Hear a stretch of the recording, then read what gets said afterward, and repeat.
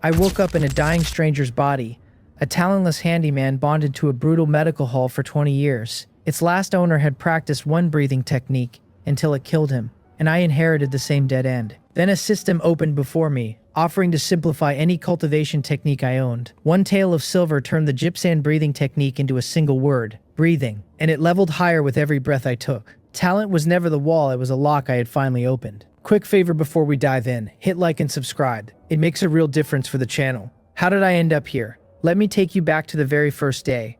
Pyongyang County. Senior brother Pil Hong stood at the front of the Gypsum Fist Martial Arts Hall and told the room that external training strengthened the tendons, bones, and skin. Internal training refined a single breath of chi. Our hall had always treated everyone the same, he said, handing down even its precious internal cultivation techniques without holding back. Anyone who worked hard enough could reach for something better and stronger. The whole room drank in his words with rapt faces. In the corner, a dark, thin figure held his head high, and only up close would anyone notice that his eyes were dull and empty. That figure was me, though the name I answered to in this world was Jin B. I had blinked myself into this life a little over 10 days earlier. Once the original owner's memories settled into me, I understood that this place was much like an ancient blue star. The difference was that here there were martial artists who could leap over walls and kill an ordinary man as easily as a person pinches a chick. I was a handyman at a medical hall, not even an apprentice, and my days were spent on odd jobs. Learning medicine was out of the question, since no one would ever hand a handyman that chance. Stealing a look at the techniques was worse, because anyone caught at it was beaten into a cripple on the spot, and left to fend for himself after. The original owner had refused to stay a nobody forever, so he stayed obedient and hardworking in the medical hall, hoping to win favor and pick up some skill. The trouble was that every other handyman carried the same hope, and the competition was so brutal it made him doubt the point of living. In desperation, he took the little money he had saved and went to the Gypsum Fist Martial Arts Hall to become an apprentice, betting everything on changing his fate. The hall was blunt about the deal, teaching him a breathing technique and a matching set of fist forms the moment he paid, and he cradled them like treasures and practiced himself to exhaustion. After 3 months of that, the fist and the breathing had not even crossed the entry threshold, and he died of overwork and illness. I inherited his memories and his hunger for martial arts, so I practiced for a while myself. The results proved there had been a real reason he could not enter the door after 3 months, and that reason was simple. His talent was genuinely poor. I had taken over this body and found my own gifts were no better than his. Making money the modern way and climbing out through sheer cleverness had been my first idea. But the original owner had signed a full 20-year contract with the medical hall, and by that contract he belonged in the hall. Leaving was not impossible, only ruinous, since walking away meant paying a steep sum to tear up the agreement. On top of that, every extra coin I earned belonged to the medical hall, and hiding any of it meant being crippled if it was ever found. It was as cruel and inhuman as it sounded. To buy his way into this miserable place, the original owner had spent everything he owned. At least the medical hall would work me like an ox for a lifetime, while other places would not even grant a man the dignity of being an ox. A phantom panel had flickered into my sight just moments before, hanging there against the world. It named me Jin B, listed my profession as none, marked my cultivation techniques as the Gypsum Fist and the Gypsum breathing technique, and set my realm at none. 2 lines pulsed at the bottom of it. One asking whether I wished to spend 1 to simplify the Gypsum Fist. The other asking the same about the Gypsum breathing technique.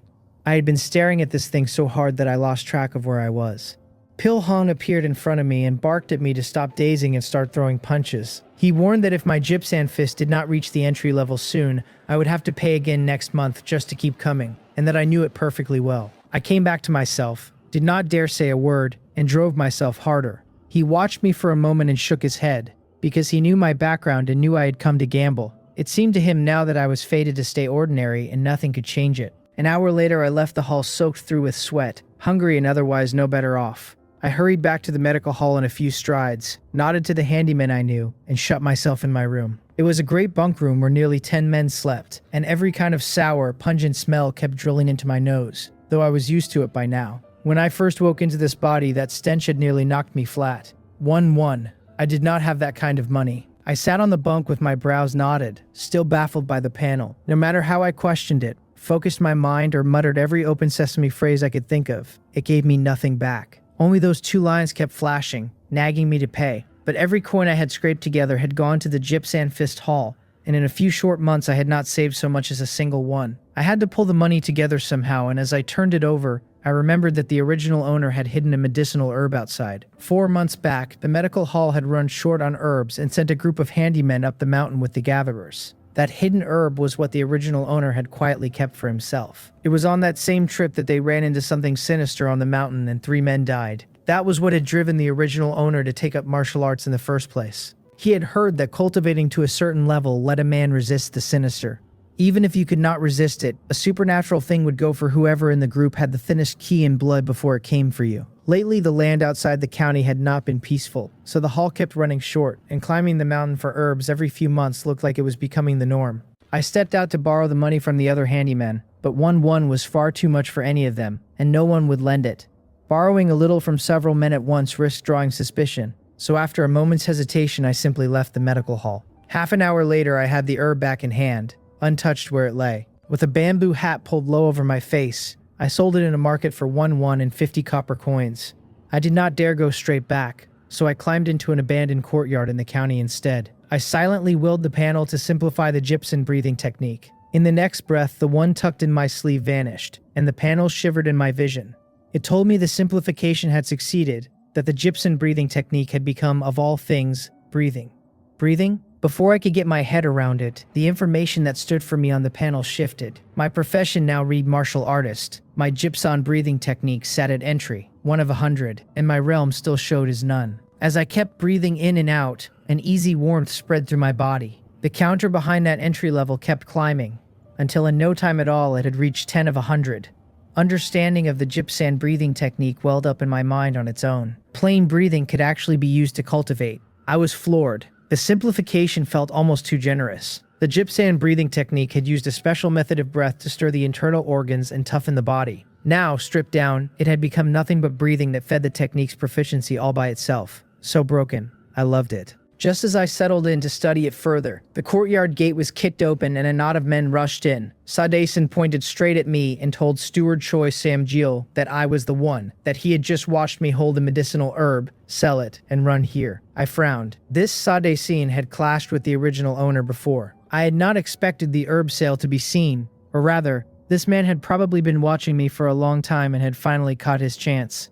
Steward Choi Samgale waved a hand and ordered them to search me, and several handymen pounced. I did not resist and let them turn me out, and after a while all they had thrown to the ground was 50 copper coins. The steward frowned and asked Sade Sin whether he had not sworn I sold the herb for a whole 1. Sade Sin went a little pale, then found his footing, walked over, grabbed my collar, and shouted that my scheme was exposed, and I had better produce the money or it would not stay this gentle.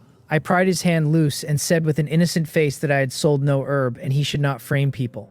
Sadasin glared and insisted to the steward that the money had to be somewhere in the courtyard, that a careful search would turn it up. Steward Choi Samgale said nothing and only swept his eyes over the ruined yard, where the dust lay thick and the only footprints were the ones they had just made, with nothing disturbed anywhere else. Then he looked at me and asked what I was doing here. I said in a low voice that my training had gone nowhere, and I had come to cool my head. He grinned, because he had heard this handyman had gone off to the Gypsum Fist Hall to apprentice, and, after 3 months and more, had achieved absolutely nothing. He called Sadasin over, and Sadasin did not dare dawdle and hurried to stand before him. There was a dull crack, and Sadasin toppled to one side, dazed, a hand flying up to a cheek that was already red and swollen. When he worked his mouth, a few teeth spilled out. The steward looked at him without warmth and told him never again to come with accusations he could not prove, and asked whether he would remember. Sadasin read his face and nodded fast, stammering in fear that he understood. Then the steward shook his head, bored, and turned to leave, the other handyman trailing after him. Sadasin climbed up and fixed me with a poisonous stare. He did not dare breathe a word against the steward, so every drop of his anger poured onto me instead, and he spat that I had gotten lucky this time. I gave him nothing back. That 1-1 had disappeared long ago and could never be found. And as for confronting the shopkeeper who bought the herb, no medical hall was going to make a spectacle of itself over a single one. Getting no reaction only stoked his rage, so he threw me one last cold look and stalked out of the courtyard. Half an hour later, I was back in the great bunk room, looking at my panel. The gypsum breathing technique now read proficient, 930 of 1,000, and my realm had turned over to martial artist, 1 of 100. Each breath fed my body a little more plainly than before. The hall's senior brother had once said that a martial artist was merely an ordinary person who had just stepped onto the road of the arts. Real achievement began at the skin refining realm. the point where the gulf between you and common men truly opened, and where the Gypsum Fist Hall would finally count you as one of its own. While I sat there studying it, the panel shifted again. The Gypsum breathing technique had crossed into perfection, 1 of 10,000, and my realm had risen to martial artist 2 of 100. The warmth in me grew more obvious once more, and right on cue my stomach began to growl, since a body that was steadily strengthening had to burn something to do it. The medical hall served 2 meals a day, and while meat and fish were fantasies, eating your fill was not, and on that one point the place did not cheat us. I deliberately ate far more than usual, and even so, by the middle of the night hunger dragged me awake. I checked the panel and found the breathing still in perfection but already a few thousand along, likely to break through the next day. I only wondered whether there were realms waiting past perfection. My cultivation had climbed several points too, and by my reckoning, in a little under 20 days I might reach the skin refining realm and become a true martial artist. Once that happened, whether I stayed at the medical hall or returned to the Gypsum Fist Hall, I would finally hold cards worth playing. Eating my fill by day, I worked with real energy, partly because my toughening body handed me the strength, and partly because my life had finally grown something worth looking forward to. Every breath brought power, and watching the numbers leap on the panel gave me a swell of accomplishment I had not felt in a long while. Before noon, the Gypsum breathing technique rose all the way to the top and reached great perfection, with no more room to climb. Insights about the technique kept circling through my head, and cultivated this far, I had drawn nearly level with the person who had created it.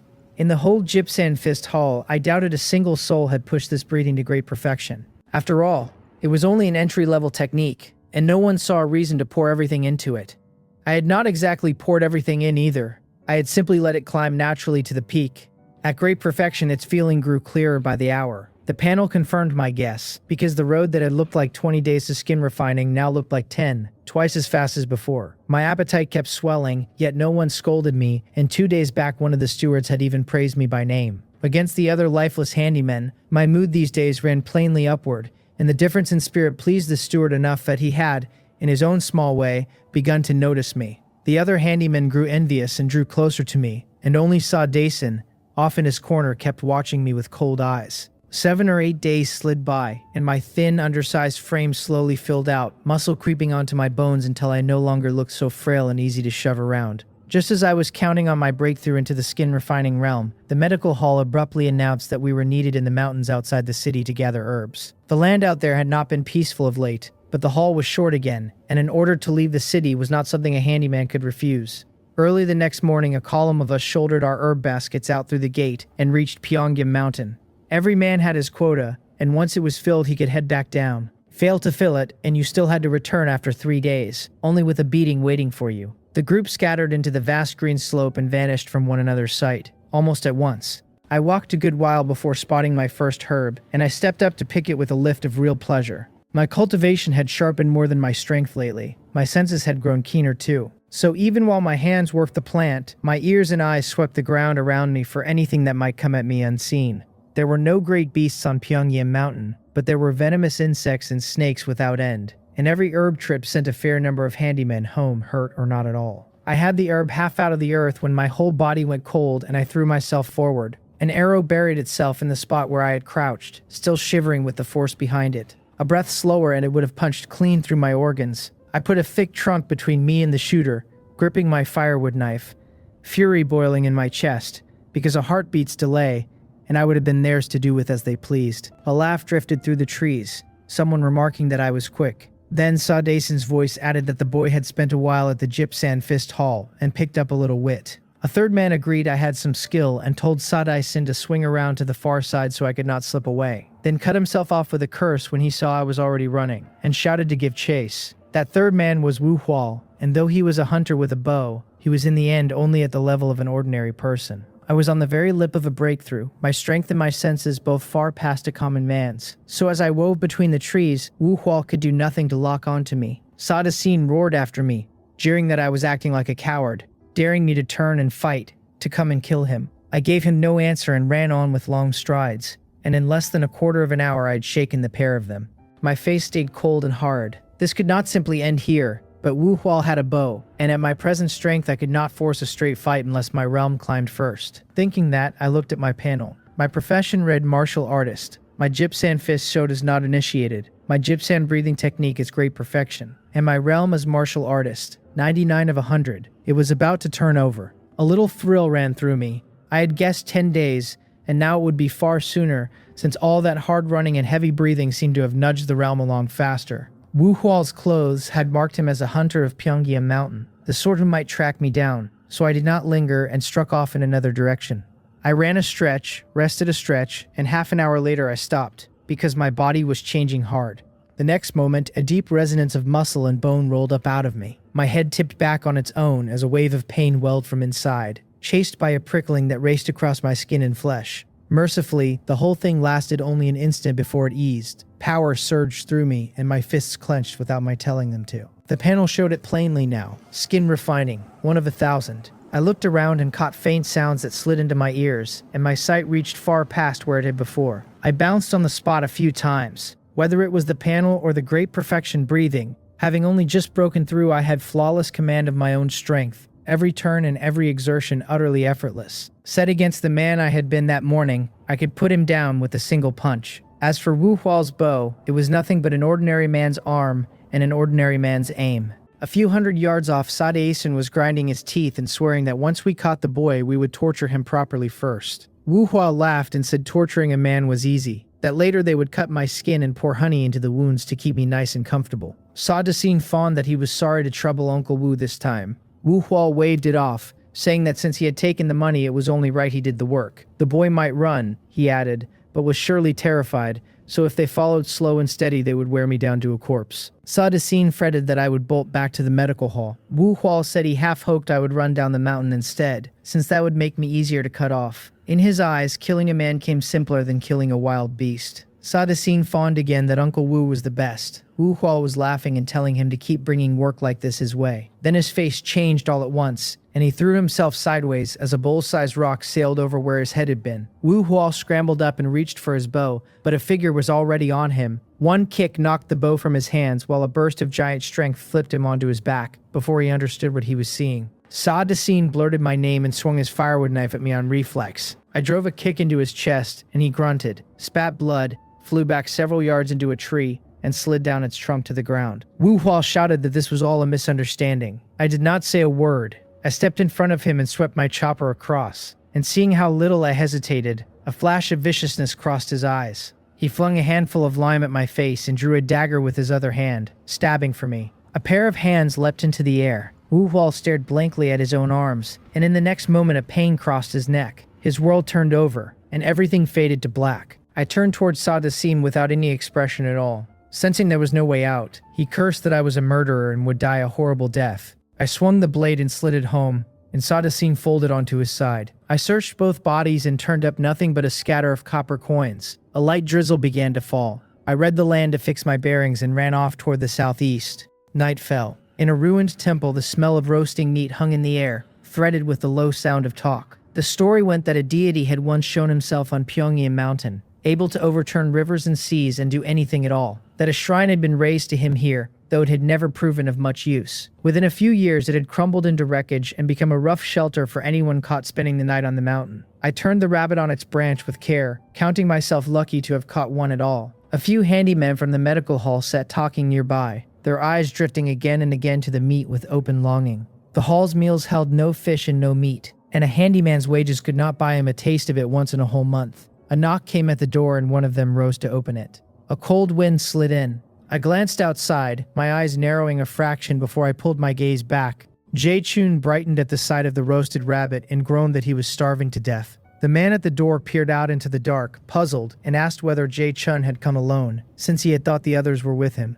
Jae-chun shook his head, said he did not know either, sat down, and fixed a stare on the nearly cooked meat. The damp firewood popped and spat every so often, and finding the quiet too heavy, Jae-chun spoke up and told us to guess what had happened to him that day, swearing that once we heard it we would cheer. The others leaned in and urged him to tell. I cut in and said there was no rush, that I had something of my own to share first, and asked whether they knew how I had caught this rabbit. Every face turned to me, and the faint scent of meat drifting to their noses left them more and more restless. I stood, looked around the circle, and told them that rabbits were skittish creatures that bolted at the smallest sound, so the trick was to make no noise, close in slow, and then, and here I moved. A thread of light streaked across the temple. Jae-chun stared blankly at me, and in the next instant his head rolled across the floor. The others screamed and gaped at me in disbelief, because I had killed a man right in front of their eyes, and worse, they had no idea why I had done it, which was the most terrifying part of all. I said nothing. I looked at the stump of Jae-chun's neck and saw none of what a normal man's flesh and blood should have been. I roared for everyone to run. Before I bolted, I hooked the money pouch from Jae-chun's waist with my firewood knife, then dashed out of the temple without a backward look. A sinister laugh rose behind me in the dark. The other handymen snapped out of their shock, and the sight of the headless body pushing itself upright told them everything, so they poured out of the temple with terror stamped on their faces. My expression was grim. I had not counted on running into a supernatural thing on the mountain, and only my breakthrough into the skin-refining realm that afternoon had given me enough sensitivity to catch the aura at all. Had I stayed in that temple, I did not want to think about what would have come next. Now the only thing that mattered was getting back to Pyongyang County before dawn, since such things almost never happened inside the county seat. Rumor held that a treasure buried in the county office kept them down. I did not know whether that was true. I only wanted to be behind those walls and safe. An eerie voice came from behind me, moaning that its neck hurt, that the slash I had given it hurt so very much. My face changed. Had they not said that a man who trained the arts ran hot with chi and blood, and that these things went for the thin-blooded first?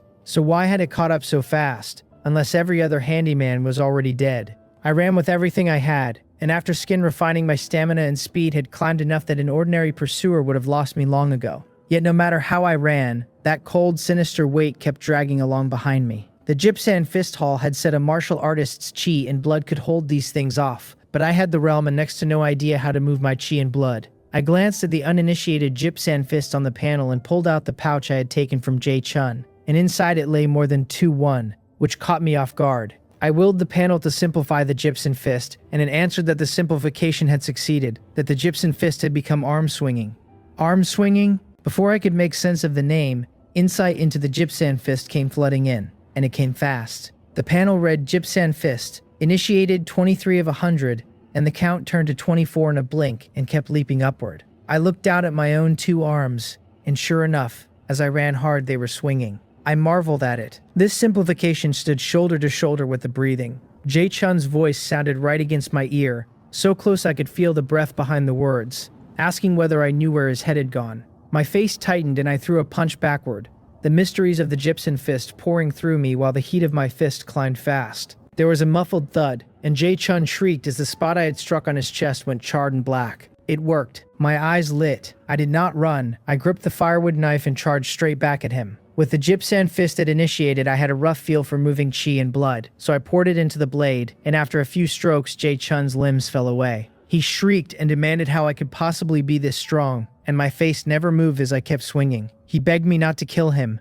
warning that if I did, I would not live either. My arm paused for a breath. Jae-chun was plainly only a minnow, and there might truly be some greater thing behind him. But if I let him go now, would he ever let me go? He shouted at me to stop and swore he would tell me how to survive, and my blade answered him. At first he could still scream, but as his flesh and blood melted away, he lost the words for it, and somewhere in the middle of my mechanical swinging, I realized he had crumbled into a heap of gray ash. So that was how you killed one of these things. Just as I made to turn away, a sharp pain lanced through my wrist, and I lifted it to find a thin black line drawn across the skin. I had no time to puzzle over it, and I ran on toward Pyongyang County. Half an hour later, the county walls finally rose ahead of me. The gates of Pyongyang County were already shut, and there was no getting inside at that hour. As luck had it, a scatter of out-of-town merchants who had missed the gate were camped and resting outside. So I joined a campfire, and as the hushed voices settled around me, my nerves slowly unwound. Too much had happened in a single day, and without the strength my breakthrough had handed me, I would be lying stiff on Pyongyang Mountain right now. I looked at my panel. My profession read martial artist. My Gypsum Fist sat at proficient,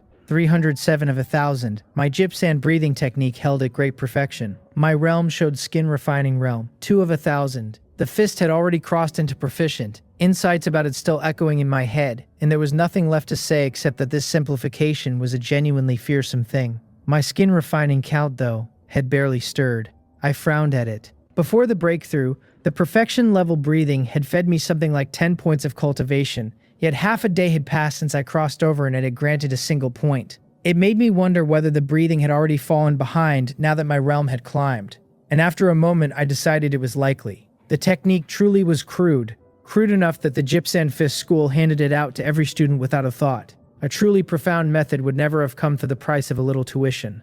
A few days of watching would tell me exactly how much the breathing could still give. I looked away and did not try to sleep. Having just brushed against a ghost, even at the foot of the county walls, I did not dare close my eyes, so I sat by the fire and gently swung my hands. Wisps of insight into the gypsum fist surfaced as I moved, and the plain feeling of effort paying off pulled me in until I lost myself in it. The people around me watched with strange looks, unable to make sense of a young man swinging his arms in the dark, wondering whether I had lost my mind. A few of them edged away from me. Time runs fast when a man is absorbed, and it seemed only a blink before the sky paled and the gates of Pyongyang County swung open. I went in with the crowd and hurried straight to the Cheongjang Medical Hall. Steward Choi Sam-gyo looked at me with a sour face and asked whether I was truly the only one who had come back while all the others died. Servants were not worth much, but they were the hall's property all the same, and with more than a dozen dead and the herbs still ungathered. The whole thing was a headache for the medical hall. If the masters pressed him about it, he would carry some of the blame.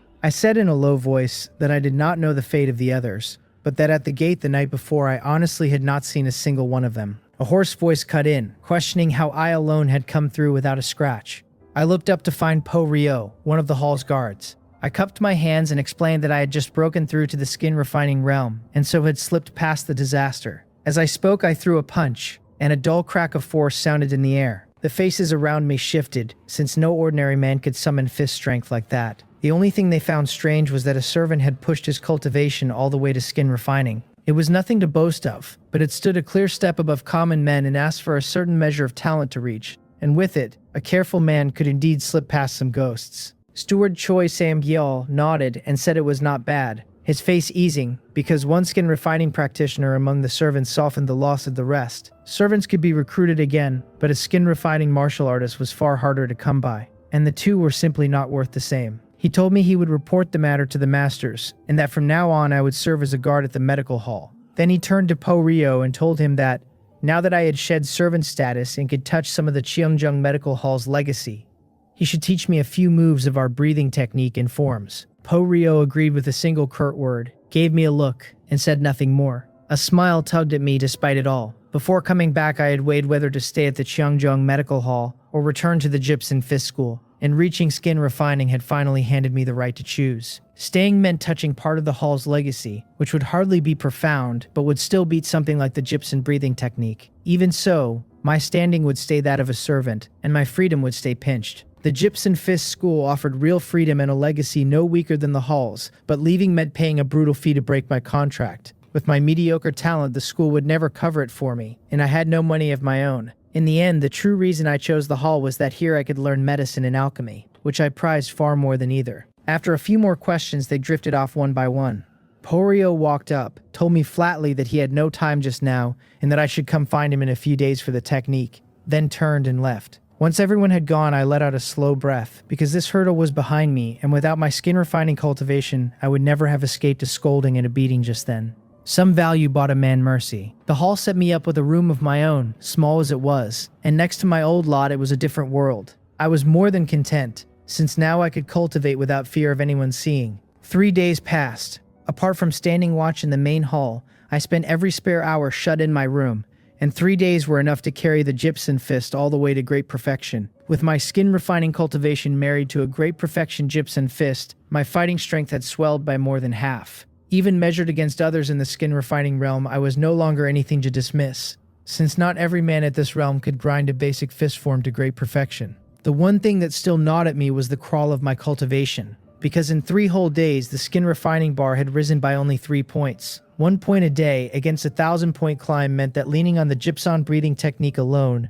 I would need 3 years to reach the next realm. 3 years was far too slow, and I was no longer a young man, and the older a body grew, the harder its cultivation climbed. Worse than the crawl, though, was the black line on my wrist, which had thickened steadily since the day I killed Jae Chin. The panel had given it a name a day earlier and marked me with a status, the bone-attaching curse. Its plainest effect was that my stamina had begun to bleed away faster than it should. Skin refining had lifted my endurance and my senses well above where they had been. Yet with this curse riding me, my stamina had sunk to an ordinary man's, if not below it. I did not dare shrug that off, so I made quiet rounds among the hall's physicians until I pried an answer loose. The line was a mark left by a strange entity, and there were only 3 ways to shed it. Kill the entity, and the mark faded on its own. Grow your cultivation strong enough to grind it away. Or, failing both, Swallow medicinal pills that thickened your chi and blood until they beat back the yin-natured power. I could not afford the pills, which left me the single road of raising my cultivation. Nor did I dare breathe a word of the mark to the hall, since who knew whether they would write me off as a liability and cast me aside. It was time to find Po Rio. At dusk, I knocked softly at his door. His hoarse voice asked who it was, and I answered in a low voice that it was me. The door opened, and he looked down at me from his height with no intention of letting me in, and demanded what I wanted. I asked whether he had any time now to teach me the Chongjung Medical Hall's cultivation technique. His eyes went to my empty hands, and displeasure crossed them as his voice climbed. He reminded me he had already told me days ago that he was busy and would teach me when he had the time, and asked why I could not grasp that. I asked when he might be free, and he snapped that with 100 things to do he could hardly say, and that when he had time he would call for me. He waved me off toward my room and turned to shut the door, and my hand stopped it. His eyes went wide and vicious, and he snarled whether I was courting death. I spoke as calmly as if I had not seen his face at all. I said I had thought it over, that since he was so busy it was wrong of me to keep disturbing him, that I wondered instead whether there were any secret manuals I might study on my own. I had understood the man clearly today. He wanted money, and I had been a guard for 3 days with none. Even a guard's wage ran only 5 won a month, which he would never so much as glance at,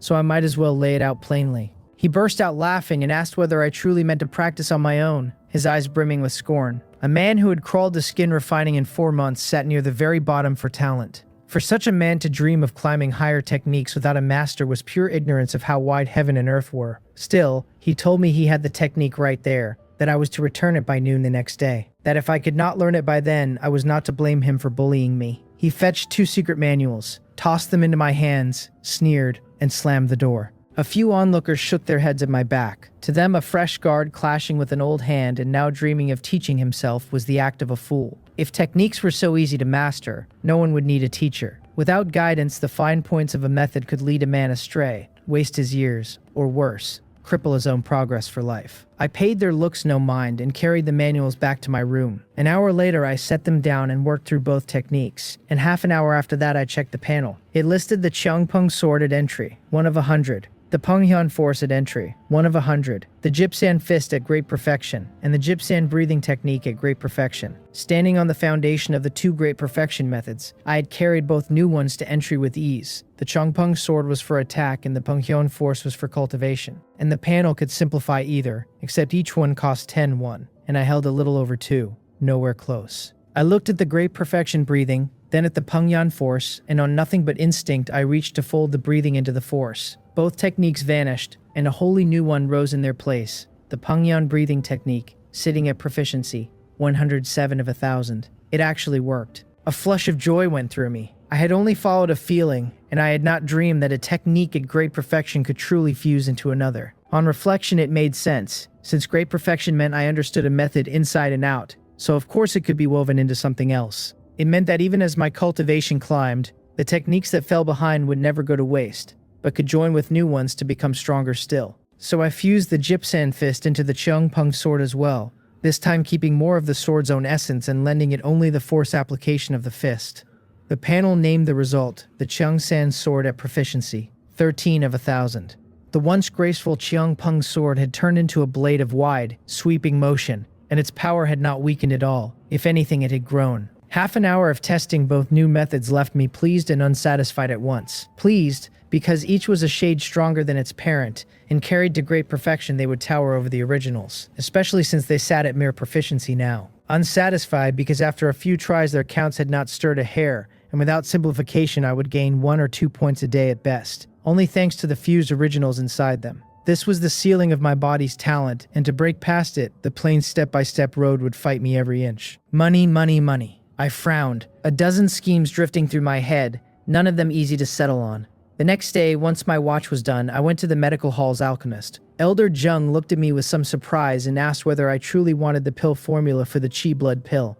I cupped my hands and asked whether that was possible. A full day of thought had brought me here, since alchemy had been one of my reasons for staying. Medicine was a whole sprawling system I was not even sure the panel could simplify, and if it could, the price would surely be enormous, and I was short on money. Alchemy fit far better. Learn to refine a single pill and I would have a steady income, and from there I could reach for higher pills and turn the whole thing into a rising cycle. Elder Jung nodded and said that handing a guard the chi blood pill formula was nothing, though it was only the most common version, stripped of the hall's own refinements. If I meant to refine, he added, I would have to pay for the materials myself, since the hall gave nothing away free. I said I understood. Until I proved I could do the work, the hall would not spend a coin on my herbs. Even after, it came down to quality, because they would not take pills too poor to sell. He rose, dug a thin booklet out of the cabinet behind him, and told me to take it and return it in 3 days. I thanked him with a salute, and he waved it off. As I left, he watched my back and shook his head. He had seen no end of men who wanted to learn alchemy and carry a real trade, and precious few ever crossed the threshold. In his eyes, I was likely just another of the mediocre ones. Back in my room, I read the formula through with care, then set it down and shut my eyes to fix it in memory.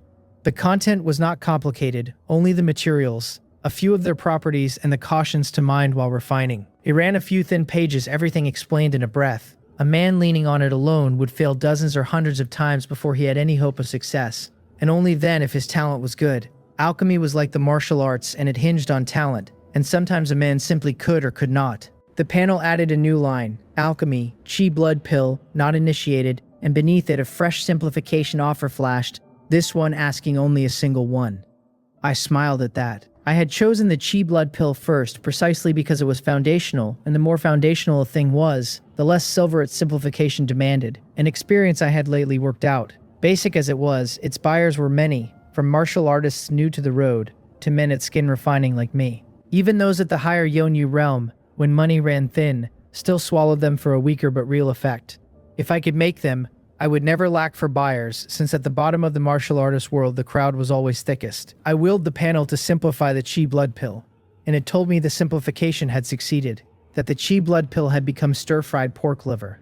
I blinked and nearly thought I had misread. From refining a pill to cooking, and specifically to stir-fried pork liver, was there any thread between the two at all, beyond the fact that both replenished the blood and both wanted fire? I did not grasp the deeper logic of the panel simplifying, but going from pills to cooking sent my confidence surging, since most anyone could cook, and it came down only to taste. I planned to buy pig liver at market the next day, and meanwhile gossip about me made its rounds in the hall. It was nothing much, only word that I had wheedled a chi blood pill formula out of Elder Jung, which became a fine thing to chew over after meals. 2 days back, my clash with Po-Ryo had already pegged me as a greenhorn, and now this dream of becoming an alchemist set plenty of tongues laughing, guards and servants alike. The servants were doubly glad to mock the former equal, who had leapt ahead of them. At the wine table, Po-Ryo tossed a few peanuts into his mouth, and sneered that a man who could not even train his fists properly now fancied himself an alchemist. He asked whether alchemy was something a mud-legged peasant could reach for at all. A companion laughed that a mud-legged peasant would claw upward the moment he got a sliver of a chance. Still, it was a pity that such a man could stay a mud-legged peasant his whole life. Po-Ryo added coldly that he might have taken me under his wing if I had shown any sense, but I had asked him outright for a secret manual, and had it not been in the hall he would have slapped me across the face. When another man flattered his restraint, he waved it all away, calling me a laughingstock and promising there would be ways to deal with me later. He asked whether I truly thought a manual from his hand was so easy to accept. None of it had reached my ears. I was in an abandoned courtyard just then, lighting a fire under a pan of pig liver. The liver was fresh off the market, and once it was fried I meant to eat it myself, since it counted as meat. A guard's food was better than a servant's, with minced meat at every meal and something more solid every few days. But for a martial artist as short of coin as I was, no scrap of meat could be wasted.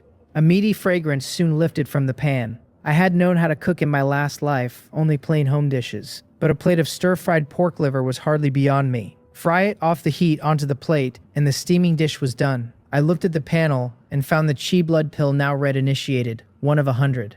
The chi blood pill count had indeed climbed a point, and I let out a small breath as fresh insight into its refining settled into me.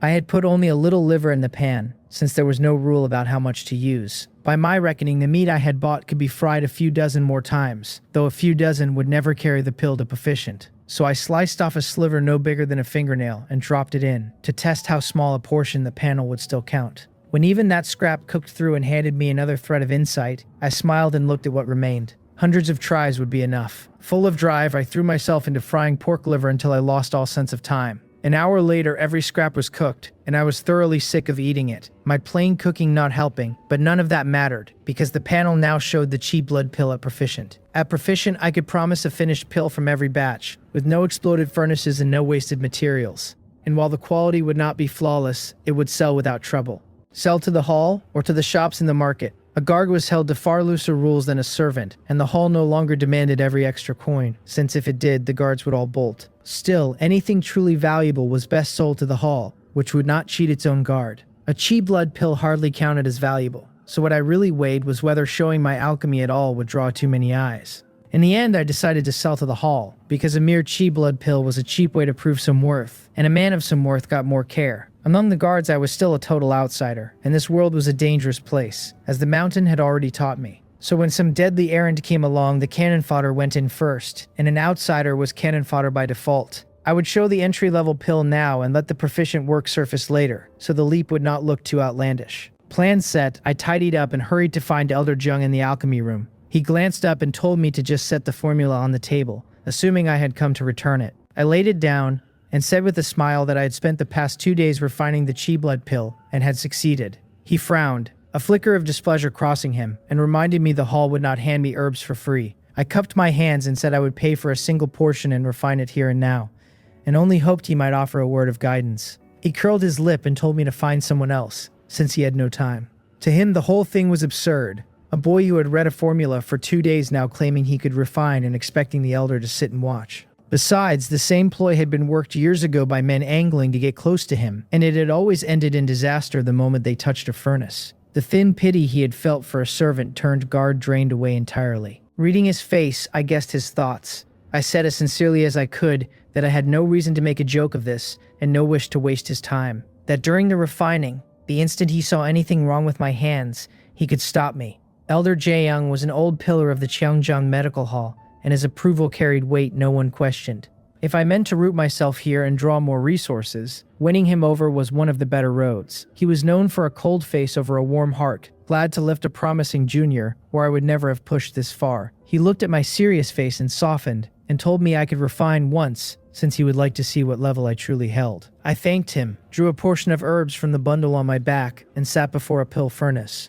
I cleaned it, lit the fire, and fed the herbs in with deliberate clumsiness. He frowned at how unpracticed my hands looked, nothing like a man who knew the work, though a boy 2 days off the formula made it forgivable, and at least the basic steps held. The opening moves were rough, but I stayed calm, because a proficient chi blood pill was worth an alchemist of several years, and from the moment the herbs met the furnace, everything fell into my rhythm. Every shift inside it landing exactly where I expected. There were only a few herbs and only a few turns of their properties, and mastering those turns was the whole secret of drawing a pill from every batch. I could not show a proficient hand though, so when certain changes came I let them pass without correcting in time, which cost the pill its quality but never risked the furnace, a small and bearable flaw. Elder Jung watched me travel from his own suspicion into surprise and finally into something near astonishment. My work still carried plenty of flaws, the kind he would have hunted down and scolded out of a seasoned alchemist. But in a newcomer only days off the formula they were entirely normal, and my showing struck him as remarkable. A quarter of an hour later, the lid lifted and a thread of medicinal fragrance drifted through the room. He stepped up to study the pill I handed over, and though it was not round, and a scent of unfused herbs still clung to it, it was without question a chi blood pill. His first thought was that I must have refined these before, but he threw the idea out at once, because a servant could never have, which left him staring at a harder question. Did this boy truly have a rare gift for alchemy? He told me to refine another batch and had a servant fetch a second portion. I did not refuse. I cleaned the furnace, prepared the herbs, and dropped them in with hands a shade more skillful than before. This time I corrected 1 or 2 of the mistakes I had staged earlier, and it was exactly those small corrections that made his eyes light. A faint fragrance rose, a quarter of an hour passed, and I lifted out a pill rounder than the first with fewer unfused threads inside. To a layman the two looked the same, but to him the gap was wide, and when he raised his eyes to me his admiration was plain. People believe what they see, and I had refined 2 pills before him with visible improvement between them, which proved a talent he had rarely met in all his years at the hall. I was no alchemy genius yet, over a single chi blood pill, but I was worth the Cheongjiang Medical Hall's cultivating, and if I could one day refine other pills the same way, the hall would have found itself a treasure. He smiled and said I was very good, that he had not expected me to refine a chi blood pill 2 days after seeing the formula, then warned me not to grow proud since the pills still held many flaws and wanted diligent practice. I stood and thanked him for his affirmation. He told me that keeping me on as a guard would waste my talent, and that he would speak with Steward Choi Sam-jail. From now on I would refine medicinal pills here at his side, mastering the chi blood pill first before moving on to others. I thanked him for the promotion, and inwardly I could have laughed, because my aim was reached at last, and my source of silver was secured. An hour later, I refined a batch in front of Steward Choi Samgyo, and it left him pleasantly stunned.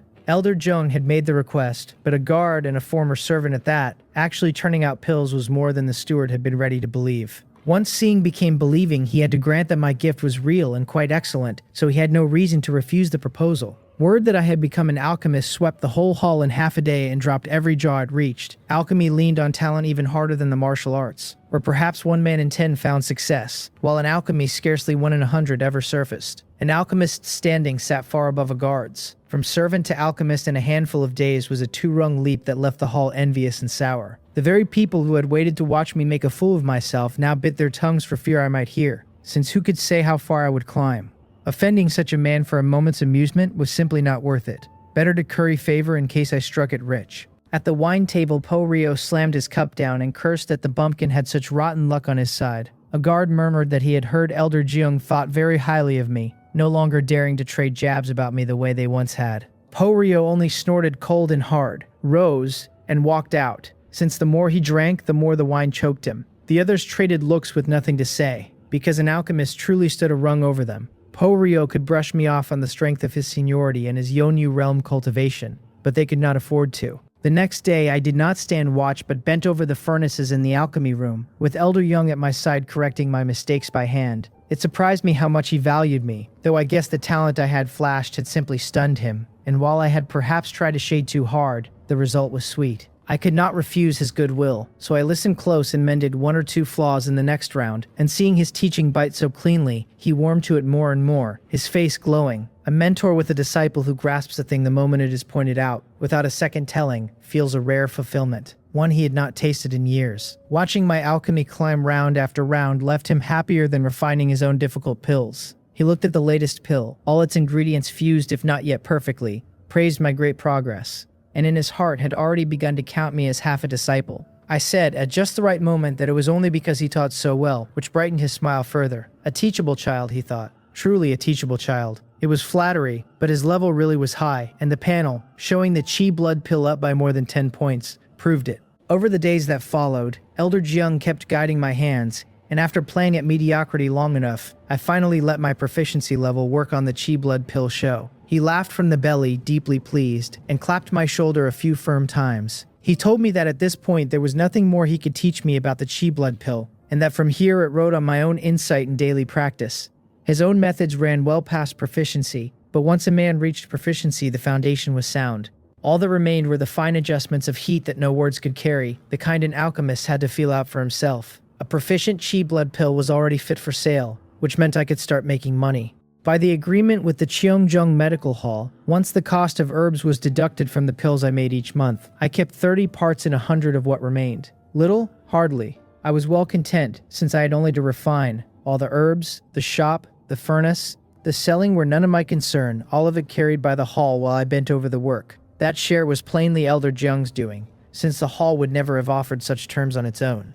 Other alchemists drew much the same, because alchemists were precious and would simply walk if the pay ran thin. Guards were hard to recruit, but could always be bought with money, since the pool of martial artists was deep, and alchemists could not be bought at will, no matter how much you waved. Once Elder Jiang stopped hovering, I slipped out a few times and ground the chi blood pill to perfection. I was in no hurry for great perfection, since perfection already met every need I had. Its pills plump and full, its yield high, wringing every drop of efficacy from the herbs without waste. Great perfection likely meant real innovation and a stronger pill, but its 10,000 points would not come soon, so I let it wait. Alone in the alchemy room, I gave each batch everything, since the only real gap between perfection and proficient was how many pills came out. I could not let such a high hand show, so I simply ate the surplus myself. The chi blood pill earned its name. A single one lifted my cultivation by a point, and swallowing 5 a day, on top of what my own techniques fed me, brought 6 points a day. Even without simplifying the Penghyun breathing technique, I would need under 5 months to break into the Yonyu realm.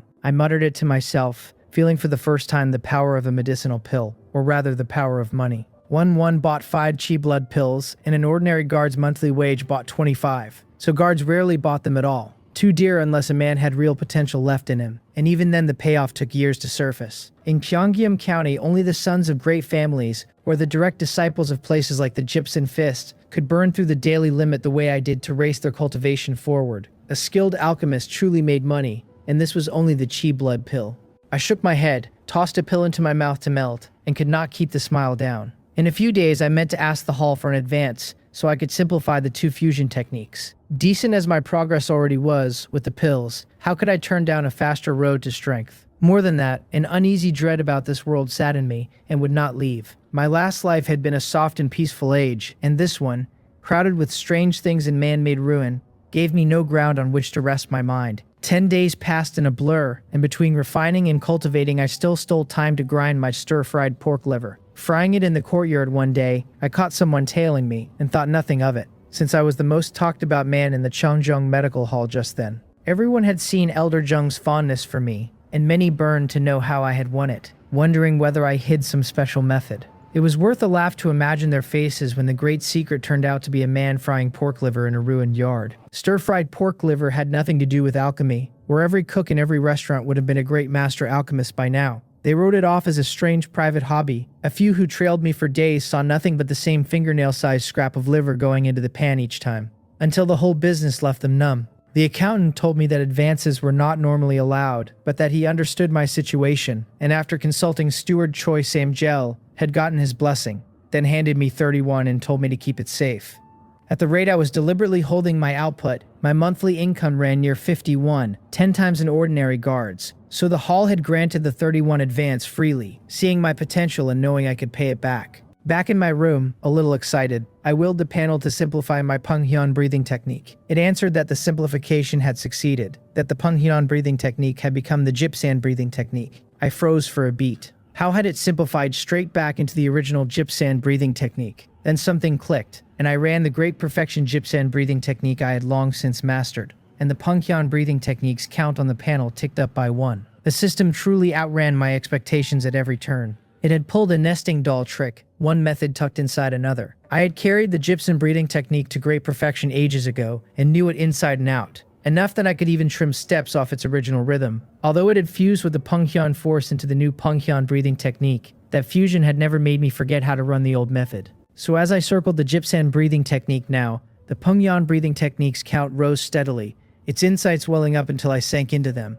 An hour later, the count had climbed by more than 100. At that pace, I could push the Penghyun breathing technique to perfection in about 2 days, and to great perfection in under a month. All the while, my cultivation would keep accelerating toward its peak, so that the breakthrough to Yonyu realm, once 5 months off, might shrink to 2 or 3, or even less. Then I willed the panel to simplify my Chungsan sword, and just as I had guessed, it turned back into the Gypsum fist, and my mouth curled at the corner. If every simplification to come worked this way, then I should grind every technique I held to great perfection first, so I never had to walk a crooked road later. I murmured it, rose, and set to the Gypsand fist, blunt and direct, a method that chased power and weight and held that one heavy force could beat 10 clever ones. Soon the room hummed with the whistle of my swings while the Chungsan sword's count climbed on the panel. More than 20 days slid past, and I lived easy and comfortable. Each day I refined a few furnaces of chi blood pills, then slipped out to fry a little pork liver and bewilder whoever was still following me, and spent the rest of my hours shut in my room over my techniques. The Penghyun breathing technique and the Chungsan sword had both reached perfection, and though great perfection still lay ahead, even perfection had already served me enormously. On the strength of the perfection Chungsan sword,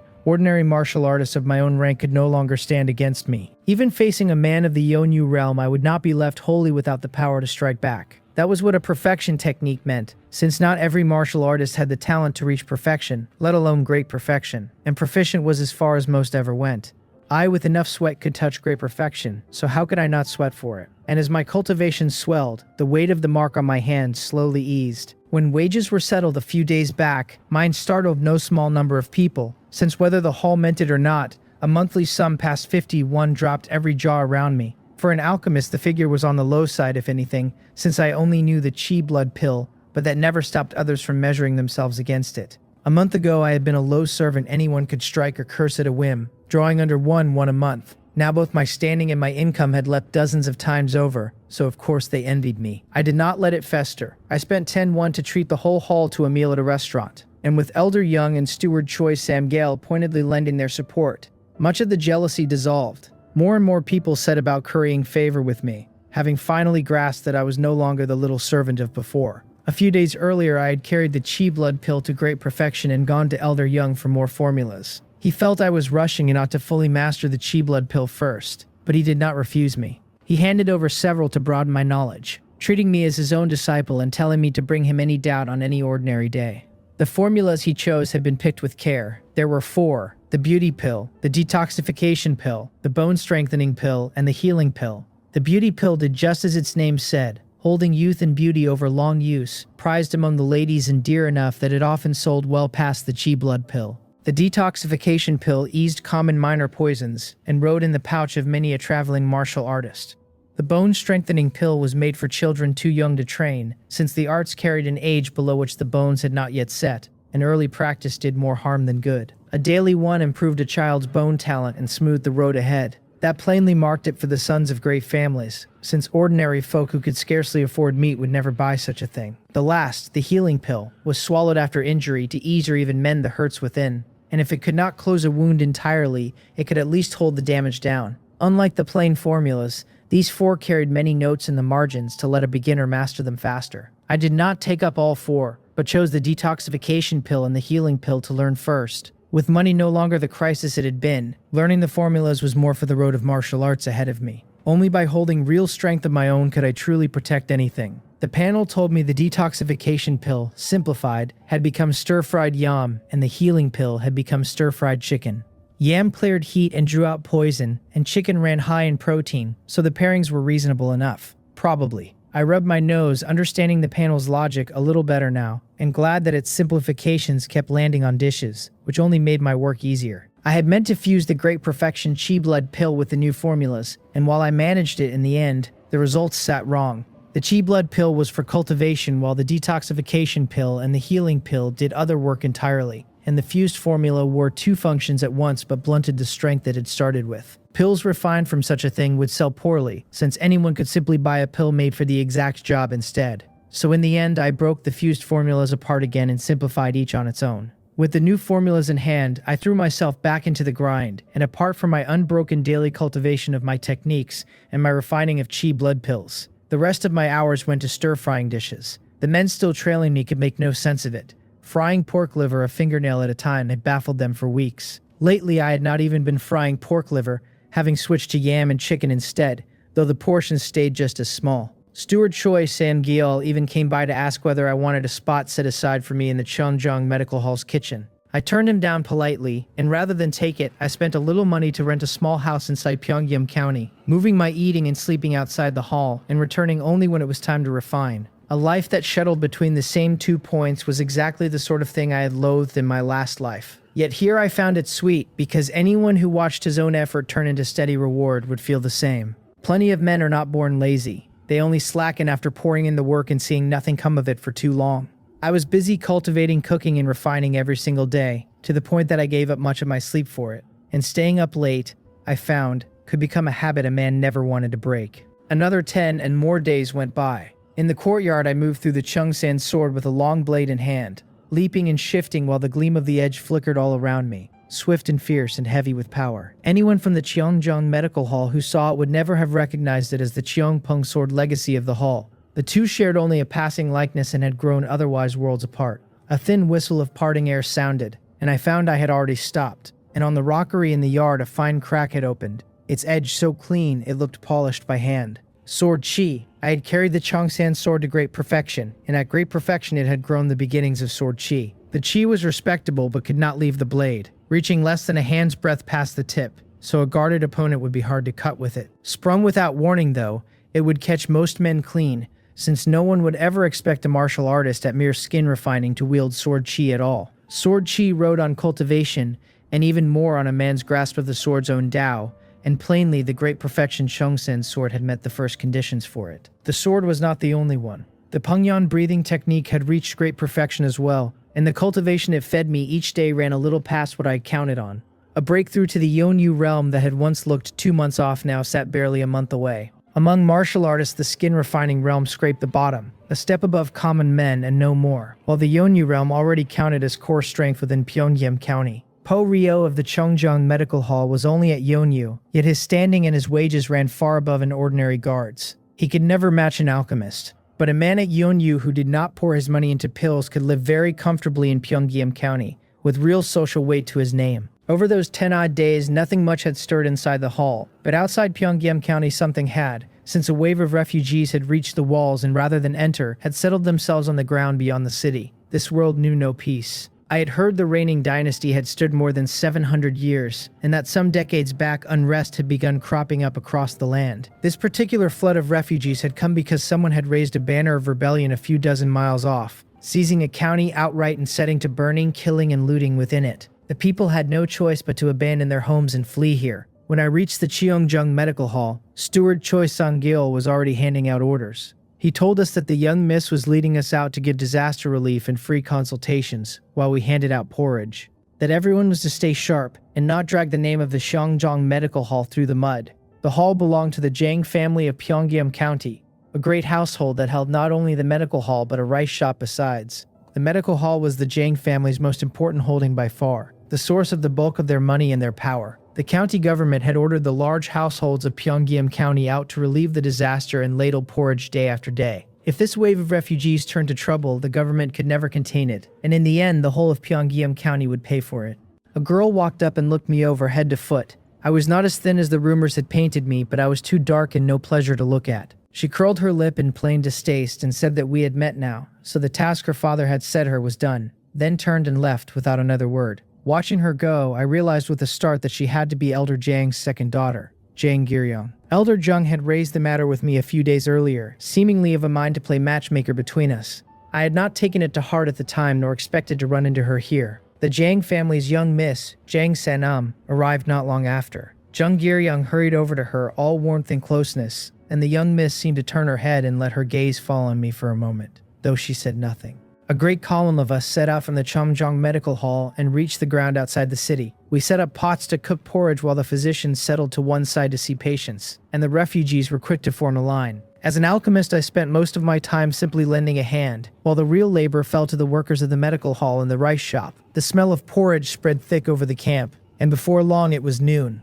Steward Choi Sam-gyal came to the young miss's side and pointed out a servant in ragged clothes some distance off. In a low voice, he said the man's people were hoping we might make a house call to treat their master. The young miss frowned and asked why the sick man could not simply come to us. The steward tightened his grip on a piece of jade tucked in his sleeve and said with a smile that the man was gravely ill and could no longer rise from his bed. The young miss nodded and agreed, telling him to send a few people and have them back soon, since we had, after all, come here for relief. The steward smiled, picked out a physician, and seeing that I had nothing to do, sent me along as well, with instructions for Po-ryo to guard the two of us. A while later, the three of us reached a rundown courtyard. Po-ryo's nose twitched, and his face changed, and just as he made to turn back, a figure appeared before him out of nowhere and drove a kick into his chest. Po-ryo flew backwards, slammed into the courtyard wall, spat out a mouthful of blood, and his face went pale as paper. The stranger remarked that the guard's reflexes had been quick enough. Only his cultivation was far too poor to matter. Gan Riang spared a glance for Po-ryo crumpled against the wall, then turned to Song Myo and me with a smile spreading over his face. He said he hoped he had not startled us, that these were extraordinary times, and he asked us to forgive the offense. Song Myo stammered that we had come only to treat a patient, his voice thin with terror. I frowned and swept the yard for a way out, and one look told me every route was already sealed.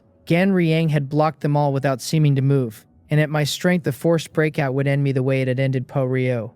This one was a killer wearing a host's face. Nothing about the trip was going to be easy. Gan Riang shrugged and said it truly was about medicine. Only our companion's reaction had left him no choice. Then he waved us politely toward the courtyard. Song Myo's hands and feet were shaking, since he was an ordinary doctor who had never seen anything like this. I stepped in, took his arm, and walked him through the gate. Gan Riang tipped his head toward Po-ryo, and a man came at once to haul the guard up and carry him inside after us. He told us his brothers had run into trouble and been hurt. If we healed them, he promised the fees would be paid in full, and not a hair on our heads would be touched. Inside the main hall, a dozen wounded men lay on the ground, and the stench of blood rolled over us in a wave. This was the smell Po-ryo had caught at the gate, the warning that came a breath too late. Song Myo forced himself steady and said the bandit had better keep his word. Gan Riang grinned and swore that for their saviors they held that much honor. But the conditions stood, and if we could not heal his men, we should not blame him for what followed. Song Myo's face went stiff, and he turned from the man without another look and walked straight to the nearest patient. All he wanted now was to finish and get out. As the resident physician of the Changjiang Medical Hall, Song Mio knew his craft, and after a quick look he settled on a plan. He murmured a few instructions and left me to spread the medicine while he moved on to the next man. We fell into a rhythm together, the groans in the hall thinning out one by one, and Gan Riang's face eased as he watched. Porio slumped against the wall with cold hatred in his eyes, and when he feared someone might notice, he dropped his head and clenched his teeth shut. Before long, every wounded man had been dressed and eased, a few of them even managing a faint smile. Song Mio wiped the sweat from his brow and let out a slow breath. The injuries had all been much alike, sword cuts for the most part, nothing any medical hall in Pyongyang County could not have handled. That was the tell. This band carried faces they dared not show inside the county walls, so they had baited honest people out here to patch them instead. Gan Riang was all smiles now, praising the doctor's miraculous hands, and thanking us on behalf of his brothers. Song Mio waved it off and asked, carefully, whether we could leave. He did not even mention the fee, and only wanted out with his head still on. Gan Riang said there was no rush, that one more man needed tending, and told us to follow him. Song Mio shot me a glance and sighed. Since the ordeal was plainly not over, I said nothing and kept turning over every worst case in my mind, ready to run. The backyard had been swept and tidied cleaner than the front, with servants in refugee rags hurrying about. Someone announced that the doctor had arrived. We stepped into a room where a man lay on the bed. Several others ringed around him, all of them staring at us as if they would pounce and kill the moment anything looked wrong. Gan Riang said that once we healed his big brother we could go, and that the silver on the table was ours as well. A rough glance put it at no less than 101, a fat fee that might well cost us our lives to earn. He had made Song Mio treat the others first because he did not trust the doctor's skill, and only now, with the rest mended, did he bring us before the man who mattered. Song Mio stepped up and took the pulse, and his brows drew together in something like doubt. A man beside the bed growled that if the doctor could not treat him, the doctor would die. The killing intent rolled off him so hard that Song Mio's wrist shook and he nearly toppled. He caught himself and said quickly that he could treat the patient. This one was different though, with severe internal injuries that ordinary herbs could not mend, injuries that demanded a healing pill.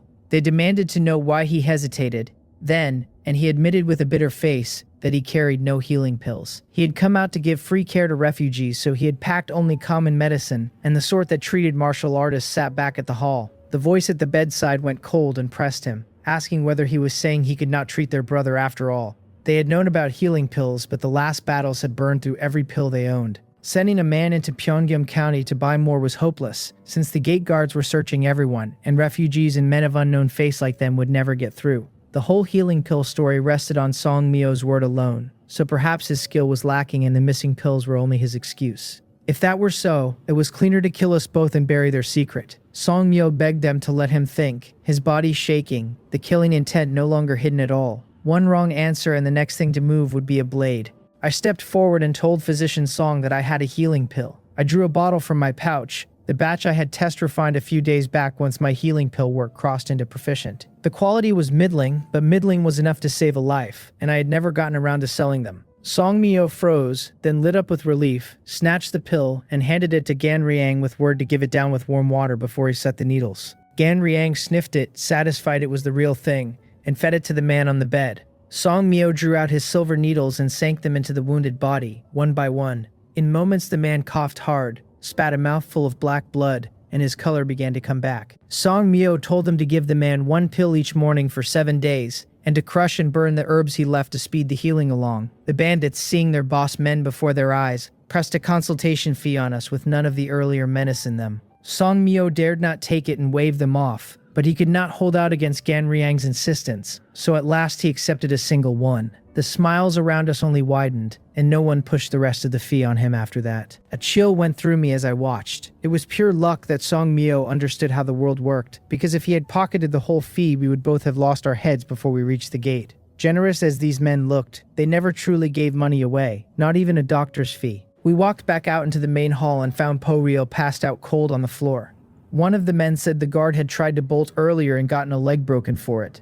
Gan Riang's brow twitched, and he looked at us with a mocking smile and cupped his hands. He said his brothers had not known their own strength, and offered silver so we could carry our friend home and treat him properly. Song Mio waved the offer away fast and glanced at me, and I understood, hauling Po Rio onto my back and hurrying out of the courtyard.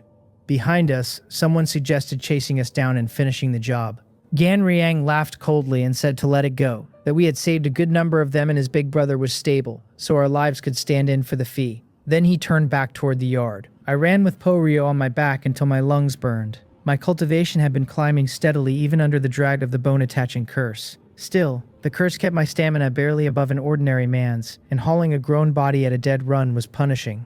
Song Myo panted alongside me, not daring to stop, afraid the bandits might change their minds at any breath. I nodded and felt the old fear tighten in me again. The plain fact that I was too weak. We had been lucky today, and one wrong step would have been the end of us. Po-ryo was no weakling, yet they had run him down the moment he tried to flee, which told me how many real fighters that band held. Even if I had sprung every escape plan I had turned over in my head, it would have gone very badly. In under a quarter hour we reached the city walls. Steward Choi Samgil and the others took one look at us, and at the wreck that was Po-ryo, and went still with shock. Jang Sanam stared at the broken leg with her brows knit tight, since even healed it would never carry him right again, and she demanded to know what had happened. Song Myo finally let his breath go and told them everything, and the crowd listened with their hearts pounding. It was easy enough to picture it, a hair less skill, or no healing pill, or one greedy grab at the fee, and we would have died out there. Jang Sanam snapped that the bandits had a great deal of nerve and swore she would report them to the county magistrate and have them hunted down. She turned to march into the county, but Steward Choi Samgil hurried to her side and murmured a few words, and though her face shifted, she said nothing more and simply kept walking. I drew a few slow breaths, already certain this would be quietly buried. The magistrate would not trouble himself over anything beyond the county walls, and the Jang family would act as though it had never happened. As long as nobody had died, where was the harm? It went exactly as I expected. The Jang family made no noise about it and only handed the three of us some silver afterward, as a gesture of comfort, with a little extra for Po-ryo on account of the leg. I came away with more than a dozen won, and word that I could refine healing pills spread through the medical hall. Elder Jung was so pleased he even invited me to his home and poured me a few cups. The healing pill was a harder thing to refine than the chi blood pill, yet I had managed it barely 10 days after taking the formula, which said plenty about my talent for alchemy. It also put to rest the muttering that I could only make chi blood pills and would be exposed as a fraud the moment I tried anything else. I asked Elder Jung, Lo, whether he had the formula for the Chowan pill. The Chowan pill was a step up from the chi blood pill, stronger at pushing cultivation forward, and of course far dearer, the sort of thing only Yonyu realm martial artists usually spent coin on. The chi blood pill had already sped me along nicely, but this world was too dangerous, and I never knew when disaster would fall, so I wanted to climb faster still. Burning Chowan pills at the skin refining realm was an extravagance most minor noble sons would balk at, but since I could refine my own, affording them was no issue.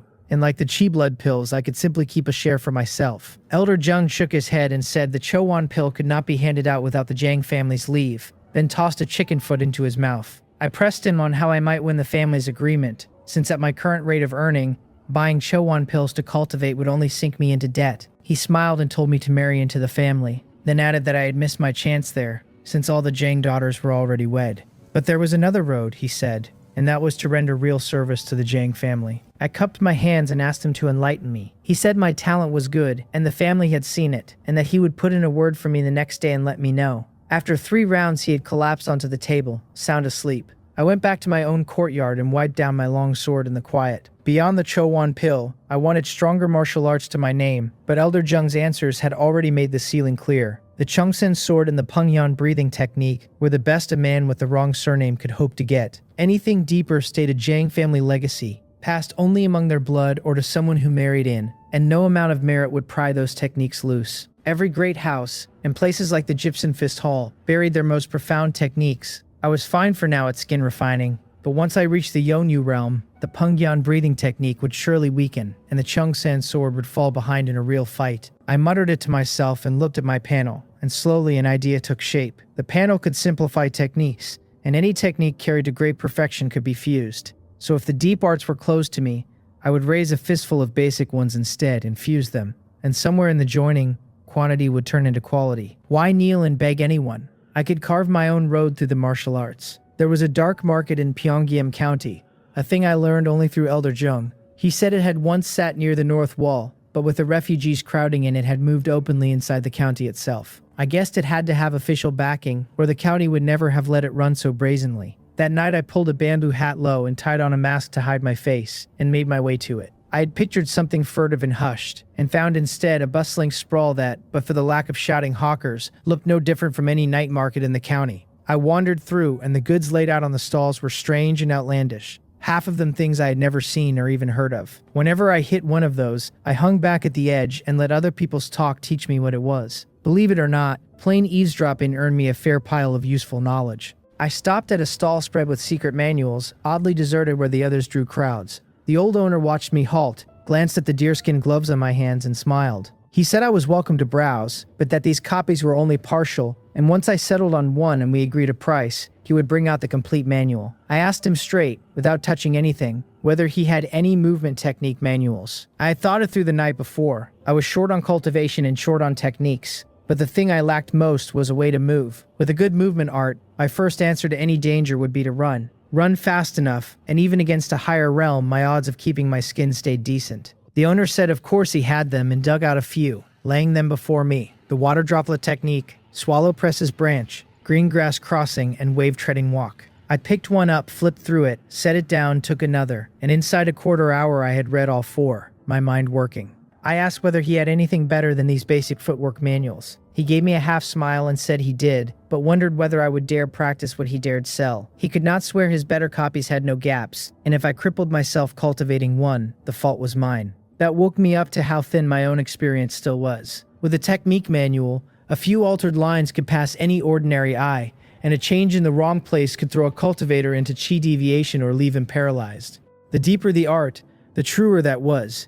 Basic techniques ran their chi and blood along simple paths, so an error there caused little real harm. As a man's cultivation grew, he could spot a flaw in a basic method at a glance. I was proof of it, only at skin refining yet carrying several arts all the way to great perfection, and I had found nothing wrong in any of the four.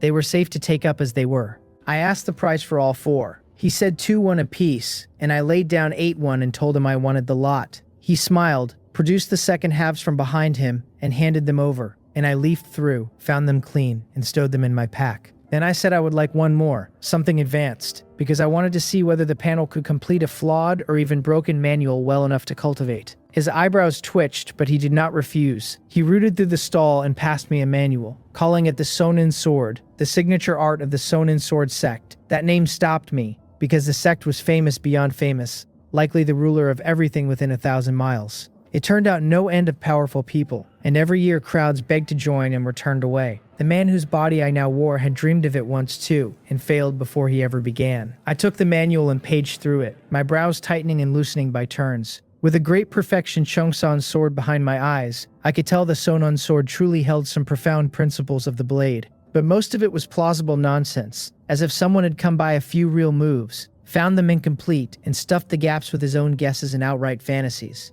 I looked up and asked the price. He grinned and said 51. I said nothing and only looked at him. Was he butchering a pig? 51 for a manual he had padded out himself. He held my stare without flinching, as though daring me to do anything about his price. I nodded, set the manual down, and turned to leave. Money did not blow in on the wind, and I had only just clawed my way to comfort. Burning a fortune to satisfy the panel's curiosity would make me a prize fool. His voice chased me, telling me not to go and to name my own price. I stopped, thought, and said, 3-1. He agreed on the spot, as if afraid I would take it back, and shoved the second half of the manual into my hands. That startled me a little, since it meant even 3-1 had been too high. Still, I did not renege, and a quick look at the second half showed it did carry some real sword principle, so 3-1 for the art was not a total loss. The owner, cheerful after 2 sales, told me to come find him for anything else, since he kept his stall right here. I waved, packed the manual away, and left. I circled the market a few more times and asked after pill formulas, but past the basics they had nothing even slightly advanced. The night deepened, and I did not linger. Back at my rented place, I took out the water droplet technique and studied it in earnest, and half an hour later its details surfaced on the panel. I willed it to simplify the water droplet technique, and the panel answered that the simplification had succeeded, that the water droplet technique had become, of all things, walking. Walking. The simplified name had the panel's fingerprints all over it, and I could not have asked for a tidier result. I reckoned my daily steps and saw that with a little effort I could carry the water droplet technique to great perfection in a single day, and from there my footwork would climb sharply. If I stayed diligent, fusing all 4 movement manuals would take no more than 4 or 5 days, and then I would see whether the joining sparked a real change. I set the water droplet technique aside and picked up the Sionon sword. Simplifying the water art had gone as expected, but the real question was whether the panel would even acknowledge the sword and refine it. If it could, then the closed door on high-end techniques would matter far less to me. I spent a full hour by candlelight reading until my head swam, until at last the Sonon sword's details rose onto the panel. It named the technique the Sionon sword, marked incomplete, and asked whether I wished to spend 51 to simplify it. So it was genuine after all. Incomplete was only to be expected, though the fee ran a touch high. My eyes brightened all the same, because the first goal was met, and if the thing could be simplified, the road ahead looked bright. I could never find flawless high-end arts, but I could dig up a whole heap of these half-baked ones. I told the panel to simplify the Sonon sword, and it answered that the simplification had succeeded, that the Sonon sword had become immortal points the way. A single sword move bloomed in my mind, elegant and quick, light as wind, striking from an angle that should not have been possible. I had not swung it even once, and already the mere sight of it in my head left me half drunk on it. What a move! Once I finished drawing it in, I could not help praising it aloud. Beside immortal points the way, my great perfection Chungsan sword was a child flailing its arms, so crude it hurt to look at. And this was likely only one move out of the whole Sonon sword, one move this profound. It set me wondering how terrifying the complete art must be, and what kind of behemoth stood behind it. Peer at a leopard through a tube, and you glimpse a single spot, and the more I understood, the smaller I felt. I shook the strange mood off and put my eyes back on immortal points the way, cultivated the ordinary way. Given my meager gift for the blade, I likely could not even find a foothold in it for months, and reaching perfection was anyone's guess. Fusing it with the great perfection Chongsan sword felt wrong, the way the chi blood pill and the healing pill had felt wrong when I forced them together. Two purposes had fused into a thing that served neither. I could fuse the Chongsan sword into this move, yes, but one would have to lead and one would have to yield.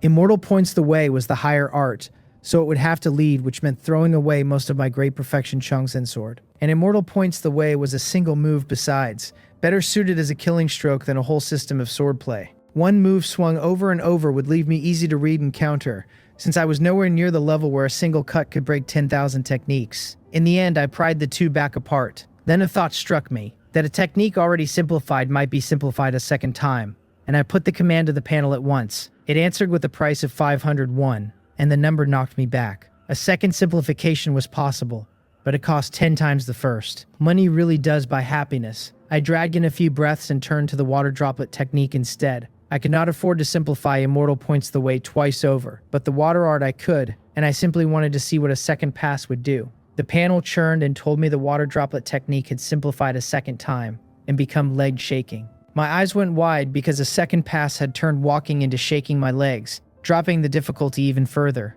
Money truly was omnipotent, so I had better work myself to the bone making it. I crossed my legs and set them jiggling, slow and steady. Early the next morning, I reached the Chungjung Medical Hall, nodded to the faces I passed, and shut myself in the alchemy room. A glance at the panel showed the water droplet technique already at perfection and near great perfection, and I noticed something else besides. That plain walking still fed the water droplet technique experience even now.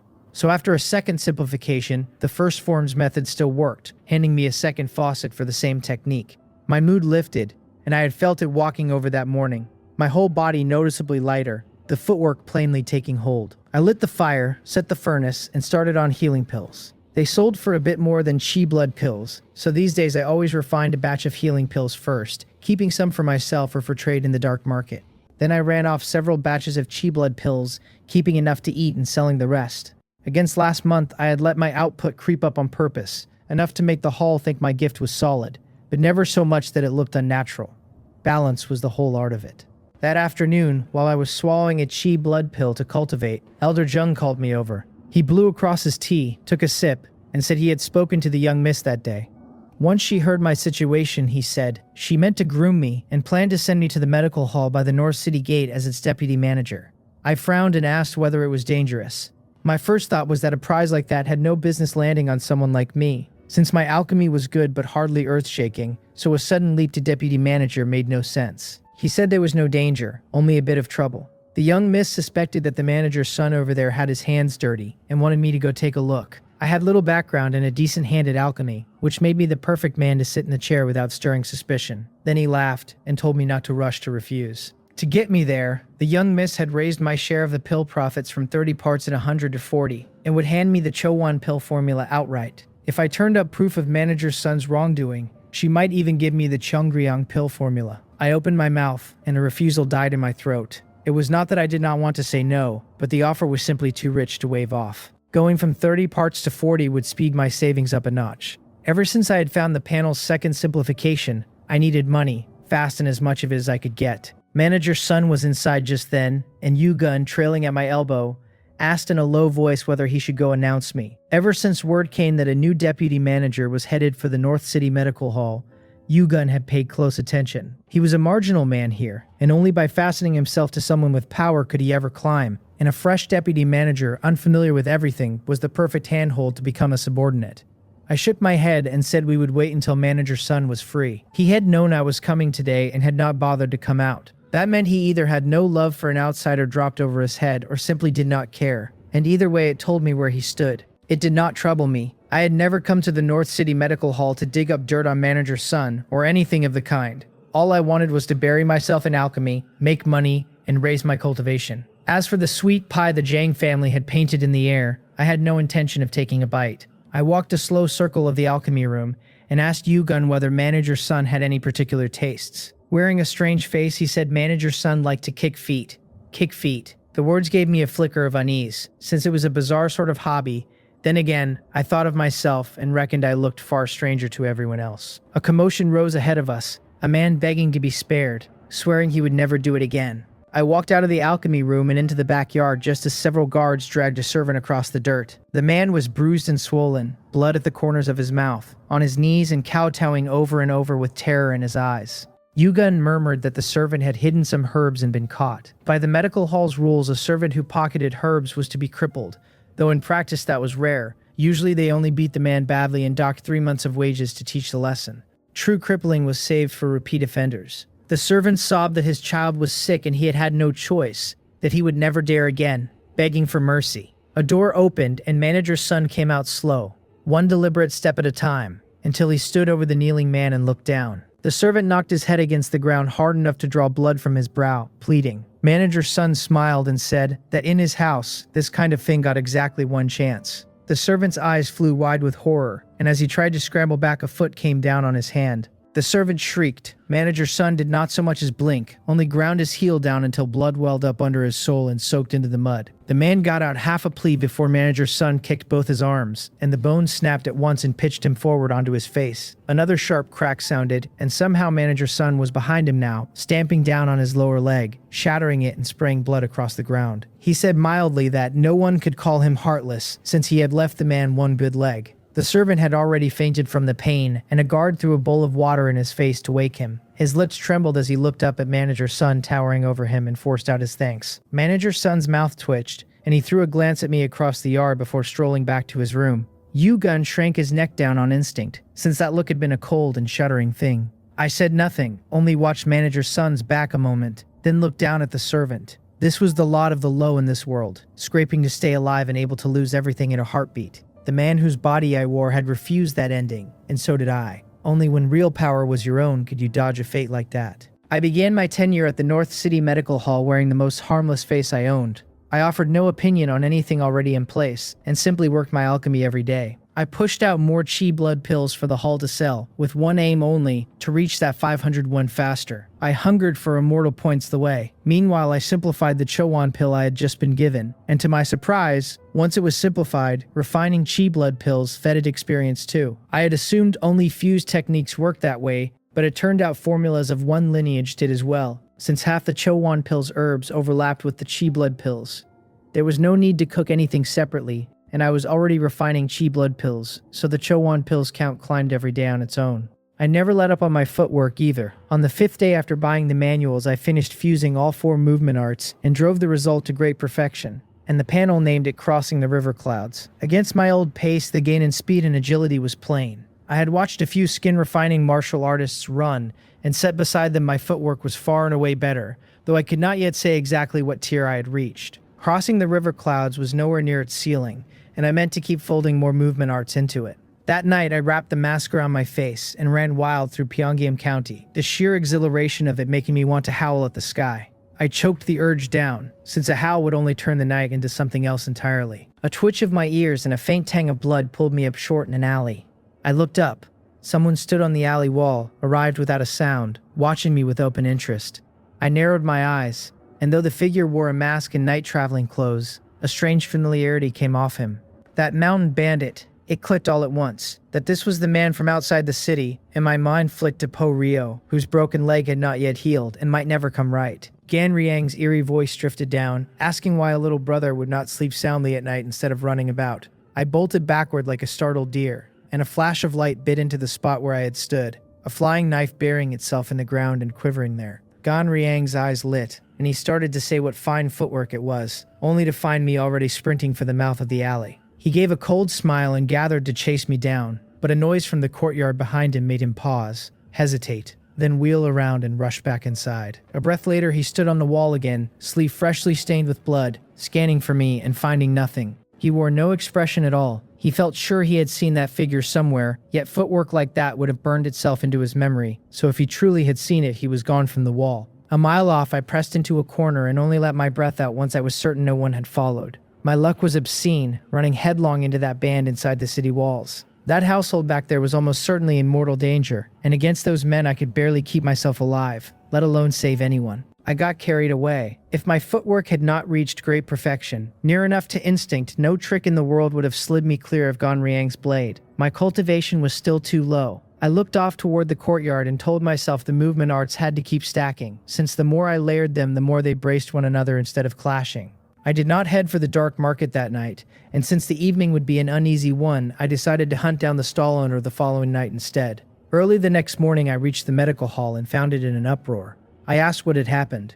Yugun came close and said in a low voice that several wealthy families in the county had been wiped out overnight, the blood running across the floors. I frowned, since the night before I had assumed the bandits were after a single household, and now it was plain they had come into the county to sweep it clean. Yugun went on, eyes glittering, that the magistrate was furious and had posted a fat reward, 101 for any useful word on the killers. 101 was a mountain of money to people like us, more than most would see in a lifetime. And I felt the pull of it too before I crushed the thought. I could not afford to make enemies of that band right now. The magistrate might promise 101, but how much of it ever reached a claimant was a fog, and the likelier prize was getting myself dragged into danger. Still, letting the thing slide entirely was too kind to them. If no one leaned on those bandits, they would come back to butcher the county again, and I would still be standing in their path. I said a few encouraging words to Yugun and went to the pill room to refine chi blood pills. A few more batches today would push the Chowan pills count to proficient and let me start refining it in earnest. A quarter hour later, the furnace opened on a full 5 chi blood pills, and the panel added 5 to the Chowan pills experience. It counted by the number of pills I drew, which was the only reason I had raised the Chowan pill so fast in mere days. I bottled the pills, cleaned the furnace, and bent to the second batch, then the third, the fourth, the fifth. After 5 straight batches, I let out a long breath, since even a great perfection hand at the chi blood pill found unbroken refining a drain on the mind. A glance at the panel put a smile on my face. The Chowan pill sitting at proficient, barely 2 of 1,000. I could refine Chowan pills now. Because the hall prized my alchemy and wanted to feed it, they handed me 1 free portion of Chowan pill materials every day, and 5 portions were already stacked at my feet. If it went smoothly, I would come away with a few finished pills. I steadied my breathing for the space of an incense stick, cleaned the furnace with care, and fed the ingredients in one by one according to the formula. This was my first Chowan pill, so I gave every shift of the medicinal properties my full attention and adjusted as I went. A quarter hour in, the fragrance of medicine flooded the room and drowned out the lingering scent of the chi blood pills. Half an hour on, I lifted the lid and found a single pill resting inside. I took it out and studied it closely. The pill's shell was not round enough, and a close look showed flecks of herb that had never fully melded. All of it was bound to weaken the effect and drag the price down a little if I sold it. But no flaw could wipe the grin off my face. Even at reduced potency, it far outclassed the chi blood pill, and 1 Chowan pill a day would slice the road to the Yonyu realm dramatically shorter. The arrival of those bandits had left me feeling more exposed by the day. I swallowed the pill, sat cross-legged, and set the Pungyan breathing technique circling, and soon my mind went still as an old well and I sank clean into the cultivation. I could not say how long passed before I surfaced. The exhaustion of the refining swept away, my body brimming. The panel showed the skin refining meter had climbed to 593 of 1,000, and the Chowan pill had lifted my cultivation by a full 15 points. With the Pungyan breathing technique at great perfection in chi blood pills alone, the Yonyu realm had been near a month off. Now on 1 Chowan pill a day, the wait had halved to about half a month. To other martial artists, that saved fortnight might mean little, given a Chowan pill ran dozens of times the price of a chi blood pill. 1 Chowan pill, 10-1, an honest price for young and old, No haggling. That shortened half-month was paved end-to-end with silver, a shameless extravagance. But as an alchemist, I knew the herbs for the 2 pills differed by twice over at most, and everything past that was the worth of the skill. And that skill was mine now. If I wanted to pile up silver quickly, it looked like I would have to sell some Chowan pills in the dark market. I turned it over even as my hands kept moving, refining more. Night fell, and the county office blazed with light. A pebble sailed in out of the dark and cracked against a wall, and the runners moved to the sound and found an envelope pinned beneath it. Inside lay a portrait, and a close look showed it was Gon Riang to the life, vivid down to the smallest line. A few miles away, I, who had learned to sketch in my last life, had already walked into the dark market and stopped before a bookstall. Half an hour later I left it, my pack heavier by 10 basic movement manuals, 1 high-level movement manual, and 1 odd miscellaneous text. That last was a disguise technique, and by its own account, it could not only remake a face, but cultivate it deep enough, reshape the very body. The disguise technique was pure precaution. I would soon be selling Chowan pills in the dark market, and walking in with my own face and build would get me recognized in no time. The market was an open secret among the martial artists of Pyongyang County, so Jiang family people were bound to drift through it. Since I did not want to cut ties with the Jiang family yet, hiding who I was mattered. I told the panel to simplify the disguise technique, and it answered that the simplification had succeeded, that the disguise technique had become face washing. Splendid. I rinsed my face with clear water, and sure enough, the disguise technique's experience ticked up by 1, while a few insights into it surfaced in my mind. I did not stop splashing my face a dozen times over until the count shot upward. Then I paused, because the gain from washing was decent, but I wanted faster. And my watching over the past days had taught me there were shortcuts to these simplified methods. I wet a towel and wiped my cheeks with it, and the insights climbed again, which put a smile on my face. In the days that followed, I took 1 Chowan pill daily and drove my cultivation toward the peak of the skin-refining realm. All the while, I refined chi blood pills to feed the Chowan pills count toward perfection. It was plain I would need money for more and more things ahead, and the Chowan pill would be my steady spring of it. Between rounds of alchemy, I never let the footwork rest. After I folded in the 5th movement manual, though, each new one gave less, and the clearest sign was that crossing the river clouds now neared perfection the moment a book went in. There was no helping it, since basic footwork was a simple thing with only a handful of force paths, and dragging my movement this high on basic arts alone had already been hard. Yet I could feel a transformation nearing, and reckoned that once I had worked in all 10 of the newly bought manuals, my speed would cross into a new tier. I neglected neither alchemy nor footwork, and I did not forget the disguise technique. In the gaps between refining, cultivating, or a break after tea and food, I would pull out a towel and wipe my face. Within a few days, the people of the medical hall had noticed the strange habit. They had heard this deputy manager loved to cook, yet never seen it, and now they decided I was a germaphobe besides. There was clearly no sweat on my clean face, yet I kept wiping at my cheeks, and they half expected me to rub the skin raw. I paid their looks no mind, since a fondness for being clean harmed no one, and watching the counts of my various arts climb while insight after insight welled up was a genuine pleasure. That feeling of learning, of growing rich in knowledge, left me thoroughly intoxicated. One early morning, Yugun came to me all mystery and said something big had happened. I nodded for him to go on. He said that a few nights after those wealthy families were slaughtered, the constables and runners from the county office had been sent out to surround and seize someone. My interest stirred, and it explained the commotion I had heard the night before, and my mind went straight to the portrait I had tossed into the office.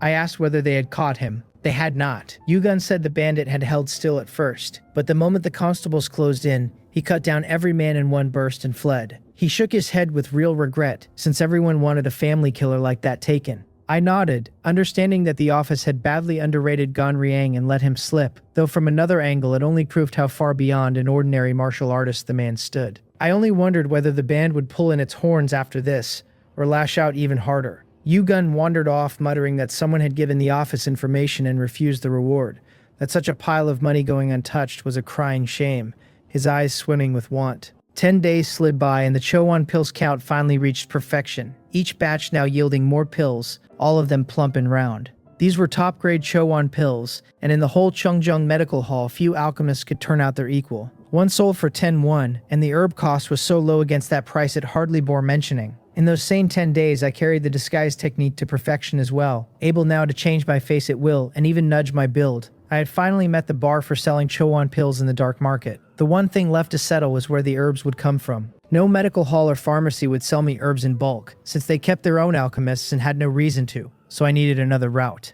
At the same time, my cultivation would likely break through within days and make me a Yonyu realm martial artist. Against the lowliness of skin refining, the Yonyu realm would at last give me some real strength to guard myself with. The dark market. Masked and hatted before the bookstall, my face reworked with the eye corners deliberately drawn long and my frame a shade taller. I gave off a cold and unapproachable air. I asked whether he could supply a batch of herbs. Ji Dokbong said that, with money, anything was easy, and looked at me with that same nagging sense of familiarity, though in a market this busy, a little familiarity meant nothing. I said I needed 10 portions of the herbs on my list and handed it over. He read it a moment and said they were not hard to find, twice the market price, delivered in 6 days, and asked how that sat with me. I wanted to roll my eyes and said nothing, taking the list back and turning to go. I had come to Ji Dobong only because I knew him, not because I had to, and other stalls would fill the list well enough. He hurried to call me back, saying the price could be negotiated. He grumbled to himself about what was wrong with people these days, that no one would even haggle anymore, that standards had slipped and business had never used to be this hard. I turned and said market price plus half, that the spread was plenty for his trouble. He shook his head and said it was chaos outside now and herbs did not come easy. I told him there were refugees beyond counting outside Pyongyang County, and that men who were paid would gladly go find herbs. Their numbers had not thinned lately but swelled, since several more county towns had fallen and the whole region had turned lawless. Rumor said the army had already marched to put the rising down, though how that would end, no one knew. I haggled with Ji Dokbong a few more rounds, and settled at 10% over market, goods to be picked up in 6 days. I left the market and walked back to my rented courtyard with a smile. Even a small bump on the herbs meant little, since once they became pills the profit multiplied dozens of times over. But in business you never simply take the first price a man quotes. Do that and he does not think you generous, he thinks you a mark, and every kind of trouble finds its way to you afterward. I pulled a movement manual from under the bed and studied it.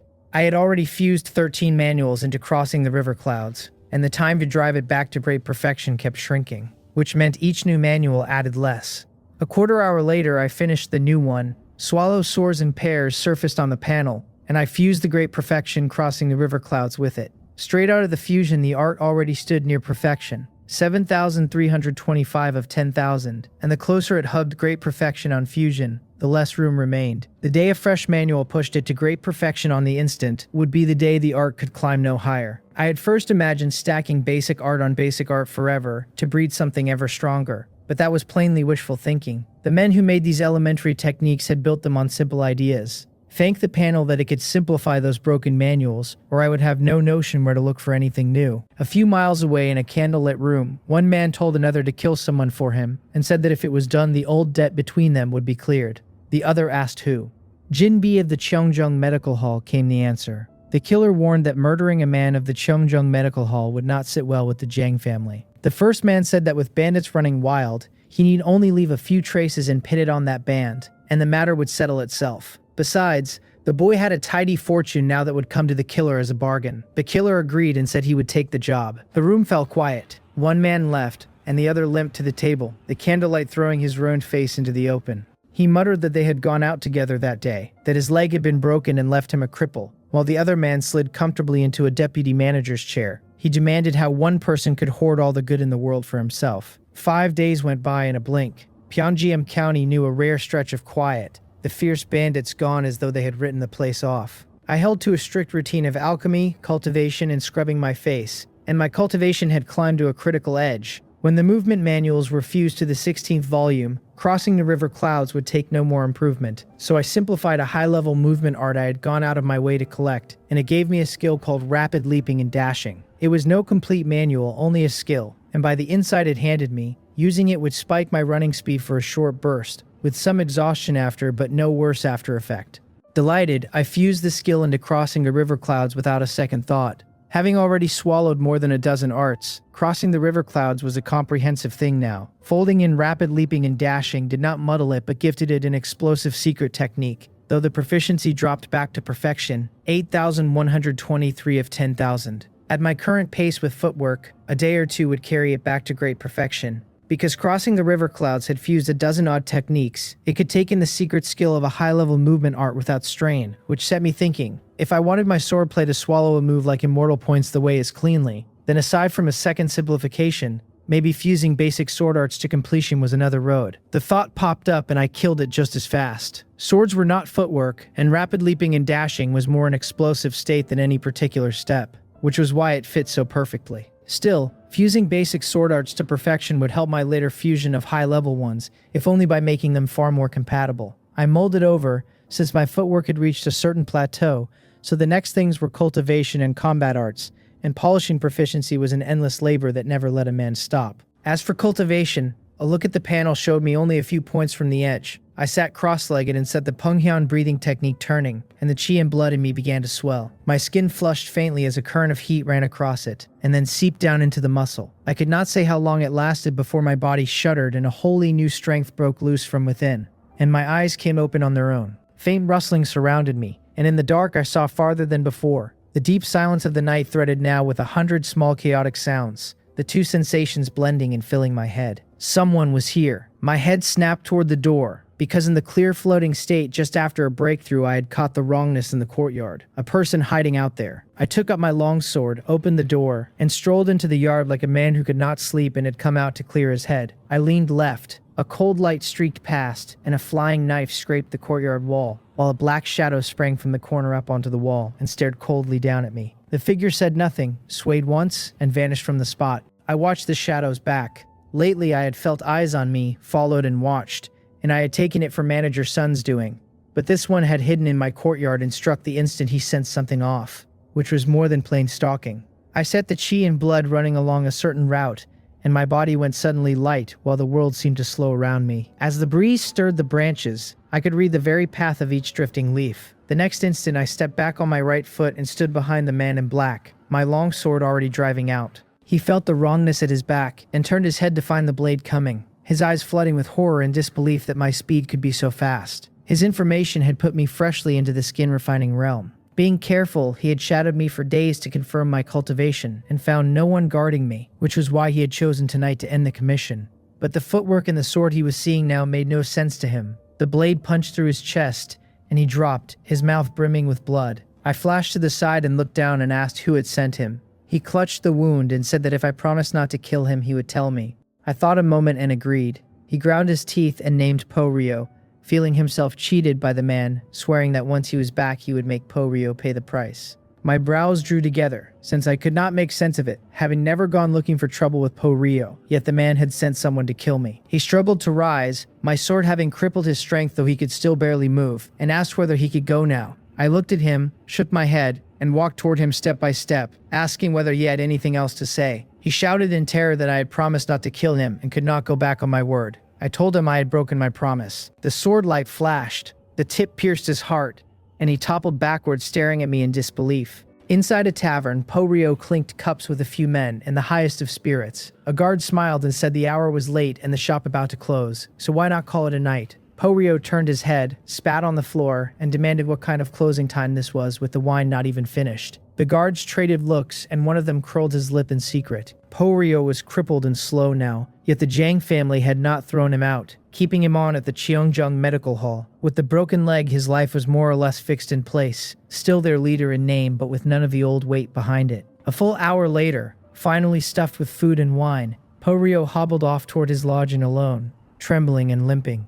The night was deep and still, no one abroad in the county, but he felt no fear and even hummed a few bars aloud. His mood had run high for days, the injured leg no drag on it, and this eating and drinking at the tavern had gone on several nights running. The old door groaned as he pushed it open. He stepped in, barred it, lit a candle, and reached for a sip of tea, when he caught the shape of someone sitting upright in the corner. The drunkenness fled him on the spot, cold sweat breaking out, and he gripped his longsword and peered hard until he saw that it was me. He was shaken but forced a calm front and demanded what I was doing in his room, his eyes darting side to side for a way out. My turning up here meant the assassination had likely failed. Since I was plainly only skin refining, he could not fathom how I stood before him without a scratch. But for now he needed to keep me talking.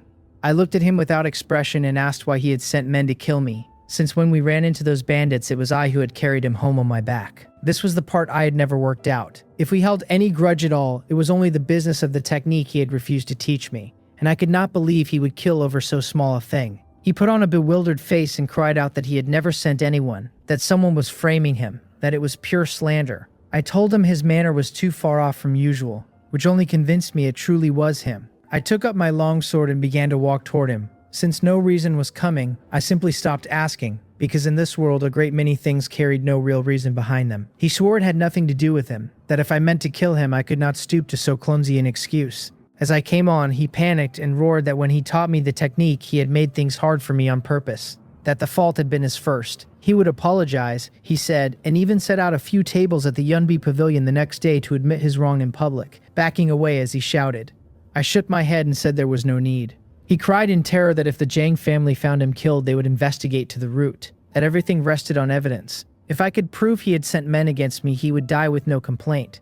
But a story pulled out of the air today did not convince him. I stopped walking. Porio let out a small breath of relief and opened his mouth to press on, when a cold light flashed through the dim room. His body seized, a line of blood opening on his forehead, his eyes fixed on me, certain a moment ago that he had steadied me and could still slip the noose. I told him that with me there was no need for evidence. I watched the last breath leave him, searched the room, and then my figure blurred and I was gone. A while later I was back in my rented courtyard, looking up at the bright moon, and I let out a slow sigh.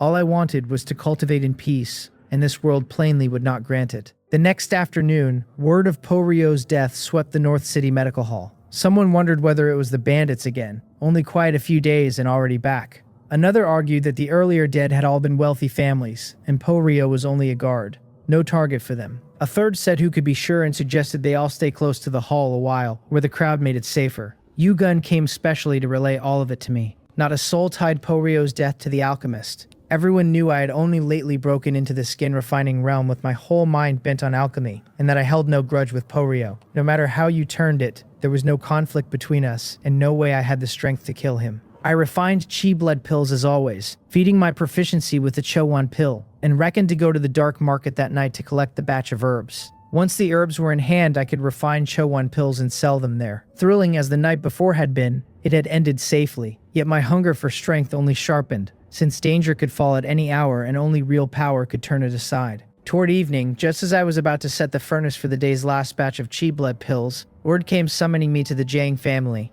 It caught me off guard, and I suppose Jang Sanam wanted to ask after the North City Medical Hall, or perhaps it touched on Porio's death. I tidied myself and went. The Jang residence rose in high halls and broad courtyards, golden roofs over stone walls, grand and imposing. It was my first time inside, so I entered by a side gate and followed a servant into a separate court. I looked up to find Jang Sanam in conversation with Elder Jung. I stepped forward and paid my respects to the eldest miss and to Elder Young. Jang Sanam turned and looked me over. Set against the man who had helped ladle porridge at the relief camp, I looked far sturdier now, easier on the eye.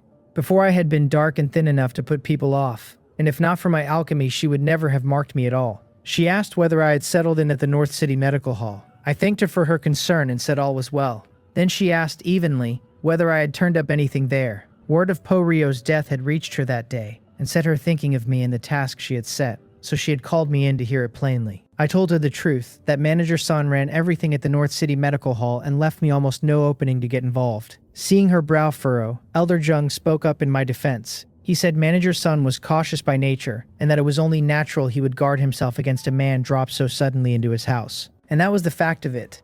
Manager Son would never trust me, and had I not kept my head down over the alchemy and stayed out of everything else, the North City Medical Hall would not have stayed half so peaceful. Jang Sanam said she had promised back then that if I turned up trouble she would take it on herself to give me the Cheongryong pill formula. But if I had made no headway, she went on, her face going cold, that it might be time to send me back where I came from. My share of the pill profits would return to 30 parts in 100. She told me to think it over, and that if there was nothing else I could go. She had issued her dismissal plainly displeased with what I had given her. I told the eldest miss, Jang Sanam, that I had indeed turned up something, though whether it truly meant trouble would take a man of hers to confirm. I hesitated a beat over it. The profit share hardly moved me since the bulk of my earnings already flowed in from the dark market, but the Cheongryong pill she had dangled a moment ago had caught me square. It was a cultivation pill a full grade above the Chowan pill, the sort of martial artist swallowed in the bone forging, or even the marrow refining realm. Its potency ran far stronger, and its price far higher. If I could pry loose its pill formula, I could retire the Chowan pill outright, whether for my own use or for sale in the dark market. She told me flatly to speak. I said in a low voice that a fairly strong medicinal scent of Cheongryong pills clung to Manager Son Seo. An alchemist's nose ran far sharper than any other martial artist's, keenest of all for herbs, and since I had both seen and swallowed Cheongryong pills before, I knew that smell intimately. It was ordinary enough for a medical hall manager to carry the scent of pills, but here the Cheongryong smell drowned out every other one on him. And that was not ordinary at all, since the man was no alchemist. Only daily handling or long months of eating them could soak a scent that deep into a person. One Cheongryong pill cost 15 won, half again dearer than a Chowon pill, and a manager's wages came nowhere near enough to swallow one every single day. Jang Sanam's eyes lit. Whatever I could reason out, she could reason out just as fast, and if things stood as I described, manager Sun Seo was in serious trouble. Elder Jing smiled and offered to have Dr. Jin verify it, a physician uncommonly keen about the sense of medicinal pills. A single brush past the manager would settle whether my nose had told the truth. Jang Sanam looked at me and promised that if the matter proved out, the Cheongryong pill formula would be mine. I cupped my hands and thanked the eldest miss. Night fell. I shifted my build and my face, fixed on a mask and a bamboo hat, and stepped into the dark market. The moment Ji Dyokbong saw me, he led me into a back room and pointed at the herbs heaped on the floor. He grumbled that days of effort had gone into gathering them, that I had no idea how hard it had been, and that last time's price had truly run too low. I said nothing, only stepped up to look the herbs over. A moment later I straightened and regarded him calmly. Unsettled by my stare, he asked, somewhat put out, what the matter was. He warned me not to suddenly balk at the herbs, since the price could still be talked down, though I would have to take the whole lot. I asked him evenly whether he had cooked up the counterfeit herbs himself. He cried out that fakes were impossible, the very picture of astonishment, then hurried over to inspect the pile with elaborate care. I nearly rolled my eyes. The acting was polished enough to fool anyone who did not know better. Had I not been an alchemist myself, no ordinary man could have caught counterfeiting this fine, since a forger needed real depth in the craft to turn out fake medicine of such a grade. The man belonged on a stage. He wailed that those cursed refugees had even deceived him, shouted it a few times, then trailed off awkwardly when he saw I had no reaction at all. I asked him what now. He said with a smile that he had looked, and there really were not many fakes, just a little bit. I nodded and pointed out that I had wanted 10 portions and only 6 had come back real. So a little bit was one way to put it. He shouted again that there were that many that he had not noticed, and cursed the refugees a second time. I wordlessly counted out the silver for 6 portions, told him I still wanted 10 next time and would collect in 3 days, then picked up the herbs and left the room. Ji Dyokbong weighed the silver in his hand and watched me go, a smile tugging at his mouth. It had been a long while, he seemed to think, since he had met so shrewd a young man, and the novelty pleased him. I carried the bundle out of the dark market on my back. 10 portions was the figure I had judged would draw no eyes, since hauling a great load out of that place invited trouble I did not need. This much sat just right. Once I had confirmed no one trailed me, I slipped back to the rented courtyard, a second one I had taken under my altered face and build. I meant to sell the Chowon pill here in the dark market, so it was safer to keep this work walled off from my true identity. I had already tidied one room and turned it into an alchemy room. I sorted the herbs from the bundle and set to refining the Chowon pill. With its proficiency now brushing great perfection, 6 portions of herbs took almost no time at all. A thing that looked impossibly tangled to a layman was often, once the technique was mastered, very simple. An hour later the session ended, and I could not keep the smile off my face at the 15 Chowon pills sitting in the medicine bottle. That was over 101, and once the proficiency climbed to great perfection, the yield per batch would rise again.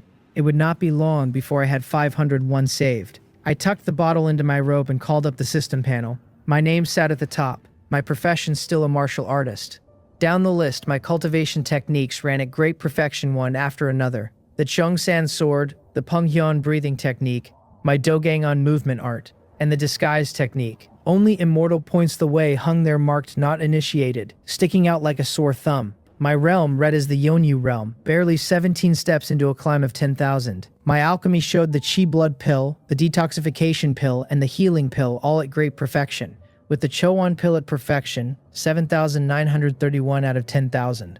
My status still carried the bone-attaching curse, though a small minus sign now trailed after it. Breaking through to the Yonyu realm had done that, blunting the curse's grip until it barely pressed on me at all. The Penghyun breathing technique and the Chowon pill fed my cultivation less now than they once had, yet their help was still worth roughly 20 points a day. At that pace, it would take me more than a year to reach the bone-forging realm, which was not slow, faster than most martial artists. Plenty of them marked time their whole lives and never crossed over. To truly speed up, I would have to swap my pill for the Cheongryong pill and strengthen my breathing technique, and either one alone would sharpen my climb considerably. With that in mind, I drew out a secret manual. According to Ji Dokbong, it was a technique of the Sonon sword sect, the startling thunder sword energy. The manual left my head swimming. Between the lines, a great deal read as perfectly reasonable, yet the moment I tried to put any of it into practice, I had no idea where to begin. An hour later, I set it down with a single clear feeling that it held something real, but that cultivating it straight would earn me a chi deviation as the mildest of my problems. Then I fed it to the panel. The startling thundersword energy simplified. The process succeeded,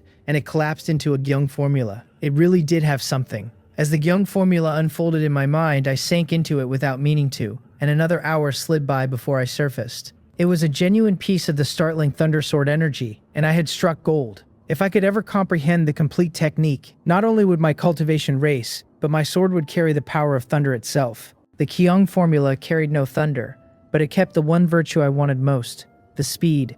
Being only a fragment though, it came with a flaw, since a careless moment during cultivation could easily injure the practitioner. It worked like an accelerator, driving chi and blood to circulate at a furious pace if the body could hold up under it. The original startling thundersword energy laced that speed with thunder to temper the body, which left no worry about the circulation running too fast. But I had only the fragment. I called for the fusion. In my mind, the insights of the great perfection Pungyeon breathing technique wove into the Kyung formula, the two braiding together. A portion of the old technique dropped away as the Kyung formula filled the gap. A new line surfaced on the panel, the Kyung force sitting at perfection, 1,127 out of 10,000. The Kyung formula had shaped the new technique heavily without overturning it, or the proficiency would never have landed so high straight out of the gate. I simplified the Kyung force, and just as I expected, the nesting doll trick sprang up again, the force collapsing back into the Pungyeon breathing technique. One circulation of the Pungyeon breathing technique nudged the Kyung force up by a single point, and the smile returned to my face, since the trouble with my cultivation had eased a little. My hard-won silver, on the other hand, was bottoming out again. Skin refining, Yonyu, bone forging, marrow refining, and organ refining were the 5 realms of the body. Within them, even leaning on the mediocre gypsum breathing technique, a martial artist stood a bare chance of reaching the organ refining realm. It almost never happened, though, since the method crawled so slowly that a man would die of old age first. So once a martial artist reached a certain realm, a stronger technique became one of his goals. The sons of great families and the disciples of powerful schools opened with fine techniques and never needed to change, while only a rootless man like me had to go hunting for something better. Knowledge, it turned out, was expensive. A simplification after a fusion cost far less silver, since much of it was already mine, while a brand new secondary simplification like Immortal Points the Way demanded 10 times as much. I muttered as much to myself, folded into a cross-legged seat, and cultivated until the night was gone in a blink. The next day I refined pills at the medical hall as always. Come evening I changed my figure and stepped out under a wholly new identity, sturdy and thick-set, a scar riding the corner of one eye even under the mask. That disguise technique was a marvel. Cultivated to great perfection, it let me change my face and my voice at will, and even nudge my frame a little. With mask and bamboo hat on, I truly wore 1,000 faces and never had to fear recognition. I came to a stall and asked in a rasping voice whether the owner bought medicinal pills. He glanced at me, marked the scar, and answered without haste that it depended on the quality, that good pills he would naturally buy. I tossed him the medicine bottle. He caught it, worked the stopper, and a faint fragrance drifted up, since a Cho-Wan pill this near great perfection had no flaw left in it. Look closely and it even edged out what the medical halls and pharmacies were selling, the sort of thing no alchemist without years of accumulation could produce. His eyes lit, just as I had known they would. He restoppered the bottle, and his voice had gone considerably softer when he told me the pill was good, and that he would take as many as I brought if they all ran this fine. I crossed my arms and said he need not fret about the quality. He could check every batch and we should talk price instead. He asked the quantity. I told him every 3 days, between 10 and 20 pills. He mulled it and offered 7-1 a pill. I shook my head and called it too low. He insisted it was fair, that he still had to resell and needed his own margin. I said nothing and reached to take back the bottle, as though I had lost interest in the talk, and he started and hurried to stop me, allowing that the price could still be discussed. A moment later I left with the number settled at 8-1, not something to celebrate but acceptable, and already a fortune next to what the medical hall paid. Money and the power that trailed after it. Alchemy, cultivation, grinding proficiency. My days had slid back into a quiet rhythm until the 5th day, when I spotted Dr. Jin in the medical hall. He wandered the place a few times. Then manager Sun Seo appeared, and the two fell to chatting like old friends. Half an hour on, Dr. Jin took his leave of the North City Medical Hall. My face gave away nothing, but I understood that Jung Sanam was about to move, and that the coming days would run troubled. So I decided to keep clear of the medical hall for a while, a fine chance to grind the Gyeonghyun force at home, and for once, to walk Pyongyang County properly. For all my time in this world, I had spent it first scraping a living, and then endlessly cultivating. The servant whose body I wore had never had cause to learn the city. The next morning I took sick leave and set out to see Pyongyang County at my leisure, eating, drinking, amusing myself. The silver on me was a vast sum to an ordinary person, and money bought whatever I cared to sample. I even went to listen to music at the pleasure houses a few times, and found it comfortable enough. There was fine wine in the restaurants and snacks along the streets.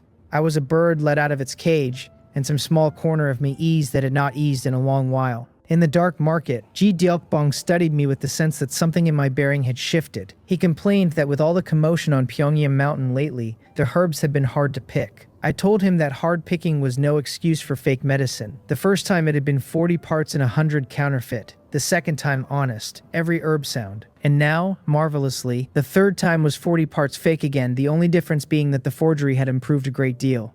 As an alchemist, I handled these herbs every single day, so no matter how well the fakes were dressed, I would still catch them. Ji Dokbong reacted as though the news astonished him, crying that there were more fakes. Then he assured me it was no problem, that knowing those people were dishonest, he had gathered extra this time so my 10 portions would not come up short. He dragged out another lot to set before me. This one had a backup, I saw. If the fakes slipped past, he pocketed the difference as bonus profit, and if they were caught, he had spare herbs waiting. The man was, in his way, a talent. I stepped up to inspect the new herbs, and a moment later my face darkened, since another batch of counterfeits had been salted in among them. I stood and looked at him. He shook his head like a rattle drum, flipped a fresh package out from behind his back, and pressed it on me, saying it was a good thing he had prepared enough. I let the silence answer for me. A quarter of an hour later, I walked out of the dark market with a parcel on my back. The merchants there all shared one trait, a single-minded hunger for profit. It was precisely because I understood that trait that I had never thought to replace Ji Dokbong, since at the very least his herbs were of decent quality and he delivered on time. Back at the rented courtyard, I spent an hour in the alchemy room turning the herbs into chowan pills. With the proficiency near great perfection, the yield kept climbing, and 10 portions of herbs gave me 31 chowan pills. Once I sold these, I could simplify immortal points the way, a sword technique I had coveted for a long time. It would hand me a killing move and a chance to strike back even against enemies stronger than myself. Early the next morning, before I had even left the house, Yu Gun came looking for me, his face wild with fear, blurting that something terrible had happened. He said manager Son Seo had run and had killed a great many people. His whole body shook as he spoke, the bloodstains on the medical hall floor evidently still swimming before his eyes. I handed him a cup of tea, told him not to rush and let my own face go grave. He drank a few sips, steadied himself, and laid it out. That morning, people from the main family had come to fetch manager Son So to the Jiang residence to discuss certain matters. Under the pretext of returning to his room for something, the manager had tried to flee through a secret passage he had dug there long before, plainly braced for the day of discovery. But the Jiang family guards had come cautious, sensed the wrongness at once, and rushed the room to fight him. Manager Son Seo proved fearsomely strong, killing 2 of the 5 guards outright and still getting clear. The Jiang family, enraged, reported it to the county office and posted their own bounty besides, and even mere information about the man could earn a solid weight of silver. As deputy manager, now that I knew, I naturally had to go to the medical hall. I had not been there long when a second piece of news arrived. Dr. Jin, who had visited the North City Medical Hall only days before, had just been cut down in the street. The killer wore a bamboo hat and kept his face hidden, but I had no doubt it was manager Son Seo. What a hunger for revenge the man carried. He must have guessed his exposure traced back to Dr. Jin, who had come poking around so recently, and rather than flee the county at once, he had stayed to murder him first. Revenge that could not wait a single day, from a truly ruthless man. Everyone in the medical hall knew of it, so the Jiang family had surely known even earlier,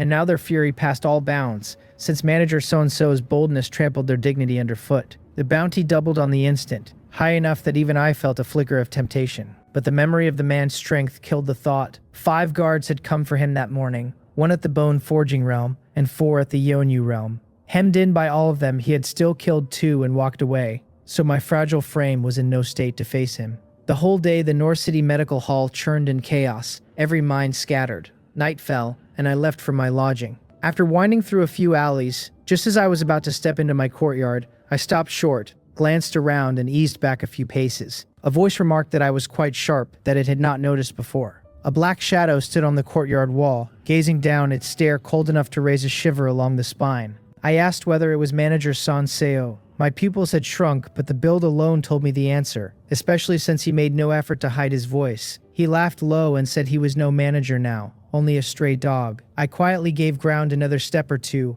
eyes fixed on him, and asked why he had come. He said that he had thought it over that day, over why the Jang family had uncovered his affairs, and had come down to two reasons: the physician Dr. Jin and me. Before leaving Pyeongyam County, he said he had to see me or he would never be satisfied. I told him he had misunderstood. He laughed that what he believed was right, that my thoughts were no concern of his, and that if he wanted to kill me, that had nothing to do with me either. I agreed that he made a fair point, wished him well, and in the same breath my figure flickered and I was gone from the spot. He snorted that I could not run without asking him first, and moved to follow my pace. But after only a moment, his arrogant smile began to slip. He had thought to close the gap in a few strides, and instead the distance between us kept widening, tens of meters in the space of a breath, and it only grew as we ran. Shock filled his eyes. Had I not just broken through to the skin-refining realm? Was this the movement speed a man at skin refining had any right to? His face turned grim, and after a moment's thought, he decided to let me go for now, since so long a chase drew far too many eyes with the Jang family's bounty on his head. But just as he made to stop, he noticed the running me had eased off, still faster than any ordinary skin refining or yonyu man, yet now within a range he could stomach. A secret technique, he decided, and the guest sat more comfortably. That kind of speed on a skin refining cultivator, speed he himself did not own at the bone forging realm, made no sense otherwise. He sneered, kicked off, and gave chase in earnest, having the gap to some 20 meters. At that pace, he would have me within a few breaths. Sensing the pressure behind me, I stole a glance back, and finding the distance shrinking, let my face go pale with fear.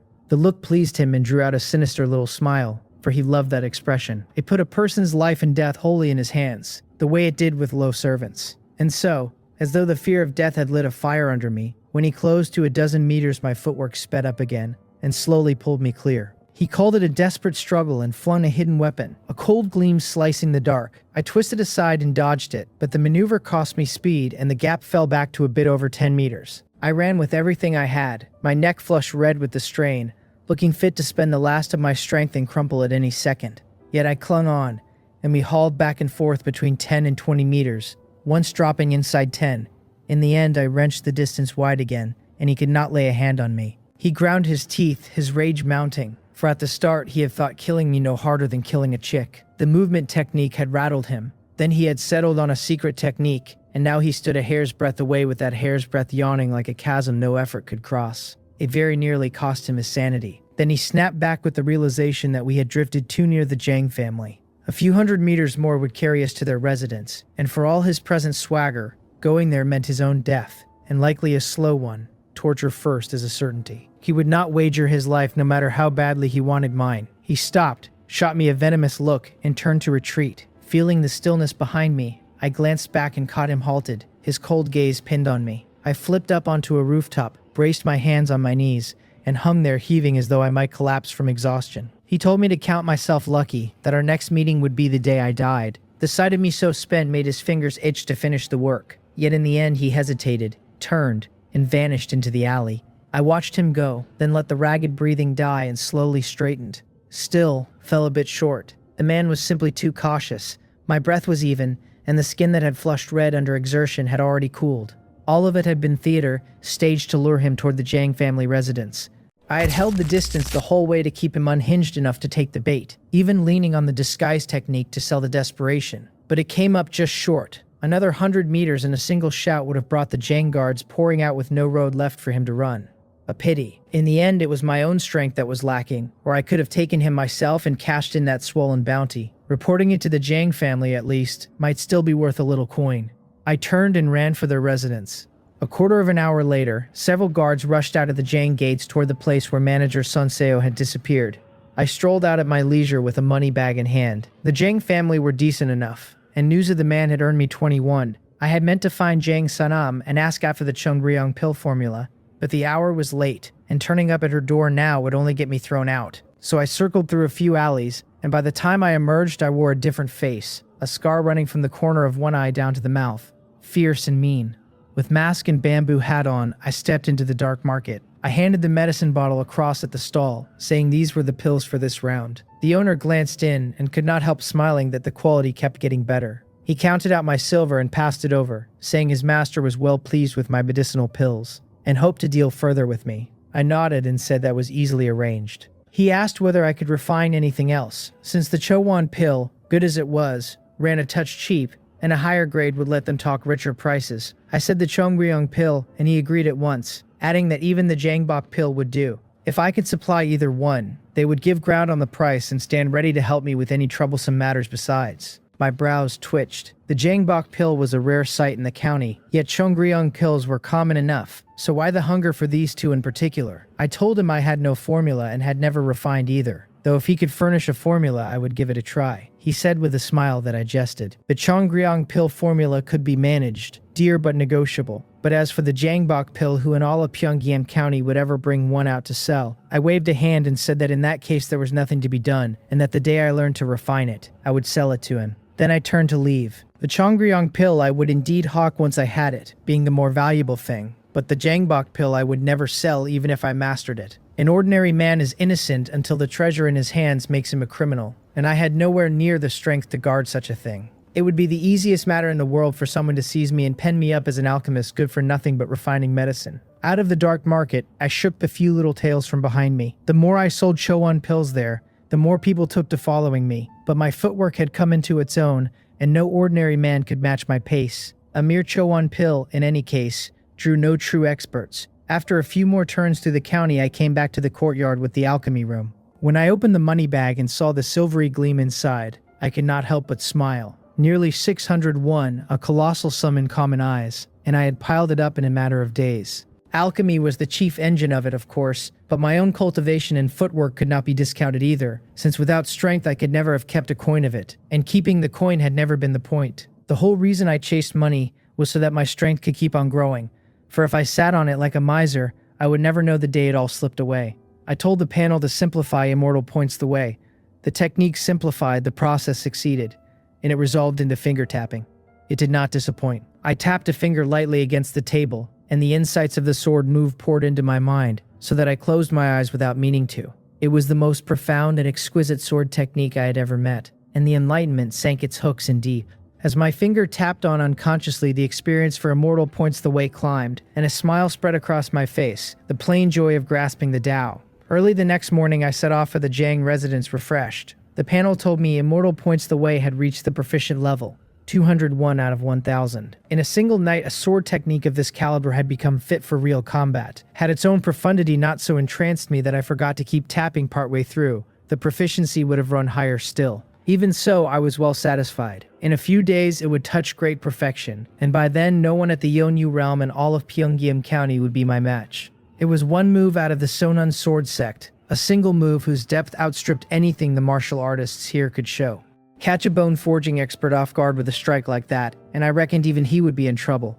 I put it to myself plainly. Gan Ryong, whom I had crossed before, and manager Son Seo from the night past. If either grew careless, that thrust would leave him gravely wounded, and a few more of them could kill. Repeating the same move too often invited someone to read its flaws, but a man already gravely hurt would have no leisure to go looking. It lent me a little more security, though nowhere near enough, and I resolved to keep grinding. I called out to the eldest miss, Jang Sanam, as I came through the small gate into the separate courtyard and found her in the pavilion, seemingly lost in thought. She told me to come and sit, and, as though she already knew my errand, her brows drew faintly together as she asked whether it was about the Cheongreon pill formula. I cupped my hands, said it was, and asked her to bestow it. After a moment's hesitation, she said she was afraid she could not give me the formula after all. My brows knit before I could help it, and I asked why, since it had been promised. It was on account of that very formula that manager Son So had chased me the night before, a thing she should have heard about. She explained, gently now, that a few of the family elders had misgivings.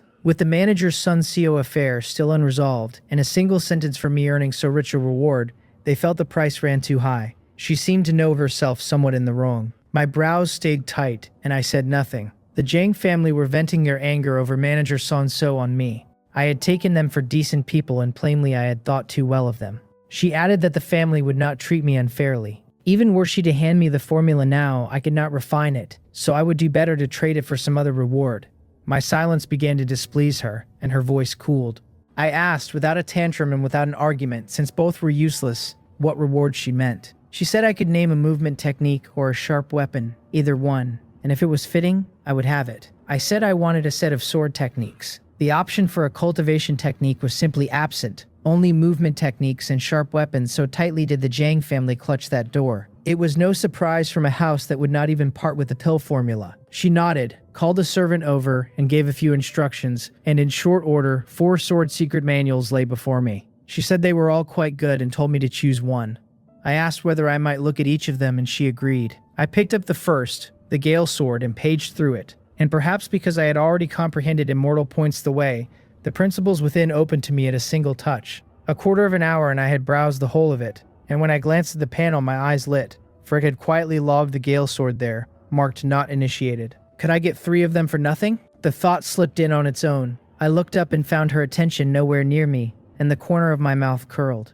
I set the manual down and started on the second sword technique, then the third a quarter hour on, and finished the fourth a quarter hour after that. Seeing me lay the last one aside, she turned and asked which I wanted. She had plainly never imagined I could learn 4 manuals in so short a span, a feat past 9 in 10 martial artists. Cultivation techniques demanded careful study, some could not be self-taught at all and needed a master's hand, and a quarter of an hour was barely enough to skim one through. I said just this one, picked it up, cupped my hands in farewell, and left the Jang residence. On the road I checked the panel and nearly laughed aloud. All 4 sat there now, the Gale Sword, the Huawul Sword, the Yamen Sword, and the Handshield Sword. Every one of them marked not initiated. I had not gotten the Qiangryong pill formula, and yet I had hardly come out behind. If anything, it seemed, I had earned a little. Not one of the 4 sword techniques was inferior to my Chungsan sword, and some ran a shade better. I called for the fusion. The Cheongsan sword and the Gale Sword vanished, and a Yulsan sword rose in their place. Then I simplified it, and the Yulsan sword folded back into the Chongsan sword, exactly as I had foreseen, so that cultivating the Chongsan sword would now raise its proficiency. Next came the grind for experience. As for the Qiangryong pill formula, I turned it over a while and decided to go ask the dark market vendors.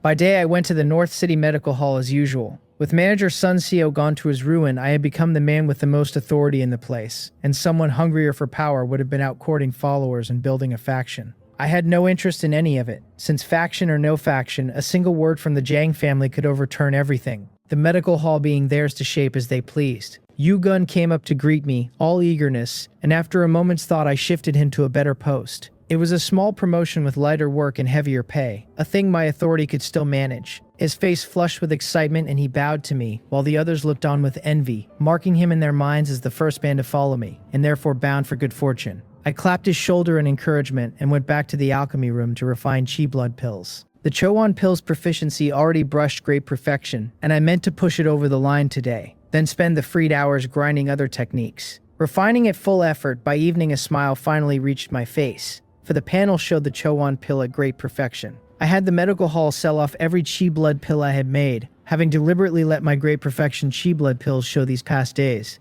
It was partly to flaunt the talent, and partly because the pills were of no more use to me. They were not worth hauling to the dark market either, since a chi blood pill fetched so little that one Chowan pill outweighed a whole handful of them. As night came on, I put on a disguise and went to the dark market, and this time I inquired in earnest. Having learned a good deal of how the place worked, I turned up a fair number of things. Chief among them was that the high-grade pill formulas were in fact sold here, only rarely, and only against goods rather than plain silver. The terms ran brutal. The gentlest of them demanded 2,001 together with 100 Chongryung pills at half price. These people had no intention of selling at all, only of fishing for a sucker. So there was nothing left to ask, since they clutched their formulas like the cords of their own lives. I stood there and wondered whether my present level of alchemy might let me reverse engineer the Chongryung pill formula on my own. I had eaten the pill before, and some of its ingredients matched the Chowan pills outright, with a few swapped out and some differences in technique. With the Chowan pill at great perfection, the moment I began teasing the Chongryung pill apart in my head, inspirations came crowding in, though hoping to refine the thing on inspiration alone was surely wishful. Let me try the bookstalls. I stepped into a dark corner, came out with my face and build slightly altered, and walked down a small street to Jidokbong's stall. He was sprawled back in a long chair and looked up at me in some surprise. Since the herbs were not ready this fast, we had worked together long enough to count as acquaintances, and our talk had loosened into something easy. I asked whether he had the Changryong pill formula. He said he did and went rummaging, and at last dug it out from the folded pages of a book in the corner, old and creased. He had plainly never expected a soul to buy such a thing. Then he fished out a Jangbok pill formula from somewhere and pressed it on me, along with the first. I glanced at the formulas without really studying them and asked instead about the startling Thundersword energy from before. It had held too many errors and gaps, and I wanted to know whether he had a more complete copy. He looked at me, taken aback that I had spotted anything in it, since every manual on his stall came wholesale from elsewhere and calling their contents nonsense would be generous. Most buyers wanted only basic manuals, and the high techniques served as amusement, something to leaf through when bored the way he himself sometimes did. For who tired of living enough to actually cultivate them? I said with a smile that a few of the phrasings had merely struck me as reasonable. He told me I had better be careful, then went digging again and handed me a cultivation technique. I looked down and read that it was a set of annotations on the startling thundersword energy. The corner of my mouth twitched at the thought of who had been idle enough to annotate the thing. I asked whether there were other versions. He said there were, that the startling thundersword energy was a top-tier entry technique of the Sonon sword sect that no end of people yearned for. With a strange look, he asked whether I truly wanted still more. I nodded and told him to give me the lot. Not every manual would simplify into anything solid, but with enough of them, perhaps some unlooked-for gain would surface. He did not refuse. He searched the bookstall and even made a round back into the house, then returned with more than a dozen manuals and set them before me. He said these were about all of them, and he would let them go cheap. Passing up money that lay there to be made was not in his nature, and since I wanted them, he handed them all over. I stuffed the manuals into my parcel, haggled a little, and put down a few won. He watched me and could not help saying I might read them, but should never actually cultivate them. I waved with a smile and turned to leave the dark market. A moment later, I stood in my courtyard, looking over the hall and my parcel, and found there was far too much to do and far too little time. The sword techniques wanted fusing and cultivating, and the Gyeonghyun force wanted pushing to great perfection. Then I had to fold together all those versions of the startling thundersword energy, with the reverse engineering of the Chongryong pill never to be neglected. Recreating the Chongryong pill was hard going, so for now I resolved to put cultivating my techniques first, and the pill formula a distant second. Not because the formula mattered less, but because it was the most difficult, and since all three tasks served my strength equally, the choice made itself. Time drifted on. By day I practiced alchemy at the medical hall, though only a little, stopping after a few furnaces of chi blood pills. Then came the grinding of immortal points the way, since nothing else lifted my strength so plainly, and once it reached great perfection my killing move would be complete. Mercifully, a matter as simple as tapping a finger tested nothing but hand speed, and in a mere 2 days I had carried Immortal Points the Way to its peak. The panel read Immortal Points the Way, at great perfection. In the courtyard a flash of sword chi streaked out and bored a soundless hole through the rockery. I sheathed the blade calmly, went to study the hole, and could not keep back a smile. Yu Gun's voice came from beyond the gate then, calling for me in a rush. I opened the door puzzled, and found him panting outside. I asked whether something had happened at the medical hall, since I had stayed away today on purpose to test Immortal Points the Way. He lowered his voice and told me the new manager had taken office and wanted everyone at the medical hall at once. Most had assumed the post of North City Medical Hall manager would fall to me, given that my connection ran to Jang Sanam of the Jang family. It startled them that a new manager had arrived in a handful of days, and I had not been raised at all. Yu Gun clearly expected me to be furious, and clearly found me calm instead. Of course I was calm. If the Jang family could renege on the Cheongryung kill formula, how would the manager's chair ever have come to me? Besides, I had no appetite for it. The money would rise little and the work would pile high, and the way things stood suited me far better. I told him we should go and meet the new manager together, and set off with Yu Gun trailing carefully behind, feeding me what he had gathered.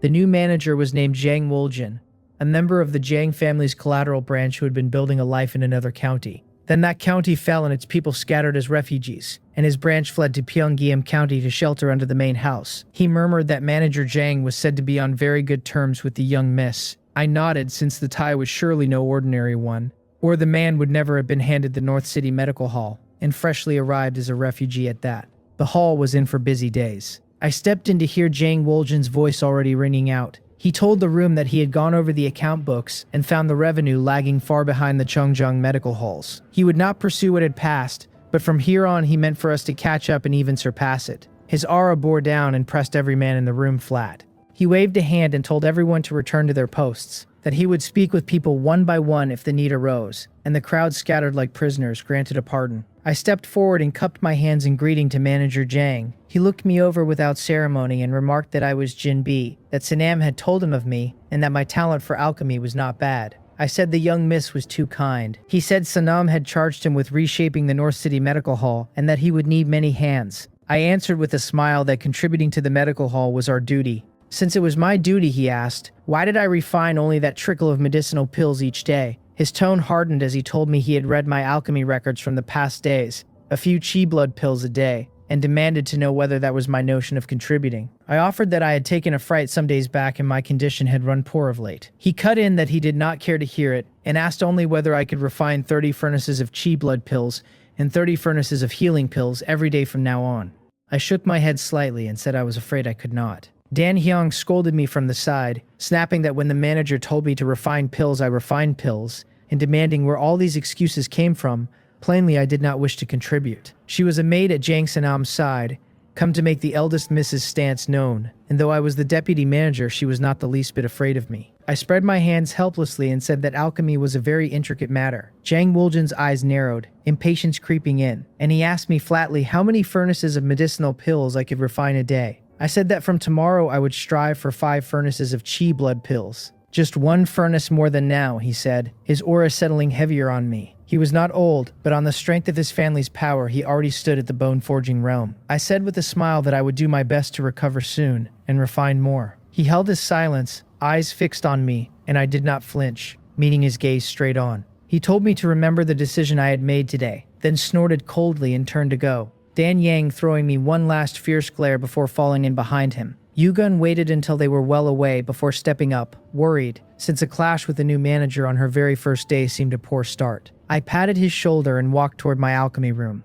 Jang Woljin was a new official arriving with his 3 fires lit, and he plainly meant to make an example of me first. Had I truly agreed, my time would have been crushed flat, leaving me no strength for my own work, and he would only have heaped more on me after. Deputy manager or not, my foundation ran shallow. The others thought I had Jang Sanam's backing, but she had never once counted me as one of her own, whereas Jang Woljin was her true kinsman. Once he had a grip on me, the rest would see even I bent obediently, and none would dare slack. I had become, at a stroke, a tool in his hand for whipping the North City Medical Hall into shape. Dan Hyang said, put out, that since I was so uncooperative, she would surely report it to the young miss when they returned. Jang Woljin said there was no need to trouble Sanam over such a trifle, his eyes narrowing to a sneer. If I had refused him outright, he added, he could still have respected me as a man, but this kind of shuffling excuse was worse than a woman's, and he found himself looking down on me. Dan Yang laughed at his side, for how would I ever have the nerve to refuse him to his face, when I would be beaten flat as one only at the skin-refining realm?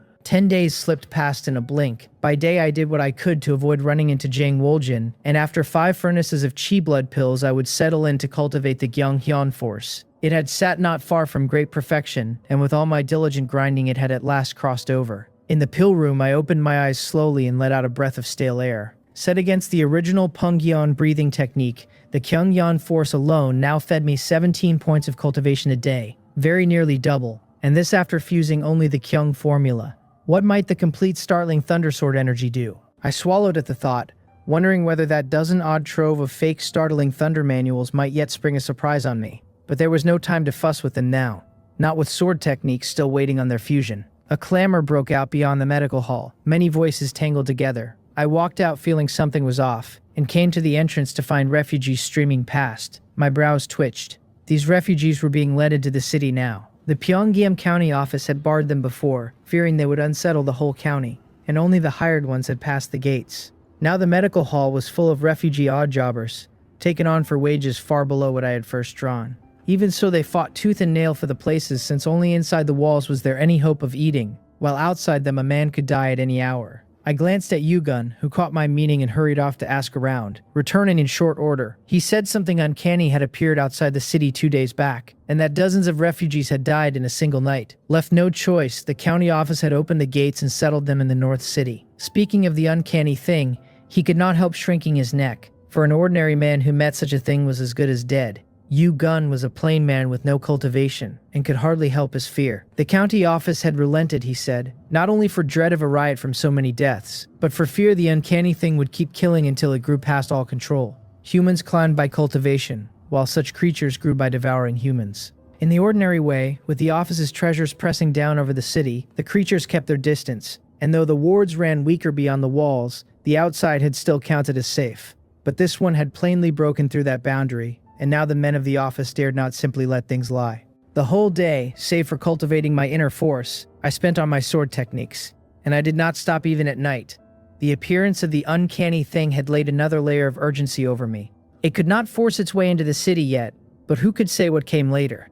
Pyongyang County at night ran louder than usual, and now and again a sound reached me from far off. Early the next morning, when I reached the medical hall, I found everyone murmuring to one another, so plainly something had happened again. I asked Yugun, a little startled, whether 19 people had truly died in the city overnight, since I had expected an uneasy night, but nowhere near that many dead. He said fearfully that there had been refugees among them and city residents both. In one wealthy household, 7 had been killed before the family gave up silver of their own accord, and the rest were spared. My brows drew tight. Refugees had no such strength in them. Wealthy houses kept hired guards as a rule, and if the refugees could beat the guards, they would have entered the city to work long ago rather than drag things out to now. Could it be that those mountain bandits had dressed themselves as refugees and come again? The faces of Ganriang and his crew rose unbidden in my mind. If it were truly so, then Pyongyang County would know no peace from here on. For among so vast a tide of refugees, the county office could never sort the bandits from the ordinary folk. By night I was at the dark market. Ji Dokbong started complaining the moment he saw me that herbs had grown truly hard to gather of late. I said calmly to add 50 parts in 100 to the market price. His expression changed as though a mask had been whipped off, a smile snapping into place, and he declared he loved doing business with a straightforward man like me. I said nothing and bent to check the herbs. Gathering had indeed turned difficult, since the refugees now feared to go up Pyongyang Mountain, all the more with better and safer work to be had inside the city walls. There was no reason left to risk their necks. After a moment I stood, pointed at a few herbs, and looked at him, and he swept them away at once and swapped in fresh ones. It left me a little helpless. I could not tell whether Jidok had been quietly competing with me lately, slipping a few fakes into every batch, never many, as though he only wanted to trip me up a single time. But I had long since ground the Chowan pill to great perfection, and knew these herbs' every trait like the back of my own hand, so a slip was not in the cards. He offered no explanation at all, and I could not help laughing, since it seemed the fakes were his last shred of stubbornness. Leaving the wooden house, just as I made to quit the dark market, I looked up and saw a man ahead, and my step faltered a hair before I walked on as naturally as before. Those were the mountain bandits. I stopped at a stall and made a show of picking through the goods, while every sense bent to my right. In the dark market, most people masked their true faces, and this bandit was no different, having even worn a disguise technique to camouflage himself. But someone else had laid that technique on him, and with my own disguise at great perfection, I saw through the seams with ease. What clinched it was that I knew this man, for he was the one who, after hauling Po-Ryo back, had kicked his leg until it broke. I had looked him over a few extra times that day without thinking, and so I had remembered him. So they truly had come. 9 and 10, last night's work was theirs. I drifted about the dark market for over half an hour, until the bandit left, then followed at a distance. My footwork now bettered the average bone-forging cultivators, and though the man stood at my own rank and moved with great caution, I still ran him down to his very lodging. More than that, partway along, he stripped off his hood and bamboo hat, and I saw his present face clearly. This was the look he had been wearing about the city of late. I fixed it in mind from afar and then vanished. Deep in the night, Pyongyang County lay quiet, but the county office still labored over its cases. If last night's horrors kept repeating inside the walls, the whole county would be turned on its head. I stood off at a distance, weighed a stone in my hand, and hurled it with all my strength toward the office. Then my figure flickered and I was gone from the spot. I had done what I could, and what came next rested on how the office chose to answer. The whole of the next day, Pyongyang County stayed calm and untroubled, which left me puzzled. Had the men at the county office not believed my message, it was possible, since so furtive a method was hard for anyone to trust. But at the very least, they should have sent someone to look, and a careful search would still have turned up a thread or two. By day, I practiced the Yolsun sword, now and then studying the Chongryong pill formula as a way to rest my mind. To call the formula I had gotten from Ji Dokbong outright nonsense would be an exaggeration. Yet to say it held real worth would be one too, for there was precious little to glean from it. Luckily, I had the system panel, and simplifying the Chongryong pill formula yielded me a set of alchemy techniques for the pill. In refining any medicinal pill, there was a great deal to mind, and it was exactly such techniques that let a man steer the changes inside the pill furnace. So this set was genuinely of use, though the herbs the Chongryong pill required I would still have to deduce for myself. I had toyed with buying a few more such formulas to simplify and see what more I might wring out, but formulas found few takers, since almost no one had a use for them, and no alchemist went about buying baffling recipes off the street. Without a market, no one bothered to compile them, whereas the cultivation technique manuals at least offered amusement, while a thing as dry as a pill formula did not even ease a dull hour. So in the time I spared from swordplay, I took apart the finished Chongryong pills to read their makeup, and every so often refined a few furnaces to see how they came out. Night fell, and I practiced in the courtyard where I now lived, no longer the old one, since that place had become known to manager Sanseo. His whereabouts were a mystery, and rather than keep my guard up around the clock, I had found it more restful to move. I held my longsword and leapt through the forms, the blade's light flickering, sword chi curling faintly about the edge. A shout to kill cut through the dark from somewhere off, and I stopped and turned my head toward the southeast, where flames were climbing into the sky. My brows twitched. Was that not the very place the mountain bandits had holed up? So the county office had made its move. I stared at the distant fire while the sounds of slaughter rolled over, ragged and broken. And even at that remove, I could pick out the brutality in them. Along the way, every household had snuffed its lamps, the uproar having frightened the ordinary folk into a silence, where none dared make a sound. That crew of bandits had actually broken free. My brows knit, for the killing sounds had begun to scatter in all directions, and plainly the office's encirclement had failed. The din of charge and slaughter swept from far to near, some of the bandits rushing my way with the county runners hard behind them. Slowly the noise thinned. Whether the bandits had died or the runners been cut down in their turn, I could not say. Stray sounds lingered, but the night was easing back toward stillness. I had sheathed the longsword and was about to head indoors when 3 figures vaulted over the courtyard wall. They too were caught off guard to find me standing there. One of them said it was him. Ganriang had recognized me at once as the physician from before, and had plainly not expected to run into me here, a strange twist of fate. I asked who they were, took a step back looking overcome with fright, and stumbled and dropped to the ground. Ganriang gave the order to kill me, then turned to watch the wall warily, for any disturbance outside would send them running again with those runners still in pursuit. As for the mercy of my treating him once, he cared nothing for it, since sparing them last time had already been generosity. This time he saw no reason to show his face when it was simpler to cut the man down. I cried for help, the sound coming out oddly hoarse with what seemed excessive terror. The 2 bandits sneered and closed in, their blades hacking down toward my head. Steel bit into flesh. The 2 figures froze mid-motion, hands flying to their throats, where the blood was already fountaining out, palms helpless to stem it. A breath that was more blood than air bubbled from their mouths, no words left in them, and they pitched to the ground with a pair of dull thuds. Ganriang whirled and found me holding the longsword, the terror of a moment ago long gone, replaced by a flat calm. He looked at the 2 men still twitching in the dirt, his eyes drawing to slits, then raised them to me and said he had never expected to misjudge a person so badly. I told him he could take a good look now, and flicked the blade to shake the blood from it. He roared at my insolence, and flickered across the space between us, his blade blurring toward my neck. Metal rang on metal and drove me back a step, and as he made to press the pursuit, my longsword was already thrusting at his face. A streak of sword chi tore past, and a bloody line opened along his cheek, a few strands of hair drifting loose. Shock flooded his eyes. For a heartbeat ago that sword chi had nearly punched through his skull. Had he not sensed the wrongness at the last instant and wrenched aside, he would already be dead.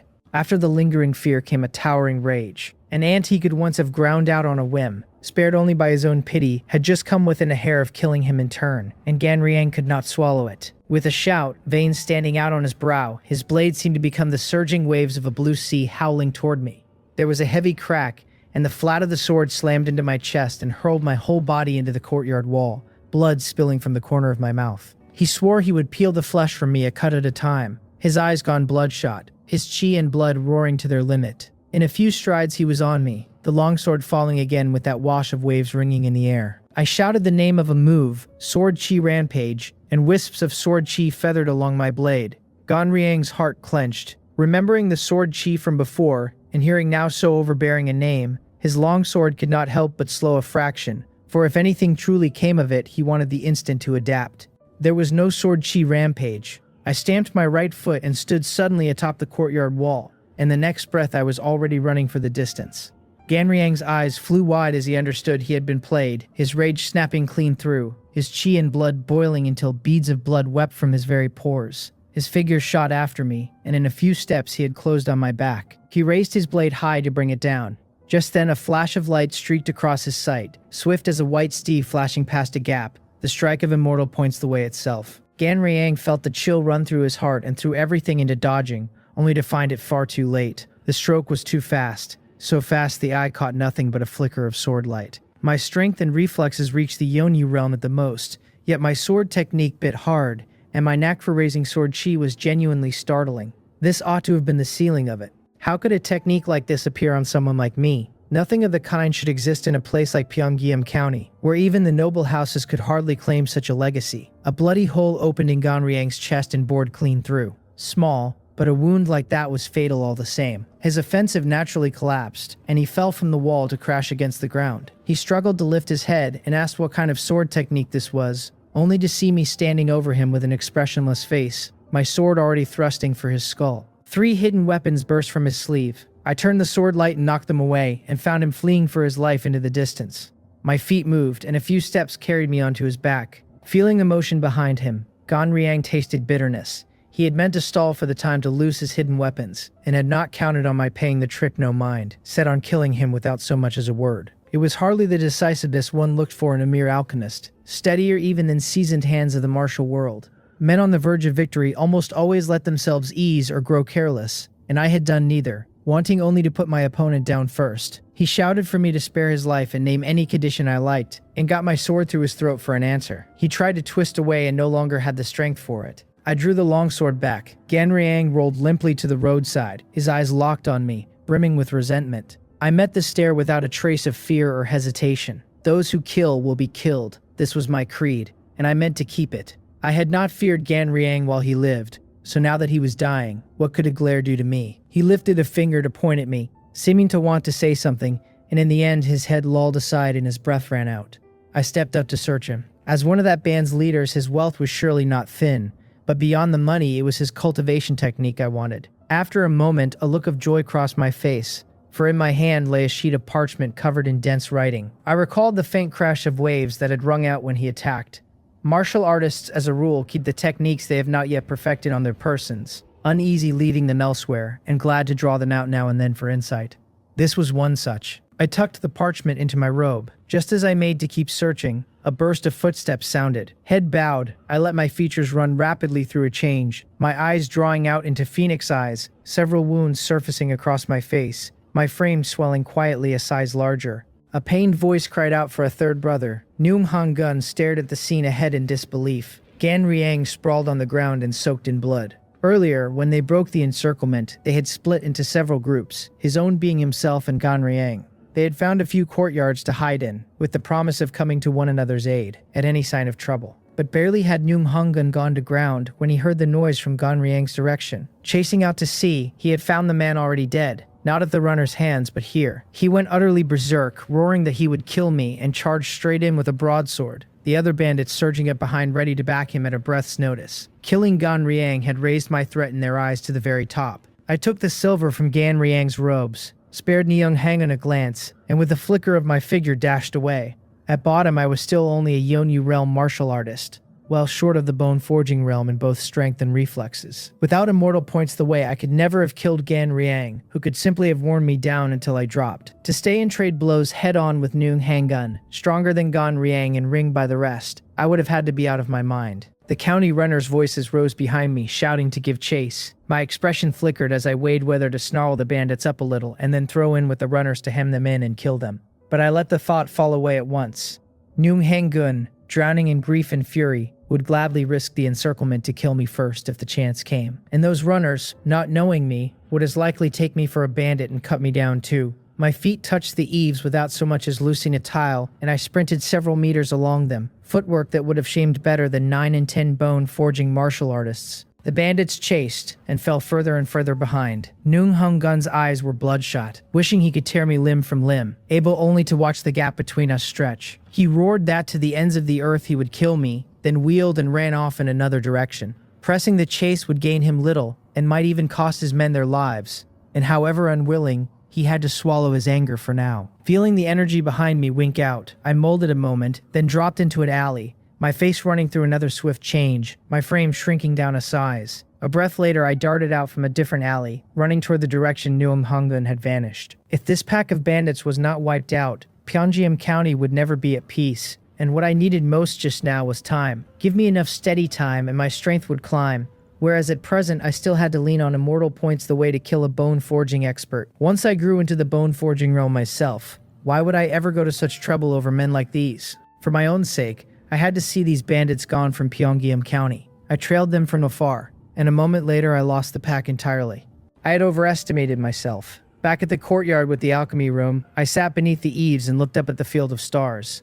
At the dark market that other time, I had held the trail only because I caught them off guard. Tonight the bandits knew they were hunted. and had surely bent every method to shaking off pursuit. Beyond my edge in footwork, my eyesight and my tracking ran plainly mediocre, and if a man like me could tail them so easily, the runners would have caught them long ago. Perhaps I should find a cultivation technique to sharpen my sight or my tracking. The idea tempted me, and then the thought of everything already crammed onto my plate dragged a sigh out of me, since in the matter of time I was squeezed utterly dry. That would have to wait for some freer day. I pulled out Ganriang's money pouch and opened it, and felt a small letdown. The silver they had plundered was surely stashed somewhere else, and the pouch held only a few dozen one of broken pieces. In the old days that might have gladdened me, but now that my alchemy had come into its own, a few dozen one could no longer satisfy me. I tossed the pouch into the fire to let it burn, and opened the parchment. The oxhide had to be ancient, worn smooth by more hands than I could count, yet the material itself had never taken a scratch. That alone made me doubt it was any ordinary yellow oxide.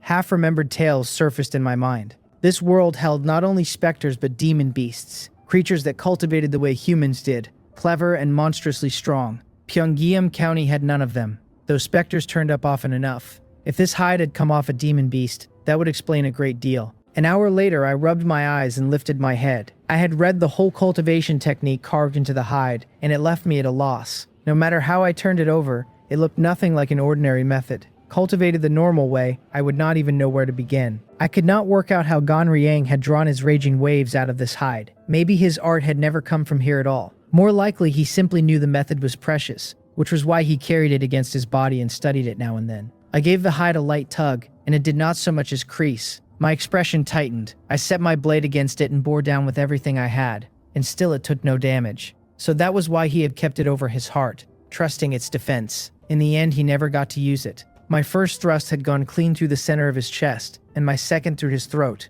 Instinct had told me a careful man guards his heart, and I had only meant to slip past it, never dreaming I would strike true by chance. The panel named the method the Suppressing Dragon Elephant, not yet initiated. It set the price of simplification at 50,000 won. My mouth twisted at the figure. Still, a cost that outrageous told me how powerful the technique had to be. My own finishing move, Immortal Points the Way, had cost only 501 to simplify. That was 100-fold difference. At the rate I earned, I could save every coin and still wait an age to gather so much. Cultivating it any time soon was simply out of the question. 50,000 won for one method. The system had a real gift for spreading a feast in front of a starving man. Early the next morning, several heads hung from the gates of North City, Ganriang's among them. The whole county shuddered at the sight, the refugees most of all. A few wore especially ugly looks, some old mountain bandits, some petty thieves. The county office had made its meaning plain, and that meaning was deterrence. Within 2 days of the crime, it had sent men to surround and cut them down. Many escaped, but many died too.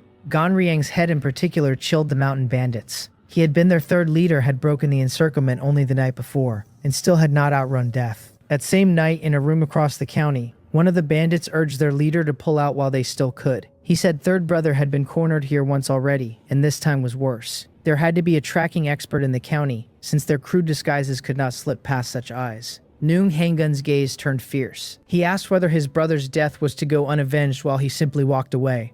The man started to say he was only worried. Noong Hanggun's open hand cracked across him and knocked him to the floor, cutting off the words in his mouth. He roared at the rest to investigate by any means and drag out the killer's name, swearing to make the man pay in blood. Seeing them all tremble, he drew a breath and ordered a few to stay behind. The others were to leave the city in batches. None of them dared refuse. Night fell, and I walked into the dark market wearing another man's face. There was no sign of the bandits anywhere. I had only ever gotten a good look at a handful, and the rest, deliberately disguised, were impossible to pick out again. I never found what I came for, but I did find a bounty notice. The face printed on it was the very one I had worn the night I killed Ganriang. Anyone with useful word of the man would earn 1,001, and whoever brought him in would collect 5,000 outright. Few could talk themselves out of chasing that. The dark market clearly ran with the county office's blessing, and yet the bandits had posted their bounty here all the same. It told me plainly how badly they wanted me dead. On my way out, I picked up a tail, so I took a few extra turns through the lanes until I lost it. Then I went home and drilled my sword forms. They had put a price on a face that no longer existed. I almost admired the effort. The days slid by. The refugees settled in and became true residents of Pyongyang County. The county steadied, and the killings in the night stopped. The one change was the bandits' bounty, which climbed to 8,001. Soon it seemed every martial artist in the county had turned an eye toward it. The reason was simple enough, since the payout was too rich to ignore. It made me wonder what they were truly after, and whether it might be the oxhide. That thought sent me back to the technique, which had a strange quality to it. After my one reading, I had already forgotten most of it, and before long I would forget the rest, so I copied the suppressing dragon elephant onto paper. The next morning stole my breath. The writing on the page had quietly shed a few of its characters overnight. No wonder the method had to live on this particular hide, and no wonder it had to ride close against the body.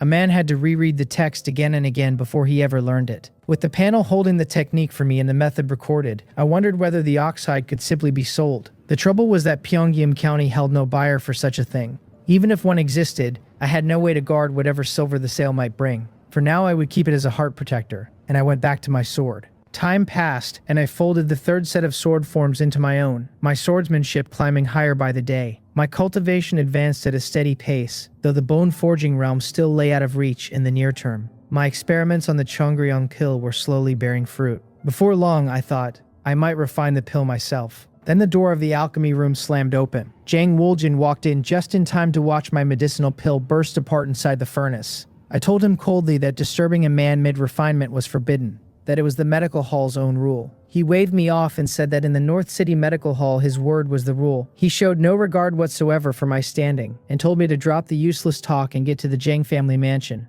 Dan Hyung at his side urged me on without any courtesy. She warned that if the young miss laid the blame on me, it was not something I could bear. Should I just leave the medical hall? The thought rose on its own, and I put it down just as fast. The Jang family had already marked me as theirs. I did not fancy my chances of paying some termination fee and walking away clean. Unless I meant to leave Pyongyang County altogether, falling out with them would only breed worse trouble down the road. I could change my face and go on living in the county, of course, and with my alchemy I would never want for a living. But after that, laying hands on any real cultivation technique or secret manual would turn difficult. The damaged manuals in the dark market were not to be trusted. I had once pinned real hope on the startling Thundersword energy, thinking a dozen copies would surely yield something. As it turned out, the panel refused to recognize a single one.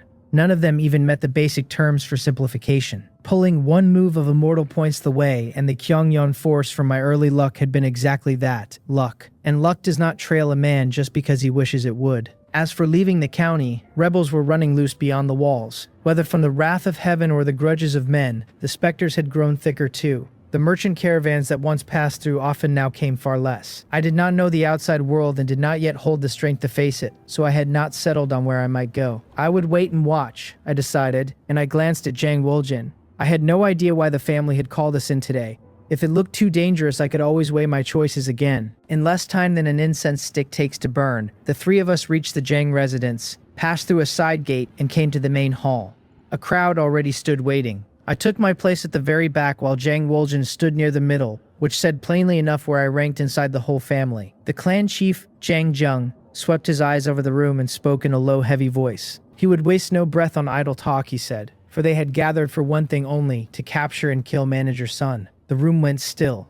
So many people drawn together, and still it came down to Manager Sun, a man most had assumed had long since fled the county. He said he wanted the man alive, or wanted his corpse, and that whoever managed it, the Jang family would reward without stint. His voice carried through the hall as a kind of guarantee. With this many eyes watching, the family would have to bring out something truly worth having, or the promise would never hold the crowd.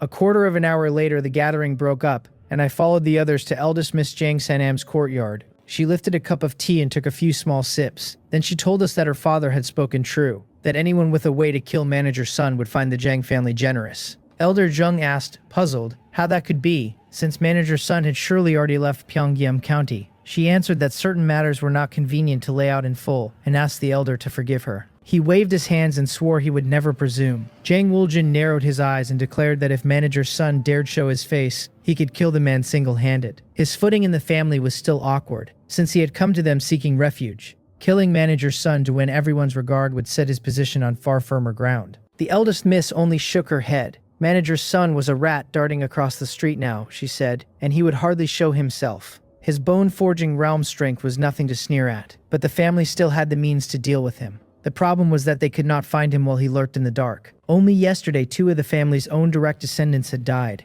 which was why they had been driven to such fury. I said nothing and kept to the side. The offer tempted me, but given the strength I showed the world, I hardly looked like a man who could kill Manager Sun. Even if I threw myself at it, I would most likely just hand the credit to someone else. A while later, we all filed out of the courtyard, and on the way Elder Jung laid a hand on my shoulder. He knew the Jang family had withheld the Shungryung pill formula from me last time, and it sat wrong with him. Yet an old alchemist had no power to overturn the family's word. In the end, to the Jang family, anyone not of their blood was simply a servant. I smiled, cupped my hands, and took my leave. The Jang family's bounty spread through Pyongyang County soon after. Their earlier one on manager's son had come to nothing. But this time they meant it. The sum high and the sweeteners real.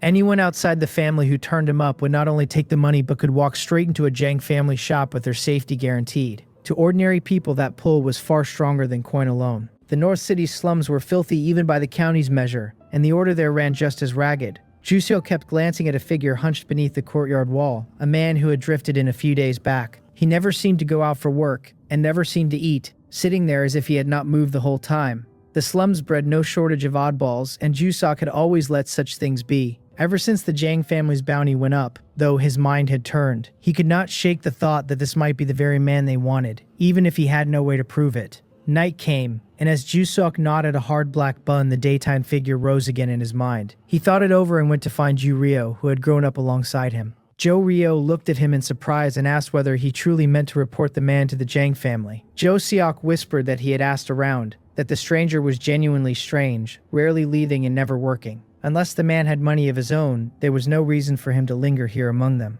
And if he had money, why stay at all? Jo Ryo frowned and had to admit it made a kind of sense. What mattered most, of course, was that the bounty was simply too tempting. Useful word alone could earn them a fat reward and a place in the family shops. Even if the offer was only for show, they would still be handed decent work. Jusok's brother scraped by as a handyman in the medical hall, fed and housed but stretched thin, keeping their whole family afloat. If this stranger really was manager's son, then all of them would climb out of the slums at last. Jo Ryo nodded and moved to pull him out the door. Then he felt his brother go rigid, his eyes locked on something behind them. His own heart lurched as he turned to find a figure standing there, watching the two of them with bloodshot eyes. The man said that hearing them speak of the Jang family, the matter must have something to do with him. He grinned wide, his teeth stained a strange bright red, as though he had eaten something no one should.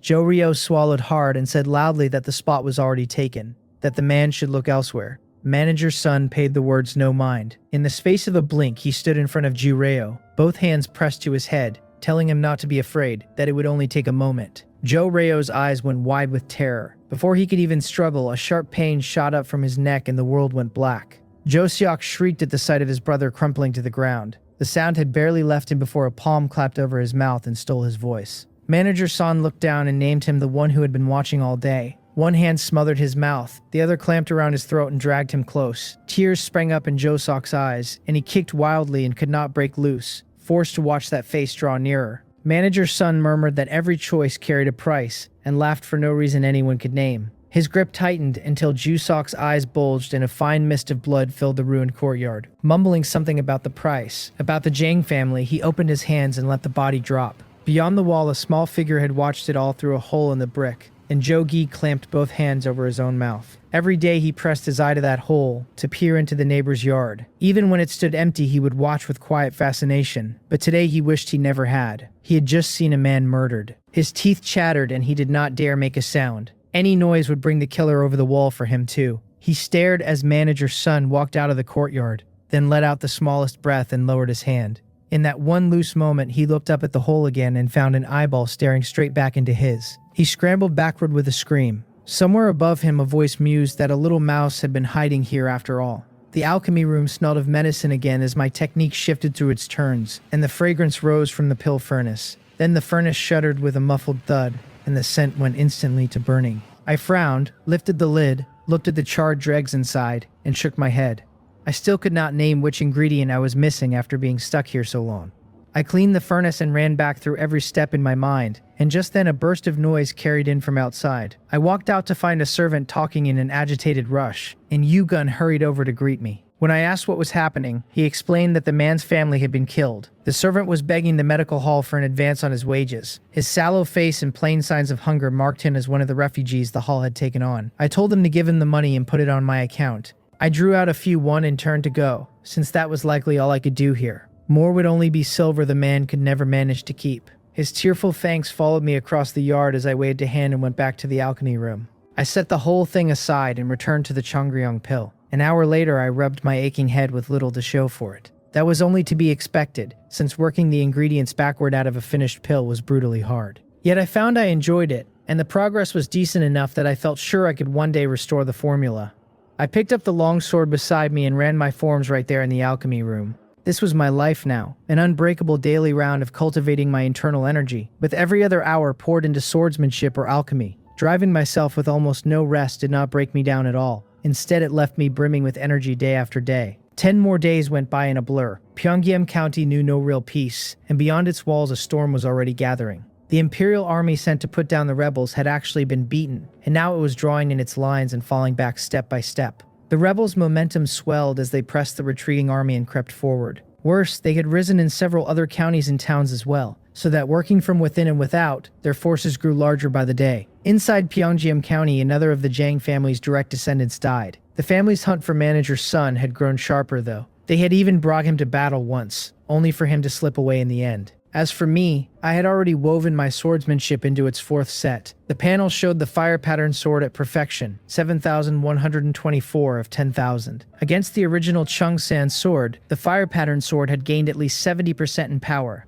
I could now trade blows with a man of Ganryang's caliber, and carried to great perfection it would let me defeat him outright, even if killing him stayed beyond me. To fight across ranks on a single set of forms showed just how remarkable the technique was. Set against the inherited arts of the county's noble houses, my swordsmanship gave up nothing at all. In the main hall I was trading notes with a physician on the properties of various herbs. The Shangrayang pill had been stuck at one stage for a long while, and talking medicine sometimes shook a new idea loose. We were still deep in it when Jang Woljin swept into the hall and called for every guard to come with him. Catching sight of me, he told me to follow along as well. He reasoned that I had at least reached the skin refining realm, more use than physicians who could not trust a chicken. The real point, of course, was that he wanted to keep me under his thumb. My expression flickered before I fell in behind. In no time, every guard in the medical hall had gathered. Jang Woljin swept his right hand forward and charged off without a word of explanation, while the rest of us followed, baffled. I ran near the back of the pack. We left Pyongyang County before long and came to a forest, where a figure stood pacing in anxious circles. He spotted Jang Woljin and rushed up to meet him. Jang Woljin asked, tight with nerves, whether manager's son was still there. The man Jang Gang tossed the money pouch he had been handed and answered with a smile. Manager's son was indeed still there, and indeed injured, he said, but they had to move fast, or others would catch the news and arrive. Jang Woljin laughed that it was only one manager's son, and swore he would remember the favor. Jang Gang cupped his hands and said he would head back and wait for good news. Then Jang Woljin surged forward past him. The guards behind understood at last that they had finally run manager's son to ground, with their manager set on taking the lead. As we pushed through the dense forest, Jang Woljin studied the stray bloodstains on the ground. His face lit up in excitement. The Jang family hated manager's son to the marrow. If he seized this chance to kill the man, his place among them would be secure, and no one would murmur about him holding the medical hall any longer. A temple rose ahead, long fallen into ruin, one of the many such wrecks scattered around Pyongyang County. It stood only because passing caravans would camp there and tidy it now and then. At Jang Woljin's order, the guards each swallowed a detoxification pill, and standing at the very back, I took one as well. He turned to the guards and told them, low and hard, that whoever killed Manager Son would have half the main family's reward and see his wages tripled. The man was already gravely hurt, he said, and would pose no great problem to the careful. He picked out 3 guards and sent them first, and the 3 traded looks, set their teeth, and rushed for the ruined temple. Half the Jang family's reward was a staggering sum, one none of them had dreamed he would offer. With the tripled wages on top of it, their futures looked wholly secure. Above all, manager's son was injured, and a careful man might truly have a chance to finish him. The breathing of the other guards grew heavy, and a few looked ready to bolt on the spot. They were terrified the first 3 would kill manager's son and rob them of the chance. From the very back, I watched the 3 kick in the temple door and pour inside. Within moments, shouts and furious roars rang out from within. His eyes bright, Jang Woljin cried that the man was really in there and sent 5 more men rushing in. The sounds of fighting rolled on, as though the first 3 had already pinned manager's son down. The guards he had not called grew anxious. Jang Woljin kept his gaze fixed on the entrance, too cautious to send everyone in at once for fear of an ambush inside. Now it seemed manager's son had truly reached his limit, unable even to shake off the guards tangling him up. 2 of the remaining guards pressed close and urged that they go in too, plainly hungry for the easy reward before there was nothing left but a corpse. The clash of weapons never let up, as if the battle inside had reached its final stage. I was staring at the temple when a wave of cold washed over my wrist. Looking down, I found the mark of the attaching curse stirring on my skin, strangely alive. My pupils tightened. This curse was usually quiet, and as my cultivation climbed, it had been slowly wearing away. So why had it come to life like this? Jang Woljin pointed the last 2 guards inside, and they answered eagerly and dashed in. Then he turned to me and told me to go as well. He said not to claim he had given me no chance, that it was surely almost over, that I might yet steal the finishing blow. I told him something was wrong inside, that the sounds coming out of the temple were too much like before, and I took a step back. I had noticed nothing at first, but once the mark began to stir, I listened hard. To my horror, I realized that beneath all the fierce shouting, a great many of the sounds were simply repeating. In the heat of a real fight, a man might overlook it, but paying close attention, the wrongness was there to be caught. Jang Woljin snapped that he was telling me to do a thing, not asking my opinion. He ordered me to rush in at once and not force his hand, glaring with murder in it. I could walk in on my own or be thrown in, he said, since in this medical hall he made the rules. I looked at him and could not help but shout that there was a real problem inside, that he should listen closely. He bellowed at me to shut my mouth, his long sword already half drawn, his aura bearing down on me. He demanded one last time whether I was going in or not. I said I was the medical hall's alchemist, that direct combat was no part of my duties, and that he had no right to order me around. He sneered that conniving in Manager Sun's escape was a charge that would let him kill me on the spot with no consequence at all. Since I would not take the easy road, he said, I had only myself to blame. Then he flashed forward to seize me by the collar. In the North City Medical Hall, he brooked no one crossing him and demanded nothing short of total obedience. With Manager Sun's death so near, he did not mind teaching me once more who truly led here. Rage tore out of me, and my longsword left its sheath and drove straight at him. A smug smile crossed his face at the sight. For me to draw first meant he could cripple me now, and no one would say a word. A mere skin-refining cultivator throwing his life away. He was about to press his grab faster when he realized the longsword in my hand had vanished, leaving only a streak of light across his vision. Something was wrong. His heart screamed. Just as he moved to dodge, a sharp pain lanced through his chest and every feeling there drained away. In disbelief, he looked down at the wound bored clean through him, blood pouring out beneath the hand he clapped over it. He lifted his eyes to me, filled with pure incredulity that a skin-refining cultivator could hold swordplay. Moves he could not follow. I did not look at him. I stared instead toward the ruined temple, where the din that had filled the place a breath ago had fallen dead silent. Faintly, I made out a pair of crimson eyes cast out from within, fixed straight on me.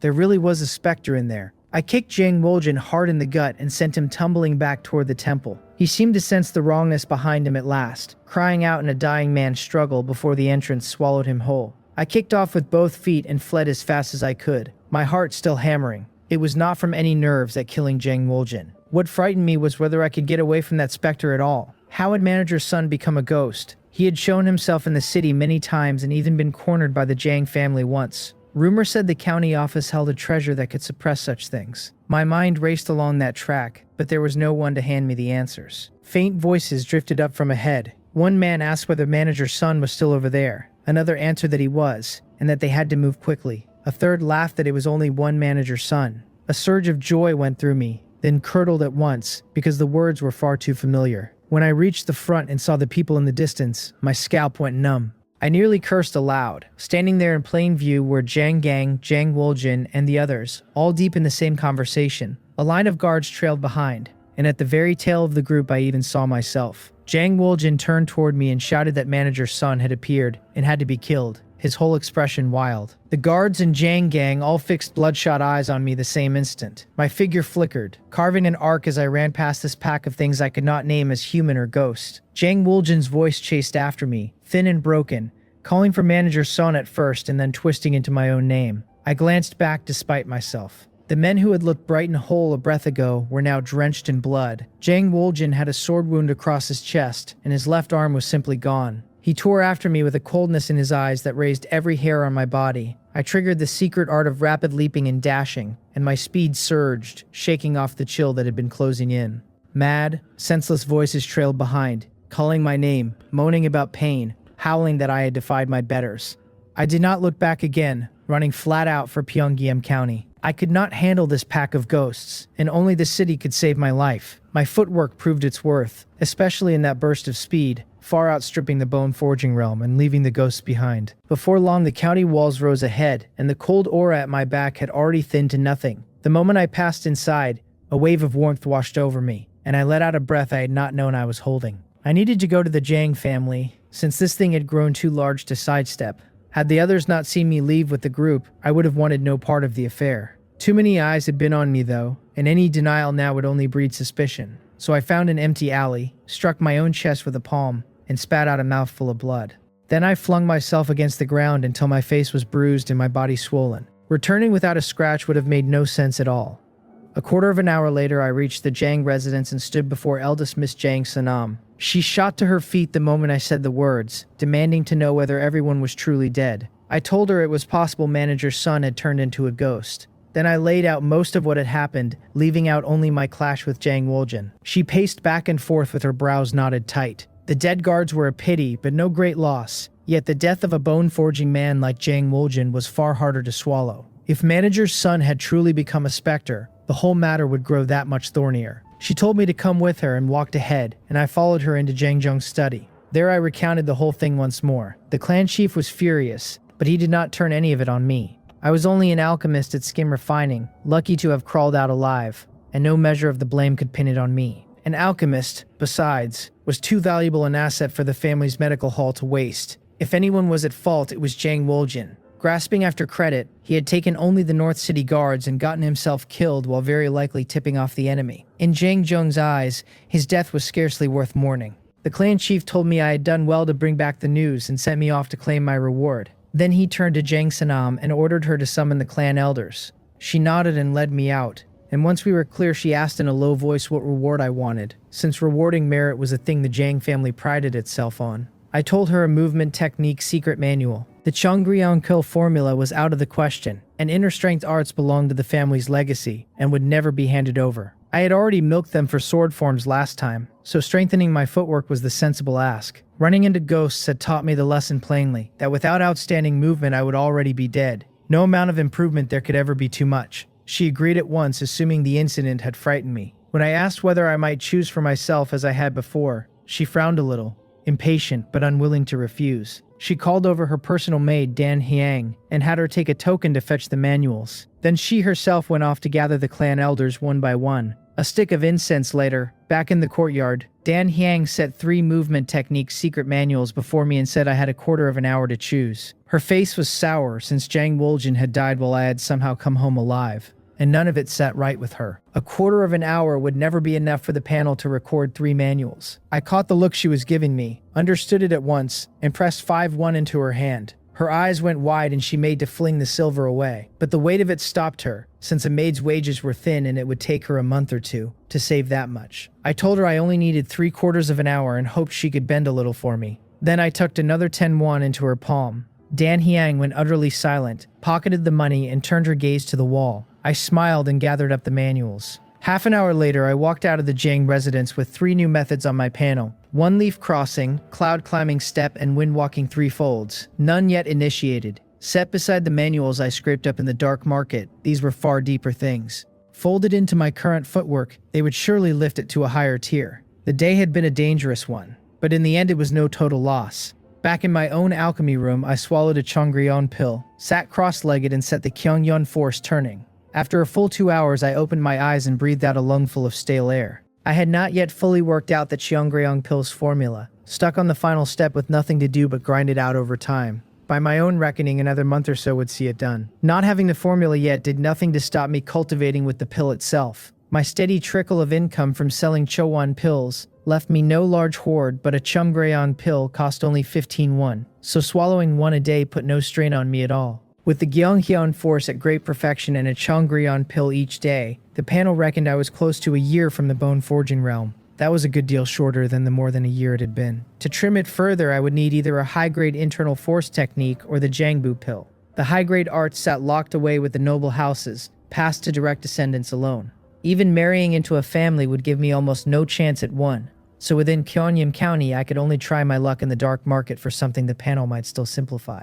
The Jangbu pill was a medicine meant for the marrow refining realm. The Chumgryong pill I took was usually bought by men at bone forging, which meant I was already swallowing pills across 2 realms. Fortunately, the Chumgryong pill put little burden on the body, and 1 a day sat well within my limits. I could probably stomach a Jangbu pill now too, but the county held next to none, and the odd one was snatched up by noble disciples before I could ever reach for it. I had never seen it in a pharmacy or a medical hall, and even in the dark market it surfaced only once or twice before being bought out. I rose and went out to the courtyard, and the long sword began to dance in my hand. Wisps of sword chi wreathed the blade until the sword light seemed to raise a flame in the middle of the yard. When I drew the stance back, a straight furrow lay carved into the ground, gouged out by the sword chi alone. The panel named the fire pattern sword at great perfection at last. 2 days had passed since the thing outside the city, and I had driven the sword to that height in the span. What pleased me most was that reaching great perfection had faintly stirred the power of immortal points the way, which should long since have been fixed. I understood it was my overall growth, loosening the move's limits. No matter how fearsome the technique, it could only manifest within the bounds of my own low cultivation and middling sword Dao. From that alone, the Seonan sword sect looked like a giant, since a single move out of one of their sets surpassed everything I had ground together through fusion. The thought only sharpened my hunger to reach them. 2 days back, the Jang family had made a great push, gathering their men with the Yamen in tow and sweeping toward that forest. It was all because Manager's son had become something like a specter, with every ounce of his hatred aimed at them. Whether the two sides ever met was kept quiet, and I took no further part in it. To the world, I was only a skin-refining alchemist, and had it not been for Jang Woljin, a fight like that would never have swept me up. Night fell, and I wore another face into the dark market. Ji Dokbong told me with a smile that the situation to the south had turned grim of late, and that I should take care. I asked, a little startled, whether the rebels might fight their way to Pyeongjeom County. Ever since the Imperial Army's defeat, the county had run thick with rumor. Some saying the army would regroup and fight to the death, others that the rebels had already ringed it in. He said he did not yet know, only that the Imperial Army was falling back toward Pyeongjeom County, with no word on where it would finally halt. When I asked whether the rebels were pressing them from behind, he shook his head and said not really. The rebels had swallowed so many cities and lands, he said, that they were busy shoring up what they held, and had no mind to give chase for now. I let out a small breath. The ground between two armies is the deadliest place to stand, and with a body as fragile as mine, surviving it would have been a real question. I thought a moment and asked whether he knew any way to reach the Sonan sword sect. If anywhere was safe now, short of the Imperial rear, it would be the territory of a top-tier school like that. Skin refining through organ refining made up the 5 realms of body refining, and above them lay deeper realms still, the true beginning of casting off the mortal flesh. It was the presence of such experts that kept the land around the Sonan sword sect peaceful. War, by all accounts, was burning through the Imperial territory from some source no one could name. The one plan I could form was to reach a great school, raise my cultivation there, and gain the strength to meet whatever came. He shook his head and said no, that the roads outside churned with war and swarmed with specters. Crossing so vast a distance was fearfully hard, he said, and things had not yet come to such a pass. I nodded with a slight frown and set to counting the day's herbs. A moment later I handed one across, at which Ji Dokbong, blank-faced, produced another from behind his back and passed it right back to me. My eye twitched, since this game of picking true herbs from false was clearly not over. Worse, he no longer wore a trace of shame about it, only a look that said he was rather pleased I had caught him. Just before shouldering my load to leave, I asked whether there was any good way to save my life if I ran into a specter. Unless I truly had to, I would never leave Pyeongjeom County alone. But if that day ever came, I feared nothing on the road so much as some unstoppable specter. Ji Dokbong looked me up and down, noted that I was missing no arms or legs, and asked, curious whether I had met one recently. I told him I had been out of the city a few times, and run into them. When he asked how I had come through, I said one I had worn down to death with my chi and blood, and the other I simply could not outlast, so I ran. The memory of Manager Son sat behind the words. That one had been far too dangerous, and I had only lived because my feet were quick enough. He nodded and said that was exactly right, that with specters you either had the power to grind them down, or you ran. If you could not run, there was nothing left to do. When I asked whether specters could cast hallucinations, his eyes widened and he asked whether I had really met one of that grade. I only shook my head and said I was not sure. He told me specters came in different strengths, and that the ones who could weave hallucinations were the most troublesome of all. Then he thought a moment, went into another room and came back with a secret manual, which he pressed into my hands while I looked at him in confusion. He named it the Chongsim technique. I asked whether it came from the Seonan sword sect, and he laughed and scolded that not every technique in the world belonged to that sect. He did not even know its origin, he said. It did nothing for cultivation and could harm no enemy, and only cleared the mind, so that at the entry level, a man kept his head a little steadier when things went wrong. When I asked whether it could break a specter's hallucinations, he nodded and said only once it was carried to a profound realm. In the same breath, he warned that the Chongsim technique was fiendishly hard even to initiate, and harder still to master, and that I should be ready for that. I took the manual gladly all the same, since it handed me one more road out from under a specter. Still curious about the sect, I asked how their disciples kept from falling into hallucinations. Jide shrugged and said the Startland Thundersword energy, which carried the power of lightning in its very cultivation and left a man wholly unafraid of specters. The Sonun Sword sect had many more arts of the same kind, he said. I grinned. A top-tier sect naturally built its techniques into whole systems and never had to fret over such gaps, while a loose cultivator like me could only stitch scraps together from every direction. For once, Jidokbong did not gouge me on the price. Maybe his conscience had stirred. Maybe he simply knew no one would ever buy so useless an auxiliary manual, one that was murder to initiate and struck at no enemy even after mastery. Without the panel, I would not have touched it either.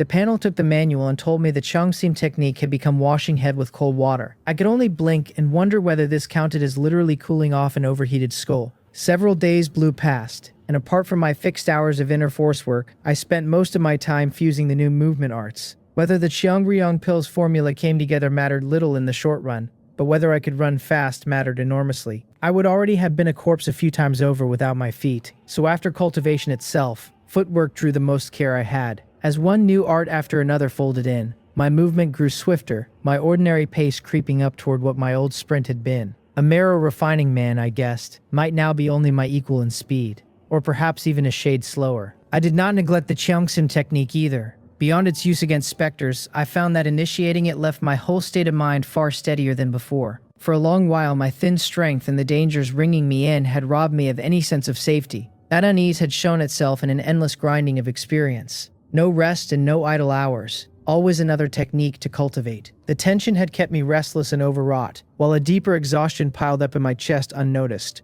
Only after the Cheongsim technique did that ease, so that I stayed watchful of every outside threat without letting it press down on me every waking moment. I could look at things with some real composure now. My labor never slackened, but my body and mind quietly began to loosen, and my whole cast of thought shifted with it. The North City Medical Hall ran on as always, and the Jang family shipped in guards from elsewhere. The manager's chair sat empty though, with no plan to hand it to me outright. They only had me shoulder the manager's duties for a while, waiting on whatever the family arranged next. I refined Chowan pills in the hall's alchemy room, having lately set the Chi blood pills aside to show off my command of the finer medicine. A man playing the part of a rising genius could hardly keep churning out Chi blood pills forever. Once the Jang family saw I could turn out Chowan pills, I felt their attitude shift plainly, lifting me from an alchemist of minor talent to one worth real attention. At this rate, in a dozen years or so, they might well press the Changryong pill formula on me of their own accord. A clamor broke out one day that the army had entered the city, and Yugun came running to tell me the Imperial Army had finally reached Pyongyang County. Whether to garrison it or merely pass through, no one could say. That evening, the grandest tavern in the county blazed with light, as the magistrate's office and the noble houses feasted the army's generals. I was invited too, though I only sat in a corner of the ground floor. Cups went round, and the room roared with life. From my corner I watched them all, offering no word and courting no talk, making myself as good as invisible. The banquet did not break up until deep into the night. The next day, the families began pouring resources into the army, herbs and medicinal pills, and grain and meat, and no small pile of silver, while conscripting able young men to fill the ranks. With the army arrived, the whole county turned frantic, and as deputy manager I had to arrange the flow of medicinal pills on top of refining Chowan pills. In private, I caught the Jang families grumbling, since a levy on that scale plainly ran past what they would have given freely.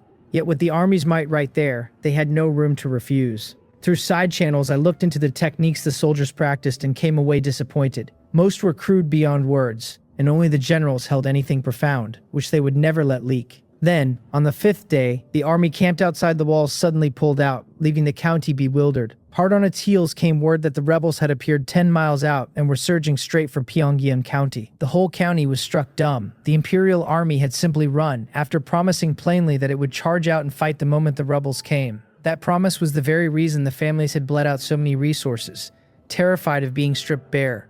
The Imperial Army at least kept some scrap of decorum, while the rebels would keep none. Now the choices were both grim.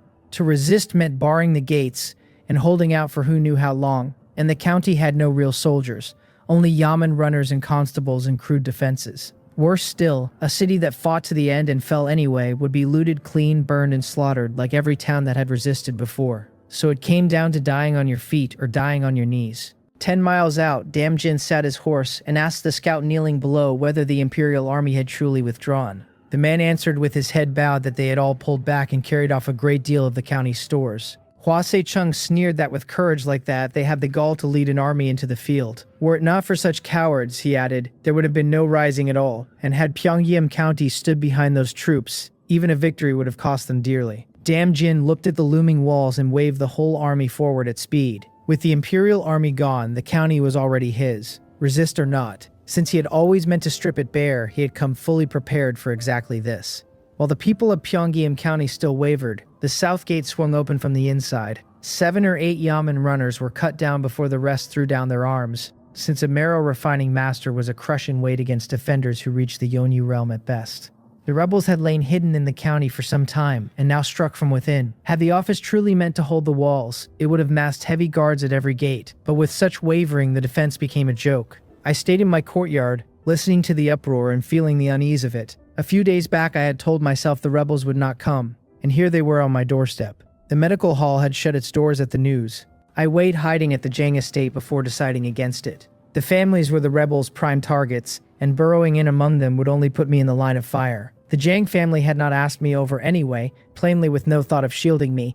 Whether the rebels would plunder commoners came down to how low their line ran, and at worst I would strike and flee. That was where my disguise technique earned its keep, since at the least I would not be recognized. It still had flaws that an expert might catch though, and I promised myself I would hunt down a stronger one when the chance came. For now I went back to the pill room and sank my whole face into a basin of cold water. The Cheongsing technique's experience ticked upward, since washing my head was no bother but doing it endlessly grew tedious. So I hit on the trick of holding my breath and keeping my head under for a stretch to make the count rise. By now I had carried the Cheongsing technique to proficiency, near the edge of perfection. Under its calm I found I could weigh a situation and choose more quickly. That mattered, because if I could no longer stay in Pyongyang County, I meant to make the long road to the Sonon sword sect. Even setting aside whether they took me in, the settled ground and the higher grade of pills and manuals would let me keep growing.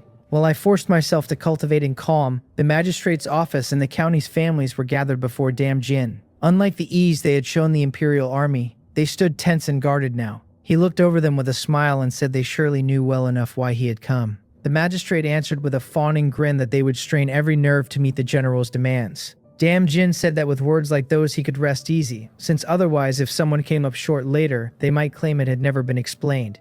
Then he swept his gaze across the families and began reading out the sums. He read them off without a pause. 100,000 won and 1,000 refined iron blades from the Zhou family. 80,000 won and 1,000 sets of half-body rattan armor from the Li family. Then on to the Zhu family and the rest. As the numbers fell, one after another, the faces of the families drained white. This was a stripping of their very foundations, with no room to bargain at all. The Zhu family head pleaded that years of poor management had left them unable to raise so much, and begged the general to be lenient. A man from the Zhang family started to protest that his was only a small house. Then a blade flashed through the hall, and both were decapitated before anyone grasped what had happened, blood spraying over the crowd. Hua Se-chung slid the blade slowly back into its sheath, a mocking smile on his face. This was no negotiation but an order, he said, and any other family that could not meet it should speak up now. Dam Jin told them to hand over the money in 2 days and the supplies in 10, then waved a hand and left the hall. The whole exchange had never been anything but the issuing of a command. The families traded glances, caught sight of the corpses on the floor, and could not help but shudder. A single word of dissent had drawn a blade with not a breath wasted. Now it was simply a matter of buying their lives with coin, the price of refusal already laid out plain. In the county office's back garden, Dam Jin worked slowly through a set of fist forms. Each strike loosed a thick, heavy force that boomed like a war drum and made the heart clench. When he drew the stance to a close, he turned to Hua Se-chung and asked whether he had found it out. Hua Se-chung nodded. The finest inner energy art in Pyongyang County, he said, was the Zhou family's Huarim energy, carried home from the outside by their old ancestor. It was no weak thing within the organ refining realm. After it came the Li family's dripping water sword, and the Zhang family's cloud-stepping sparrow, all of them remarkable. Dam Jin told him to take some men in 10 days and bring those techniques back. When Hua Se-chung noted that the owners would hardly agree, Dam Jin said to find a pretext and pull a few noble houses in with them, and someone would surely play the vanguard. A cruel smile crept over Hua Se-chung's face, since this was the work he loved most. The levies of money and supplies were only the first step. The second was to gnaw into the families and devour them whole, keeping resistance low while driving profit as high as it would go. He mentioned that some Greenwood men wished to join them and asked whether they should be taken in. Dam Jin, tipping a cup of tea into his mouth, said to do as he saw fit, and to send the secret manuals straight to him once they were in hand. Hua Se-chung cupped his hands and watched the general withdraw into the study, his eyes brimming with reverence. The next morning, the Jiang family came to me to refine Chowan pills. The rebels' demands on them ran to a huge weight of medicinal pills and grain beyond the silver. Having already been bled once by the Imperial Army,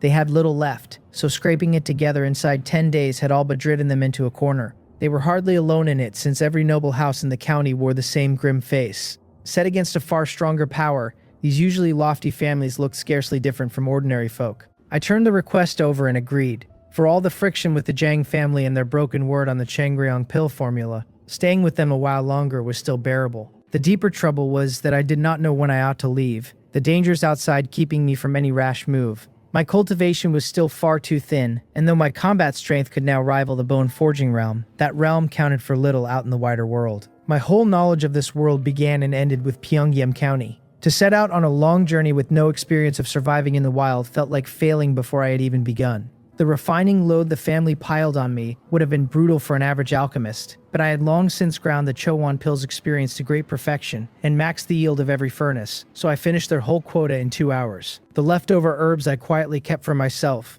Herbs could no longer be bought in the county, and no refugee could be hired to fetch them, since the rebels had sealed Pyongyang County so that men could enter but never leave. Worried about exactly this, I had hoarded some food ahead of time. Now it looked as though it would matter. The dark market, shuttered 3 days, quietly reopened. Against its old bustle it lay half deserted, with food and medicinal pills the only goods anyone wanted. Pills could be traded to the families for a little grain, and grain was the one thing that truly mattered now. I asked Ji Tukbong whether there was truly no way out of Pyongyang County. For all his tricks with fake medicine we got on well enough, and a man who had traded in the dark market this long would know the back roads far better than I did. Reclining in his chair, he said there were still ways out of the county, only that no caravan was running toward the Seonon sword sect the way I wanted. I lowered my voice and said it need not be the sect directly, that reaching anywhere else first would do. Because the families were handing over their supplies, and the rebels were reining in their own soldiers, the county sat only a shade quieter than usual, with no great burning or killing yet. But through the Chongsum technique I could feel the pressing hush of a storm about to break. In 10 days something else would give, I judged, so before then, given any chance, I still hoped to be gone. He shook his head and said there was none, that caravans had been scarce even before, and lately not a single one had come. When I asked, disbelieving, what his own plan was, since a man this shrewd could not possibly have laid nothing by, he only stood and rubbed his back. He would wait for the rebels to leave, he said. They had eyes only for the noble houses and no care for commoners like them, so with a little care they would ride out the storm. I shot him a doubtful look, said nothing more, and turned to leave. Day after day the Jiang family came to collect their Chowan pills, while order in the county rotted. The once restrained soldiers slipped their leashes into robbery and murder, some of it the rebels' work and some of it the county's own people. The evil in certain hearts was let loose the instant the lid came off. Cries and screams rose here and there, and I listened without moving, since it was already past anything I could do. I only bent harder to my cultivation, letting no moment go to waste. Perhaps it was that very pressure that broke the last barrier. On the 5th day, I finally cracked the Cheongryong pill's formula and refined the pill for the first time, the panel marking it at entry, 1 of 100. When I told it to simplify the Cheongryong pill, it answered that the work had succeeded, that the Cheongryong pill had become the Chowan pill. I could not help but smile. With no pills to be bought on the market now, being able to refine the Cheongryong pill and lean on my hoarded herbs meant I could keep myself supplied. On the 8th day, I fully merged the 3 movement secret manuals from the Jiang family, and the panel named the result the Cloud Ascending Walk at Great Perfection. Against the old crossing the river clouds, my ordinary pace was lifted clean up to what my old sprint had been, and a fresh sprint on top of that felt like lightning. It was a touch of exaggeration, but my footwork had truly climbed to a higher tier. On the evening of the 11th day, I buried my head in cold water, and all at once the world seemed to fall utterly quiet. I rose to my feet without meaning to, taking in everything around me, following each stray thought as it drifted across my mind. A sense of complete mastery over myself welled up in my chest. Almost without thinking, I lifted the long sword at my side and moved through the fire-patterned sword. I had carried it to great perfection already, yet I had never felt it this cleanly, this wholly. A single thought sent immortal points the way, lancing out in an instant. 3 sword lights flashed, then folded into one, hanging in the air for a full breath before they slowly melted away. I stared at them in delight. I had loosed immortal points the way 3 times in a heartbeat. a thing wholly beyond me before, and yet done today. As I muttered the words Three Immortals Sword to myself, a wave of dizziness broke over my head, and I had to catch myself against the wall. When it passed and I opened my eyes, the feeling of controlling everything had already gone. The panel showed the Chung Seam technique at great perfection, and I marveled that reaching that height had triggered a special state I had never expected. That command over my body and the world around me had been the kind of thing a man could lose himself in, yet its bounds were plain, its span short, and its after effects heavy, and only after resting a while did the dizziness ease off. Still, the state lifted my combat power in an obvious way, since the Three Immortals Sword I had just used could serve as a new finishing move. It was a stroke recorded within the Sonon sword, but the manual I had come by was a damaged thing, whose explanations for half its moves read as pure gibberish. So the Three Immortal Sword was in truth a move of my own making, and against immortal points the way it folded 3 strikes into 1 and struck far harder. It might pose a faint threat to a marrow-refining martial artist, faint being the word since my own inner force realm sat too low to fight enemies 2 realms above me with any ease. I counted it an unlooked-for gift. A smile was still on my face as I toweled the water off, when a burst of urgent knocking rattled the courtyard gate. Yugun's anxious voice called out to know whether I was in. I opened up to find him panting for breath, and he hurried inside and carefully shut the gate behind him. I looked at him with some curiosity but did not press. He turned to me and said in a low voice that the Jang family was gone. I could not help my start, since this was the last thing I had expected out of his mouth. He said the Zhou family had brought men and ringed the Jang estate, that the family head had been killed and many of the young masters and young misses with him. His whole body trembled as he spoke. Yugun had worked the medical hall since childhood and always held the Jang family as his own masters, so hearing them wiped out felt to him like the sky caving in. I asked after the details and pieced the shape of it together. The day before, the rebel army had joined with the Zhou family and struck the Jang family outright. For some reason no one knew. They were given no chance even to argue. Zhang Zhong died on the spot, along with several elders. Every direct descendant was killed, and only a few collateral branches barely survived. Those few were stripped of everything and driven out as wanderers.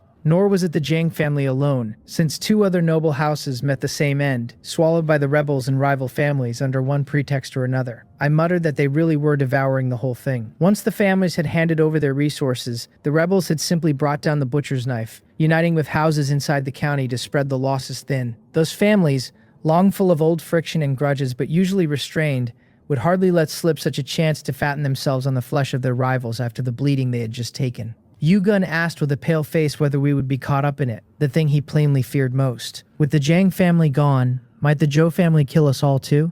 I told him that we only worked at the medical hall and were no direct descendants, so we should be fine. Even as I said it, I was not wholly sure. Common sense said the Zhou family would leave us be, and in this world there was precious little common sense to lean on. Right then, a hammering shook the door, and I opened it with a slight frown to find 3 men outside, one of them holding a portrait and glancing between it and my face. He asked whether I was Jinbi. I said I was, and asked who he might be, taking in the portrait as I did, which showed my own features rendered with genuine care. He named himself Zhou Ha and said the Cheongjung Medical Hall belonged to the Zhou family now.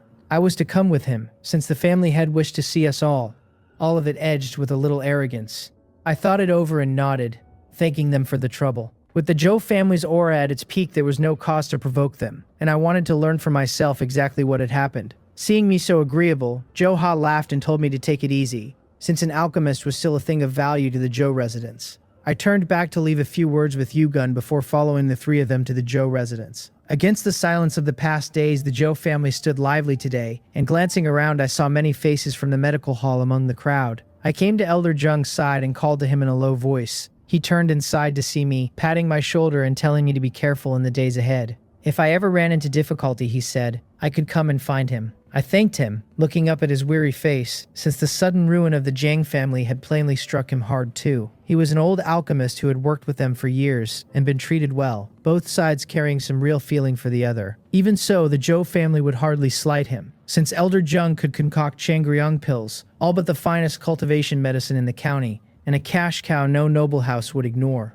Before long, the Zhou family's family head arrived in the main hall, and spoke a few soothing words that put the old medical hall and rice shop folk somewhat more at ease. I made a show of listening closely, but my attention rested on another man entirely. Noom Hang Gun, the bandit leader who had once run wild through the city, whom I had never dreamed to meet here, now sat as an honored guest of the Zhou family. It caught me off guard. I had no thought of hiding, since the face he had glimpsed back then was a false one, and now I was only a harmless skin-refining alchemist. Jo Sung-gi said with a smile that he had heard Brother Noom was searching for someone, asked whether any clue had turned up of late, and offered the Jo family's help without reserve. The night before, in the siege of the Jang family, Nguyen Hangun's strength had left Jo Sung-gi in awe. His peak bone forging cultivation joined to deep and exquisite technique marked him out even among the rebels. Nguyen Hangun swept his eyes across the hall, asking whether the county held any other well-known experts above the bone forging realm, then drew his gaze back in disappointment. Jo Sung-gi wondered whether Brother Nuong wanted someone to spar with, guessing he meant to sharpen himself for a coming breakthrough into the marrow refining realm. But Nguyen Hangun's face turned cold, his eyes filling with a chilling malice, as he said he was looking for an enemy, the man who had killed his brother.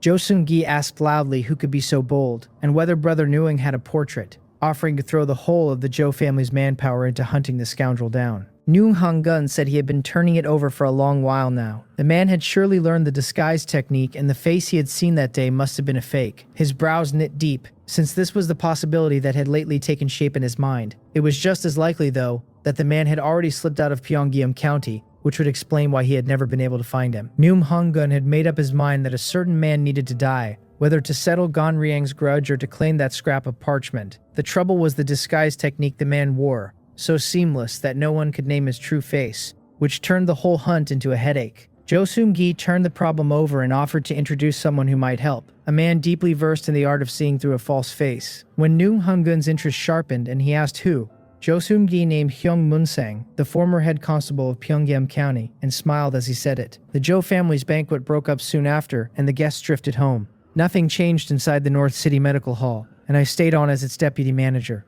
The Jo family had no better hand to give the post to, and saw no reason to disturb what already ran smoothly. In their eyes, with the ruin of the Jang family still fresh in every memory, not a soul in the county would dare slack off now. The days wore on, and against everyone's expectation, the rebel army did not pack up and leave Pyongyang County once it had bled us for supplies. It stayed. The county government survived in name only, and the rebels became the true power in Pyongyang County. The great families had assumed the rebels would move on before long, since this was only one detachment while the main force sat elsewhere. The rebels had seemed to come mostly to plunder stores and haul them back to the army. If the imperial court ever steadied itself elsewhere, a rebel band this size would be swept from the county with ease. Instead, the rebels dug in and began to take hold of everything in Pyongyang County. The gates opened and goods trickled through again. The shops lifted their shutters, and on the surface little looked different from before.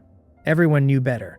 The burning and killing and looting had eased from those first days, yet it still happened here and there, and now the ones doing it were the rebels themselves. Their leader, Dam Jean, tried to rein his men in, but the army was a patchwork of every kind of man, impossible to hold to any real discipline. When a rebel soldier broke the rules, the ones who judged him were other rebels. A fair verdict would have been a miracle. Anyone outside their ranks who dared to burn or kill or loot was beaten to death on the spot. Every medicinal pill in Pyongyang County, above all the ones used to cultivate, now fell under requisition, and a full quota had to be surrendered each month before the families kept whatever scraps remained. Other resources went first to the rebel army too, though less tightly watched, and in return the rebels handed over a token of silver and nothing more. The people of the great houses were dumbfounded, since they had never dreamed of such an end, penned in and reduced to slaves who labored for the rebels. No one had imagined this. With the earlier annexations of the other families, Pyongyang County had already been weak, and weaker still now, so resistance was out of the question. Moving a whole household out of Pyongyang County was unthinkable. It was like a bondservant trying to slip his master's gate, caught and beaten to death, and any family that dared to leave now would meet the very same end.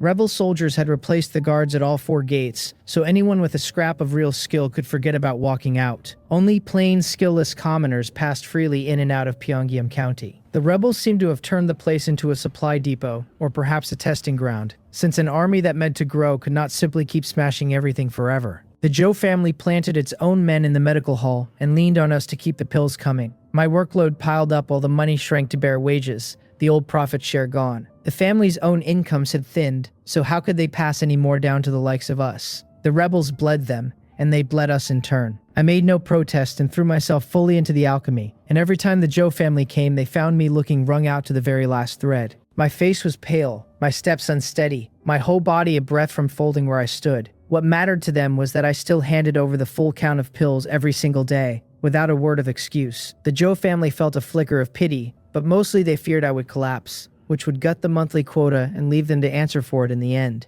So they slipped me a little more money, fed me well, and finally let me refine in my own courtyard. sending herbs across each morning and collecting the finished pills each night. Once I had wearily seen the Joe family's men off and shut the door, my back straightened on its own and every trace of exhaustion melted from my face. As far as the world knew, my hand with the Chowan pill reached only the proficient level, with a middling yield. A little over an hour was all it took to finish the day's quota, and the leftover herbs were mine to keep. Refining Chowan pills by the crate had already carried my Changryong pill to the perfection level, and before long it would break into great perfection. This life was not so bad, was it? The thought almost made me comfortable, which was exactly the danger in it. Even so, I was still hunting for a way out of Pyongyang County and on to another city. Lately, the bone-attaching curse on my arm had grown restless, the way it had once before while I was running down Manager Sun Seo, a sign that a strange entity was somewhere near. Yet I had kept to the inside of Pyongyang County, where no such thing should be, and still the curse stirred,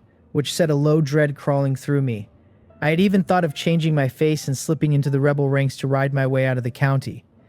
But the rebels never left, and that plan died where it stood. In the dark market, I put the question to Ji Duk Bong, whether the strange entities beyond the walls had grown thicker of late. He nodded and admitted the last while had felt wrong, that he could no longer even hire refugees to forage outside the city. That was partly for the money the families now threw around, and partly because too many people had grown afraid of Pyongyang Mountain. The rebels had marched into the mountains several times and come back with nothing. I said in a low voice that if this held, something bad was coming. He thought a moment, then told me some people were organizing a way out of Pyongyang County, and that he would send word to me when the time came. When I asked the price, he warned me it would not be cheap, that I would pay on the spot and most likely be fleeced, so I had best steel myself for it in advance. I agreed, and a knot in me loosened. As long as I could leave, the money hardly mattered, and travel fare was one thing I could cover well enough.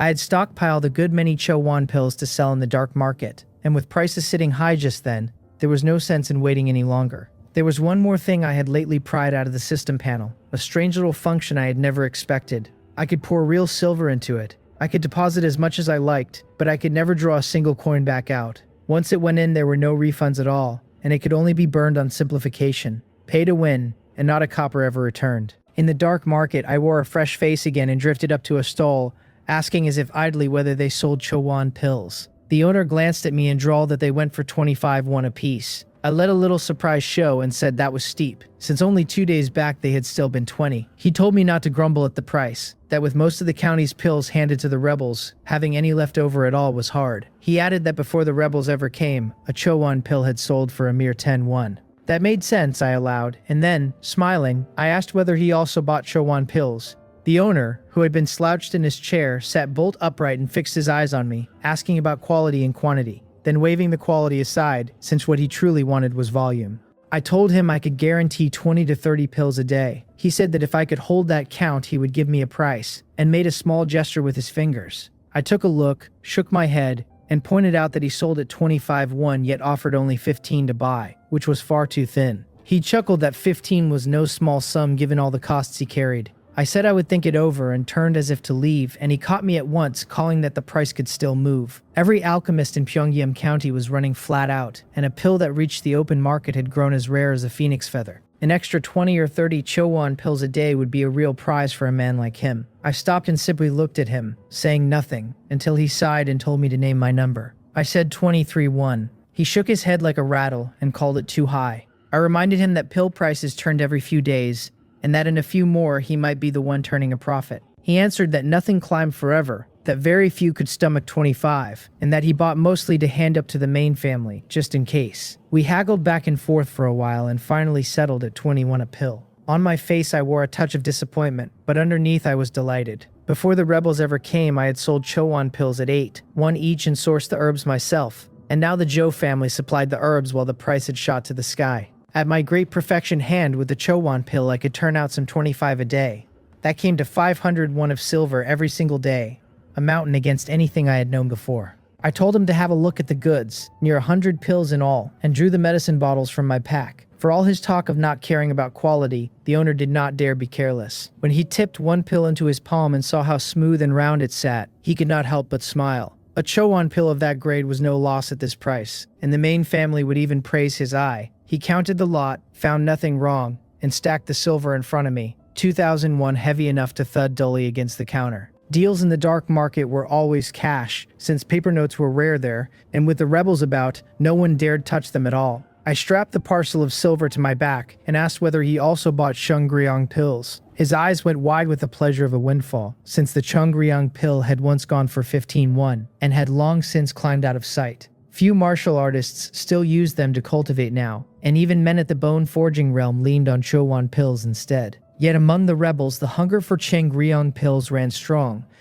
enough that a large enough batch could buy a family out of part of its Chowon and Chi blood quota. I told him I could refine them, though my hand was ordinary and the yield low, and offered that if he trusted me he could supply the herbs and we would split the take. My own store of Chungryong herbs was nearly spent, and I could no longer buy herbs anywhere in Pyongyang County. Ji Deokbong could not turn up refugees to forage them either, which left me leaning on stall owners like this one, most of them backed by the county's wealthy houses. He weighed it and proposed 1 portion of herbs for 1 Chungryong pill, plus 3 won as a labor fee. I smiled and said 6, that I liked the number, and after a moment he agreed, calling it the price of making a friend of me. Trading 1 portion of herbs for a single Chungryong pill was no loss to him, since in the old days it would have been a killing. Only the risen price of herbs had trimmed it down to merely good. I asked for 3 portions up front and said I would find him the next day. He sent a man to the back to fetch the herbs, and I did not doubt, to report the whole arrangement. A short while later the herbs were in my hands, sound and whole, and I cupped my fists and left the dark market.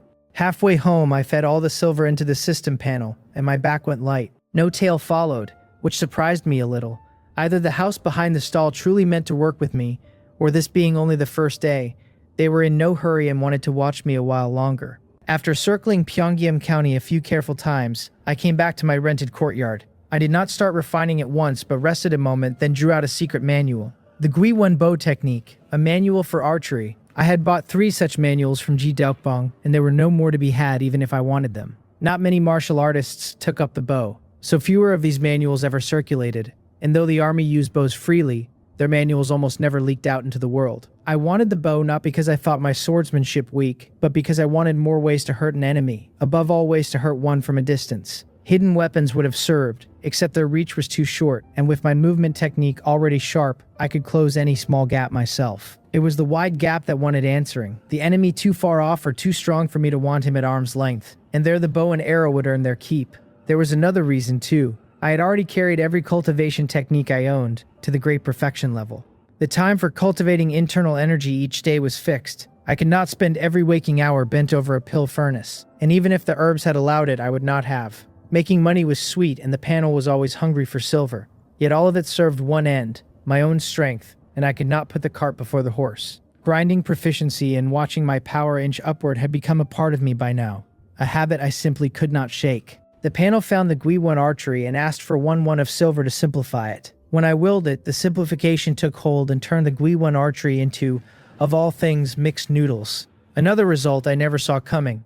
I blinked and wondered what an archery style could possibly share with a bowl of noodles, unless it was that both came down to a single strand. Then again, noodles were not sinew. I grinned and rummaged through my food stores but turned up none, though that was easy enough to fix, since I could simply have the Joe family send some over the next day. In their eyes I was a golden goose just then, and a request for a little flour would never be refused. Unable to grind the archery for the moment, I took out the Chungryong herbs I had been given. The pill's proficiency still sat short of great perfection, a few days off by my guess, but refining it gave me no trouble at all now, and the yield ran high. I could pull at least 2 Chungryong pills from a batch these days, 3 on a lucky one. That made the dark market bargain. 1 portion of herbs for 1 pill plus 6 won, a fat deal for me. Mastering a technique was the same as holding the key to a strongbox, and the higher the technique, the more silver waited behind that door. An alchemist stuck at the proficient level would truly draw 1 pill per batch and earn only that hard little fee, while I skimmed the difference off the top. The next afternoon, once the Joe family heard my request, they sent over a whole crate of noodles, mixing noodles, refining pills, cultivating internal strength. My days filled to the seam all over again, and through it all I waited on word from Ji Deokbong. Because the entities had stirred, the rebel army began mustering more often to march into Pyongyang Mountain, as though they truly meant to set the county in order. Perhaps their efforts told, since the supernatural entities on the mountain slowly thinned and no longer came boiling out to kill as thickly as they had at the start. The people of Pyongyang County warmed a little toward the rebels after that, since ordinary folk feared those entities above all else. I found no comfort in it, because the bone-attaching curse on my arm had not eased its stirring, and as the days passed it was slowly growing stronger. I would have reported the thing gladly, except my word carried no weight, and I had not a shred of proof. and no rebel was ever going to believe a lowly alchemist. In the courtyard, an arrow of mine shattered a little wooden stick that hung swaying from a branch. I lowered the longbow, having carried the Guiwan archery to great perfection with almost no effort at all. As for the mixing of noodles, nothing said how much I had to mix at once, so I did it one strand at a time. And that single crate maxed the proficiency clean out. I had simply eaten far too much noodle of late, and a touch too salty at that. The power of the style itself was nothing special, which stood to reason from its 1-1 price. It was about as basic as a technique came, roughly the equal of that gypsand fist I had started my whole road on. Even so, I was well satisfied, since in a handful of days I had gone from a man who knew nothing of the bow to one who could hit whatever he aimed at. Against that kind of speed, there was nothing left to complain about. 2 more archery styles waited, 5 or 6 days by my reckoning, and once they were done, I would go buy a better longbow to cap the whole stage off. Night fell, and in the dark market I set the day's Cho Wan and Chiangriang pills on the counter. The owner gave them a quick check before taking them with a face full of smiles, handing over silver and 5 portions of Chiangriang herbs. I packed up and turned to go, and I had not gone far from the dark market before I stopped. Black-clad figures closed around me, their blades throwing off a cold gleam under the moon, and one of them told me his master requested my presence and asked whether I would do them the honor. My face stayed calm. In a place like this, selling pills in the dark market, I had counted on trouble finding me, since a masterless alchemist was a hot piece of goods just then. The neat move was to snatch me back and set me to refining pills for them until my hands fell off. I told them it was too late tonight, another day. Even as the words fell, I was already in front of the nearest man, the blade I used to hide my identity slashing at him. One of them barked at the rest to break my legs and spare my hands, as if they had known all along I would not come quietly, and every blade swung at me together. I smiled and let the Changxim technique open, and the whole world seemed to slow and hang still in my sight. Their next moves lay bare before me, and a feeling of complete command settled in my chest. My long saber turned as if by accident, internal energy bled through it, and the 5 men groaned as one and lost their weapons from their hands. They recoiled in terror, clutching their wrists, and then their calves split and blood burst out, and they could hold nothing back and went down screaming. I laughed aloud and leapt from the spot, gone before they hit the ground. Whoever had sent them, and whoever else might be watching from the edges, my point was already made. It was to teach the noble houses that this alchemist did not lead easily, that a man with such cultivation would bite back if they pushed him. The safe road was the one we already walked together. I had seen this coming a long way off, and to keep this face clean of my true one, I had not even drawn my sword. If you meant to make money, you always had to eat a little risk. Not far off, Nguyen Hangun watched my strokes and shook his head, muttering that I had a good eye and an ordinary saber. Beside him, Hyung Moonsong said they should follow me, that this man's disguise technique was fine enough that even he could not read the true face beneath it. He added that if Nyung Hangun gave him the portrait, I might yet let something slip. Nyung Hangun agreed, and the 2 of them flickered off after me. I was about to shake the little tails at my back when 2 far quicker figures came rushing up. I frowned, half of a mind to lose them outright with my movement technique, until I saw Nyung Hangun's face clearly. Neither man had bothered to hide his features in the dark market, bold with the confidence of real skill. Several thoughts ran through me at once. I ruled out my true identity being known first of all, and the aura the 2 of them carried did not feel like men come to kill. I hesitated, then decided to see what they wanted. Mostly because if I meant to keep trading in the dark market, these 2 were not the sort I could simply dodge forever. A moment later, Nu Hung Hoon and Hyung Moonsong stood before me. Hyung Moonsang cupped his hands and begged my pardon for the intrusion, saying they had a request, while Nung Hangun studied me from the side. Height, eyes, face, not one of them matched, though a disguise technique refined to a subtle enough level could change all of it, and very few men alive knew the art that well. More than that, the movement technique I had just shown ran nothing like the one from that night, more graceful, more nimble, a wholly different style. For a loose cultivator to lift his footwork that far in so short a span was next to impossible. Nung Hangun drew his gaze back and pulled a portrait from his robe. I said nothing and only looked at the 2 of them. Hyung Moon Sung told me to study the portrait and see whether I could spot anything strange about it. Reading the guard in my face, he added with a smile that they suspected this man of using a disguise technique, so they were troubling me for help. My own expression did not shift. I pulled on my deerskin gloves before I took the portrait. The drawing was skillful and looked almost exactly like the face I had worn for my disguise, which told me how deep an impression that night had left on Nguyen Hangun. I glanced over it a few times and looked up to say, truthfully, that a portrait alone made it very hard to catch anything wrong. A portrait was a worked thing, drawn by another hand from Nguyen Hangun's spoken account, and even if some subtle oddity had been there, no artist could have caught it. To truly tell whether a man wore a disguise technique, you had to see him in the flesh, the way Hyung Moonsung had read my own borrowed face at a single glance. Hyung Moonsung said it was a pity and shot a look at No Hangun. In truth, he knew as well as I did that a portrait told you nothing, and that Noon Hangun only suspected the disguise. He could not refuse the man, so he came to the dark market now and then to watch. Coming to me directly was only a way to let Noon Hangun study me up close and judge whether the man before him was his quarry. Noon Hangun's eyes went to my long saber, and he asked whether I usually fought with one. From the saber work he had just seen, my hand was plainly mediocre, though a loose cultivator with ordinary moves was nothing strange. I looked at him warily and did not answer, asking instead what he was driving at. He said it was nothing much, only that he had watched me down 5 men with a single move and felt an itch to trade a few blows, and he asked whether we might spar.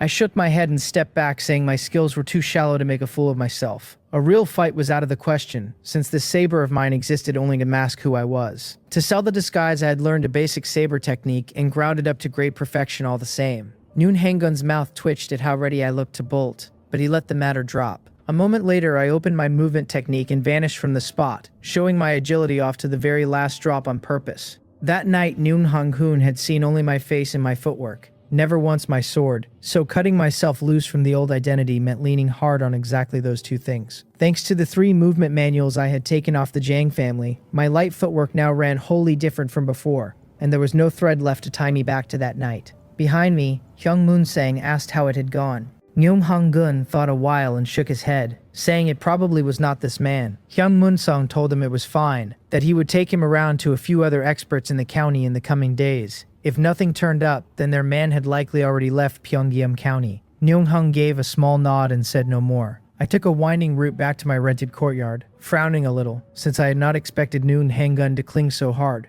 Lucky for me, I had laid a great deal of groundwork before ever selling a single pill. Back in my room, I lifted the bundle from my back and looked at the silver gleaming inside, and a smile came whether I willed it or not. Over 500 won. At this rate, the 50,000 won for the suppressing dragon elephant would take only a few months. Though I could not linger in Pyeongyam County that long, alchemy would let me earn just as fast in another city later. I wheeled the store and the silver on the table vanished in an instant while the panel's balance leapt past 5,000 won. I was admiring my savings and about to close the panel when a small exclamation mark caught my eye in the top corner, something I had never seen there before. My heart stirred and I touched it and a message unfolded in my mind, a space grid. I sat there stunned as it settled in. The panel told me that because my stored silver had passed 5,000 won, I could now spend 5,000 won to trade for a space grid. It was a pocket of room about a cubic yard in size that could store items. I had not dreamed the panel carried an ability like this. I hesitated only a moment before I chose to buy it. There was nothing large I needed silver for just now. The 50,000 for the suppressing dragon elephant was still a long way off, and at my earning speed, the simplifications would keep pace easily. More than that, a space that could carry things would be worth far past 5,000 won if it worked the way I hoped. The panel's balance dropped in a blink to a few dozen won, and in my senses a folded pocket of space opened up before me. I set about studying it, and half an hour later the excitement had drained clean off my face, and I sat frowning and rubbing my chin. The space grid could hold things, true, but it could hold only one thing at a time. Once the longbow went in, the arrows would not follow unless I first pulled the longbow back out. No wonder it had cost 5,000 won. I paced the room, turning the panel's description over and over, then stopped and walked into the kitchen. I looked at a whole sack of rice and guided it with my mind. In the next instant, it was gone from the floor and sitting inside the space grid. I called it back, opened the sack, and there were the pale grains inside. Then I tried to move the open sack the same way, and the guidance simply failed. So as long as I wrapped a thing up, the grid counted it as one item. I gathered the pots and bowls and ladles into a sack, cinched it tight, and in a blink the whole bundle dropped into the space grid. So it could be done this way after all. I could not help laughing, though hauling a whole sack in and out was still clumsy. I thought it over, and my eyes lit. Early the next morning, once I had taken in the herbs the Zhou family delivered, I went out. Against the bustle it used to hold, Pyeongyam County looked half dead now. People hurrying their errands and rushing home, none of them daring to linger in the streets. Stranger still, almost all of them were men, with hardly a woman anywhere in sight. Thinking of what the rebels had been doing, I let out a slow breath. Winding through a few alleys, I came to a carpenter's shop and ordered a cabinet near a cubic yard in size. It was split into a great many compartments, each fitted with a drawer or a little door. The carpenter said it was no hard job, only that if I wanted it by the next day it would come out rough. Rough was fine, I told him, so long as he met the rest of what I asked, and he nodded and said then there was no trouble at all. I left a deposit and turned to go. Whether the idea behind the cabinet would actually work I would only know once I tested it the next day. I had no wish to stay out long and meant to head straight back. My archery was not fully maxed, with pills still waiting to be refined and my days packed to the seam. Yet a few alleys on, my brows drew together, and without breaking stride, I kept walking forward. After I disappeared at the end of the alley, a figure glanced left and right and slipped along in my tracks, only to round the corner and find no trace of me there. The person stood baffled, and just as they moved to give chase, a shadow fell in behind them. I asked why they were following me. Their bodies stiffened, and they turned slowly to face me, protesting that no one was following anyone, that they had only happened to pass this way. I did not bother answering that. I studied the figure a moment, and my brows rose on their own as I said the name Dan Yang and asked why it was her. She blurted out asking how I had recognized her, then clapped a hand over her mouth, her face gone vexed. I asked what she wanted with me. Whoever had disguised her had a poor hand at it, and since her figure had not changed at all, I had seen through the flaws at once. Sore at her own slip, Dan Yang answered my question with a prickly tone, asking whether I still owned up to the cultivation the Jiang family had given me. Cultivation, I thought, and stalled. Before the Jiang family fell, the two of us had been partners at best, and they had even cheated me out of a Chongryong pill formula. The technique rewards I earned afterward had all been traded for merit. If I stretched the word, there was something to it since back then I had drawn a daily portion of Chowan herbs to practice my alchemy on. I asked in a low voice whether eldest Miss Jiang Sanam had sent her. I had lately learned a fair bit about how the Jiang family came to ruin. Though most of its direct line had died, some had caught word and slipped away in time, eldest Miss Jiang Sanam among them. Even now the Zhou family wanted the surviving Jiang heirs dead, but the ones they hunted had already left Pyongyang County, and no chance to reach them had come. Dan Young told me the young miss had long since left the county and asked what I was thinking, her gaze sliding away as she said it. I sighed a little. With the way she was behaving, even a clean errand would have looked crooked, though it was mostly that I had seen through her disguise first. If everyone gathered around eldest Miss Jiang Sanam was cut like this, their odds of accomplishing anything ran thin. None of it was my concern in any case, since I had no wish to be drawn in. There was little left in Jiang Sanam's hands that I would want, and the one internal strength cultivation technique she held would surely never come to me. Dan Yang looked up and said they needed some detoxification pills and healing pills, that I knew how to refine both kinds. I thought a moment and answered that the Zhou family loaded me down every day and left me little spare time, so I could offer only a small amount of each. She smiled and said any amount at all would show my good faith. When I asked how she would supply the herbs, she told me they had none and asked whether I could find a way to gather some. My eyes widened a fraction. These people wanted something out of nothing. I had already agreed to refine for them, and now they would not even bring the herbs. The medicine shops sold none, and they surely did not expect me to go begging the Zhou family for the stuff. I wondered whether I had been too soft-hearted, and whether eldest Miss Jiang Sanam's people took me for a fool. I cupped my hands, said it seemed I could not help with this favor after all, and turned to leave. Behind me, Dan Yang shouted that I was an ungrateful wretch. My steps did not slow, and I only smiled at the absurdity of it, since with certain people there was simply no reasoning to be had, because they lived forever inside their own world. Back at the courtyard, I refined and practiced in ground proficiency as on any other day.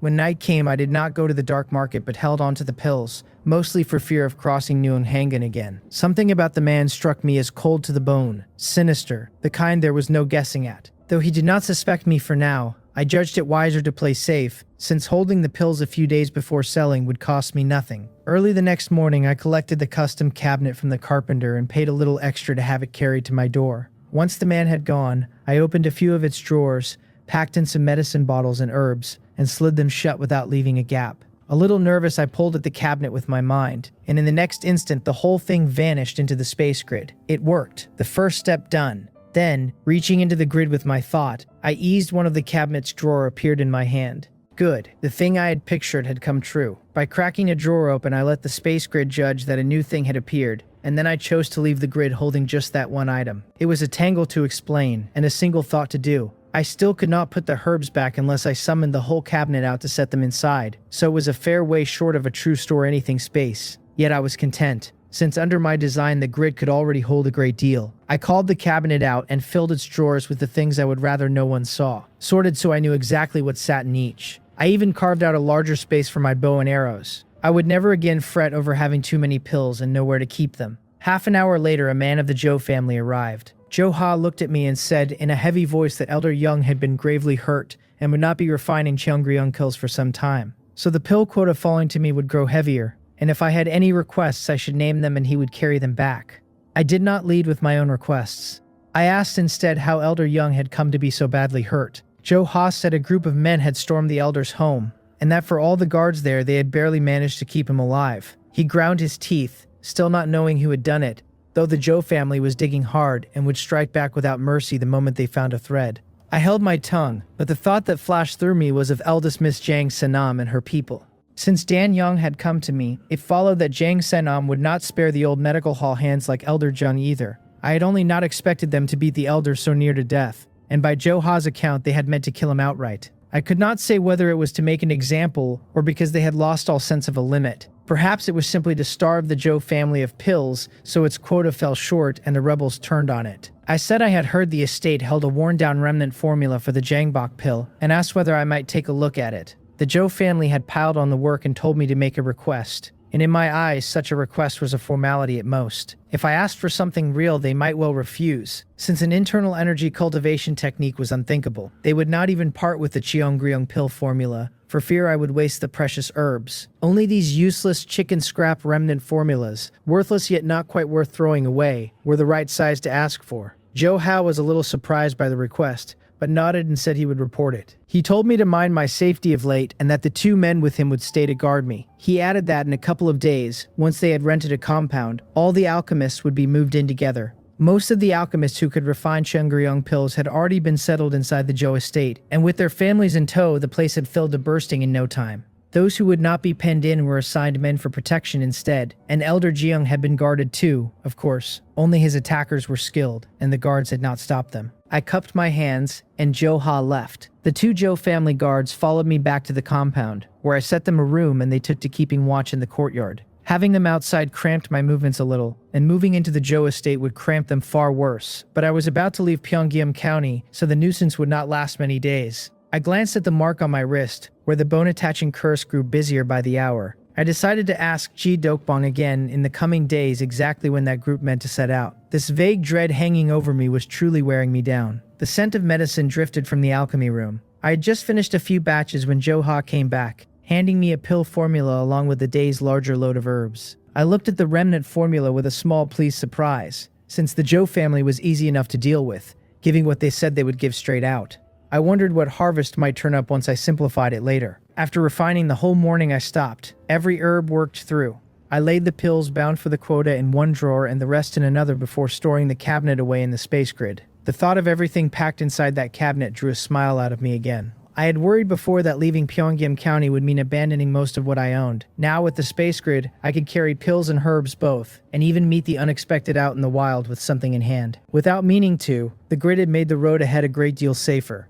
I cultivated internal energy and drilled my techniques, and night had fallen before I noticed. I was in the alchemy room turning the archery over in my mind when faint sounds reached me from beyond the door. My expression shifted. I took up my longsword and stepped out, just in time to see a black shape standing in the courtyard. The 2 Joe family guards were already crumpled to the side with blood pouring from their necks, plainly past saving. The shape looked down at me from on high and asked whether I was Jin Bi. I frowned deep and asked who he was and whether eldest Miss Jang Senam had sent him. He said I was clever enough, only that I had not treasured the chance I was given. He showed the dagger in his hand with a thread of blood still creeping along it, walking toward me a step at a time.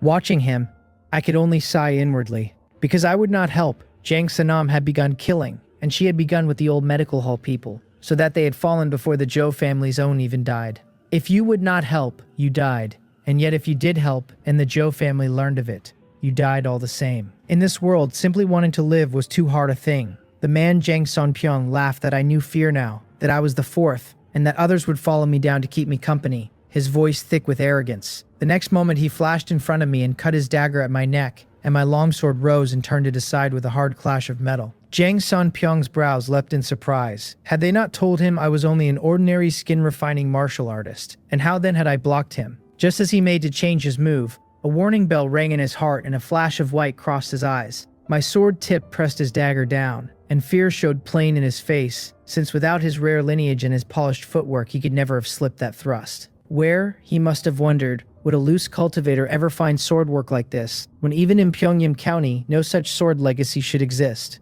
Grasping that I was not to be trifled with, Jang Sonpyeong floated backward, light as willow down. My sword changed at once, blooming open like a flame, and the sword shape swallowed him whole in an instant. With his footwork sealed off, he had no choice but to guard against what came at him, and after a moment he let a breath ease out of him. The sword work was extraordinary, yes, but it sat inside a range he could bear, and so long as he watched for that one bolt-from-nowhere strike, nothing else here could touch him. In the blink of a few breaths, we traded dozens of moves, and I came away with a fuller sense of just where my strength stood. Immortal Points the Way was still a fearsome killing stroke, but against a true bone-forging expert, a sneak strike that missed was easy enough to fend off. It was one move with nothing behind it, exactly as Jang Sun-pyong had blocked it and been fine. The fire-patterned sword was impressive too, and yet my own realm hemmed it in, so that killing a man outright with it was hard. Seeing Jang Sun-pyong slowly working himself free, I stopped tangling with him. Cheong seemed technique. 3 immortal swords. The sword chi that had wrapped him vanished all at once, and in its place a white light came flying, and he shouted that this was the very move he had been waiting for. Thinking I had spent the last of my tricks, he threw his dagger up to block in front, meaning to ride the shock of the clash away. Having seen my handful of opening moves, he half believed that in a long grind he would be the one left standing. The next moment the white light was gone, and I drew the sword back and stood still. Jang Sun-pyong stared at me blankly, then staggered a step backward. A great hole opened where his heart had been. His dagger had never blocked that stroke at all. He looked at me and murmured that it was good sword work. And then he fell, and the soil beneath him drank the blood dark. I muttered to myself that I had thought the 3 immortal swords could handle the marrow refining realm, and that I had plainly been a touch too hopeful. Without a real fight, judgment alone left wide gaps between what you guessed and what was true. Yan Riang and Jang Sun-pyong had both stood at the bone-forging realm, and yet their fighting strength had been worlds apart. Never take an enemy lightly, or one day you will not live to see the next one, because you will already be dead. I looked over the wreck of the courtyard and the bodies on the ground, and my plan had come apart. When the Zhou family arrived the next day, I would have no way to explain it, since no one would swallow that these 3 had killed one another. The neck wounds on the 2 guards were too clean, cut down without the smallest resistance. This face of mine could not be worn any longer. I sighed, gathered the 3 corpses and dumped them in another abandoned, empty courtyard. Jang Sun-pyong had carried some silver, but not the secret manual I had imagined on him. His legacy was clearly something rare, and he had simply not given me the chance to take his cultivation technique for my own. I went back to the room, stuffed everything I needed into the wooden cabinet, and sank the cabinet into the space grid. Then I changed my face and made for the dark market. Ji Deokbong caught sight of me the moment I appeared, and hurried me into the back room, saying in a low voice that he had been about to look for me. The group would gather at the wind-moving stone at the Dragon Hour 3 days from now, and they would not wait on latecomers, so I was not to be late. Before I had even asked, the word I needed had come to me, and a smile rose whether I wanted it or not. I was finally leaving Pyongyang County. My own limit had been 7 days, and if no news of a way out had reached me inside 7, I would have gone on my own. I had not dared before, but now, with the space grid to carry so much for me, I had that much more nerve. More than any of it, the mark of the bone-attaching curse sat in my throat like a fishbone. Knowing something was bound to go wrong, the only sane thing was to run as far from it as I could. Ji Deokbong pressed the time on me once more before I left, and I waved a hand and walked out. After circling a few dark corners of the dark market and changing my face yet again, I came to the stall that bought my pills. The owner lit up with joy at the sight of me, since I had not shown for 2 days and the weight had left him too restless to eat. He felt as though his supply were about to be cut off at the root. He had spent those days cursing the ones testing him, and now that I had finally turned up, he let a long breath go. I nodded to him and drew the pills from my parcel, and a quarter of an hour later the trade was done and my pack held over 1,001 more. I did not sink it into the panel this time, since I would need real silver in 3 days, and once deposited, none of it would come back out. I left the stall, and the instant I stepped clear of the shop, a sense of being followed and watched rose in me. I frowned. This was no small tale because the hostility behind it was thick, even carrying a killing edge. I let my eyes drift and caught a man looking at me as if by chance. The few offhand words the stall owner had let fall in the back room came back to me, and something turned over in my chest. Without a word, I wandered the dark market at an idle pace, and after a few crossings, when I surfaced again, I had already traded my face and my clothes for others. Those watching eyes winked out at once. I looped through the dark market a couple more times before I left it behind. A few hundred yards off, one of Neung Hungun's men admitted they had lost me. Neung Hungun kicked him over and snarled that he was useless trash, that he had been told to be careful. For days now, Neung Hungun had been seizing anyone in the dark market he found the least bit suspect. Today's man had been a long shot, the movement technique all wrong. but the disguise technique so high that he would sooner kill the wrong one than let the right one walk. He had waited so long for the seller of pills to surface at last, only for his men to lose the trail. His eyes filled with cold, and he swore that the profit in selling pills was too fat for me to stay hidden forever, that he did not believe I would never come again. To find that one man, Nuong Hangan did not care in the least how many innocents he wronged along the way. From a high vantage, I watched his side of things from far off, since after cultivating the bow, my eyes had sharpened enough to make out the scene even in the dark of night. The next moment, a longbow was in my hands. Having very nearly walked into an ambush, how could I let it pass without an answer? I drew the string to its limit, and an arrow streaked across the sky and buried itself in the chest of a rebel soldier, an archer. A cry of alarm went up, and the men around Nuong Hangun startled all at once, too sudden for most of them to catch where the shaft had come from. A second arrow, a second fallen man, another archer, and with that both of the bowmen Nuong Hangun had brought lay on the ground. Nuong Hangun's head snapped around, and he shot from where he stood toward my position, the other rebels not daring to lag behind him. On the high ground I stayed expressionless and picked the rebels off one by one, paying Nuong Hangun no mind at all. The screams came without pause, and the veins stood out on his forehead with rage, since before he had even run halfway more than half his men were dead. These were his own original followers, the ones who had thrown in with the rebels alongside him.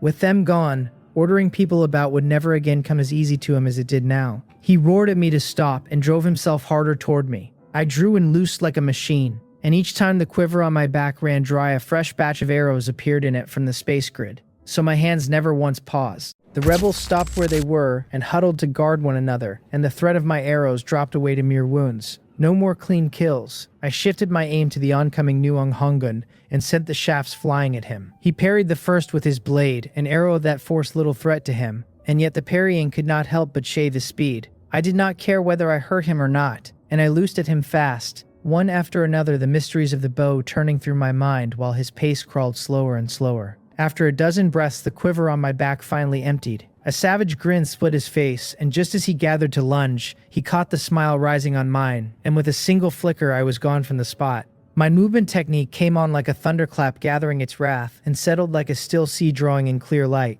and I tore away at a speed that stunned even him. It was fast enough to crush the very will to give chase out of Nuong Hangun. Even with the fresh secret technique and medicinal pill he had lately come by, he could not close the gap. It was too much of a beating to be fair. Nuong Hangun stayed rooted where he stood, furious, watching me leave with nothing he could do about it. If his two archers had still been alive, he might at least have slowed me, and as it happened, those two had been the first to die. He ground out through his teeth that I would not escape, then turned back to see to the wounds of what men he had left.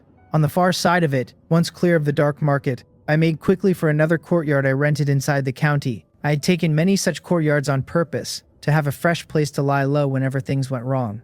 The archery was a fine thing, I thought, but the longbow was weak. Its one flaw was the force behind the shot, enough to deal with men at the Yonyu realm, barely enough for the bone forging realm. Against an elite of that realm like Nuong Hangun, the bow had been all but useless. Once I reached another city, I would buy a good bow if the chance came, and I would not let my cultivation slide either. Internal strength was the root of everything, and the finest bow in the world was worthless in the hands of a man who could not draw it. I took the wooden cabinet out of the space grid and packed the silver away into its compartments by portion, so I could reach it easily when I needed it. Early the next morning, the Zhou family came to deliver herbs as always, only to find several alchemists dead. When they reached my courtyard, there was nothing but bloodstains on the ground. The man himself vanished without a hair left behind. The Zhou family flew into a rage and joined hands with the rebels to comb every corner of Pyongyang County. I did not know whether eldest Miss Jiang Sanam and her people had been caught up in it. Playing the part of an ordinary man, I set about buying things across the county. Food, fresh water, anything I judged I might need. In a single day, I crammed the wooden cabinet in the space grid full. Food above all. Foraging in the wild was usually a sure enough thing, but I worried about the strange happenings out there, and since the grid carried weight for free,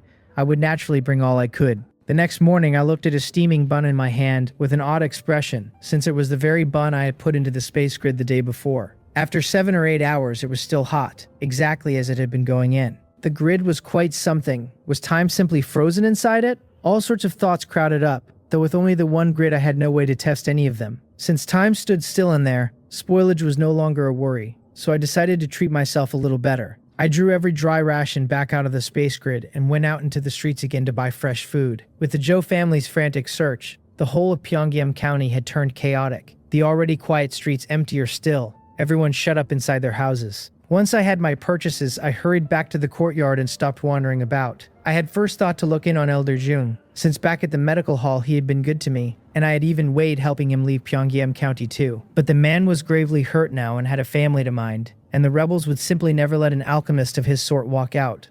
I checked over the supplies in the space grid, confirmed everything was right, then sat cross-legged and cultivated my internal strength. The sound of steady breathing filled the room while the whole night slid by in quiet. Early in the morning, I used the disguise technique to wear the face of an ordinary man and left the city. Nothing went wrong at the gate, since few people alive could see through a disguise technique, and I had ground mine to the peak, so smooth that no common eye could catch a flaw. A few miles out from the walls, I found the appointed place, the wind-moving stone. I did not go straight up to it, but took a high point to watch from, and as the dragon hour drew near, figures began to drift in below. I swept the ground around and found no ambush laid, so it was likely no trap. I checked the light, wasted no more time, and leapt across the treetops until a moment later I stood at the wind-moving stone. Every eye there turned to weigh me, and by the movement technique I let them see, an ordinary bone-forging man would have been about my match. Without a real fight, that was all anyone had to judge by. I saw Ji Dokbong, and the two of us traded a nod without a word, everyone quietly sizing up everyone else. One look around told me these were all martial artists with cultivation, not a plain man among them. Jian Yegang looked over the gathering and said in a heavy voice that the hour was about right, and it seemed this was all of us. He would not waste breath, he told us. 301 ahead, and he would lead the road as far as Hyungbun City. The moment he finished, the crowd broke into an uproar, since the price ran past what most had braced for, and even martial artists found that kind of silver bitterly hard to save. Someone said 301 was steep and asked whether it could come down. Another put in that the road ahead was meant for helping one another, and that 300 right off the top was too much. Jian Yegang kept the smile on his face, raised a hand to press the noise down, and allowed that it was a bit dear. Any man who did not want to pay was free not to walk with them, since he forced no one, and the silver was given by choice. A few traded glances, because with the country in chaos and no caravans moving, striking out alone for another city left even martial artists faint-hearted. Someone asked in a low voice whether, if they paid, Boss John could vouch for their safety on the road. He shook his head, smiling, and said he could promise no such thing, only that they would advance and fall back together when the time came.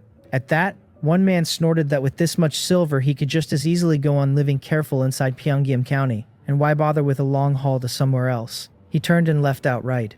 Others wavered, then peeled away after him, until a moment later only 6 of us were left. I looked at Ji Deokbong with some surprise, since a man greedy enough to try stuffing all this fake medicine into my arms had somehow proven willing to spend these 301. Jiang Yegang, for his part, only smiled at the others leaving and said that fewer people were in truth the safer number, then told us to pay up. Ji Deokbong stepped forward first with his 301 pressed into Jiang Yegang's hands, and, seeing someone pay, the rest of us handed our silver over one by one. I had tucked 501 into the big pack on my back just in case, and I counted mine out and gave it across. Jian Yegang put the silver away, his smile broadening. He said that since we would be traveling together from here on, we should each give a short account of ourselves, so we could look out for one another on the road. Ji Deokbong named himself and his staff techniques. An old woman tapped the crutch in her hand and gave her name as Peng Yu. When my eyes went to her, my nose twitched, since a faint fishy sweetness drifted off her, the smell of a potent poison. I patted the longbow on my back, gave my name as Jin Mok, and called archery my trade.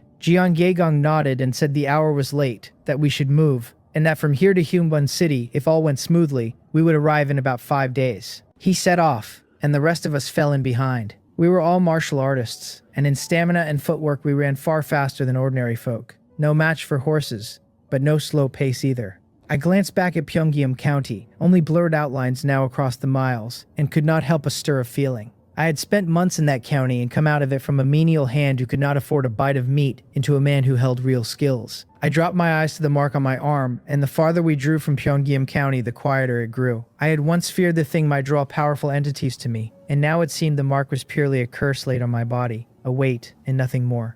An ordinary man wearing it would long since have been drained dry, and only because I rose so fast had I pressed it down instead. Or perhaps there was another reason, that against the vast trough of food that was Pyongyang County, a single grain of rice like me was simply too small to catch that entity's eye. After better than an hour without a stop, the group paused for a short rest. In the dense wood, Ji Dokbong looked at Jiang Yegang, his face bright with eagerness, and said there was no one about now, that they should hurry and split the money. Jiang Yegang laughed and scolded him for his haste, saying it was not as though he meant to keep it. He asked whether the old geezer was truly willing to leave Pyongyang County when he had thought the man would die of old age. Ji Deokbong took the hundreds of one handed to him, shook his head and said Pyongyang Mountain had turned strange, that he had not dared stay. These last days above all he had not been able to eat or sleep in peace, so Pyongyang County was likely bound for some great calamity. Jean Yegong's face changed a little, and he trusted the old friend's words. No wonder the man had kept pressing him to lead a team out. He asked whether Ji Dokbong would keep going once they reached Haeungbun City.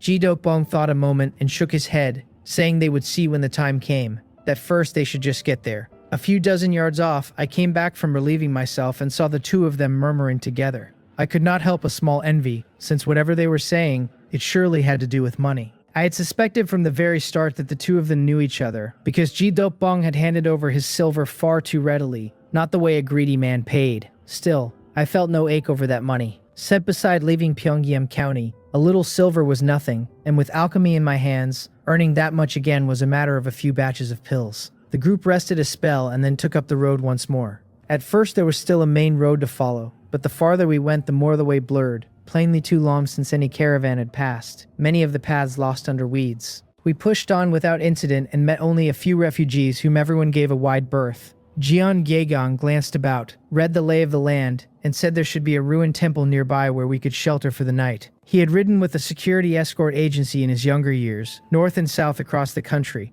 and had only lately hung it up. He had thought to pass his old age quietly in Pyongyang County, until so many things drove him back out onto the road. He led us in a few turns and found the ruined temple at last. The sight of it drew my heart tight, since both times before that I had met a supernatural entity it had been in a place just like this.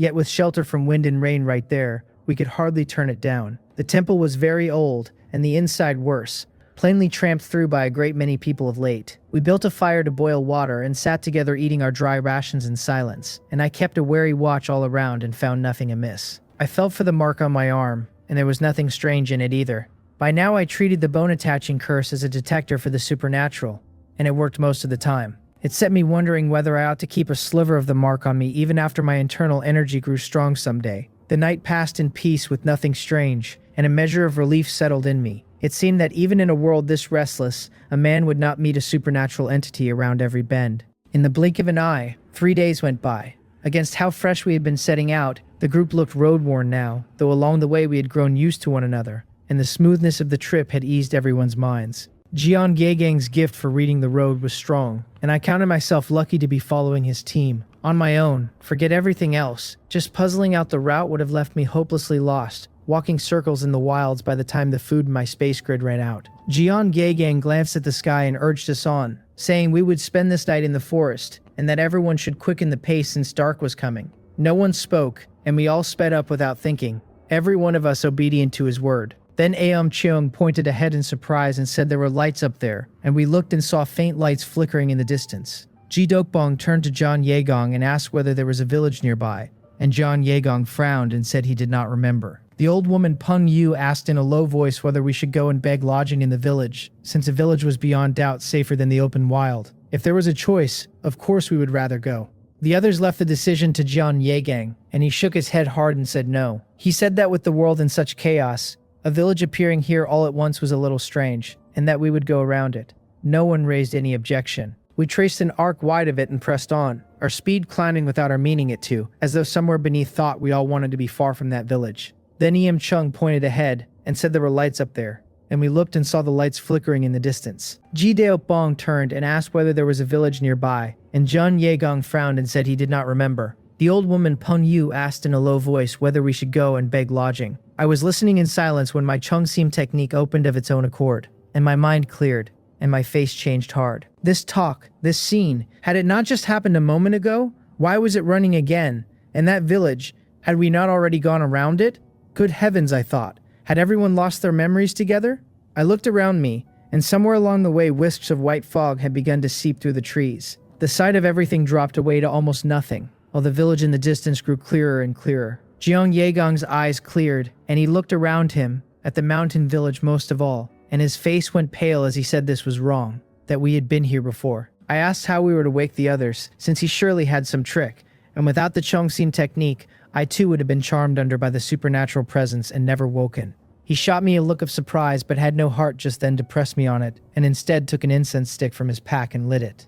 Threads of blue smoke spread out around us, and the 4 others, Cheong among them, dazed for a moment, and when they looked again at the village in the distance, their faces changed hard. Jian Yegang did not stop to explain that the mountain village was a haunted, eerie thing, only that we should go, and quickly. He ran headlong forward while the rest of us kept close behind, not daring to lag. I followed at the back, turning the Chungzim technique over and over, the icy feel of it slowly steadying me. Watching the mist crowd in from every side, I strained to see farther, the cold sensation seeping up into the sockets of my eyes. It was working, and a rush of joy went through me, only to die at once, since farther on there was no other path, only that same small mountain village. We were closer to it now than the first time, close enough to make out the houses inside. The land lay flat and open. The houses ranged in neat order, with fertile fields and mulberry trees and stands of bamboo, and little paths crossing everywhere, a very picture of a paradise on earth. Through the thin haze I could even see many figures within, every one of them turned toward us, as though they stood there waiting for us to come. A shiver ran through me and I shouted for everyone to stop, that we had drawn even nearer to that village. Everyone startled, and Jian Yegang, remembering that I had been the first to wake, was inclined to believe me and halted in his tracks. He asked me anxiously what I saw. I told him houses and fields, and many people standing there facing us, and my face was grim as I said it. Right then the bone-attaching curse felt so icy it seemed about to freeze my arms stiff, and the chill in my heart ran worse still. If we could not clear this hurdle, I could forget ever laying eyes on Hyungbun City. Ji Dailpong turned to John Gaegong and pressed him to think of something, since if anyone could lead us all out, it would be the seasoned John Gaegong. He told everyone to stay close to him, that he was going to run at full speed, and he drew a half-burned red candle from his pack with a pained look on his face. The candle looked no different from the sort ordinary households used, yet he lit its wick with great care, and a ring of red light spread out and wrapped every one of us. Whether or not it was an illusion, under that red light the chill that had soaked through us dissolved completely, and a deep calm filled our hearts. The mist along the edges drew back wherever the light touched, as though it feared this one candle. At his shout we ran, and the rest of us kept hard on his heels. All 6 of us were skilled enough in footwork that even at his full sprint we held close behind. The mist ahead fell away, and the little mountain village at last did not rise up again, and every heart eased a fraction. To see that village once more would very nearly have driven us mad. Then Jian Yegang shouted for everyone to stop, his face gone deathly pale. Everyone looked at him in confusion, but I caught sight of the red candle in his hand, already burned down past its middle in that short while. It was still shrinking before my eyes fast enough to watch, so that at this rate it would gutter out in another quarter of an hour. Ji Dokbong asked what was wrong. Jian Yegang said the candle was burning too fast, that we had not gotten clear of the entity at all but had drawn nearer to it instead. He tested the 4 directions with the flame, and only toward the southeast did the burning slow, and he called for us to go that way, and rushed out at once. I looked around me, my heart shaking. The Chongsim technique was a fine thing, keeping my head clear, but a clear head alone was not enough. If we could not win free of this place, we would likely be devoured wide awake. Worse was the faint, cold gaze at my back, raising the hair on my neck, as though the entities might spring at any moment. Then Peng Yu pointed into the distance and cried that the village, that mountain village, had appeared again. Everyone turned to look, and sure enough, it was the village we had seen before. After all that running in circles, we seemed to have come right back to where we started, and the red candle in Jiang Yegang's hand was less than a third of what it had been. He looked at the candle, then back at the village, and ground his teeth and drew another one from his pack, a pure white candle this time, unlike the red. He said in a heavy voice that this entity was too strong, that now we had no choice left but to gamble, or none of us would leave this place alive today. Someone asked what he wanted us to do. He said that in a moment he would light this white candle and throw it away, that its power was the very opposite of the red one and would draw the supernatural to it. Behind us would turn very dangerous, and everyone was to run as fast as they could. It was a desperate throw of the dice, but without it we would only keep circling until the red candle burned out and every one of us died. Eom Chiong and the rest looked at one another, and none of them moved to stop him, since no one had a better answer and they could only follow his lead. John Yegang lowered his head and lit the white candle. An indescribable scent lifted off it, and he threw it backward with all his strength, its flame guttering and flickering yet never going out. The next moment he was already tearing forward with the red candle in hand, his movement speed better than half again what it had been. The others were startled by his speed, but only I kept steady at his back, and then Ji Dukbong behind me. Eom Chung and Om Jung let out muffled grunts and drove their sword blades through each other's bodies, and as the blood spread their figures vanished all at once and reappeared close behind Ji Dukbong. The old woman Peng Yu tossed a pill into her mouth, and a green aura spread across her face on the instant. With a single step forward, she overtook the two swordsmen and caught up behind Ji Dokbong as well. A low chuckling sound seemed to drift through the mountain forest, and the mist around us thickened, though mercifully it was surging toward the rear now, the fog ahead of us thinning by the moment. Everyone's spirits lifted a little, since the white candle had truly taken effect, and the feeling of being watched without end had vanished completely. Jian Yegong's face was still flushed, but as he watched the red candle in his hand burn down at a gentler pace, he let out a thin breath of relief.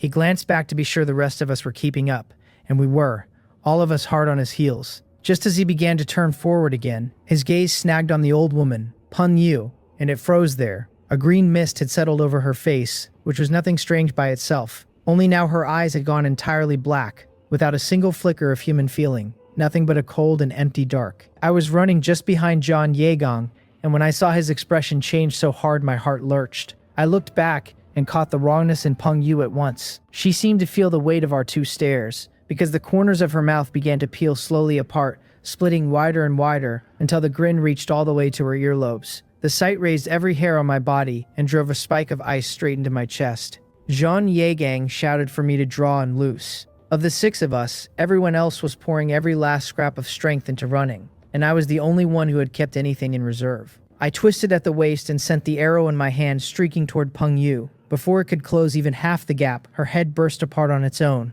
and flesh and blood and green mist bloomed outward in every direction at once. I caught my breath by instinct, yet a thread of dizziness still washed through my mind, and when I glanced down at my bare skin, it had already turned a sickly green. Clear of the cloud, I called a medicine bottle into my hand and threw 3 or 4 detoxification pills down my throat, in one go. Then I tossed the bottle to the others, who caught it on reflex, saw what they held, and swallowed at once. None of us had been ready for Peng Yu to change like that, but every one of us had years in the martial world. Holding our breath had been pure instinct, so once the pills went down, we pressed the poison flat inside us. No one spoke. No one could say when the ghost had crept into Peng Yu and made her its own. For now we only kept our heads low and ran on. I could not have said how long we ran before John Yegong finally stopped. He spat out a fine mist of blood, and the flush in his face eased a little, while the red candle in his hand burned calm and steady, the fog around us gone entirely. Ji Dokbong's face was so pale he looked ready to faint. Eom Chung and his wife Eom Jung were both soaked in blood, their faces the color of the dead. I was worn to the bone myself, since the bone-attaching curse had been so active in the crush that it had eaten far more of my stamina than usual. Still,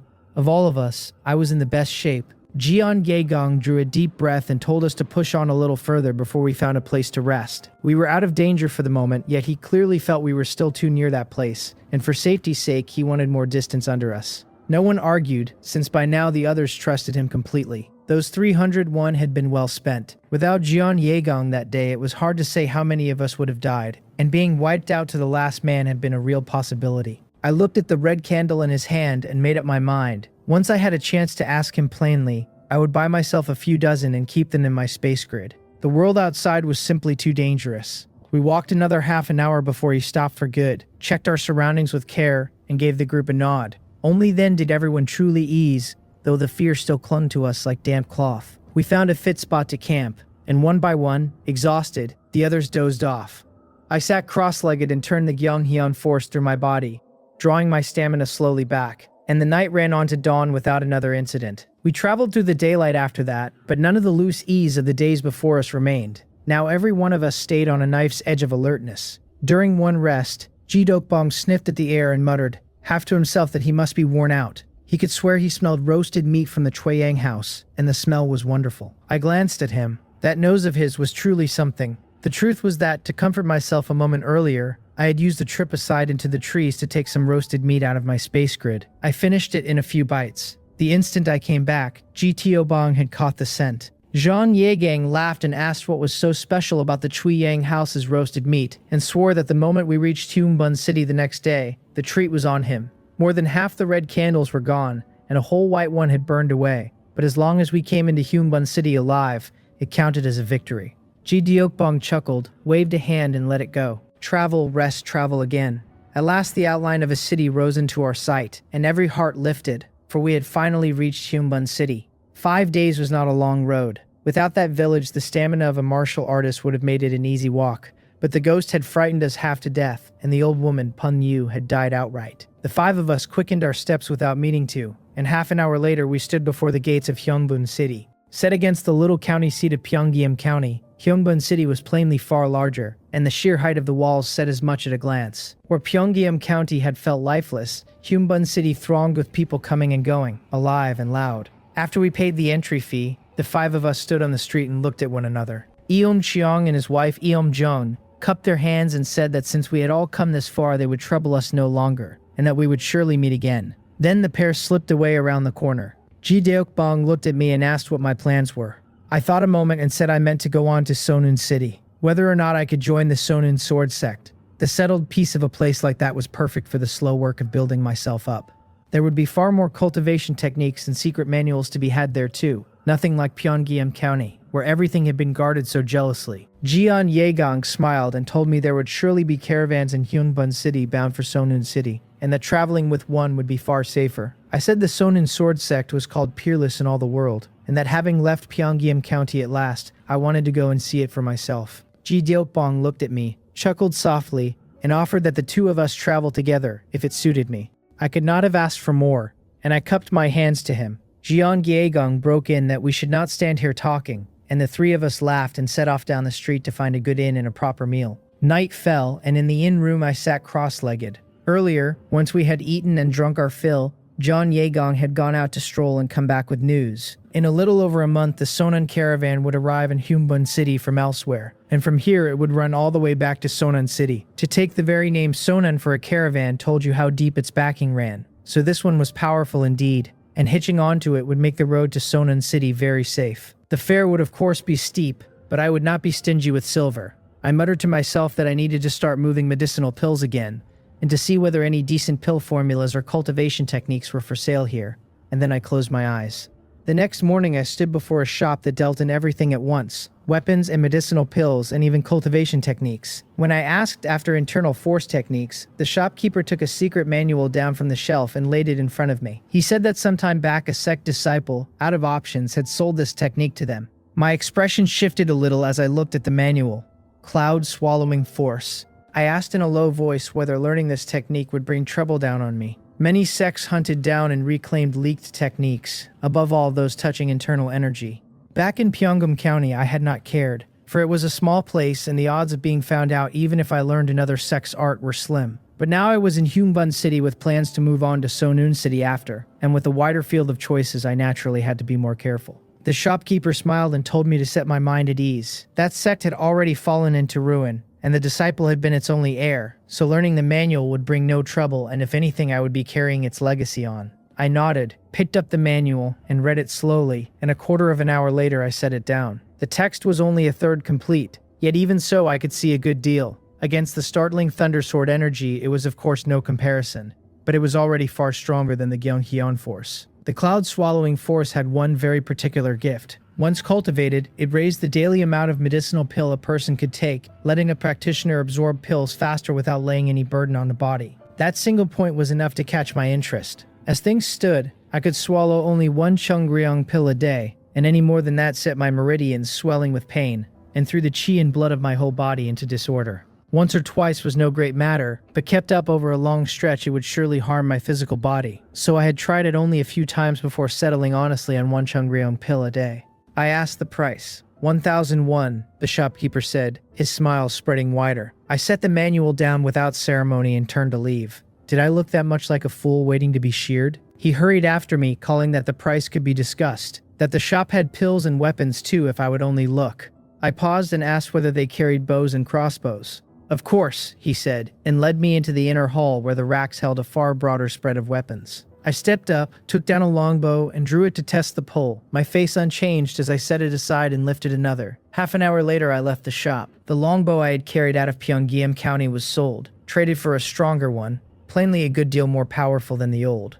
By my reckoning it would serve me without trouble all the way to the bone forging realm. I asked after pill prices too. In Pyongyang County, a Cho-won pill went for 10 won each on the open market, but here it fetched 8, and the Chongryong pill had dropped from 15 won to 13. Prices were plainly much lower, and no wonder the caravans ran back and forth, since with a gap like that the profit was heavy as long as the quantity held. Gyeongbun City also sold the Jangbu pill, and I bought a few of those to carry back, though they ran dear, close to 30 won each. I wanted to see whether my Yunyu realm cultivation could handle a Jangbu pill. and I meant as well to master its pill formula. Hungbun City did not sell the Jangbu pill formula either, which left me a little disappointed. The Chongryong pill formula was for sale, but the price came to several thousand won. I muttered that I had been a touch naive before. Things like pill formulas were treasured everywhere.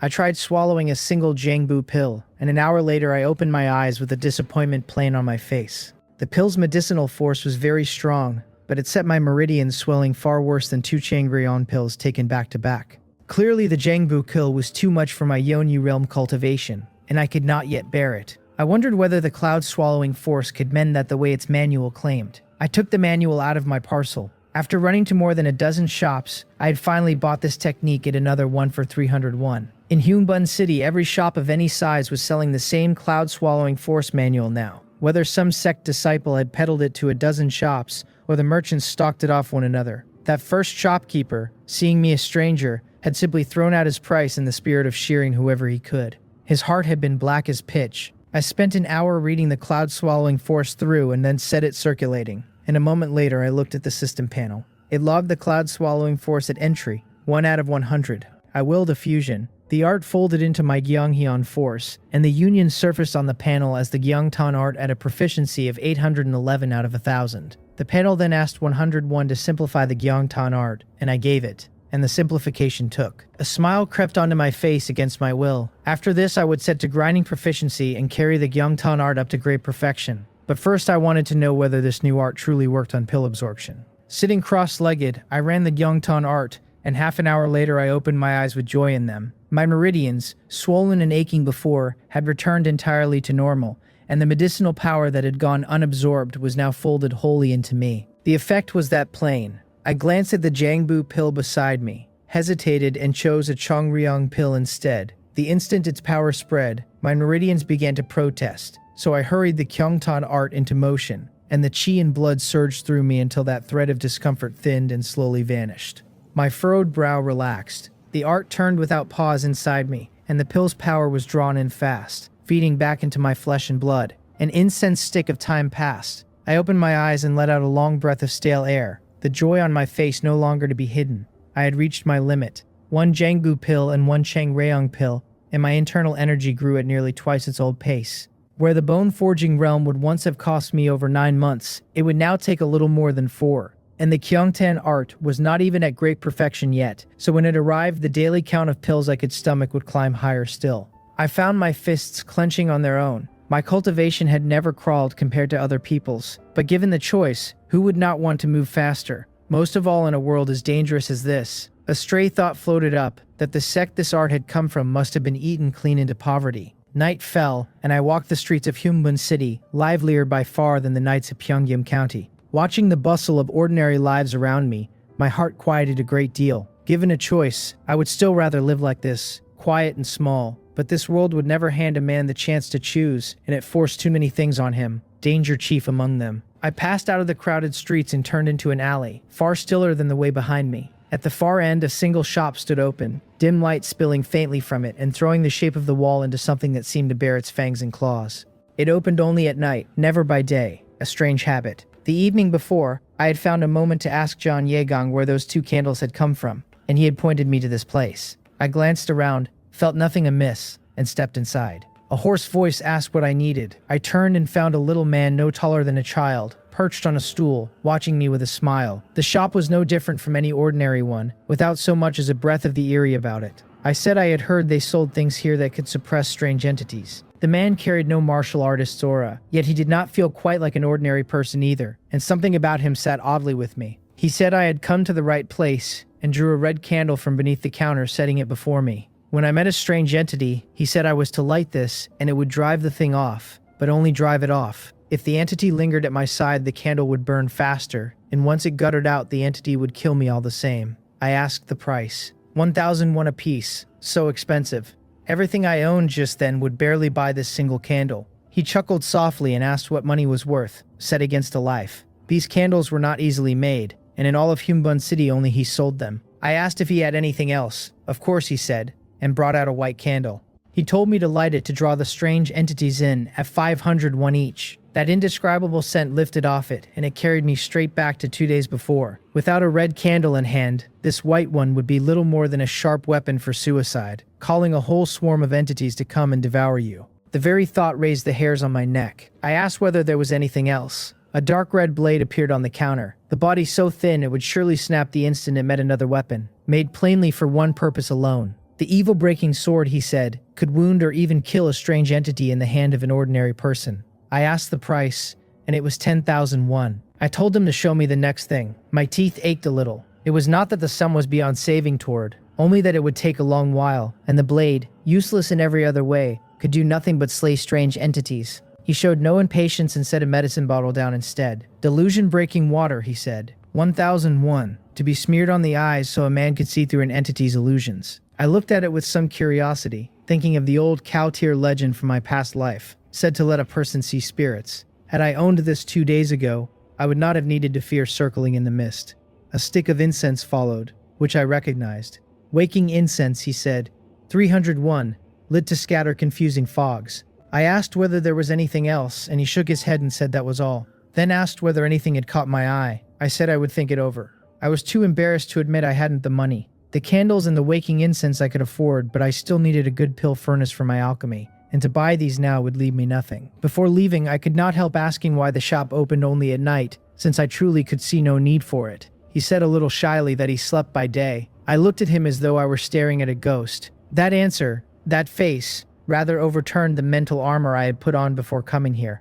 So where exactly did the goods in this shop come from? I walked out, took 2 turns about the streets, and went back to the inn. I spent the whole night in cultivation, and early the next morning went out to scout the shops again, this time not only for a pill furnace, but to move my own medicinal pills. When the round was done, my mood was a touch tangled. The shops did buy pills, but they crushed the price down to barely 40% of the market rate. It was near enough the same cut the Jang family had once given me, as if I were their own kept alchemist. It was a world away from the prices of the old Pyongyang County dark market, though the demand there had been plainly unnatural and made a poor thing to measure against. Still, I was unwilling to hand my pills to the shops, so cheap. Besides selling to shops, there was another road to set up my own stall and sell them one at a time. Hyungbun City had a street for just that, where loose cultivators laid out their wares, and I had wandered through it. The goods varied enough, the quality left to each seller to mind. I could refine the pills and go sit a stall there, but that would eat deep into my time. I needed to drive the Yeongtan art to great perfection so my cultivation could break into the bone forging realm as soon as it could. There was the Jangbu pill formula still to deduce, and by my guess the incomplete formula I had gotten from the Zhou family would let me finish it within a month. There was archery besides, and where Pyongyang County had held almost no archery arts,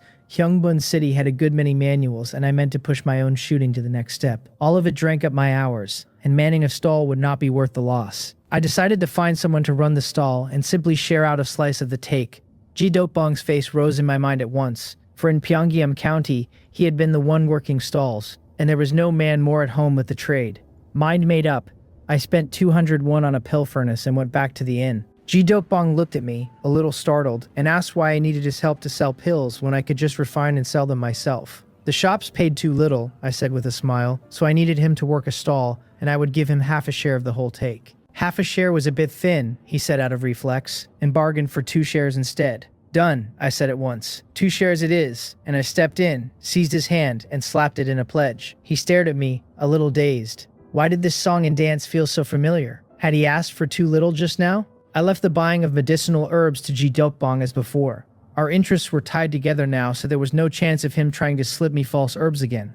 Once he learned I was an alchemist, he finally understood why the fakes he had once made were seen through at a single glance. If an alchemist could not read the herbs he refined with, his standing as an alchemist was likely poor indeed. I did not bother with the Chowan pill and started straight in on the Cheongryong pill, which sold higher and drew more buyers in Hyungbun City. Unlike a small seat like Pyongyang County, Hyungbun City held far more martial artists, and those with deep cultivation were naturally more common too. Men of the bone forging realm were not exactly underfoot, but they were nothing Pyongyang County could match. Back in Pyongyang County, I had already carried the Cheongryong pill to great proficiency. So refining a batch now, I could wring every scrap of medicinal virtue from the herbs and turn out 4 pills to the batch. The herbs themselves were cheap, easy to gather if not quite lying in every ditch, and many people grew them at home, since they matured fast. It was because the raw stock was so simple that the Changryong pill and the Jangbu pill and their like could circulate so widely. The ones needing rare herbs had all been weeded out over the long years. Early one morning, I cupped my hands to Jion Gyegang in farewell, and Ji Deokbong stepped up and clapped his shoulder without a word. By the old plan, Jion Gyegang would have come on to Sonan City with us so the three of us could watch one another's backs. But here in Hyungbun City, he had run into men from his former escort agency. A night of turning over the glory of the old days had settled it, and he chose to follow that crowd and take up escort work once more. There would be plenty of chances to reach Shonan City later. He laughed, and a few more cups together then, and with a bow to us both, he turned and left. We waved him off and went back to our courtyard. Since we had to stay in Hyungbun City over a month waiting on the Sonan caravan, refining and cultivating all the while, an inn was awkward to live in, so we rented a courtyard in the city for half a year. Any shorter term and the landlord balked. The small sum for rent did not trouble me, and I agreed readily. Ji Deokbong handed over a package of the day's herbs, which I checked and found sound. Then I passed him a list and told him to gather those, since I wanted to try refining a new kind of pill. He glanced at the list and looked up in surprise, asking whether these were the herbs for the Jangbu pill. I said, surprised in turn, that he recognized them. He laughed and asked whether I had forgotten what he used to do in Pyongyang County. Though those Jangbu pill formulas he once peddled had been fakes, they were near enough the real thing to know the herbs by. But the surprise did not fade from his eyes. Over these last days, my yield in refining the Changryong pill had already astonished him. As an old hand in the martial world, he understood how high a man's alchemy had to stand to reach such a yield. In all of Pyongyang County, he had never heard of anyone who could. And now I meant to try my hand at the Jangbu pill. If the Changryong pill formula was precious to ordinary folk, there were at least channels to obtain it. But the Jangbu pill formula simply did not exist in Pyongyang County. Hyungbun City had it, and no one would bring it out. We had been in the city only a handful of days, so there was no way we had come by it, which left the near certainty that I had deduced it myself. A talent for alchemy like that was truly a frightening thing. I told him not to read too much into it, with a shake of my head. I was only experimenting, and whether it would work at all was far from settled. After so long together, I had a fair read on his character, so I did not trouble to hide much from him. If we were to keep working together,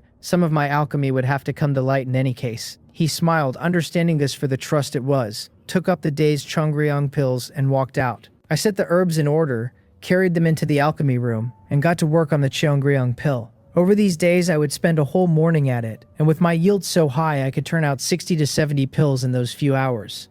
Ji Deokbong sold them at his stall for 11 or 12 won, the price sliding with the quantity bought. After the first 2 thin days, everything I refined sold out with ease, for I never faked the Changryong pill. Refined at great perfection proficiency, they stood at the very top in look and in effect alike. Once a man had taken one, he understood its quality and he came back to Ji Deokbong to buy more. Counting by the day then, after Ji Deokbong's cut, I still cleared around 601. I could have refined more since Changryong herbs were no trouble to buy in Hyungbun City, and clearing over 1,001 a day would have been easy. In the end, I smothered the thought, for too much too fast draws trouble.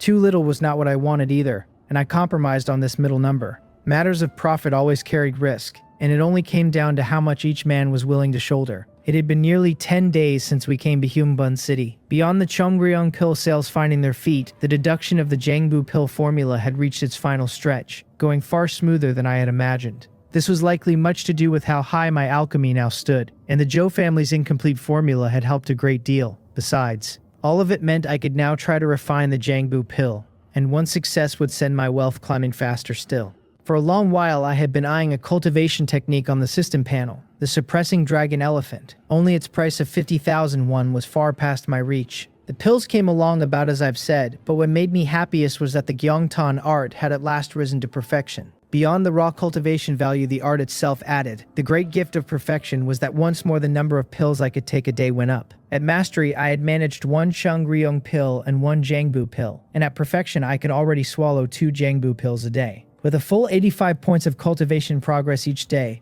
the time to break into the bone forging realm shrank by another month.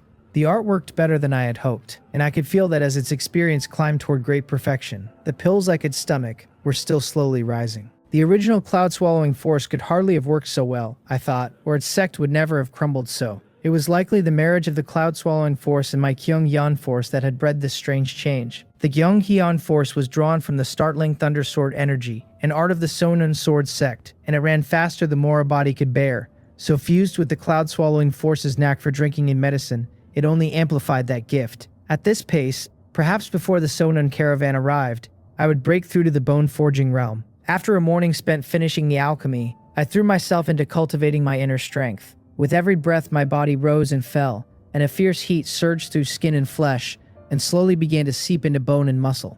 The day that heat fully soaked through would be the day I broke into the bone-forging realm. I wasted neither afternoon nor evening. I did not sit in the wine houses listening to music or drift into the flower houses. Like some ascetic monk, I bought back a good many cultivation technique manuals instead, and tried fusing the sword art ones. My fire pattern sword was already at great perfection, so no new manual could lift it further. It was not that the fire pattern sword was so strong, only that the sword manuals sold in Yongbun City ran rather ordinary, and the movement manuals fared the same. So I turned my attention to archery, where the 3 archery manuals I had scraped together in Pyongyang County had been the barest fundamentals. Every archery manual I bought here in Yongbun City gave me real progress. I drew the bow and loosed arrows, cultivating without rest. In the eyes of others, my state just then must have looked half obsessed, a man driving himself past all reason. Even Ji Dokbong, seeing my schedule, could not help but try to talk me down, but I would only listen with a smile, then go on exactly as before. I would tell him he was not the fish and could not know the fish's joy. I was not by nature a diligent man, but the unease this world had planted in me made me hunger to grow stronger, and there was more to it than fear. The plain feeling of my own progress day by day, every drop of sweat earning its reward, had taken hold of me. I did not find it hard. I loved the doing of it, and only by loving the doing can a man see a thing through to its end. In the blink of an eye, another 10 days slipped by, more than 20 now since we reached Yongbun City. In the alchemy room, I watched the pill furnace before me, feeling out the shifts of the medicine within, and coaxing them with my inner strength. A faint fragrance began to drift, slipping through the cracks in the door and out into the courtyard. And a quarter of an hour later, I worked a technique and slapped the furnace lid. A muffled sound, and when I leaned in to look, a medicinal pill sat there before my eyes. Success. The smile came on its own. Ji Delkbong, waiting off to the side, heard me and stepped up to watch as I lifted the pill out. I asked whether he would like to judge it, and handed it over, and he took it with care. Flecks of unrefined residue clung to it, leaving the whole pill somewhat impure, the sort no martial artist would buy unless the price scraped the bottom. He sought my leave with his eyes, and seeing no objection, he chipped off a sliver and set it on his tongue. A moment later, he opened his eyes and looked at me, disbelief moving in them.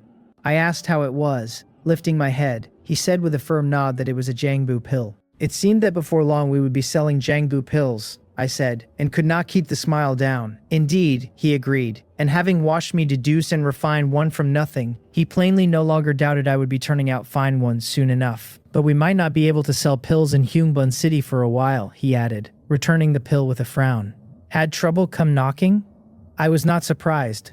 Where there was profit, trouble always came, and selling pills was a trade anyone with sense knew ran fat with returns. My Chongryong pills were potent and clean, a single look enough to tell that a powerful alchemist stood behind them. That trouble had held off this long only showed that men in the big cities were more careful in their dealings. They waited until they were sure no great backing stood behind Jidopbong before they showed their hand. There was a gang in Yongbun City called the Shallow Water Gang, he said, finding a chair, and our business had drawn their eye. He had led their people in circles for a few days, and they should be near the end of their patience.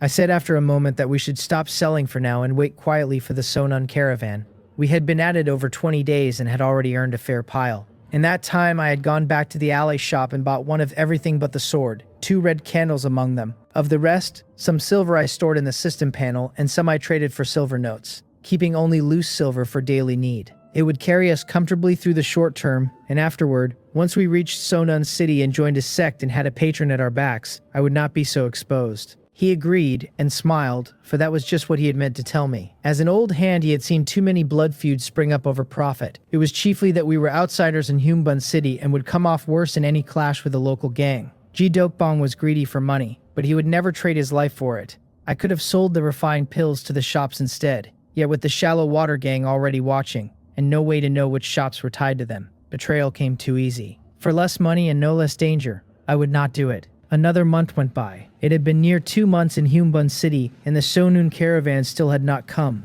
while hundreds of Chongryong pills lay stored in my space grid. Because the Jangbu pill formula was already simplified, I could raise its proficiency just by refining Chongryong pills, so it had climbed to mastery and pressed on toward perfection. As for eating Jangbu pills, I was self-sufficient now, and better still, as the Gyeongtan art neared great perfection, I could take 4 Jangbu pills a day, so the bone-forging realm, that should have cost me near 3 months, had reached its critical value. A glance at the system panel showed my Yunyu realm standing at 9,976 out of 10,000. I took out a Jiangbu pill and swallowed it. It melted the moment it passed my lips, and a rush of heat spread through me. The Kyongtan art turned fast, driving the pill's energy into every corner of my body, into skin and flesh most of all, which now gave off a heat no ordinary man's would. Under internal vision, I could see wisps of energy inside my muscles, battering and pressing at bone and sinew, the crush growing heavier as the moments passed. Then, like a tremor deep in my soul, my eyes flew open. I rose from the ground, the sound of bone and muscle ringing in resonance through the whole alchemy room.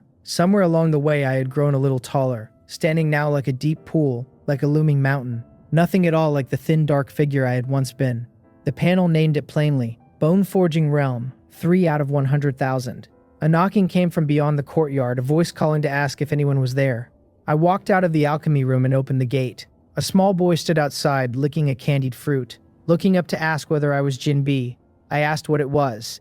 He said Uncle G had told him to tell me to run. My expression shifted, though I did not panic. I brought the boy into the courtyard and shut the main gate, then sat across from him and asked whether he knew where Uncle G was now. He didn't know, he said, licking the last of the candied fruit from his fingers. Only that Uncle G had not come to find him that day. Uncle G had told him that on any day he didn't come, the boy should find me and tell me to run. That was all. I told him he was a good boy and took out a piece of silver. His eyes went wide on the instant and he tucked it away in his arms, bowed his thanks and skipped off. My brows drew slowly together. The child had plainly been a fallback Jidokbong left to warn me, and now, unexpectedly, it had been used. The real question was who had taken him. For the past month I had stayed quietly at home cultivating, going out only now and then, crossing no one. Jidokbong had kept his own head down, at most helping me buy some herbs. Was it still the Shallow Water Gang? Recalling how they had marked our pill selling a month back. If there was a suspect at all, they were the likeliest by far. But we had gone to ground on our own, so why would the Shallow Water Gang keep hunting us so hard? I went back to the alchemy room, packed everything I owned into the space grid, and to be safe, decided this courtyard could no longer be lived in. A quarter of an hour later, I had wiped out every trace of us and left. A man asked what the honored guest required. I said I was looking for someone. Inside a house down an alley, I stood in a bamboo hat that hid most of my face. This was a place in Hyungbun City that dealt in information, where enough silver bought most anything that was not a guarded secret, and there were several such houses in the city. I could not be sure this one would help me, so I could only try my luck. He asked whether the honored guest could describe the person's features. I gave a brief account of Jidokbong's disguised look, leaving behind no portrait or the like. Since I put little trust in a place like this, they would sell information to me and just as readily sell mine to another. He told the honored guest to wait and said he would have someone check. He passed my note to the back, and a quarter of an hour later another note came forward. I asked how it was, leaning in without meaning to. He said he had found him, glancing at the paper, then looked up and told me that for 51 the honored guest could know this person's whereabouts. I agreed and counted 51 out from inside my robe onto the counter, and he took the money with a smile and handed me the note. I opened it, and on it stood 3 words, Shallow Water Gang. My eyes narrowed. I had not truly expected it to be them. Was it still the pills from before, or something else? Someone had seen my friend taken away by men of the Shallow Water Gang, he said, and he seemed to have been hurt. If the honored guest wished to rescue his friend, they could stand as go-between, though they could promise nothing of the outcome. I asked whether he sold information on the Shallow Water Gang, ignoring his offer. He said that of course he did. For the right price, anything could be bought and sold. I asked the price. He said with a smile that 301 bought the details of the Shallow Water Gang, and he would throw in the very place my friend was being held. Good. I laid a silver note on the counter, and he picked it up, inspected it, found it sound, and tapped the table lightly, and a paper came forward from the back. I took it, ran my eyes down it, and could not help a slight furrow of my brow. He asked whether the honored guest needed anything more. I said no, and stood. And as I made to leave, I turned back and asked whether the shopkeeper would resell what I had bought here. He laughed loud and swore his shop did no such thing, that I might rest easy, and since the shopkeeper said so, I said I was relieved. I smiled, gave a small nod, and turned to go. He watched me walk away, then tapped the counter 3 times, and a man appeared behind him at once. The alchemist the Shallow Water Gang was hunting had come, he said, and told the man to sell it to them, and to set the price high. Then he thought of my parting words, and a sneer crossed his face. He said that one just now was likely a greenhorn, so a sharp man should shadow him, and later they would sell his whereabouts for another sum. The man bowed, gave an order in the back hall, and out walked someone plain as porridge, the kind who vanishes in a crowd. made for following others. The shopkeeper told him to go and nodded well pleased, and the man bowed with a fawning smile and left. Another sum accounted for, the shopkeeper thought, and leaned back easy in his chair, drained his tea. Integrity? What was that? Was it worth as much as money? In high spirits he hummed a tune and rose to relieve himself, and just then a shout came from the back hall and cut off short a breath later. His face changed, his nostrils flared, and the smell of blood drifted into them. Now he truly paled, for there were several bone-forging realm men in the back hall, and everyone had gone silent. Only in the Yu realm himself he dared not linger, and just as he turned to flee, someone walked out from the back. He breathed that it was me, staring at me as if at a ghost. I looked at him cold, and stepped forward to shut the shop's main door. The whole place dropped into dark, only a thread of light through the door cracks lying across his face and leaving it a mottled thing. As the door closed, he wanted to run, but his legs felt cast in lead, too heavy to lift. He shouted to know what I was going to do, pointing a trembling finger, his voice fierce on the surface and hollow beneath. I said, watching him and shaking my head, that he had told me he would not sell my information. He had broken his word. He cried, eyes wide with fear, to ask whether I knew who stood behind his shop, reaching for his backing to steady himself. He was not lying, for a house that trafficked in secrets naturally made enemies, and without strong backing it could never have held its place in Hyungbun City. I nodded. Just as a smile touched his face, a cold light flashed through the room. His body stiffened, his heart pierced, his eyes fixed on me while I met them without expression. His hand fell slack to his side. Had I stood a little nearer, he might have reached the mechanism beneath the counter, but I had simply kept my distance. I shook the fresh blood from my blade and stepped into the back hall. Several men lay there, the two who had meant to shadow me and the one sent to carry word to the Shallow Water Gang. There had been a fair few skilled hands here, 4 in the bone forging realm, and to keep several such men in each of these houses was already a heavy investment. But against my sudden strike, their strength had looked rather thin, for after fusing so many cultivation techniques, I now stood well above other loose cultivators of my rank. After a quick search for silver, I went looking for word of the Shallow Water Gang, uneasy about what I had just bought. That shopkeeper had the face of a man with no credit at all. I found several shelves of documents in one room, flipped by category to the Shallow Water Gang's file, and read it through, and then I paused and took everything I judged useful. Summoning a cabinet from my space grid, I stuffed the thick stack of papers inside, and only then left the place. There was actually a marrow refining realm martial artist among them, and the first version of the information had left him out. He was old, and an old grave injury had dulled his fighting strength, but he was still of the marrow refining realm, and that was another world entirely from the bone forging realm. Walking out of a market, I looked toward the residence of gang leader Seo Jechan, thought a moment, and strode ahead. At gang leader Seo Jechan's residence, Ji Dukbong knelt on the floor with his hands bound behind him, trembling as his fearful eyes swept the hall. He begged to know why they had seized him, swearing he would tell them anything he knew if only they would not harm him. Seo Jechan asked from his high seat where that alchemist was, looking down at him. Ji Deokbong asked what alchemist he meant. All confusion. Seo Jechan kicked him square in the chest, and the breath caught in Ji Deokbong's throat as his whole body slammed into a stone pillar and he spat a mouthful of blood. Seo Jechan said that even at a time like this he still dared play the fool and waved his men on, telling them to beat him until he was willing to talk. They fell on him with fists and feet, and in moments Ji Deokbong shrieked that he would talk. Seo Jechan told him to speak. Then, a thread of a smile on his lips, Ji Deokbong said low and terrified that he did not know the alchemist either. Each time the man had come to him for a deal, trusting him to sell the pills, and after the day's selling had handed him a little hard-earned coin. The smile drained slowly from Seo Jechan's face. He walked to Ji Deokbong step by step, drew a long sword all at once, and drove it into his thigh. Ji Deokbong let out a great cry, wholly unable to dodge. Seo Jechan said he was not so easily fooled, and told Ji Deokbong to keep spinning the tail and let him see how far it would go. He wrenched the sword in the wound, and in a moment the thigh was a bloody ruin, and Ji Deokbong hurt too much even to scream, only gasping for air. He managed, his voice thin and his face like a corpse's, that everything he had said was true, and told them to go and check it. Seo Jechan turned to his men and asked whether they had found who the old man dealt with. One answered that the old man was very careful, for every time they followed his people they were shaken off, and they still did not know where he lived or whom he had met. Seo Jechan murmured at how careful the old man was, and leaned in and set his foot on the wound and ground it slowly with his soul. The mangled flesh turned worse, fast becoming a pulp, and Ji Deokbong shouted it was true, all of it true, near to blacking out. Seo Jechan told them to force the medicine down him and break his fingers one at a time.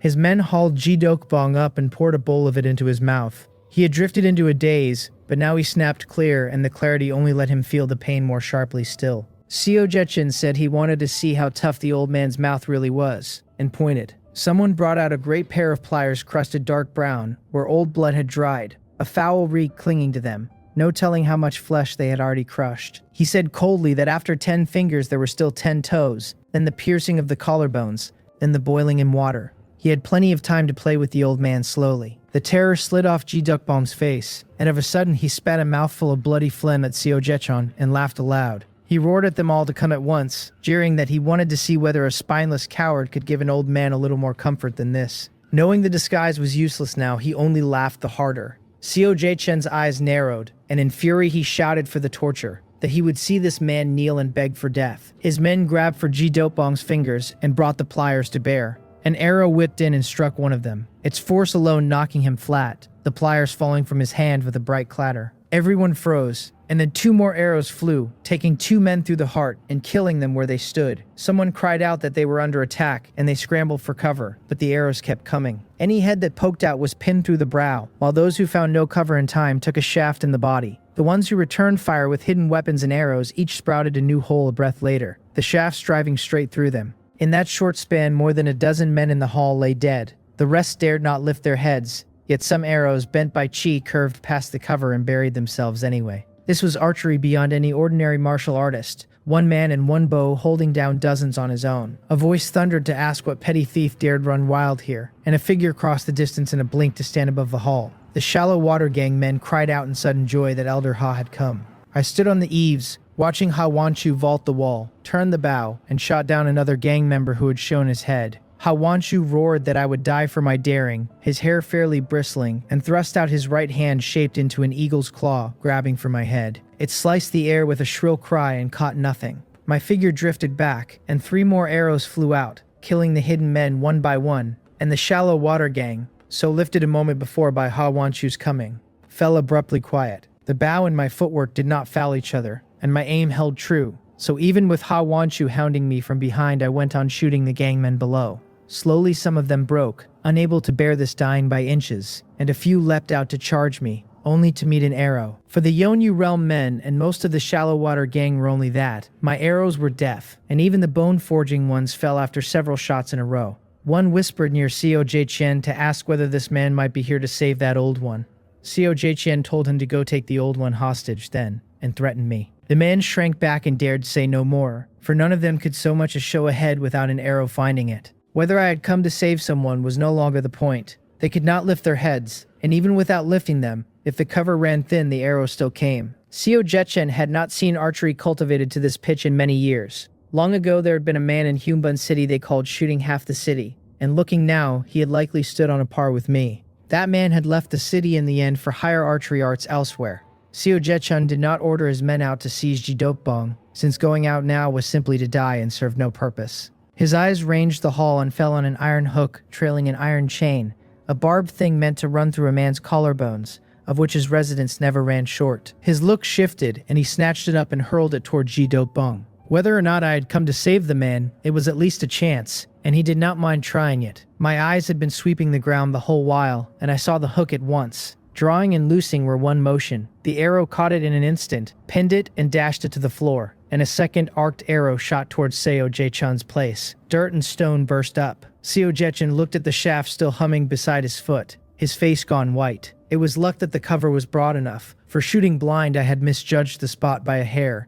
or the arrow would already have been lodged in his brow. I flashed across and came to a stop before Jidokbong, and looking at the wreck of his body, my face darkened. A little later, and, even saved, he would have been left a cripple. He told me to leave quickly, some feeling in his eyes, for coming here alone was too dangerous, too reckless. Seo Jetchen had stared when I appeared out front, and then his heart leapt with joy. From a distance he had no answer for me, and rushing me blindly was a dead road. But now, with only a few paces between us, if he could turn aside a single arrow, he could close the gap. If he could tangle me up a moment, he could drag it out until Hawanshu arrived. If I dared flee, he would move to kill Jidokbong on the ground, and in that fear of acting rashly, my judgment would surely falter. He crowed to himself that it was almost too easy, that I was simply a fool. But even as the thought ran through him, he saw me draw the bow, and I sent the arrow at Hawanshu first and paid his side no mind at all. Seo Jaechun snarled that I was seeking death, a cold and vicious light in his eyes at being ignored, and his figure flashed to me, a great saber sweeping toward my neck. My face did not stir, and I loosed the Cheongsim technique all at once. Everything around me seemed to pause. My eyes darted about, and all the information flooded into my mind. Ha Wanshu was batting the arrows aside with his eagle claws, but under the force his body had checked a moment and lost its forward drive. In the corners of the hall, 5 or 6 men still hid, breathing fast with fear, and though they fought to smother it, their places came clear to me all the same. Seo Jetchon's face was savage, his eyes bloodshot with excitement, the veins on the hand that held the saber standing out from the strain. His men behind him wavered over whether to rush in and help take me, struggle plain on their faces. The next moment the world took up its turning again, and my face went naturally calm. My left hand let the bow and arrow fall, and a long sword hung in my right where none had been an instant before. The fire pattern sword unfolded and tapped the edge of Seo Jaechen's saber. A sharp clash rang out. I had used only the tip, yet in that moment he could not keep his grip on the saber, as though he had thrown his strength the wrong way. To press on would snap his own wrist. He had practiced the saber over a decade. No master of the blade way, perhaps, but a man who would never misapply his force, and yet just now he had. Seo Jaechen was a ruthless one. Knowing the moment was dire, he risked ruining his wrist, gripped the handle hard, and drove the blade on toward me. But it was forced, his once fluid saber snagging on the hitch, its strength and its aim now far from what they had been. Before the blade could touch me, a flash of white light crossed his eyes, and a long sword stabbed at his throat from an impossible angle. His eyes flew wide and he wanted to fall back, but his body had already spent its full strength going forward. The two opposing forces locked him stiff as he watched the blade pass through his neck. I drew the sword back. A thin crack opened across his throat, and his own muscles clamped instinctively to pinch the wound, so that only a trickle of blood ran free. He stared at me blankly, disbelief in his eyes, and terror under it. Ha Wanshu cried out for Jaechen from the distance, badly shaken, for if something happened to Seo Jaechen his own fate would hardly be better. My strike had come so fast he did not yet know how grave the wound was. He crossed the last steps to me and reached out his right hand to seize me. 3 Immortals sword, with my body wholly my own, the long sword thrust out 3 sword lights that fused as one in the space of a heartbeat, and slammed into Ha Wanshu's palm. It rang like plain metal on metal. His eagle claws had long since been tempered proof against water and fire. Though the 3 Immortals sword was no weak thing, it left only a hole in his right palm and did not sink deep. Its impact was enough to push him back a single step, a step he chose to take himself. The power of that sword had put a scare in him, and he feared what I might follow it with. But that worry soon fell away. A gulf of realms could not be bridged by the fire pattern sword alone, not unless it were the whole Sonon sword, and not the single move. Immortal points the way. Leaning on the Cheongsim technique to command my body, Ha Wanshu and I stood evenly matched for now. But in force or in stamina, dragged out long enough, the one to break in the end would surely be me. Another clash, and I floated back with the force to come to rest near Seo Jaechen, whose eyes were wide and who had not moved a hair from then till now. It was not that he would not, but that he could not. If he dared to move, the wound on his neck would split open on the instant, and he would die. No other end to it. Ha Wanshu roared at my daring, and charged. In my eyes, his movements laid themselves bare. Anxious over Seo Jaechen, he was plainly overreaching. His eagle claw technique, once balanced between tension and ease, now all imposing show, though in my sight it was nothing of the kind. Sometimes more force is not the better way, and it is the mastering of the measure that matters most. I stepped back on my right foot, and a flash of sword light lit in his eyes. This move again, he thought, for he had guarded in his heart against the 3 Immortals sword, and to see it come again with no other move behind it gave him a thread of relief. Extraordinary as the technique was, it was after all a single strike, and once seen a man would guard against it. To think one move could conquer all was to ask far too much of it. The sound of a blade parting skin and flesh and bone rang out. My long sword, with the momentum of splitting bamboo, drove straight through his eagle claws and onto his armpit. Sword 5. Having reached the bone-forging realm under the Cheongsim technique and built upon immortal points the way, I had stacked 5 sword strikes purely in force and speed. The extreme impact broke through palms hard as metal. Ha Wanshu looked at his arm in disbelief. It was so nearly the same sword art, so how could the gulf between the one and the other be so vast? His mouth worked as he tried to speak, but I gave him no chance, sweeping the sword across his neck, and his head flew up, his eyes full of disbelief and grievance. I caught my breath and went to help Ji Dukbong up, glancing at Seo Jaechen still standing there, and I looked at Ji Dukbong. He said there was no need, knowing I had asked whether he wished to take the vengeance himself, but he could already see that Seo Jaechen wished only for death now, seeming to keep a chance at life, his whole neck poised in a delicate balance, past all saving. The state of it was a torment as sharp as the tortures he had once dealt others. The reckoning come round to him at last. I nodded, but did not leave at once. I picked up the longbow from the floor, and as my figure flickered, I drew it 6 times in a breath, the arrows flying to every quarter of the hall. Screams rang out. Not one fish slipped the net, and but for Seo-jae-chan still on his feet, every last man went down under a shaft. Before I left, I searched Hawanshu's clothes, and found no cultivation technique manuals, only some silver notes and loose silver, which left me somewhat let down. As for Seo-jae-chan, in his own mansion and wearing a single garment, one look told me he carried nothing.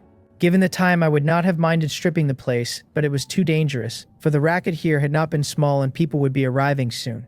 There was no need to run such a risk. I brought Ji Dokbong back to another rented courtyard, for we had taken 2 such places in Gyeongbun City. I fetched injury medicine from the space grid and worked it into him, and but for the grave wound in his thigh, the rest were mostly flesh cuts that a spell of rest would mend. He said, drawing breath, his voice heavy, that we must leave Gyeongbun City at once, for it was no longer safe. I agreed that it was not safe. I had asked in the market earlier, and 2 days from now a caravan would leave the city. So we would slip out first, wait the 2 days, and find a chance to join it midway and make for Sonun City. The head of the shallow water gang was dead, so in theory the trouble should not run deep. But by the file I had taken, Seo-jae-chan's father, Seo Mangryang, was an expert of the organ refining realm and a man of great weight throughout Gyeongbun City. It was on Seo Mangryang's strength that Seo-jae-chan had raised the shallow water gang at all. With a mere bone-forging cultivation, building a gang of any standing in Gyeongbun City was flatly impossible. Nor would a marrow refining hand like Ha Wanshu have held a post there. And it was not Seo Mangryang alone, for I had also torn apart an information network with a backer of its own behind it. Any way you turned it, escaping Gyeongbun City quickly was the first order of business for us both. Ji Dokbong listened and knit his brows hard. He said that leaving the city was no trouble, but joining that caravan would likely be hard. The caravan might quietly send word into Gyeongbun City, and then there would be either pursuers waiting or the caravan itself holding us first. My expression shifted, and I understood the crux of it at once. With Seo Mangryang's power in Gyeongbun City, he would hunt the 2 of us on a wide net. For us to simply board a caravan and leave unscathed was not quite a daydream, but a fearfully risky one. To be drifting outside the city from now on would be the most conspicuous thing of all, marking us as trouble at a glance. We both fell silent and began turning over what ways there might be. I looked up of a sudden and said it seemed we might not have to leave Gyeongbun City at all. Both of us wore the disguise was good. To certain eyes it stood out glaringly. So I asked what would happen if we simply wore our own true faces in Gyeongbun City. Ji Dokbong was taken aback, then caught it in a breath. The disguise technique had its uses, but during a citywide manhunt it turned conspicuous instead, wearing the look of a man with something buried to hide. Our own faces would set our hearts at ease. There were already crowds of people come in from outside Gyeongbun City, and with everyone waiting on the Sonun caravan, the number of outsiders staying in the city just now was staggering. Seo Mangryang and his people simply had not the strength to search so many, and could not manage it if they tried. This was the darkness that lies right beneath the lamp. At gang leader Seo-jae-chan's mansion, several figures dropped in over the outer wall, and the scene in the courtyard changed all their faces. When they saw Seo-jae-chan still standing there safe, they could not help a breath of relief. One said the young master was fine, and told the others to notify the master quickly. One left, and the others came attentively to Seo-jae-chan's side, ringing him and watching all around with wary eyes. Seeing no further danger, one of them looked closer and found Seo-jae-chan's eyes dull, wholly bloodshot, his breath so faint it was scarcely there. A breeze drifted past, and a gush of blood sprayed of a sudden from his neck and drenched the men around him. Within the high-walled compound of the Seo family, the guards stood on sharp alert, the air heavy and grave. In the main hall, the corpse of gang leader Seo-jae-chan lay in its coffin, and Seo Mangryang stood at its side, his face dark as he studied the wound on his son's neck. He said through his teeth what a fast sword it had been, what a ruthless sword, and the temperature in the hall seemed to fall. The maids and servants held their breath, terrified of drawing his anger now. The mother of Seo-jae-chan wailed for the master to avenge her son, her voice hoarse and cutting at the ears. Seo Mangryang said that whoever had killed his child would not escape, and turned to his steward. The steward hurried forward and murmured that he had already given orders, that everyone who had held a grudge against the young master was being checked for his whereabouts that day. Any whose movements were suspect would be seized at once. Seo Mangryang slapped him across the cheek, and the man crashed into a pillar and spat blood, staring in horror, not knowing his fault. While the servants shuddered and bowed their heads lower, Seo Mangryang said gloomily that anyone who had ever borne his son a grudge was to be taken and questioned first. whether or not their movements that day were suspect. Anyone loitering near the young master's residence that day was to be taken as well. He would sooner kill an innocent by mistake than let one suspect slip, and he demanded to know whether the steward understood. The steward stammered his assent, scrambling up and running off with a hand to his swelling cheek. Seo Mangriang turned on the servants and said the young master was dead, and none of them seemed the least bit grieved. They jumped as one wails breaking out through the hall and carrying past the walls of the residence. In an alley off a Hyungbun City street, a voice fumed at the gall of someone wrecking his shop. A man reported that everyone inside was dead, all killed by a single sword stroke. The boss asked whether he could tell anything from it. The traces were wiped clean, the man said. So for now nothing, but he had heard gang leader Seo Jetchin had died that day as well, of sword wounds, and Ha Wanshu with him. The boss said that was interesting. The man asked what they should do. He said to investigate, for if their shop was smashed like this and they made no answer, others would think them easy to bully. The man said he understood, and went to see to it at once. The whole of Hyungbun City seemed to draw tight in a breath.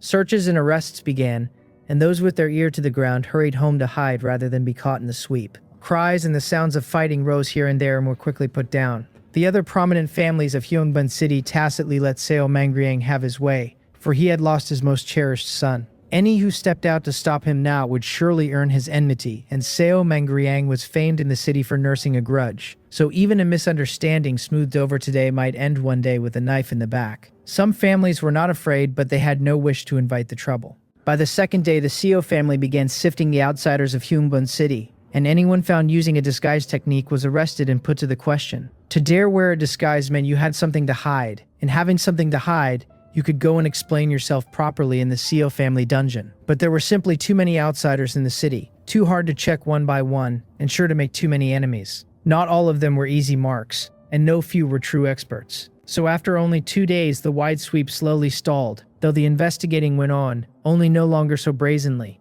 At the same time, those meaning to leave the city and the merchant caravans became the chief targets of the searches. The caravans were told that if they found any suspicious soul joining them along the road, they could come back to claim a heavy bounty. Hyungbun City had not known such chaos in years, and the fear spread wide. The streets and the eating houses grown far emptier than before. At the Seo family residence, Seo Mangriang turned to O Jangria and asked whether the killer was among these people. O Jangria was a retainer of the Jian family, sent in particular to help Seo Mangriang. His cultivation was middling, past 50, and only in recent years stumbled somehow into the bone-forging realm. Yet within the Jian family, his standing matched that of an average marrow-refining martial artist, and this only because he had one special skill, that he could command certain goo insects. The kinds of goo ran strange and uncanny, and among them was one that could find a person by the scent of blood. The Jian family and the Seo family were on middling terms, but because Seo Mangriang had thrown Hyungbun City into such an uproar, the Jian family had loosed O Jangria to act and keep the thing from spilling wider.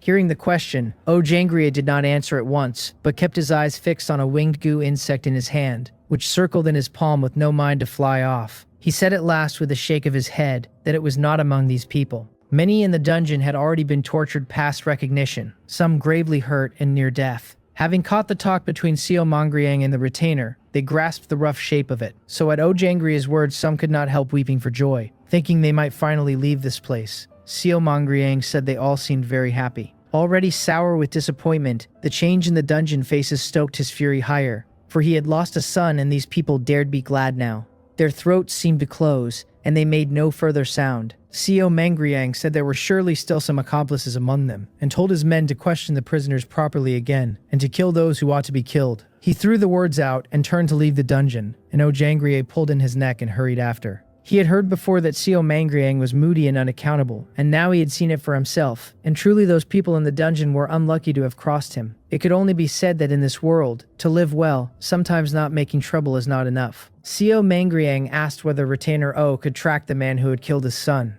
In the main hall, he sat on the high chair and looked down at O Jangria. Though he set no deliberate weight on the man, it still drew O Jangria's body taut. Without his willing it, O Jangria said low that if that person had not yet left Hyungbun City, he could try. Seo Mangriang said he must trouble Retainer. Oh then, the corner of his mouth twitching faintly. O Jangria said he dared not, waving his hand quickly. He glanced at the goo insect in his sleeve, drew from his pocket a piece of black soil the size of a fingernail, and held it to the insect's mouth with a pained look. The goo insect leapt and lit on the black soil, and in a few breaths the soil was eaten clean. Its wings shivered and it began to fly forward.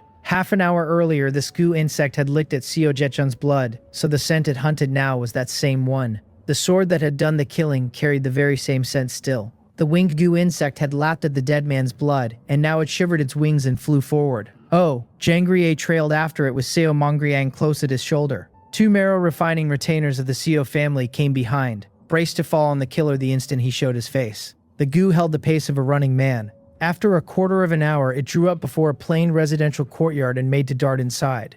Oh, Jangrier threw out a hand to shield the creature, and turned back to Seo Mangriang. His master was already reading the yard with narrowed eyes. He heard nothing within. When his figure flickered up onto the wall, the place proved empty, so his retainers dropped into the yard and kicked in the door. The rooms had been swept bare, as though no one had ever lived there.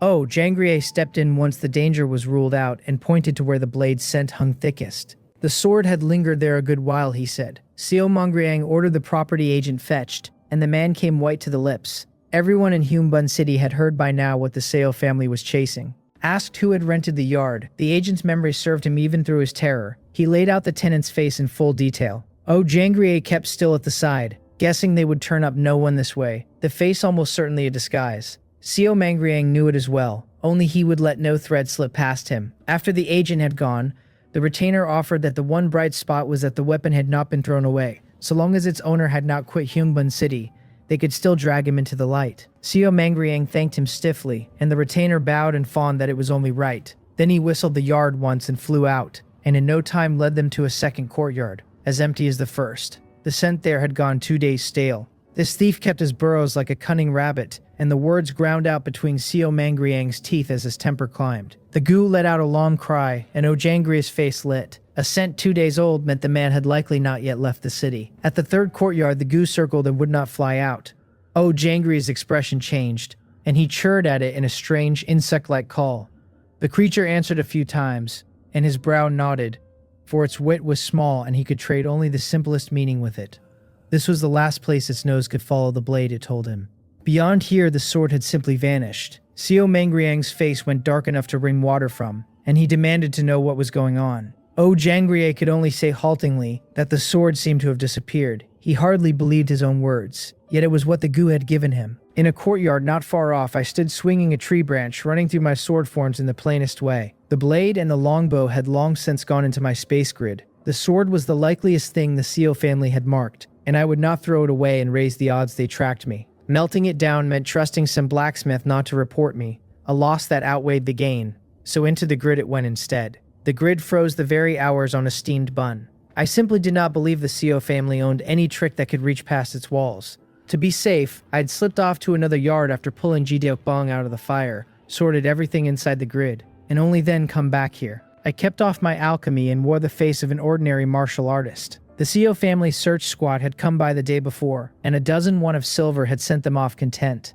Theirs was a fat posting, a few coins from each household adding up to a fortune, so the searching was a formality. They never once dreamed of catching a man this way. I turned the branch in my hand and let that day's fight run again behind my eyes. Sword 5 could cripple or kill a man in the marrow refining realm head-on. Only Hawanshu had been a thin sort of expert. Over these last days, I had weighed every gain and loss of that fight while I sorted my techniques, since only a true struggle over life and death showed a man where his cracks ran. A branch was a poor teacher, but at least it never bled. The gate creaked open and Jideokbong came in off the street, his injuries long healed, his brow furrowed. He had taken to gathering scraps of news whenever he went out for food. Today his voice dropped low as he said Pyongyang County had fallen. I had braced for it long ago, and still the confirmation set something turning in me. I asked how he knew, whether someone had run from Pyongyang County to Humbun City. He nodded, set the food on the stone table, poured 2 cups, drank one himself, and let a long breath go. I took a chair and drank with him. I could not stand against even a slightly stronger strangeness, let alone a ruin on that scale. Knowing 100 things changed nothing when I had not the strength to touch one of them. That was the grief of the weak, and the plain lot of most people alive in this world. Loosened by the wine, Jideokbong murmured an old verse about willow catkins scenting a shop,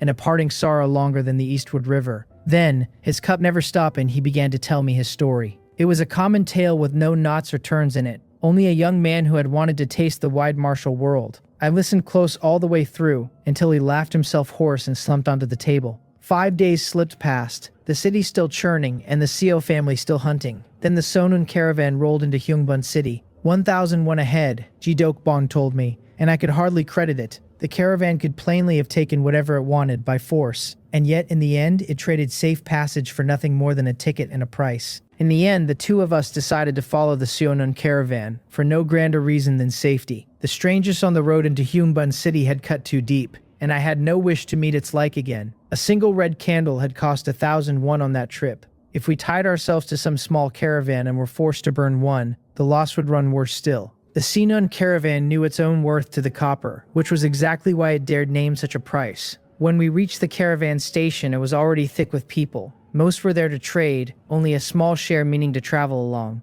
though even that share ran near 100. They had already pulled in 100,000 won, I said, and could not keep the envy from my voice. I could refine Jangbu pill now, and my earnings looked healthy enough, yet saving a sum like that would take months I could ill afford. An income that fat would only whistle up trouble of its own. To have money sitting there for the making, and force yourself to leave it lie, was a hard thing to swallow. Ji Dokbong sighed that the caravan would not leave for 3 days yet, so it was more than 100,000. He loved silver as much as any man, but set beside the Seonun caravan he lacked even the standing to be measured. At the paying place, the caravan man glanced at us, took the silver and counted it. He asked nothing of our names or where we hailed from, since none of that mattered to them. He handed over a token and said they would set out at the Dragon Hour 3 days on, would wait for no straggler, and knew the token and not the face. I cupped my hands in thanks and studied the cloud pattern worked into the wood. Forging it looked easy, though they had likely mixed in some mark only they could read. In any case, few men had the nerve to thumb a false token, since being caught would cost a layer of skin at best and a life at worst.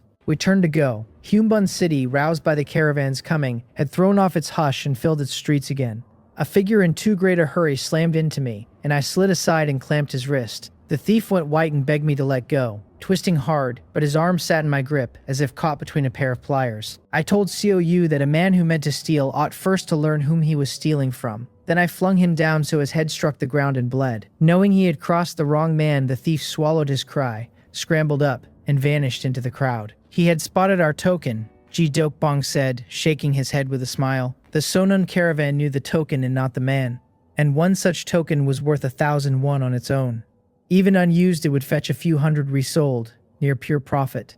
Then Hyunbun City would see no shortage of thieving in the coming days, I answered. Some martial artists would simply lean on their strength and take a token by force or open robbery. We walked the streets a while and laid in a great store of supplies, since the road to Seonun City ran more than 10 days and the caravan sold passage, not food. After a few turns through the alleys to shed the eyes on us, we came back to our yard. At the Gaexian restaurant, Seo Mangriang lifted his cup first and called it a great honor to have drawn Supervisor Dong-woo to his table. Dong-woo wore the cool keep-your-distance air of a man there only because a friend had pressed the errand on him. The caravan had business waiting, he said, so Seo Mangriang should speak his piece plainly. He had heard already what had lately befallen the Seo family, and had no appetite for meddling in another man's affairs. Seo Mangriang did not bridle at the coolness. He drew a stack of banknotes from his robe, set it down, and slid it across. His son had been killed, he said, the grudge past squaring, and he boldly begged a favor. Dong-woo's eyes went to the notes without his willing them. Each was 1,000 won bill, and the stack ran no less than 10,000 won, a gift open-handed enough to soften his face by a fair measure. The caravan pulled in 100,000 won and more across 3 days, true, but that silver belonged to the caravan. Supervisor though he was, Dong-yu saw none of it, while these 10,000 might soon be his own.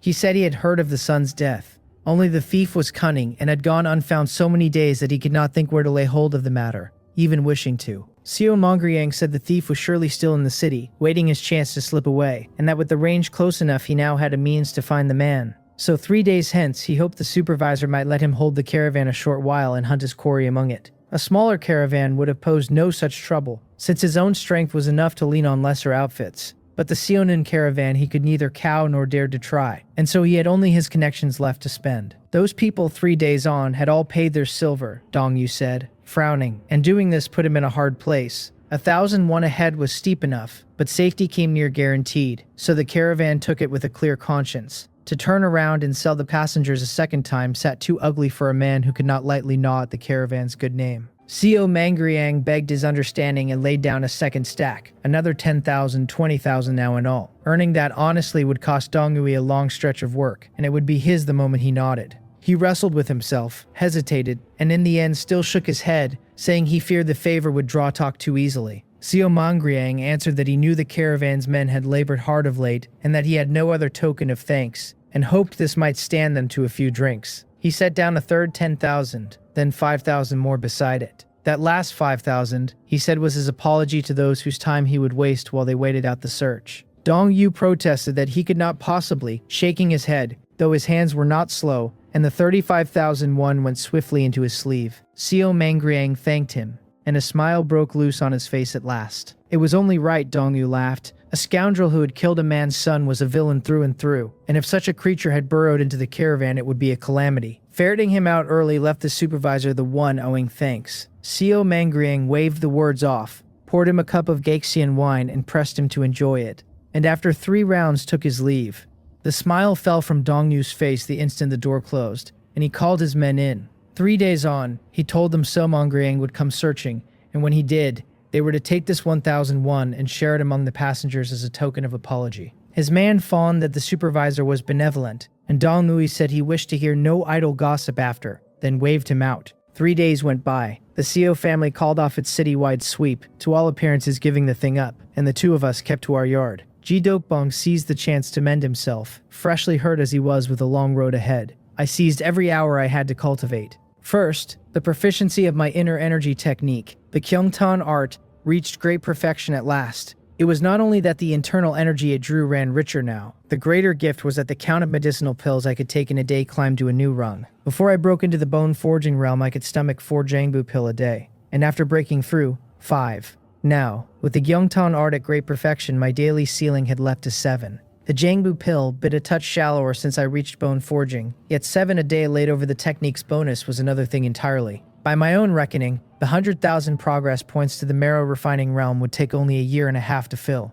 That was the change a fine technique worked. To touch marrow refining in a year and a half was more than a loose cultivator could dream. Most martial artists, hemmed in by talent and by their techniques, never reached that realm in a whole life. Those who did were already old, like Ha Wanshu at 50, barely scraping across the line. The price of my speed was the ruinous cost of the pills. 7 Jangbu pill ran past 201 a day, and better than 70,000 won across a year, far beyond any purse a loose cultivator could fill. Only a man like me, refining his own, could stay supplied and even turn a heavy profit besides. When I was not cultivating, I read through books of medicinal herbs, meaning to work backward toward the formula for the Biryong pill. It was the strongest medicine of the 5 body refining stages, sold in only a handful of Hyungbun city shops. Its formula was past price, and its refining so hard that many who could turn out Jangbu pill could not so much as begin on it. That was why it fetched 101 a pill, fully 3 times a Jangbu pill. This time I held no worn remnant formula, so I studied the herbs themselves, since the better I knew their properties, the higher my odds when I tried to deduce it.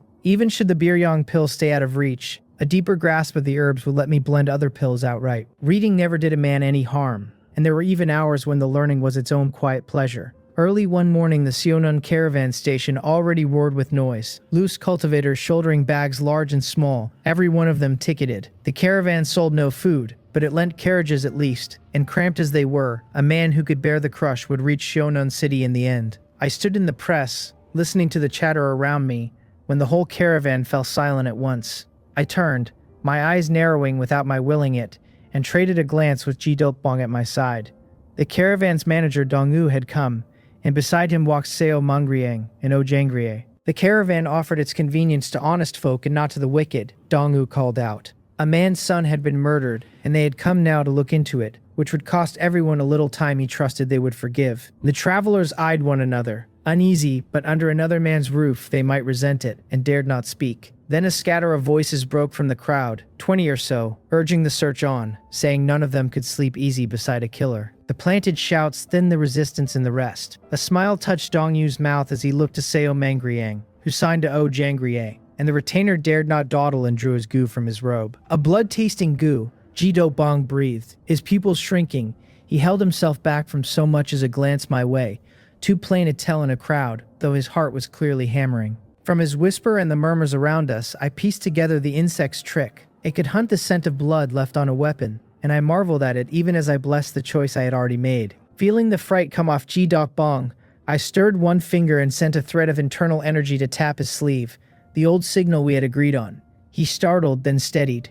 The goo circled in the air a while with no mind to fly at the crowd, only hissing back at Oh Jangriye, whose face changed at the sound. He stole a look at Seo Mangriang, swallowed, and began to lead the insect down the line of loose cultivators one by one. Its shape was an eerie thing, and more than a few men frowned as it drifted past them. Jangria had walked it past half the line while it stayed perfectly calm, the sweat standing out on his brow. Seo Mangriang narrowed his eyes from across the yard. Ji Dokbong feigned ease, though he was strung tight within, and the grid held my blade, and the grid told no one anything.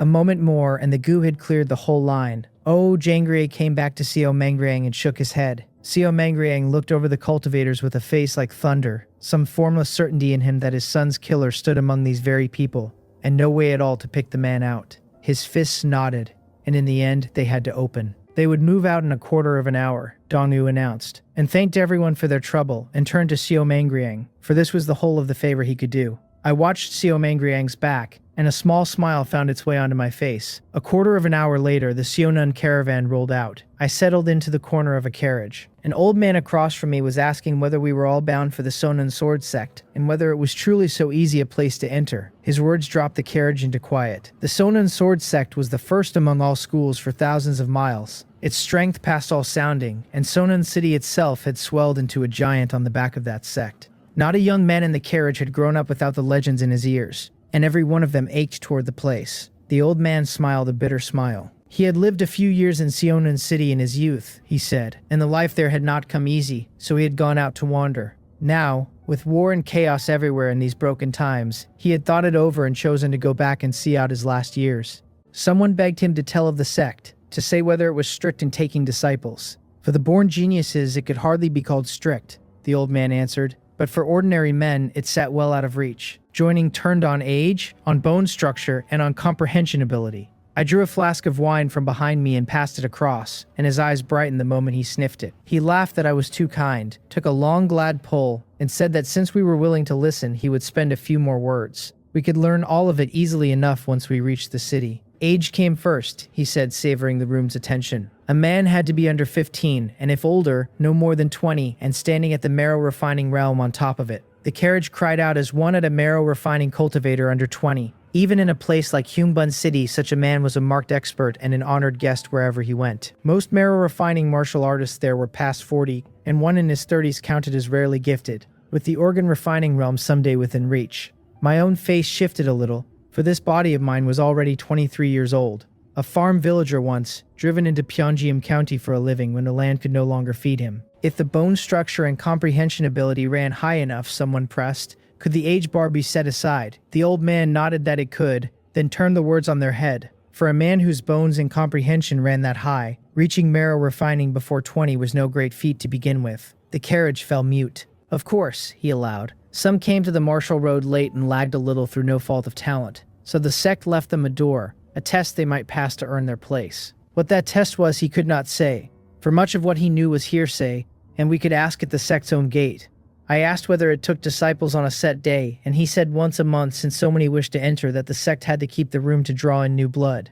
I stopped asking and shut my eyes to doze. My age ran past the line, and of this body's bone structure the less said the better, since its first owner had not so much as budged his cultivation in 3 whole months. That left only comprehension ability. Mine, propped on the simplifying panel, had grown into something past belief, though whether that one strength could outweigh the 2 strikes against me I truly could not say. The old man, seeing the young faces fall, offered some comfort. There was no need to fix on the Sonan sword sect alone, he said, since many other schools around Sonan City took disciples and their legacies were nothing weak. He spoke true, for the sect's own pull had drawn a crowd of down-on-their-luck schools to root near the city, legacies that would have shown anywhere else. The carriage went silent, and as we drew away from Hyungbun City the road roughened, and the ride began to jolt. The whole day the caravan passed easy and untroubled. No mountain bandit was fool enough to try the Sonan caravan's name and strength. Strangeness there was aplenty in the wilds, but not so thick that a man met it at every turn. This road the caravan ran often, so any true anomaly had long been cleared or gone around. I spent most of the hours reading medical books, having little else to do, and found I had come to like it. The slow learning of what each herb could do. What had begun as a means to deduce the biryong pill had quietly become its own end.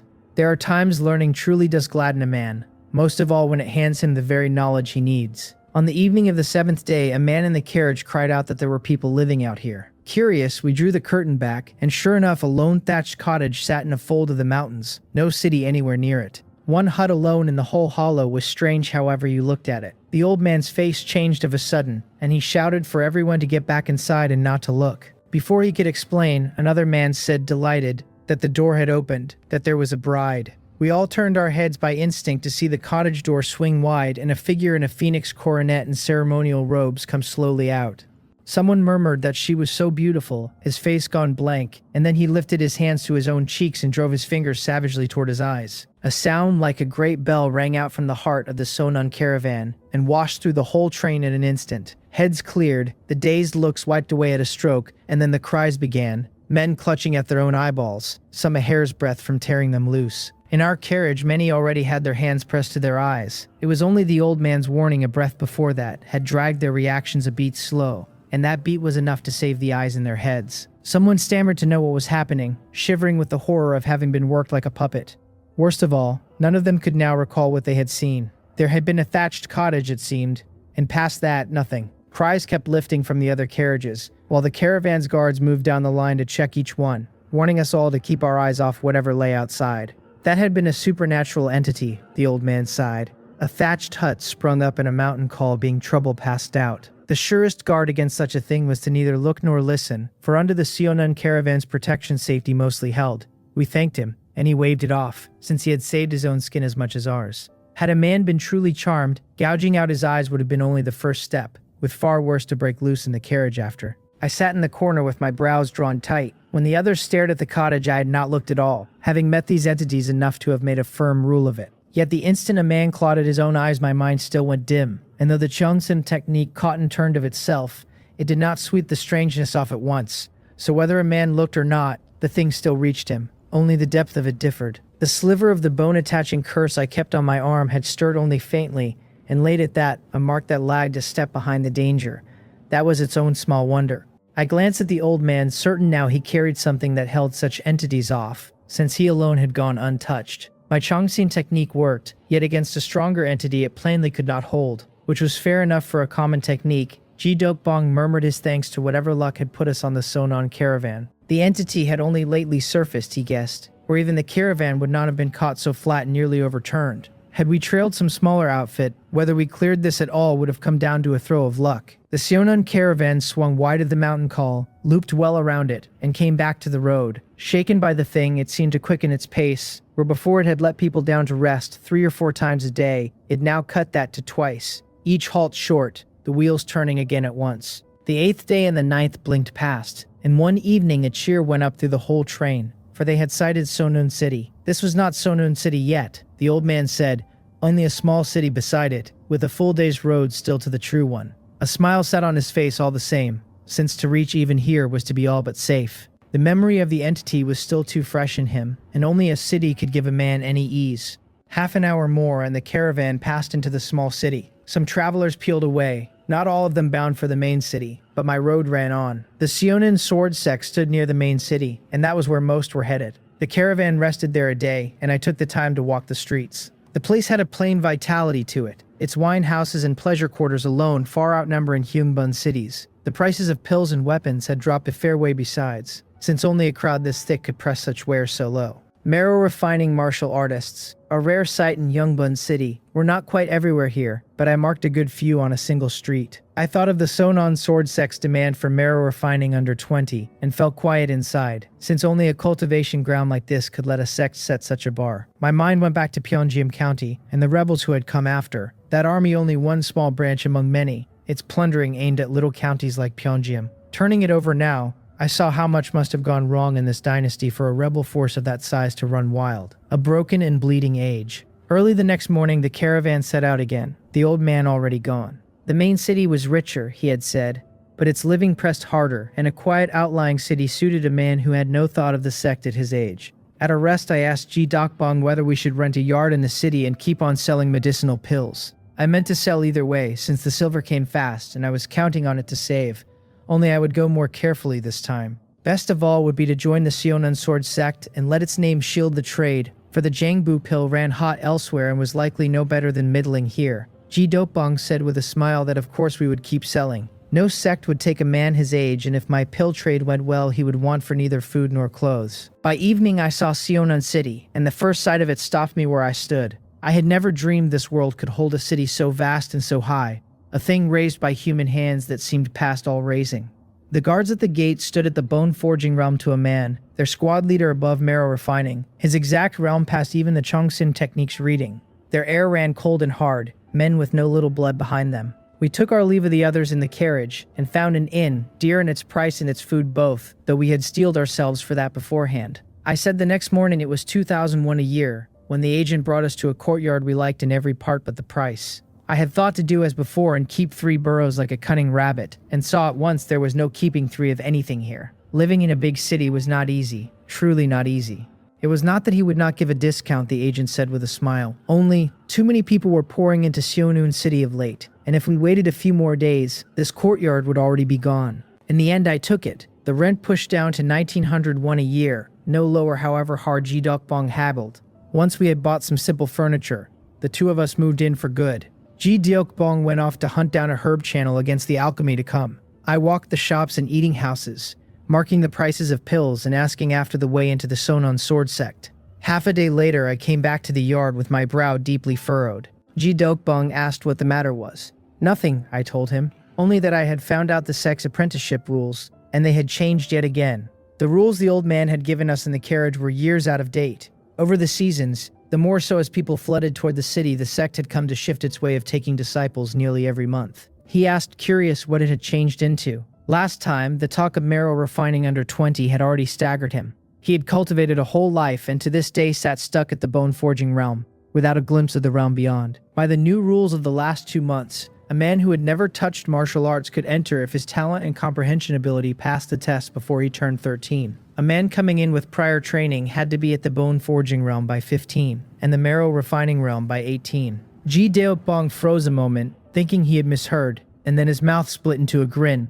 The old rules had been mad enough, and he saw now how narrow his view had been. That madder ones still existed. Marrow refining before 18 was surely brutal even in a place like Sonon City, he said. A man's achievement in the arts leaned partly on his family, since a martial artist parent passed some of that gift down. A born genius here stood far better placed than one in the countryside. Yet the marrow refining realm was, after all, no easy step. I said that was so, and that was why most who entered the Seonan sword sect were the young ones. Cultivated from the root, they were better in loyalty and better in the shaping than any man who came in already made. He asked whether the sect had taken many people lately, since only a glut of newcomers would drive it to tighten so. Too many, I answered, all of them fleeing here for refuge. With so many to choose from, the sect naturally skimmed the finest cream. Behemoth though it was, it still needed hands to teach and resources to parcel out, and it had swollen too fast, so it was likely worn thin itself. Rumor even ran that this month the rules might change once more. Their apprenticeship this month fell 5 days off. There was word that in time they would stop taking disciples monthly and move to once a season, or once a half year, or once a year. For an older martial artist like me, the hope had grown very thin.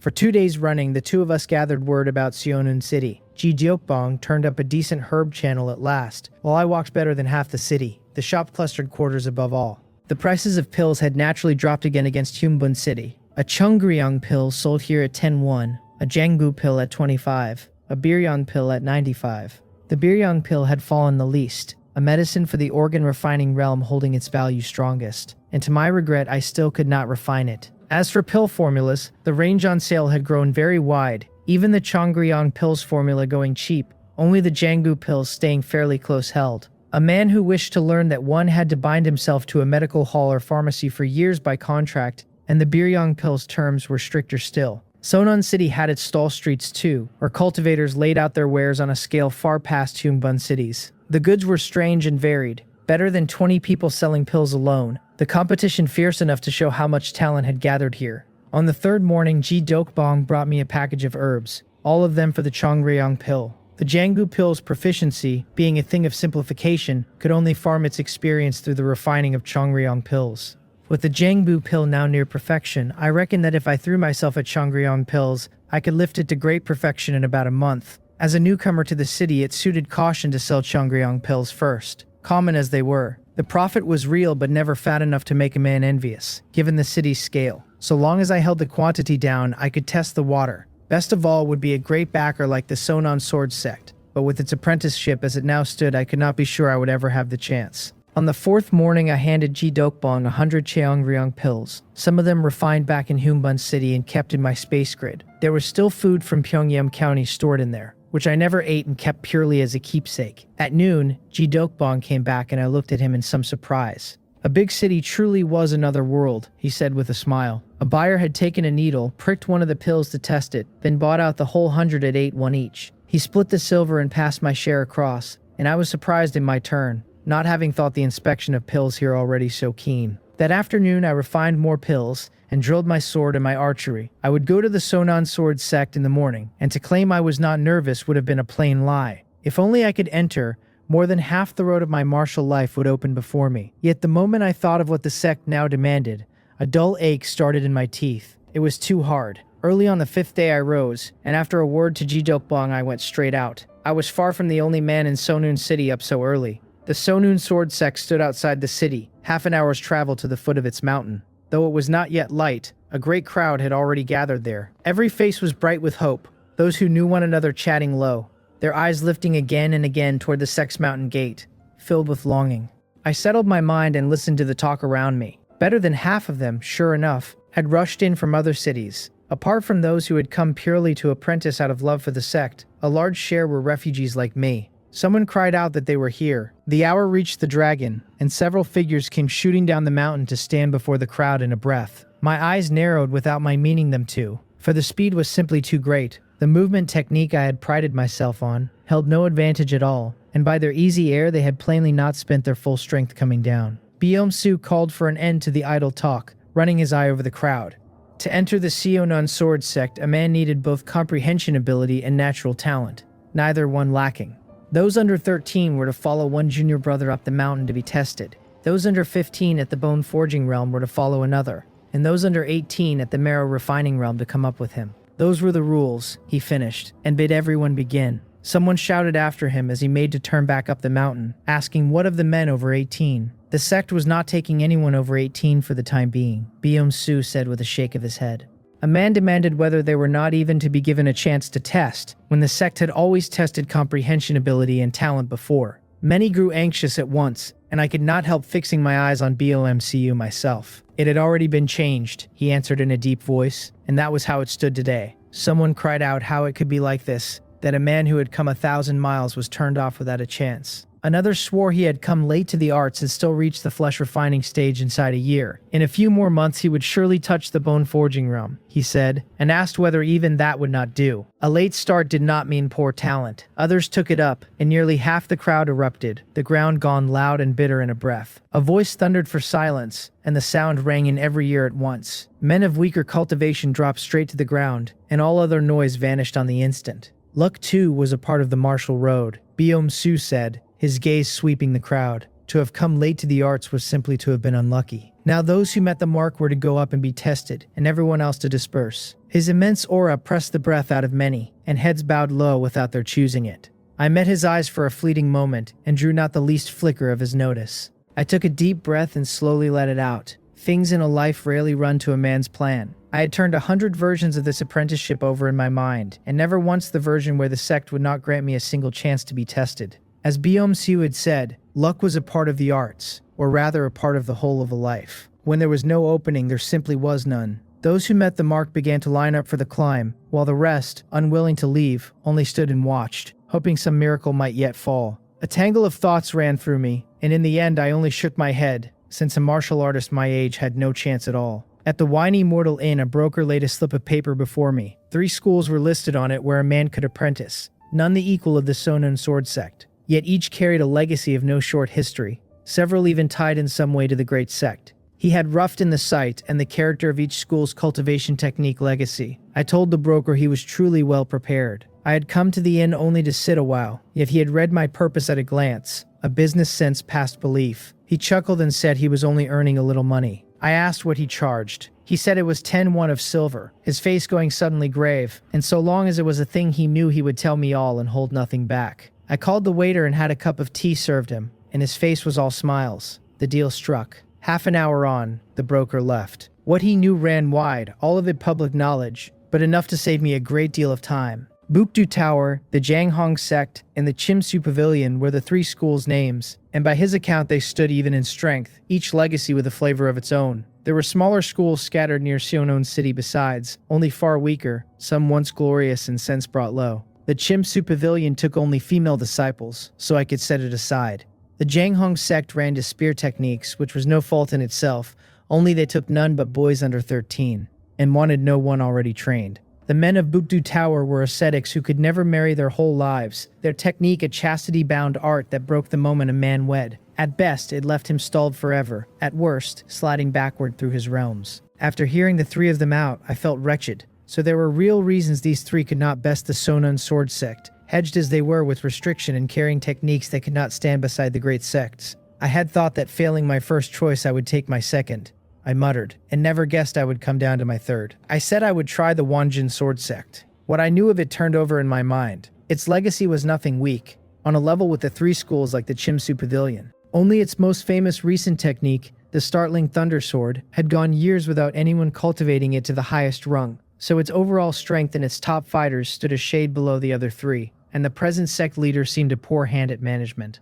I had asked the broker whether there was any tie between this Startling Thunder Sword and the Startling Thunder Sword energy. The names were so near, and the Sonun Sword sect's Startling Thunder Sword energy so renowned. He had made to shake his head, then see me take out 5 more one of silver, and changed his tune to a whisper. He had heard that the ancestral master of the Wanjin sword sect, having witnessed the Startling Thunder Sword energy, judged it nothing special, so he forged a Startling Thunder Sword of his own to suppress it. I said there were flaws worked into it, so that it was very hard to cultivate. That much he truly did not know. The broker laughed, and would say no more. I drained my cup and left the restaurant. An hour later I stood below a mountain gate. Today was the Wanjin sword sect's day to recruit as well, but set against the crush at the Sonon sword sect, the people here were far fewer, though thankfully not none.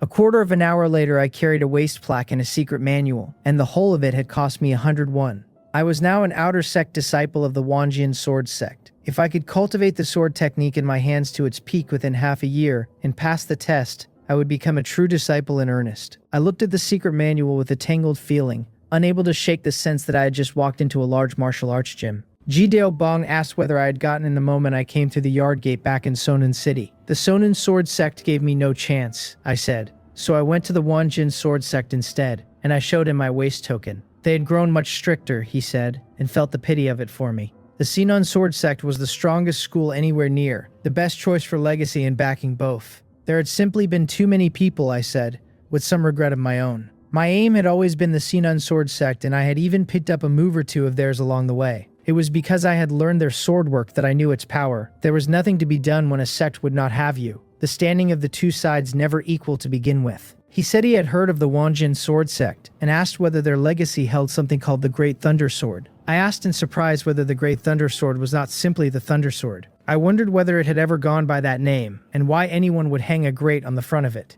He had only caught it from people outside, Ji Dokbong said, a little confused himself. I opened my mouth and found nothing to say, since this Great Thunder Sword sounded for all the world like a deliberate attempt to outname the Startling Thunder Sword energy. After a few hours spent refining the day's Chungryong pills and handing them to Ji Dokbong, I took out the secret manual the Wanjin sword sect had given me. Now that I had joined, what I needed to weigh was how to come by a stronger cultivation technique legacy inside the sect. The Wanjin sword sect had the look of a large martial arts hall now, but such halls were not without their uses. Pay and they took you, and once you showed talent enough they led you straight to the true legacy. The Chawon sword was the name of the manual. I spent an hour reading it through and was mildly surprised, for though the sect let a man in merely by paying, they had no mind to cheat him. The Chawon sword was the sect's introductory sword technique, basic and yet no weakling, dovetailing perfectly into the sect's later legacy.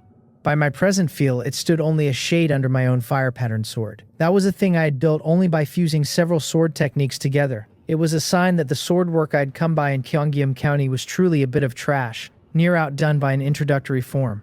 The panel asked whether I would spend 81 to simplify the Chawon sword, and I willed it done. The simplification succeeded, and the Chawon sword became, of all things, sword swinging. I looked at the result with some surprise, not that swinging a sword was hard, but that the simplification had come out so oddly ordinary. I took up my long sword and went out into the courtyard. After the blood-tasting goo in Hyungbun City, I had grown more careful. Once in Sonun City, I had bought certain herbs and mixed a wash that stripped the lingering aura clean off a blade. A large bottle of it stored in the space grid for later. The forms of the fire-patterned sword unfolded in my hands, and I sank quickly into the practice. After an incense stick's time, I stopped and let out a breath of stale air. The panel set my Chowan sword at proficient, 102 marks out of 1,000, and a smile rose to my face. Drilling the technique straight was far more interesting than swinging blindly, and it let me turn the old over into the new besides. At this pace, with a little diligence, I judged I could carry the whole set to great perfection in a few days, and then applied a test into the inner sect. Would that seem too glaring? I had turned the question over at the start, since the sect had granted me a full half year. But should I dawdle on purpose and squat there for the sake of looking unremarkable? It was only an introductory technique in any case. My aim was a stronger cultivation technique, the sooner the better, so my strength might climb faster. So long as my realm rose quickly enough, I would have the power to answer danger when it came. 7 days flew past. Each morning I refined pills. Each afternoon I cultivated my inner energy technique and looked over my archery, and the hours left I gave to the Chowan sword. The pill sales gave no trouble yet, and I was careful, keeping the count under 100 a day. Whether Sonun City simply looked down on the profit from a few pills, or was still quietly digging into my background, I could not tell. In the long run, someone would fix on the two of us all the same, for several hundred won a day was too weighty a thing to overlook. That was exactly why I thought to join the Sonun sword sect and settle the matter at a stroke. With the Seonun sword sect closed to me, the Wanjin sword sect would serve as a backer well enough. Only an outer sect disciple was far from enough. I needed to be an inner sect disciple, or better still, a true disciple. Early in the morning I arrived at the Wanjin sword sect's mountain gate, the Chowan sword carried to great perfection. I meant to take the assessment today and stand as a disciple in truth. The deacon disciple glanced at the waist token I handed over, read the number carved on it, and looked up in surprise, saying I had only joined a few days back. I said I had. It seemed I had learned the Chowan sword before, he said, nodding, and told me to follow him. My expression shifted a little, for there were evidently no few men who came to test the moment they received the Chowan sword. Thinking on it though, it was natural. The Chowan sword could be had almost for the paying, and the Wanjin sword sect had never troubled over keeping it secret. Or perhaps they did this on purpose, casting a wide net to draw in disciples. I followed the deacon disciple, took in the sights of the sect along the way, and came to the hidden dragon hall. The deacon disciple bowed to senior brother Yang and said this junior brother Jin had come for the promotion test. Yang Qianjin had been sitting with his eyes closed to rest his mind, and at the voice he looked up at me, a warm smile spreading across his face. Here was another one, he remarked. The sect's numbers had grown quite prosperous of late. It was all owed to the sect leader's wise leadership, the deacon disciple said quickly. Yang Qianjin nodded, rose, came over and looked me up and down. The Chowan sword was the foundation-establishing sword technique of the Wanjin sword sect, Yang Qianjin said, prizing groundwork and practice. He asked whether I had truly decided to test today, warning that a failure meant another 3 months' wait, and a second failure a whole year. I bowed in earnest and begged the senior brother to enlighten me. He gave his approval and gestured me up onto the martial stage. I stepped up with my right foot and Yang Cheonjin smiled faintly, his figure flickering until he stood across from me. I was to use the Chowan sword with all my strength and hold nothing back, he told me. I begged his pardon for my discourtesy, and I did not stand on ceremony. Yang Cheonjin carried at the least the cultivation of the marrow refining realm, and short of sword 5 I could not touch him at all. With a single step I was in front of Yang Cheonjin, the long sword in my hand flashing out toward his chest. He voiced his approval, his eyes lighting at once, for from that one strike alone he could read the foundation I held in the way of the sword. He turned my thrust aside offhandedly and countered with a stroke of his own, another move of the Chowan sword. My expression never changed, the longsword blocking him as if by instinct. In the space of a few breaths we had traded dozens of moves with no winner between us.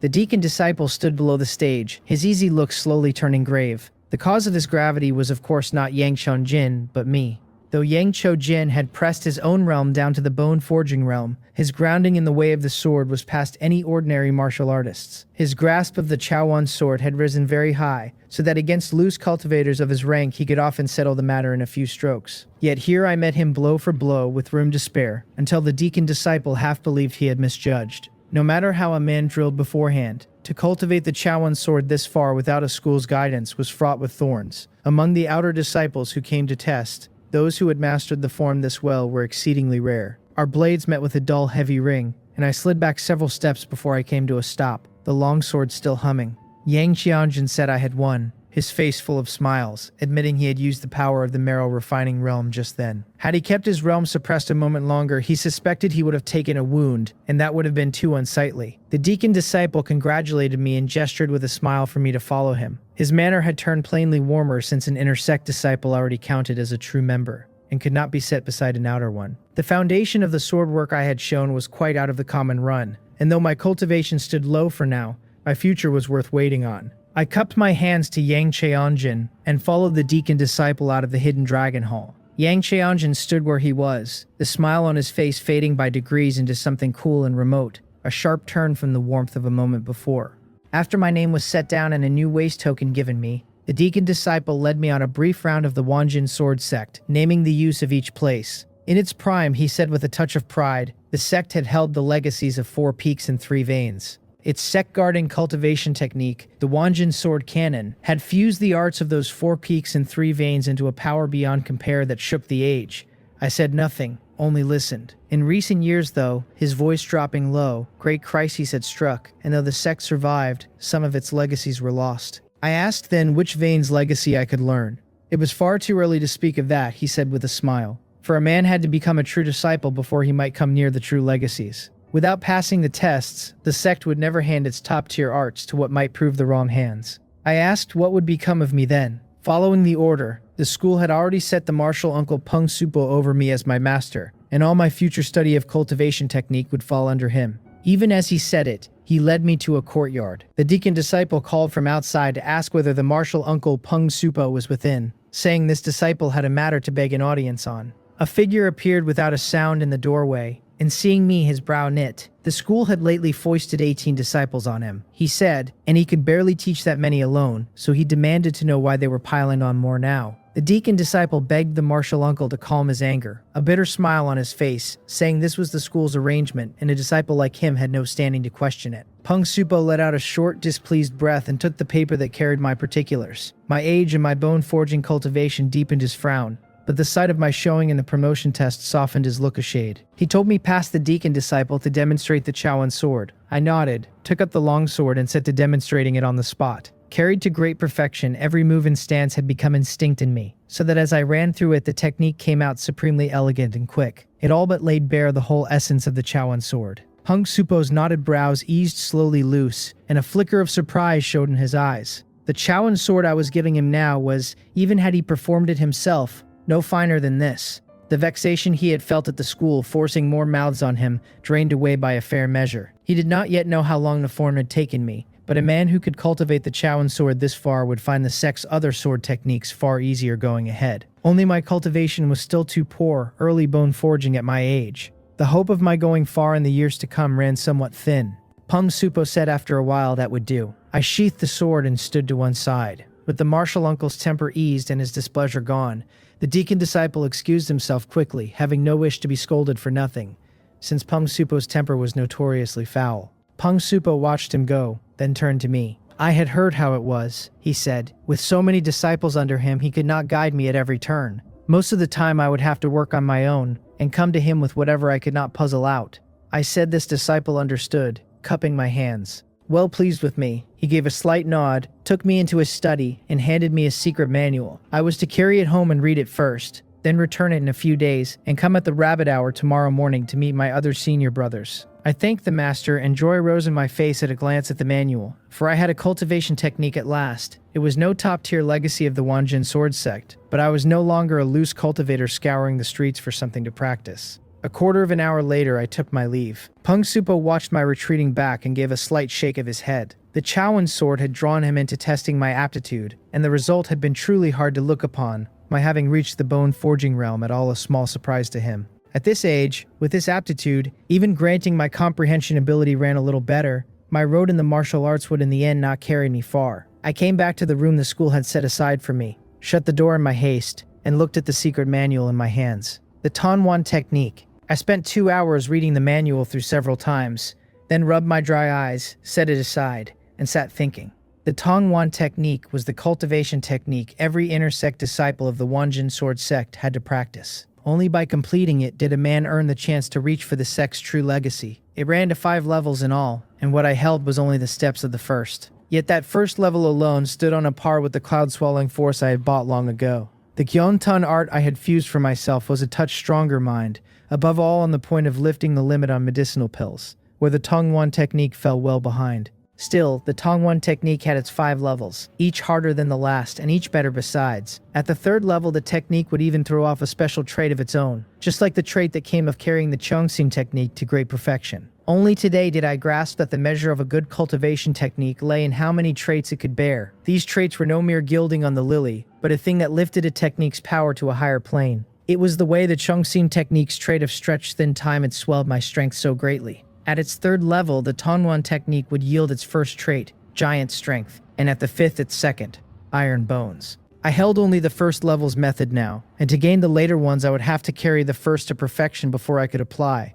The whole thing was kept under strict control, worlds apart from the Chowan sword. I sat cross-legged and tried to run my internal strength along the Tongwan technique's path. It stumbled at the start, but half an hour on I could circulate the first level from end to end. The panel set the first level of the Tongwan technique at 1 mark out of 1,000. The proficiency was no longer split by the entry and mastery grades, I noted with some surprise. I wondered whether that owed to the technique being cut into 5 levels, for I had thought each level would run as before. Perhaps it came of the Tongwan technique in my hands being no complete set. A full one would likely carry its own progress from entry through to great perfection. I called for the Gyeongtan art to be fused in, and the first level of the Tongwan technique jumped to 693 out of 1,000. Insights flowed into my mind. In the fusing, most of the Gyeongtan art had been shed, only some essence kept, such as the refining of medicinal pills and the swift circulation. Everything else bent toward the Tongwan technique, so that even the name of the technique had not changed. The panel then asked whether I would spend 1,001 to simplify the first level of the Tongwan technique. It had grown dearer, I could not help grimacing to see. The simplification succeeded, and the first level of the Tongwan technique became the Gyeongtan art. The nesting had taken. From now on, so long as I circulated the Gyeongtan art, I would carry the first level to its peak, at which point I could press on into the second level and the third. Partway through, I made a trip back to Seonan City to lay the matter out for Ji Deokbong. He was to come to the Wonjin sword sect for his medicinal pills from here on. It put a little more trouble on him, but it was quietly a good deal safer. If people saw Ji Deokbong turning up every day for pills, they would sooner or later dig into the why of it. I was now an inner sect disciple of the Wonjin sword sect, a scrap of backing enough to warn off the pettier thieves. To be wholly secure, of course, the name of an inner sect disciple was nowhere near enough. I would need another layer of time, my master Peng Supo say. But a thing like that could not be rushed. I did not yet understand what manner of man Peng Supo truly was. Handled clumsily, it could prove like leading a wolf into the house, one I would not be able to drive out again. Early the next morning, I came to Peng Supo's courtyard and found many people already waiting outside. More than a few could not help stealing a second look at me. One of them came up and asked with some curiosity whether I was the new disciple the master had taken and what my name was. I gave my name as Jin B and said I had entered the sect only yesterday, fortunate enough to be accepted by the master. Then I had to be the junior brother, he said. His name was Senior Brother Na Gun, and I might call him Senior Brother Na. Joy broke across Na Gun's face, for he was at last no longer the youngest among them. I greeted Senior Brother Na, somewhat at a loss, not understanding what he found to be so glad about. If I did not follow a thing in the days to come, he said, patting my shoulder with a great show of seasoned maturity, I might come to him. I shook my head and chuckled, for this Na Gun seemed an interesting sort of man. After a while, Peng Supo appeared before us all, presented me to the group, and set to laying out the key points of cultivating the Tongwan technique. Whether to meet me halfway or because so many freshly entered disciples stood there, he dwelt mainly on the first level. The Tongwan technique was our basic cultivation technique, he said, and it laid its whole weight on the foundation. If the foundation stood unsteady, a man would never cultivate the levels above it however he tried, and he hoped we would take that to heart. An hour on he rose, ran his eye over us all, and spoke in a grave voice. All the disciples answered at once that they would respectfully follow the master's teaching. The rest of them might disperse and come back in half a month, he said, and Jinbi and Senior Brother Guok Rimson were to stay behind. He waved his hand, and the others bowed and left. Senior Brother Guak Rimson bowed to the master and to me in greeting. He was a burly man with tiger-bright eyes and a bristling beard. Jinbi had only just entered the sect, Peng Supo said, so he was bound to have many questions about the cultivation technique. Being often busy himself, he found it hard to guide me at every turn, so from now on, whenever I had a question, Guak Rimson was to do his best to answer it. Peng Supo was well satisfied with Guak Rimsan.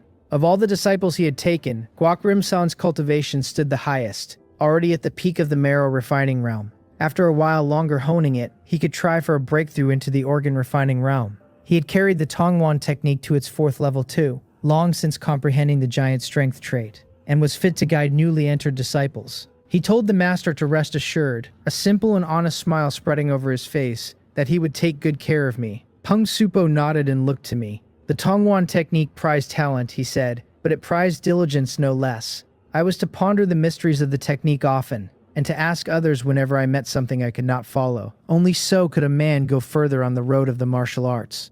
I thanked the master for his teaching, and lowered my head. Peng Supo had accepted me and did not treat me as an outsider. Only he did not look for very much from me. It was understandable enough. My aptitude and my age sat there for all to see, and for an ordinary man they were, in truth, an obstacle no effort could cross. Peng Supo nodded that we could all disperse if there was nothing else, then turned and went back into the house. Senior brother Rimsan gave me an honest smile, clapped a firm hand on my shoulder, and told me to start my studying. He said to come find him any time a question came up, and even to drop by and sit a while when I had none at all. I cupped my hands and made to head back to my own quarters.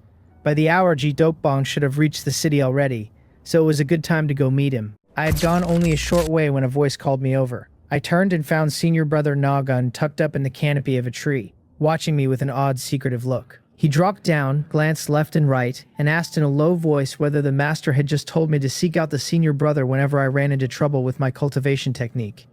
I nodded, not yet following where he meant to lead.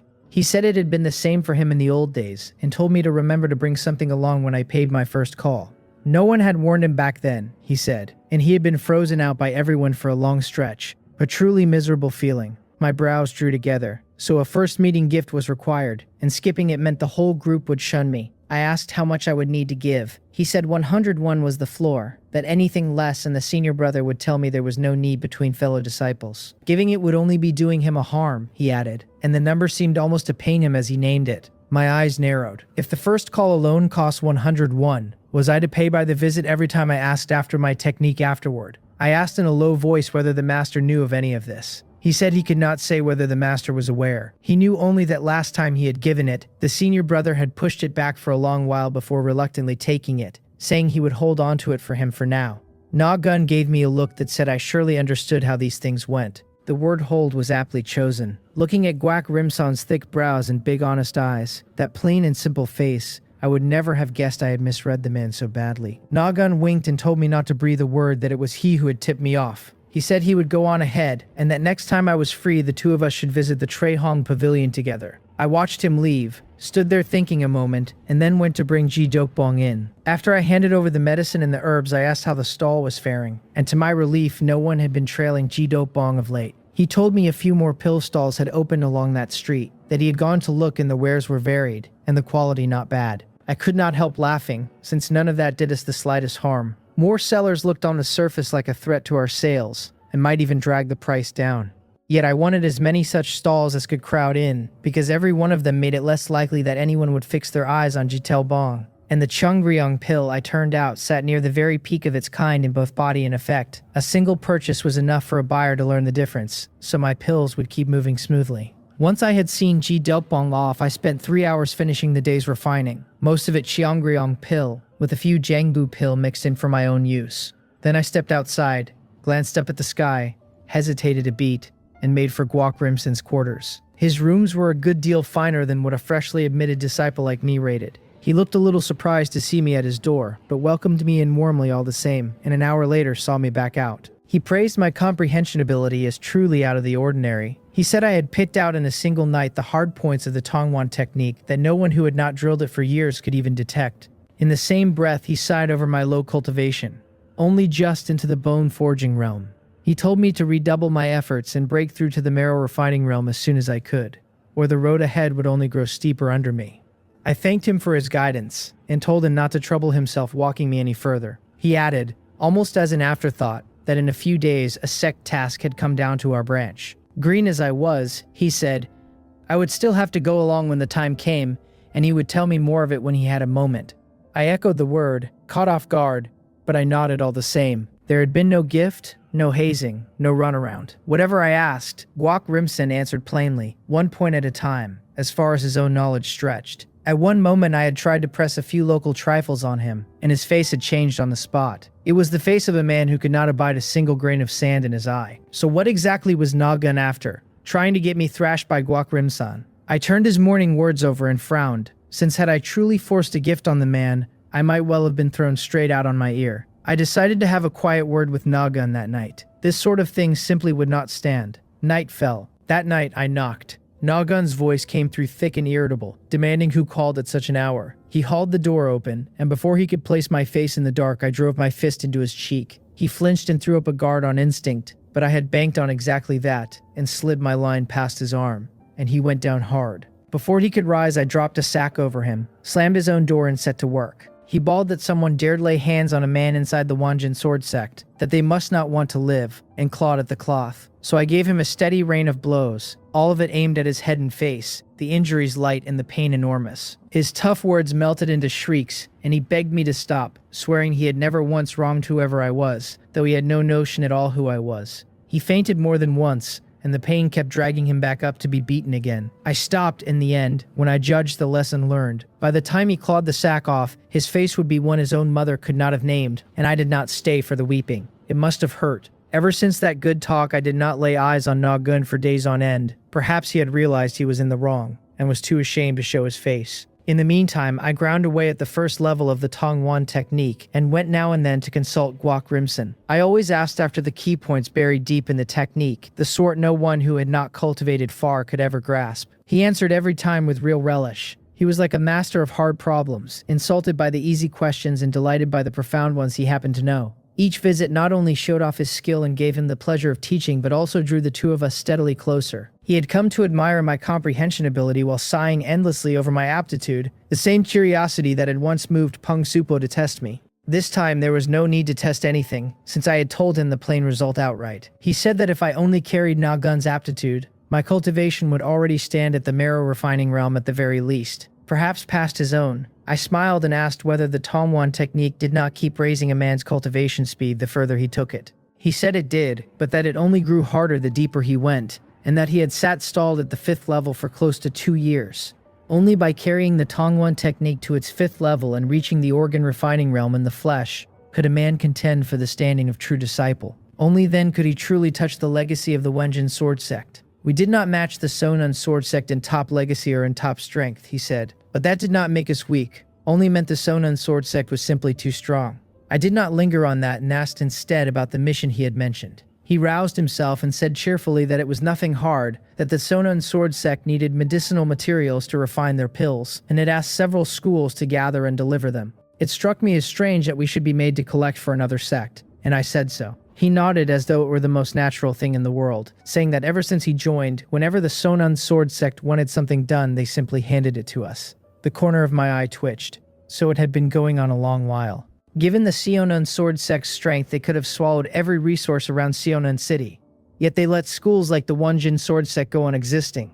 And why, if not so that a single order could always find someone to do the work? At least they were not demanding finished pills, I said. Sonon City sat right against the mountains, so herbs were thick on the ground and gathering them was no trouble at all. He shook his head and told me the Sonon sword sect did not trust our alchemy and wanted only the raw materials. I blinked. So it was not that they had held back from squeezing us harder, it was purely that they looked down on our craft. They disliked our low standard, and would rather take the raw stuff and handle it themselves. There was nothing at all wrong with that logic. Since pills were already on the table, I decided to raise a worry of my own. After these few days together, I had a fair read on Guakrimson, a blunt, plain-spoken, thoroughly upright man. I told him I could refine pills and usually had someone sell them for me in Sionon City, and that over the long run I did not know whether some jealous party might make trouble. He raised an eyebrow, though remembering the comprehension I had shown, alchemy did not seem so unlikely a thing in me. In any case, alchemists were hardly rare, the Wanjin sword sect keeping many full-time ones, with some intersect disciples dabbling on the side. Most of the dabblers were nothing special, of course, since alchemy tested talent the same as martial arts did. I told him I could turn out a passable Changryong pill, and this time he was genuinely surprised, since among the side dabblers even that counted as impressive. He thought a moment and said that selling pills in Sonon City generally carried no danger, being under the Sonon sword sect's rule, but that if I was truly worried there was a safe road. When I asked what it was, he said to join the Alchemists Alliance, a place formed by alchemists gathering together. He picked up his tea, took a sip, and told me it had been founded more than 100 years back by a loose cultivator. That founder had felt loose cultivator alchemists were forever being pushed around, and so had started a mutual aid society that had grown across the century in today's alliance. My eyes lit. Gathering information before, I had chased only school matters and overlooked this entirely. Other cities had no such alliance or anything like it, so a fixed habit of mind had blinded me to it. Better late than never. I asked whether joining would win me the Alliance's protection. He said of course it would, or what use would the thing be,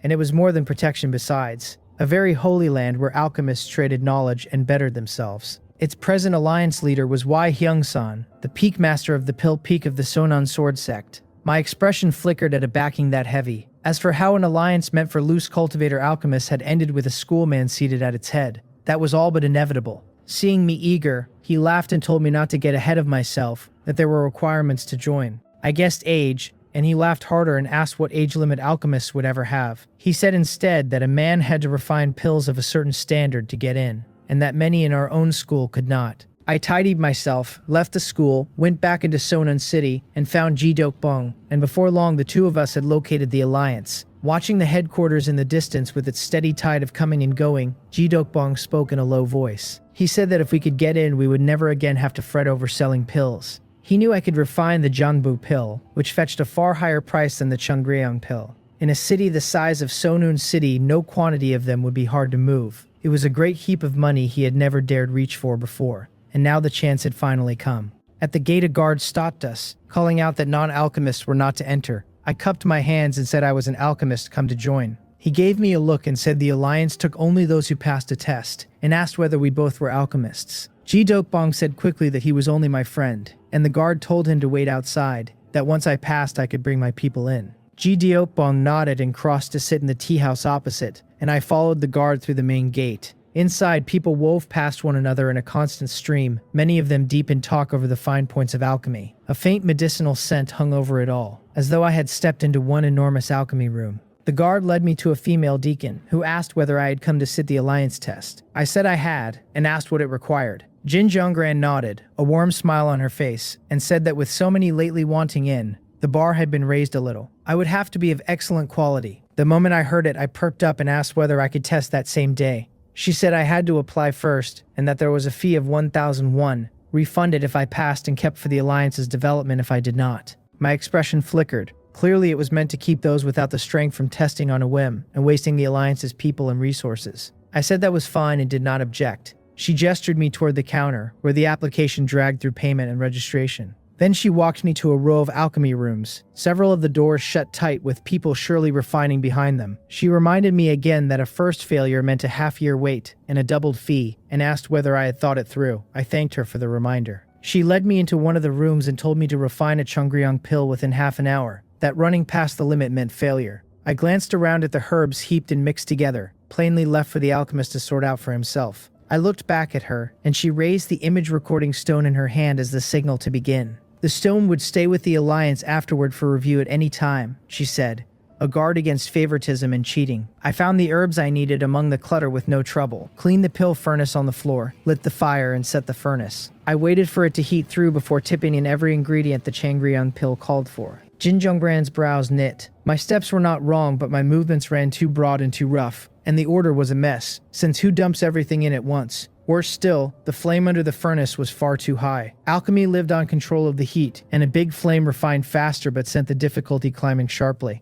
That was why the test allowed a full half hour, so no one need rush. Slow work yielding the fine result. She had all but decided this batch of mine would blow the furnace open. I knew nothing of what she was thinking, and simply held to my own rhythm, working my internal energy to steer the shifting properties inside the furnace without a pause. It was the best method I had ever drilled myself, the one that gave the fastest yield without costing quality. Whether it suited anyone else I could not say, but it suited me. Without it, I could never have finished close to 100 Chongryong pills a day in a few short hours, even at a high success rate. What I chased was speed. As she waited for the blast, threads of medicinal fragrance began to drift across the room. She sniffed, surprised, since this was not the smell of a furnace about to burst. And after so many years around pills, she even began to think the batch might come out very fine. Her gaze changed as it rested on me.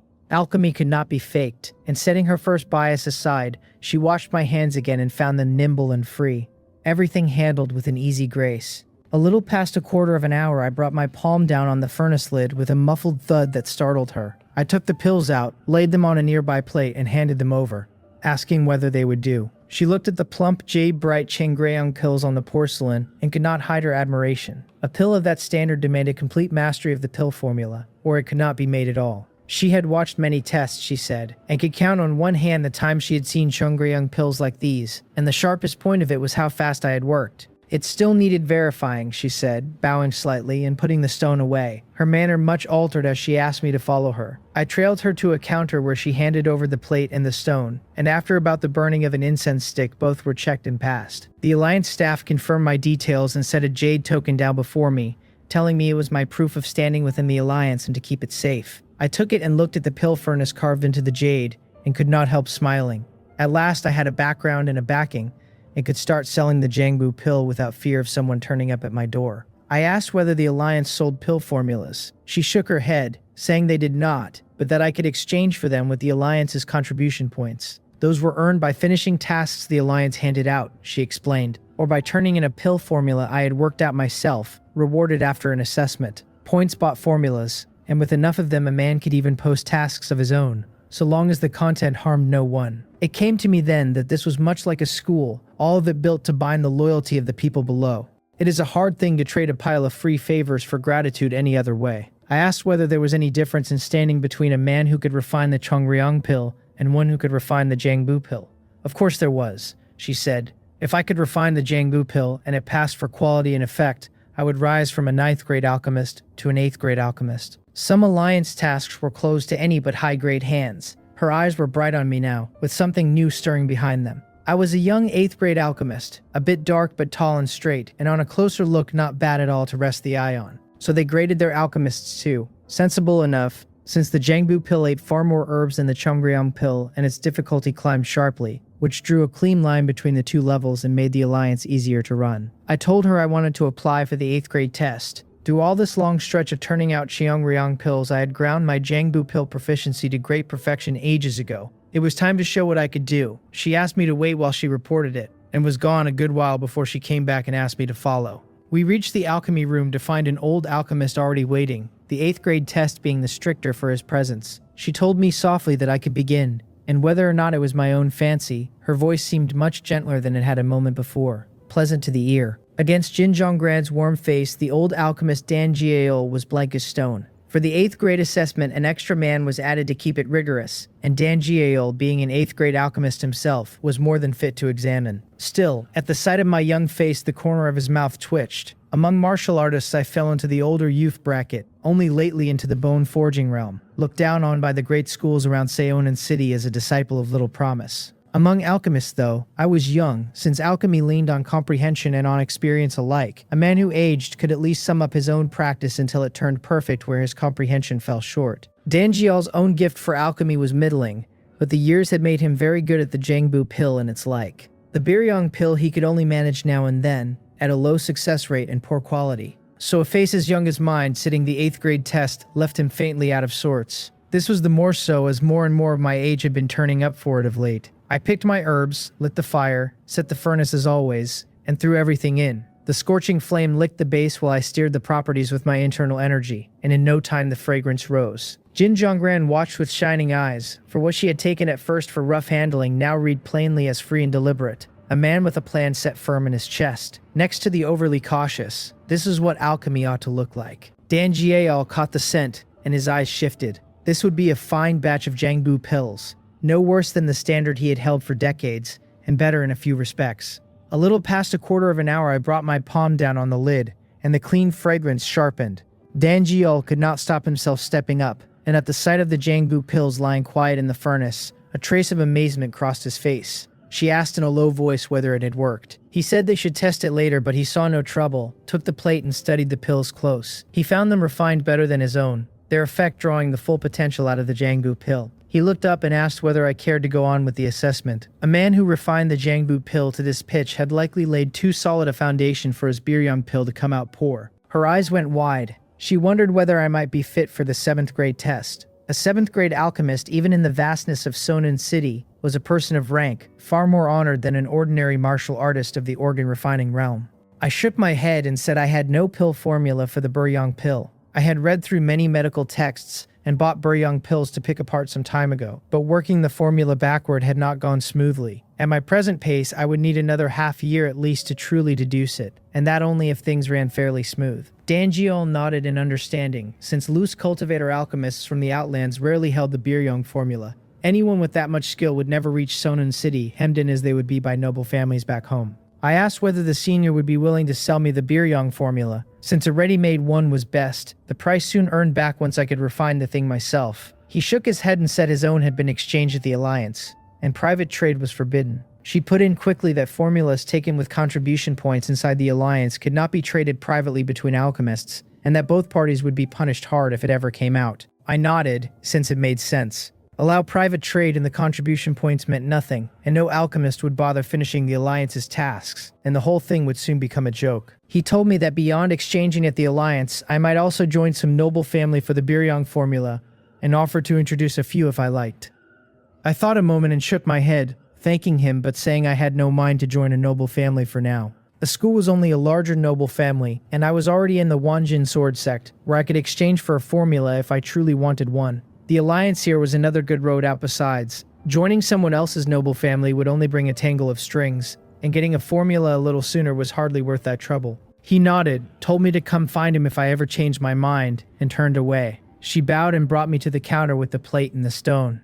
The verification ran long, and after they asked Danjiel's view, and he raised no objection, my 8th grade assessment passed. The still-warm jade token was taken back and swapped for one of another make, finer than the last, its ringed cloud patterns far denser. I put it away and asked whether I might use the Alliance's mark, since I usually sold my pills around North Street. She had been watching me intently, and when I turned to her all at once, her face went red. She said with her head lowered that the Alliance kept special medicine bottles no outside alchemist was allowed, so that others would know at a glance a member when they saw one. Was this woman so taken with my looks that she should be blushing like that? A quarter of an hour later, I stepped out of the Alliance and found Ji Deokbong, who asked at once how it had gone. While he waited, he had made his own inquiries and gotten a rough sense of the Alliance's weight. He had learned that once a man was an alchemist the Alliance recognized, ordinary powers would not go out of their way to trouble him. A small matter like selling pills on North Street need never turn into another Hyunbun city, and the Alliance carried real weight all around Seonun City. I told him that from now on he could take my jade token to the Alliance for medicine bottles, and there should be no more trouble. A smile spread over my face. Trading the Chongryong pill for the Jongbu pill meant a little longer over each batch, and a slightly smaller yield per furnace. Even so, after the herb cost my daily take for the same time and effort, would clear 1,001. Better yet,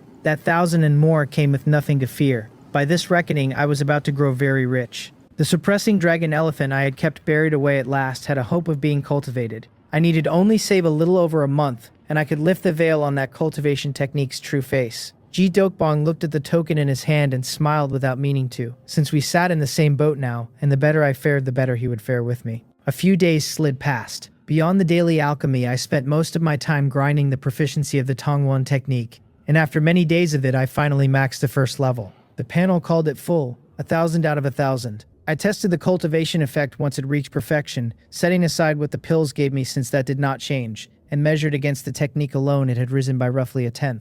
It was not striking, since I leaned mainly on swallowing pills each day for my quick gains, but this was only the first level, so a thin effect was no surprise at all. I knocked at Guak Rimsan's door with a jug of wine in hand, ordinary wine from an inn in Seonun City. He had a fondness for this exact taste, and pricier wine simply did not suit his palate. He opened the door and could not help smiling at the sight of the jug, several visits having left him well disposed toward me. He said just coming was enough, that there was no need to bring anything, and welcomed me inside. I told him I had troubled him with so many questions that I owed him at least a little wine to wet his throat, and set the jug on the table. He dug out 2 bowls and poured, and the smell alone widened his smile. He liked this wine. After a few sips, I found my opening and asked why the master had taught me only the Tongwon technique, and when the sword and movement techniques would come. Taking me for worried that Peng Supo played favorites, he reassured me that the master treated everyone the same. Every month the master examined our progress in martial arts, and whoever performed well enough to seem able would be taught more. When I asked what counted as performing well, he said that for a newcomer like me, Simply cultivating the Tongwan technique well was more than enough. I asked whether he meant taking the first level to perfection. He tipped his head back, drained his bowl, and said that yes, cultivating it to perfection would surely count. I asked whether that was so, and put out my hand, and my right forefinger began to turn faintly clear, as though a layer of light were about to break out of it. He still had wine in his mouth and nearly sprayed it at the strange sight. The Tongwan technique took its meaning from joining body and mind top to bottom. Cultivating the first level to its peak let a man drive force clear to his fingertips, which was exactly the thing I had just shown. He asked whether I had cultivated the Tongwan technique before, his first thought being that I must have, or how else so fast. I had been in the inner school only a handful of days and already maxed the first level, while he himself had spent a full month to bring it this far. Even then, Peng Supo had praised his comprehension and his fit with the technique. If a month meant good comprehension and a fine fit, what was a man who finished in a few days to be called a stunning talent? I shook my head with a smile and told him he was joking, that the Tongwan technique was an inner-school technique and could hardly be circulating outside. The master had tested my aptitude when I first arrived, I added, and would long since have caught it had I already learned the thing. True enough, he allowed, nodding. The chance of a leak could not be ruled out, but was vanishingly small, and had I really learned it in secret, I would be too busy hiding the fact to flaunt it like this. Were it reported to Peng Supo, he would only test my internal energy again. The energy the Tongwan technique bred was distinct enough that it could scarcely be hidden from a man who had reached perfection at the 5th level. So had I truly maxed the first level in a few days? And if so, then with comprehension like that, even poor aptitude did not leave my future wholly without hope. He stood and told me to come find the master, walking out on the moment while I fell in behind. Before long we reached the courtyard and he called out loudly that disciple Guak Rimsen begged an audience. Peng Supo had not gone out that day and happened to be in the yard, and looked puzzled to see the two of us arrive together. Guak Rimsan stepped up and told him in a low voice that his junior brother had cultivated the first level of the Tongwan technique to perfection. Peng Supo went still and looked at me, and I put out my palm with all 5 fingers gone faintly luminous. Surprise crossed his eyes, his gut reaction the very same, that I had learned it before. But he threw the thought off at once. Recalling the comprehension I had shown with the Chowan sword, maxing the first level in a few days was not past belief, or else I was simply a rare fit for the Tongwan technique, of which the school had seen many cases across the years. He told us both to come in, took the secret manual for the 2nd level into the study, and there laid out the steps and the key points of it on the spot. An hour later when he had finished, I checked the panel, the 2nd level showing a single point against the 2000 it demanded. He asked in a low voice how many days I thought it would take to bring the 2nd level to perfection. I weighed my grinding speed, looked up, and told him that within 10 days it should be done. Guak Rimsan, who had sat bored through the whole hour, came wide awake at that. Peng Supo too looked at me in some shock, since his own guess had been a month at the least. That month was the record set by earlier disciples who fit the technique to an extreme, and I had halved it and more. Guak Rimsan could not help asking whether I was in earnest. Knowing the old record himself, I asked back whether it was too fast. In truth, had the choice been mine, I would have preferred to cultivate the Tongwan technique quietly all the way to the 5th level. But the way the Wanjin sword sect passed down its techniques left me no such choice. So did most schools, which had to answer for you and to weigh your character and loyalty before handing anything over. Only among loose cultivators did anyone toss you a manual to cultivate alone. Short of stalling my own progress, I had no way to hide it, and after a few days of watching, I saw no need. Peng Supo was strict but no villain, and once I had become his apprentice, I was bound to his branch anyway. Guak Rimsan grinned, half sure his junior brother was showing off, and said the fastest before me had taken over a month. Peng Supo waved it off, saying that 10 days or a month, the results would tell in the end, an estimate being only an estimate. I asked whether I might learn other techniques, and rather than refuse outright he asked, curious which ones. I said sword techniques, movement techniques, and archery, that this disciple had dabbled a little in all of them, and Guak Rimsan laughed that I had certainly picked up a great deal along the way. As a loose cultivator, one always chased a bit of everything, I said with a laugh, and hoped I had not made a fool of myself before the senior brother. Peng Supo said he had never gone deep into archery, but that I could search the scripture pavilion for it later. Since my Tongwan technique was coming along, he could teach me one set of sword techniques and one of movement techniques. He thought a moment, drew 2 secret manuals from the shelf, and set them on the table. Guak Rimsan glanced at one and asked, puzzled, whether the Starry Night sword was not a touch weak, that it had been a long while since he had seen a disciple practice it. Peng Supo answered that the Starry Night sword was not made for fierce combat but leaned toward defense. At my thin realm, the strongest sword was wasted if the cultivation could not carry it. Being able to guard my own life when danger came was the better choice, and Guak Rimsan, thinking of my raw bone forging standing, granted the sense of it. The soul-chasing step was the same, Pung Supo said with a smile. No good for nimble tricks or high leaps, but first-rate for a long pursuit. When danger came, he said, I was not to fix always on holding my ground. If I could run, I should run, and there was no shame at all in it. My eyes lit, the words landing exactly to my taste, since when I met a man I could not beat, of course I should run. I had only just been wishing for something good at fleeing, since every martial artist I ran into now stood at the marrow refining or organ refining realm and came from a school. Their strength ran far past a loose cultivator's, so that thinking to fight across ranks was near hopeless. When I could not win, running fast was everything.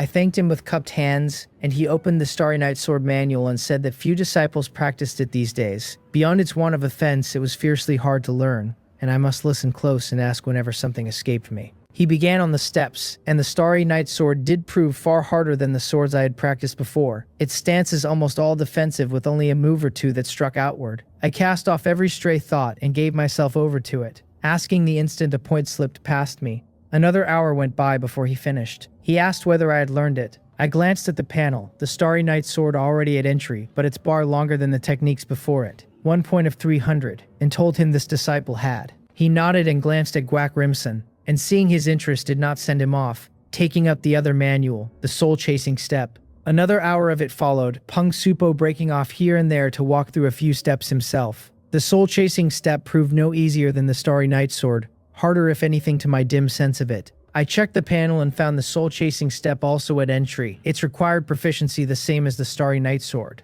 That set me thinking that the panel asked the same of any technique of the same rank, and gave no weight to a soft thing like how hard it happened to feel. That was all for the day, he said, and since Guac Rimson knew little of either the Starry Night Sword or the soul-chasing step, I was to bring my questions to him. He handed me the 3 secret manuals, and I took them quickly and thanked him for passing on the arts. He watched my back as I left with a smile, for he had once thought my achievements in this life would come to only so much, and this was a welcome surprise. Beyond the reasons he had named, he had taught me the Starry Night Sword and the soul-chasing step to test my comprehension.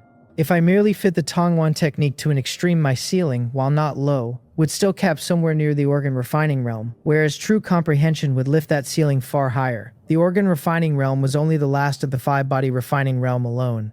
I told him I was ashamed to have eaten up so much of his day, meaning the senior brother. He laughed and asked why I should be so polite, when the chance to hear the master unfold the mysteries of a technique was one he would scramble for. No waste of time at all. This was no mere courtesy, since the principles of techniques ran together at times, and hearing more never hurt. He added of a sudden that the mission's day was fixed, 5 days off, and told me to prepare, since we would be several days in the mountains. I said I understood, and asked him to look after me when the time came. We talked a while longer and parted midway, and I went back to my quarters, shut the door and bent my whole mind on the panel. In a single day I had come by 3 cultivation techniques, all of them top tier, a haul I had not seen in a long while. Once I cultivated the 3 to perfection, my strength would climb another whole step. My first move was to fuse each of the 3 new techniques with what I already held. The system found each in turn. It asked whether I would spend 1,500 won to simplify the second level of the Tongwan technique. Another 1,000 won would simplify the Starry Night Sword, and 1,000 more would simplify the soul-chasing step. The Tongwan cost had gone up and neither sword nor step came cheap, but all of it sat inside what I could bear. Simplify, I answered. The second level of the Tongwan technique simplified down into the first level. The Starry Night Sword simplified into the Chawan Sword. The soul-chasing step simplified into the cloud-ascending walk. I drew a deep breath, since it was time to grind for experience yet again, and I set myself a small mark first, to cultivate the soul-chasing step to great perfection inside 5 days. The days went by one after another. I did alchemy in the morning and spent the afternoon grinding the proficiency of the Tongwan technique and the soul-chasing step. I never once stepped out my door, back to the ascetic round of a monk. Even when night fell, I did not slow my pace. Past a certain level, a martial artist can let cultivation stand in for sleep to a degree, never as easy as sleeping. But how was I to pass up the late hours when the late work was this meaningful?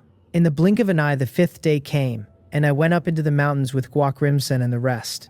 The team ran large but was mostly hired herb gatherers, who would do the real gathering when the time came. Our own charge was to oversee and to haul the herbs back once enough had piled up. Reaching the camp on the mountain, Guac Rimson spoke up loudly to the junior brothers below, saying there was generally no danger up here, but always the odd exception. Everyone was to stay sharp and move a little faster, he said, and we could be home in half a month at the outside. The mission had come down to our branch and could not be refused, one of a kind that circled round once a year for every inner sect disciple to finish. The school handed out heavy punishment for anyone who slacked it on purpose. The crowd shouted their yes to Senior Brother Guac and scattered to their posts. Nagun came up to me of a sudden, smiling, saying it had been a long time. In truth, I had already spotted him, and only hung back, undecided whether to go over, having beaten the man half senseless not long before. Though the point had been to cure him of his jokes, I still carried a private grudge in it. I said I had been busy with cultivation and out little, watching his face carefully, and found no scars and a clean recovery. Taking my stare for knowledge of the ambush, he said darkly that it seemed I had heard. He only hoped he never learned who it was, or he would never let the man off, and the matter was far from over. He had in fact suspected me, teased in the day and beaten that same night, but the strength shown had left him no ground to stand on. I was only into the bone-forging realm, and rumored to come from some backwater, no possible match for that. A sharp tongue had earned him enemies enough, and he had soon shifted his suspicion onto others. The senior brother was right, I agreed, and after a moment we each went to our posts. The day wore down. With oversight and generous wages, the take of herbs ran heavy, and in this range, whether from rich soil or some other cause, the herbs grew back fast. However, the crowd around Sonun City swelled. It had not dented the supply for pills in the least. By evening, the herbs were roped onto carts and started down the mountain, and every face had eased. At this rate, the mission might close in 10 days or so with no more sleeping under open sky. I paced my own stretch, not only to watch the gatherers, but to cultivate the soul-chasing step. For all the late nights and the day and night drilling, the time had run short, and the soul-chasing step still sat a few hundred proficiency shy of great perfection. Even short of it, my speed had already gained a great deal, with room for another leap once it peaked. A few hundred points I could likely finish this very day. The second level of the Tongwan technique had passed the halfway mark, close to my 10-day guess. The Starry Night Sword, drilled so often alongside the soul-chasing step, had come on well and neared great perfection too. I wandered the mission ground, my shape flickering in and out, when a great commotion broke from off toward the school's camp on the mountain. I flashed back in a moment and found a man on the ground drenched in blood, Sadeha, who had been hauling herbs earlier. I asked what had happened, turning to Nagun, already there when I arrived. Someone had ambushed our transport team, he said low, and Senior Brother Sa had cut his way out to bring word. Senior Brother Guac had taken a few junior brothers and rushed off to save the rest.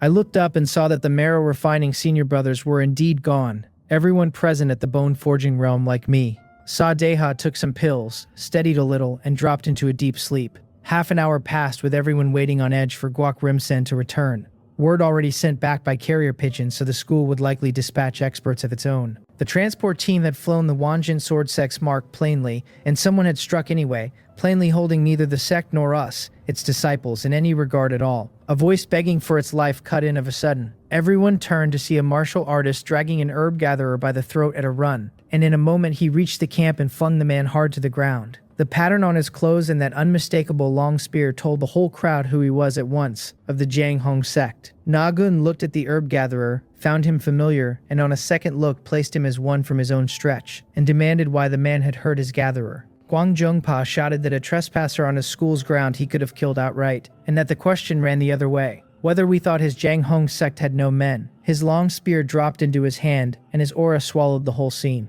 The Wanjin sword sect disciples traded looks. The Sonon sword sect had set many schools to this task, the Jiang Hong sect among them, and the gathering grounds had been marked out beforehand, though only roughly. Calling it a crossed boundary might hold in theory, yet the divisions were vague and the gatherers were no fools. Why would a man wander into another school's ground merely to earn a little more, all that trouble for nothing? Someone offered in a friendly tone that there might be some misunderstanding here. Guang Zhongpa sneered that it was a misunderstanding only because the man said so. He had watched the man cross the line and steal herbs with his own eyes, and that was only what he had seen. The gatherer, terrified, cried out that he had not, since a charge like that made good might see him beaten to death. Guang Zhongpa asked whether he had told the man to speak, and appeared before the gatherer in a blink and kicked him in the chest. The man spat blood and crashed into the table behind him. I caught the gatherer's body and dissolved the giant's strength packed in the blow, the only thing that kept him alive. Even so, he bled from nose and mouth and would die shortly untreated. I frowned,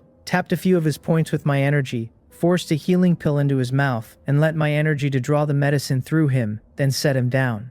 It was all I could do, and whether he lived would rest on how stubborn his own life proved. Someone burst out at Kwang Zhengpa for committing murder without so much as clearing the matter first. His words and his deed lit the Wanjin sword sect disciples' anger on the instant, a fire already banked in their chests over the strike at the transport team. His arrogant, overbearing march up to demand a reckoning was more than they could swallow. He asked whether they wanted a fight, no fear on him at all, but battle intent kindling in his eyes. Among martial artists, he said, when talk failed, a fight was the right road, the winner plainly in the right. On Jagyom stepped out, his eyes fixed on the man. With Guok Rimson gone and the other marrow refining senior brothers away, On Jagyom held the highest seniority there. Guang Zhengpa looked every inch a man hunting a fight with a reason cooked up to hand, and by rights they would strike back, save that they could not win. His realm sat solid in the marrow refining while they stood at the bone forging, so that thrashing them, more men or no, would cost him nothing. One realm higher was at times an immense edge, the more so for a schoolman whose techniques were all top-tier picks. He wanted nothing, Kwang Zhengpa chuckled,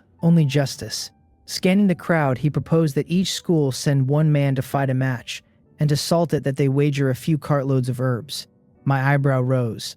So after all the talk, it was the herbs he was after. With several schools set to this task, a short haul meant more time wasted on the mountain. At dull work everyone wanted done and behind them. No wonder the Janghong sect had fixed on the Wanjin sword sect, being the stronger of the two. On Jagyum said, his brows nodding deep, that a marrow-refining man was bullying us at the bone forging. He could suppress his realm, Kwang Zhengpa threw back with a mocking glance. If that was not enough, he could fetch a junior brother of his own at the bone forging. Few as such men were in his school.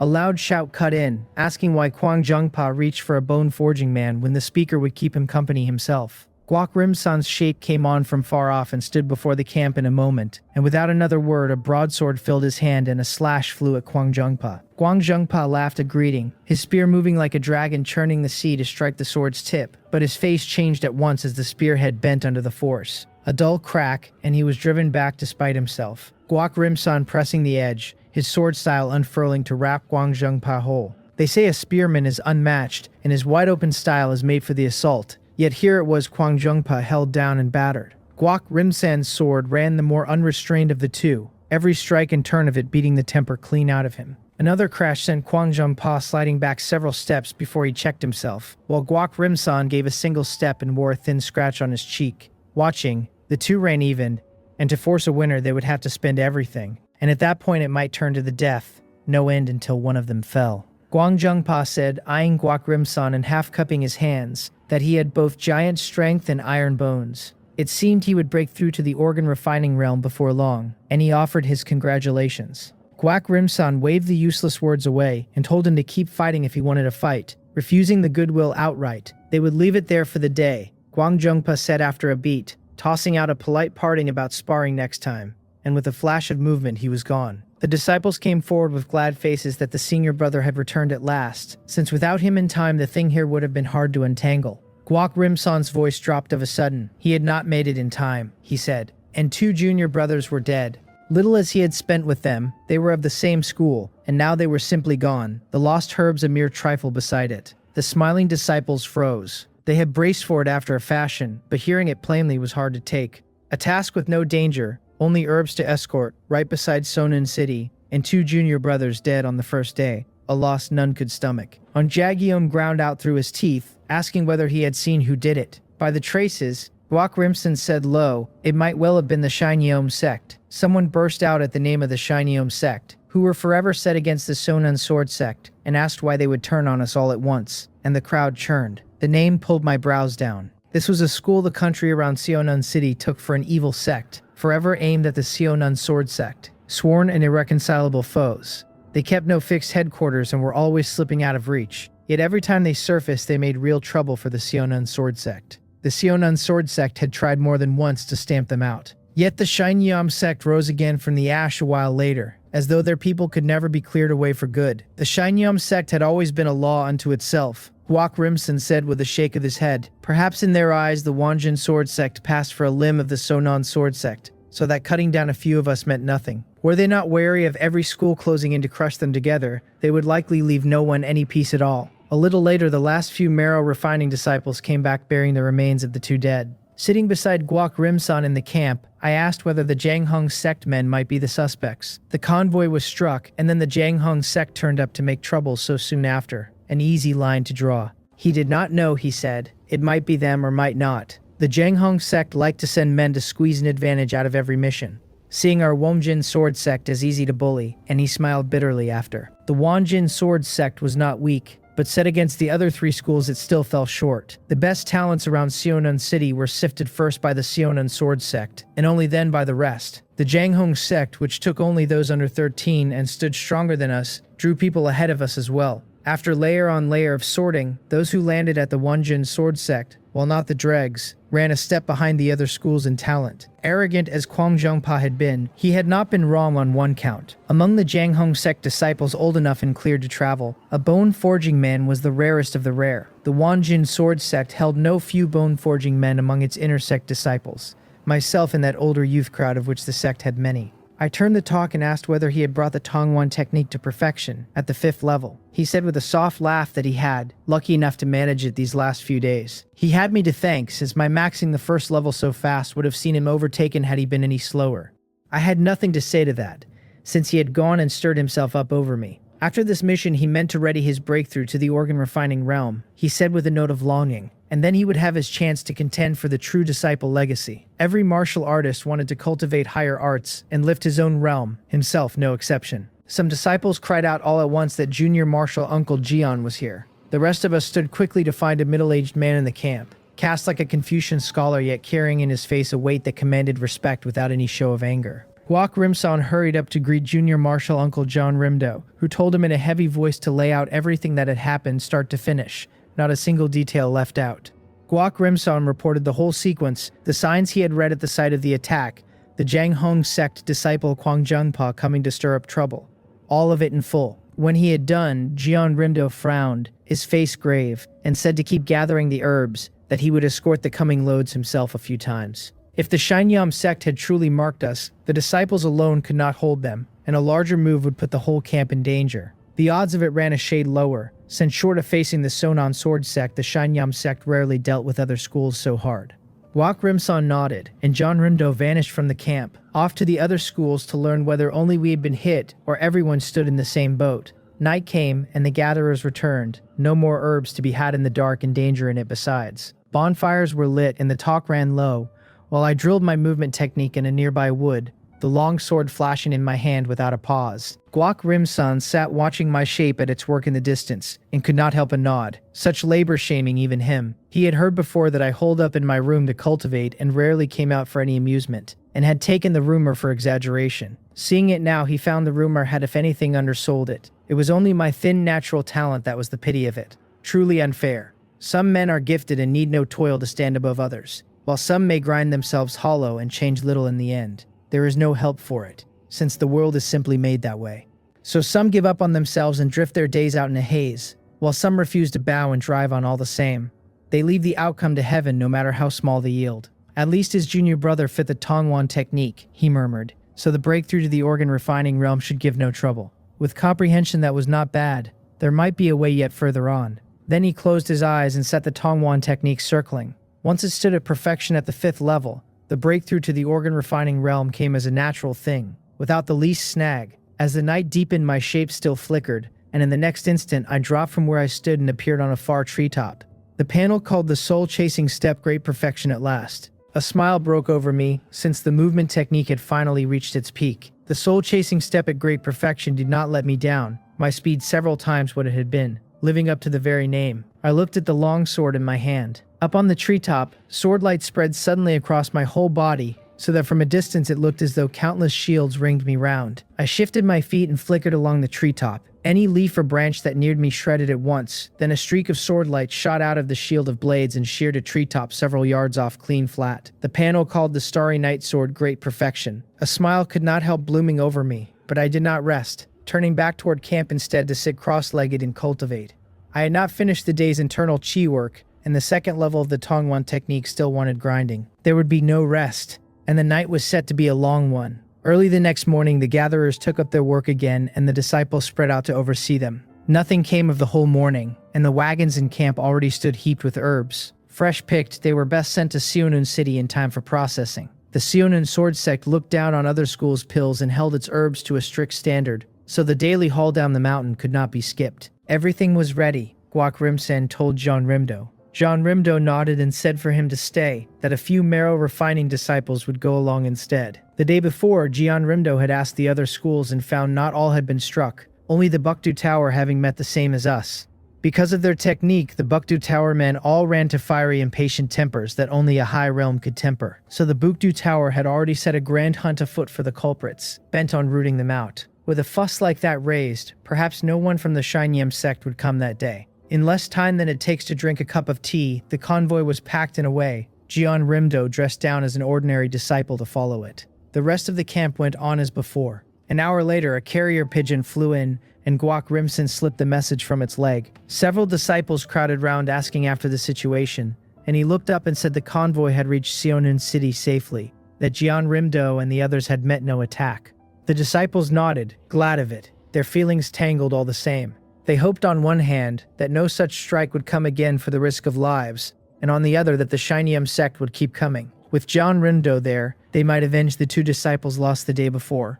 I stood nearby, and seeing Guak Rimsan and the rest at ease, I knew nothing had gone wrong. 1 day, 2, 3, and in the blink of an eye 3 days had passed. The gathering ran in good order, and the convoy was not struck again, everything seeming to have slid back to normal. Jeon Rimdo asked around the other schools and found no more attacks anywhere, as though the first day had been no more than a whim of the Shanyom sect. Yet the Shanyom sect did often move this way, many of its strikes falling without warning. At times, when the ground favored them and everyone braced for them to press the edge, they would suddenly pull back. At other times, with defeat plainly on them, they would turn like madmen and throw men to their deaths, for no sense anyone could find. Under the cover of night, cultivating cross-legged, I felt a chill run across my arm. I opened my eyes to it and found the bone-attaching curse gone active. I rose at once and looked about, but nothing showed and the mark stirring ran low. Only I knew too little of such specters to sit on it, and thought it better to report. I called low to senior brother Guak, and he opened his eyes and asked what it was, puzzled.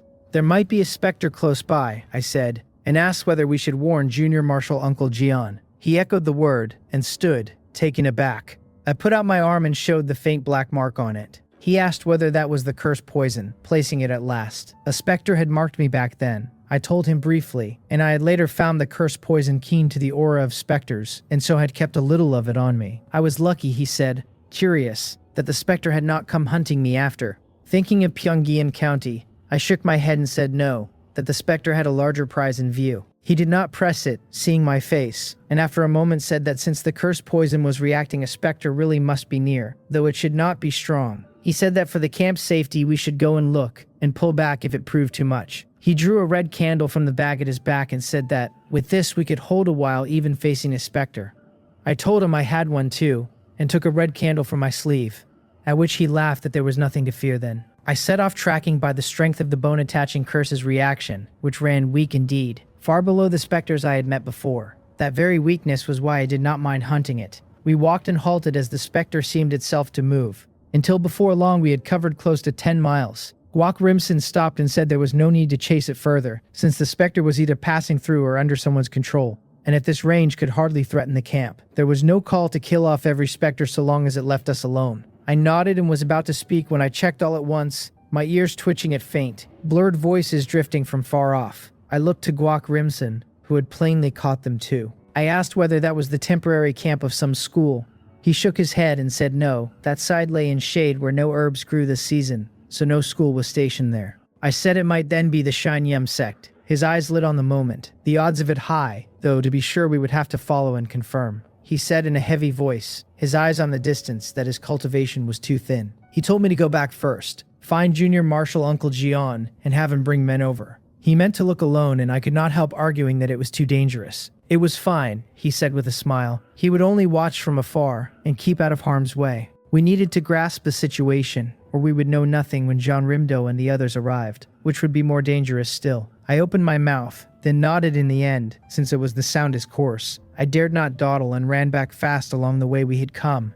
The sooner to call for help, the less the danger to Guak Rimsen. My feet moved like the wind, and I had gone only a few miles when my face changed. The bone-attaching curse, quiet a moment before, flared active again, and there was another specter near. And the mark stirring climbed higher and higher.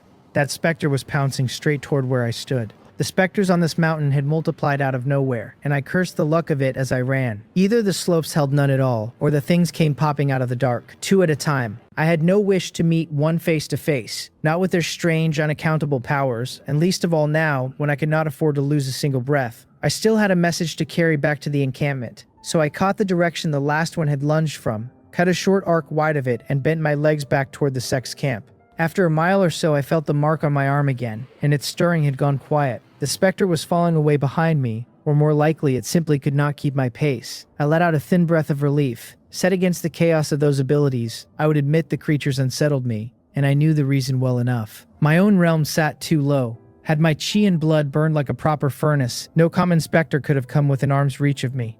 I read the lay of the slopes and judged I had covered half the ground, with a couple of miles yet between me and the tents. Then a voice slid out of the dark low and honeyed, asking the young master why he ran so hard when the night was so long. A figure rose on a hillside ahead of me and stood square across my path. I checked myself hard, and yet the mark on my arm had not so much as twitched, which told me the thing in front of me was no specter. On that thought, I dropped my head, and when I lifted it again, my face had already shifted into something that passed for Seo Mangriang of Humbun City. She called me young master and said she was in some pain and asked whether I might come and take a look for her. As she spoke, her robe slipped from one shoulder bearing skin as white as fresh snow. Threads of whispering wound into my ears, and a swell of raw wanting rose up in me. My eyes clouded over, and I began to walk toward her one heavy step at a time, as though my will had drained clean out. She thanked the young master in advance for his kindness, saying he was nothing like the others who would not lift a finger to help a poor servant. Then she gave a small bow, and a coaxing smile bloomed on her face. In my eyes just then, it was the loveliest smile in all the world, the kind a man would cross a mountain of blades and a sea of fire to earn. The Chongxin technique flared of its own accord, and my mind snapped clear in an instant. The whispering still coiled at my ears, but with the technique braced against it, I did not slide under a second time. A chill of sweat rose along my back, and not only because I had been charmed. My disguised face had very nearly slipped back to its true shape, and had I woken a breath later, it would have unraveled completely. That would have been the end of me right there. I did not let my stride or my face change by a hair. I kept my gaze dull and straight ahead, and I even held the frequency of my shifting features exactly as it had been. A moment on, my face flowed into another borrowed shape, one that carried a passing likeness to Quang Zhongpa of the Zhang Hong sect. She laughed softly and asked why a man with so handsome a face had bothered to wear an old man's earlier. Her chest rose and fell with the laugh, and I let a look of greedy fervor spread over my own face, and even quickened my pace toward her. In another breath, I stood before her. She raised the tip of her right index finger, and the nail on it caught a sharp, piercing glint of light. Leaning in, she asked why I wandered outside so late, and whether I had come across something. As she leaned, I let my eyes drop to a bottomless hollow and let my breath grow heavier. If nothing else, I thought, on the strength of that alone, the hunger I was miming had to look convincing. I stammered that a few of the senior brothers had sensed a specter and gone out to look, and that. A look of struggle twisted my face, as if I fought to tear free of her spell.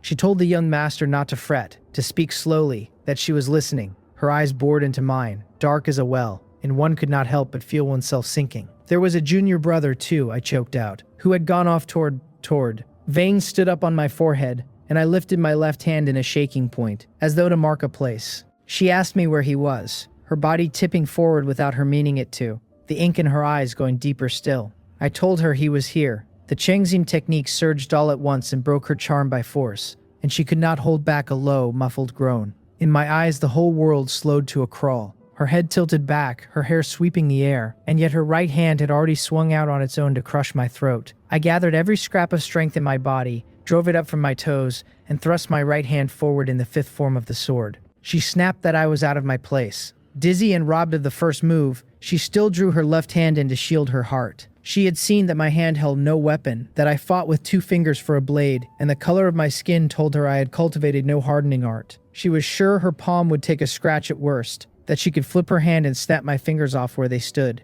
I caught the scorn in her eyes plainly, and just as my sword fingers were about to touch her palm, a dagger slid into my grip out of nowhere. It was done in the space of a blink. The dagger punched clean through her palm and drove its tip into her chest. At the last instant, she shifted her body a fraction, so the point missed her heart, and the blow only bruised the muscle over it. She screamed like something gone mad, and before I could so much as twist the blade, her right hand came sweeping at my head. My starry night sword shield rose, and caught it, but the force behind it was more than I could hold, and it flung me backward off my feet. She shrieked that I had dared to wound her, that she would kill me. She looked down at her chest, already a slick red ruin, a hair's breadth from death, a proud expert of the organ-refining realm, all but slain by a mere bone-forging man. A moment before she had felt the whole game sitting in her palm. That seduction was hers by her own hand, potent enough to bind a man at the bone-forging, or even the marrow-refining realm, and a weak-willed organ-refining cultivator besides. Now she had swallowed a heavy loss to a scrap of a bone-forging fighter, and I could see plainly there was no swallowing it.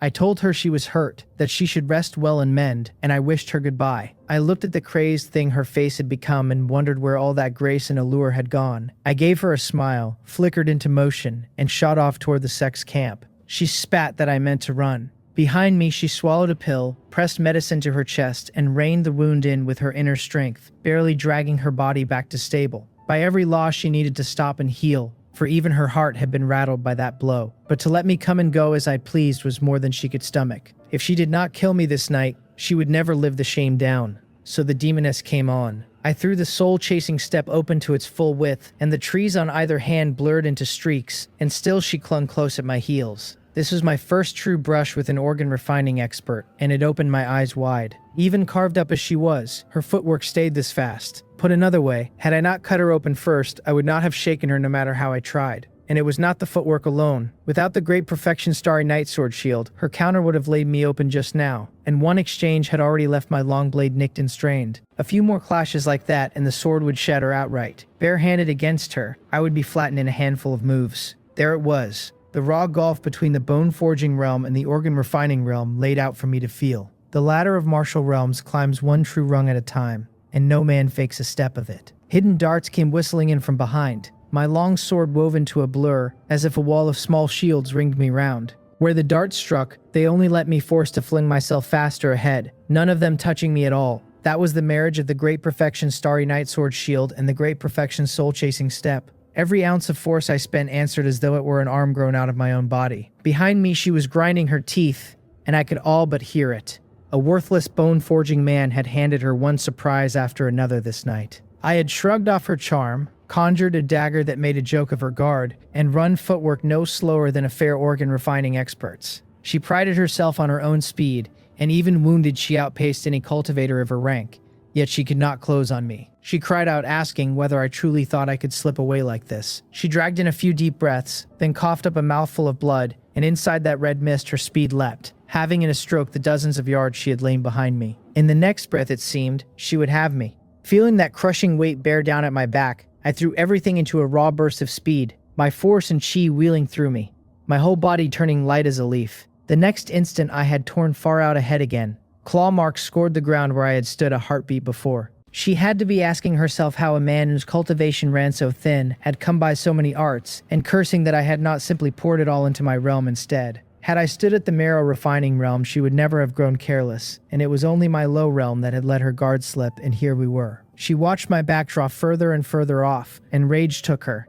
and she brought up another mouthful of blood, her face going the gray of ash. She was gravely hurt already, and she had spent a secret technique on top of it, and now the wounds stacked one upon the other. I lifted my voice and called out that Uncle Gion should help, that a demonic woman was trying to kill me. The cry carried far, and it snuffed out whatever will she had left to chase. Hurt as she was now, one same-rank cultivator crossing her road would mean her death. She fixed her glare on me and burned my face into her memory, swearing this was not the end, that she would repay the grudge twice over. Then her figure blurred and was gone from the spot. I shouted a few more times, felt the presence behind me wink out, and let my shoulders drop. Being run down by an organ-refining expert is a foul feeling. I had ambushed her, I had opened her up, and I still could not beat her, which sat sour in my chest. Worse, I had no notion what secret techniques such an expert might keep in reserve. I feared she might throw caution to the wind and hunt me with nothing left to lose, and against that I truly might not have gotten clear. So I had cried for help from a good way off, and it had frightened her off after all.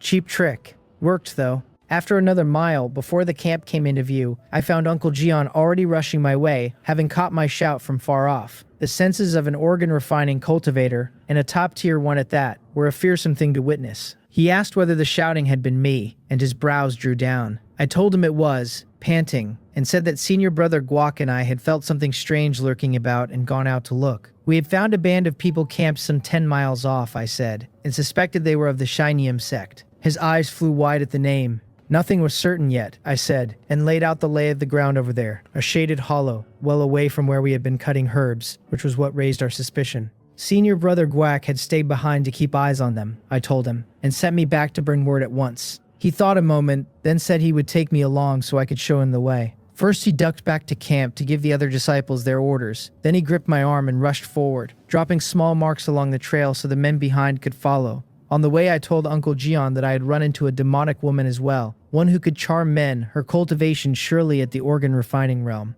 I gave him the short of what had happened. Seok Solgium was hurt and would be no match for Uncle John, but I could not be sure the other side kept only the one organ refining expert, so I wanted him wary. He said he had caught the words demonic woman on the wind earlier, which was why he had come out alone to lend a hand. She had seemed injured, I said, and I had been lucky to slip free. I said nothing about having wounded her badly myself, mostly because no one would credit it. 2 whole realms sat between the bone forging and the organ refining, and by any reckoning I ought to have been pinched dead like a chick. A bone forging man trading blows across that gulf sounded like nonsense on its face. Better to leave it be and simply say the woman had come away hurt somehow. He nodded. If that hollow truly held a Shinyam sect camp, and if experts walked among them, it was ordinary enough. He only hoped Senior Brother Guac Rimson would keep his head and not blunder into danger. 10 miles was no great stretch, and with Uncle Jian sprinting at full stride we crossed it in no time. Guac Rimsan was nowhere to be seen. Instead, the far camp had fallen into chaos, the clash of fighting rising in ragged waves, loud and disordered. He set me down and told me to wait there and join up with the others. Then he charged straight in. Plainly in his eyes, my bone-forging cultivation ran too thin to be of use, and I would only be one more body to shield. I stood there a moment, turned it over, and followed anyway. In a close press, hemmed by my realm, I could lord it over men of my own rank and no higher, and against a marrow-refining fighter I would need a sneak strike to win. But the soul-chasing step let me come and go as I liked. Knowing Senior Brother Guac Rimson was in danger, how was I to stand there wooden and indifferent? Feeling someone at his back, Uncle John turned and asked whether he had not told me to rendezvous with the rest, his brows nodding the instant he saw it was me. My footwork was not bad, I said in a low voice, and perhaps I could help. Before he could get a word out, I stepped past him in a single flash and left him behind. Whatever he had meant to say stuck in his throat. From the footwork I had just shown him, even should the fight turn to mayhem, I could keep myself whole, and I might even pull Senior Brother Guac Rimson out of it. We drew up at the rim of the battlefield. Looking out across it, I made out a cave in the distance, most likely where the Shinyom sect had kept themselves hidden. Uncle Jian named the newcomers as men of the Bukdu Tower, and he seemed taken aback, not having thought the Bukdu Tower would reach this place ahead of us. I scanned the whole scene and spotted Senior Brother Guac Rimson at once, a broadsword in his fists, hewing at the Shinyom sect fighters, several of their corpses already sprawled behind him. Uncle Jian read the field and said it would be over soon, that there were no real experts among the Shinyom sect here, and he stooped into a dive like an eagle folding its wings. I gripped my long sword and threw myself into the melee as well. The Bukdu Tower men marked outsiders wading in and stiffened, then eased when they caught Uncle John's face, for they had crossed paths several times these past days and counted as old acquaintances. I reached Senior Brother Guac Rimson's side, the starry night sword shield spinning around us, batting away the weapons aimed at him one after another. He said I had come back, and a smile broke across his face, then froze there because he had seen the sword art I was using. The starry night sword. He blinked, plainly baffled. If memory served him, our master had only handed me that art a few days back. 10 days at the very most. He could not quite pin it down, 10 days or fewer, but he was certain the span had been short. So short he half wondered whether his eyes had gone bad. Or perhaps the fighting had run so hard that he was seeing things, imagining I had ground the starry night sword to its peak in a handful of days. I called for him to watch himself and turned aside a blow meant for his back. He gave a roar and sprang like a tiger, closing on a Shinyom sect man and sending him flying with one stroke. That fellow coughed blood in midair, and by the time he struck the earth there was scarcely any life left in him. I sighed to myself. He was impressive. Having driven the Tongwan technique to its full 5th level, with the giant strength and iron bones traits stacked on top, Senior Brother Guac Rimson carried a power far past other fighters of his rank. Were I to take a stroke of his head on, even behind the starry night sword shield, I could not have parried it.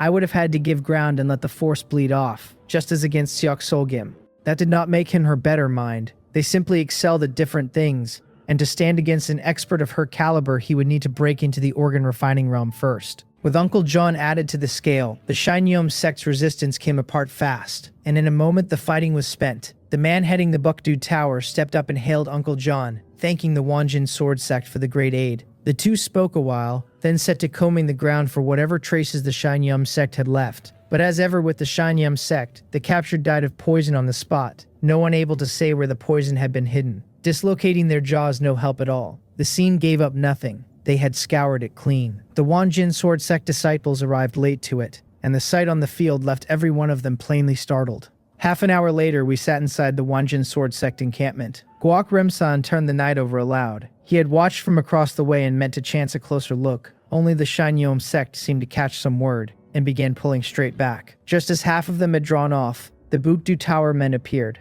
The two sides fell to fighting, and he had gone in to help. And then he had seen Uncle Jian. Uncle Jian said in a heavy voice that it must have been that enchantress, gone back to carry the report. Guak Rimsan looked lost at the word enchantress. I put in from the side that I had met one on my way back, that she had been hurt, and that I had managed to escape. Understanding dawned on his face with a nod. Uncle Jian waved a hand and said everyone was worn out and should rest, that he had already sent word of all this back to the sect, and that reinforcements ought to follow before long. So many Shinyeom sect men lay dead that some answer would surely come, so of course he had to ask the sect for more hands, where every man present stood in danger. The disciples scattered off, and Guak Rimsan drew me aside into a corner. When I asked what it was, he leaned in and murmured whether I had ground the Starry Night sword all the way to perfection. No indeed, I said, shaking my head. Senior brother had surely misread it, for how could a sword art ripen that fast? He rolled his eyes at me. He had watched it with his own two eyes, and here I stood denying it flat. I told him I had brought only a few forms of the Starry Night sword to perfection, not the whole of it. I gave my longsword an idle sweep, and a scatter of sword shields winked into being around me. Unlike great perfection, where the shields sheath a man head to foot, these few showed only at a handful of points. He blinked. At the time he had stolen only a glance or two, so he could not be sure, and a few forms brought to perfection was a thing he could understand. Understand my foot I could read on his face. It was still monstrously fast, only not quite so absurd as before. I asked whether he knew the person and handed him a likeness of Seok Solgyam drawn from memory. He looked it over and said, with the flat honesty of a man who noticed such things last, that she was rather pretty, and asked who she was. The enchantress who had hunted me, I said. Then perhaps she had worn a disguise technique, he offered, frowning. She almost certainly had not, I said. When he asked how I knew, he looked up and near enough stepped back, for my face by then had taken a cast so like his own we might have been brothers. Because I know the disguise technique myself, I told him with a smile, so I can tell. Then I wiped a hand down my face and gave myself back my own. He gaped and said I actually knew the disguise technique, and that I must have drawn the likeness myself. Setting aside sword arts and footwork, so far as he knew I could shoot a bow and brew pills besides. I had won my way into the Alchemist Alliance on alchemy alone, a thing many a lifelong alchemist never managed. Now the disguise technique on top of it too much rounded into one man. Small wonder he felt a bit of a failure beside me. I said I was a loose cultivator after all, and a man like that needed a few tricks up his sleeve, or he would blunder into ruin all too easily. He looked as though he wanted to roll his eyes and ask whether I had some misunderstanding about what a loose cultivator was. If every loose cultivator ran this versatile, I could see the thought behind his face, then what were sect disciples like him even for? Was the world outside truly so hard now that a man had to learn this much to survive it? More skills never weighed a man down, I said, and laughed it off. He asked whether the demoness had seen my true face. He turned the lifelike likeness over in his hand, and I caught the shape of his envy plain enough. With drawing like that, he seemed to be thinking, if he ever wanted to see what a man looked like, he could just sketch it out himself. The moment I saw someone barring my path, I told him with a shake of the head. The first thing I did was change my face. Cautious enough, he said, praising me, then asked whose face I had put on. I said I had turned into him, and wiped my hand from brow to chin, and my features flowed into the likeness of Kwang Jongpa. Not a perfect match, since this was only muscle worked by hand and hard to make flawless, but the resemblance held. A fine change, he said, laughing outright, for he knew Kwang Jongpa at a glance, and the thought that the Shinyeom sect might now set their sights on Kwang Jongpa lifted his mood considerably. I told him to keep the likeness on him, and to tell me if any word turned up. He nodded and said he would ask around quietly. If the thread led back and let them root out the Shinyeom sect, then whether the sect guarded against them itself, or passed the word up to the Seonon sword sect, either road would serve. The night ran out fast. Early the next morning, a good many of the Wanjin sword sect arrived, Peng Supo among them. Guak Rimsan and the rest bowed low the moment they saw him. He told them he already knew the whole of it, that they had all done very well. With a glance across his disciples, he said in a heavy voice that to head off any Shinyum sect reprisal, they would hold this ground several days more. Smiles could not help spreading. This way there was truly no more need to fret over the Shinyum sect, and their safety was assured. The herb gathering went on as before. The disciples kept to watching over it. The escort of the caravan and the guarding of the camp fell to Pung Supo and his fellows, to head off any desperate move by the Shinyum sect. A day slid by and night came down. With nothing else to occupy him, Pung Supo took to testing his disciples one by one, and came at last to me, Guak Rimsan there too. Guak Rimsan told our master he had ground the Tongwan technique to the 5th level of perfection, and would be fit to try the breakthrough to the organ refining realm in a few days. Pung Supo's eyes brightened. At Guak Rimsan's age, a 5th level Tongwan technique and a coming breakthrough put a true disciple legacy within reach, and should he win it, his branch would at last stand on the map. A master hopes always that his disciples will make their mark, and a true disciple counted as making one, worth every year Pung Supo had poured into the teaching. He told Guak Rimsan not to rush the crossing once he went back to try it, that with a 5th level Tongwan technique the breakthrough should come of itself. Guak Rimsan bowed his head and said he understood. Then Pung Supo turned to me with a smile and asked after my own cultivation. The Starry Night Sword and the soul-chasing step both ran fiendishly hard to grasp. He said so if I had any doubts of late, I could raise them now. He added that although the 2nd level of the Tongwan technique sat well with me, a few key points still wanted my care. Before I could answer, Guak Rimsan cut in from the side, smiling, saying he could not speak to the soul-chasing step, but that his junior brother had done wonders with the Starry Night Sword. Oh, Pung Supo asked, his curiosity pricked. In what way? Guak Rimsan winked at me and told me to show our master, quickly. I shook my head with a laugh, took up my long sword and stepped out into the open ground. I asked Pung Supo for his guidance, and he nodded me on. I pointed the blade obliquely at the earth, and the next instant the sword itself vanished as a ring of small shields sprang up and circled me, closing me safe within their turning. I showed only the perfection grade Starry Night Sword shield and kept the great perfection hidden away. Pung Supo's eyes widened a touch, and he came near to thinking he had misseen it. His reaction ran much as Guak Rimsan's had the first time, though he had the greater composure of the two, and however startled he was within, his face barely moved. After a moment I drew to a halt and looked to him. Quite good, he said, allowing that some of the forms still moved a shade stiffly, but that more practice would master them, and he nodded, playing it calm. Guak Rimsan had been watching our master out of the corner of his eye, finding him steady from first to last. He could not help but feel Pung Supo well deserved the name of master, a man of true depth and long experience. I cupped my hands and said I understood. Enough of the Starry Night Sword, Pung Supo said with a smile. And how went the soul-chasing step? Guak Rimsan looked at our master in some surprise, for the warmth in his manner was a thing he had not seen in a long while. I told him I had gleaned a little into the soul-chasing step as well, and on the words my figure flickered, carried me a dozen yards off, and flickered me back on the instant. The corner of Pung Supo's mouth gave a twitch, as though he were about to lose his grip on himself. Guak Rimsan's eyes went round. Why did his junior brother's footwork feel faster than his own, and was I not only at the bone-forging realm? Could the soul-chasing step run this fast? And had I already carried it to the very top? There were still stretches of it I had not grasped, I said with a smile. What I had shown ran only at the perfection grade, and I had tucked a share of my cards out of sight, not from any want of trust, only my own nature. Beyond a wish not to look too dazzling, I had no plan to take up fresh sword arts or footwork any time soon. My cultivation ran too thin. Down here in the bone-forging realm, even with the Starry Night Sword and the soul-chasing step in hand, I could feel that I still could not wring the fullest power out of either. The hardware was too poor, and a share of each art's deeper mystery stayed shut to me. I would need to reach the marrow refining realm at the least before the two could truly open up. Since that was so, there was no sense chasing new arts. Better to spend the hours on other things, my inner strength say, or my archery. Pung Supo's face was one broad smile, and had he not worn it, I think he would have laughed aloud. My comprehension, it was plain now, ran no way short of the true disciples, and even edged faintly past them. Once I'd ground the Tongwan technique to the 5th level, even a poor foundation would carry me to the organ refining realm in time. On comprehension alone, my odds of contesting a true disciple legacy might run higher than Guak Rimsan's. 2 possible true disciples among the students he taught. How was a master to keep from being glad of it? Even so, he told me not to grow smug, that my inner strength above all wanted catching up, and he charged me to keep the matter of my quick comprehension quiet for now, since my cultivation still ran too low. A genius draws envy, and mine sat too thin to fend off a strike from the dark. Better to hide and grow first, waiting for the day the young eagle finally spread its wings. I nodded and said I understood. Then he asked how the Tongwan technique itself is coming, more anxious over my inner strength art than over anything else. Guak Rimson turned to look too, remembering the 10 days I had named the last time. That figure had sounded absurd then.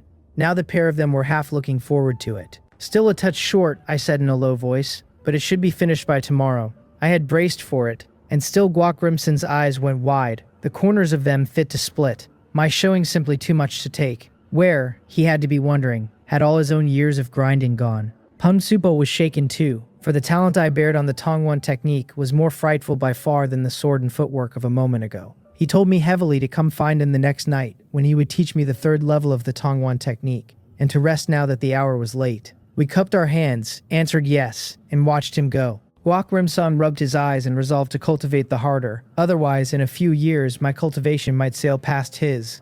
And then how was he to go on being the senior brother? The whole of the second day the mountain lay calm and still, and the transport train came back without a single ambush. The past days felt like something dreamed, as though the Shinyeom sect had forgotten us entirely. Yet the Wanjiam sword sect dared not slacken. The Shinyeom sect had stood toe-to-toe with the Seonin sword sect for years. A hard and troublesome foe, and a wilder reprisal might still be gathering. I went about my daily rounds, and toward evening I sought Pung Supo out. The first 2 levels of the Tongwan technique leaned toward the foundation. He told me, tedious to build but a thing a man can simply grind through. From the 3rd level on, because the giant strength trait awakens, the difficulty climbs a full rung. He laid the knacks of the Tongwan technique before me in fine detail, and even told a few of the tales behind the art. He let me know the straits it had been forged under, so I might understand it the better. A full 2 hours passed before he had finished teaching the 3rd level. He asked whether I had it all. I glanced at the system panel, smiled and nodded. It logged the Tongwan technique at its 3rd level, 1 step out of 6,000.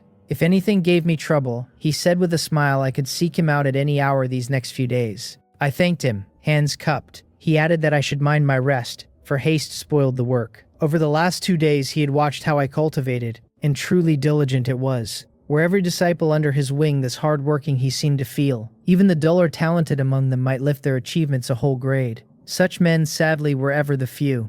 I said I understood, and took my leave. No sooner had I settled at my usual spot than Guak Rimson came and sat down beside me. He asked with a smile whether our master had taught me the 3rd level of the Tongwan technique. He had, I said, and I was grateful for the favor, the gratitude real in my chest. From the day I entered as a disciple until now, Pung Supo had never done me ill. He had held back no art, and answered every question I brought him with his whole heart. To have met a master like that, I truly counted myself lucky. At my words, a trace of a smile touched Guak Rimson, and something wistful moved in his eyes. Had our master not run afoul of that old misfortune, I could see him thinking, how much brighter a figure he would cut today.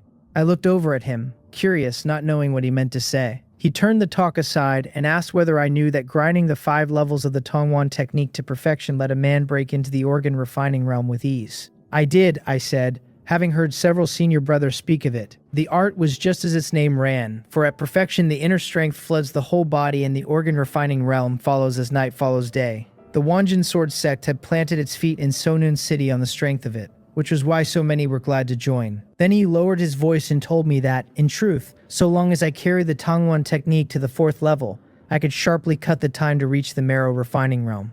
My eyes lit before I could stop them. There was such a boon in it.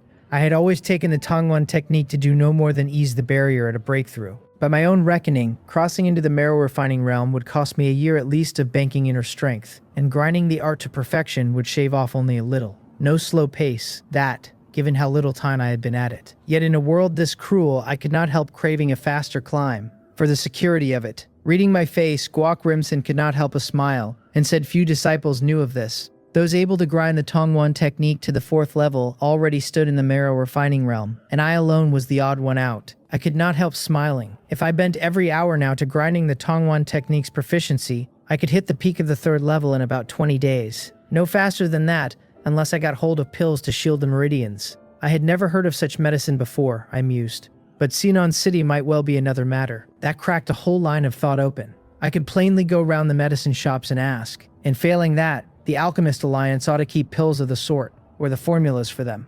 I had simply never turned my mind to it, my hours crushed flat under the cultivating of one art after another. The night ran out with nothing amiss. I simplified the 3rd level of the Tongwan technique and set to grinding it in earnest. The whole of the next day the surroundings stayed quiet, The Shiny M sect seemingly gone for good. Still, the Wanjin sword sect men in camp did not ease off, holding to the old arrangement, escorting the caravan and warding the tents. Time slipped past. 1 day, 2, 3, and the store of gathered herbs quietly crossed the halfway mark. Wary as everyone stayed, their hearts could not help loosening a little, though not one needful step was skipped. Even Master Peng Supo and a few others went out several times to scout for any sign of the Shiny Om sect, and in the end, turned up nothing. At nightfall I sat cross-legged, bent on turning my cultivation technique through its circuit. The force rolled fast through the whole of my body, shaking my bones and my muscles, wisps of heat rising off me until, from any distance, the air seemed to warp. Half an hour on, I breathed out a gust of stale chi and opened my eyes. My meridians had swollen tight. I would have to ease off a while before I pressed on, or I risked wounding myself. I stood and looked over the camp. Most sat cross-legged, cultivating in place of sleep so that they might rouse to any trouble on the instant. I only wanted a few steps to loosen my legs when a figure sprang up, and I turned in surprise to find it was my master, Peng Supo. A humming came off the long sword in his hand, faint to start, then in a breath grown deafening. At the sound, everyone woke and looked to him in confusion. There was trouble, he said, his voice grim, and everyone was to stand on alert. He cast his gaze off into the dark, brows drawn tight, the green longsword in his grip trembling on, as if it had caught the scent of something. Guak Rimson appeared at my side and asked whether my bone-attaching curse showed any stir. A specter? I was half surprised and about to shake my head when a chill crawled up my arm. I drew my sleeve back and found the bone-attaching curse waking. He read the answer off my face at once. I asked him, startled, how he had known, since only days before it had been I who warned him, and tonight, he had it before I did. It was the Bio-Cryong sword in our master's hand, he murmured, his face grave. For when it met a specter, it sensed the thing on its own. Not every specter would trip the Bio-Cryong sword's warning, he said, but any that did was a very powerful one. Feeling the Bio-Cryong sword's shudder climb without pause, Uncle John's face changed, and with a roar he flashed to the front of the whole gathering, his eyes fixed hard ahead. He and the others reached Peng Supo's side and said in low, heavy voices that the trouble lay where the Bukdu Tower was camped. Peng Supo drew a deep breath and said this specter came for our handful of sects on purpose, and the Bukdu Tower had taken the first blow in our stead. He told them they would stay behind to cover the retreat and buy the disciples a little time. Uncle Jian and the rest nodded. Against a specter of this grade, ordinary disciples and herb gatherers who lingered would die in numbers too high to bear. Those at the marrow refining realm might fare a shade better and lend some small help, but only a shade, and only small. Those below it likely could not so much as scratch the thing. The herb gatherers fled headlong down the slope. Peng Supo had ordered the disciples to take them out. Yet the herb gatherers knew in their bones that when real, unstoppable danger came, the Wanjin sword sect disciples would not stand and die for them, and would break first. That the sect had not simply cast them off at the earliest chance was already counted decent of it. If it truly came to danger, I told Guak Rimson under my breath. He need not mind me, for I ran quick. He gave a grunt and a nod, though whether the words had gone in I could not say. We had run less than a quarter hour when a shriek tore up from behind. It seemed to want to lance clean through the ears, and even miles off it left a man dizzy and swollen in the skull. No one needed urging then. The herb gatherers ran the faster for it, many flinging their tools away outright to shed the weight. I glanced back, and a smear of blood red had spread across the distant sky, a red so bewitching that the mere sight of it clenched something tight in the chest. The Bio-Cryong sword was a spirit sword, Guak Rimson said with certainty, and our master would come to no harm. I was about to ask what a spirit sword was when the mark on my arm flared into a wild, seething life. My face changed. I swept my eyes around and off to the right met a pair of scarlet eyes. A wave of dizziness welled up, and the Chengsim technique smothered it on the instant. Knowing there were specters about, I had kept the Chengsim technique turning at every moment, for a heartbeat's delay would have cost me my life. I cried for Guak Rimson to watch out. That black shape had risen without a sound behind an herb gatherer, its mouth gaping wide, and it swallowed the man down in a single bite, too fast for either of us to stop. Only then did I see the thing clearly. Its whole body was green-skinned, layer on stacked layer, its frame hunched. A single eye sat so vast it looked ready to tumble from the socket, its belly so bloated it seemed to sag to the ground. Guak Rimson roared and flashed before the green specter, hacking down. The green specter only regarded him without expression, and his stroke faltered a hair, and in that gap the thing's mouth split wide and hurled the just-swallowed herb gatherer straight at him. There was a ring like fine iron on iron as the herb gatherer's claws slapped against Guak Rimson's broadsword, missing his face by a hair. In that sliver of time the herb gatherer had already turned specter himself, a puppet under the green specter's hand. Guak Rimsan bellowed for it to get off him, his arms swelling out, and with one level sweep he flung the herb-gathering specter aside. Then he stepped in on the green specter and struck with the force of a mountain cleaving. A greenish arm spun up into the air. Before any joy could touch his face, the green specter's severed shoulder knit itself whole in a blink, and a fresh arm sprouted where the old had flown. I threw a sword shield up before him, and it caught the green specter's blow. Then I seized his shoulder and rushed us down the mountain.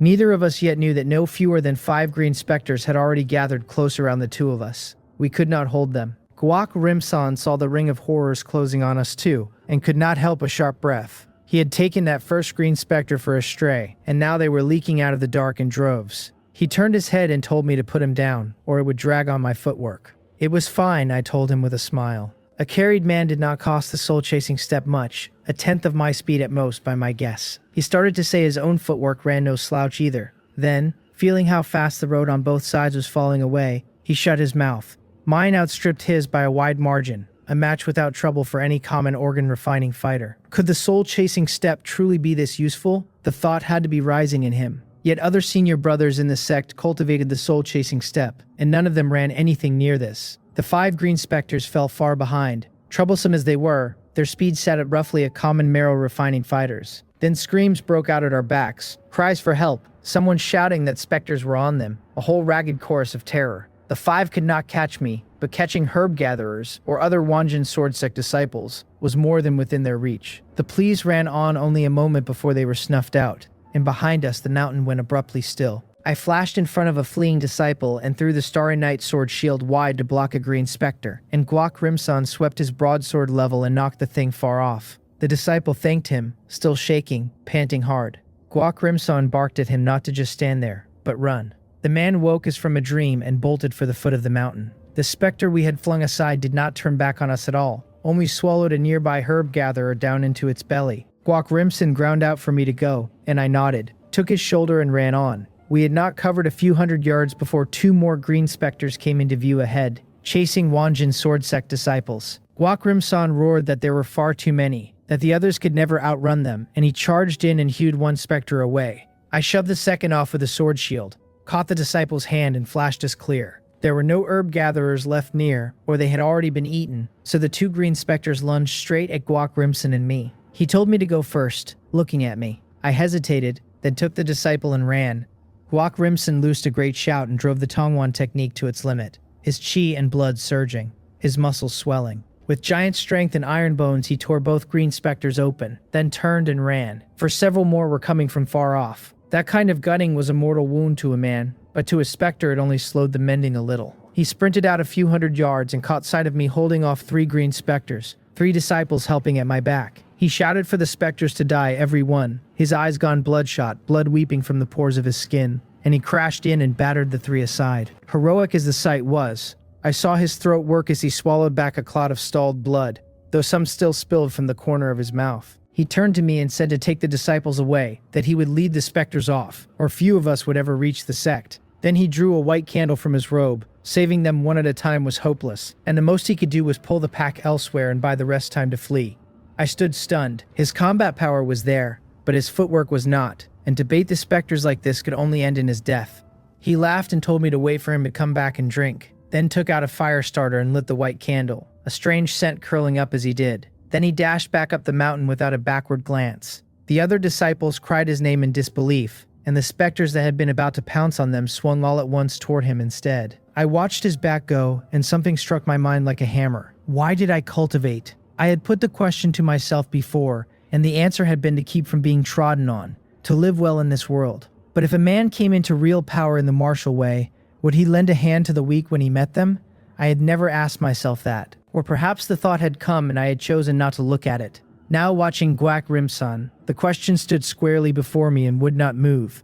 If a man has the strength, does he save?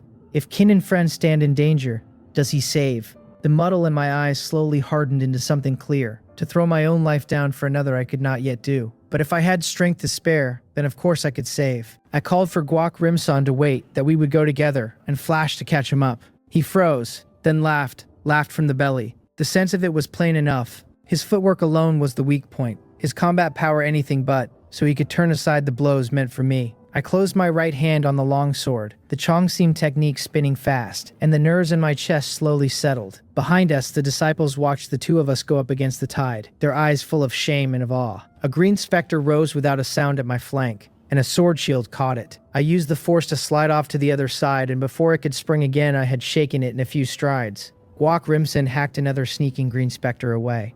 We split the work between us, left and right. Several of them lunged, and neither could touch us, for before they could ever close the ring, I had already slipped their grasp and denied them a second chance. We could cut down the far side, Guak Rimson said, glancing behind. We had gone against the flow less than a mile, and already we had met no fewer than a dozen green specters, with a full score or more chasing us now. Every one of them had been drawn by the white candle and given up on all the other humans, wanting nothing but the two of us in that flame. Once they had devoured the candle, they meant to tear us apart alive. I asked which way to go. I did not know the mountain's paths, only the nearest way down, the one everyone was fleeing along now. He pointed right and said a great boulder lay ahead that way. There were many ways off the mountain, some of them long roundabout tracks, and leading the specters they could take exactly those and steer wide of the others. I nodded and looked back. The pack behind kept slowly swelling. Whether it was the moving that did it or not, the specters clung ever tighter to this white candle they could not eat and yet could not stop wanting. Running fast, I thought, truly held every advantage. Leave when you please, stay when you please, even strike them and slip away clean. In a moment I spotted the boulder and sprang up onto it. Guak Rimson drew a thing from his robe, stepped back a pace, and aimed it at me and the green specters storming madly behind. I stared at the object, baffled, and asked what he was doing with the recording stone. He said with a brilliant grin that he was leaving evidence behind, that this would win me a great merit. Into the stone he caught me holding my sword one-handed, the dozens of green specters massed at my back and, above all, the white candle. I could not help a laugh, never having thought Guak Rimson would carry a recording stone about him.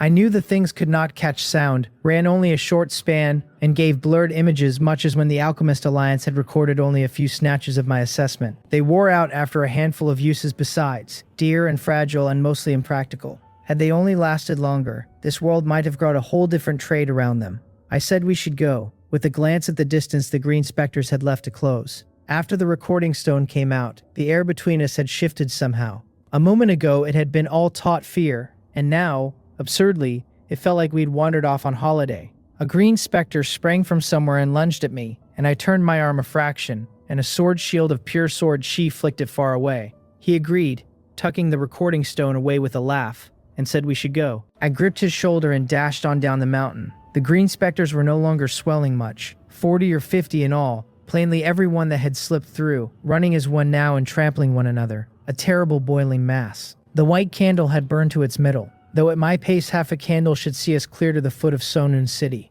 Lucky it was that Peng Supo and the others held the great specters back, where this baiting run would surely have dragged out a large one.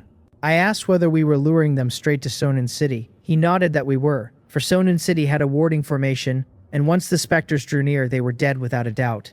I asked him then what a spirit sword was. This baiting trip had been thrilling and yet safe, and I had thought again of the Bio Kriong sword in Peng Supo's hand, the one which had first found the specters out. I looked down at my own long sword. After turning aside the green specters a few times, the refined iron blade had gone corroded, a few more strikes from being scrap. A spirit sword was just a sword with spirit in it, he said after some thought. I near enough tripped over my own feet. Was that not too glib by half? No more than the plain, literal sense of the words? He smiled, seeming to know how thin it sounded, and admitted he did not truly know either, that he had only heard our master mention it now and again. He had gathered it was a weapon only experts of the spirit-refining realm could wield, that for men at the body-refining realm its proper power stayed shut. He asked whether I did not know of the spirit-refining realm. I had heard, I said with a nod, that past the organ-refining realm, a man who won through could reach the spirit-refining realm. He said that was so, only that the name was a loose catch-all one. The realm truly next after was the spirit-refining realm, where a cultivator used his spirit to open the body's hidden apertures and draw out more of its potential. A longing crept into his voice. I asked whether our master was in the spirit-refining realm, feeling something off, for his aura seemed little different from a common organ-refining cultivator's, only a touch deeper. He had been once, Guak Rimson said, but our master had taken a grave wound later and his realm had fallen back. Still, having stood in the spirit-refining realm in his day, he had kept a sliver of its mystic art, which was why he could yet wield the bio-crayon sword. He could not help a sigh. Understanding broke over me all at once, and I was about to say more when a vast noise rolled up from better than 10 miles off, so loud it carried clear across all that distance. We both turned our heads and saw a streak of sword light shoot into the sky, holding a moment before it winked out. I asked quickly whether that was the Biocrayon sword. He did not know, he said, shaking his head. It was too far. I said the specters had stopped, looking at the green swarm in the distance. A breath ago they had been huddled and trampling and tearing along, and now they had halted, every one. The wick of the white candle gave a faint, muffled crack, and still not a specter stirred. Then a low, sharp cry rose from their mouths, and all at once they wheeled about and stormed back up the mountain. Guak Rimson said the lead specter must be hurt, his eyes brightening, calling its underlings back to it, and he blew out what was left of the white candle. I asked whether we were going back to the sect now. He nodded that we were. The sect knew of the trouble here and reinforcements should come soon, so we would go back and wait for our master and the rest. I nodded, and the two of us ran for the mountain gate of the Wanjin sword sect. Because the way down we had taken ran remote, it cost us half an hour to get back. Someone called out that the senior brother was back, and then that junior brother Jin had made it too. What a wonderful thing, and everyone crowded round us, faces bright with relief.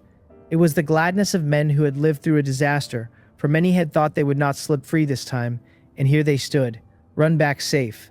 Guak Rimson asked whether everyone had returned, sweeping the crowd and finding a few faces missing. At the question the others fell quiet. So much time had passed, and any not back by now would likely never come back at all. He could not help a sigh. He and I had done all we could. The white candle's reach ran short, and it had not called every last specter at once, so in that gap any man unlucky enough to blunder into a green specter had likely lost his life. An hour on, Peng Supo and a few others came back, everyone hurt, some with an arm torn clean away. Peng Supo himself drenched in blood, though not gravely wounded. Seeing how many of his people had made it home, he looked frankly startled. The specter's tenacity had run past all guessing, many of the lesser ones breaking clean through their guard, and any pursuit had been snarled up by the lead specter. Had the reinforcements not come at the last, there was no telling how many would have lived, and they might have gone down together with that lead specter. Everyone was to rest first, Peng Supo said with a deep sigh, and they would speak of matters tomorrow, and he turned back to his room, while the others drifted apart.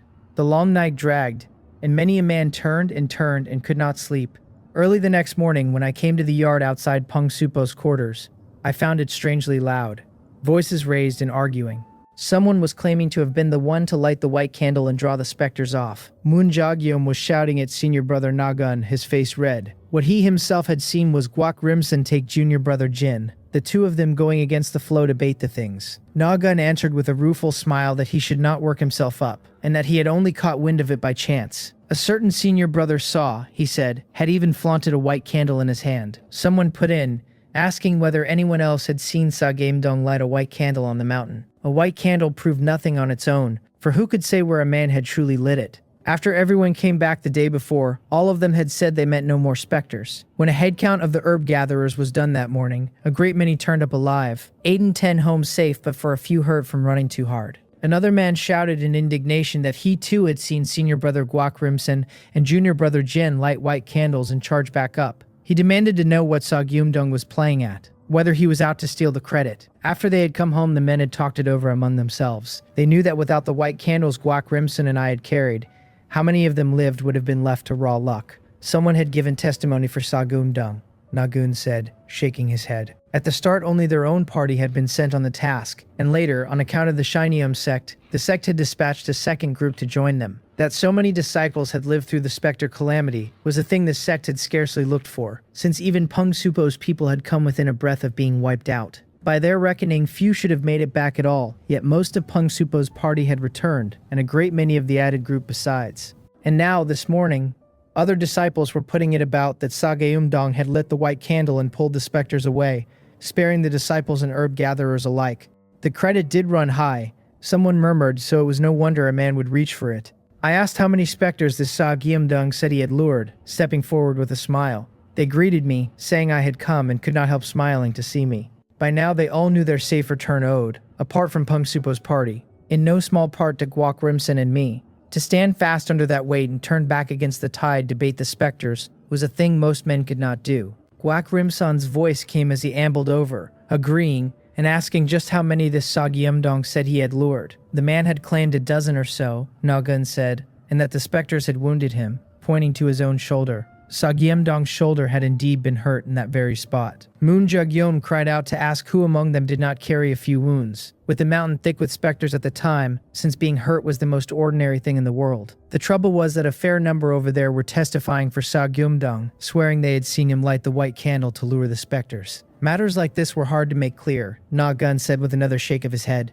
Someone said, tense, that they must go and speak up too, and could not let the others take what was ours for nothing. The rest nodded and agreed to go and speak. I asked whether he knew this Sagyemdong. He said after casting his mind back that he did. Their cultivation about level. The man a touch arrogant, but his footwork genuinely fine rare among their peers. Baiting specters the day before, footwork was what mattered above all, or the moment the pack swarmed a man, even an organ-refining fighter would be in trouble. With footwork like mine and the Starry Night Sword laid over it, circling those things had run far easier than one would think. A man needed the nerve first, of course, and most, footwork and sword art and all, would simply have run far away. Peng Supo appeared outside the yard and asked what all this racket was about so early in the morning, his face still a shade pale but on the whole sound. Moon Jugyeom stepped up and laid the matter before him. Guak Rimson and I had risked our lives to lure the specters the day before, he said, and now someone wanted to snatch the credit for it. Hearing it out, Peng Supo looked at the two of us in surprise. He had been puzzling the day before over why the losses from the Spectre calamity fell so far short of what he had feared.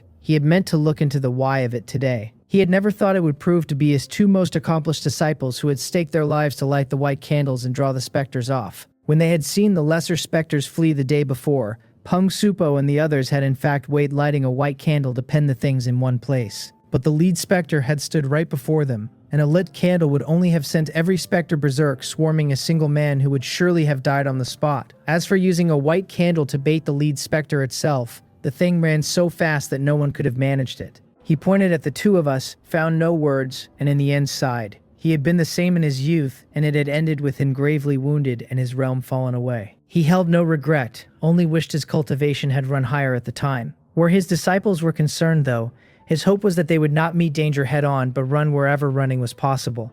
That was the very reason he had taught me the Starry Night Sword and the soul-chasing step. And now, against all his intent, I seemed to have used the soul-chasing step to throw myself into danger instead, which left him with nothing to say.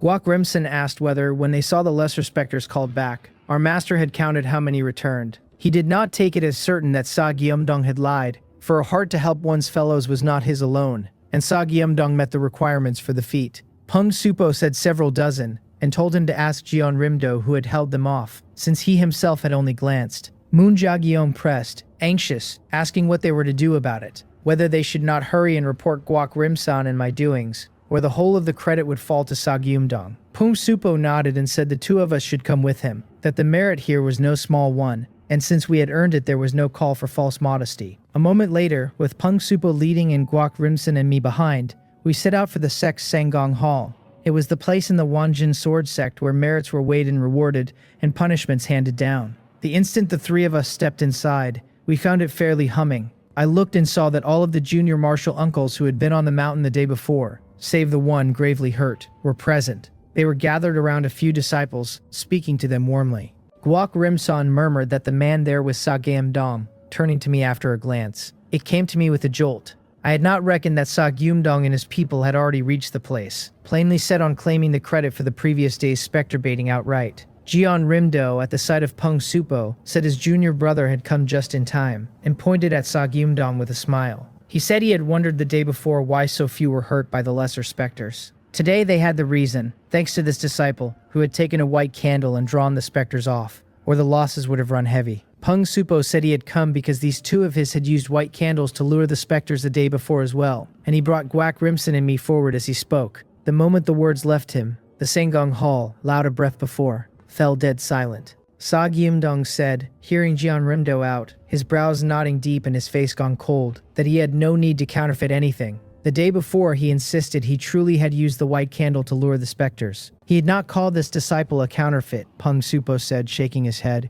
He had only meant that his two disciples had used the white candle to lure the specters too, and ought to be credited for it. Falsely claiming a merit was a grave offense. The Sangong Hall deacon said heavily. He had taken the matter for plain and settled, and had not looked for two parties to step forward. Either one of them was false, or both sides had in truth lured the specters, since the day's fall in casualties was a fact past dispute. Jeon Rimdo asked, looking at the two of us whether they had anything they wished to say. Sageumdong did not speak, but instead stepped up to stand before me, running his eyes over me head to foot. Feeling that my aura sat only at the bone-forging realm, he frowned a little and turned his head to Guak Rim-san. He remembered, Sageumdong said that footwork had never been senior brother Guak Rim-san's strong suit, and with footwork like that, he feared Guak Rim-san could not have lured those specters away.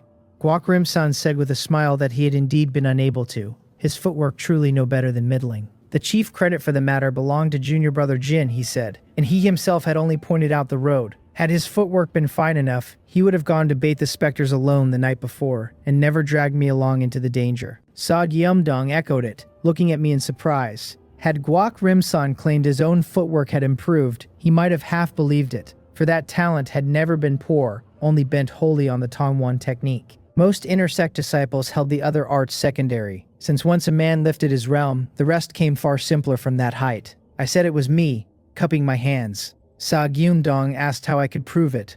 I laughed and asked how he wanted me to prove it, and how he meant to prove it himself. He laughed that I was actually calling him into question, looked around, and pointed at a small bird a few dozen yards outside the Sangong Hall. He asked how long I thought it would take him to catch it and bring it back. Everyone turned to look, and found a small bird out on the open ground pecking at insects. Charging over from here, if a man spooked the bird, then without a certain grade of footwork, the thing could well take wing before he reached it. One could of course creep over quietly and seize it, but that would prove nothing. I did not think he could catch that bird, I said, with a glance at it and then at Sageumdong. I did not think he could catch it either, Guak Rim-san said, laughing from the side. Then he told me to watch closely and see whether he could. He narrowed his eyes, shot me a look, and turned toward the open ground outside, his body dropping into a slight crouch before. The next instant, he darted out. In a few strides, Sageumdong reached the bird, and the bird at last caught the motion and beat its wings to fly. A smile touched his face, and he stretched out his right hand to close on the bird. But before his hand could even reach, another hand arrived a step ahead of his, and took the bird first. Sageumdong started, and turned, and found that it was me.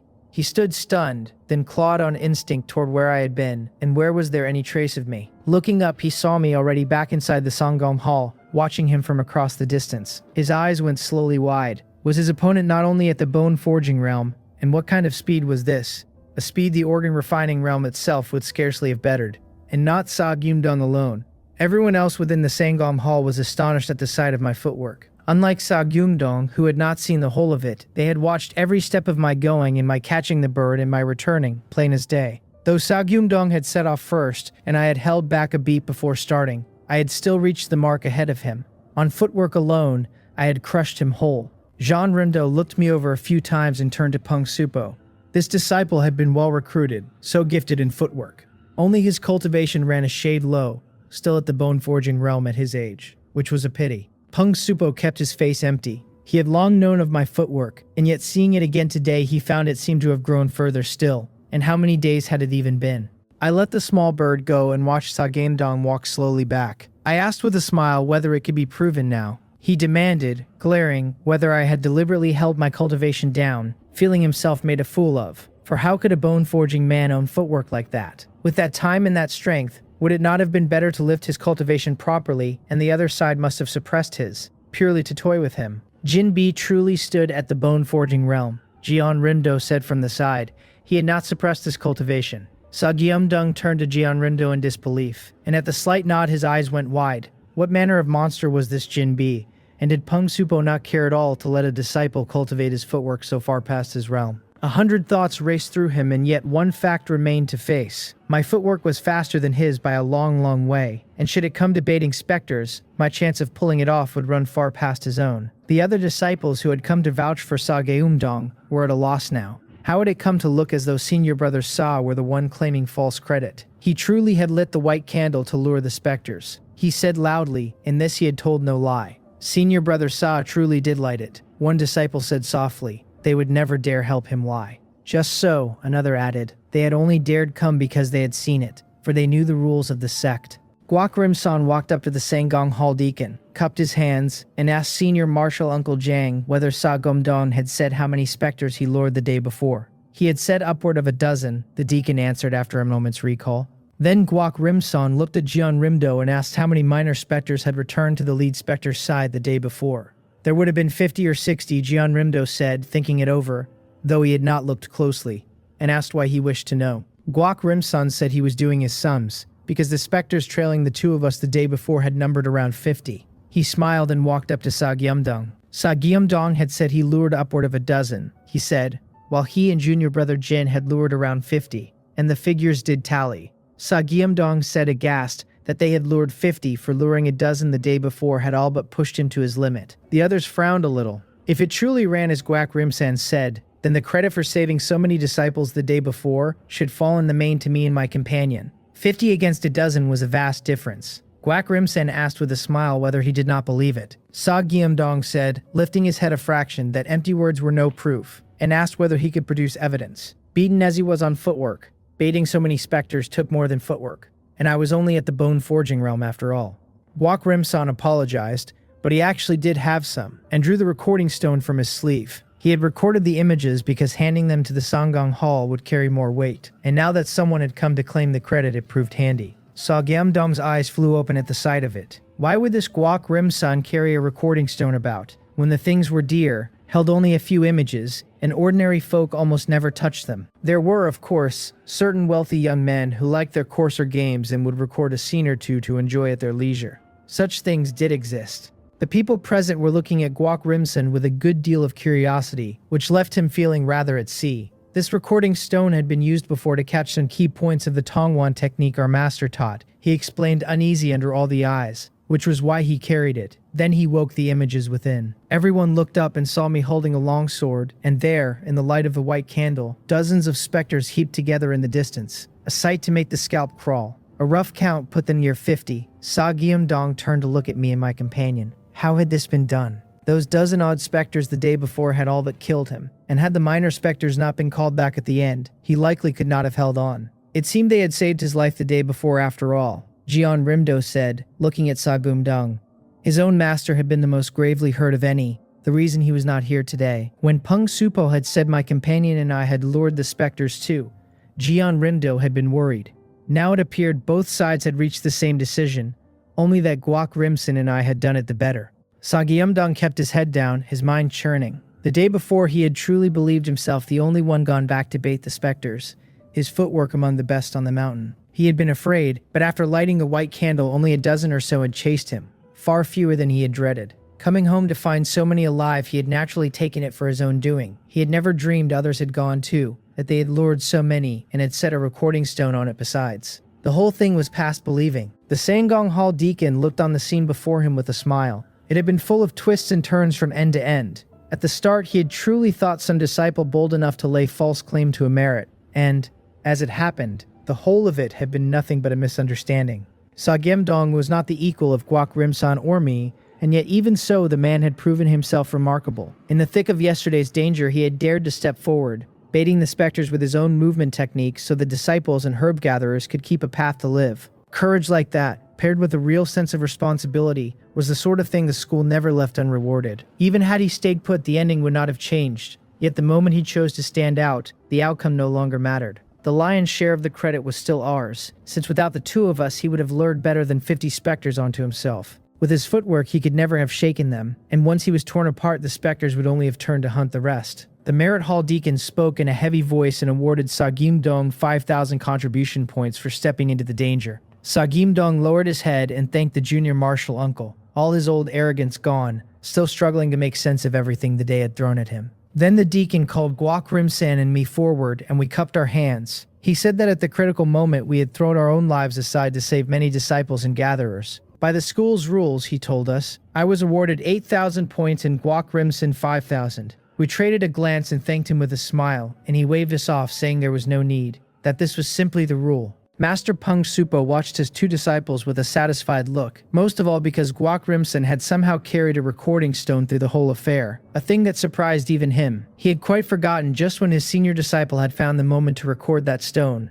back when he was being taught the essence of the Tongwan technique. An hour later, I sat in Guok Rimson's room with a cup of herbal tea and asked whether he had any good ideas for spending the contribution points. He reminded me that I had once asked what it took to enter the school's scripture pavilion. With 8,000 points, he said, I had long since cleared the threshold and could trade them for cultivation techniques inside. Since I was an alchemist, he added I could just as easily trade for pill formulas. Beyond the scripture pavilion, there was the treasure pavilion, which had no threshold at all and dealt in medicinal pills and weapons and the like. My eyes lit up a little. 8,000 points had quietly turned every locked door into an open one. My hunger for new cultivation techniques was not strong just then. The thing that mattered most was raising the Tongwan technique to its 4th level and pushing into the marrow refining realm as soon as I could. Even so, I wanted to walk the scripture pavilion and see what it held, if only to widen my eyes. If something truly fine turned up, I could trade for it later when the need came. Back when my points had not yet reached 1,000, I could not so much as set foot inside. I asked what would become of the herb gathering mission, since we had met the specters and finished less than half of it. His smile faded, and he said the Sionan sword sect cared nothing for what had befallen us, and looked only at results. The school, he judged, would most likely send an elder to sweep the specters from that mountain and see the mission through. When I asked whether our 2 teams would go again, he shook his head and said the school would send other junior brothers instead. He patted my shoulder and told me to use the time to cultivate the Tongwan technique in earnest and climb to the marrow refining realm quickly. Only a high cultivation could keep a man safe, he said, and there were times when wanting to run and being able to run were 2 very different things. The Sionan sword sect was overbearing, I thought, frowning, and yet they were the hegemon here, and strength decided everyone's attitude. Whatever displeasure I felt, there was nothing at all to be done about it. Guok Rimson was afraid I would lean on my movement technique and let my martial Dao realm slide. It was true enough that footwork could dodge the greater part of trouble, only the greater part, never all of it. Some straits, once you fell into them, simply meant death. I smiled and told him to rest easy, that I understood, since where the raising of my realm was concerned, I had never once slacked. An hour later, I stood in Sionan City and found Jidokbong looking oddly worn, faint dark circles ringing his eyes. When I had seen him last, he had been perfectly fine, so I asked where he had been and why he looked so drained. He yawned and said he was fine, that with me away there had been no medicinal pills to sell. So he had wandered Sionan City, found the Chuihong Pavilion much to his liking, and gone a few times. He rubbed at his waist and admitted this body of his truly could not keep up, though the look on his face said he fully meant to go back. I could not help laughing. The old glutton had been hollowing himself out in a pleasure house the whole time I was away. I told him to take it easier, and he waved me off and asked why I had come back so early, whether the herb gathering had gone wrong. I nodded and said something had happened, that we had run into the Shinyom sect and a specter disaster, and that I suspected the disaster had been the Shinyom sect's way of paying us back. He frowned at the name, feeling he had heard it somewhere, and after a moment placed it as the sect that had stood against the Sionan sword sect for years. Then he asked how I had managed to provoke them. I told him I did not know, that perhaps it was only because we had been gathering herbs for the Sionan sword sect in the first place. The Shinyom sect's ways had always been hard to read, and it was just as likely that someone else had done the deed and laid it at their door. They were the sort who never minded one more louse on a bald head, taking whatever blame came without a word of protest. Given their black name, even had they explained, no soul would have believed them. I told Ji Dokbong we would take up the alchemy again in the morning and keep refining Jangbu pills, and that he should send the herbs over as before. He nodded, since it was awkward to refine pills up on the mountain, and the money had been thin of late. In his telling, the Chuihong Pavilion was a fine place, with good food and wine, warm service, lovely women, and any wish granted, its one and only fault being the price. I left the courtyard and stepped into a pharmacy, where the shopkeeper came forward all smiles and asked what I needed. I asked whether he had any medicinal pills that guarded the body's meridians, and he nodded and warned me it ran a little dear. 301 for a single pill. He fetched a bottle from the shelf and set it before me. I lifted the stopper at his leave and let the faint medicinal fragrance rise, my nose twitching as it sorted the herbs apart. He smiled and said I had the eye of an expert, that the meridian pill demanded exacting herbs. The main ingredient alone, stargrass, had to be aged past 20 years, which drove the cost of refining sky high. From the fragrance, I had indeed caught the stargrass, its properties dense and well condensed, and though I could not yet swear to the 20 years, the age was plainly no small thing. I remarked that few people likely bought this pill, and he agreed without hiding anything, saying most customers still went for the internal strength pills, the Jangbu pill and the Biryong pill. I said I would look around a while, and he told me I was welcome to try the other shops, since his price was already the lowest to be had. He had not lied. I walked several of the larger pharmacies in Sionan City, and every one of them sold the meridian pill at that same price. So in the end, I went back and bought a bottle from him. Rather than return to the school, I stayed on in the rented courtyard. Night fell, and Ji Deokbong, dark circles and all, warmly invited me to come along.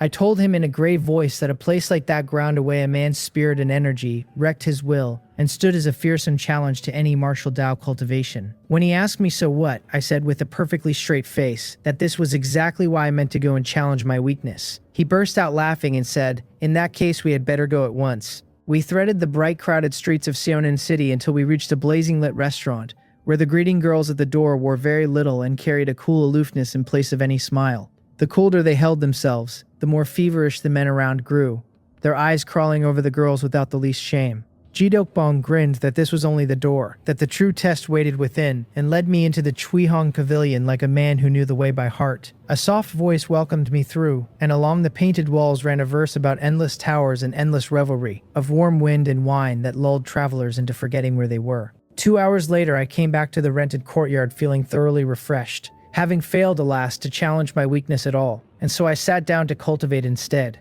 I swallowed the meridian pill I had bought that day in one go, and it melted the moment it touched my mouth. Cool threads of energy soaked through me while I closed my eyes and drove the Tongwan technique with everything I had. Whether it could truly lift the proficiency of the Tongwan technique rested entirely on whether this 301 pill was worth its price. The internal force wheeled through me at speed, and the grinding friction I usually felt where it scraped my meridians had gone far lighter today, at moments almost beyond noticing. A smile pulled at my mouth, since a man got what he paid for, and these 301 had proven themselves. I gathered my thoughts and bent every scrap of attention onto the circulation of the Tongwan technique. As my mind stilled, the internal force ran faster still, until my skin and flesh began to tremble. 3 hours slipped by before I knew it, the sky outside already paling toward dawn. I opened my eyes, breathed out a lungful of stale air, and could not keep the smile from my face. Diligent as I had always been, forever sitting up late over my internal force technique, my body still had its limits. In the ordinary way, I had to stop and rest after an hour or so. To drive the Tongwan technique at full power for 3 unbroken hours was a thing that had never once happened before. What mattered more was that after those 3 hours, my meridians ached hardly at all, and half an hour's rest would let me carry straight on. The pill had all but doubled my cultivation time. With an effect like that, I judged I would not be parting from these meridian pills for a long while yet. The thought of trading for the formula at the school and refining them myself did cross my mind, only to be thrown out at once. Fine as the pill was, its buyers were far too few. It was not useless to other martial artists, but many would never lay out the coin, not when a Jangbu pill served them better and 301 bought 3 Biryong pills instead. If I went to the trouble of learning it only to save myself a little money, I would have almost no chance to sell it afterward. The ingredients were dear besides, so the profit would be thin. Swallowing 1 meridian pill a day was no real burden for me, not when I could clear better than 1,001 in the same span. It would only slow the pace of my saving and push back the day I reached 50,001 by some while. Half an hour later, Ji Deokbong came back with a large sack of herbs in hand, the circles under his eyes darker, if anything, than the day before.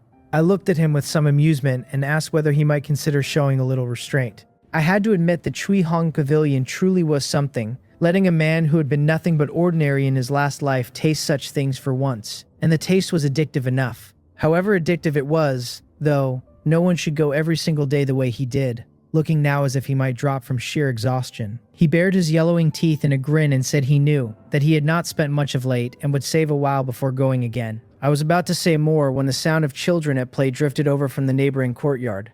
Seeing my look, Ji Deokbong said a family had moved in next door a few days back, a large household that had even gone round to the neighbors with small gifts. When I asked where they were from, he said they had not told him plainly, only that they too had fled here from somewhere else. On the road they had met a strange entity, their caravan losing a good many people before they clawed their way clear of the danger. The word strange entity dragged my brows together on their own, since I had run into several such things myself, and only 2 days past had lived through one more. Ji Deokbong lowered his voice and said perhaps they were simply badly shaken, that the household head in particular looked wretched, his color especially poor, as though the fright had never left him. I nodded and asked whether there had always been so many strange entities about.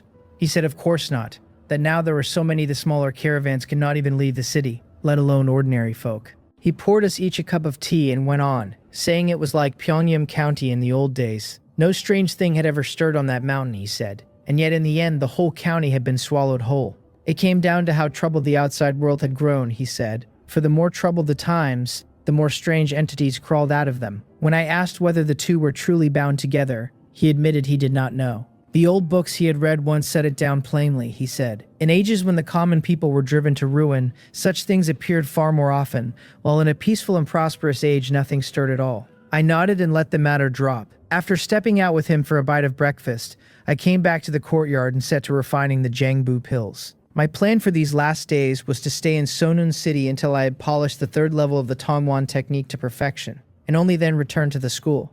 The morning went quickly and I handed the finished pills over to Ji Dokbong. As he took them, he suddenly remembered that I had asked him some while back to keep an eye out for any alliance tasks that might suit me, and said one had turned up. My interest stirred at once, since I had set him watching because he was forever going to the Alchemist Alliance for medicine bottles anyway. The Alliance laid a yearly task quota on every alchemist who wished to keep a place within it. Any who went 2 years running without finishing a single task were struck from the rolls, barring some special circumstance. I had thought that if a fitting task appeared, I might clear the quota and bank some contribution points besides, points I could one day trade for pill formulas. At the Wanjin Sword Sect, I could of course trade for pill formulas too, but it was no alchemy school. Its store of formulas was surely thin, above all the ones the Alliance kept to itself. Ji Dokbong recalled that there was a task to refine beauty pills, hedged about with a good many conditions, and that it named an 8th grade alchemist as preferred. A beauty pill surprised me a little, since such a pill was no great trial to make, ranking, if one had to weigh it, only a shade above the Chi blood pill. He said the reward was quite handsome and that I should go take a look if I had the time,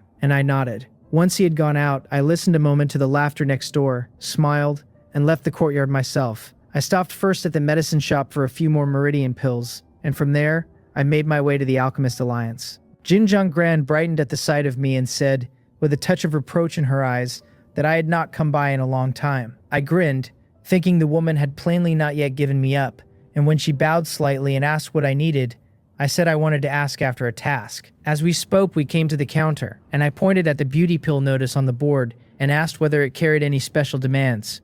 A beauty pill, after all, should be nothing much for most alchemists. She said I had a sharp eye, that an ordinary beauty pill was indeed no trouble, but this one was to be refined from a 50-year-old herb, which was why they were being so careful. I could not help repeating the number back to myself, my brows climbing before I could stop them. The herbs for an ordinary beauty pill were common as dirt, growing thick across the hills and plains, and with the refining so simple, the pills sold cheaply too. But let the herb's age climb to 50 years and the beauty pill's potency would leap, since in the end a pill's virtue rode entirely on the properties of its ingredients. It was the very reason a Young pill cultivated a martial artist so well. Its herbs held to a minimum age, and the meridian pill was no different. One rarely heard of a 50-year herb spent on so slight a thing as a beauty pill, and yet with money enough, a great many exceptions could be bought. I said I would take the task. 50-year materials were precious and the work would need a finer hand, but I had already ground the beauty pill formula to great perfection, and even a 100-year herb I could have refined without a flaw. Jin Zhonggran warned from the side that a fair number of alchemists had already taken this one, so it would likely come down to a contest. I nodded, since the task gave 500 contribution points, generous enough, and the work itself was easy, so it was small wonder so many had reached for it. Under her somewhat reluctant gaze, I left the Alliance and went back to the rented courtyard. The sound of children at play next door had faded and turned into the sound of reading aloud. I paid it no mind and went back inside. The beauty pill contest was 3 days off, and through those days my attention stayed fixed on the Tongwan technique. Having lost a stretch of time to going out, I sat down cross-legged, swallowed a meridian pill, and set the Tongwan technique turning. 3 days passed in a blink. Through them I refined pills each morning, and gave the afternoons and evenings, apart from my unbroken daily cultivation, over to grinding the proficiency of the 3rd level. My panel showed the 3rd level of the Tongwan technique standing at 2,589 out of 6,000, close on half. Another 4 or 5 days would carry the technique to perfection, and then I could seek out Master Peng Supo to learn the 4th level.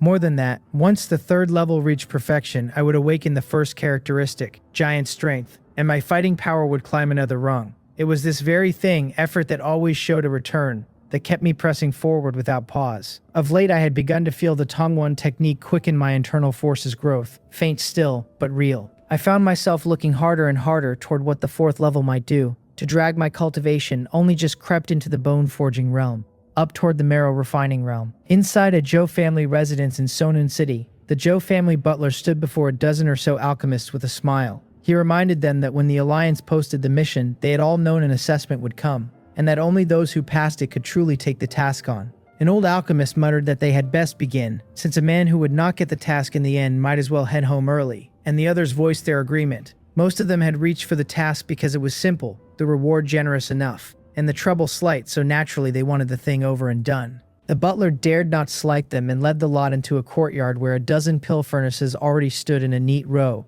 the herbs and the rest laid fully in. He said in a heavy voice that the assessment was very simple, that it too was a matter of refining beauty pills. Whoever's pill proved best in quality and potency, he said, would win the task. No one present raised an objection, for a batch of beauty pills was no bother. And with everything set out already, it was simpler still. I found a place among the crowd, lit my fire, set up the furnace, and looked the nearby herbs over, and finding nothing wrong, tossed the lot in all at once. The others worked in much the same offhand way, and though their hands were not quite so rough as mine, they were not far off it. In a moment the scent of medicine filled the courtyard, and in less than a quarter of an hour I slapped the lid off and drew out the beauty pills. A Joe family servant hurried forward, took the pills up with great care, and carried them away to another courtyard. And one after another the others' pills came out and went to the same place. We waited patiently for the result, and in only a moment the butler reappeared, thanked everyone for their trouble, and said the task would in the end fall to Alchemist Jin. He showed the others a flicker of apology and clapped his hands, and Joe family servants brought each alchemist a gift box. The things inside were not especially valuable, though the faces of some of the men eased considerably at the sight. A moment later I followed the butler toward another courtyard, from which came the sound of women's voices. One of the voices, a young woman's, complained that senior sister Suyok had not come in a good while, and asked whether, but for the beauty pills today, she would still not have visited. The other answered that she had come because she missed her, that it had nothing to do with any beauty pills, and warned that if such things were to be said she would simply leave. The first hurried to keep her, allowing she had spoken wrongly and begging her not to go when there was still so much to tell. The butler stepped in with a fawning smile and told the young miss that Alchemist Jin had come. She glanced at me and pressed the butler on, saying she wished to eat the pill the instant it left the furnace, since she had heard that was when its effect ran strongest. I let my eyes pass once over the two women, elegant and lovely both, their figures fine even as they sat, and then lowered my head and looked no more. My nose twitched of its own accord all the same, catching a faint scent of wound medicine drifting through the room. Since taking up alchemy I had grown far keener to every kind of smell, a trick of the trade, and what reached me now was a trauma medicine of the very highest grade. A person being hurt and reaching for wound medicine had no bearing on me, so I thought little of it. The young miss, whose name I would learn was Jo Beisu, said proudly that the 50-year herb was hers, come to her by chance. Her father had meant it for other pills, she added, until she begged him long enough to let her spend it on beauty pills. Senior Sister Sok said lightly that she had taken advantage of her. Then, Jo Beisu laughed that there was no call to stand on ceremony, that so long as her senior sister visited often she would be more than glad. I closed my eyes to rest while they talked, and when the herbs were all set before me I opened them and began to refine the batch. Jo Beisu watched me with some curiosity at first, then turned her head away, bored, for the refining of pills was nothing like whatever she had pictured, and dull past bearing. I kept my gaze on the furnace, feeling the herb properties shift within it and adjusting the fire from moment to moment. Against an ordinary beauty pill, the 50-year herb surged and turned far more fiercely, and a breath of carelessness could truly have ruined the refining. Yet I knew beauty pills too well for that, and however wildly the properties turned, they stayed within my hand. The scent of medicine welled up through the courtyard, and after 3/4 of an hour I slapped the lid aside and the costly batch was properly done. Seeing me lift the pills out, Jo Beisu could not wait and dragged Sok Solgam over to stand before me. Through the lingering medicine scent, 2 wisps of a woman's faint fragrance suddenly cut in. I drew a breath without meaning to, my brows nodding. For why should it feel so familiar? The butler hurried forward to warn the young miss that the pills were fresh from the furnace, and best left a moment before she took them. She said she knew, her face all smiles over the 3 pills in the tray, since the spare one could go to her mother. Then he thanked me, bowed, and led me off, for the young miss's own courtyard was no place for an outsider to linger. Behind me, Jo Beisu asked why her senior sister was watching that alchemist. Siak said it was nothing, only that his standard ran very high, and that if ever she had need of it, she could look for him. Jo Beisu laughed that he was quite good indeed, that she had thought there would be 2 pills at most and never expected an extra. At the main gate, I took the thank you gift the butler pressed on me and bowed. He said with a smile that the whole matter was owed to Alchemist Jin, that he would send someone to the Alliance to close the task out. I gave him my thanks. He said it was rather he who should be thanking me, and after a round of the usual polished flattery I left the Jo residence, and started back. The whole way my brows stayed drawn, for I could not shake the sense that the woman was familiar, and yet I had surely never once laid eyes on that face. When Ji Dogbong saw my knotted brow, he asked whether the task had gone smoothly, and I nodded and said it was done, and he asked what had me so preoccupied. I told him I had met someone at the Joe residence who felt familiar, though I had never seen the face before, and I hid none of my puzzlement. A person met even once should not be so easily forgotten, least of all one whose fragrance had struck me so deep. He laughed and said that if even the scent felt familiar to me, then the impression must have been a deep one. I started to agree that it was deep, and then the word died in my throat as a bolt of lightning tore across my mind, for I had it at last. It was the enchantress from the mountain that night. The distance between us had been very close then, and the moment razor tense, so Seok Solgiem's scent had burned itself into me. I had failed to place it only because her face today was wholly changed. The trauma medicine had, beneath thought, knotted these things together, and set me circling the woman without knowing why, until my mind caught for a beat, and then broke through. What still gnawed at me was that on the mountain I had been certain the face I saw was Seok Solgiem's own. Had she used a disguise technique, I would have caught it. Of that much I was sure. Yet today her whole appearance had shifted while I could find no trace of any disguise upon it. I asked Ji Dokbong whether in this world there were ways to change a face apart from the disguise technique, since in the ways of Jiang Hu he was worlds more seasoned than I. He nodded and said there were many. When I pressed him for the ones that left no trace, his brows drew together. He knew how high my own disguise technique ran, and if even I could catch nothing, the ways that fit grew very few. He thought a moment and said there was one that answered my telling. A human skin mask. Its refining was a mystery and its use all but the deepest secret, yet worn rightly it changed a face completely. Thinking of Seok Solgiem's flawless face, I judged that only such a thing could manage it. Were it not for the trauma medicine and that thread of fragrance, I would have found no flaw at all. Small wonder the Shinyum sect could never be rooted out, its people hidden clean among the crowds, tucked even inside the old established families of Sonan City. I turned my own showing at the Joe residence over in my mind, and judged there had been nothing amiss in it. When I faced Seok before I had worn a false face and a different build, and the chance of her seeing through me was slight, the best course was to send word to the school at once. But having only just come from the Joe residence, rushing back myself might prove dangerous if Seok Solgiem meant harm, and so I would put off my return by a day. Even if I could not go, the message could go ahead of me, and I wrote the matter down and loosed a carrier pigeon. Then, tamping down the unease in my chest, I asked as if in passing whether the children next door had moved, since I had not heard them at play these last 2 days. Ji Daopbong looked at me, his face all confusion, and asked when there had ever been a child in the courtyard next door. A chill shot from the soles of my feet clean to the crown of my head. This was Sonun City, and yet was even this place gnawed by ghosts, and if even here was haunted, where in the world was a man to go? I seized Ji Daopbong's hand and flashed out of the courtyard, for I could not stay, whatever the reason, since his answer had been wrong in the way of a man bewitched. He looked at my sudden move in surprise, but did not fight it, trusting that I would never do him harm. I carried him over the courtyard wall and down into the alley, where the faint noise of hawking and chatter drifted along as though nothing at all had changed. My brow stayed furrowed, for the scene around us looked in no way strange, and where I had braced to fight my way clear, I had in the end gotten out easily. Even so, staying here was far from safe, and I pulled him on toward the main street, where the press of people coming and going thinned the tightness in my chest. When he saw me do nothing further but frown, he asked what was wrong. I asked whether he knew anything of the household next door, watching the faint dark rings under his eyes, and wondering whether a ghost had put them there. He said he knew a little, and reminded me he had told me of it days ago. I lowered my voice and asked why. If the neighbors were such a large family, there were no children among them. He shook his head and said he had no idea, that it had not been his place to pry, for they were neither kin nor friends. To poke into a stranger's household was only to be taken for a man plotting something. Then something struck me as wrong. With the Changxing technique running at high speed, a thread of unreality rose in my mind. I looked at the people passing on every side, each one sharp and vivid to the eye, no flaw in any of them. And yet I had heard these very words from them before. In my memory, the movements and the talk of these same people had already happened once, back when I had stepped out of the Joe residence a little while ago. Wrong. This place was false. I turned to Ji Dokbong, and with the Cheongsim technique driven to its limit, everything around me abruptly slowed. My eyes swept the scene, and Ji Dokbong, the people, even the surroundings themselves all showed a stuttering, unreal seam. With a loud shout, I bent my right hand into a sword finger and drove it forward, and the world before me cracked and then shattered outright. What stood there in the end was still only Ji Dokbong, my sword finger halting a foot from him. He was frightened half to death by what I had done, his body tipping back on its own as he stared at me in a daze. I looked around and found myself still in the rented courtyard. that sense of unreality already gone. From somewhere close, a child's crying reached me, muffled, but I caught it at once. In a flash of movement, I cleared the courtyard wall and dropped into the one next door, spotting on the instant a young girl clutching her head in pain.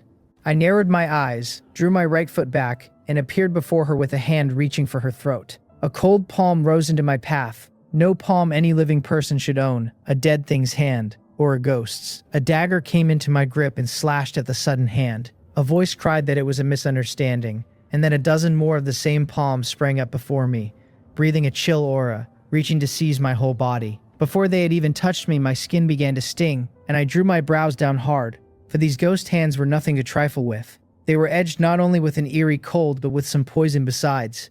A fishy sweetness I had already caught on the air. Had I pressed the attack, even loosed sword 5, I could surely have broken through the palms and hurt the girl, or killed her outright, but I would very likely have been wounded in turn, and so instead the Starry Night sword shield unfolded. The dagger struck the ghost hands, and I rode the force into a backward flip. I landed atop the courtyard wall and looked down at the girl and at an old man who had appeared beside her. Sa-Uinam clutched her head, tears clinging to her chubby cheeks, no more than 10 years old. She gazed up at the old man through them and told her grandfather that her head hurt, that the bad man ought to be beaten. Sa-Won-hei, heartsick as he plainly was, scolded her sternly, asking how many times he had told her never to use her power to sway others, that this was no game. She said unwillingly that she had only meant to play a prank, and that just now the man had been so fierce it looked as if he would come and strike her. She jabbed her small finger at me, her eyes full of accusation. Ji-Dokbong only just then clawed his way up onto the wall, blinking at me in confusion. In the blink of an eye, he had missed it all and climbed into the middle of it. What in the world had happened, I thought, my own face grim, for to be dragged into an illusion so silently, without a seam to catch, was a thing I had never looked for. Even facing Seok Solgium before, the Chongsim technique had held me clear of her lure and kept my head my own, and yet just now I had sensed nothing at all. Or not quite nothing, for the technique must have thrown some warning, or I would never have asked Ji Deokbong that question beneath my own notice. My deeper mind had found the danger first, and that was what had driven my later moves and finally broken the illusion. But the time it cost had been far too long. A battle could turn on an instant, and though in the real world I had perhaps stood stunned only a breath was room enough for another man to kill me. The old man asked with a bitter smile whether I might come down so that he could explain, swearing they meant no harm. He wore the look of a man wondering what strange business this was, having stepped away on other matters only to find his granddaughter dragging a stranger into an illusion. That I had broken free of it and all but seized the child had startled him too, for he read my realm as no more than bone forging. By that reckoning, I ought never to have pierced her illusion at all. Seonun City was truly a nest of hidden dragons and crouching tigers, he must have thought, when even a plain neighbor was buried so deep.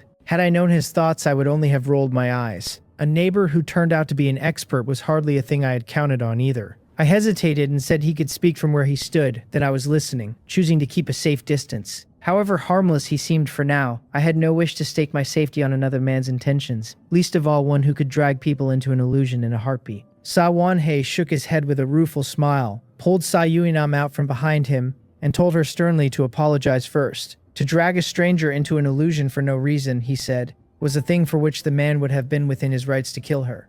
He had warned her again and again, and had he come a moment later, she would already be dead. She said through falling tears that she was sorry, and I watched those tears harden into little balls of ice and drop to the ground, my eyes widening. Ji Dokbong beside me was the same, for seasoned in Jianghu as he was, this he had never seen. The old man told her not to say sorry to him, but to the one she had wronged, aching for her even so, knowing she had to carry this lesson. Sonun City was not the small town they had lived in before, where they could be a shade more brazen. Here there were experts past counting, and to provoke a man at random was only to court one's own death, and he would not see his granddaughter lose her life over a bit of play. She looked at me and bowed her apology. Anyone who did not know the truth of it would have thought me a grown man bullying a child on the strength of my power. Where does a girl of 10 bow to an adult? Seeing that she had apologized, my face eased a little, and Sa-Won-hei said again that they truly meant no harm. Unam was born with a rare constitution, he said, and could do what ordinary people found beyond them, and she was young and heedless and forever teasing others with it,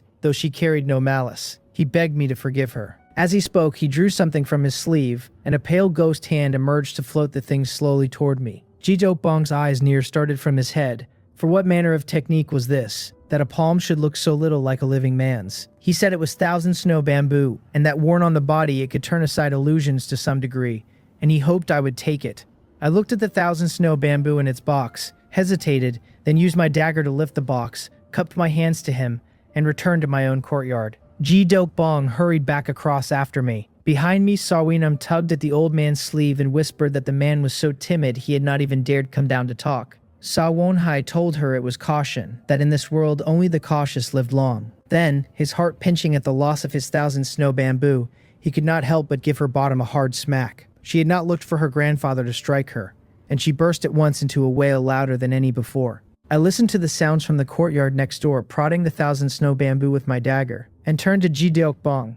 He said he had heard of it but never actually seen it. Looking at the thing in its box, his brows tight, he said that if it truly was thousand snow bamboo, its powers were just as the old man had claimed. It was extremely precious, he added, a thing ordinary people seldom set eyes on. I nodded and wrapped the whole box in a piece of deerskin, deciding I would ask Master Peng Supo about it once I was back at the school. Then I told Ji Dobong all that had just happened. This did not seem to me like the Tao of martial arts, I said, and asked whether he knew what it was. Sawinam's illusion and Sawonho's ghost hands were both a world apart from any martial method I had ever seen. He frowned, turning over what he had read in old books, and then his eyes brightened. Once, in an ancient text, he said, a certain kind of person had been set down, folk who from birth did not cultivate the Tao of martial arts and could not learn it. Instead, they captured ghosts, sealed them into their own bodies, and fought their enemies by loosing those ghosts to do the work. I echoed the term, ghost controlling, somewhat shaken, for ghosts and men stood on opposing sides, and a mere touch spelled the ruin of one or the other.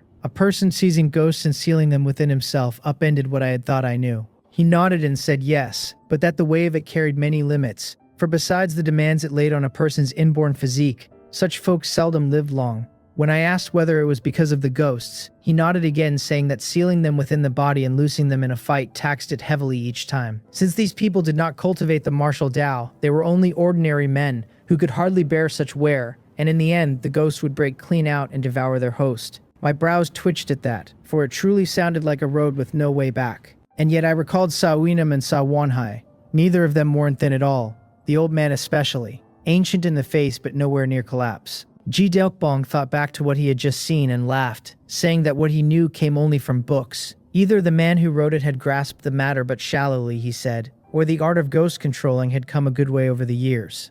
I nodded and did not dwell on it further. What weighed on me now was how to handle such an enemy should I ever meet one. It was well enough if the foe merely summoned ghosts to fight, for against the sort of thing Sawonhai had shown, I had my own answers. But to be dragged soundlessly into an illusion was a knot I could not cut. The Cheongsim technique I had leaned on until now had broken me free in the end, true, but far too slowly. Sawinam's methods had plainly been limited, which was the only reason I caught the flaw at all. Against some abler ghost controller, could I break loose so quickly? This Cheongsim technique needed raising, and I resolved to search the scripture pavilion once I reached the school, in the hope of some gain. Night fell, and the courtyard sank back into quiet. I sat cross-legged and set the Tongwan technique circling, though not as before, when I would sink wholly into the cultivation. Knowing a family of ghost controllers lodged next door kept a thread of wariness alive in me. Ji Dokbong had said before that they met ghosts on their road to Sonun City, and I found myself wondering whether such controllers' methods held good against true ghosts as well.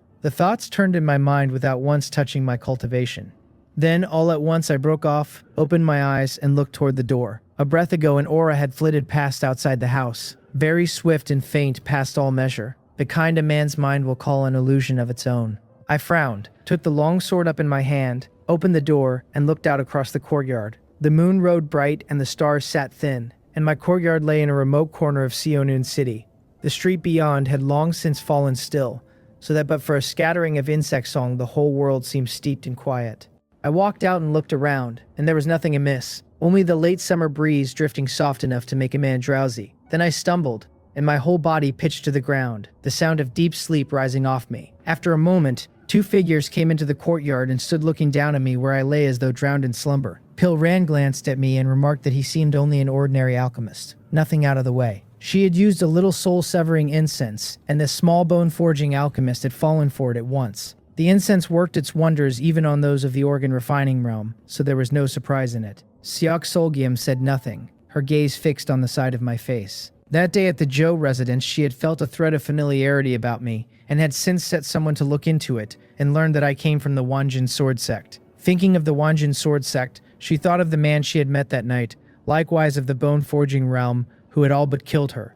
That had been the nearest Seoksolgium ever came to death. She had marked the man for prey, only to be very nearly torn apart by that prey herself, and the memory sat too deep to fade. So many days on, the wound at her chest had yet to close, and each time she bathed and changed the dressing, she ground her teeth over it. Whether this was his true face or one thrown up by a disguise technique, she asked, turning to Pil-ran. She herself knew no such technique and had always worn a human skin mask, so she could not tell a disguise from a real face. Pil-ran was the reverse. Her disguise technique superb, honed to the point of being indistinguishable from the truth, so that whether another wore a disguise was plain to her at a glance. Pil-ran took a look and said with a smile that it was his true face. Seoksolgium called back the face of that night, wholly unlike the one before her now, with not a point of likeness in the build either. Yet she could not be sure the face she had seen then was real. Pil-ran asked whether they ought to tie me up and haul me back for questioning. Seoksolgium shook her head and said coldly that there was no need to ask, that they should simply kill him.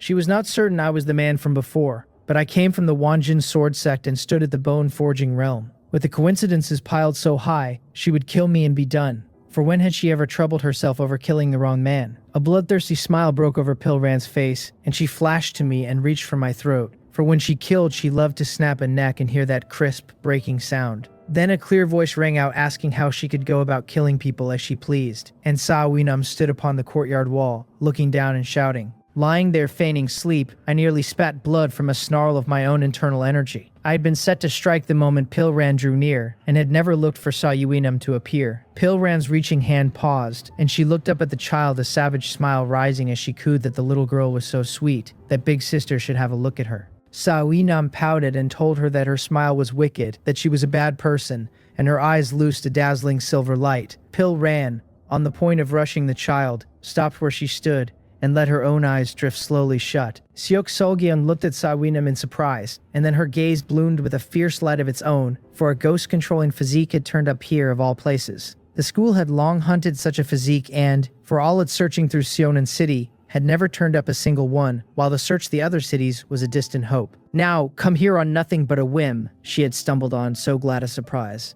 Bring that rare physique back, and the school would surely reward her past measure. Then Seoksolgium would hold every hope of crossing the organ-refining realm to stand as a power within the spirit-refining realm. Spirit-refining and body-refining were a single word apart, and yet worlds asunder. Even as the thought crossed her mind, a silver light lit the courtyard. I, who had lain senseless on the ground, had risen at some unmarked moment and driven my sword through Pil-ran's brow.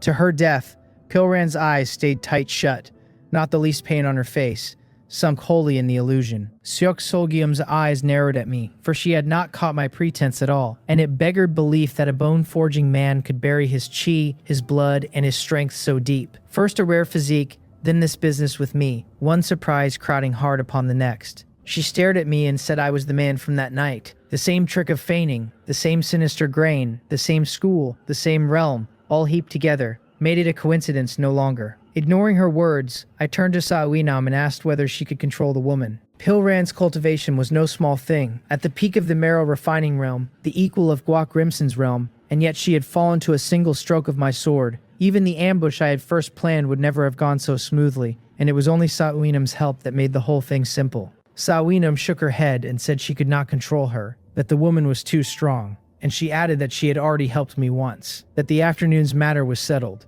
With that, she bade me goodbye and flipped back over into her own courtyard. I was left staring, for was this what a brat amounted to, that she could just walk off, having helped kill the other side's woman, with no fear of what might come back on her? A cold sneer rose on Seoksolgium's face, and her figure flickered and stood before me, the curved blade sweeping around toward my neck. The starry night sword shield shattered under the blow, and a huge force flung my whole body into the courtyard wall and lodged it there. She said it really was me, and at the sight of the starry night sword shield, the hatred in her eyes burst its banks. Just as she made to rush in and finish me, a pair of pale palms rose out of nowhere and clamped about her ankles. A layer of ice crawled up from Seoksolgium's pale ankle, and within moments had climbed to her knees. She was furious, and just as she made to blast the spectral claws away with her chi and blood, her vision blurred and she saw the sectmaster walking toward her. Embedded in the wall, I watched the change come over her, above all the way her eyes were slowly beginning to close. Sawinam's voice came thin with alarm, crying for her grandfather to hurry, that the woman was struggling too hard. A pair of spectral claws closed about Seoksolgium's neck and began to tighten,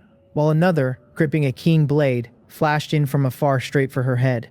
I forced a little strength through my body, pulled myself out of the wall, drew my right foot back, and appeared before Seoksolgium with my longsword leveled. The Chongsim technique flared to its full extent, and for a moment the whole world held still. All the force in me surged up from my toes and out along my arm as I drove the sword forward with everything I had. Sword 6 was not yet mine to give, so I gave sword 5. A hard clash of steel rang out as my long sword met the scimitar, which began to twist and break away inch by inch from the tip. Then Seoksolgium kicked me in the chest, and I spat a mouthful of blood and flew backward, smashing hard into the courtyard wall, which shattered and dropped me into the yard beyond. I dared not linger. I flipped myself upright, spat another mouthful of blood, and my face went pale. Had I not used the sword principles of the Starry Night Sword Shield to turn aside the force of that kick, it would have been no simple matter of spitting blood. My sternum would surely have caved and my organs been crushed by the brute force of her realm. Set against the bone-forging realm, the advantages of the organ-refining realm were simply too vast. Not a thing a man could master merely by wishing to cross realms. Seoksolgium drew the scimitar back from her face, her look gone cold.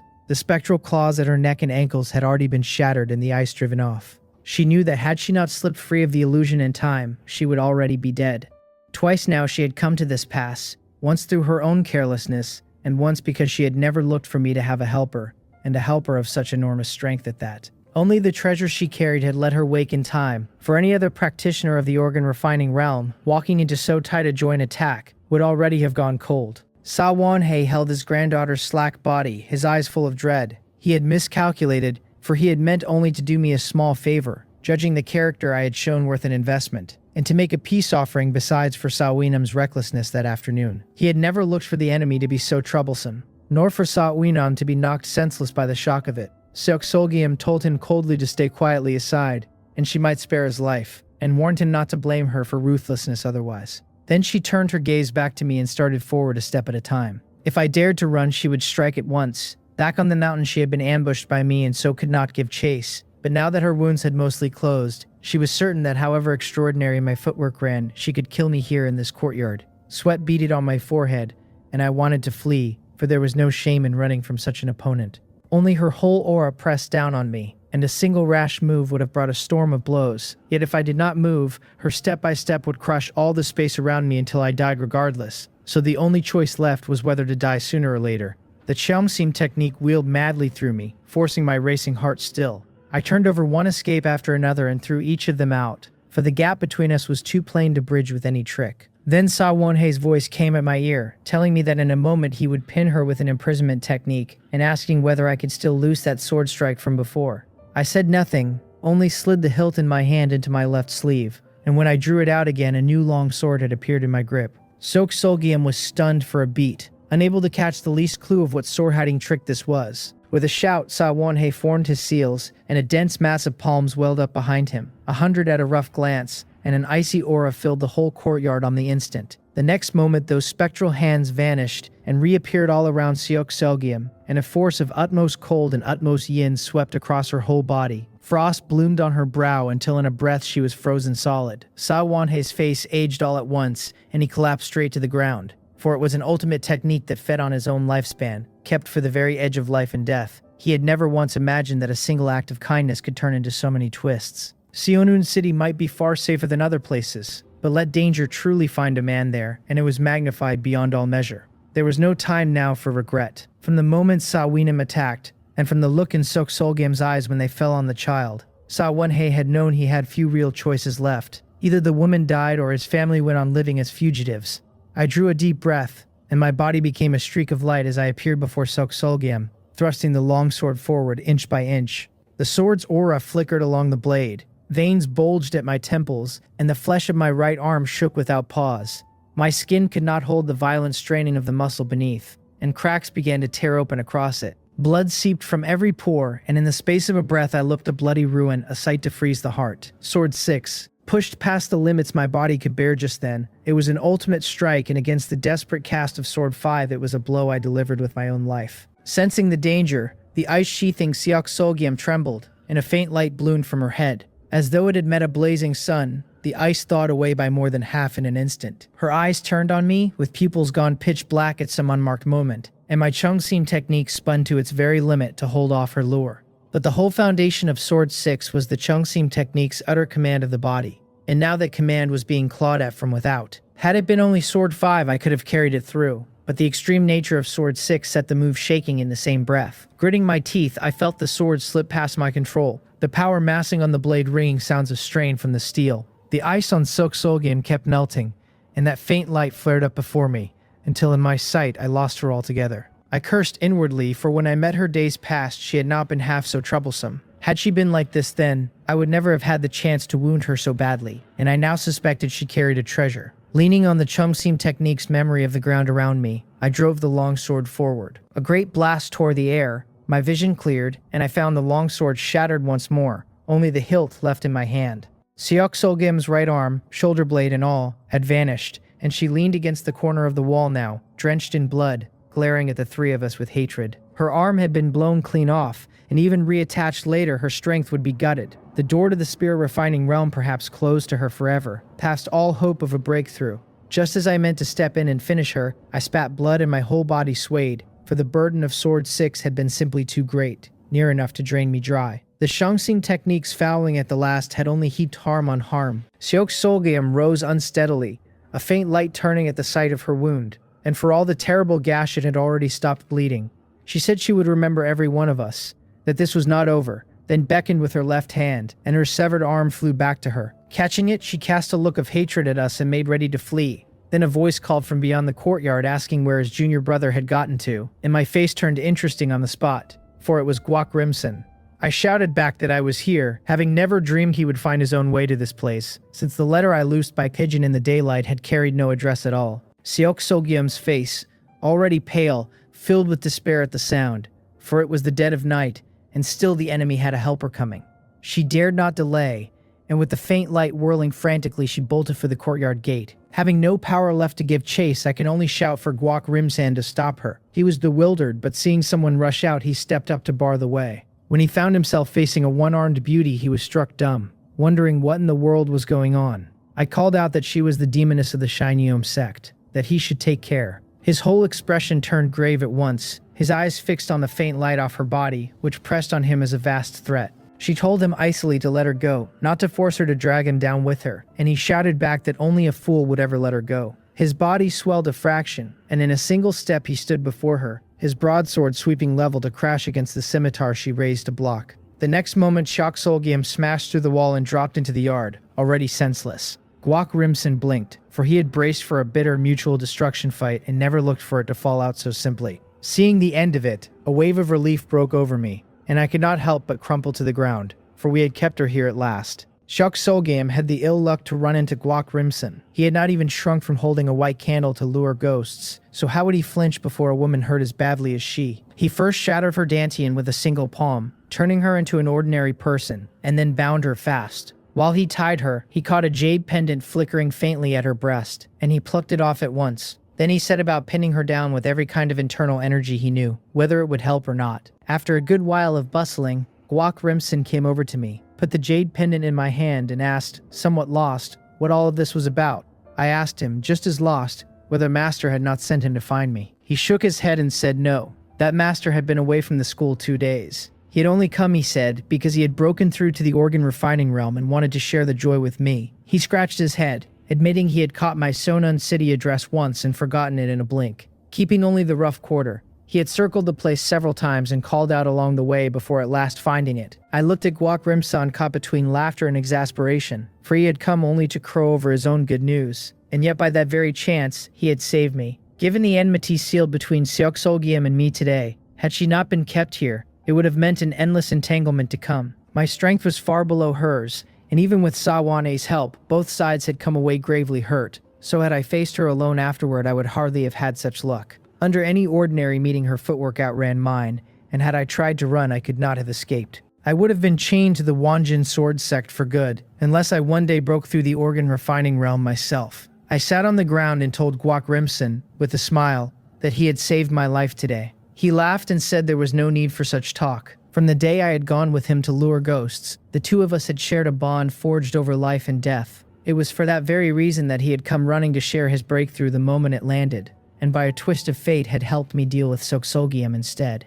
Truly it was destiny, he said. After we had set the wrecked courtyard to some order, Sa Wonhei's people helped their own back to rest, and I returned to my courtyard and roused the still senseless Jidopong. Guak Rimsan kept watch over Soksobium, and crippled though her cultivation was, he dared not slacken, above all for fear she might take her own life and rob us of the prize. I swallowed healing medicine and spent the whole night circulating my cultivation technique to knit my wounds. The Tonwan technique was worthy of a Wonjin sword sect intersect art, for it not only fed cultivation, but worked wonders on wounds. My body, so lately at the edge of collapse, steadied after a single night, and in another 2 or 3 days I would be whole again with no ill after effects. Night thinned and the sun climbed. While we were still weighing whether to send Siok Solgium to the school or wait for someone to come, a knock sounded at the door. Guak Rimson went to open it and called out in surprise, for it was Master Peng Supo, who had been away from the school the day before when Guak set out. Master Peng Supo nodded and stepped into the courtyard, and I rose in haste and bowed to him. He nodded, glanced over the wreck of the yard and my still badly injured self, and frowned, saying it seemed he, their master, had come a step too late. Guak Rimsan closed the gate behind him and said, unable to hide his excitement, that they had caught the demoness. Master Peng Supo was somewhat surprised, for I plainly had no fight left in me, and must have taken even graver hurt in the night. And merely to have lived through it was luck. From the message I had sent, the woman stood at the organ refining realm, and however heaven-defying my bone-forging cultivation ran, I ought to have turned and fled at the mere sight of her. With a sigh, I said the neighbors had fortunately lent a hand, and gave a brief account of it. Hearing of Sa Wonhai's methods, Master Peng Supo looked surprised, for such ghost controllers were rare indeed to meet in daily life. He told me in a heavy voice to take him to see the one from the Shinyum sect. Coming back to the school that morning, he had seen my message and hurried straight over. And fortunately, nothing past mending had come of it. In a room, we found Siok Solgeum bound and cast on the floor. Awake now and hearing the sound, she made no move at all, only staring blankly into the distance. Her cultivation crippled, and herself trussed up here. Her fate was sealed, and she had lost interest in everything beyond. She wanted even to die, only she was pinned by Guak Rimson's internal energy and could not manage even that, for his chaotic handiwork had, against all odds, done its job. When I asked Master how we should deal with the demoness, he thought a moment and said in a heavy voice that he would take her straight to the Sonon Sword Sect. The Shinyum sect was powerful, for it had stood against the Sonon Sword Sect all these years without being wiped out, and its stubbornness ran past all imagining. The Wanjin Sword Sect had no need to shoulder such a matter, since should the Shinyum sect turn its gaze our way, we would likely suffer heavy losses. Just now, with so many people flooding into Sonon City, the Wanjin Sword Sect had found room to grow, and we wanted no such trouble knocking at the door at such a time. He warned us to keep the matter secret and speak of it to no outsider, or we would only bring trouble down on ourselves. We nodded, for before a behemoth like the Shinyum sect, a man dodged aside wherever he could. He told us to take care of ourselves, then seized Siok Solgium from the floor and vanished in a flash. Master meant to dump the whole trouble on the Sonon Sword Sect and win some benefit in return. And on that, the Sonon Sword Sect was never stingy. My strength was still too thin, for a bone-forging man meeting an organ-refining one was bound for peril. In a world already fallen into chaos, Master had resolved to fetch me some good things from the Sonon Sword Sect.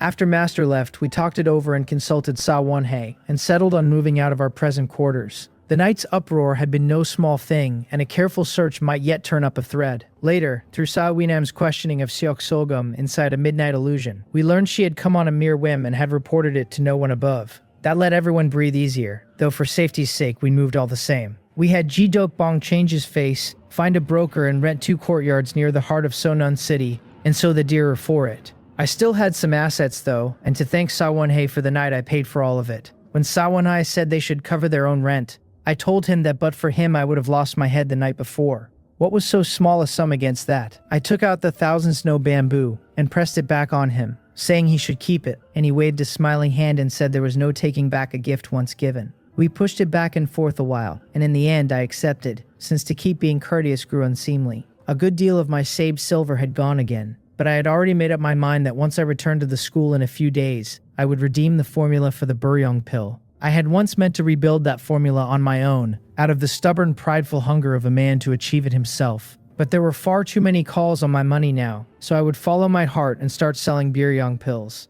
The Buryong pills would never move in the numbers the Jangbu pill did. It was not because there were few buyers or the price ran high, but because I could not gather the herbs for them the way I could now. The herbs for a Jangbu pill came through many channels, all of them ordinary year stock, while the Buryong pill set a floor on the age of its ingredients. Much as with the Meridian pill and its aged mains, The biryong pill wanted main herbs of at least 10 years, and even the lesser herbs carried limits of their own. It was those age restrictions that drove the price so high, and later it would test Ji Dokbong's knack for turning up herbs, or else I would have to find a way through the alliance. Whatever came of that, redeeming the formula carried only gain, at most costing me the small pride of having derived it myself. I had spent 5 days recovering in Seonan City, and they passed calm and untroubled. My wounds healed, and I had not set down the 3rd level of the Tongwon technique through them, though the drag of the injuries had left the proficiency a touch short. I had meant to finish the 3rd level before returning, but word came from Master Pung Supo that he had settled the matter of Sok Solgium and was calling us both back. We did not delay, and once through the mountain gate we went straight to his courtyard. When Guak Rimsan announced us and Master called us in, we found him seated at a stone table, turning a yellow bead over in his fingers. He told me to take it, and with a gentle push of his palm the bead came sliding before me, so that I caught it without thinking and looked at him in confusion. It was the Nawon bead, he said, sipping his tea with a smile. For luck had been good this time, and he had come by it from the Seonan sword sect. It should be of great help to my cultivation. Guak Rimsan put in, pleasantly surprised that it was good stuff. I could not help studying the bead in my hand, plain and unremarkable, for all the world like a lump of mud pinched together by some idle child. It helped absorb the origin chi of heaven and earth, Master said, setting down his tea with a smile. A martial artist in the body refining realm drew his internal force from food and medicinal pills. Yet origin chi truly existed in the world, and one in the spirit refining realm could open his own acupuncture points to draw it in. I looked at the bead and asked whether it stood in for the acupoints of a human body. The function was much the same, he said, shaking his head, though its effect was less than 1/10 of theirs, perhaps lower still. Even so, he went on, the Nawon bead was a fine thing, for at the least it let a body-refining martial artist sense the presence of origin chi ahead of time. That would help when he came to cultivate the spirit-refining realm later. It was true, Guak Rimson added from the side, that within our school few below the rank of true disciple held such an item. When I asked whether he had won, he smiled and drew a Nawon bead of his own from his robes, saying Master had given it to him. But for him Seok Solgium would surely have escaped, so he deserved a share of the credit. The Nawon bead helped a man drink in origin chi, a treasure for a body-refining martial artist bent on hastening his cultivation. Master Pung Supo had once stood in the spirit-refining realm and later fallen in rank through injury. So for him, the bead no longer held any use. He shook his head and said he had pestered a Seonan sword sect deacon a good while before he could trade for one. Set beside a dominant power like the Seonan sword sect, the Wanjin sword sect stood truly several tiers below. I asked, curious whether the thing was hard to refine, since so few in the school owned one and he had won this after capturing an organ-refining martial artist of the Shinyum sect. He said it was reckoned rare both within the school and out in the wider world. Yet at the Seonan sword sect, the same Nawon bead was standard issue for their finest inter-sect disciples. Standard issue, I said, my eyes widening, and asked whether the Nawon bead was not then a spiritual artifact. In my mind, no ordinary object could help a man draw an origin chi, only the fabled spiritual artifacts. Yet no house, however rich, could hand every disciple one of those, or the gulf between the schools would have been too wide to credit. It was not a spiritual artifact, he said with a smile, only a thing that held some portion of a spiritual artifact's power. The Nawon bead was the pit left behind once the fruit of a spirit tree in the Seonan sword sect had been eaten. For them then, it was a thing produced every year, nothing to marvel at. A fruit pit, I thought, feeling I had swallowed a great deal in one sitting. If the pit alone carried such virtue, what then was the flesh, and what might it do to a man who ate it? Guak Rimsan read the look on my face, laughed, and clapped my shoulder, telling me to stop chasing the thought. Common as the bead was among the Seonan sword sect's inner disciples, the fruit itself was not for just anyone to eat. When I asked whether the pit might be planted, Master shook his head and said many had thought the same and many had tried, all to no effect. Plenty envied that spirit tree, he said, for a part of the Seonan sword sect's strength rested in it. But the tree demanded extreme conditions of its ground that we could never provide. And besides, the pit had already been refined, its life force long since cut off. I nodded in understanding and rubbed the Nawon bead, feeling the grain across its surface, which did indeed carry a woody touch. Worn on the person, the bead had a certain effect, he added, but to wring its fullest power from it, one did best to learn the general art for this spiritual artifact. He drew a secret manual from his sleeve and handed it to me, its name, Spirit Artifact Mastery. Then I remembered the jade pendant I had taken from the demoness, and asked Master whether it too wanted some special art to drive it. Guak Rimsan and I had studied it several days and found nothing. Whether by internal force or any other means, the pendant had flared once that night and then gone dim, as though it were only common jade. I had meant to give it to Guak Rimson, but he would not take it, so it remained with me still. Master glanced at it and said, with some regret, that it was a half-made spiritual artifact, likely the leavings of a failed refining. A true spiritual artifact could be fully driven only by one in the spirit refining realm, he said. And below that, a man who wished to drive it generally paid with his own lifespan. Seizing the rare chance, I brought out another box, the 1,000 snow bamboo that Sawane had given me, and asked what Master made of it. It had some power to turn aside attacks on the mind, he said after a look, and I could wear it on my person as a rule. Should I ever come to refine a spiritual artifact, it would serve as an auxiliary material, a decent spiritual stuff. I nodded, for against the jade pendant and the Nawan bead its use ran thin, and yet its worth down the road could still be looked for. If the other organ-refining martial artists ever saw the net worth I carried, Guak Rimson said with a wink, they would surely harbor wicked designs. Master nodded and agreed that Rimson was right, and warned me plainly not to flash such things before outsiders, lest I call down needless trouble. This disciple understood, I said with a smile, being no fool, for these were clearly not things an ordinary body-refining martial artist should own, and I would keep them buried deep. Why go parading them about, unless I was weary of living? Master told me to be careful whenever I went out these days. Then he turned to Guak Rimson and said that, having broken through to the organ refining realm, he should settle himself over the coming months, and then challenge the true disciple legacy. Guak Rimson answered low that he understood, for the true disciple legacy touched the very ceiling of his future road, and there could be no carelessness in it. Then Master turned to me and asked how my cultivation technique was coming along, whether I had been slacking. It had been set back a little by my injuries, I said, but by my reckoning I should carry the 3rd level of the Tongwan technique to perfection by the next day. Master's hand paused over the teacup, and he set it down without haste, a faint satisfied look crossing his face. He said my cultivation was going well, and told me to come find him the moment the technique reached perfection. I cupped my hands and thanked him, a smile on my face.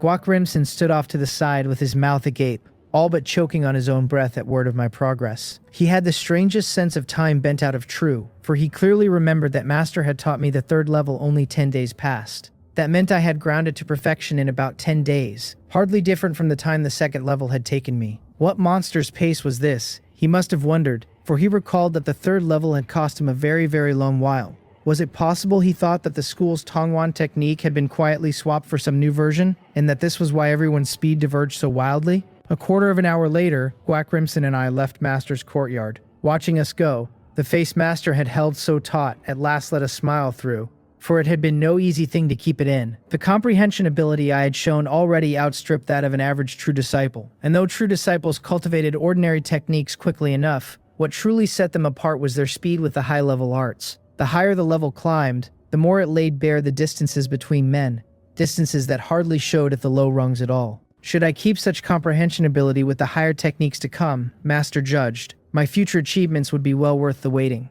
As for my thin potential, there might yet be a way to mend it later. Only my cultivation was still far too low, and all of this had to be kept close, for a genius not yet grown was no genius but only a falling star. I said my farewells to Guak Rimson and set off toward the Scripture Pavilion. Beyond learning the Tongwan technique, the Scripture Pavilion was the great reason I had come back. It was not only for the Biryan kill formula, but because I wanted a cultivation technique to shore up my defense of the mind. The Chongsim technique was fine and had carried me through more than one crisis, yet its guard was already straining to keep pace with the force of the enemies I met. Sawinam's illusion was proof enough, and she was a girl of barely 10. Her power owed to her physique, the two of us friends now rather than foes. Still, I had to lay some groundwork, for stronger attacks on the mind might well wait for me down the road, and to shore myself up there could do no harm. If only the Scripture Pavilion held such a technique for me to learn. Walking the mountain paths, I traded cupped hand greetings with the disciples I passed and asked my way as I went. After the time it takes an incense stick to burn,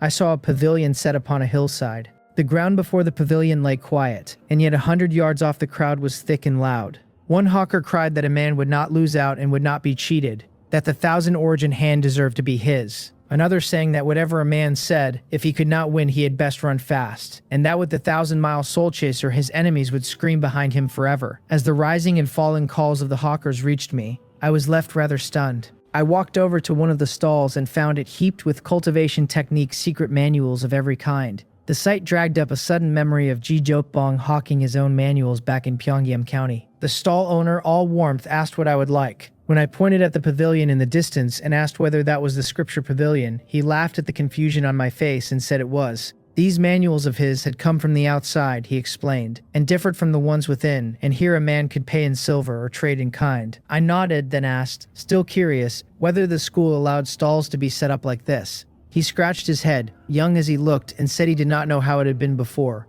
only that it was already so when he arrived. He asked whether I had been to the treasure pavilions, since there were stalls outside that place as well, selling weapons and sundry goods. Much the same as here.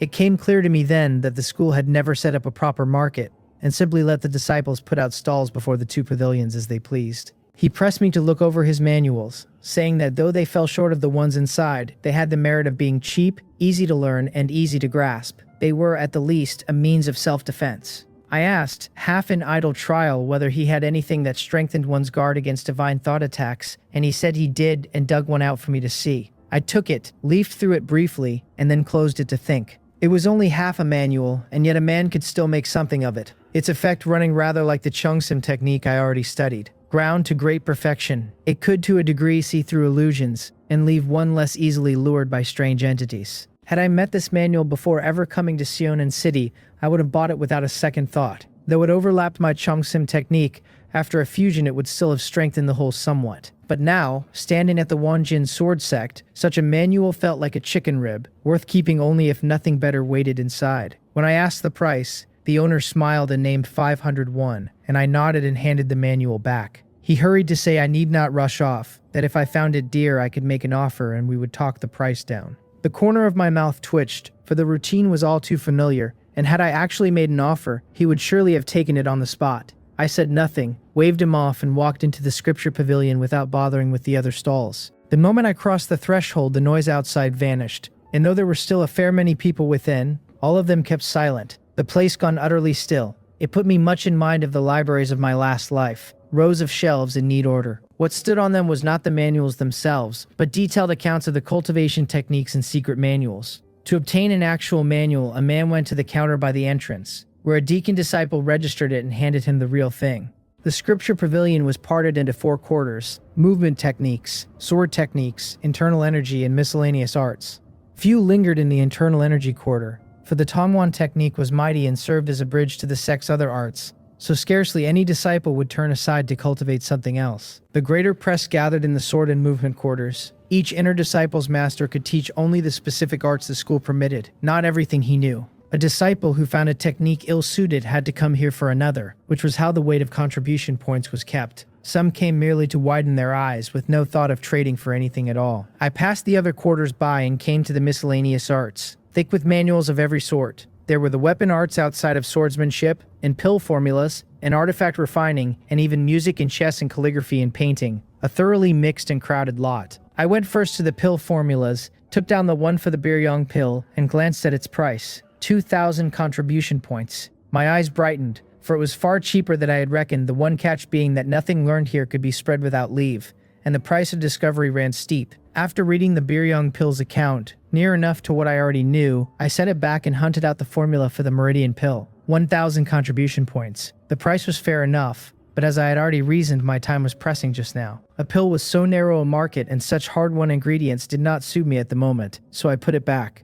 Then I set to searching for the Divine Thought manuals, and the shelves being so vast, I had to ask a passing disciple before I found a shelf tucked into a corner. I stepped up for a look and could not keep a flush of gladness from my face, for better than half the shelf stood filled with manuals bound to Divine Thought. I had feared before that even one would be hard to find, but plainly I had underrated the depth of the Wanjin sword sect. It was a thing owed to my own narrow view, coming as I did from so small a place, where the curbs on manuals ran far too tight. I began with the first at the top right and meant to read every Divine Thought manual there before settling on the one I needed. An hour slipped past, and I stood at last holding the accounts of the 2 that remained, caught in indecision, for I liked them both, and had points enough for only one. The first was the Heart Origin Technique, also called the Heart Monkey Technique, meant for taming a man's own divine thought and stray thoughts, which leap and jump like monkeys and will not settle. Cultivated to success, it held the man forever calm and let him seize each of his own thoughts clean and clear, much like the Chongsim technique, only stronger. Brought to great perfection, the Heart Origin Technique could turn the power of divine thought and thought back upon itself to strengthen the divine thought, a groundwork for the spirit refining realm. The spirit refining realm asked a divine thought strong enough to measure the acupoints and open them,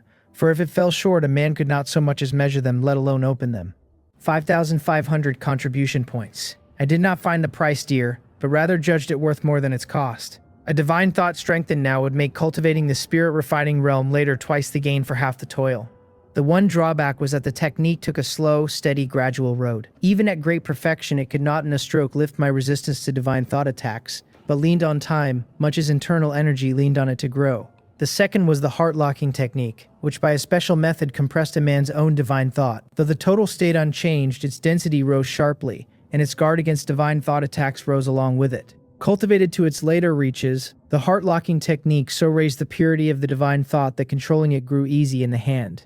Its one flaw was that the compression itself was fearsomely hard. Internal energy was already hard enough to compress, let alone the slippery, hard-to-hold divine thought, so that its overall difficulty matched the heart origin technique while its entry barrier climbed far higher. The heart origin technique could not be called easy to learn and hard to master, but at least its doorway was the gentler of the two. The heart-locking technique asked 5,000 contribution points. Had it been possible, I would have traded for both, so that my divine thought might grow in total while its purity was not neglected.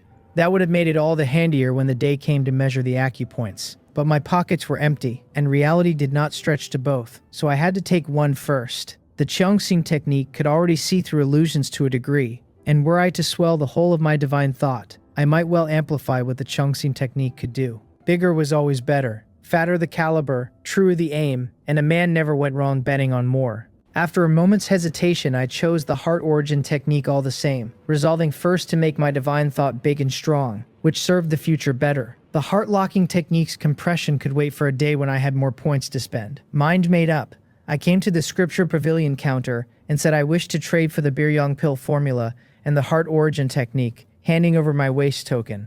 The deacon disciple glanced at me, for the two together came to 7,500 contribution points, a sum most disciples of the organ refining realm found hard to muster. He had not looked for this bone-forging disciple before him to hold so many. He asked nothing and offered no reminder, only deducting the recorded points from the token and having someone lead me to a room. On the table lay the two secret manuals, the Biryong pill formula and the heart origin technique, and my task now was to copy them out by my own hand and carry them off. Were it ever found that I had leaked manuals of such a grade, my cultivation might be crippled, and I myself cast from the school. Most men destroyed the manuals. Then, once their cultivation of them was done, an hour later I left the scripture pavilion and returned to my room. My panel told me it had detected a pill formula and asked whether I would spend 1,001 to simplify the Biryong pill formula. It simplified, and the Biryong pill formula turned into the Jangbu pill formula, which was no surprise at all. I turned then to the heart origin technique and spent half an hour running it through once, which went smoothly enough on the strength of my Cheongxing technique foundation. My panel showed the heart origin technique at entry, 1 out of 2,000. Then I willed the panel to fuse the Cheongxing technique and the heart origin technique. It answered that it had detected a cultivation technique and asked whether I would spend 5,001 to simplify the Gyeongwon art. It simplified, and the Gyeongwon art folded back into my Cheongxing technique. The panel now reading the Gyeongwon art at proficiency, 2,356 out of 5,000. The cost of simplifying had climbed sharply, and after the fusion the proficiency had shifted enormously, so that even the proficiency alone now wanted 5,000 to reach the top. Fortunately, the simplification left the cultivating no harder for me, only a matter of how much time it would take. The business of cultivation techniques was not yet done. I brought out the spirit artifact mastery I'd gotten that day and spent half an hour reading it through. Then I tried to run it once, only to find it so obscure that I failed on the instant. I was in no hurry and calmed my mind and gave it a full hour and more, until at last I managed to run it once within my head. My panel showed the spirit artifact mastery at entry, 1 out of 3,000. This mind-bound cultivation technique was truly the harder sort, its demands on proficiency of a different order, and I gave the command to simplify it. The panel simplified the spirit artifact mastery, and it turned into draw visualization diagrams. A smile rose on my face, for the spirit artifact mastery had been about copying visualization diagrams within one's own mind, and now, simplified, it came down to drawing them. As for hand speed, when had I ever been afraid of that? Still, I could not grind the proficiency of the spirit artifact mastery just yet, for the third level of the Tomwon technique sat only a hair short of perfection. I had to finish the Tomwon technique first, all the more since I was to learn its fourth level the next day. I opened my mouth and swallowed a Jangbu pill, and in a moment its cooling energy spread through me, my internal force surging along the meridians on the Tongwon technique's path. My muscles and bones trembled, and my muscles drew taut, and the state held for a full 2 hours before it slowly eased. I opened my eyes and felt the surging power within me, for the third level of the Tongwan technique had reached perfection. I rose and stood in the room, and a longbow appeared at once in my hands. And as the force within me stirred, a power far beyond the usual welled up. Giant strength. With my left hand on the bow and my right on the string, the longbow that had always taken real effort to draw full now came full with ease. I drew it to its limit, and loosed again and again. And after dozens of times I felt no fatigue at all, the surging power in me showing no sign of ebbing. By the records of the cultivation technique, the awakened giant strength would hold for a quarter of an hour once roused. So long as I did not overspend the force, my power would not flag through it. This bow was a touch weak, I thought, and I could ready a stronger one in the space grid later. A smile came to my face, for the coming of giant strength meant a plain and solid lift to my fighting power. Yet it was far from the end, for the Tongwan technique still held a fourth level and a fifth, and the fifth would awaken iron bones, another mighty trait. There were the 2.5 spiritual artifacts besides, and once I ground the spirit artifact mastery to its top, I would be able to drive all 2.5 of them. Turning this over, I put the bow away and crossed to the desk. Brushes and ink and paper and inkstone were always kept there, for besides the disciples, the Wanjin sword sect had many ordinary folk and low-ranking martial artists in its service. I ground the ink a while and then something struck me as wrong, for why must I use ink at all, when plain water would surely do? So I took up the brush, dipped it in the clear water at hand, and began to draw a pattern on the paper. As a martial artist, and a swordsman at that, my hands were very steady, and I drew the pattern the spirit artifact mastery asked for in a single stroke. My panel gave me 1 point of the spirit artifact mastery, and I smiled, for the method held, and there was nothing more to say of the road ahead, but to grind it. I did not close my eyes the whole night, drawing without pause, using up several basins of clear water. When the sun rose I stopped, and stretching my muscles and bones cracked, for sitting up through the night was somewhat more of a chore than cultivating an internal force art. But for me, as I now was, holding on a few days was no great matter, and at most I would find a time to catch up on sleep and mend the body. As my realm rose in the days to come, my endurance would only grow, and even unbroken late nights, I reckoned, would trouble me little. My panel showed the spirit artifact mastery risen to proficient, 5,879 out of 10,000. It was still early and Ji-Dokbong had not yet come, so I put the brush and paper away, took the Neiwan bead from my breast, and set it before my eyes. Carrying it all the day before, I had felt little of the so-called origin chi, at most a faint near imperceptible coolness where I kept it. As for what that thread of origin chi did for my body, I had not felt it at all. Yet on the panel my internal force's growth had indeed ticked up a little. Not by much, but over the years it should still count for something. I fixed my eyes on the bead, and let my mind swiftly visualize the totem within it, and the next moment the whole Nawan bead changed utterly before me. Its earthy yellow was gone, and in its place a vast ring of light rose up and framed me within it. Glancing around, I found the room's furnishings vanished. Only a misty expanse lay before me, hemming everything in so that I could not see far. I looked down at myself and found I had not changed. Was this within my own mind, I wondered, or something I had merely imagined? I set the question aside at once, for even in that short moment I had felt a weariness settle over my mind. I had stayed up the whole night without feeling much, and yet in that brief spell my mind had taken a toll. With a low shout I willed it to withdraw, and the pattern in my mind flashed. The ring of light circling me trembled, drawing the surrounding mist inward in wisps that were pulled into the ring. As the mist, or rather the origin chi, entered my body, the Tongwan technique began to turn of its own accord and swallow it down. A floating ease rose in me, for the drinking in of origin chi drew a kind of pleasure from my very body. Cultivating internal force, comfortable enough, had never given more than a sense of being filled. Never this near addictive delight. My tiring mind eased a little as well, for though it went on being spent, the rate of it slowed. Where before I might have held out only a quarter of an hour, now with the origin chi drawn in, the time should stretch some way further. In a feeling that seemed as though it might run on to the end of time, the moments flew, until a tearing sensation from my mind dragged me back into the world. My face had gone somewhat pale, and though my body felt no discomfort, my mind stung plainly from too great a spending. They said the mountains kept no sun and no moon, and a man of truly deep cultivation could likely fast on the drawing in of origin chi alone. My stomach, faintly hungry in the early morning, now felt full, surely the work of that origin chi. I looked without thinking at the panel, at the account of the bone forging realm, and my eyes widened. In that short spell, less than a quarter of an hour, my internal force cultivation had leapt by 300 points. What kind of thing was this? On an ordinary day, 7 Jiangbu pills, together with the growth the Tongwan technique brought, gave me 200 points across a whole day. Yet less than a quarter of an hour of drinking origin chi had caught and passed everything a full day had given me before. By my first reckoning, from the bone forging realm to the marrow refining realm, as the Tongwan technique perfected itself, I had been sure of breaking through within a year. If the 4th and 5th levels weighed heavily on the realm, it would be sooner, though 7 or 8 months would likely have been needed even so. But now a single Neiwan bead had cut that span in half, so that I might break through to the marrow refining realm in 3 or 4 months, or, no, a little earlier than that. The spirit artifact mastery stood only at proficient. Once I ground it to great perfection, the mind spent in driving the Nawan bead would surely lessen, which meant the time I could use it would stretch. More than that, I now held the Gyeongwon art, an art made precisely to strengthen the mind, and as I cultivated it, the span I could drive the Nawan bead would go on lengthening. The one trouble now was that the Nawan bead seemed rather fragile. I looked at it in my hand, its earthy yellow turned shriveled, as though it had lost its moisture. Plainly there was a limit to its use, and now I had to wait for it to recover on its own. Thinking of Master Peng Supo's words, that it held less than a tenth the effect of the acupoints, I sighed with some regret. Had I only more Nawan beads to use in turn, and mind enough to spare, my cultivation could have burst into flood. But I had only the one, and no one would ever lend me another, since everyone had need of his own.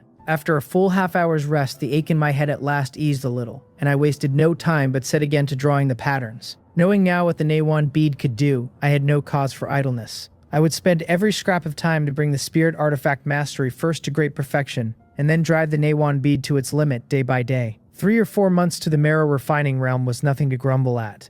I was drawing on, when a knock at the door pulled me back, and one look at the sky beyond the window told me Ji Dokbong had come. I opened the door, looked at Ji Dokbong standing there, and my brow drew together. He held the packet of medicine and looked back at me in some confusion, asking what was wrong. I asked why his color had grown worse, and whether he had gone to the Chui Hong Pavilion again. Living together those past days, busy mending my wounds and seeing him every day, I had felt nothing amiss. But now, a single day apart, I marked at once that something in his state was wrong. However hard a man threw himself at the Chui Hong Pavilion, with the foundation of a bone-forging realm martial artist beneath him, he should never have thinned to this. The aura Ji Dokbong carried now, by my sense of it, was likely not even the equal of a Yonyu realm martial artist. Far too weak. He said that coming here today he too felt short of breath, that he had even stopped to rest along the way. He too found it strange, for he had noticed nothing before, yet reminded by me he saw that something was wrong. And as for the Chui Hong Pavilion, he had not set foot in it for several days. I asked Ji Dokbong whether he has any other discomfort, and he thinks about it before answering that, apart from his physical strength being a little worse, everything is fine. His spirits are actually better than before, he says, and the only strange thing is how often he wants to go to the Chui Hong Pavilion. I frown at that. Listening to the symptoms alone, it sounds like nothing more than the wages of too much indulgence, except his physical state cannot be explained by indulgence. So I ask whether he always sees the same woman when he goes there. He nods, and thinking of those curves, he grins at me. I ask him to consider whether there is any chance he has been used as a cauldron. I have seen records of it somewhere, though I cannot place them at the moment, and his behavior lines up too well to ignore. Then again, a man used as a cauldron usually shows far more dramatic effects, ruined after one session or two, and Ji Dokbong can still run and jump and is still thinking about matters below the waist. It does not fit cleanly. The word cauldron changes his face. He protests that the Chui Hong Pavilion is a running business and would never dare do such a thing. I point out that he did not die inside it, so what exactly would they not dare? Even going there now to make a scene, I tell him quietly, will get him nowhere, because the most anyone will conclude is that he is simply not capable. His face darkens. No man wants to be called incapable, and making a scene on those grounds would only earn him laughter and nothing else. If it truly is the Chui Hong Pavilion, I add, they probably decided he had nobody standing behind him, which is why they treated him this way. Ji Dokbong carries a fair amount of money, and a business like that will not spare a fat sheep worth shearing, on top of which, his symptoms do not prove the pavilion did anything. He decides simply not to go again, because a scene has no meaning and he cannot win. To keep a shop open inside Shonan City, the Chui Hong Pavilion's backing must be enormous, and Ji Dokbong sits at Bone Forging Realm, while plenty of the pavilion's guards stand above him. Storm in there and he gets thrown out, or quietly taken. No version of it ends well. I look at the dark rings that have settled fully under his eyes, and tell him that he has stayed away for days, and his color is still getting worse, so this is not something abstinence will solve. Then I suggest we go and ask senior brother Guok whether he knows a method. Inside the Wanjin sword sect, Guok Rimsan is the only person I can turn to. My own business with Peng Supo is easy enough, but where Ji Dokbong is concerned there is a layer of distance. We go to Guok Rimsan's residence and he is surprised to see the two of us. He knows Ji Bong well enough, since they were all living in Sonun City together only days ago. Inside, he pours 2 cups of tea and asks what is wrong. I point at Ji Bong and say he may have been used as a cauldron, then lay out the situation briefly. Ji Bong laughs awkwardly through it, because the whole thing is hard to say out loud and sounds worse than it is. And being used as a cauldron by a woman of the Chuehong Pavilion is frankly embarrassing. Guok Rimsan's eyebrows lift when I finish. He senses internal strength through Ji Bong's body and genuinely finds the signs of vitality being drained. Left on this trajectory, he judges, Ji Bong will look like an old man within a few months. Ji Bong reads his face and asks nervously whether it can be cured. Living somewhere as prosperous as Seonan City, working for me now, never having chased the martial road hard, he has been living very comfortably. Being told that comfort is over is not something he is ready for. Guok Rimsan thinks a moment and says it is difficult, and that forcing a solution will almost certainly drop his cultivation straight back to muscle refining realm. He is no physician, but this is not an illness. It is a secret technique planted in a man. Removed improperly, Ji Bong will not die, and the loss will be severe. Ji Bong's face changes. He never had high hopes for the martial road, and he still does not want to lose a whole realm, because that means damage to essence and energy and spirit. He does not like remembering what he suffered to reach bone-forging realm in the first place. I ask whether we have to find the people from the Chuehong Pavilion, and Guok Rimsan nods, saying it is best to find that woman and negotiate, and let her lift it herself, since that leaves no complications. I turn to Ji Bong, and he meets my eyes and sighs that her name is Baek Sung Wei. A passing romance, he says, and he never expected it to end like this. Guok Rimsan smiles and tells us to go, that he will come along and that he hopes money can settle the matter. He counts as an organ-refining realm martial artist and an intersect disciple of the Wanjin sword sect, so his standing carries a little weight, and he hopes it counts for something. I bow with folded hands and thank senior brother. Ji Bong starts to bow too and gets stopped, with Guok Rimsan waving it off and saying the matter is not finished and there is no need for ceremony between us. On the road, Guok Rimsan suddenly remembers to ask whether I have finished the 3rd layer of the Tongwan technique to perfection. I tell him I finished last night and awakened the great strength characteristic. He nods with a little envy in his eyes, which anyone would feel knowing that comprehension, and the part that stings is that I am also diligent. He has been cultivating harder lately purely because I keep provoking him into it. He shares what he knows, that a characteristic like great strength is best triggered once a day, because the more it gets used, the longer it holds. I ask whether that is true of all characteristics, thinking of the strange state the tranquility source art produces. More or less, he says, since usage lets the body remember the state, and he has heard of people in the sect who hold great strength in Ironbone permanently without either fading.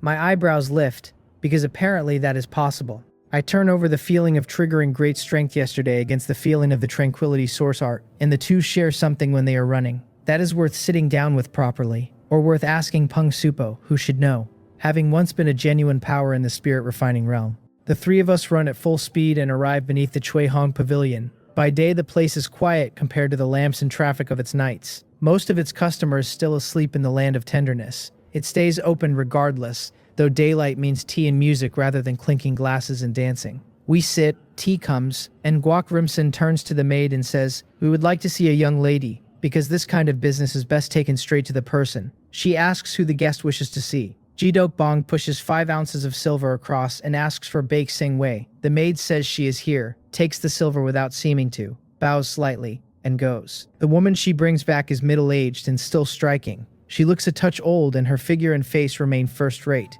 I glance at Ji Bong. His taste is not bad. Baek Sung Hui's eyes light at the sight of him and she says he has come at last, and that she has missed him terribly. She settles beside him as naturally as breathing, tucks herself into his arms, picks a grape off the table, peels it, and feeds it to him. He opens his mouth on reflex, and only after swallowing does he remember what he came for, and his face sinks. Reading that, she smiles and asks whether the grape was not sweet, and offers to pour him sweet tea instead. Then she takes a mouthful of tea and, without the slightest concern for who is watching, leans in and passes it to him mouth to mouth. I sit there watching, genuinely impressed. Never mind Ji Bong. Any man alive would struggle against this. What makes it work is that every movement and posture and word and expression of hers is too natural and too intimate, as though the whole of her world contains only him. Who is supposed to withstand that? He swallows hard, turns his head away from her, and says with a straight face that he has something to ask her. She twists against him without cooperating at all, boneless and coaxing, the sort of thing that makes a man want to gather her up and treat her gently. She looks at him with real affection and wants him to drink the sweet tea, and there is something like hunger in her eyes. He tells her he is talking about serious business. A wave of wanting rushes up into his skull, and he shuts his eyes, opens them again, and forces it down.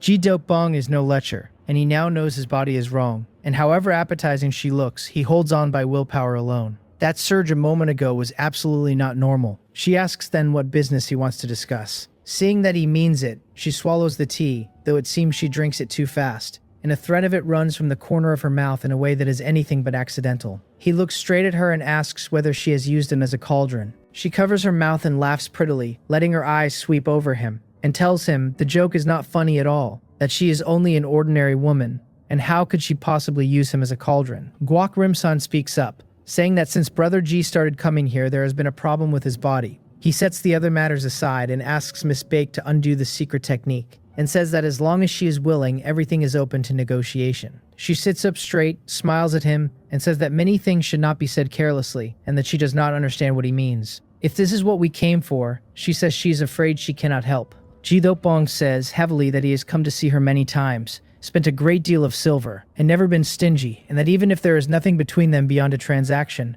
she cannot harm him like this. Coming to the Chui Hong Pavilion was buying happiness with money. He was happy. And then this. Guak Rim-san tells her to undo it, and we will treat the whole thing as though it never happened. Chasing the matter is pointless. Solving it is the righteous road. The pavilion's backing is real, and the losses so far are small enough that peace is best. She asks whether he is threatening her, and then laughs suddenly and claps lightly, and several figures appear behind her at once. She tells us that if we came for happiness, she will serve wholeheartedly, and that if we came to make trouble, then she must be forgiven for calling on others. Guak Rimson looks at them. Everyone is marrow refining realm, which is nothing in his eyes, except that if a fight actually starts, it will not stay at a handful of marrow refining martial artists.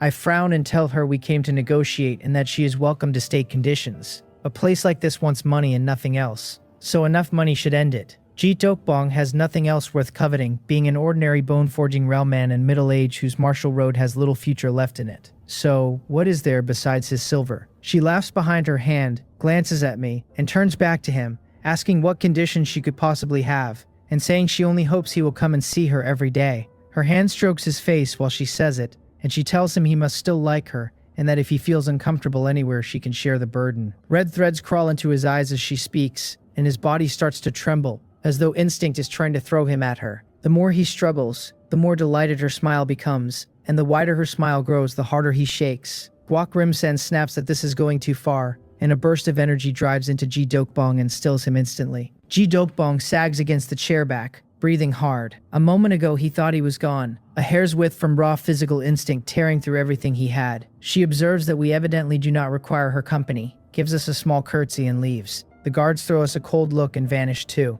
Guak Rimsan sighs that she plans to live off him for the rest of his life. Nothing said in that room slipped past her. She came prepared, left no leverage anywhere, and gauged Ji-Dokbong's backing precisely, which puts force completely out of the question. She intends to squeeze him dry and certainly will not let him die, because a dead man pays nothing. Put politely, he is a long-term meal ticket. Put honestly, it is robbery in daylight. His face is pale. He says he would rather lose the cultivation than be worked like a puppet. And since peace is impossible, he simply will not solve it. Ji-Dokbong considers himself an old hand in the martial world, a seasoned hunter, and never expected to be blinded by a bird.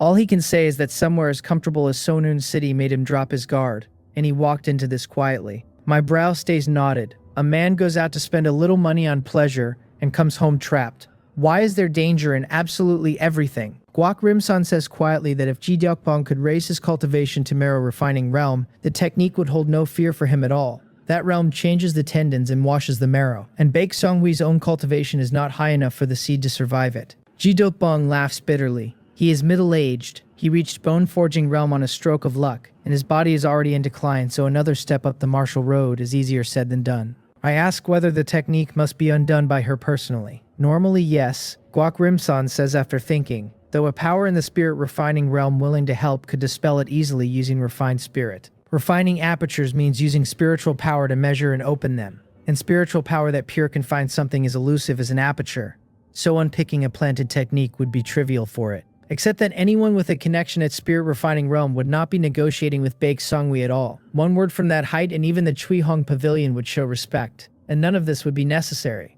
The Wonjin sword sect certainly has such elders, and none of them will spend themselves on an outsider. If Peng Supo's realm had not fallen, he could do it. His cultivation has regressed to organ refining realm, and his spiritual power has withered with it, leaving only a trace of what he had, so lifting this would cost him enormously. Then I ask whether there are specific details involved. It occurs to me that my cultivation caps both the quantity and the quality of my spiritual power. Between the Tranquility Source art and the general explanation of spiritual artifacts, I am unusually flexible in steering it. That second one exists precisely to train spiritual power for driving semi-spiritual artifacts. At the proficient level, my control is already far better than it was. Pushed to great perfection, perhaps I could manage this. Guak Rimzon looks at me doubtfully, apparently wondering whether I mean to try it myself. I say nothing and steer the two of them out of the pavilion. Back in the rented courtyard, I take out the Nawan bead. Guak Rimzon glances at it, and his eyes widen slowly, because he knows that shriveled look intimately, the sign of a bead nearly spent, and one that will drink origin chi back on its own over a day. That is not the part that gets him. The part that gets him is that I only received the general explanation of spiritual artifacts manual yesterday, mastered the basics that night, and have already used a Nawan bead down to that state. What kind of learning speed is that? What kind of comprehension? He has been steadily overestimating me, and I keep handing him fresh shocks anyway. No true disciple ought to comprehend like this. He thinks, and if Wanjin sword sect disciples were this exaggerated, the sect would have overtaken the Sonin sword sect long ago. Then he asks me, in a mysterious voice, whether strange thoughts ever surface in my head, or whether I dream of being someone very powerful. I look at him sideways and ask what he means, because dreaming of being powerful is a strange question, and I do frequently dream of my previous life. He says he suspects I am the reincarnation of some mighty expert, and then laughs at his own idea. He means nothing by it. My talent simply startled him into saying something absurd. My mouth twitches. What kind of theory is that? Then he looks at me and says that the Sonon sword sect refusing me is truly, and does not finish the sentence, caught between pity and a strange relief. The Sionon sword sect's conditions are undeniably better, with things like the near-standard Nawan bead and 100 other advantages the Wonjin sword sect cannot match. With the comprehension he has watched in me, starting there would have had me shining inside a year. The Wonjin sword sect starts far lower and gives far less. And since I did enter the Wonjin sword sect, he is delighted, because it means a top-tier expert may rise here someday and carry the whole sect forward. Better still, only he and Peng Supo know what my comprehension looks like, and as long as they keep it quiet, I can grow while I am still weak, without dying early for it. I bring him back to business and ask how a man uses spiritual power to undo the technique. He does not know the exact method either, he says, gesturing vaguely, and describes the general process as sensing the technique with one's spiritual power and then undoing it. Ji Dokbong looks at him. Words were spoken and nothing at all was said. I look at him with precisely the same expression, faintly embarrassed under the two of us. Guak Rimson laughs and says he will try first, since his spiritual power has been decent lately.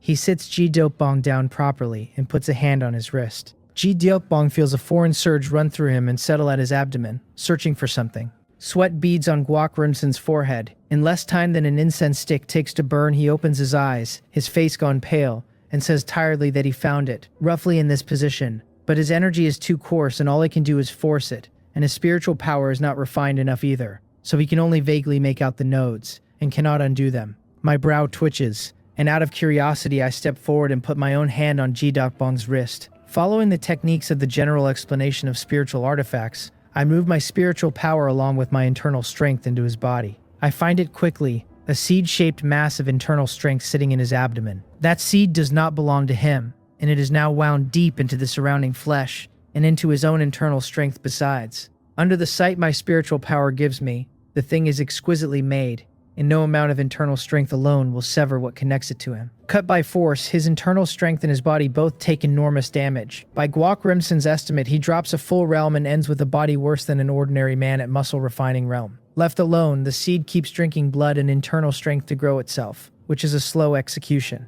And from what happened at the pavilion, the seed answers entirely to Baek Xionghui. If she wants him dead, she only has to make it burst, and he ends up dead or crippled.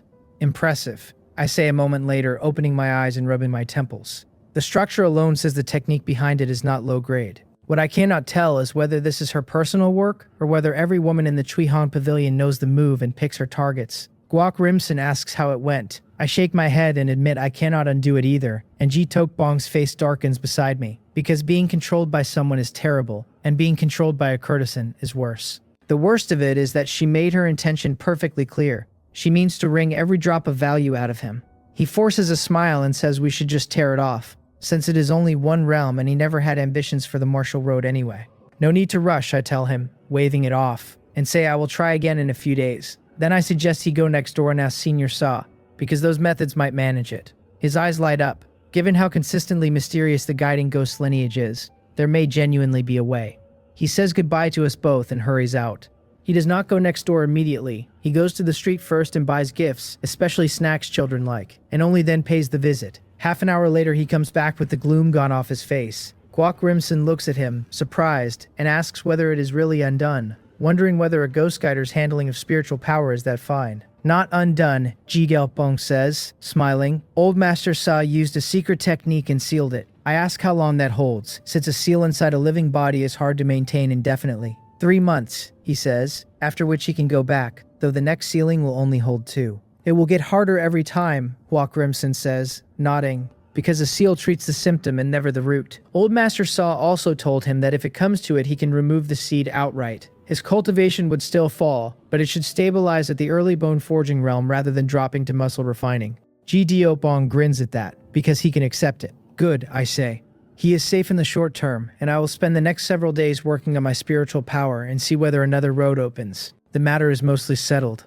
Only mostly because the woman who did it is still perfectly comfortable inside the Chuihong Pavilion. Swallowing a loss in silence with no way to answer it is a terrible feeling. She operates inside Seonun City and moves with guards. Snatching her off a street is difficult and would look appalling, and the pavilion would answer with everything it has. Letting someone touch one of their girls inside Seonun City without responding would cost them the respect of the entire city. If only as a deterrent, they would come out in force. So the rational reading is that this is a lesson to be swallowed. I grind my teeth thinking about that seed. I have an idea, and I cannot use it yet, because I need finer control of my spiritual power first. Ji Dokbong stays in Seonun City.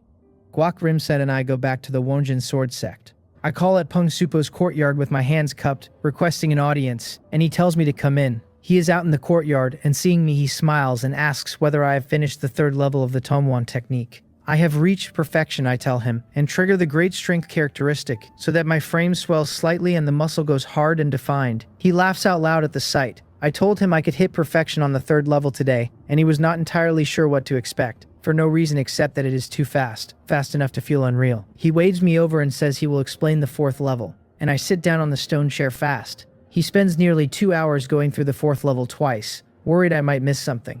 Then he tells me patiently to ask now if I have questions. I have none, and I stand and bow and thank my master for the teaching. The panel logs the 4th level of the Tongwan technique at 1 out of 12,000. The proficiency requirement has doubled off the 3rd level, which for me, with the meridian pills I hold now, means roughly 10 days to perfection.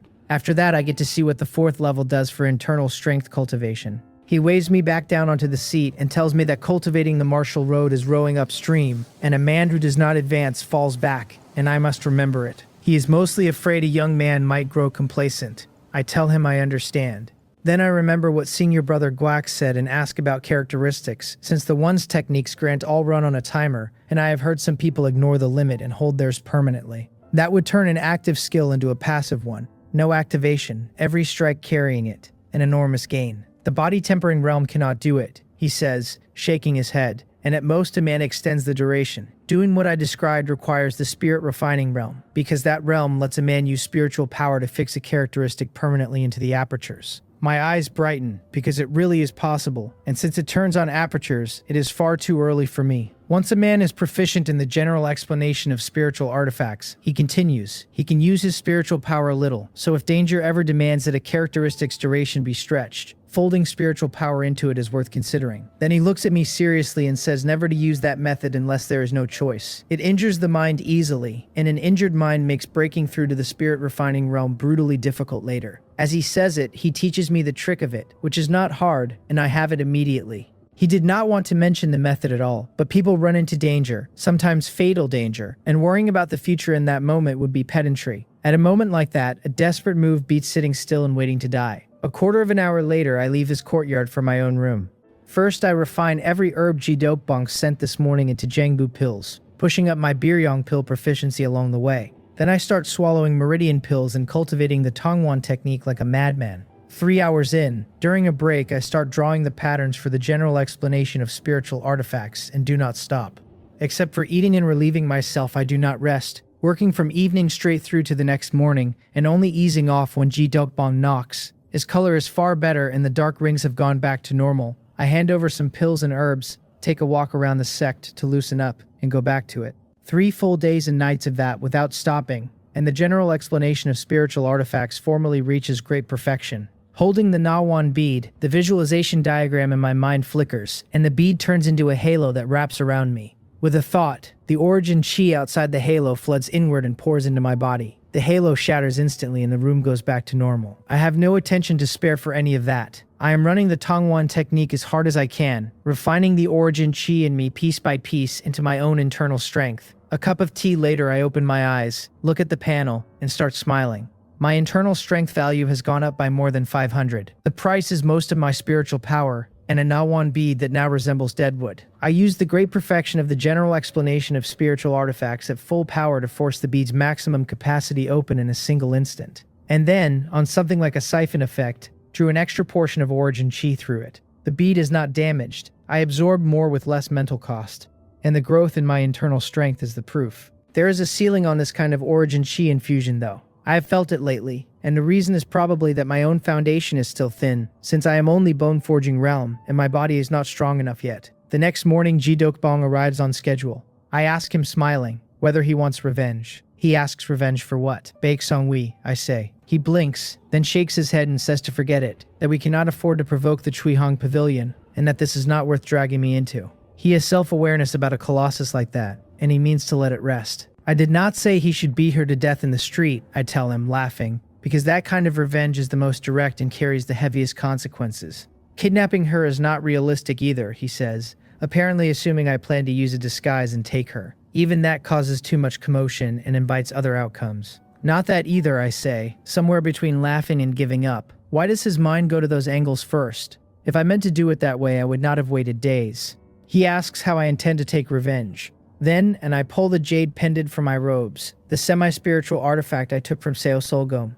He recognizes it and asks how we use it, since he watched Squawk Rimson and me study it without apparently working anything out. By reversing the seed inside him, I say, before that we go back to Sonun City and have Old Master Sa lift the seal, because only then can I modify it. He frowns slightly at reverse and unseal and does not refuse, because unsealing and resealing shortens the duration, and he has decided to trust me. Enough time together will do that. Half an hour later, the two of us are in Sawonhai's courtyard. Sawinam is reading aloud, and her gaze keeps drifting toward us, her dark eyes moving, some scheme or other going on behind them. Sawonhai says quietly that undoing the seal is not hard, and that afterward there may be pain, because the seed will instantly start eating essence blood and internal strength. Ji-Dokbong startles and nods anyway. That seed specializes in eating exactly those things, and after days sealed with nothing to drink, it will suck for everything it is worth the moment it is freed. I stand to one side rubbing the jade pendant. My original plan was to wait for great perfection and then try unpicking the seed with spiritual power directly. The odds would not have been high, though several attempts might have found a sliver of a chance, and at minimum it would have trained my control. As it turns out, while exploring the pendant these past days, I found something extraordinary in it. This semi-spiritual artifact can distort reality to a degree, according to a person's intent. It makes wishes come true. When I first realized that I was shaken that such a thing exists, then I dug further and found that the degree is small and the scope is narrow. A man cannot wish for a soybean and have one appear. It is not that kind of modification. Put a raw soybean in front of the pendant, activate it wishing the bean cooked, and the raw soybean becomes a cooked one. That sounds useless, since cooking a soybean is trivial. Applied to a person in a small enough range, it becomes something else entirely. The first thing I tried was amplifying the growth of my internal strength. Whether the scope was too broad or the pendant simply lacks the power, the command went unexecuted and burned my spiritual power for nothing. Then I tried to obtain origin chi and got no response at all. After testing more things than I can count, I finally understood how the thing actually operates. The command cannot have a wide scope, because past a certain width the pendant lacks the strength for it. When Seok Solgyam used the same pendant, she only ever ordered it to melt ice, to stop bleeding, and to blind me. Simple commands, all of them, so all of them completed. Eventually I settled on strengthening the resilience of certain meridians while the Tongwan technique was running. The moment my spiritual power ran dry, those meridians reverted. That taught me the last rule. The change is temporary, and when the spiritual power is spent, everything returns to what it should be. While I am turning all that over, Sawonhei has already struck Ji-Dokbong's abdomen with his palm. Ji-Dokbong's features twist instantly, as though insects are biting hard at his flesh and his internal strength, and within moments he is soaked in cold sweat. Fortunately, it does not last long and slowly fades. His face is pale and he looks like a man whose blood and chi have been drained. He walks shakily to a chair, sits and breathes deeply several times before recovering. For a moment there, he thought his stomach had been punched through. He wipes his forehead and turns to me and says to begin. I nod, step in front of him, let the visualization map of the general explanation of spiritual artifacts run through my mind, and the pendant in my hand gives off a faint light. I take his wrist and send that light into him. Under the sight of spiritual power, I find the seed at once. It has grown since I last looked, and with essence, blood, and internal strength moving inside it, I can actually make out more of its structure. With a technique like this, if Baek Song-wi lay with him again, she could drink everything the seed has gathered and turn it into her own cultivation. I do not delay and let the light wrap the seed. If I wanted, I now have some confidence I could pull the seed out of him entirely, which would be letting her off far too lightly. Reverse. I give the pendant the command, and the light shivers, and under it the seed's structure shifts in some way I do not understand. That is the strength of the thing. A man gives a general conceptual order without needing to know how the change is achieved, and if the pendant can do it, it happens. If it cannot, a man may burn every drop of spiritual power he owns, and it still will not. Fortunately, as far as the pendant is concerned, the seed inside Ji-Dokbong can be modified. Shortly, the light stops shivering, which means the modification is finished. My spiritual power keeps draining, because holding the modification is what costs, and the moment it runs out, the seed reverts to its original form. I spend 80% of my spiritual power driving the light and leave it sitting inside him. Then I open my eyes, smile at him and tell him we are going to find Baek Song-wi. He looks at me confused and asks what we are going to find her for. I raise an eyebrow and say we have come for the things the two of them usually do. A childish voice asks what things they usually do. Sawinam has put her book down and is looking at us with open curiosity. Adult business, Ji-Dokbong says, his old face going red, and tells her children should stay out of it. She informs us she does not care to hear about it, and that we are simply too loud and have been disturbing her reading. Then she curls her lip, glares at him, and stamps into the house to make her displeasure architectural. Go quickly, I tell him, because the pendant's power only holds for half an hour. Half an hour is a bit short, he says, standing, and noticing the difference already, the discomfort in him receding fast, on track to put him back where he was before the seal. Just go, I say, caught between laughing and swearing at him. Even now he is showing off. He bares his yellow teeth at me and flickers away toward the Chweihong pavilion. I sit with Sawonhei a while, then go back to my own courtyard to wait. Ji-Dokbong crosses Seonun City like wind and reaches the pavilion in less time than a cup of tea takes to drink. The maid takes one look at how impatient he is and covers her mouth, because a guest this eager is rare even here. He asks straight out whether Baek Seong-wi is in, still catching his breath, and the maid smiles and says Sister Baek is here, and invites him to take tea while she fetches her. No need to fetch her, he says, put 5 ounces of silver in the maid's hand, and tells her to take him straight there. Her smile widens and she leads him to the door. She begins to announce a guest, and he cuts across her, says his own name, and shoves the door open. Baek Sing-wi is stretched out lazily on the bed. Seeing him, a triumphant smile spreads over her face, because after all of it he has come back after all. She waves the maid out, and the maid withdraws obediently and shuts the door. She asks whether he wants wine, and offers to serve him well, and starts to rise. He is on her before she finishes, pinning her flat to the bed. The maid does not leave, waiting nearby in case anything is wanted. Nothing is wanted. What she hears instead, shortly, is a great deal of noise, and a woman asking him not to be in such a hurry, and to go slower, and saying that clothing is being torn,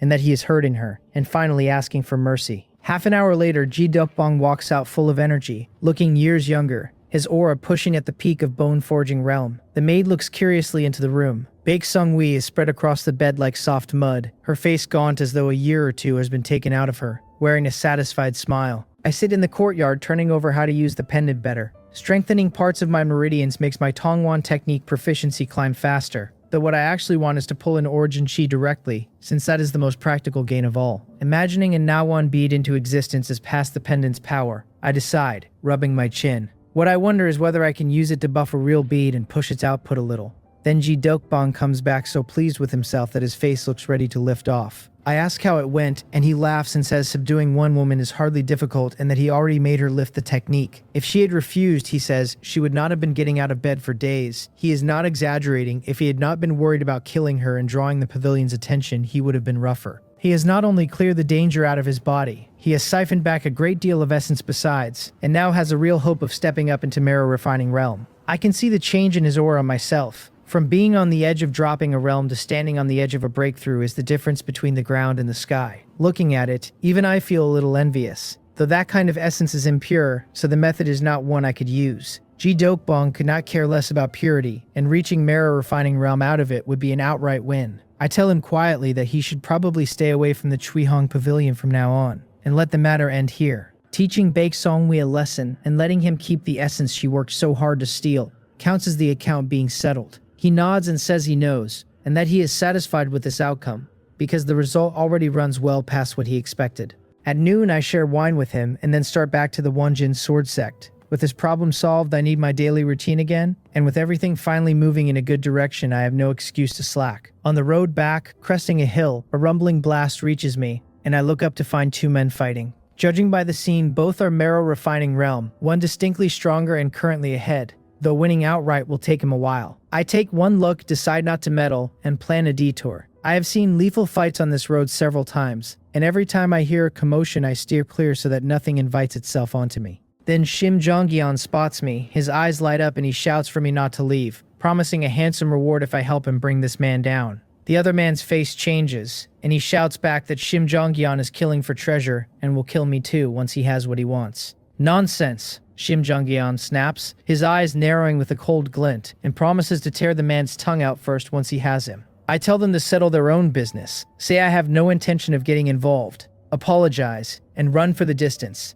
I do not believe a word about a reward, and even if it were true, I would not stay. Then he shouts that I am a disciple of the Wonjin sword sect, going by my direction and my clothes, announces that he is a disciple of the Sonun sword sect, and says this man has insulted his sect, and he hopes I will lend a hand. The other man curses that this is absolute garbage. I pause for a fraction of a second and neither stop nor answer, and I am gone into the forest a blink later. Fighting erupts again behind me and I frown slightly. I did not expect to run into a Sonun sword sect disciple, and none of it is mine, and involving myself only buys trouble. Back at the sect, I finish refining a batch of Jangbu pills and then cultivate the Tongwan technique as usual. 3 hours on, with my spiritual power recovered to nearly half, I start testing whether the jade pendant and the Nawan bead will work together. 5 days go by. In my room, I run the general explanation of spiritual artifacts, while driving both the bead and the pendant at once. The pendant's faint light feeds the bead, and the next moment a suction opens and hauls in the surrounding origin chi. The halo shatters instantly, the pendant's glow dies, and through the stinging in my mind I run the Tongwan technique with everything I have.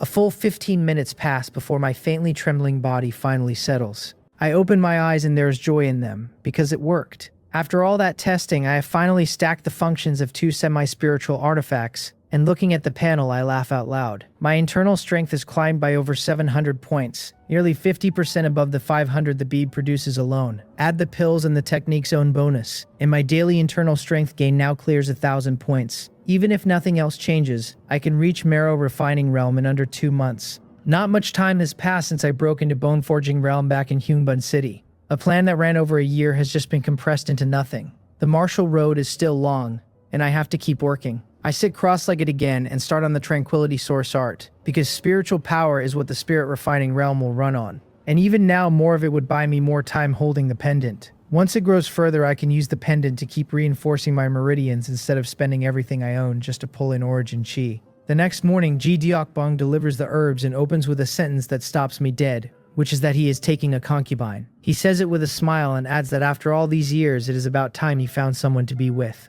I ask where he found her. He is over 50, though a martial artist's foundation keeps him looking young, so wanting to settle down now is entirely normal. He says mysteriously that I have met her already. My brow twitches, and looking at how proud he is, a thought crosses my mind and my eyes widen slightly, and I ask, not at all certain, whether it is Baek Seung-wei. He laughs triumphantly and asks where my head is. I wipe my forehead. Those two were fire and water days ago, and them suddenly becoming family would be so strange I would have suspected her, or the whole pavilion of running a scheme. So I ask who it actually is. Unji, he says smiling, the one who traveled with us in the Sonon caravan. and asks whether I remember her. I think back and do, faintly, and I did not expect the two of them to have found each other again. He has set out 2 tables at the Wine Immortal restaurant this afternoon and asks whether I will come and drink with them. I say yes, smiling, because I can see that the Chuihong Pavilion business spooked him, and he simply wants somebody to share a life with. He laughs and says he will go and find Brother Guak as well. We go to Guak Rimzen's house and knock and find nobody home. Asking around, I learn he has gone into seclusion to consolidate his foundation ahead of the coming True Inheritance legacy. At the Wine Immortal restaurant in Seonan City, in a private room, I meet Nam Eunji. She is far more striking than she was with the caravan, where the road had worn her down. Dressed properly, she cannot match Baek Seonwi, and she has a charm that belongs to her. Ji Delkbong does not hold a grand banquet, having few acquaintances in Seonan City. Beyond Sawonhei and a handful of others, there are only some friends he made running his stall, and Nam Eunji's family. There are no elaborate rituals either, because he is taking a concubine in order to live a life with somebody, and she feels the same. The banquet runs half an hour before the guests drift away. I take a seat by the window, order a pot of tea, and watch the people passing below. Not cultivating today, I feel a long-lost ease. Alternating tension and rest is the way of the scholar and the warrior, and it seems a man has to rest sometimes. I lift the cup, sip, lean back into the chair, and let my eyes narrow. Listening to the faint notes of a zither, I feel as though I'm floating on cloud, mind and body settling into peace. Inside me, the Tongwan technique actually begins to circulate on its own, not with its usual aggressive surge, but with something calm and unhurried that spreads out through everything around me. Down on the street, Shim Junggyeon spots me dozing in the Wine Immortal restaurant, and a cold light goes through his eyes at once. Seo Wonshin asks what is wrong, seeing him stop. He says gloomily that he told Seo Wonshin days ago about the man he was about to kill, and how the thief escaped, and Seo Wonshin thinks and nods, because that incident left him furious. At the time, Shim Junggyeon says, walking straight into the restaurant, a Wanjin sword sect disciple passed by who could have lent a hand against that thief. Instead, the man completely ignored the request, which is how the scoundrel got away. That Wanjin sword sect disciple is truly too ignorant. Seo Wanchun agrees, and adds that small sects really are no good. Shim Jae-ongyeon stops and turns and asks whether, if he sees that disciple, he should not have a proper talk with him. Of course, Seo Wanchun says firmly, since with the thief escaped, that disciple is at least half to blame. Only half, Shim Jae-ongyeon says. It is entirely that disciple's fault, Seo Wanchun says, revising instantly, because if he had been willing to stay, none of it would have happened. I think so too, says Shim Junggeon. Then he reaches the second floor, walks up to me and swings a palm at my face without warning. My eyes snap open and I lean back, and his palm sweeps past directly in front of them. His palm force hits the windowsill instead and shatters it, throwing splinters everywhere. The restaurant's manager hurries up at the noise, sees a Seonan sword sect uniform, and retreats immediately. Around Seonan City, the Seonan sword sect is the absolute overlord, and its disciples enjoy every privilege that implies. Anyone else breaking property here would be billed for it. Facing one of theirs, it depends entirely on the man's mood. He withdraws his hand as though nothing happened, looks down at me, and asks whether I still remember him. I take in the clothing on both of them, Sonun sword sect, and I recognize his face from the road days ago. I did not expect the man to still be chewing on it after all this time. Seo Wanchun demands to know whether I heard the question, sizing me up, and curls his lip when he sees a man my age still stuck at bone forging realm. He is bone forging himself, and only in his teens, and by the time he reaches my age, he will likely be organ refining realm. However he looks at it, my aptitude is an inferior thing. I stand, frowning, and tell them I am under no obligation to step in when I come across other people fighting. Shim Jengyeon says that I do remember after all. Then he slams a palm onto the table and shouts that he was capturing a man of the Shinyeom sect. I saw it, he says, and pretended not to, and turned and left, letting that disciple escape, and he believes I must have some connection to the Shinyeom sect to have behaved that way. Senior brother Shim is right, Seo Wanchun shouts, since how else could a man see someone of the Shinyeom sect and turn away? The people who had moved off to avoid trouble hear all of it, and understanding spreads, and the talking starts. In Shonun City, the Shinyeom sect is an evil sect that everyone is expected to attack, so a Wanjin sword sect disciple seeing them and walking away does look wrong. I did not know that man was a Shinyeom sect disciple, I say, shaking my head, and he did not say so at the time. Am I accusing him of framing me? Shim Jengyeon asks softly, ruthlessness sitting openly in his eyes. I have other matters to attend to, I tell them, and turn to leave. They are using their standing to crush me, and I am already holding myself back, and continuing this conversation produces nothing. He asks whether I was given permission to leave, and grabs for my neck. I clench my fist, release it, and flicker aside out of his reach. Seo Wanshin blocks the stairwell and says the matter is not cleared up, and asks what he wants. My eyes fixed on Shim Jungyeon. He laughs and points at me, and announces that he suspects I am a Shinyeom sect spy hiding inside the Wonjin sword sect, and orders me to surrender and come with him or not blame him for being impolite.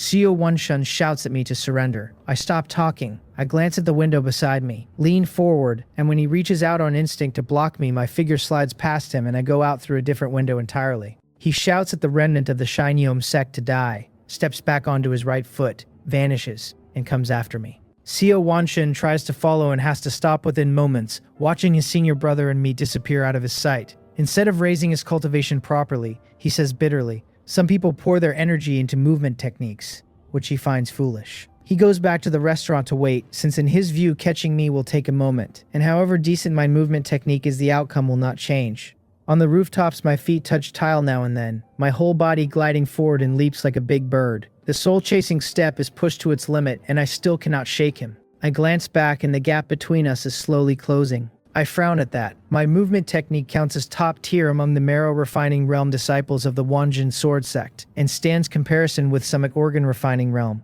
And a random marrow refining disciple of the Sonon sword sect faintly outruns me. It is mostly the cultivation gap stopping me from expressing the technique fully, and it still says everything about the Sonon sword sect's depth. I have seen what the Shinyeom sect can do, and a sect like that only dares to hide, afraid the Sonon sword sect will catch its tail. He shouts that I cannot escape. The distance has come down from 50 or 60 meters to under 20. Rapid flight. Chi moves between my feet in its peculiar way. My body lightens, and I shoot forward several times faster than before. He laughs and asks whether that is my trump card, his own feet swelling slightly as the tiles under him shatter, and he is not shaken loose at all. He stays fixed to my tail. I feel that aura behind me and my expression sets. The movement technique that has always worked is finally not enough today. I want to reach for my bow, and with the movement technique he is showing, arrows would not slow him by a single step. I drop from the eaves to the ground and shoot out through the city gate with him right behind me. The distance keeps closing, and 15 minutes later my speed drops,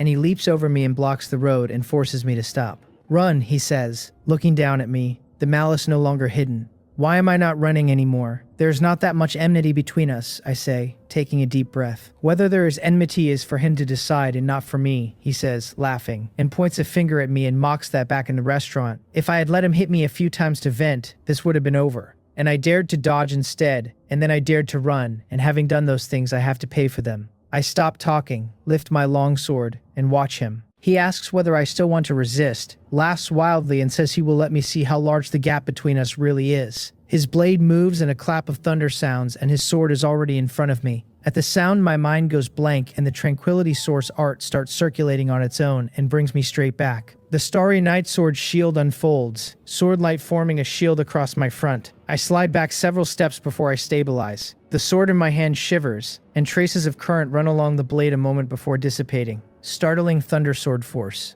I heard endlessly about this technique back in Pyongyang County, and even learned the startle mantra out of it, and I never expected to meet the full version under these conditions. One clap of thunder, chi driving through the long river. What majesty, and what dominance. Without the Tranquility Source art and the Starry Night Sword shield, that single stroke would have killed me. A marrow refining realm disciple of any other sect would have met the same end. Not bad, he says, his eyes brightening slightly at the shield, and concedes that Wonjin sword sect disciples are not complete trash. Impressive, and only impressive. If I stood at Marrow Refining Realm, there might be a sliver of a chance to escape, and at Bone Forging Realm there is no version of this where I get out of his hands. Thunder cracks again, driving off every evil spirit, and his blade takes on a faint blue glow as his sword style opens and folds me inside it. Great strength. My frame swells slightly as power rises through me, and the Starry Night Sword shield spreads to cover my whole body and blocks every stroke he throws. 10 exchanges in, my body retreats without my choosing it. The thunder's sound I can ignore. The thunder force riding inside the blade is another matter, and my body is finding it harder to absorb. Great strength lets me hold some of it off, and the penetration and the numbness are steadily eating my agility. 10 more exchanges and my muscles will stiffen past using the shield properly, and that ends with his sword taking my head. The turtle sword is not bad, he says, mocking me, and asks how many more of his strikes it can block. The sword force has already gathered inside me and will detonate naturally in a moment, and whether I live or die after that is entirely his whim. A mere bone-forging realm, and a Wonjin sword sect one at that. daring to put a claw on him. Utterly foolish. 5 exchanges. 6. 7. I feel the stiffness arriving. 2 more and a flaw opens in the shield. A cruel smile is already on his face, and the sword in his hand stays steady, with no impatience and no reckless push. Blinding. Deafening. The jade pendant in my robes glows faintly, and just as he starts a stroke, his vision goes pitch black and his ears take in nothing at all, the whole world dropping him at once. His steady sword stroke turns slightly ragged, matching what has happened inside him. Tranquility source art. The world halts. I see the small opening appear in his stroke. Sword 6. My shoes shatter. Force runs up out of the ground and transfers into my longsword. My skin splits open and shows the blood-red muscle beneath, and blood seeps out of every pore. My sword erupts with blinding light, knocks his stroke aside and drives into his chest. A deep pit blasts into the ground behind him. I withdraw the blade slowly. The dust settles and his eyes and ears are working again, and he stares down at the bowl-sized wound punched through him front to back, with pure disbelief. He is dying, and dying at the hands of a bone-forging realm disciple of the Wanjin sword sect. Laughable and absurd. Moments ago he was about to take me. My throat convulses and I swallow a mouthful of trapped blood. My eyes locked on him. Sword 6 is a desperate life-risking move for what I currently am. If the enemy does not die, I have nothing left to resist with. Using it inside the great strength state has driven my body straight to the edge of collapse. The pendant's faint glow spreads over me and holds my injuries down, keeping them from worsening. With almost no combat strength left, I stay on alert anyway, because no one knows what trump cards an enemy carries. He never expected to be blinded and deafened, which is the only reason the fight turned. Under any normal reading of it, I could neither run nor fight, and I was certain to die, with no stroke of luck available. His mouth trembles and his right hand tries to lift, and his eyes fill with regret and resentment. An intersect disciple of the Sonon sword sect with a bright future. Dying here. He is not reconciled to it. Then he flips backward onto the ground and stops breathing.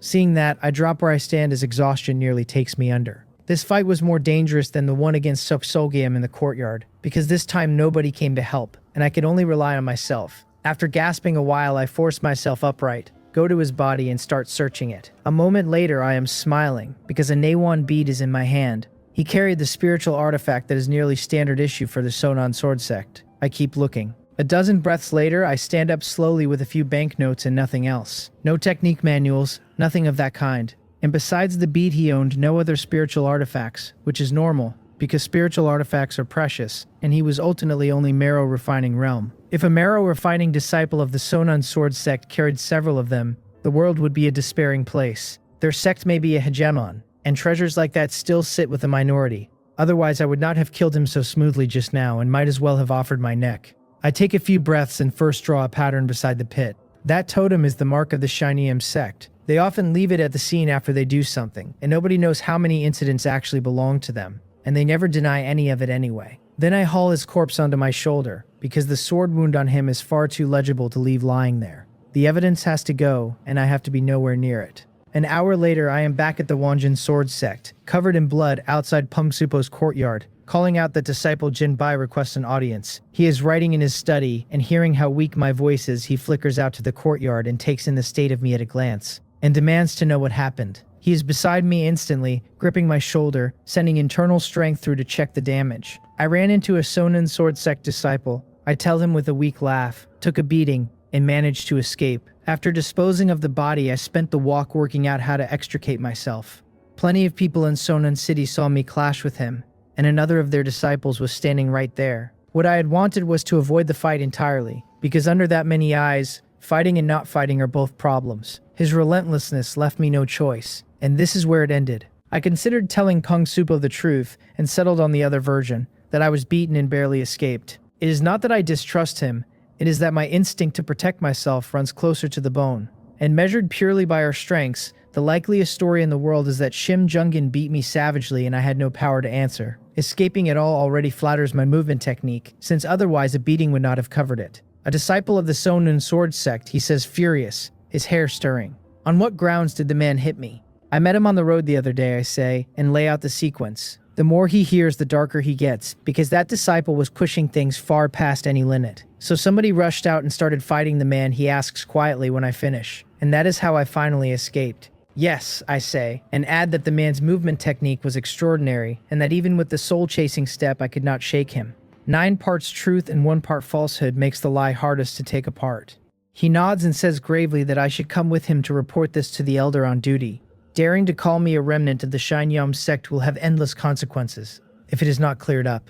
He takes me to O Kwangjin and recounts everything. O Kwangjin says the disciples of the Sonon sword sect are genuinely this overbearing and calls it outrageous. That lands harder once he sees the state of me, badly beaten, with scorch marks along my arm that are unmistakably startling Thundersword force. Hong Supo says quietly to the elder that he is worried, and that if something has happened to that Sonon sword sect disciple, they will end up framing Jinbi. That makes sense, O Kwangjin says after a moment, and promises to send someone to the Sonon sword sect to lodge a protest, and asks why they must insult Wanjin sword sect disciples like this. Peng Supo sighs slightly, because apparently this is all we can do. Against a power like the Sonon sword sect, our sect protests. I am only injured, after all, with no limbs missing, which barely registers as major, so this beating essentially has to be absorbed, at most, logged as a personal grudge. Inside Sionon City, Seo Wonchun waits bored for his senior brother. An hour passes with no sign, so he orders a table of food and wine. When the second hour passes, he starts to feel that something is wrong. If the man had caught up, the fight would have ended long ago and he would be back, and if he had not caught up, he would have returned even sooner. 2 hours fits nothing. Uneasy, he hurries out of the city, searches nearly an hour, and finally finds a pit. The soil at its edge looks freshly blasted, blood is scattered around it, and there are fragments of a Sonon sword sect uniform on the ground. His face pales. He does not delay and runs for the sect. It does not prove anything happened, and after this long with all these signs, the odds are far too high. Inside the Sonon sword sect, Han Wanbong's eyes go wide at the news, and the aura of the spirit-refining realm fills the room. It is not aimed at Seo Wanshun, and it drains the color out of him anyway. Seo Wanshun recounts the day in detail, not daring to exaggerate anything, reporting everything he saw and heard, afraid of carrying some of the blame himself. He chased a bone-forging realm disciple of the Wanjin sword sect out of the city, Hong Wanbong repeats, and withdraws the aura as the boy stammers. He orders the identity of that disciple checked, and the others sent to look for Shim Jangon. If the man is alive, he wants to see him, and if he is dead, he wants to see the corpse.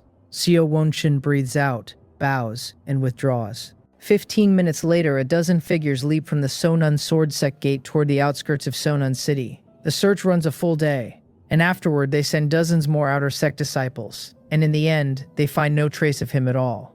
The man might as well have evaporated. Seo Wonchun reports from below that the Wanjin sword sect disciple is named Jin Bi. Yesterday, he adds, the Wanjin sword sect even sent someone to protest that they were arbitrarily bullying their disciples. Shim Jingyan is missing and that Jin Bi returned safely instead, Hong Wanbong says with a cold laugh, and orders them to tell the Wanjin sword sect to bring me to the Sonon sword sect, because they have questions. So Wanchun bows and withdraws. Somebody murmurs from below that the disappearance surely has nothing to do with that Jin Bi, who is only bone-forging realm after all. And going by the traces outside the city, it is likely the work of Shinyam sect remnants. Hong Wanbong says the disappearance is heavily related to that Jin Bi, and adds that if the man eventually comes back, it is fine. If he does not, he asks, does that Jin Bi imagine he simply gets to go on living? A cold light moves through his eyes. At the Wanjin sword sect, I sit cross-legged on my bed running the Tongwan technique to heal what is broken in me. Whether it is that experience at the restaurant that felt like an epiphany, I cannot say.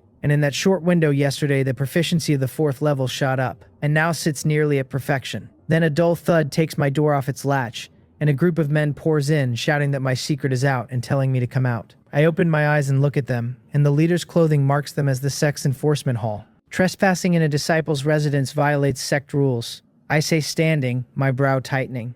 My first thought was that the Sonon sword sect's countermeasure had arrived, and I did not expect the first men through the door to be ours.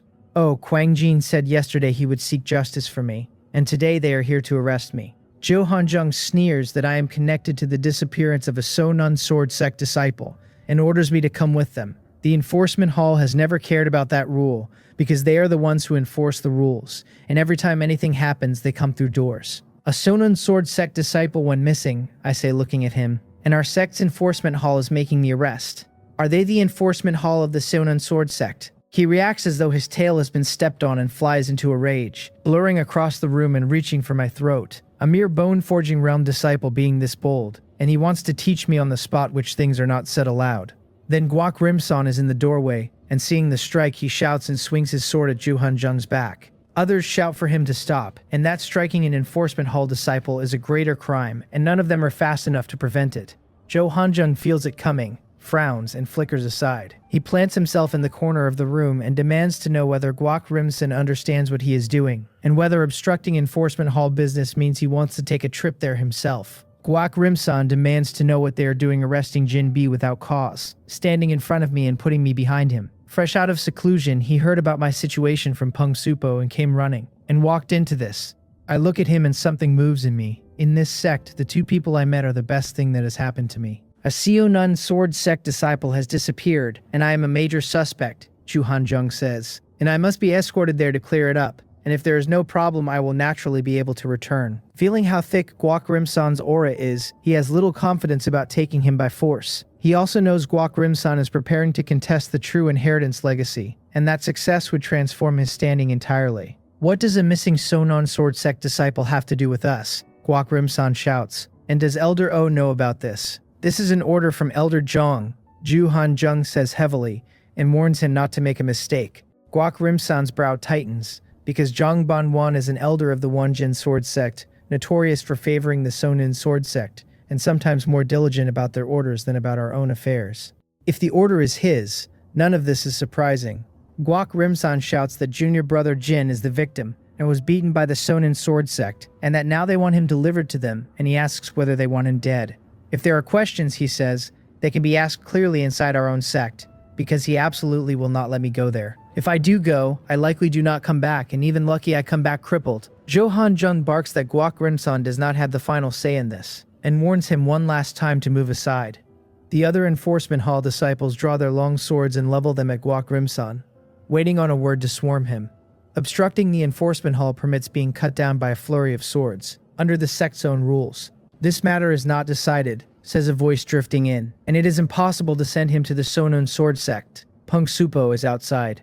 Zhu Hanjung's eyes narrow, and after a moment he sheathes his sword. He can be firm against Guok Rimson, and against Peng Supo he has no confidence whatsoever. The man stood in the spirit refining realm years ago, and even fallen he is nothing an ordinary organ refining martial artist can measure himself against. He suspects the whole enforcement hall rushing at once would not last a handful of strikes. Then go to the enforcement hall first, Zhu Hanjung says, taking a step back, and insists that I must enter its prison today. Peng Supo tells Guok Rimson to go and find Elder O, and says he will accompany me. Guok Rimson nods and runs for the mountain. The group makes its way to the enforcement hall slowly, mainly because Peng Supo walks deliberately slowly, and Zhou Hanjung does not dare lose his temper, and simply endures it. By the time we arrive, the doors are shut tight, and there is fierce arguing behind them. Guok Rimson arrives at his side and whispers that Elder O is already inside. Peng Supo nods, which is exactly why he walked that slowly. He can suppress Zhu Hanjung, and he certainly cannot suppress Zhang Banwan. Before his cultivation fell, it would have been easy, and now facing that head-on is impossible. Guok Rimson tells me nothing will happen, and that Elder O will not let me go over there. I nod and look at the hall. Inside, O Quangjin is demanding to know whether Zhang Banwan feels any shame at all, considering binding one of his own disciples to curry favor with the Sonon sword sect. When Guok Rimson came running with the news, O Quangjin was furious. Our own disciple was bullied by the Sonon sword sect, and we cannot even seek justice, which is one thing, because the gap in strength is real. Now instead of seeking justice, we are to detain the disciple and hand him over for interrogation. He wants to know whether any justice is left and whether this is not going too far. That Jin B is a suspect to begin with, Zhang Banwan says, unhurried. And the Sonin sword sect is not calling him the killer and only wants to understand the situation, and asks what is wrong with that. If one of our disciples went missing, and it involved them, he says, he would also ask their disciples to come and explain. Oh, Quangjin asks whether the Sonon sword sect is really going to ask a few questions, and whether Zhang Banwan genuinely does not know what kind of character Hong Wanbong is. If I enter that sect, the best case is crippled, and the worst is dead. His eyes drive at the man as he says he will absolutely not allow it. Our sect may be weak and must still have a spine, or how can anyone expect the disciples to hold together? It is not that exaggerated, Zhang Banwan says, waving it off. With so many eyes watching, they will not go too far. And as long as there is no problem with me, my life is not in danger. Oh, Guangjin says angrily that the boy is not one of theirs, so they do not care. What kind of talk is that? Zhang Banwan says, the smile leaving his face, and claims he simply does not want the sect in conflict with the Sonon sword sect over letting one disciple go and answer a few questions. This matter ends here, O Quangjin says, taking a deep breath, and states flatly that the disappearance has nothing to do with me, that I was severely beaten by them, and that sending me there is absolutely impossible. I am the elder of the enforcement hall, Zhang Banwan says heavily, and if a disciple appears who endangers the safety of the Wanjin sword sect, they must be dealt with, and that authority was granted to him by the sect. Take it to the sect leader, and Jinbi still does not go, O Quanjin says, and offers to be taken to the Sonon sword sect himself, because he would like to see exactly how they intend to interrogate one of ours. He leaves that behind him and shatters the enforcement hall door with a palm. Seeing us, he waves and tells us to follow him, and says there is no need to stay here. Elder O, Juhan Zhang starts, hurrying to block us under Zhang Banwan's stare, and one look at the man's face takes the rest of the sentence out of him. O Quanjin is visibly detonating, and stopping him now risks ending up like the door. We follow him to a large hall. His anger has drained and his expression has gone somewhat hollow. I step forward and bow and thank the elder for resolving it. This matter is not over, he says quietly. He knows Hong Wonbong's character, and the man will keep pressing until I am handed over. That is what dealing with a hegemon looks like, and there are no better answers, because we are simply weaker, and being weak in this world means being bullied. Sometimes one man says a single word and a crowd rushes to act on it. Does the Sonon sword sect genuinely believe a bone-forging realm boy could kill one of their marrow-refining realm disciples? Peng Supo asks, frowning. Of course not. O Quanjin says, and adds that Hong Wonbong is the type to vent on whoever is nearest, according to his mood. His expression sours every time the name comes up. Then what do we do? Guak Rimson worries, and asks whether the sect will really hand my junior brother over. I will not allow it, O Quanjin says heavily, and swears that in the end, even if he has to take this to the sect leader or the Grand Elder, he will make it clear. I cup my hands and thank him. Elder O, Guak Rimson says, racking his memory, and landing on my other identity. My junior brother is an 8th grade alchemist of the Alchemist Alliance, and asks whether that is worth anything here. Oh, Quanjin looks at me with some surprise and asks whether I really am one of their alchemists. The Alchemist Alliance would certainly not clash head-on with the Sonon sword sect, and the Alliance's current head is Wai Hyung-san, the peak master of the Sonon sword sect's own alchemy peak. From what O Kwangin knows though, that peak master and Hong Wonbong do not get along. Put enough people anywhere and there are groups and factions and then conflicts, exactly as with O Quangjin and Zhang Banwan. The Sonon sword sect is no different, so the question becomes whether my alchemist identity can be used to ask the Alliance for help. At the Alchemist Alliance in Seonin City, a deacon steps forward respectfully and tells Wai Hyung-sun that an 8th grade alchemist is seeking the Alliance's help. Somebody is bullying our alchemists, Wai Hyung-sun says, surprised, because since he took charge, such things have been rare and rarer still reported to him directly. Yes, the deacon says, and after checking his face, he reports the rest. This alchemist says Hom Wonbong of the Sonon sword sect is framing him for killing one of their disciples, and now intends to drag him there. The deacon did not want to bring this up at all, and it involves the Sonon sword sect, the Wanjin sword sect, and one of the Alliance's own alchemists, so failing to report it clearly and having it go wrong would leave him carrying more. Wai Hingzhen frowns, and the frown deepens at the name Hom Wonbong. He asks whether the specifics have been investigated. They have, the deacon says, and lays out the situation as he understands it. The matter is simple and clear, and the number of powers touching it is what makes it complicated. Wai Hyung-zan snorts and says Hong Wonbong believes a marrow-refining realm disciple of the Sonon sword sect was killed by a bone-forging realm disciple of the Wanjin sword sect. The bone-forging one, he adds, walked away entirely fine. He sounds thoroughly displeased. Is that the message the Sonon sword sect wants broadcast about itself? It is rumored the Shinyom sect's emblem was found at the scene, the deacon murmurs. Troubling a bone-forging realm alchemist, Wai Hyang-san says, and observes that Shim Jungyeon is truly worthy of being Hong Wonbong's disciple, since the two are identical. A hegemonic power ought to suppress every direction with grandeur, and bullying people is fine, and bullying someone until the bully himself goes missing is losing face to the absolute extreme. He orders a message passed, telling the sect not to trouble this alchemist, and that if they have the ability they should find the real murderer. The deacon nods and bows and withdraws. Wai Hyun-zan looks at the book in his hand, finds it less and less interesting, slams the table, and stays dissatisfied. At the Wanjin sword sect, I am in a guest room in Peng Supo's courtyard. He is worried the enforcement hall will come again and act first and report later, so he simply keeps me here. The Tongwan technique circulates through me, repairing what is damaged. Then the internal strength that has been moving slowly shudders, and starts traveling my meridians at a peculiar vibrating frequency, and the injuries in me begin improving fast, the repair speed climbing sharply. I do not stop it, and only stop after a full hour. Opening my eyes to the warmth in my body, I look surprised, and checking the panel it lands. The fourth level of the Tongwan technique has reached perfection. This fourth level has genuinely transformed something, I say to myself, because my body seems slightly changed. It is hard to name what kind of change it is. I simply feel lighter, as though a little weight has come off me.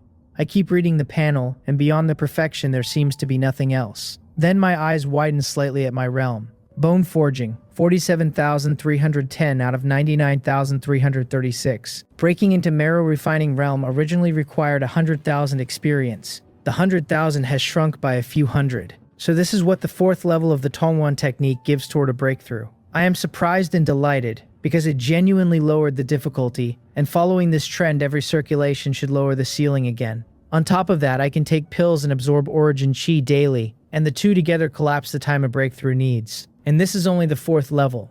The fifth will surely do the same for the marrow refining realm that follows. My fists clench at that. Low cultivation is genuinely unbearable. Against loose cultivators above me I can manage, and disciples of a great sect like the Sonon sword sect are overwhelming even one stage up. Fighting above my rank is close to impossible. Heal first, I decide, and once this business is behind me I can cultivate properly. Then I sit down again, already impatient for what comes next. The next morning, Ju Han Jung brings the enforcement hall to the door again. Peng Supo asks what they are here for, frowning. We are only asking junior brother Jin to cooperate with something, Ju Han Jung says, smiling, and assures him there is no need to go anywhere else and it can be done right here.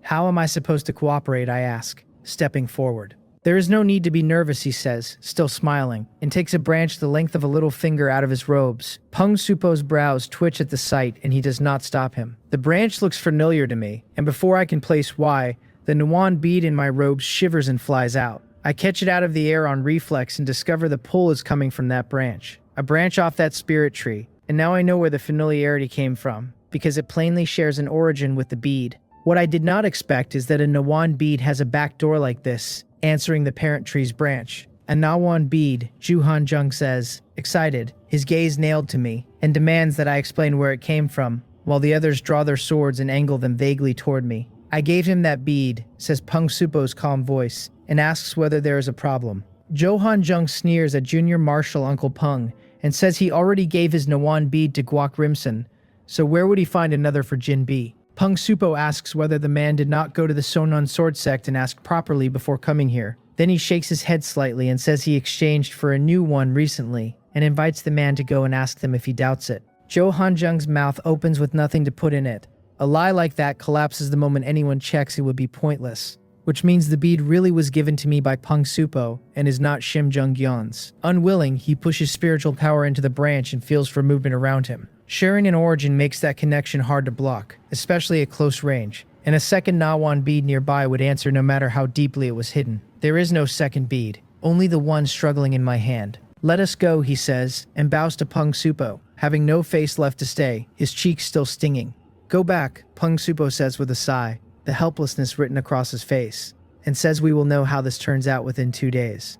I nod and follow him. As we walk into the courtyard, I tell my master quietly that I have cultivated the fourth level of the Tongwan technique to perfection. He looks at me in surprise. It has only been a few days. The third level took a few days, and now the fourth also takes a few days, and he half wonders whether technique training has a speed up hidden in it somewhere. That day in the restaurant, I say, in a daze I found the fourth level nearly at perfection, and I recount it. That sounds like an epiphany, he says, and adds that with nobody disturbing me, the gains would have been greater still. He thinks of Shim Jungin immediately and gets angrier, because everything traces back to that Sonon sword sect disciple, and it is good that the man has gone missing. Then he says he will pass on the fifth level of the Tongwan technique, and tells me to cultivate well and not be shaken by the outside world. Everything else is false, and my own strength will neither deceive me nor abandon me. I tell him I understand. 2 hours later, he has explained the fifth level completely, covering not just the technique but the small tricks of circulating it in real detail. I stand and bow seriously and thank my master for the teaching.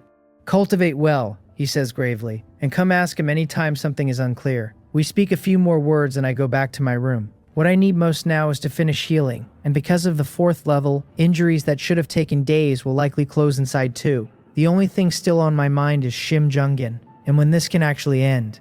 The next day is quiet. At noon on the third day, O Guanjin arrives at the courtyard. Peng Supo, surprised, asks Elder O why he has come.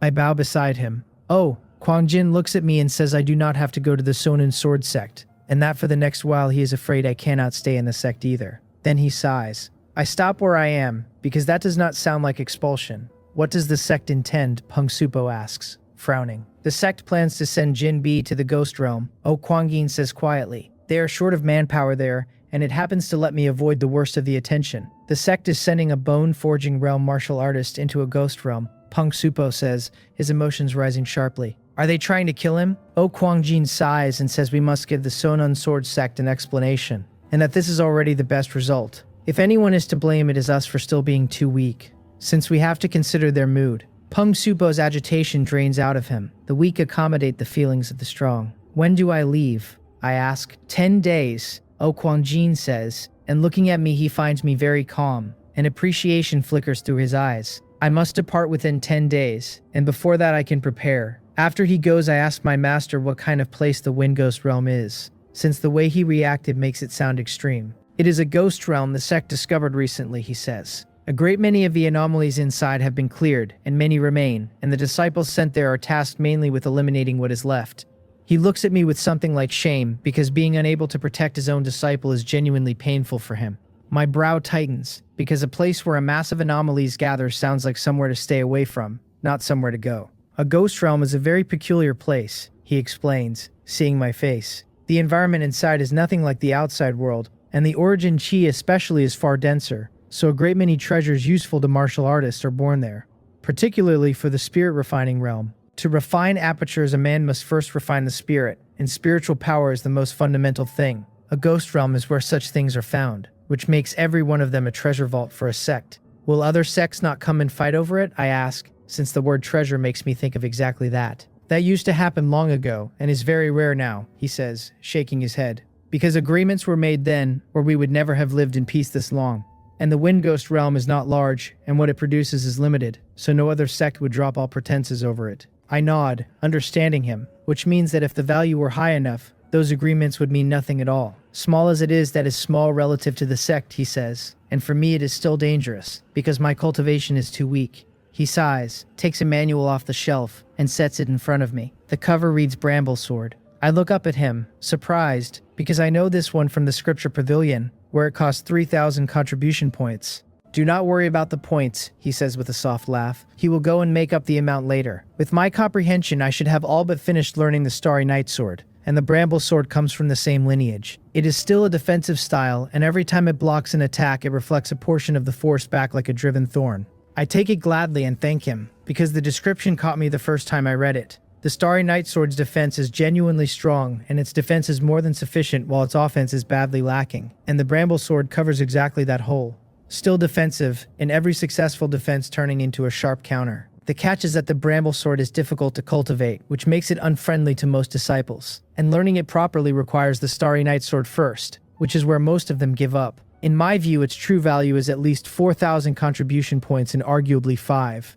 Guak Rimsan's voice comes from outside requesting an audience with his master, and he is told to come in. He hurries in, greets us both, and says anxiously that he has just seen the announcement and that his junior brother is on the roster going to the Wind Ghost realm. The announcement went up that fast, Peng Supo says, snorting coldly. That announcement exists purely for the Sonon Sword sect's benefit, and specifically to give Han Wanbom a way out. Look, we threw Jin B straight into a ghost realm, and being only bone forging realm, he likely will not be coming back. Guak Rimsan says his junior brother's cultivation is too low and asks to be added to the list so that he can go as well. He understood the sect's intent the moment he read the announcement and said nothing else and simply decided to come along so we could watch each other's backs. The sect will not let him go, Peng Supo says, shaking his head, because he is a seed for the true inheritance. Guak Rimsan opens his mouth and in the end can only sigh. Senior brother Guak, it is fine, I tell him, and clap his shoulder. He saw the news and ran straight over to say he would come. That moves me. Only a real brother does that. Peng Supo turns to me heavily and tells me to name anything else I need, and to remember that survival is the priority on this trip. I hesitate, slightly embarrassed, and ask my master whether he has any money. By my original plan, with Biryong pill proficiency climbing and the Jangbu pill profits running uninterrupted, my savings rate was genuinely fast. I've been spending heavily lately, and inside a month I would certainly have banked 50,000 won to simplify and learn the dragon suppressing image I have been wanting. Now this has happened and I go to the Wind Ghost realm in 10 days, and there is no time left to save slowly. More than half the anomalies in that realm are cleared, and it is bound to be dangerous. Or the sect would not imagine the Sonon Sword sect satisfied by such an explanation. That means safety first, and the mysterious dragon-suppressing image is a major guarantee of it. He asks how much I need, briefly thrown, not expecting a loan request. 50,001, I say, throwing up my hands slightly. Wait a moment, he says, and leaves the study. Guak Rimsan looks at me. When I mentioned borrowing, he had wanted to say he has some, and could lend it, and hearing the amount, he is suddenly very glad he did not interject. 50,001 straight off the mark. His own silver goes almost entirely into medicinal pills, and he keeps a little spare cash. Not even pocket change against a number like that. Pung Supo comes back and sets a stack of silver notes in front of me. There is 100,001 there, he says, smiling, and I should use it and tell him if it is not enough. I do not need that much, I tell him, a little shaken by the scale of him. That is what a former power of the spirit refining realm looks like, and I carefully pull out a portion of the notes. 50,000 is enough. These notes are private silver issued by the Chambers of Commerce in Seonan City, backed by the Seonan Sword sect, so their credit is thoroughly guaranteed. And most of what I hold is this kind. Seeing that I genuinely do not want more, he nods and takes the rest back. Junior brother, Guak Rimson says, patting his chest. Some of the people going to the Windows realm are men he knows, and he will have a word with them so I can join their team. I thank senior brother and master both, and bow deeply to them. Two people genuinely considering my well-being. How fortunate I am. An hour later, disguised and with my appearance entirely changed, I am in Seonan City. I exchange 50,001 at a Chamber of Commerce, take a carriage, and arrive in front of a courtyard I rented. In the end, I followed my instinct and rented a second small courtyard outside the sect, and now it earns its keep. Under cover of night, several figures appear outside that courtyard with their eyes fixed darkly on it. One asks whether the person has left all day. Another says they have been watching and nobody left, and that a full 50,001 is worth moving on. A third asks whether the identity was found. Time was too tight, comes the answer. Then one of them says to do it, and they go. The group rushes the courtyard and kicks the door in and immediately sees the chests used for holding silver standing in the middle of an otherwise empty room. They look around carefully, find no traps and nothing out of place, move slowly for half a quarter of an hour, finally reach the chests, and open them with care. Instead of the expected glitter, the chests are completely empty. They stand there stunned, then tear the others open, and there is nothing in any of them. They ask where the silver is. They ask each other how the money left when nobody did. They ask whether there is a secret passage and whether it went out that way. Then somebody tells them to search and turn everything over. Their eyes go red with desperation as they ransack the whole courtyard, and an hour of it turns up nothing. Then one asks why his head feels dizzy. Another says the same. A third realizes the room is poisoned and says they have been in here too long and tells everyone to leave quickly. They stagger for the door and drop to the floor a few steps later. A few miles away, I sit upright in another courtyard and open my eyes slowly.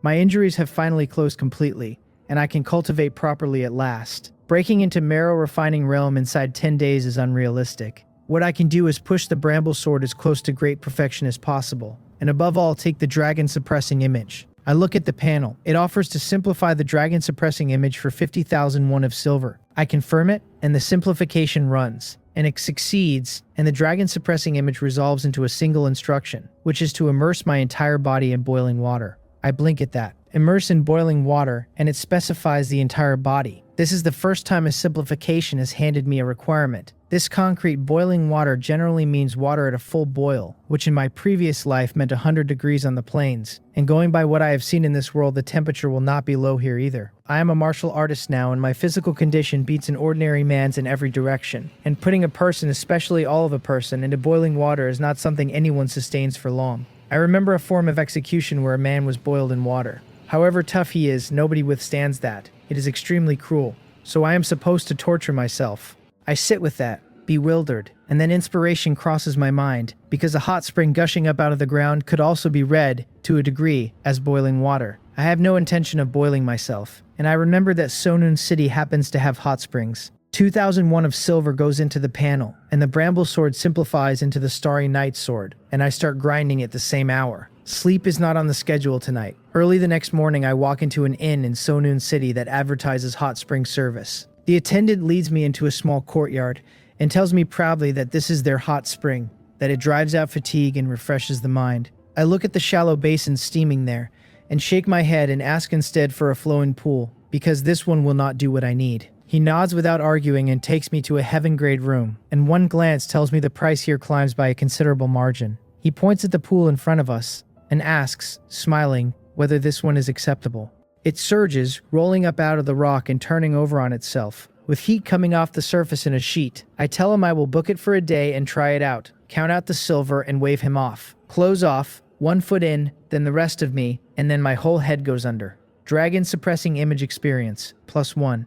The number moves, and insight opens in my mind all at once, and a smile gets away from me. The hot spring qualifies, so I do not have to boil myself after all. I will admit that if there had been no other road, I would have gritted my teeth and climbed into a pot. The dragon suppressing image had been a book written in a language I could not read. Now it unfolds. It turns out that what I bought is only a piece of a cultivation technique, and that genuinely startles me. The simplification cost a full 50,000 won, and every other technique I have simplified recently, added together, does not reach that figure. If I ever get my hands on the whole thing, I do not want to imagine what the panel would charge me.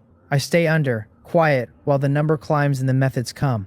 The complete dragon suppressing image runs in 3 stages: body suppression, spirit suppression, and soul suppression. And what I hold is the first of them. As the experience rises, my body begins to tighten all over, and the internal strength inside me is dragged out of its channels and swallowed by every part of me at once. I come out of the water with a sound I did not plan to make. My face has gone pale, and it is not the heat. It is the internal strength, and then the chi and blood behind it, being pulled out of me in the space of a few breaths. This is a technique for the spirit refining realm, and a body tempering martial artist who tried to cultivate it seriously would be drained dry before he had anything to show for it. I breathe for a while. A faint itch crawls under my skin, everywhere, like the feeling of a limb waking up. The effect is obvious enough that I want to keep going, and dangerous enough that I sit there arguing with myself about it. I am not in the spirit refining realm, but because of the Neiwan bead, I can already draw in origin chi, and after killing Shimjongyan, I have 2 of the beads instead of 1. That origin chi was earmarked for internal strength and for pushing my realm forward, and if I hand it to the dragon suppressing image instead, my realm pays for it. The martial Dao realm is the floor everything else stands on. And I have felt that floor sag, because my movement technique and my sword forms are both throttled by hardware that cannot keep up with them. Break into marrow refining, or further, into organ refining, and even with the same techniques my strength jumps by a stride I can measure. If I had been in marrow refining that day, I would have been faster than Shim Jungyan, and I would have shaken him long before the fight got ugly, and even standing to fight I would not have been so thoroughly on the back foot. With the Starry Night sword shield in hand, I could not promise a win. I could promise I would not lose. The panel says body suppression. Entry, 3 out of 500. 3. After all of that, cultivating any further today is not sensible, and unless I feed it origin chi, my body will simply come apart. That leaves me with the real problem.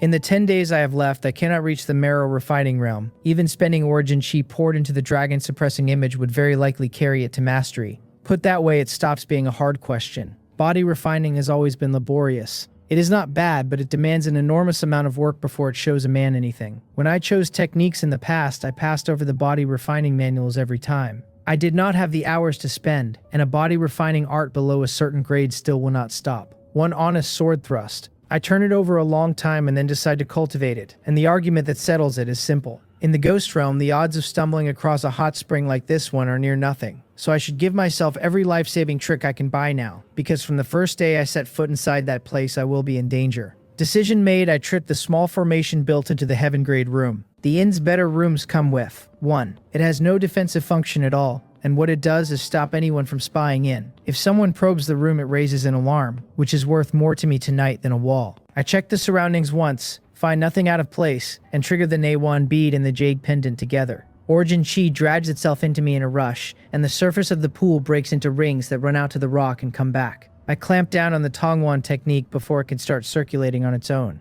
and I put my head under. The origin chi rampages through me, and then, immediately, a pull comes from every part of my body at the same time, and the origin chi is smelted straight into flesh and blood without leaving a trace behind. It works exactly the way the 5 body refining realms work, starting at the skin and the meat, then going down layer by layer toward the organs. In less than a quarter of an hour I surface and feel for what has changed, and something has, small and real. The first Nawan bead is spent, so I swap it, and while I do, I take the measure of my spiritual power and find about half a use left in me. The light ring of the second bead flashes and then shatters, and a slightly thinner draft of origin chi comes in, and with the sting driving nails through my head, I put my face back under the water. For 8 days I do not leave the inn. 3 meals, and every other waking hour spent on one kind of cultivation or another. All the origin chi goes to the dragon-suppressing image, and even so my realm keeps creeping toward marrow refining. The medicinal pills push it, and so does the 4th layer of the Tongwan technique shaving down the ceiling, and the dragon-suppressing image returns far more than I priced in, enough that I stop second-guessing the choice somewhere around the 3rd day. On the 8th morning I stand at the edge of the pool and look down at what the water gives back. The skin that used to be dark has started to go fair.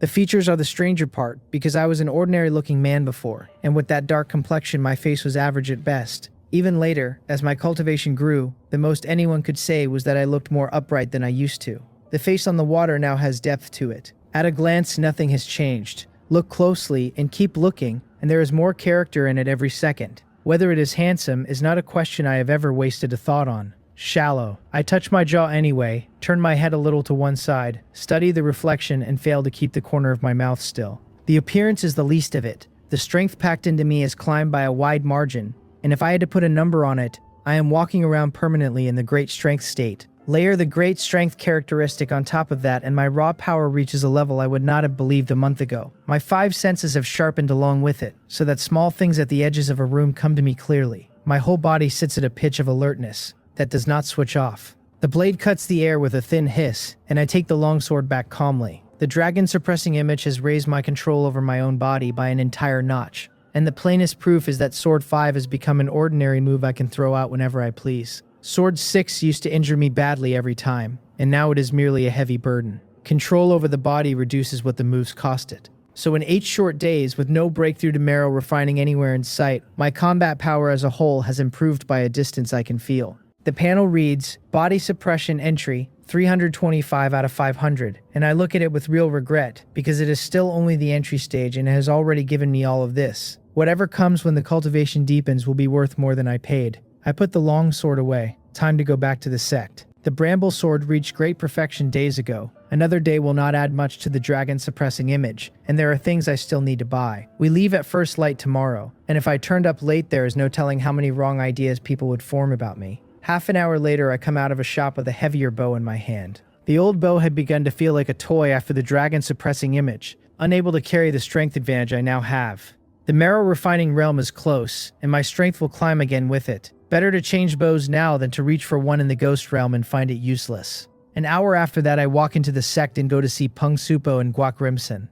Guak Rimsen looks up with a grin and tells me he has already found a team for me, and that the other side has agreed to take me on. I cup my hands and thank him for the trouble. Then he stops, stares at my face, and scratches his head, and asks in a genuinely puzzled voice why he feels as though I have changed my appearance, while he was not looking. Privately, I gather, he thinks I have gotten uglier. Dark and sturdy was so good. Why fair skin now?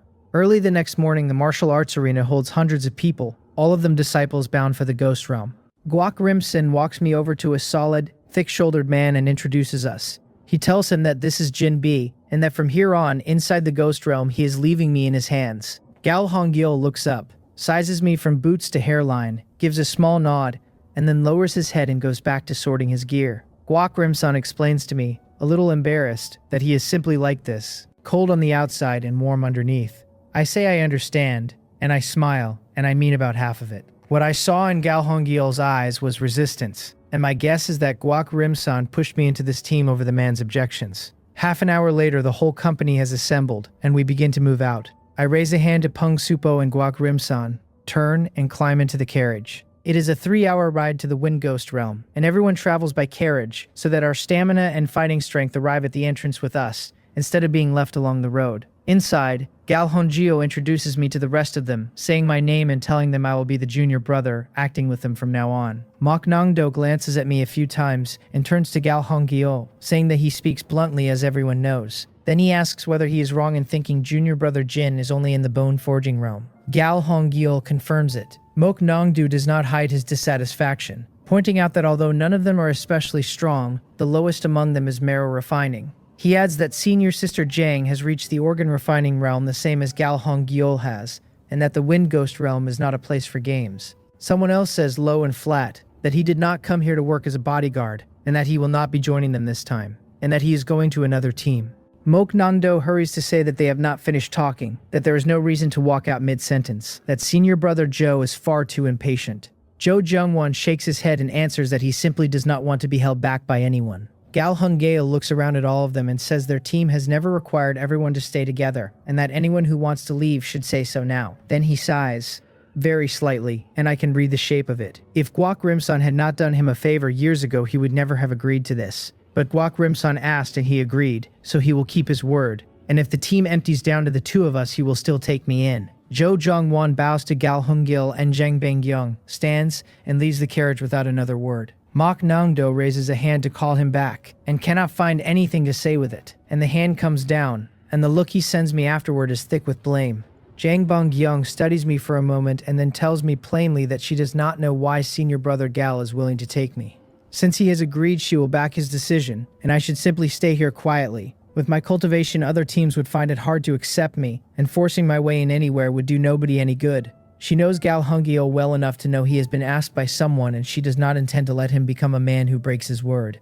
I keep my mouth shut. Left to my own preference, if I were truly unwanted, I would rather travel alone, dangerous or not, because being given the cold shoulder every single day is a thing I have no patience for. What saves the situation is that they look down on my cultivation without mocking me for it, and there is a difference between those two. Jang Bongyang goes on, saying that since a team has been formed, there must be a division of labor to get the most out of everyone. Even if my cultivation is insufficient, I must still have something I am good at. Mok Nongdo agrees and adds that cooking does not count, since they eat dry rations. I pat the bow on my back and tell them I am decent with a bow and arrow. Mok Nongdo brightens and says talk is cheap and asks whether I want to try. A fair number of Wanjin sword sect disciples know a little archery, which is why so many longbows went into the carriages this morning.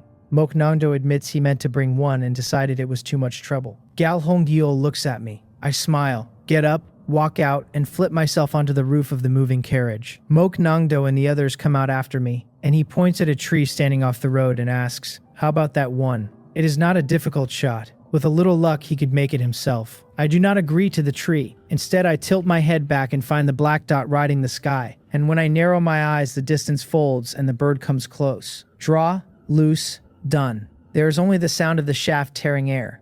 Then the blackbird shudders far out over the fields and drops straight down, clearly struck. Gal Hongyeol's eyes light up and he says one word of approval. Archery well done means a great deal of unglamorous work behind it. And the Wanjin sword sect is a school that puts the Tao of the sword above everything, so genuinely proficient archers among the disciples are rare.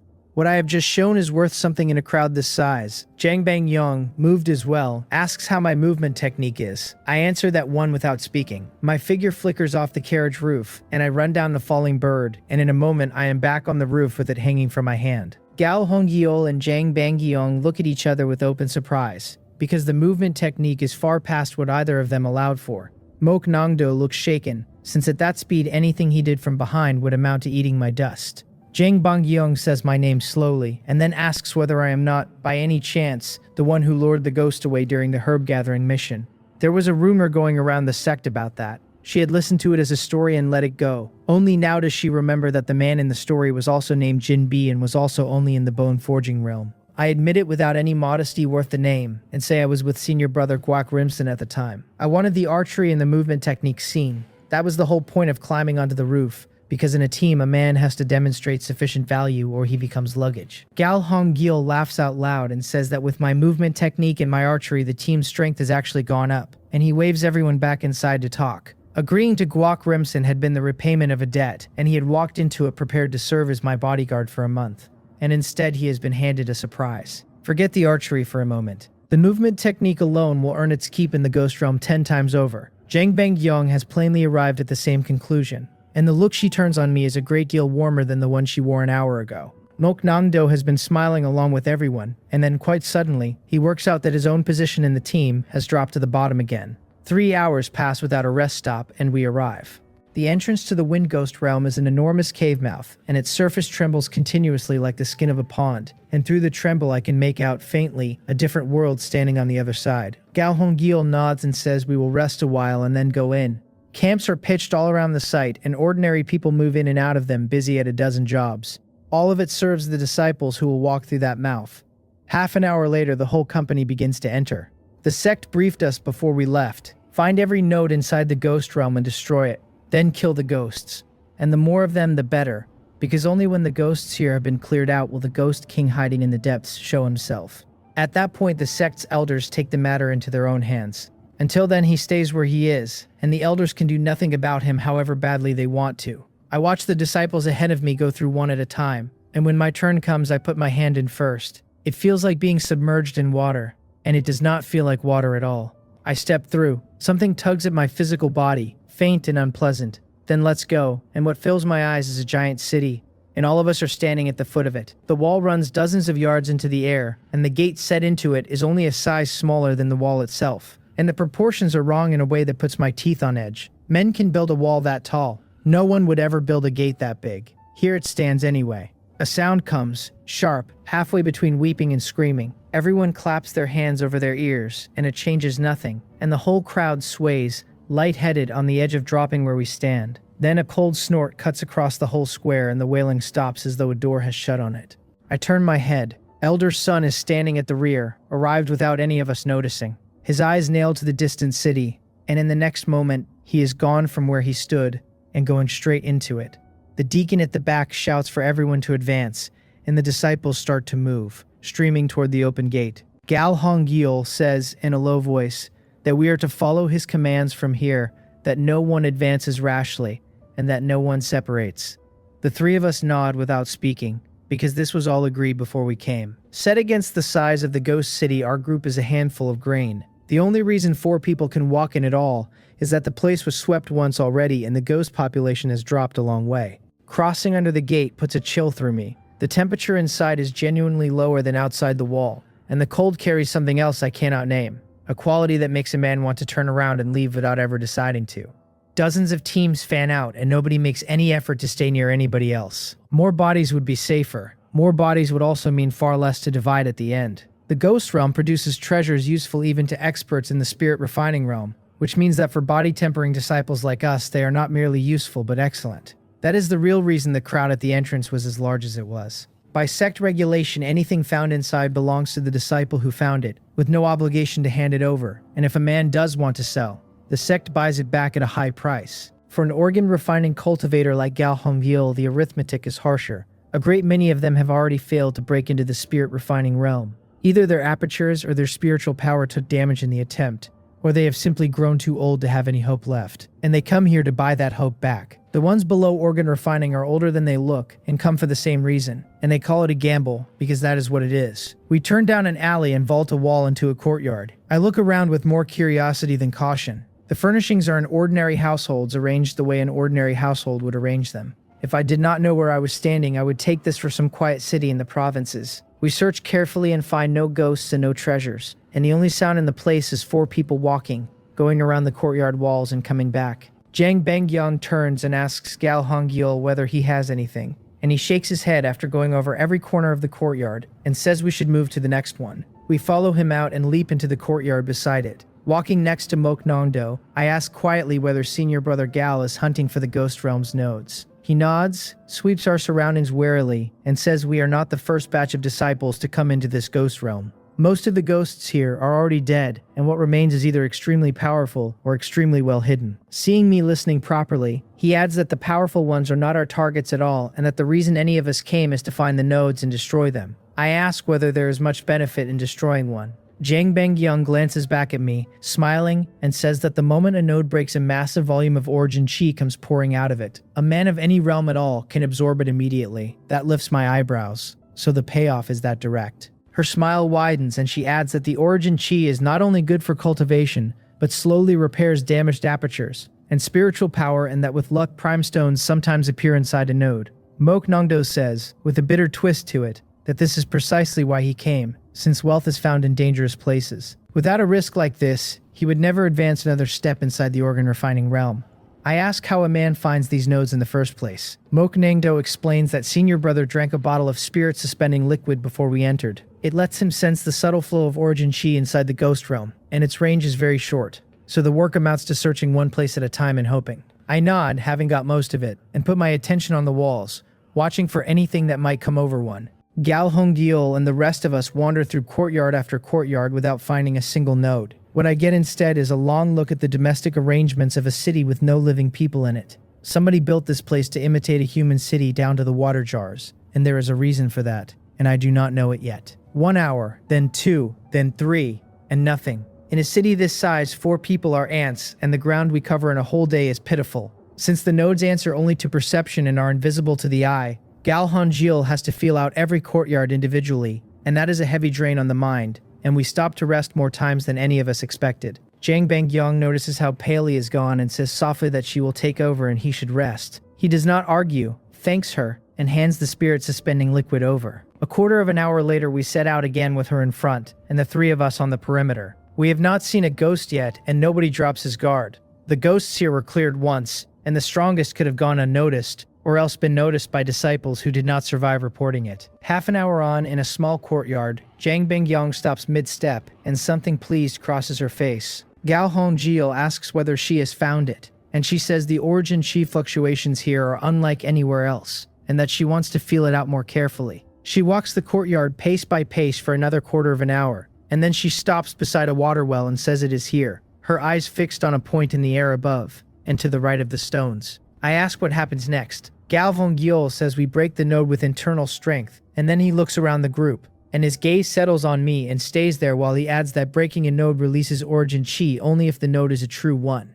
That stops me. It means the ghost realm keeps false ones. He confirms it grimly. There are real nodes and fake nodes, and that is what makes this place dangerous. A real one costs a man nothing at all. A fake one answers the moment it breaks with a shock that goes straight through the soul, and anybody in the body tempering realm standing near it will certainly be injured. The explanation is aimed at me, the only newcomer here since the other 2 have known all of this for years. I ask whether the shock carries far, and whether I could break a node with an arrow instead. He says that if the node is fake, the shock does not reach far, and a bow would indeed do the job. Then he shakes his head with a sour smile and finishes the thought. If the node is real and a man breaks it from a bow shot away, he gets nothing at all. The surge lasts an instant, and the nearer he stands, the more of it enters him. I sit with that for a breath, and then it is obvious. They cannot tell the 2 apart, so they have to gamble. A man who does not want the origin chi can stand back and break the thing safely all day long. But the martial artists who come here come for exactly that origin chi, to feed apertures and spiritual power that have already failed them once. So standing back is not on the table. Coming here at all was the wager. A node is only the moment the cards get turned over, and no one walks away from a table at that particular moment. Jang Bangyong adds that a fake node is not a total loss, since after the mental shock a ghost comes out,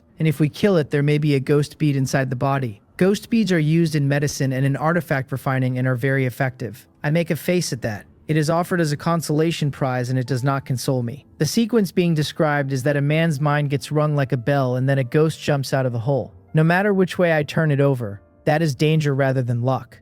Gal Hongil says, with his whole expression gone serious, that if a ghost does appear, we kill it as fast as we possibly can. I ask whether we could not simply lure it away, since running seems the obvious answer to a fight nobody can win. Mok Nangdo says no. Inside the ghost realm, the ghosts move faster than an organ refining cultivator. So there is nothing to outrun them with, and a ghost is at its weakest the moment it leaves a fake node.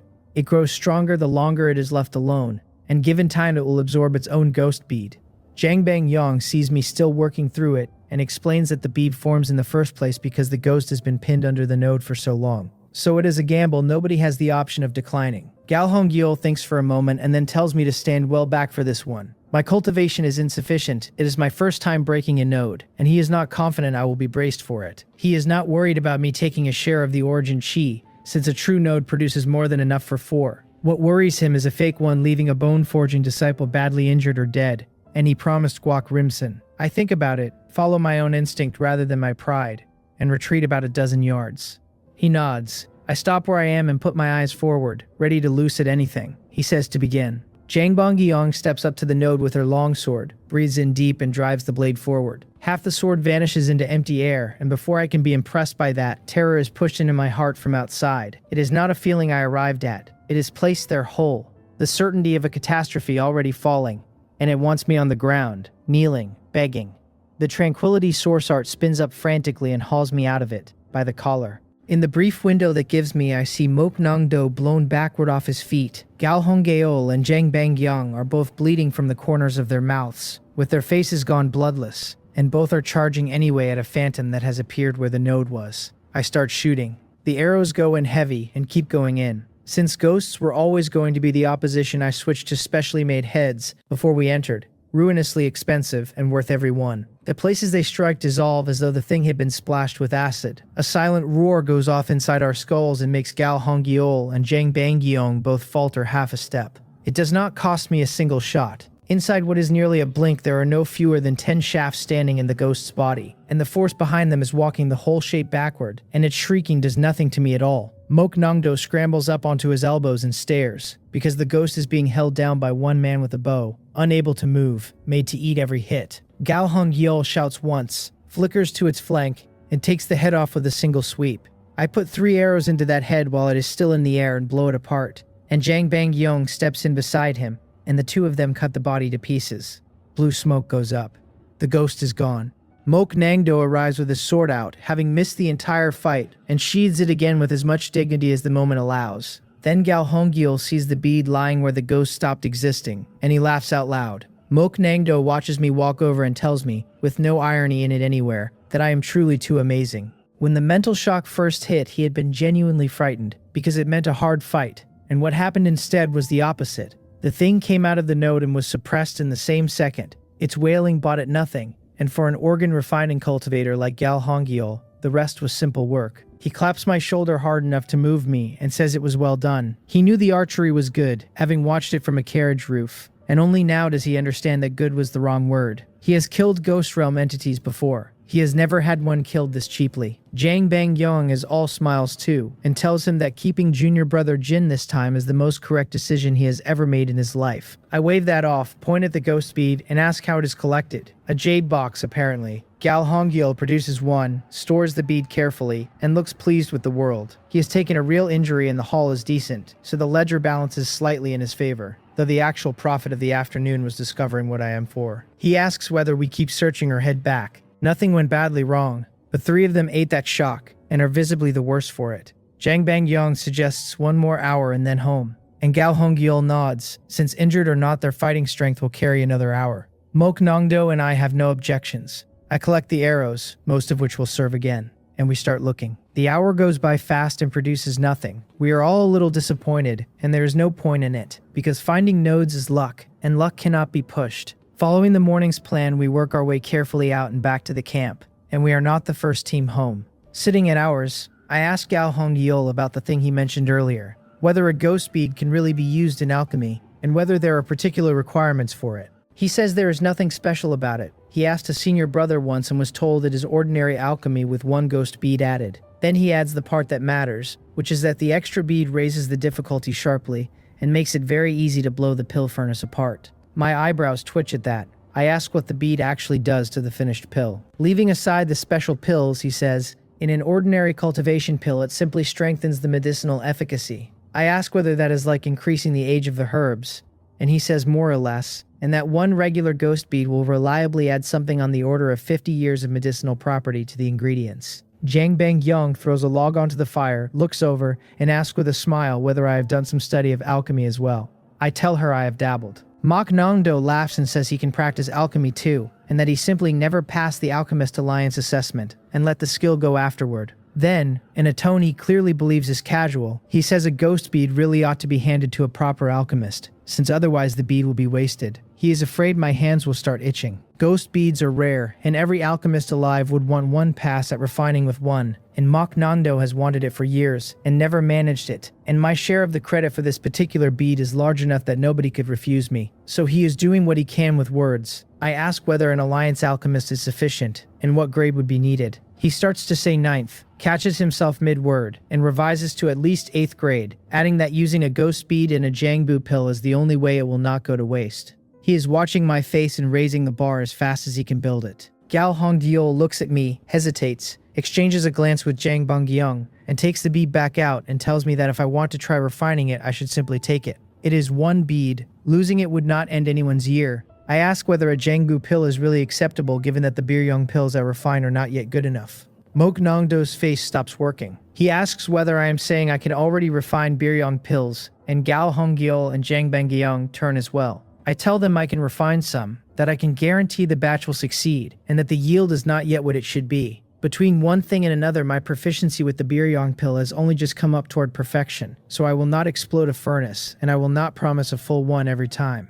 Zhang Bengyang asks, curious now, whether I am an alchemist of the Alliance. If a man can honestly claim Biryong pills, then Jiangbu pills and light spirit pills are nothing, and anyone with that ability would certainly have gone and been assessed. I say that I am an 8th grade alchemist of the Alliance, and I take the jade plaque out of my robe. Moknam-do's eyes widened by degrees. He named 8th grade a moment ago as an impossible bar, and an 8th grade plaque came out of my robe, and being slapped in the face, this precisely does not happen often. He takes the plaque without quite meaning to, turns it over, and finds it exactly what the Alchemist Alliance issues. Gal Hongyeol and Zhang Bengyang trade a shaken look, because a man this multi-talented at my age is not a common animal. 8th grade alchemists are not rare in the world. They are rare in the Wanjin sword sect at my age, and rarer still attached to archery and a movement technique like mine. Mok Nungdo asks whether they should let me try after all.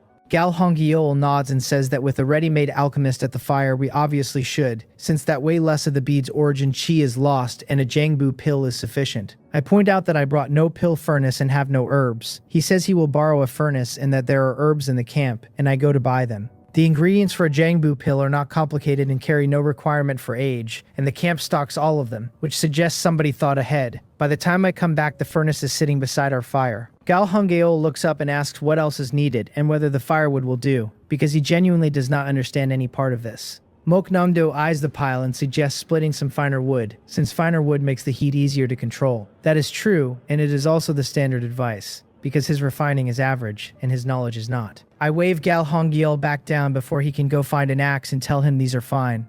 Mok Nongdo looks at me with growing confusion. Logs that thick are for keeping warm.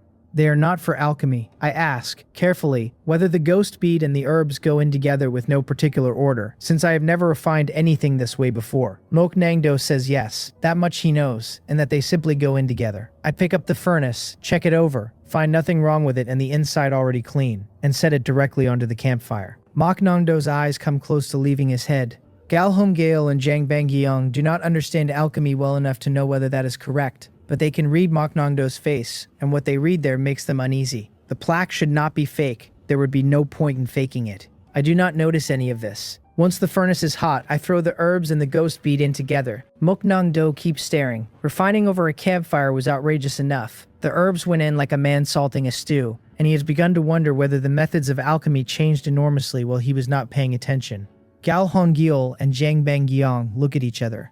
Neither has watched anyone refine before, and even they can tell my movements are bold past the point of comfort. Alchemy is supposed to be a delicate art. In my hands it apparently resembles stir-frying. Under 3 bewildered stares, the furnace declines to explode and begins instead to give off a thread of medicinal fragrance. It is faint at first. Within moments it is rich. Mok Nangdo's expression has passed astonishment and arrived near doubt about his own life. I have not controlled the flame at any point, and have used nothing but internal strength to regulate the medicinal properties inside the furnace. That overturns everything he was taught. The old alchemist did not teach it this way, and so a thought arrives that he cannot get rid of, which is that the reason he achieved nothing in alchemy across all those years may be that his method was too meticulous. He was misled. As I slap the lid off, Mok Nongdo is looking at the old man's face somewhere behind his eyes and weeping about it internally. He believed for years that he was a genius alchemist, and reality corrected him, and only tonight does he understand that the correction was somebody else's fault. Gal Hongyeol crowds in over the furnace mouth without any manners at all, sees 5 Jiangbu kills lying quietly inside, and cannot keep the joy off his face.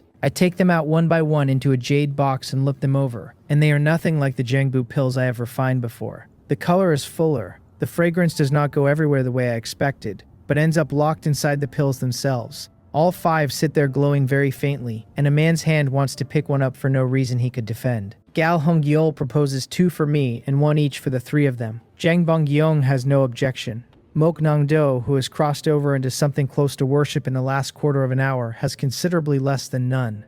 I hesitate a moment before accepting, and then I accept, because refusing a kindness this plainly meant would insult all 3 of them. Mok Nongdo swallows his in one gulp and starts circulating immediately. Gal Hongyeol tells the rest of us to cultivate first and says he will take his last. There is normally no danger in the camp, and caution costs nothing. Zhang Bengyang smiles and does not decline. I tip my head back and swallow mine, and the Jiangbu pill melts the moment it touches my mouth and turns into a mass of energy that sweeps through my whole body at once. The Tongwan technique starts on its own and begins taking the energy apart. What surprises me is the strength of it. This pill, with a ghost bead in it, is not merely stronger than the ordinary version, but different in kind from any pill I have swallowed, and even the biryong pill looks thin beside it. The closest thing to it is absorbing origin chi directly, except that it goes down easier and does not load the body the way raw origin chi does. When I open my eyes, Mok Nangdo and Jang Bang-gyung have already finished, and Galhong-gyung is in the middle of his.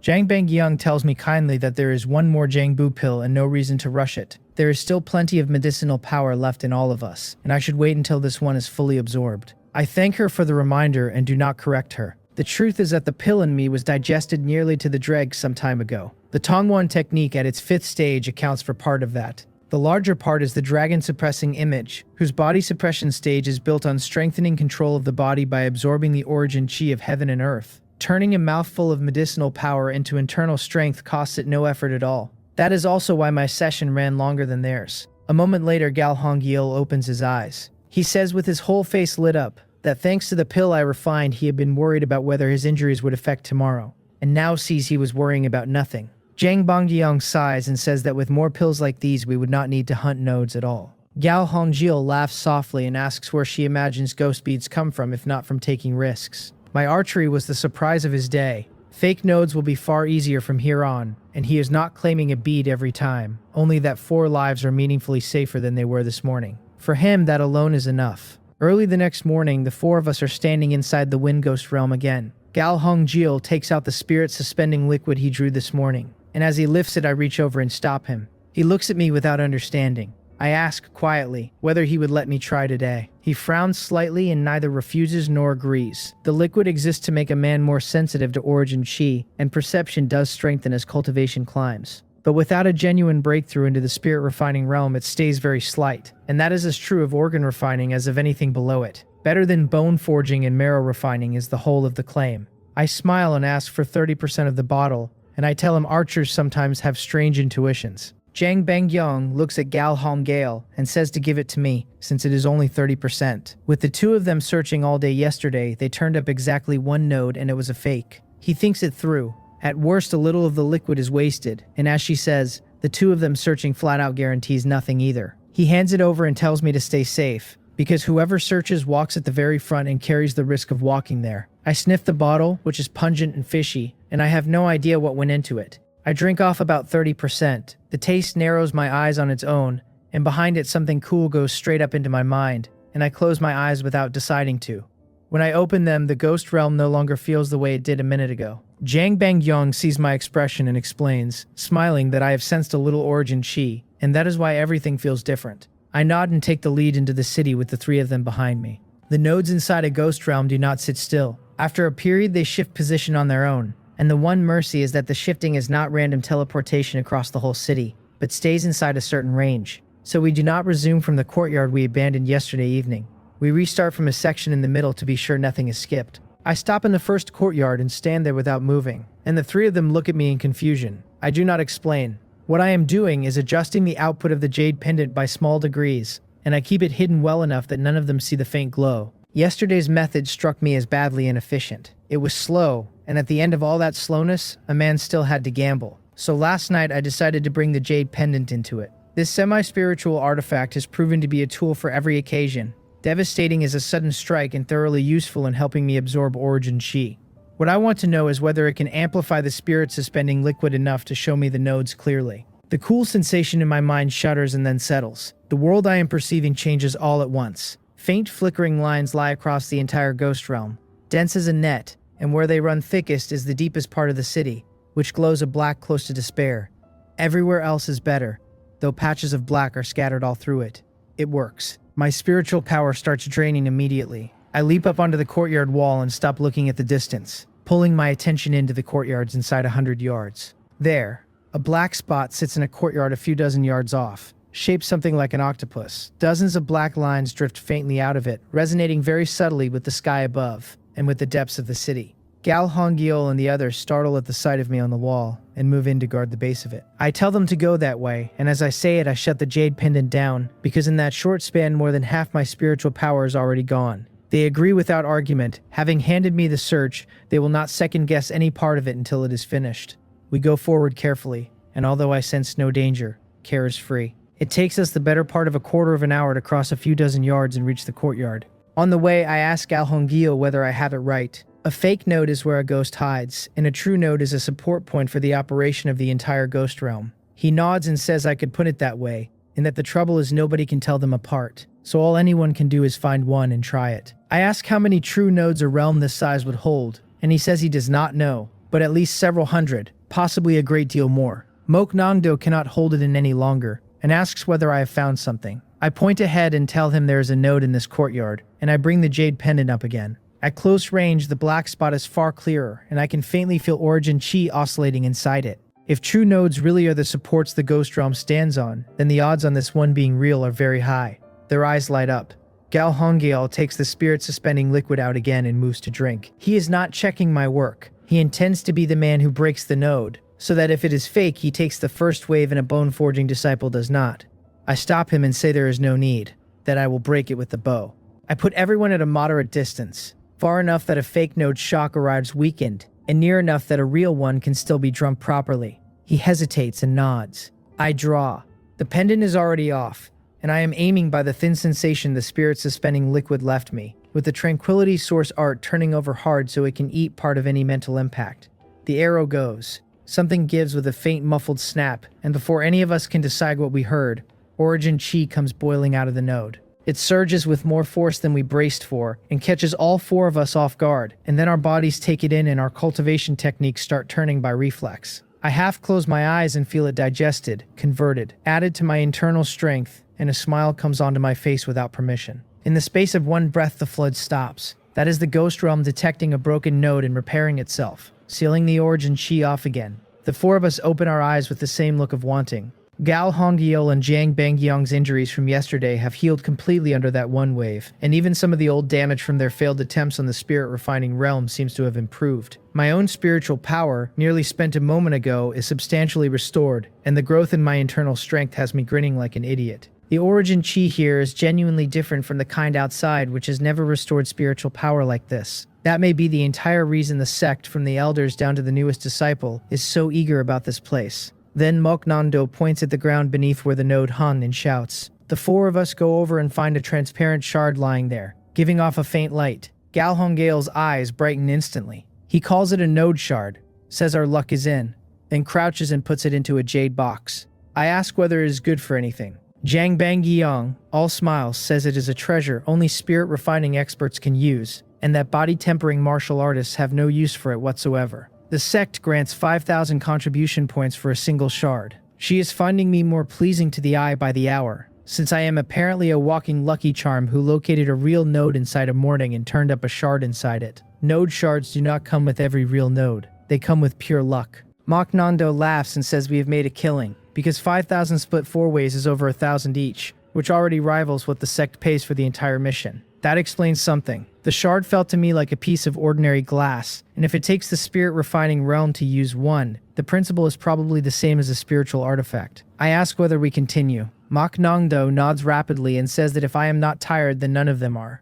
Gal Hongjio smiles and says it depends on whether I want to rest, since the three of them have not really done anything yet. The origin chi restored my spiritual power and I feel no fatigue at all, so I bring the jade pendant up, and the thin lines rise again across the whole realm, faint and slipping away at the edges of perception. This way, the distance is longer this time, and I stop several times to bring the pendant up and correct our heading. And at one point the black dot moves position while I am looking at it. Eventually we reach another courtyard. I read the dot inside and frown, because compared to the first one there are no black lines drifting anywhere near it. It sits there alone. Gal Hongyeol asks what is wrong. I think about how to put it and tell him that the feeling this node gives me is not quite the same as the last. Jiang Bangyang asks whether the difference is large, and I say it is not large, but it is definitely there, and that it has me wondering whether this node is a fake. The way I understand it, those black lines may be the veins the Ghost Realm's origin chi runs through, which would mean a real node has to be connected to them. A node with nothing attached would then be exactly what it looks like. Gal Hongyeol considers it and says a fake one can still be attacked. At worst, they stand further back, and as long as nobody takes the howl badly, a newborn ghost is not hard to kill, and with luck, there is another ghost bead in it. The value of ghost beads has gone up sharply now that someone here can refine them. A bead turned into pills promptly is only slightly worse than raw origin chi, which makes the risk worth taking on arithmetic alone. Jiang Bangyang asks where the node is, and I point and tell her it is a foot to the right of the corner of that wooden shelf. She pulls everyone back to a good distance, and then tells me that if a ghost appears, I am to lock it down first, and the three of them will handle the rest. I agree. Mok Nongdo opens his mouth slightly and closes it, having worked out that his role has been reduced to something near ceremonial, with only the cheering left to him. Draw, loose, done. The arrow goes into the node and a ripple runs out of it and wrinkles the air. That is the spiritual power attack a shattered fake node produces. All four of us feel our spiritual power turn heavy, the way the air turns heavy before a disaster. And beyond that, there is no real damage. The ghost shadow forms beside the node, and before it can take in a single detail of where it is, its forehead caves and pain floods through the whole of it. 7 or 8 arrows stand in its head before it makes a sound, and the head is nearly gone by the time it tries. Gal Hongyeol and Jiang Bangyong arrive on either side of it, one taking the head and the other hacking the limbs away, and my arrows pin every severed limb to the ground. Mok Nongdo is slower, but he gets there, and he and Jiang Bangyong destroy the torso between them. Inside a dozen breaths, the thing is ash, and never once managed anything that deserved to be called a struggle. A ghost bead lies quietly in the middle of it as proof that a ghost was here at all. Mok Nongdo laughs and calls it refreshing, mostly because he participated this time and was never in any danger while he did it. I put the bow down. These ghosts are not hard to kill. As long as nobody eats the howl at the start and the initiative stays where it belongs, the advantage passes to the martial artists and never comes back. The reason it usually goes badly is that the disciples all want to gamble. Finding a node takes luck, and after finally finding one, asking a man to break it from a bow shot away is asking him to throw away the only thing he came here for. If it is fake, no harm. If it is real, the origin chi vents into empty air while he watches. The only workable answer is the one we used yesterday, where somebody hangs back as support so a bad node cannot wipe out the whole team. I do not envy whoever is standing in the rear on the day a real one opens up. I walk over as Gal Hongyeol pockets the bead and ask whether a fast enough kill always produces one.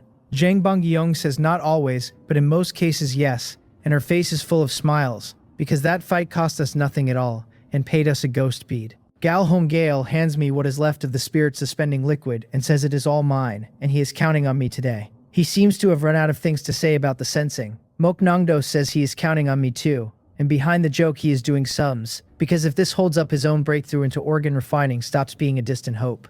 The future is bright. I drink most of the bottle and leave a swallow for an emergency, and looking at the 3 excited faces, I decide resting would waste daylight. I have a small half of my spiritual power left. That is one more search, and if the next one is real, possibly several. The pendant comes up, and this time I aim my attention squarely at the places where the thin lines gather. An incense stick of time. Later the 4 of us are standing in an alley and I put my sword forward instead of an arrow. The others are visibly nervous. The node is directly in front of us, closer than any of them has stood to one. If it is real, then what we can absorb is the maximum this realm will ever give us. Something tears with a hard crack, and the tide comes out. All 4 of us are ready this time, and the Tongwon technique is running frantically before the sound is finished.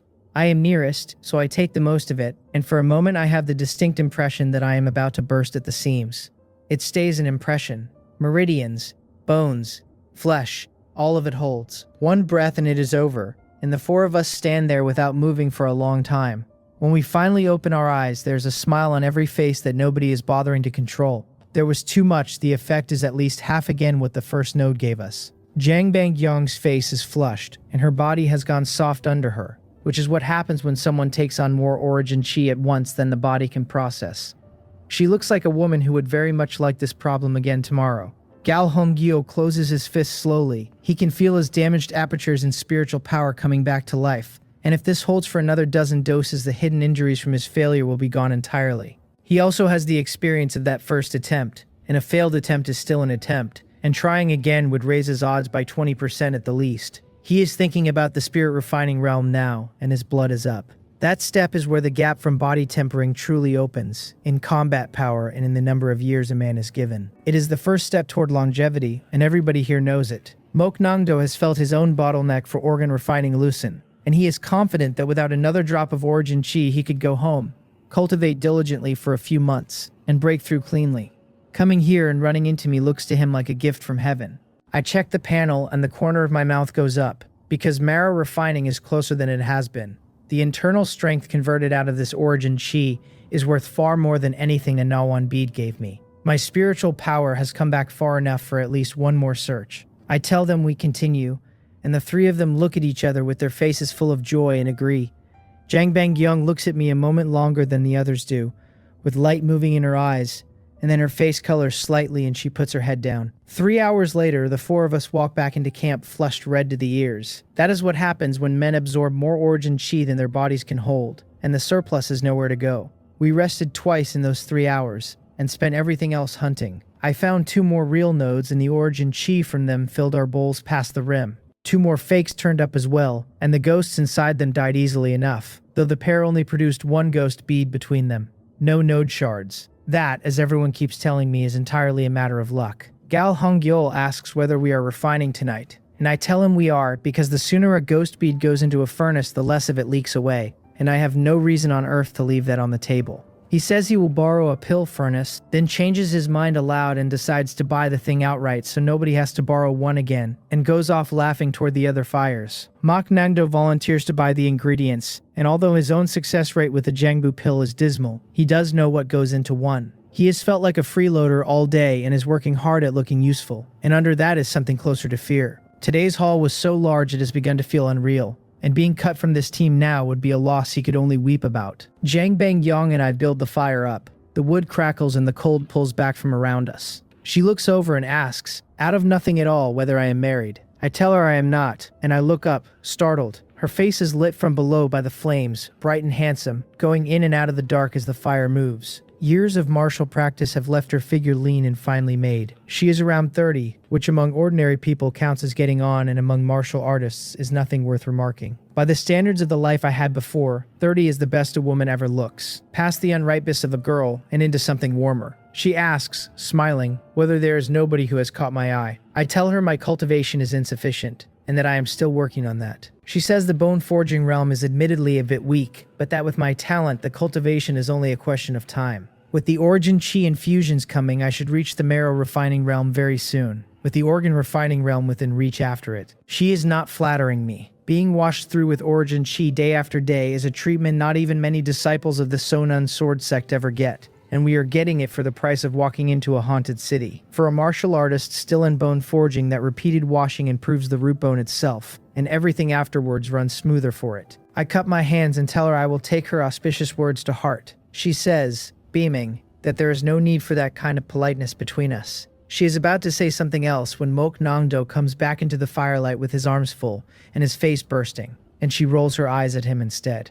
Mok Nongdo blinks, entirely lost as to what he has done. Gal Hongil returns a moment later with a pill furnace in his hand. I take it and ask what it costs so that I can pay him, and he waves that away and says a furnace costs nothing worth discussing. Everyone gets a share of what comes out of it, and he is not fool enough to take my money in a week like this one. I let it go, check the furnace over, and set it above the fire. I ask whether I can simply put 2 ghost beads in at once. He thinks and says he believes so, and that the difficulty will be far greater than with 1. I ask whether the medicinal effect changes, and he says it does, greatly, and that the estimate he has heard is that it approaches the properties of a 100-year-old ingredient. Then we try it. The value of 2 50-year ingredients is nowhere near 1 at 100 years, so there is nothing to weigh. As for difficulty, I ground the Jangbu pill to great perfection long ago with no further progress left in it, and stronger medicinal properties are troublesome without being hard. Still, it is my first time this way, so I lift the furnace off the bonfire and heat it over a small flame instead. Gal Hongyeol and the other 2 let out a breath they have been holding since last night's performance over an open campfire frightened them more than any ghost has. A thin fragrance rises, then vanishes again, and the furnace begins to shiver on its stand. My expression does not change. 2 beads make the fight between the medicinal properties much fiercer, and all of it is still inside my hands. The shivering slows and stops. I slap the lid off and a clean, cool fragrance rolls out, and I lean over and my expression shifts a little, because these are another step away from yesterday's. Mok Nongdo asks how many, nervously. If the number is small, he will not have a share, and he has enough self-awareness to know it. Still 5. I take them out one by one into the jade box, and Gal Hongyo says we distribute them the way we did yesterday, and neither of the others objects. Holding one up, I find a trace of patterning on the surface of the pill, familiar in a way I cannot place. Then I take out the jade token the Alchemist Alliance issued me, and hold the 2 together. They are not identical. They are related. My guess is that ingredients of sufficient age produce this after a successful refining, and whether that guess is right is a question for the Alliance when I next stand in front of one. Gal Hongyeol tells the 3 of us to take ours first, And we do. This one does not melt on the tongue. The whole pill sits there and puts out a wave of heat, and the Tongwan technique starts up and begins refining the medicinal power as it comes off. It takes me a full half hour to finish, and the effect is extraordinary, at least 3 times what yesterday's pill gave me and possibly more. When I look at the progress on my realm, it has climbed close to the top of the bar. The rest of the night goes to quiet cultivation. We are back inside the ghost realm early and in high spirits, and with yesterday behind us, the search runs smoothly. By the end of the day, we have broken 5 true nodes and 3 fakes, taken another node fragment, and with luck bordering on rude, 3 more ghost beads. The ghosts out of the fakes grow steadily stronger as we push deeper, and with the 4 of us working without needing to speak, they die anyway. On the 3rd day, we break 6 real nodes, which nobody here has ever heard of, and the 4 of us end it so thoroughly bombarded with origin chi that our heads swim. There is daylight left, and none of us dares take another dose. Being the first body-tempering martial artists in history to burst from excess origin chi is not the kind of record anyone wants. Gal Hongyeol and Jang Bangyeong are elated. 3 days of infusion have finished the job on the apertures and spiritual power that their failed breakthroughs ruined, and today the damage is not merely repaired but improved, past where it started. At this pace, once the trip ends, the 2 of them can go home, cultivate quietly for a season, and prepare to attempt the spirit refining realm again. On the 2nd night, Moknando used a Jangbu pill to push at the organ refining realm, and he broke through without a single mishap, and then he shouted about it until people at other fires told him to stop. We settled on 3 ghost beads as the maximum for a refining, and it is not my skill that sets the ceiling, it is the furnace. With 3 in it, the thing comes close to bursting, and with 4, the outcome would not be in doubt. With 3, the patterning on the Jangbu pills grows markedly clearer and the medicinal power reaches a stage it did not have before. It is easier for the body to take in and better in every measurable way. And tonight, I am going to break through to the marrow refining realm. The origin chi in this place has done more than I expected. I had assumed I would need considerably longer before the attempt was worth making. But between the infusions, the Tongwan technique grinding down the ceiling, and the dragon suppressing image holding my body under a control it never had, I find myself standing right against the wall. The Tongwan technique runs fast, and internal strength fills my muscles and my bones and everything between them. Then something goes off in my soul like a struck drum. I lean into it, and my internal strength breaks through the barrier and spreads out step by step into the marrow of every bone I own. A moment later, I open my eyes and let out a long breath of stale air. My 5 senses, already sharpened by the dragon suppressing image, go further. I can hear insects moving in the grass dozens of yards out, and wherever I turn my eyes, the world has more in it, as though a thin cloth had been lifted off everything. The body-tempering realm develops the potential of the human body a stage at a time. Organ refining is its summit, and past that a man turns toward the apertures and their mysteries. That is why every step forward down here is one a man feels in his hands. Gal Hongyeol cups his hands and congratulates me, and Jang Bangyeong and Moknangdo do the same. In the marrow refining realm, among the disciples of the Wanjin sword sect, a man has left the ranks of beginners. At my age, it does not make me a genius. It does mean nobody looks past me anymore.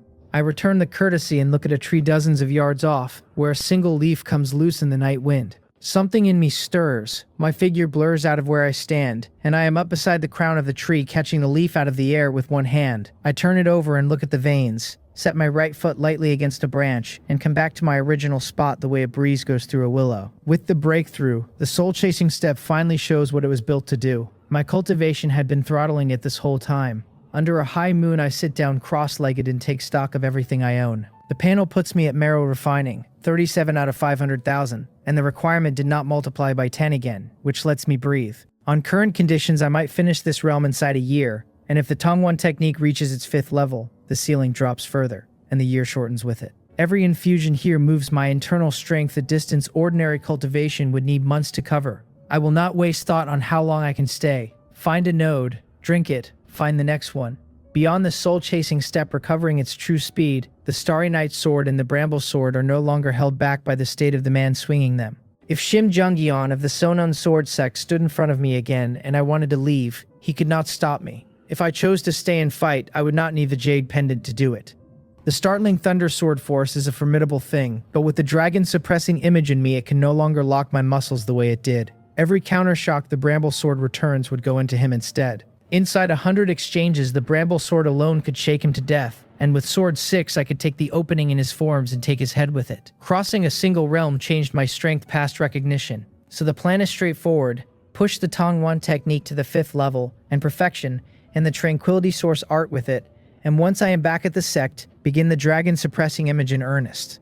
Even short of the proficient level, what that technique has already done is obvious. It is not simply that I am stronger. Everything about the body improved at once. 7 Jangbu pills a day used to be my limit, and running the Tongwan technique for a few hours past that meant swallowing a meridian pill to take the strain off. I tested it today and 10 Jangbu pills gave me no trouble at all, and I can run the Tongwan technique for hours without a meridian pill.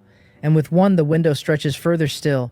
A technique I could not even read 3 weeks ago is showing potential that frightens me a little. I have also decided to move my daily cultivation over to Biryong pills once I am back. They cost more. I will go faster. Dozens of yards away, at another fire, a man watches our side of the camp. He says quietly that the 4 of them seem to have had a very good few days and do not look injured in the slightest. Someone asks whether he has found out what they took. He shakes his head and says he cannot, that Gao Hongil is a careful man who never lets a hint of a good haul reach anyone outside his own team.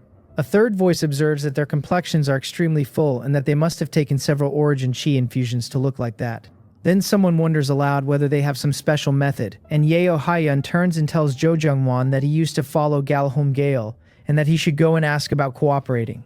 Jo Jungwon hesitates. A few days ago he walked out rather than be dragged down by a bone-forging disciple, and going back now, this eagerly, would look like exactly what it is. Yeo Haiyun frowns and asks whether he does not want an origin chi infusion. The man beside him says there was friendship there once, that it is fine, and that anyway he would be going as their representative rather than as himself. So there is nothing to be afraid of. Jo Jungwon looks around at all of them, sets his teeth, and walks over. Gal Hongil is resting with his eyes shut. He hears the footsteps, opens them, sees who it is, and his brow comes down. Jo Jungwon arrives with a smile fixed on, and cups his hands to him, and to Jang Bungyong. Mok Nongdo turns his head and asks, without any warmth, why he is back. The way Jo Jungwon walked out that day was ugly, and every man is entitled to his own ambition, so nobody said anything about it at the time. But coming back now invites the question. Jo Jungwon looks at him and asks whether he has broken through to the organ refining realm, and his eyes widen as he feels the aura coming off him. Mok Nongdo's aptitude was never good, roughly the same as Jo Jungwon's own, and their cultivation had sat level with each other for years. A handful of days later, the man is a realm ahead. Mok Nangdo says flatly that the ghost realm is dangerous, that he risked his life, and that he was lucky. Ordinarily, he loves to show off. Tonight, he understands the situation exactly, and quiet is how a man stays rich. Jo Jungwon congratulates him twice, and feels the jealousy climbing his throat while he does it. He is still in marrow refining with no idea when his chance will come, and being the newcomer in other teams lately means that whatever there is to divide reaches him last.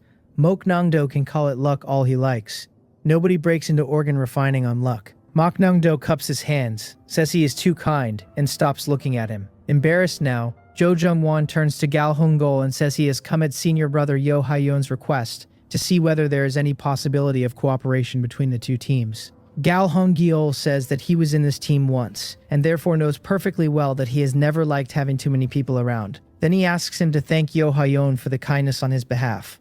Then he waves his hand and the matter is closed. Now that we are drinking several nodes a day, a man would have to be badly confused to want partners. The origin chi out of a real node lasts 1 breath, which is about enough for 5 people to take in fully, and any more than that dilutes what everyone gets. Beyond the arithmetic, there is his own long-held philosophy of few men and capable ones, since more men means more quarrels. And when 2 teams work together, there is always the question of whose word is final. Jo Jungwon will not let it go and asks him to consider it further, saying that senior brother Yo is genuinely sincere. Watching Mok Nongdo's breakthrough has hardened whatever hesitation he arrived with into want. Somewhere under that, he has begun to regret leaving it all, because if he had stayed, he might have had a share in that breakthrough himself. Gal Hongyeol says he has made himself very clear and that Jo Jungwon should go back.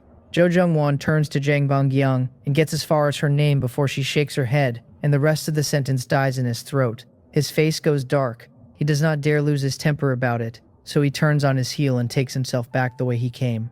Jang Banggyang watches him go and says trouble is coming. Gal Hongyeol's face does not move. He says it was always going to, sooner or later. Our condition is simply too good to hide. The infusions have been intense enough that we have been injuring ourselves on purpose to dull the look of it, and even that only takes the edge off the fullness of our auras. Some things cannot be suppressed by trying. Mok Nongdo asks what we do, and says he has heard of Yeo Haiyun and that the man is a rogue. Breaking several nodes a day has become extremely comfortable, and Mok Nongdo has selfish motives the same as everyone else, and has no intention of sharing. Gal Hongyeol says it is fine, and that tomorrow we let Yeo Haiyun's team go in ahead of us. If he wants to sit outside and wait us out, he is welcome to, since we still have unspent origin chi in our flesh. Zhang Bangyong smiles and says that if it truly does not work, we give them a beating and teach them something. With their hidden injuries healed, Shi and Gao Hongil have climbed back to their absolute peak, and among every disciple on this trip, the two of them can be counted in the top few. Mok Nongdo is an organ refining now. My archery is what it is. If we are provoked, we will simply fight, and Yeo Hyun's team could not stop us. And even if the matter went back to the sect, we would have our reasons ready. Zhou Zhongwan reports the failure and Yeo Hyun curses him thoroughly for it, and then curses Gal Hongil and the rest of us for good measure. The next morning, Yeo Hyun means to fall in behind us, and one cold look from Gal Hongil changes his plan, and he goes in ahead of us grumbling. Mok Nongdo sighs and calls it bullying the weak and fearing the strong. Gal Hongil smiles and says the world is full of such people, and they are not worth minding. Different men, different natures. I shake my head and let it go. By the time we step through, Yeo Hyun's group has vanished into the streets, plainly unwilling to be seen anywhere near us. I drink the spirit-suspending liquid and start into the ghost city. Most of the near districts are already searched, so we go several hundred yards deep and begin working a grid. The jade pendant comes up, and my sense for origin chi has strengthened slightly since yesterday. I read the ground for a few dozen yards in every direction and find a courtyard a dozen yards to the right. It holds a node with several black lines drifting around it, which makes it real.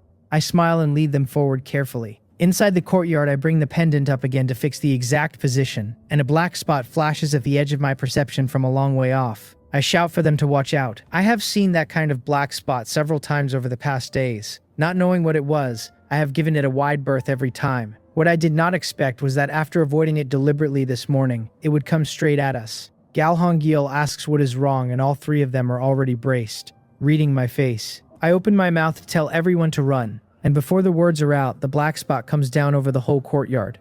Gal Hongil says to close in on him, and then, low and hard, that under no circumstances is anyone to light a red candle. A red candle wards off anomalies. Lighting one inside a ghost realm is throwing a sack of vipers into a crowded room, and while it might make something wary, it will also turn every eye in the place toward the man holding it, which makes it no better than a white candle. The other two and I start moving toward him. Steel rings on steel, ear-splitting in the dark. Gal Hongil stares at Zhang Bongyong in disbelief, because she has just driven her sword at his heart, and if he had not been strung to the breaking point already, he would be dead. Then Mok Nongdo comes at him shouting that they should die together, and his whole body detonates, and Gal Hongil is drenched from his hair to his boots and what is left of him.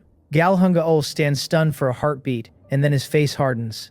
He reaches for his waking incense and closes his hand on nothing, and the incense is not the only thing missing, because the longsword has gone out of his other hand as well. He looks around and the courtyard is not there. Bodies of the starved lie everywhere he turns. His own clothes are rags. Hunger comes up out of his stomach, in waves sharp enough to cut. His strength has left him, and what he wants most is to lie down and wait for the end. Zhang Bongyong's voice arrives at his ear, asking what they should do, saying they cannot survive, saying she does not want to die. He turns and she is starved down to skin over bone. His eyes clear all at once. He shouts that it is fake, and his spiritual power surges and everything in front of him shatters. The courtyard is back, and the world around it has gone black, as though a curtain had been drawn over the whole district. Faint sounds move in his ears and turn into nothing when he listens for them.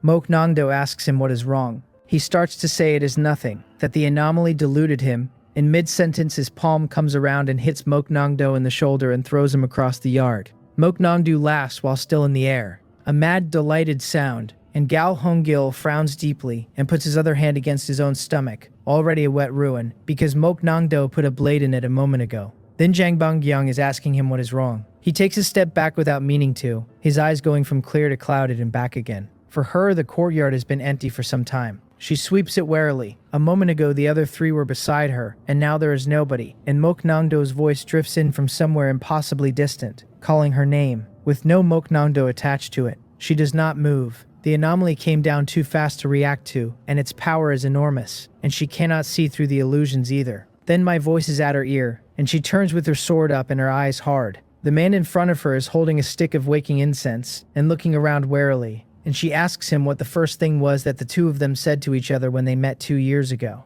He looks confused and answers that they only met a few days ago. She lets out a small breath and gestures him closer, and he comes cautiously to her side with his eyes on the walls. He asks what they should do, and she says this anomaly is strong, and that if Gal Hongil and the others do not find them soon, they will have to risk lighting a red candle. It is a bad idea inside a ghost realm, barely survivable for a single instant, and waiting here indefinitely is worse. Then he asks whether she is carrying a red candle, and his hand goes onto her and begins searching her body. She freezes with the blood coming up into her face and goes to shove him off, and her arms have no strength in them, and she finds herself leaning into him instead. Something is wrong. Her eyes snap wide and she drives a palm at his head, and in that half second she sees him standing there with nothing on at all, gazing at her with profound tenderness, and her palm falters as a wave of lust from nowhere she owns floods her mind. She roars, flickers, and puts the palm through his forehead anyway. Everything shatters. She is alone in the courtyard again with nothing around her. Then my voice drifts to her out of the mist, and I come walking slowly toward her holding a stick of waking incense, and she grips her sword until her knuckles go pale, having no way on earth to tell whether this one is real. When the dark came down, I heard Gal Hongil calling me. I had taken 2 steps back toward the sound before my expression changed. In my perception, the 3 people behind me had been gone for some time, while my eyes went on showing them standing exactly where they had been. Gal Honggyong reminds me that we agreed each of us would guard one direction. Jang Bonggyong reminds me that we agreed each of us would guard one direction. I say nothing and run the tranquility source art hard. The scene in front of me, seamless a moment ago, begins to stutter and lose conviction, exactly as I thought. The jade pendant against my chest shivers and puts out a faint light. The tranquility source art doubles its pace, and the illusion breaks apart at once. I am not in the courtyard. At some point I walked into one of the houses, and I am mid-stride toward a corner where a sword blade lies across a bracket at the height of my face, and 2 more steps would have put it through my eye. I take out my own waking incense and light it, and I am about to go looking for the others, when my feet stop on their own. This is still an illusion, with the tranquility source art running and the jade pendant behind it. The room is still very slightly unreal, and the unreality is buried so well that the art on its own would never have found the seam. I put my hand on my longsword, let the spiritual power in my mind rise, and thrust forward. It goes in the way a blade goes into wet hide. The jade pendant erupts with light. I feel as though I have gone shoulder first through a wall. The room comes apart, and I am standing in the courtyard. I sweep it and still cannot find any of them. Somebody shouts. I blur across the yard and into a house and find Mok Nangdo swinging his longsword at nothing with a crazed face, blood running out of both ears and both eyes. The waking incense comes out fast, and as the scent spreads, his expression smooths over, and he opens his eyes and looks around, lost. Then he sees me and brings the sword up, and everything in his face says he does not believe a word I have not said yet. He barks at me to say whether I am a man or a ghost. I hold up the incense and it buys me nothing. He stays where he is with his blade between us, and there is no arguing with a man in that condition, because there is no telling what he was shown in there. Layered illusions that keep stacking whenever the second one is not broken in time are more than an ordinary mind is built to carry, so I leave him to it. Hearing movement outside, I flicker straight through the wall of the house, and in the next room I find Jang Bonggyong and Gal Honggyol trying to kill each other. Sword light everywhere, and the room already splinters. There is no time to explain, so I throw the waking incense down between them and let it work. The scent spreads, and after a few moments they slow, stop, and open their eyes and look around at the rest of us standing on guard.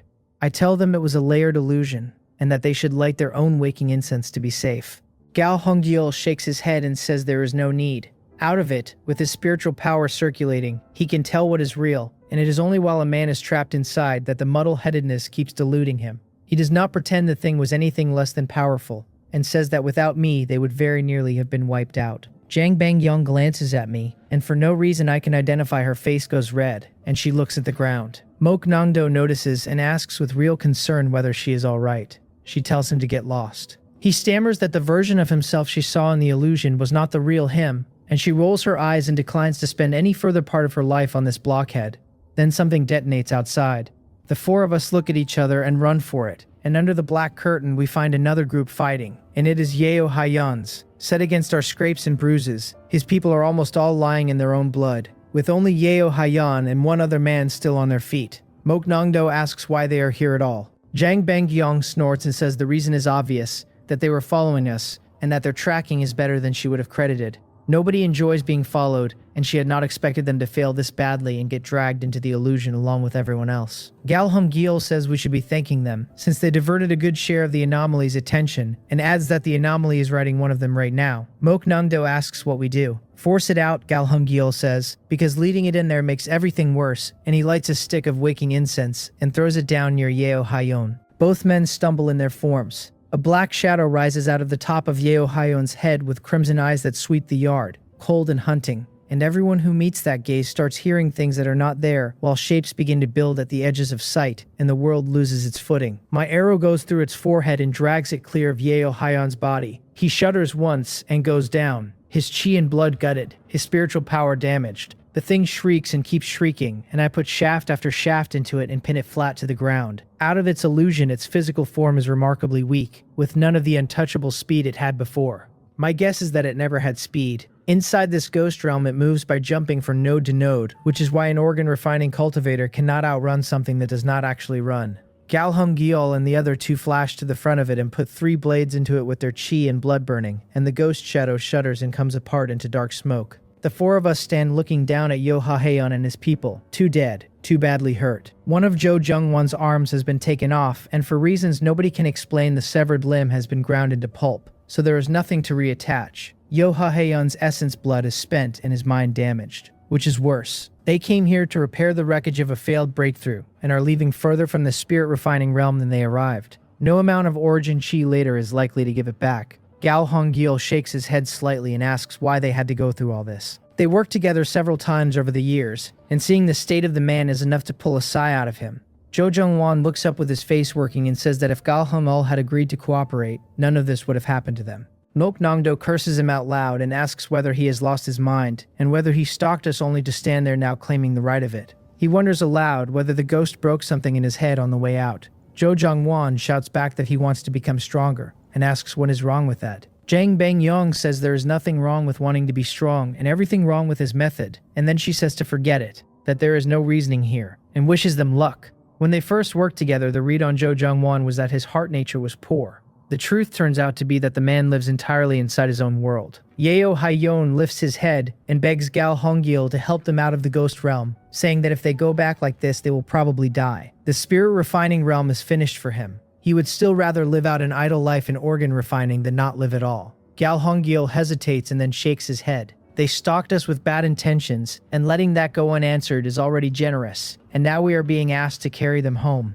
Repay an injury with kindness, and there is nothing left to repay kindness with. Their faces change. They want to argue and cannot find the ground to argue from, since they followed us to take what we had, and a colder man would have left them lying there. Then Jo Jung-won breaks and wails outright, tears and snot and all, saying he was wrong, begging to be taken back, saying he does not want to die yet. Something is not right. I say it out loud with my eyes moving over the walls and the rooftops. Very little time has passed since the ghost shadow was destroyed. We had all intended to leave the moment the black curtain lifted, and it has not lifted. The others catch it too. The curtain came with the ghost shadow, and with the ghost shadow dead, it should have gone. A voice remarks that killing an illusionary ghost is not bad, and a vortex opens where no vortex was, and swallows the lot of us. We flicker in every direction and cannot get out of it. Inside a blink, the 6 of us are gone from the courtyard and 2 corpses are left lying in it. We hit the ground hard somewhere else. Blood comes up sweet in my throat and out of the corner of my mouth. From my knees, I can see this is not the courtyard and not anywhere I have seen. The 6 of us get up and stand back to back. A teleportation that direct is not something any of us could resist, and whoever did it has strength past what I can picture. A voice observes that among 4 in organ refining and 2 in marrow refining, the first to tear free of the illusionary realm was the one who had only just entered marrow refining. A figure is standing in front of us that was not standing there. He measures the residue of illusionary ghost aura on each of the 6, and then his eyes come to me and stay, interested. Galhung Gyul grips his longsword and demands to know who he is. There is no crushing aura anywhere in the yard. He simply feels that he could be killed at any moment the man chose. Bang Xiong-hong glances at him. Galhung Gyul takes the blow of a look, sprays blood into the air, and is slammed into the wall behind him. We rush to him. His face is bloodless, and his ribs are broken, and he has no idea how the attack reached him. Yo Ha-haeon bows with a fawning smile and asks whether there is anything they can help with. And Jo Jung-won nods along, saying whatever the senior needs, they will certainly do their best. Bang Cheong-hong asks what help 2 men nearly killed by an illusionary ghost imagine they could provide. Their bodies stiffen where they stand, and in the next instant both are thrown into the wall and set into it, blood misting the air around them, unable to move. Mok Nong Jiang cries out, moves, throws swordlight, and 3 steps later is crushed flat into the ground by a weight that comes from nowhere, and the whole floor of the place shakes and opens and cracks. I pull the longbow more than 10 times in a row and follow my own arrows in, and none of them travel a few yards before shattering along their length. I grunt and put the longsword forward instead, and it comes apart from the tip down. piece by piece, and then I cannot move an inch in any direction. Bang Cheung-hong says my foundation is the best of the 6, and that the sword strike was not bad either. Then he shakes his head slightly and says that unfortunately my cultivation is too weak, and that below the spirit refining realm we are all of us ants. Nobody in the room has any idea what he wants. He says that was a small punishment, intended to rid us of unnecessary thoughts, then chuckles and leans back into a reclining chair that was not behind him a moment ago. His eyes go over everyone and come back to me, and he says that of the 6 I am the only one with any relative value, and that if I want to live, or want them to live, I will do as he says. I ask what he wants me to do. The force holding me has let go, and I look at him with everything up on the walls, turning a hand over to make clouds and turning it back to make rain. His strength runs so far past ours that if he wanted us dead it would cost him a thought. He says it is simple. Find 3 items and for each one I bring back he releases 2 people. He taps the armrest and a streak of light shoots into my head, and by the time the idea of dodging has formed the light is already inside. My face must show what I think of that. I have no power to resist any part of this. Closing my eyes I look at what has been put into my mind, and it is 3 bronze beads, 2 small and 1 large, cut over with intricate patterning. He tells me to bring each one back as I find it, and says that if I do well, they live. And he can pass divine techniques and secret techniques on to me, and then he chuckles and adds that he even has ways to put me into the spirit refining realm in a short time. I ask heavily how he can guarantee he will let us go once the items are found. Divine techniques and secret techniques are something a man listens to and walks away from. Going by the last few minutes, finishing the errand perfectly still leaves our survival an open question. He laughs out loud and says it is a good question, and he looks straight into my eyes and tells me I am welcome to gamble on whether he releases them at the end, or to decline the gamble and die where I stand. My teeth come together. I am meat on a board and he does not think it is worth the effort to pretend otherwise. Then he says that I should not try disobeying his orders, or he will make me wish I were dead. And he taps the armrest again, and the pain that goes off in my head is that same lodged energy churning in my brain as though it means to split it open. He tells me sternly that if the first bronze bead is not in his hand within an hour, I will suffer worse than dying, and 1 person here will die. I say I will be back. Standing up with my head in both hands, I look over at Yeo Hyon and Jo Jung-won and give them a small nod, and then a force picks me up and puts me somewhere else. The 2 of them are baffled by the nod for about a second and a half. Then Bang Cheung-hong's gaze turns toward them and their eyes go very wide. They try to explain and find their mouths sealed, and they cannot force out a word between them, and they come close to weeping from the effort. I would apologize, except that I would not. I come out standing in the original courtyard, and when I cast around I cannot sense anything of where we were taken. Bang Cheung-hong's voice arrives in my ear telling me he is watching, that I should not make useless moves, and that as for the seniors of my sect, he has sealed the ghost realm, and they cannot come in. I do not answer him. I find the direction of the bronze bead in my head, and go, carefully, at speed. The faint sense of being watched flickers behind me, until I am several hundred yards from the courtyard, and then it is gone.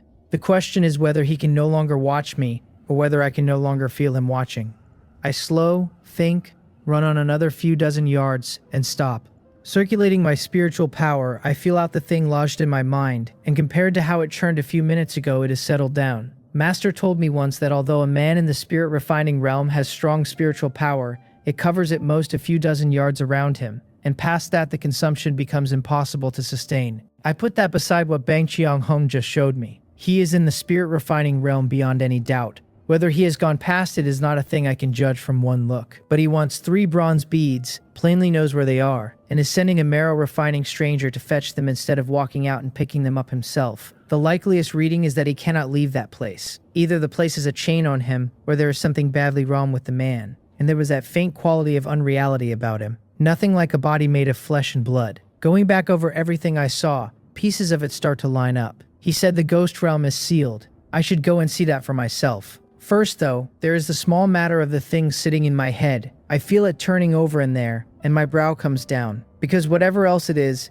a bomb with someone else's hand on it, and it can kill me at any hour he chooses. Outside the ghost realm, at the camp, Elder Son John watches the entrance shiver. His brow comes down, and once an entrance like this one has been opened, a ghost king finds it very hard to shut again from the inside, because the entrance was locked long ago by a formation tool. And forcing it closed means spending the power of the nodes. The Wanjin Sword Sect disciples are in there clearing nodes at this moment, so what the Ghost King is doing amounts to drinking poison against thirst. At worst, the entrance can be forced back open in 3 hours. Someone asks him, worried, whether the Ghost Realm means to kill the disciples trapped inside. He tells them to have it open within 2 hours, and then he sighs because the fault sits with him. He left to handle other business and came back to find this. And under ordinary circumstances, he would have stayed inside the whole time precisely so that nothing like it could happen. Inside the ghost realm, I try spiritual power, then the jade pendant, then the tranquility source art. None of it shifts the thing in my head by a hair. Every time I so much as prod it, my skull feels ready to come apart at the seams. What in the world is this thing? I get my breath back and start circulating the dragon suppressing image, because the most mysterious technique I own is the only card I have not turned over. As it runs, the flesh through my whole body seems to wake up. Skin first, then the organs, and then it reaches all the way up into my mind. The foreign energy shivers, and then, bit by bit, it begins to be dragged off its perch. It is working. I throw everything I have into the circulation, and as the minutes go by, 90% of the energy is pulled down out of my mind and into my body. Then the dragon suppressing image stops being gentle, and it surges, shreds the energy outright, and digests it into flesh and blood. I open my eyes and let out a breath of stale air, because I did not expect it to be that domineering. Body suppression, total control over everything inside the body, and that was not a boast. It is still only at the entry level, and it has already shown me a side of itself, with no equal. The energy can be cleared whenever I choose. Senior brother Gal and the others are still over there. I think about it and decide to check the entrance first, so I flicker across the city, deliberately swinging several hundred yards wide of that courtyard before I come back to the gate. The entrance really is gone. There should be an opening there and there is nothing, and I stand looking at the empty air with the argument going on behind my face. The safe play is to plant myself here and wait for the sect to break in, but going by Bang Chung-hong's tone, the sect will not manage it inside an hour. That means I would be fine standing here, and Gal Hong-gyul and the others would be dead. Let us go see what those 3 copper beads are actually for. I am not going back to Bang Chung-hong's side. That much is settled, since with my frame I could not survive one of the man's fingers. The beads are another matter, and something he wants that badly may have possibilities in it that he has not accounted for. I start toward the first one carefully. The whole ghost realm feels quieter than it did, and I think at first that I am imagining it. Bringing the jade pendant up tells me I am not. In my perception, the black lines that were restless a few hours ago have all gone still, the way a room goes still before something happens in it. It could not be connected to that man, could it? Bang Chung-hong is the obvious answer, and it raises more questions than it settles. Why would someone with that cultivation be inside a ghost realm at all, and what are 3 copper beads to him? Did the realm go quiet because of something he did? Nobody here is going to answer any of it, so I keep moving and hunt the answers myself. I run the whole way at a crawl of caution, and finally reach the general area of the first bead, and there I stop, because I do not dare take another step. In my perception, the ground ahead is speckled with dozens of black spots. Every single one of them gives me a feeling no less dangerous than the illusionary ghosts we killed. If I pushed forward a few paces, they would swarm and bury me. I probe the whole area in detail looking for a seam, and there is none. No gaps, no paths. Every route occupied. No blind spot anywhere. So how does a man get in? Standing there with my brow knotted, I look at the foreign energy still lodged in my mind, and something turns over in me, and I prod it with a thread of spiritual power. The air shivers and a small ripple opens in front of me. I hesitate, then step through it, and find a solitary stone tower standing there with the copper bead resting on its tip. That's simple. It surprises me, honestly, and if Bang Chung-hong wanted this bead and could seize control of a man's body, a little caution should have gotten it for him. Why go to all this trouble? I go forward carefully, find nothing waiting, and inside a few steps I am at the top of the tower. Looking at the bead, I think for a moment, draw the dagger at my waist, and tap it gently, and nothing happens. Dagger against copper makes a small sound, and that is the whole of it. What is this thing for? I am still weighing whether to lever it off with the blade when I glance up and find the world entirely changed. A monk stands at the foot of the stone tower smiling up at me, and the ground around us is thick with green trees. Nothing at all like the dead quiet of the ghost realm. An illusion. The tranquility source art spins hard and not one leaf changes, and that puts alarm through me. The waking incense is still at my chest, so I light it, and the fragrance drifts out, and still nothing changes. The monk plucks a flower and tells me, pleasantly, that this place is an illusion and not entirely an illusion, that it lies within my heart and not entirely within my heart. I do not answer him, and the jade pendant's luster runs and feeds the tranquility source art, and it accomplishes nothing. So I pull out the red candle, because reservations are a luxury now, and I light it and put it out again. The monk watches me do it, smiling, and makes no move to stop me. That shakes me more than the illusion did. This ghost realm is too sinister by half. Running into Bang Chung-hong was already outside anything I was prepared for, and at least with him, I could roughly name the methods he was using. Here I cannot even establish whether I am inside an illusion. If it is 1, why can I not find a single edge of it? If it is not 1, was I moved clean out of the ghost realm inside a heartbeat? I jump down off the tower and ask him warily where this is. The heart realm, he says. Then he adds, smiling, that where exactly the heart realm lies is not something I can understand yet, and that it does not matter, because it changes nothing about what I have to do next. I ask what I have to do. He tells me not to be like that, and points up at the copper bead, and asks whether that heart bead is not the very thing I came for. I ask, low, whether I can simply take it. He says I can take it, and that leaving this place requires passing some trials, and the smile does not move. Nothing in the world appears capable of surprising this man. Then I ask whether I can simply walk out right now, and he shakes his head and says no, that having come here I must accept the trial. My brow comes down. Touching the heart bead put me in the game. In truth, it started the moment I laid eyes on the stone tower. I tell him that somebody sent me to collect 3 beads like this one, and I ask whether he knows the purpose. While I say it, I crouch and carve the 3 shapes out of my memory into the dirt with the dagger. He says, smiling, that the heart beads are formation tools, and that a man trapped by a heart formation can only break it by obtaining the tools. I ask whether a formation is not broken simply by moving one of its tools, since I know no formations myself, but I know that much. This is a heart formation, he answers, and it is not bound by form. Then I ask who the man trapped by it is, because an expert sealed inside a ghost realm has an origin I would very much like to hear. This poor monk does not know, he says. I ask whether the sealed one is human or ghost. Half human, half ghost. My eyes widen slightly. I had guessed at it already, and hearing it confirmed is still a jolt, because a thing that is half of each apparently exists in this world. I ask whether I could take control of the heart formation myself. If I could turn it on Bang Shong Hong, and every problem I have would fold up at once. That cannot be said, the monk answers, and it is the first question he has declined. I start to press him and he cuts across me, saying my time is up, and that if I do not proceed with the trial it counts as a failure, and I will be held in the heart realm forever. I take a breath and ask what the trial of the heart realm is. Not difficult, he says, and he will do something and I will follow it. If I succeed, then it is my turn to do something for him to copy. It goes back and forth until one side cannot answer, and that side has failed. My brow comes down again, because the difficulty of a game like that depends entirely on how badly the other man wants to be difficult. I ask, quietly, whether I may go first and have him copy me. He nods, and he does not insist on the order. So I tell the great master to watch closely, that I am about to perform a technique called creating something from nothing, and I ask him to look. I take a step back, show him both hands, and roll my sleeves up my forearms, so he can see there is nothing on them. Then my right hand closes on empty air and pulls out a roasted chicken. It is still warm as though it left an oven a minute ago. The calm goes out of the monk's face all at once. Light moves in his eyes fast, and the rest of him does not move at all. Looking at him, I get the distinct impression the man has crashed. Even now, I do not really understand what kind of existence this monk is, and a fragment of somebody's soul, and a lingering thought. The artifact spirit of the heartbeat itself. A full quarter of an hour goes by. I am seriously weighing whether to climb up and take the bead off the tower myself when he finally moves. Universe in the sleeve, he says, and calls my methods great and admits himself the lesser, and his face has gone back to exactly the calm it wore before. I ask quickly whether that means I have passed.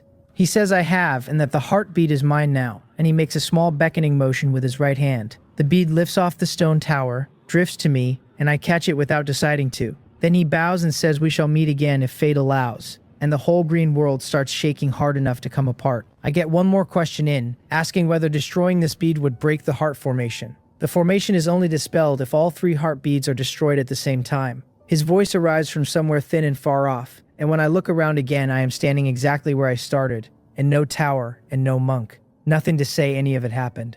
Only the copper bead in my hand, which says all of it happened. The bead is already damaged. Looking down at it, I find the surface run through with cracks, and I think of Bang Shong Hong at once, because something going wrong with a heartbeat is very likely what gave the man room to make his moves. I feel out the black spots in the middle distance, retreat several dozen yards, stop inside a courtyard and study the thing properly. There is writing on it.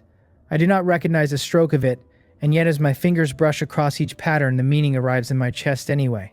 Remarkable. The principles behind this formation artifact are far past anything my knowledge can hold, and the patterns share one trait with the dragon suppressing image, which is that a short while after I have read a thing, it is gone from me again. Does everything with real power behave this way? Anyone else standing here would be helpless. Reading and forgetting demands enormous comprehension ability and a heart nature stubborn enough to nail the meanings down by force. Fortunately, I have a panel. I wipe my hand over every pattern on the bead, and I could not tell anyone what I just looked at. When I have finished the whole surface, the panel changes and records an incomplete heart formation. Each bead should carry a piece of the control method, and there is no time to sit here mining it. Besides, that man can probably feel it when a heartbeat moves. I think it through and settle on a plan, and the plan requires a certain amount of nerve, because it means walking back to Bang Cheong-hong. Half an hour of careful running puts me in the courtyard, and the moment I arrive the dizziness takes me, and when my eyes open I am in that sealed cave again. Bang Cheong-hong sees the bead in my hand and laughs out loud,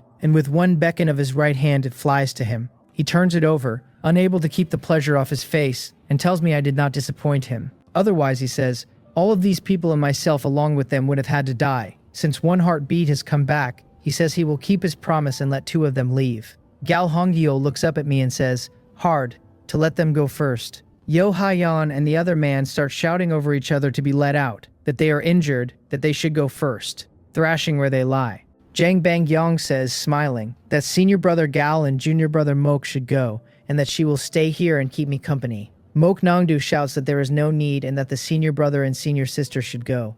Gal Hongil says he is the captain and they will listen to him. He says it flatly, and he looks at me with something close to pleading in his eyes, hoping I will honor it. A captain running first has never been a thing he was willing to be. I nod and point at Jang Bang Yang and Mok Nangdo. Bang Chung Hong laughs and, to my genuine surprise, keeps his word. He waves a hand and the 2 of them are gone from the floor. A smile breaks over Gal Hongil's face and he gives me a small nod. Then Bang Chung Hong tells me to hurry up and bring back the second bead, and points one finger, and another streak of light flashes out and sinks into my dantian. My whole body locks. I frown at him and ask what the meaning of that is. Just strengthening his hold on me a little, he says, unbothered, and adds that once all the heart beads are returned, he will naturally let me leave safely. My brow stays down. I look back at Gal Hong Yil once, and then I am gone from the cave and standing in the courtyard, and Jang Bang Gyong and Mok Nung Do are standing in it too. She looks at me and says softly that I should have let senior brother Gal out. I tell them both to go and wait for me at the city gate, and that I will get senior brother Gal out. The 2 of them sigh, knowing there is nothing left to change, and they say what there is to say and go. I fix the direction of the second bead and start running, with a great many things turning over at once. Bang Cheong-hong's strength is terrifying, and it is not omnipotence. Standing in front of him, I was worried the whole time that he would notice how much of the energy in my head had gone missing. He did not. Through flesh and blood, he can sense that the energy is present, and the amount is beyond him. The part I do not understand is why he put a second strand into me at all. Several hundred yards on, I stop in an alley, feel out the new energy sitting at my dantian, and start the dragon suppressing image. The moment it moves, the foreign energy shivers, sensing something wrong, and it gathers itself to strike back and is swarmed before it can. 99 parts in 100 are torn away, and what is left is not worth counting. And as it goes down, images come up. My expression must move, because what I am seeing are fragments of Bang Cheong-hong's life. At 10, he came to martial arts by accident and showed enormous talent, and at 13, he joined a small sect and rose fast. By 16, he was in the organ refining realm, the youngest the sect had, and at 17, he went out looking for a technique that would carry him into spirit refining. At 20, he found a predecessor's secret manual in a cave, and at 24, he measured his apertures and broke through. At 25, he came home, put down every voice that spoke against him, and made himself sect leader. At 27, cruel and tyrannical by then, he fought a man of his own level, lost, and ran. At 30, he found the Wind Ghost realm. I opened my eyes, and the memory stops there. What I wanted was the reason he ended up sealed, and all that remains in the fragments is Bang Cheong-hong fighting a ghost. Why is there memory inside foreign energy at all? I turn it over and land on a possibility that changes my face. Possession, or more likely refinement, into a clone puppet. Only that would explain striking a piece of one's own memory into another man's body and letting it root there quietly until it is wanted. Set that beside the half-human, half-ghost thing he has become, and the clone puppet reading is the stronger one, because in Bang Cheong-hong's eyes I am a man with a decent foundation. He has not seized me outright or searched my body yet, and the reason is almost certainly that he still wants me fetching heartbeats obediently, and does not want me spooked. My brow stays down. Bang Cheong-hong has plainly killed a great many donkeys the moment the grinding was finished, and the way he is handling me is practiced and smooth, and entirely natural to him. Without the dragon suppressing image, I would have no options at all. With those energies in place, all he would need to do is set a clock, and an ordinary martial artist would find living worse than dying and come back on his own. Sometimes death is not the frightening thing. Not being able to die is. I run for the second bead and reach the area quickly, and it is the same as the first, ringed with a massive black spots, the kind of ground where whoever charges in dies there. I prod the energy in my mind. A ripple opens. I step through, and there is the same stone tower with a heart bead sitting on it. This time I do not climb. I wait. Sure enough, the world changes over after a moment, and the monk is standing there smiling at me. "Benefactor," he says, bowing, "we meet again." My eyebrow twitches, and the same monk at the second bead, exactly as I suspected. I ask him straight out what the trial is this time. "Would the benefactor please demonstrate that method once more," he says, smiling, and this poor monk wishes to see it again. I blink at him. Is he that stubborn, and he intends to stand up from the exact spot where he fell? I cannot tell whether that is the awareness of a strong man or plain obstinacy, or a kind of arrogance. No problem at all. I have not got one reason in the world to refuse a request like that. I do not know whether the space grid of mine will keep growing as my cultivation in the martial Tao improves, but it clears the trial, so I take what I am given. "Great Master," I say, "please look." My right hand closes forward and comes back holding an enormous braised pork rib. Light moves in the monk's eyes as he takes apart every detail of the motion, and no matter how many times he takes it apart, he cannot see where the rib came from. It resembles the universe in the sleeve he knows of, and it is also nothing like it. "Great Master," I say again because he looks about to crash a second time. "Apologies for the wait, benefactor," he says. "I have passed." He presses his palms together and the heartbeat floats down in front of me, and I catch it. I thank him, and he does not speak, only bows, and the space breaks apart, and I am standing on the outskirts again. I skirt the wandering black spots first and get myself somewhere safe before I look at what is in my hand. Like the first, this bead is covered in cracks, as though it would come apart if I closed my fist. I do not waste the time I have. A quarter of an hour of reading the patterns in the panel changes, and my knowledge of the formation is a great deal fuller than it was. Straight on to the third. Bang Chung Hung allotted an hour for each bead and the hour is not spent, so I have every reason to keep going. The larger reason is that I have become a little afraid to stand in front of him. He intends to refine me into a clone puppet once the work is finished, and that much is plain. If I go back now, he will very likely examine my body properly and put more energy into me to make the later handling easier. The first energy is nearly all digested, so an examination would expose me immediately. Better to get the third bead and see whether there is any way at all to turn this on him, because being led by the nose like this ends with me dead. I put the bead away and run, and this time the distance is short and I reach the area almost at once. At the camp outside the Ghost Realm, Sun Jian asks how much longer the entrance will take. The disciple working the seal wipes his forehead and says helplessly that he does not know what happened inside. He only knows that the seal has grown stronger, and that it feels as though the Ghost King means to fight to the death. Sun Jian asks how long, and the answer is 3 hours at the least. His brow goes down further, and he does not understand formations, so he is at the mercy of the disciples who do. Brute force would certainly work and would take longer still, because the Ghost Realm would spend everything it has resisting it. 3 hours is too long, and the disciples inside could be wiped out inside 3 hours. He says he will summon Elder Jin Jungkook from the sect, and tells them to keep working. Inside the Ghost Realm, Bang Chung Hung turns the heartbeat over in his hand while the control method inscribed on it runs through his mind. Below the spirit refining realm, learning to control a formation like this one is not strictly impossible, and it would take a very long time, so he is not troubled in the slightest by the thought of what I might do with it. Beyond the difficulty of the method, actually driving a heart formation demands extremely fine technique, which turns something nearly impossible into something that looks impossible from every angle.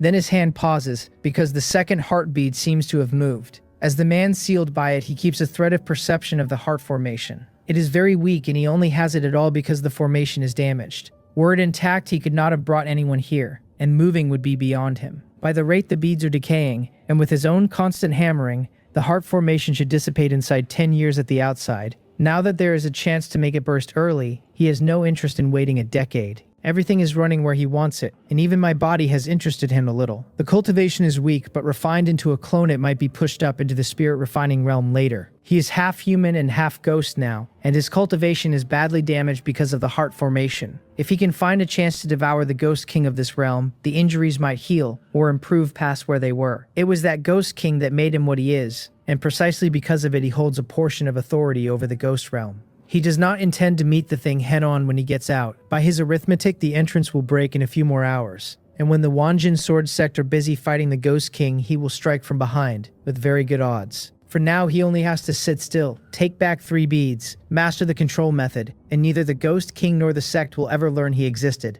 As for Mok Nangdo and the other one he released, he caught them again, and he promised to let them go, and he never promised not to take them back. The two of them are sealed somewhere else now. Elsewhere in the ghost realm, I stand in an alley 100 yards short of the third bead, and I do not dare go forward. Every bead has anomalies circling it, and that much I know.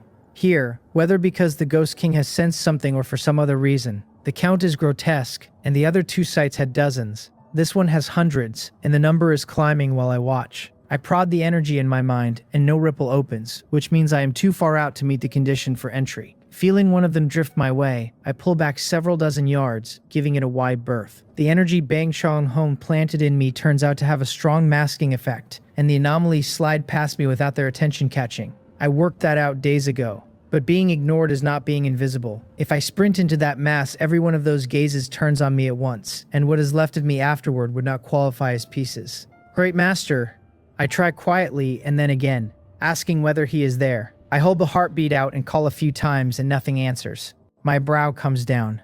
I walk 2 turns of the alley and then I take a white candle out of my robe. The third bead is not optional. All 3 of them are what it takes to learn the whole control method, and after being played this long by Bang Xiong-hong, I am not letting it go at that. I have seen the man's memories, and he plans and then he acts. He locked the entrance knowing perfectly well it could not stay locked, which means he has something else prepared for the sect elders when they come in. I might get myself out. Gal Hong Yul and the others would not. I am not letting him off this easily. I run more than 100 yards, set the white candle on a courtyard wall, come back to where I started, and light an arrow. There are a great many arrows in my space grid, and a good number of them are fire arrows. Knocked and drawn, I narrow my eyes, and the wall 100 yards out swims forward and comes clear. The arrow crosses the gap and goes through the candle's wick. The flame catches at once.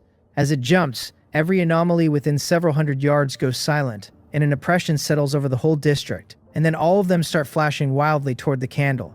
Feeling that movement roll away from me, my scalp crawls, and I run for the third bead.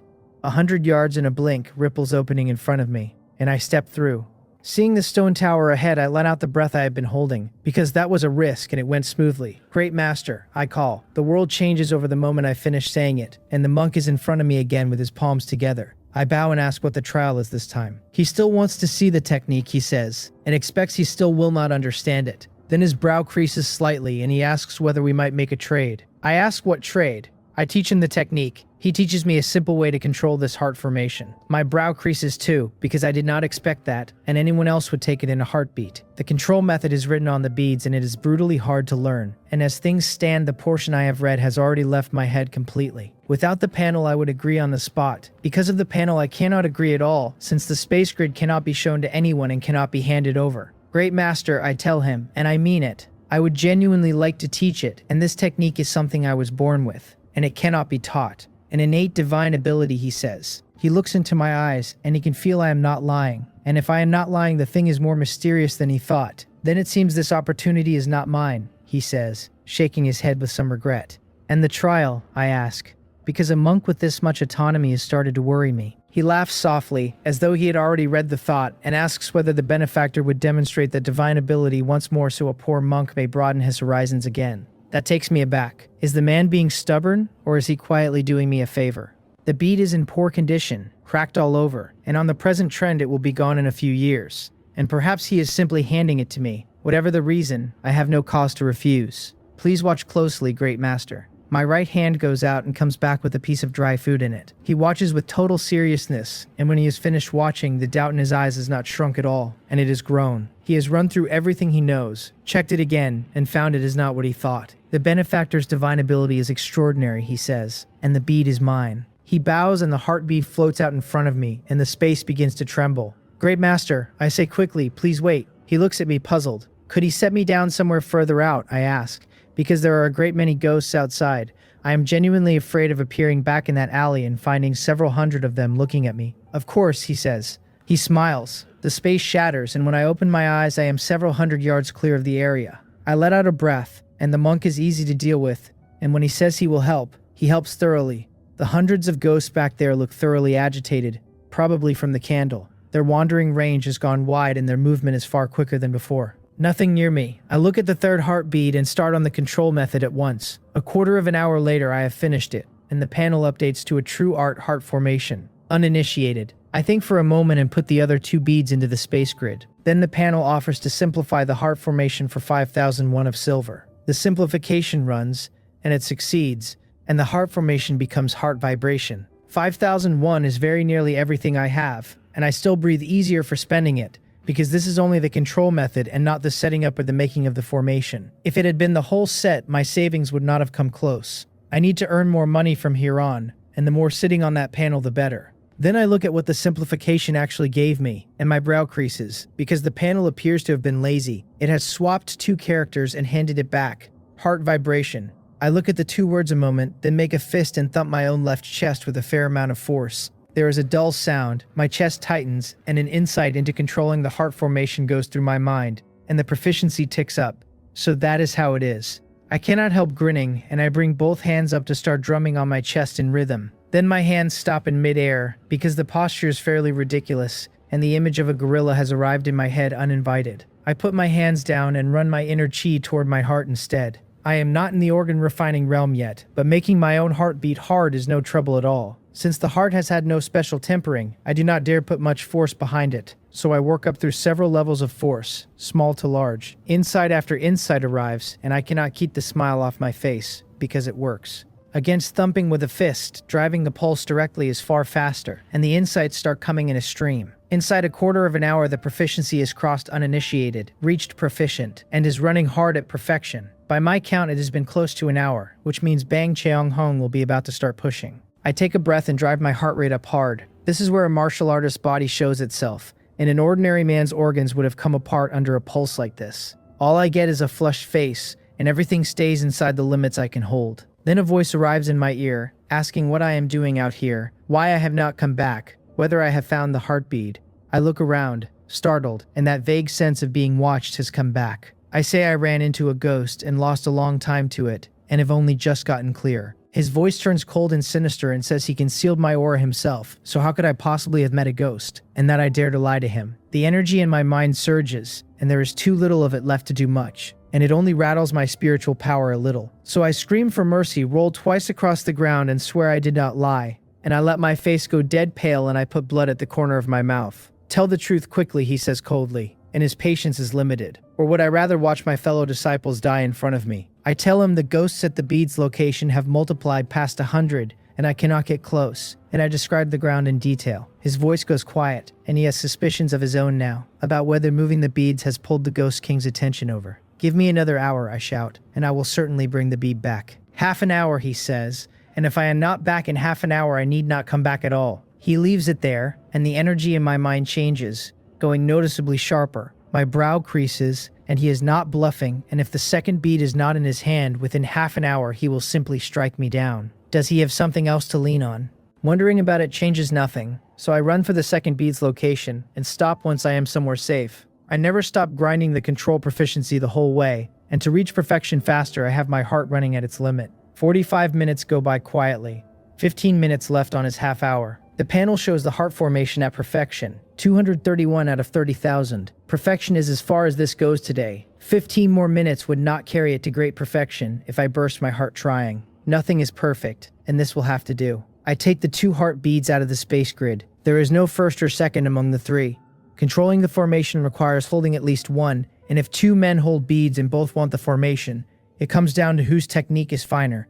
I pour inner chi and spiritual power into the bead in my hand. It is like walking into an ocean, and inside the bead is an enormous space, and my field of vision begins to climb and climb. Is this the ghost realm? From several hundred yards up I can see the whole of it. I had thought the giant city was the substance of this place. From up here I find that far behind the city there is a hillside, and on the hillside a grave, and on the grave a small tombstone. One distant glance and something foul comes rushing at me, and the heartbeat blocks it outright. Is the Ghost King inside that grave? I hesitate, then have the beads start taking the grave apart. Endless dark, nothing clear in it, and I can just make out an enormous space inside with a figure standing in it. It really is the Ghost King. As though it felt the intrusion, the figure turns slowly and looks back along the line of my sight. I pull my vision away and do not look again. Whether the bead can block that gaze is not a thing I intend to find out, knowing where the Ghost King sits. I have what I came for. Now his turn. My vision shifts across to the courtyard where Bang Cheong Hong is sealed. That seal was set by the heart formation in the first place, so compared to spying on a Ghost King, looking in here is nothing. Senior sister Jang and senior brother Moke have been taken again. I see the two of them at once and my brow comes down, and I had not misread the man at all. He will use anything to get where he is going. From the moment they landed in his hands, their fate was settled, barring some accident, because Bang Chung-hong never intended to let anyone walk out. Whatever made him half human and half ghost has to be the Ghost King. That means he would rather not meet it, and since he would rather not, I am obliged to arrange a proper reunion. My spiritual power surges, and inside the courtyard, Jang Bang Young and the other two are lifted out and set down at the city gate. How audacious, Bang Cho-hum roars. And who is it? He is on his feet the instant I move, power sweeping out across everything around him, finding nothing. His brow comes down, and as he gathers to move again, he discovers that the space sealing him is shrinking fast and beginning to travel, hard, in a direction he did not choose. His face changes. Whatever he failed to understand a moment ago is now perfectly clear, and somebody is driving this heart formation. He looks at the bead in his hand and tries to answer with the fragment of control he holds, and it does nothing whatsoever because the technique moving against him is far finer than his own. Who, he says, and who exactly is it? Faces go through his mind by the dozen, and not one of them fits a man who could take a heart formation out from under him in silence and drive it with this much skill. He throws every scrap of power in his body into the formation at once, and the formation flickers and steadies. He does not stop, and he hammers it and keeps hammering. The heart formation is already damaged, and cannot take this for long. He went slowly before because he did not want to spend strength, since every measure of power he uses inside a heart formation is power he does not get back. But with someone else's hands on it, no amount of thrift is worth being steered like a cart. The three beads crack in unison, and the fractures on them start spreading. My face has gone grim because Bang Chung-hong is far stronger than I had allowed for. Only now that I am driving the formation do I understand what it is. Damaged as it is not something an ordinary martial artist could resist, and he has been sealed in it for years, and his assault is still deepening the damage. Worse damage means worse control, and the seal, which had been traveling fast, begins to slow. His eyes brighten and he feels the change and starts trying to tear free while he keeps striking. Rise. I take a breath. My hands go into seals and internal energy and spiritual power pour into the beads. There was selfishness in my plan, and beyond putting Bang Xiaonghong down, I wanted to keep the formation. A set of formations this powerful, even broken, would handle an ordinary organ-refining martial artist comfortably if used well, and might cost a careless spirit-refining expert something. His resistance has taken that off the table entirely. And inside this ghost realm, I cannot keep the heart formation, avoid the man, and walk out alive all at once. There are not many perfect things in the world. Getting one of the three is already luck. As I put everything into the control, his spiritual power is thrown off the beads, and the seal picks up speed again and runs for the grave on the back mountain. The cracks multiply until the beads look ready to burst. Open, Bang Qiaozhong roars, and power detonates out of him, and a vast ripple rolls out and slams the seal, and shakes it hard. The beads shudder in my hands. Feeling their state, my scalp goes numb, because the damage is far past what I estimated. I do not hesitate, and every scrap of internal energy and spiritual power I own goes into them. The seal holds, and the beads are ruined. His brow knots as he gathers to strike again, and his spiritual power reaching out past the seal finds itself looking at a grave. His expression changes, and before he can do anything at all, the seal goes headfirst into it. Inside the tomb, the ghostly shadow watches the thing come in, and before it can work out what is happening, the seal unravels and leaves a man standing there. The crimson eyes flare, and it remembers this human, and it did not expect to meet him again after so many years. Bang Qianghong closes his fists and looks at the Ghost King with a fury that could reach the sky. Who and who was it? For all his careful arithmetic, for all his certainty that he had accounted for everything, he is standing in front of the Ghost King. Old grudges and new ones were supposed to be settled slowly in his own time. They are being settled now, face to face, and the Bang Xiaonghong of today does not have the strength to settle anything. Several miles off, I am pale and swaying on my feet, looking at the fragments in my palm with my face full of regret. Breaking into the Ghost King's tomb spent the last of the heart formation's power, and left me this. After some thought, I bring the cabin out of the space grid and put the fragments inside. Broken or not, they are likely still worth something, and they might be forged into something else one day. Then an enormous explosion goes off in the depths of the ghost realm. The whole realm heaves, and I watch a huge crack open across the sky. The ghost realm repairs it almost at once, and even so I can feel the change, because the bone-deep chill that has soaked this place since we entered has thinned. They have started. A smile gets away from me, and then I feel the anomalies in the distance getting agitated, so I stop enjoying it and run for the city gate. Senior brother Jin. Somebody calls. Over here. The whole way in I pass fellow disciples heading the same direction, and when I arrive Gal Hongyeol and the other two are waving at me hard. Jang Banggyung's face is all delight at the sight of me, and she asks whether I know what happened. Mok Nongdo says I have no idea how wicked that thief was, letting them go one moment and taking them back the next, and there is still fear sitting under it. The moment they were recaptured, he had counted himself dead, since there is no hope to be had from a man whose word means nothing. Instead, the whole thing turned over, and they are out, and all four of us are whole, and nothing could be better than that. I tell them I do not know either, and that the man is very likely fighting the Ghost King. Out past the rooftops, the realm has been shaking without pause. There has been no second explosion like the first, and I can feel the fight climbing anyway. They nod and do not press me, and all three of them understand perfectly well that their narrow escape and I are not unrelated. The four of us are whole. Yo Hyeon and the other man are still missing, and they are almost certainly finished.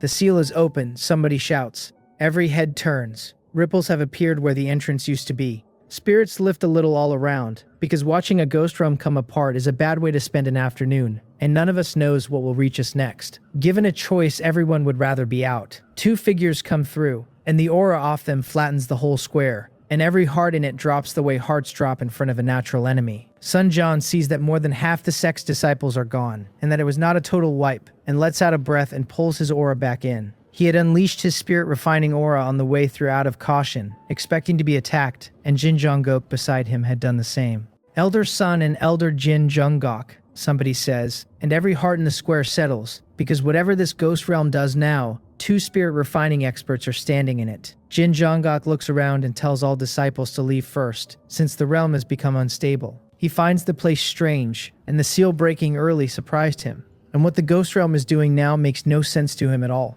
Ordinarily, a ghost king fighting to the death would shrink its realm to concentrate its own power. This one is coming apart before the fight is properly started. Let us go and look, Sun John says, and his figure flickers and is gone. And Jin Jongok follows. The disciples at the gate do not linger, and this has stopped being our battlefield, and withdrawing first is simply better than being here for whatever comes next. Inside a quarter of an hour, the gate is empty. Sun John and Jin Junggo come around behind the city and find the grave, with the air rippling steadily above it and several cracks running across the mound. The Ghost King is fighting, Sun John says. He has known for a long time that it was hiding in the grave, and with the nodes unbroken he never dared step inside. Now somebody has beaten him to it and gone straight in. Whoever has the nerve to fight a Ghost King on its own ground has effectively tied his own hands behind him.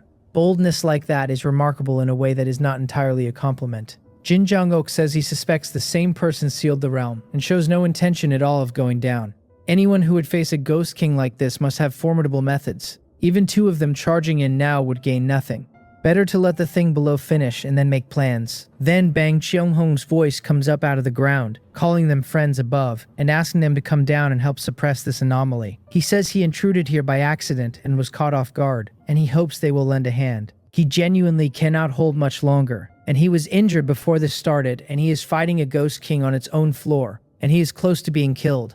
All he needs is Sun Yon and the other holding the thing off for one moment, and he will shed the shell like a golden cicada and be gone. Jin Jongok chuckles and says that with skills as divine as His Excellency's, how would they dare involve themselves? He heard the weakness in that voice, and perhaps the man really is being crushed, and perhaps he is acting. Either way, they are not going down. This ghost realm was claimed by the Wanjin sword sect long ago. When a stranger turns up to take the prize, they will not join hands to kill him, and they will certainly not help him. The anomaly is cunning, Sun John calls back, and to keep it from escaping and harming the world, the two of them will stand guard out here. Bang Chung-hong says he has a special physique, and that if the thing defeats him, it will consume him, and its power will grow enormously, and the trouble after that will have no end. He is cursing them inwardly and keeping the plea in his voice. The two of them look at each other and do not answer him again, and true or false, they will watch. Whoever wins, the winner is not leaving.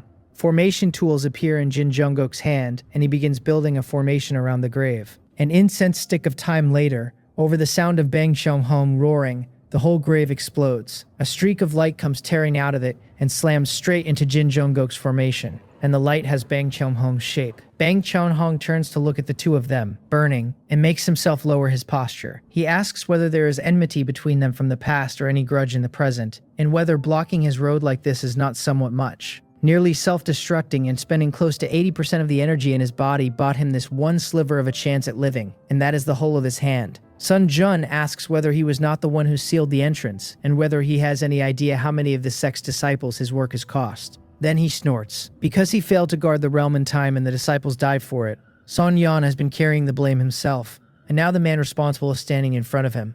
There is no kindness left in him to spend. That was the ghosts, Bang Xianghong says flatly, and nothing to do with him. Jin Zhonggok says that a man who dares do a thing should dare admit it, and suggests His Excellency be more magnanimous. Then he points out that the Ghost King below is waiting, and that His Excellency should go back down and talk over old times with it properly. He laughs lightly and forms seals, and the formation flares and a force slams into Bang Xianghong's body.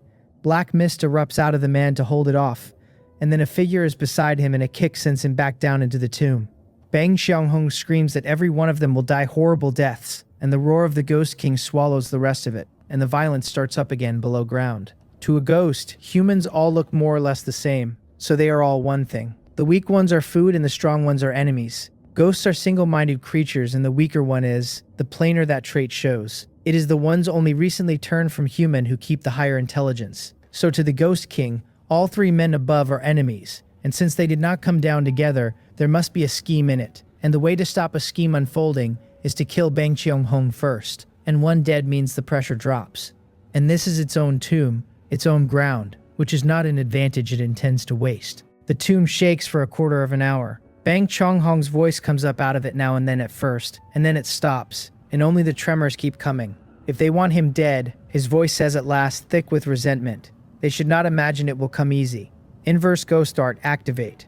A strange ripple goes out of the tomb and spreads across the entire ghost realm. Everything goes silent. Then hundreds of nodes flare at once. The origin chi inside them riots, and the realm begins shaking like something trying to throw off its own skin. Sun Jian's expression changes. Technique or formation he cannot tell, and either way it has taken hold of a whole ghost realm, and he looks across at Jin Zhonggok. The entrance was sealed by this man, Jin Zhonggok says. He holds a portion of the authority over this realm, and doing this will not leave him alive either. His brow comes down and he does not panic. His hands blur, striking seal after seal into the air, and the formation ringing the tomb breaks into countless dashed lines that wrap the whole mound. The seals come faster, the lines multiply, until nothing inside can be seen at all. Seal, he says. The formation flares white and drops instantly into absolute dark, and in that one shift between light and dark the shaking stops, and the ghost realm goes still. Jin Zhonggok has cut Bang Xianghong off from the realm entirely. I am not reconciled, Bang Xianghong screams from below, and this should not be my fate. He should have seen daylight again, and he should have been the fisherman standing over the bird and the clam, with everything in his hands. Instead it has come out like this, and he cannot understand how. A figure surfaces in his mind at the end, and by then he has no power left to change anything with. The Ghost King roars, steps in, tears the last fragment of his soul to pieces and swallows it. All of Bang Xianghong's power was already spent, so there is very little in him for the thing to feed on. The tomb below is mostly destroyed. Jin Zhonggok says, go in and force it out and I will lock it down. Sun Jian nods. His hair lifts in air that is not moving, and his whole aura changes, like a good sword coming out of its sheath, too sharp to look straight at. Then he is into the tomb, and the explosions roll out across the ghost realm. At the camp outside by the fire, Gao Honggyul says the whole affair counts as a narrow escape. He adds that his and senior sister Jiang's old injuries have healed completely, and that after a few months recuperating they should be able to attempt the spirit refining realm again. The fear has not entirely left him. An hour ago he genuinely believed he was dead. In that situation he could not think of one road out, and Bang Xianghong's strength was not merely great, but great in a way that removed hope. Their living and dying sat inside one man's passing thought, and everything that man showed them said he had no intention of letting them walk out. There is a particular weight to that, and it does not lift the moment the danger does. From the gambling mood on the road in, to the wild delight of finding node after node on my intuition and watching their injuries close. Then the flat despair of having their lives held in someone else's hand, and now out, whole, nothing missing and nothing broken, twists and turns, and that is what the phrase is for, and it is very hard on a man's mind. Moknong Do laughs quietly and says he will go back and consolidate too, and that there might be hope of the spirit refining realm for him as well. Not long ago, spirit refining was so far off he never troubled to want it, and organ refining was the whole of his ambition. He came into the ghost realm for contribution points and the chance of one origin chi infusion. The dream arrived so fast that when Bang Xianghong took him, he wondered whether he had simply enjoyed too many good dreams and this was the bill. Jiang Bangyong looks over with her eyes full of smiling and asks what my plans are when I get back. Keep cultivating, I tell her, and my cultivation is too low. I am about to say more when my expression shifts, because the last thread of foreign energy in my mind dissolves on its own and turns into nourishment for my spiritual power. There is one thing that means Bang Xianghong is dead, and thoroughly dead. I let out a breath. I left that thread deliberately, precisely so it could tell me when the man's account was closed, because an enemy like that is far too much for what I am now. The sect's 2 elders had no intention of showing mercy, and they finished him outright. Junior brother Jin, Galhong says smiling, being in the marrow refining realm at my age is not high exactly, but it has reached the sect's average, and there will be a chance at the spirit refining realm for me in time. He adds that with my ability to find nodes, if more ghost realms turn up and I go a few times, organ refining will come very quickly. Mok Nongdo nods hard beside him and says that if there are more ghost realms, we should go together again. Several origin chi infusions in a single day is a memory he is not going to be putting down. I ask whether ghost realms like this are not rather rare, because a place where a man breaks through this fast is worth knowing the frequency of, especially when I can find the real nodes. They are not common, Galhong says. In more than 10 years in the sect, this is only the second one he has seen discovered. Then he adds that the world is unstable now, and he has heard the elders say the frequency may well go up. I nod, and then I ask him and Zhang Bangyong whether they would tell me about breaking through to the spirit refining realm. Both of them are going to attempt it once they are home, and I have now met the power of that realm several times over, and Bang Shonghong put it in front of my face, at arm's length. I am still in marrow refining, even cultivating plainly, step by step. I am confident of organ refining inside a year, and preparing for spirit refining after that would follow naturally, so the curiosity is not idle. To refine apertures, Gal Hongyul says, a man must first discover the apertures, and only then can he use spiritual power to excavate and temper them. He hesitates before he says it, and he thinks it is early for me to be asking, and he explains it anyway. Mok Nongdo asks whether the techniques do not simply give the locations.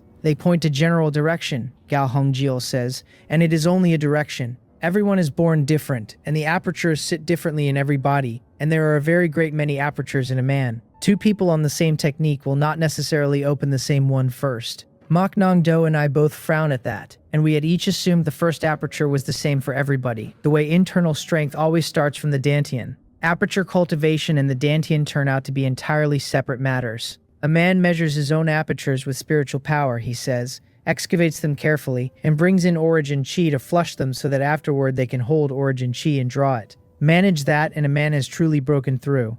Then he sighs a little. He found an aperture back then and injured it in the excavating, and that was his failure. Zhang Bongyong had it worse, because when she measured hers, she did not pin the location accurately. The injury she took was more severe than his, which will make the second attempt considerably harder for her than for him. 3 hours go quickly, and the 4 of us are dozing where we sit, because what came before this was too much and our spirits are worn through.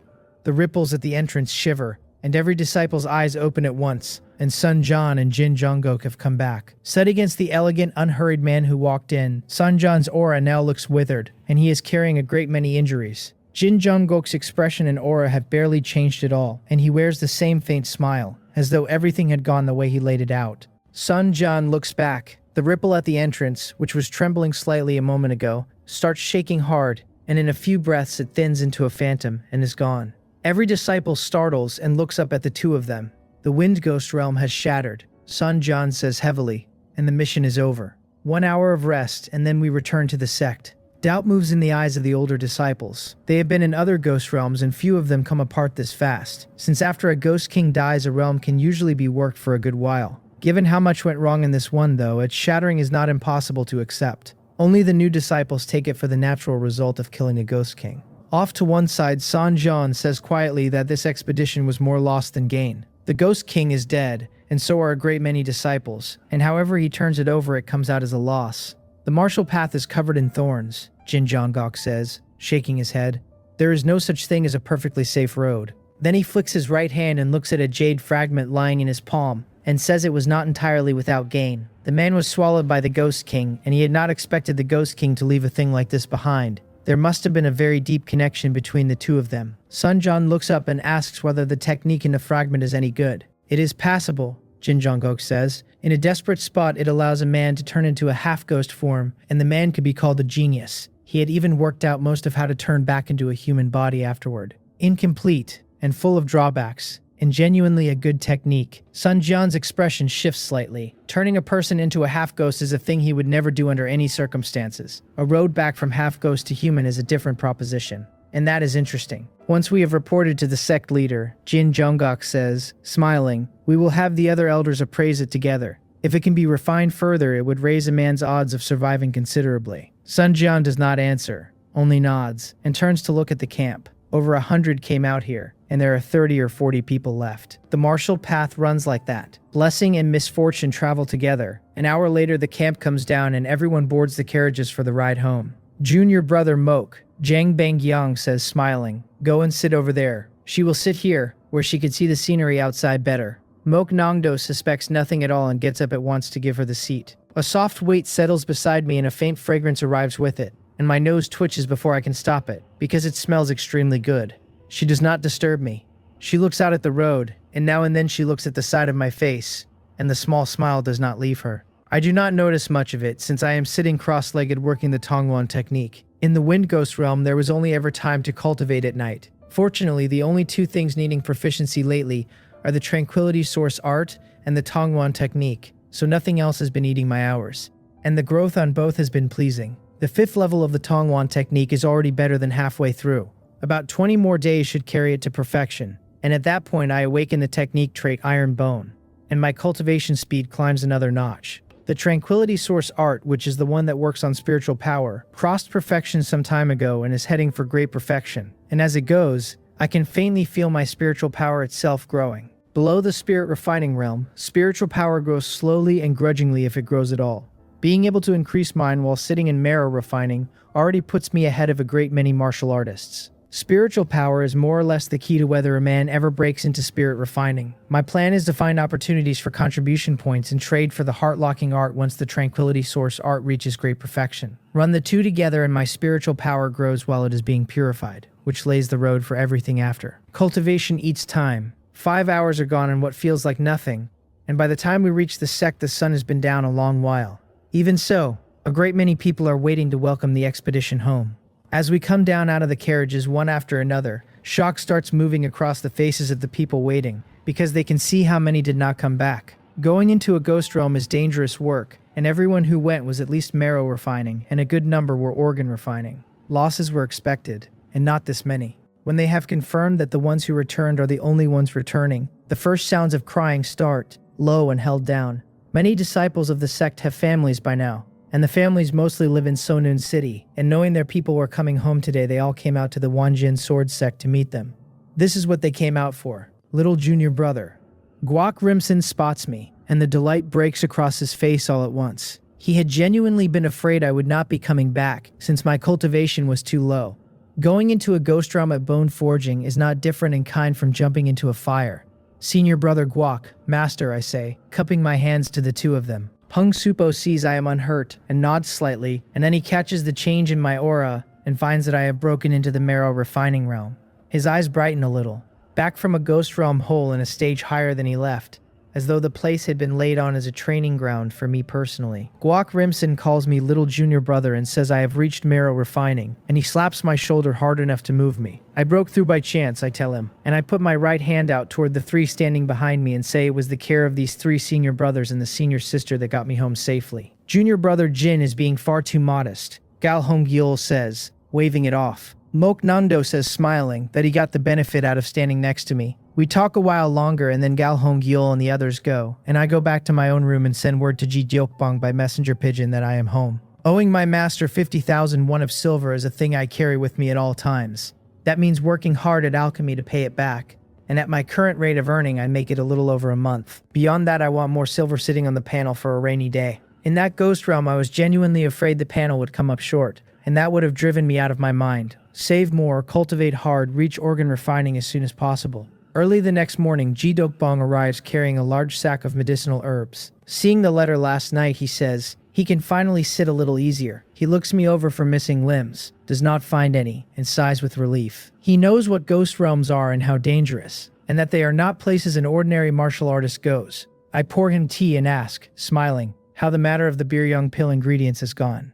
He has looked into it, and the situation is not good. The channels for the aged herbs have already been intercepted by the shops. At most he can pick up a few here and there. Supplying them in quantity, the way he has been, is finished. I nod, not particularly surprised. Ingredients for something like the Jangbu pill are not on every corner, and they are not rare either, and money still buys them. The Biryong pill has to be refined with aged herbs or the pill will not form at all. Seonun City has been running a long time and most interest in it were divided up long ago, and the Biryong pill's ingredients were never going to be an exception.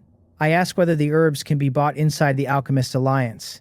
They can, he says, nodding, in exchange for contribution points. I rub my chin, and the exchange rate on that is likely steep. I have Alliance contribution points now, and buying herbs long-term is not realistic unless I keep taking Alliance tasks, and taking Alliance tasks steadily would eat straight into my own cultivation. Perhaps I should simply resign myself to earning 1,001 a day, with tears in my eyes. I look up and ask whether there are any good tasks at the Alliance lately. I always have G Dokbong keeping an eye out, because the standing of an alchemist is a genuinely useful thing to own. There is one with a big impact recently, he says, thinking back and nodding.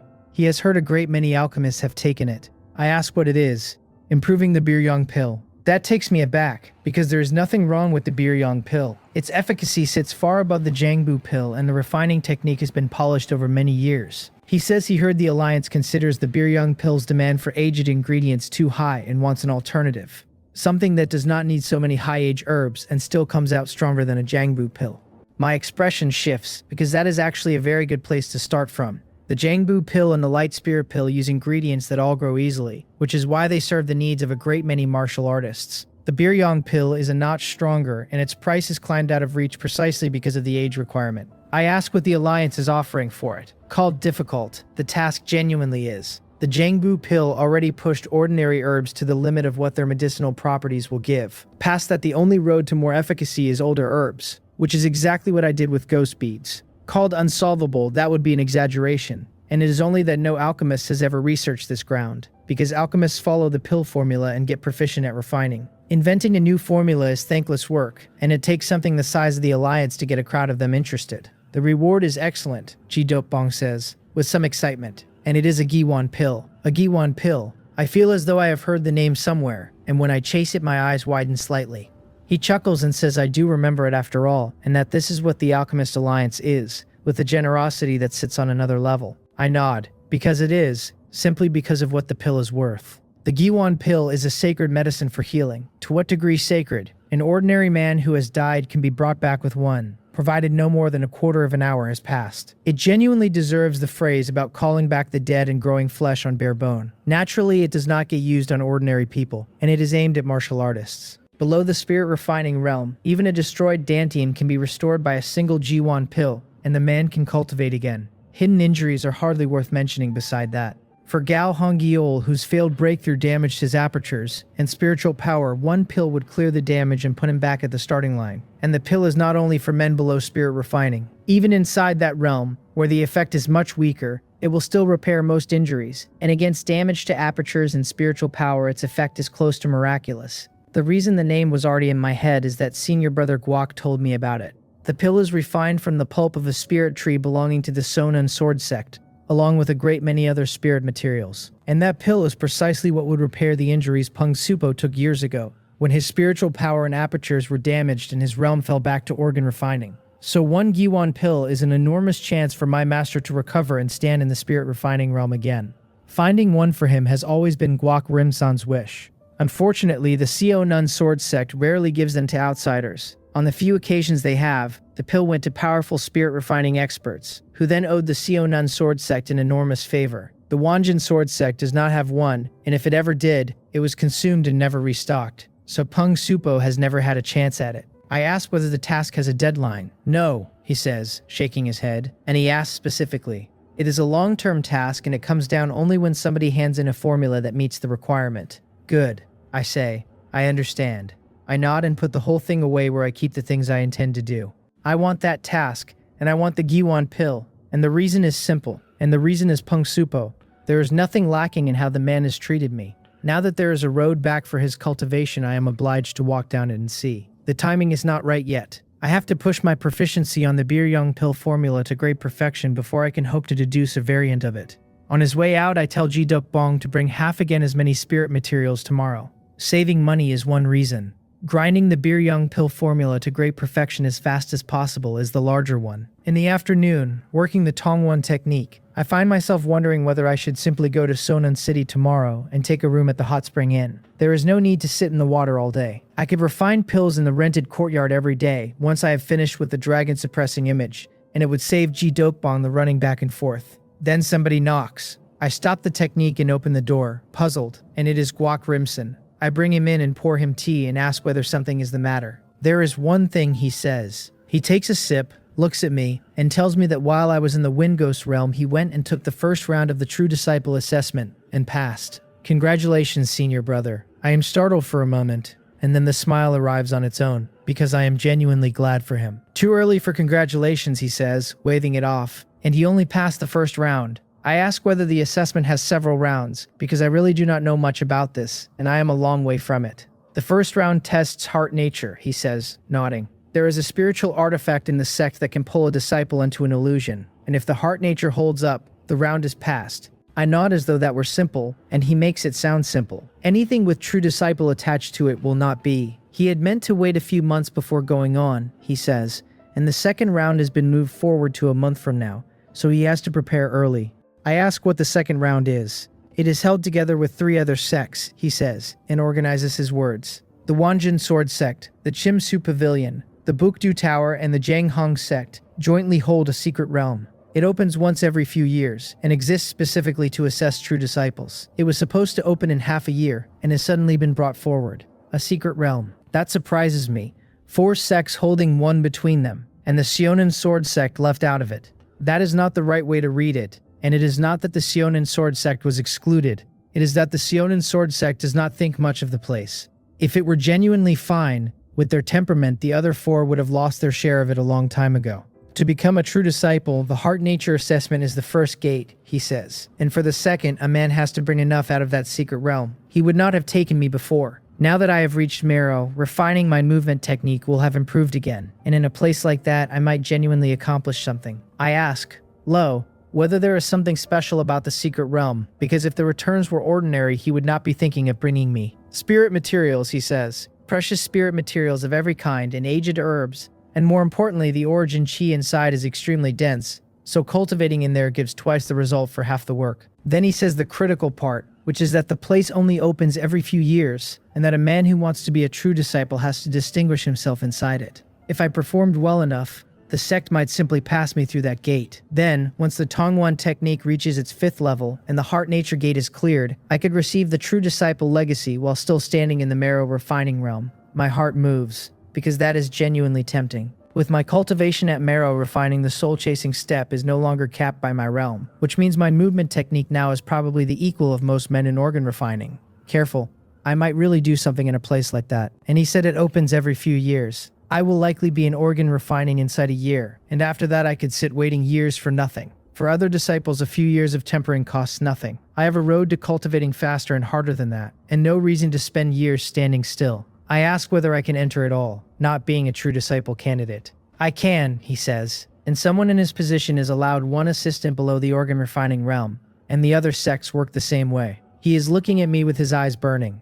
The returns inside are countless, and the strongest martial artists in there are only organ refining. As long as a man is not ganged up on, going in simply to hide and cultivate would still make it an excellent place. I have a good movement technique, the Starry Night Sword and the Bramble Sword, and protecting myself will not be a problem. That is why he came to find me. In his view, the secret realm is far safer than the Wind Ghost realm was, provided a man takes no risks and keeps no greed in his heart. If I were still in bone forging, he would not have asked, because bone forging is too low.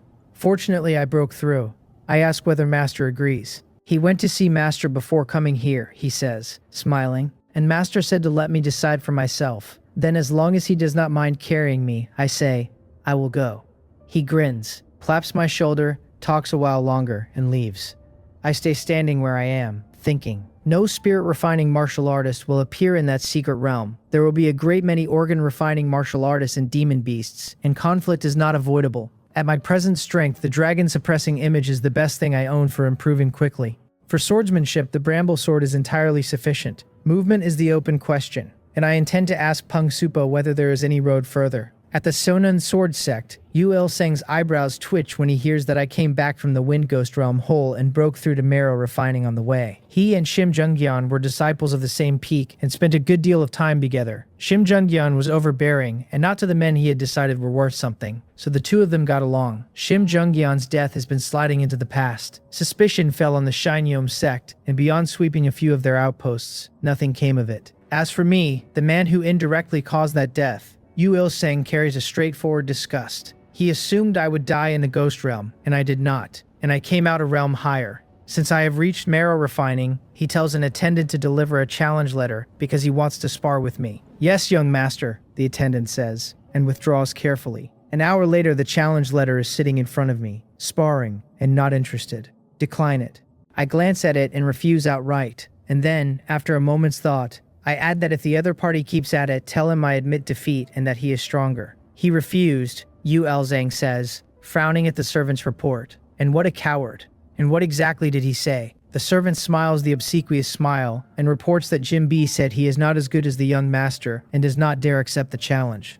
Yu Il-seng says the man has some self-awareness at least, and adds that he cannot be let off so easily. Then he orders another letter sent, because he wants to see how long the refusing can go on. The servant hesitates. What is it? Yu Il-seng says, displeased, that Jin B said that if the young master keeps challenging him, he will concede and say the young master is stronger. Yu Il-seng comes up out of his chair with his brows knotted. The sentence gets worse the longer he holds it, and he cannot find a fault in it anywhere, because I have already conceded outright. Conceded and withdrawn without a fight, and he takes no pleasure from it at all, because it reads as though I could not be troubled to compete with him. That brat. The meaning arrives properly, and he smashes the teacup on the table onto the floor, and the servant standing nearby does not dare say anything further. The angrier he gets, the fewer options he has, and he cannot go and make a scene at the Wanjin sword sect, since that would be beneath him. And in everyone else's eyes, the other man has already conceded and granted that he is stronger, so pressing it would only make him a bully.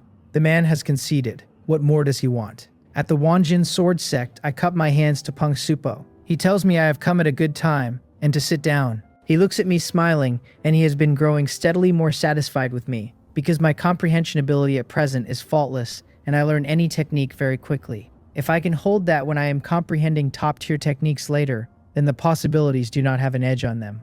And the spirit refining realm, which stands in front of other men, like a chasm in the sky, will not be able to stop me. Beyond that, I am in the marrow refining realm now. At my age, at this cultivation, I have caught up with most disciples of the sect, and as the Tongwan technique reaches perfection, organ refining follows naturally. Senior brother came to find me yesterday, I say, and told me about the true disciple's secret realm. Rimsan asked me about it, he says, nodding, and whether I go is entirely mine to decide. Then he adds that the secret realm belongs to our 4 sects together, and that it opens every few years so the spirit material inside has time to grow. It doubles as the true disciple assessment for each of them. I have promised senior brother that I will go with him, I say smiling. What I came to ask Master today is whether my movement technique needs strengthening. That is the whole purpose of the visit, and it is not a complicated one.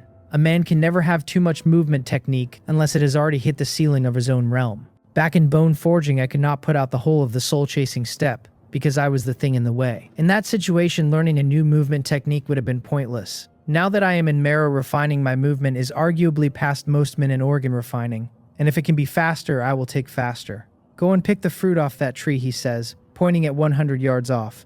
Yes. My figure flickers and I am gone from the courtyard and standing at the tree in a blink. I take the fruit, push off the trunk with my right foot, and I am back. Peng Supo's eyes brighten slightly. What I put out was effortless, and it is clear I have the essence of the soul-chasing step and can produce every detail of it exactly. He cultivated the soul-chasing step himself. On this movement technique alone, I am already no less capable than he is, and it took him a long time to comprehend it. A natural-born genius, and the phrase arrives in his head, and the smile on his face widens. I set the fruit on the table and ask my master how it was. Very good, he says. With my cultivation and a movement technique like that, as long as I do not act rashly inside the secret realm, the danger will not be great. He thinks it over. In straight-line speed, I have very nearly reached the ceiling of the marrow refining realm. Unless another martial artist is carrying a semi-spiritual artifact built specifically to enhance movement, it is unlikely anyone passes me. Among men in organ refining, my speed on this technique sits in the top tier. He says I am already fast enough, and that cultivating more techniques of the same kind would return me very little,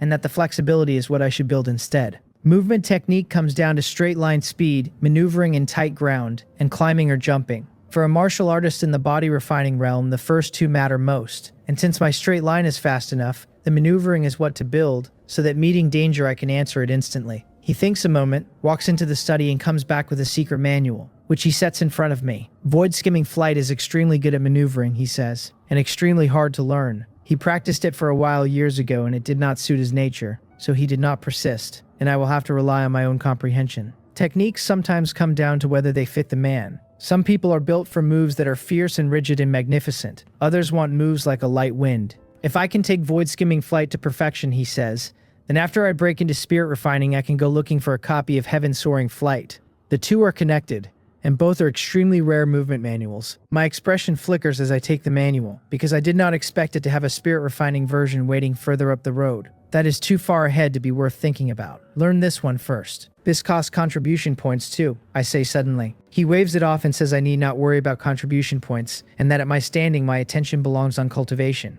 For him, he says, contribution points are no longer much use, and points spent moving my cultivation forward are points well spent. I thank him for imparting it. I bow to him, and I think about the 50,000 won I still owe him, and the feeling that I am living off my master arrives on schedule.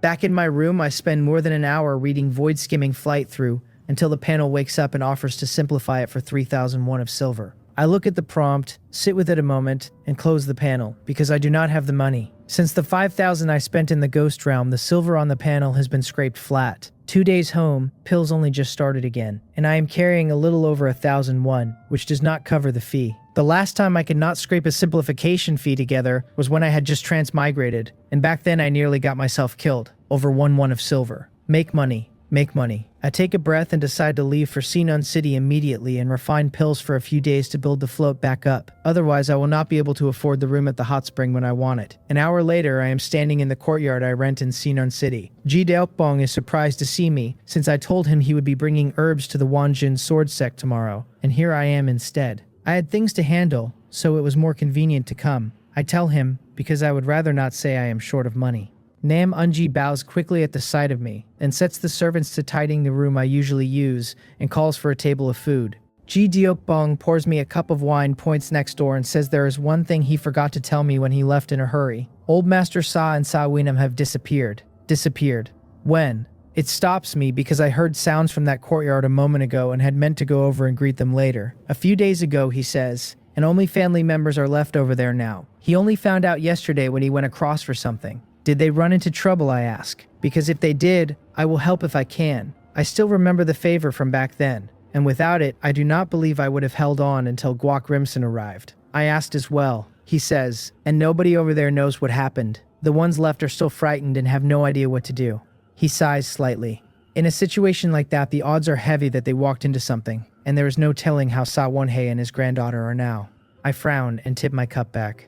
Sa Wonhei's strength is level with an average organ refining martial artist. Careless, a man like that can still be trapped. Whatever was strong enough to make him vanish is not a small matter. I stay in the Sonun City courtyard 5 days. 2 days ago, I finally scraped 3,001 together and fused and simplified Void Skimming Flight with the Soul Chasing Step, which let me start grinding proficiency. 2 more days of earning after that put enough aside to start paying for the Heaven Grade room at the inn. I go to the Alchemist Alliance first, and take the task of improving the Biryong pill. The formula's proficiency should hit great perfection within a few days, and at that point I can start thinking about the improvement. A great many alchemists have taken this task lately, Jin Zhongbran says, looking at me. She has heard some of the older ones have already made progress. Then she wonders why it feels as though I have gotten better looking in the space of a few days. While she is looking, she starts laughing, and bites her lip gently, still looking. I look back at her, lost. In one sentence and the woman has arrived at this. How would a man prove a formula has been improved? I ask, cutting across whatever she is doing. By bringing a new pill for evaluation. Yes, she says, collecting herself and nodding. Bring the new pill over, she says. And if it proves effective, there will also be an on-site refining so the ingredients can be verified. Normally improving the Biryong pill takes at least the standard of a 7th grade alchemist. Only when the Biryong pill a man refines is good enough does he have any standing to talk about improving it. In the end, the Alliance did not set that bar and left the floor at 8th grade. Sometimes an alchemist's flash of insight produces something constructive, and a good number of 8th grade alchemists can refine a Biryong pill, only not to much quality. Is the final result decided by the Alliance Master, I ask? No, she says. Besides the Alliance Master, there are several other alchemists. And she adds that the task is not without a time limit after all, so if the young master wants the reward, he should be quick. I ask what she means. If one alchemist produces a result, she explains, and the Alliance Master and the other alchemists recognize it, then everyone else has 1 month to produce a better formula, and otherwise the task closes. I nod understanding, and a rule like that stops the thing running forever. Given the standard of Wei Hyung-sen and the others, they can judge a formula's quality easily enough. Understood, I say, cupping my hands, and I thank her. She tells me softly to travel safely and to come and visit often. She is reluctant to see me go and does not dare actually detain me. I smile, wave, and leave the alliance. Half an hour later, I am at the hot spring inn. Should I be delivering the herbs here every day from now on? Ji Dokbong asks, looking around the place, and his eyes light up at the size of the hot spring pool. What a fine place. Yes, I tell him. I will be here cultivating. I have decided to stay around the clock. Since the Heaven Grade rune carries a formation that blocks prying eyes, I have a fair number of secrets, and nobody is necessarily watching me at any given moment, and an extra layer never hurt. He agrees to bring the herbs in the morning. We talk a while and he goes. I trip the room's formation, take the Naewon bead out of my robe, and walk down into the water. There is a good deal to get through this month. The Tranquility Source Art and the 5th level of the Tongwan technique should both reach great perfection. The new movement technique cannot be neglected either, and taking it to great perfection buys real safety in the secret realm. And there is the dragon suppressing image, which is still only at the introductory stage and has already changed my body enough that ordinary foreign energies no longer threaten it easily. I put my head under. The Naewon bead shivers, the origin chi around me is pulled in at once, and the dragon suppressing image starts breaking it down and refining it, piece by piece, into skin and flesh. On the 5th day, the Biryong pill formula reaches great perfection. If I walked into the Alliance for assessment now, I would make 7th grade alchemist without difficulty. Fusion. I take the panel and fuse the Biryong pill formula with the Jangbu pill formula. When I first heard about the task, fusing the Biryong pill with another formula was the first method that came to me, and specifically a downward fusion. Use the Jangbu pill as the mainframe and the Biryong pill for the fine detail. The goal is not a better pill than the Biryong pill.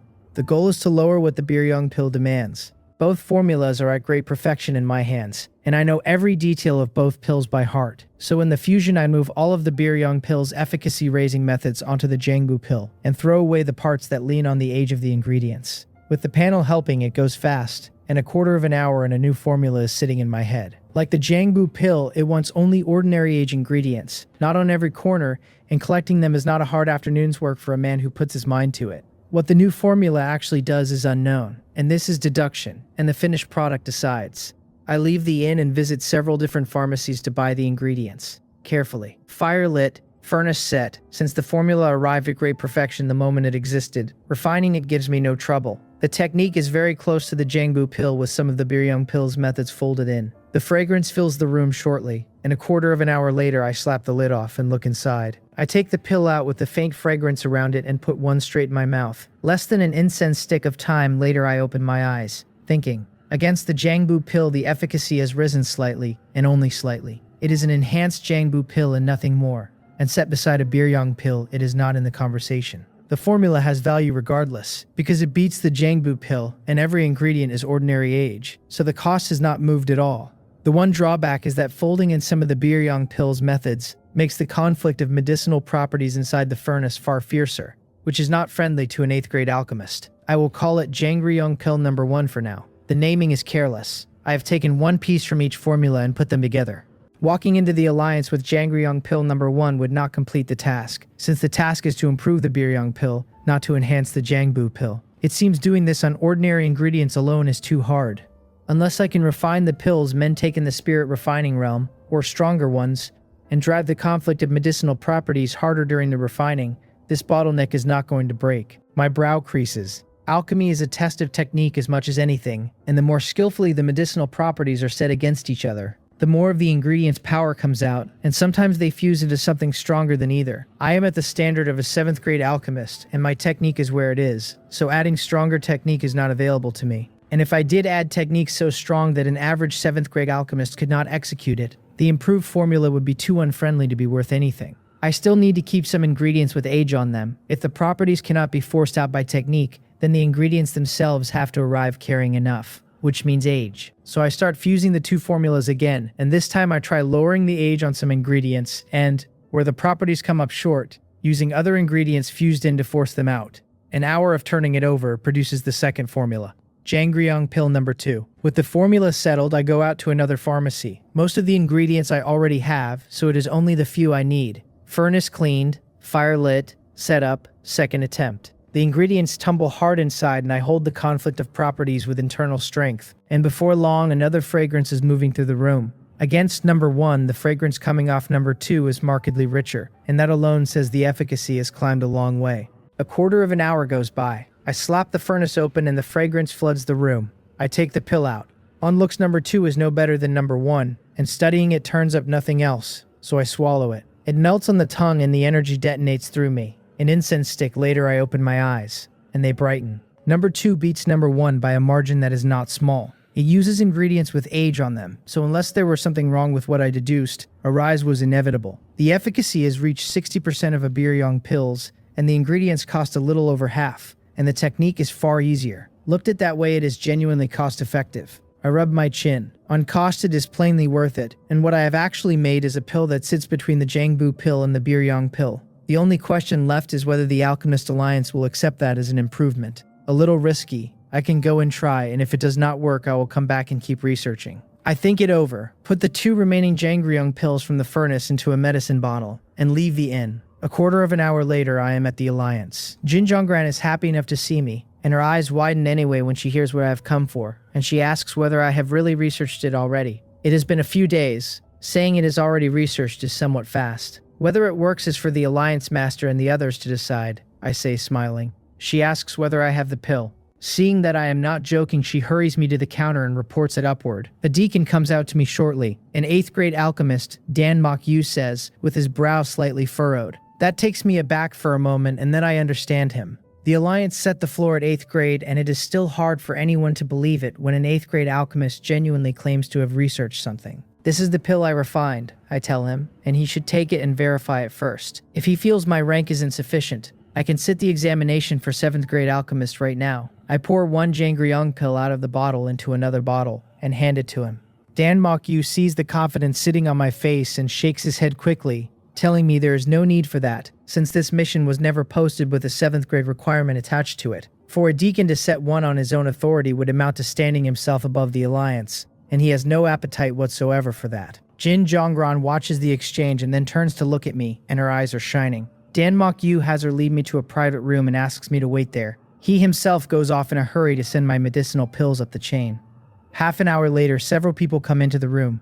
The one Dan Mok-yu brings straight over is an alchemist named Do Jirim, and the deacon tells him that this is the man. Do Jirim looks at my young face without managing to hide his surprise, and he asks whether I refined this medicinal pill myself. I tell him I did, and then I ask whether it meets the requirements of the Alliance's mission. The pill is good, he says, and a great deal stronger than the Jangbu pill. Then he shakes his head and tells me that before me a great many alchemists have already submitted similar medicinal pills with almost identical effects. Many alchemists. That answer stuns me. Seeing my expression, Dugirim cannot help laughing softly, and he asks whether I find it surprising. There are so many alchemists in Seonan City, he says, and a fair number of them develop medicinal pills of their own. Things like the Jangbu pill are simply the ones that circulate widely, and there are better pills that their makers keep quietly to themselves. I nod as it lands. A great many medicinal pills are absent from the market not because they do not exist, but because they are produced in tiny quantities and never offered to anyone. Just like the Jangryung pill number 1 I derived. Its effect beats the Jangbu pill and the refining is harder, so it cannot honestly be called better than the ordinary Jangbu pill at all. Veteran alchemists tinker with such things out of boredom or plain interest, and they do not show them because there has never been a reason to. Now that the Alliance has posted this mission and hung a Giwon pill off the end of it, every one of them naturally brings out his trump card.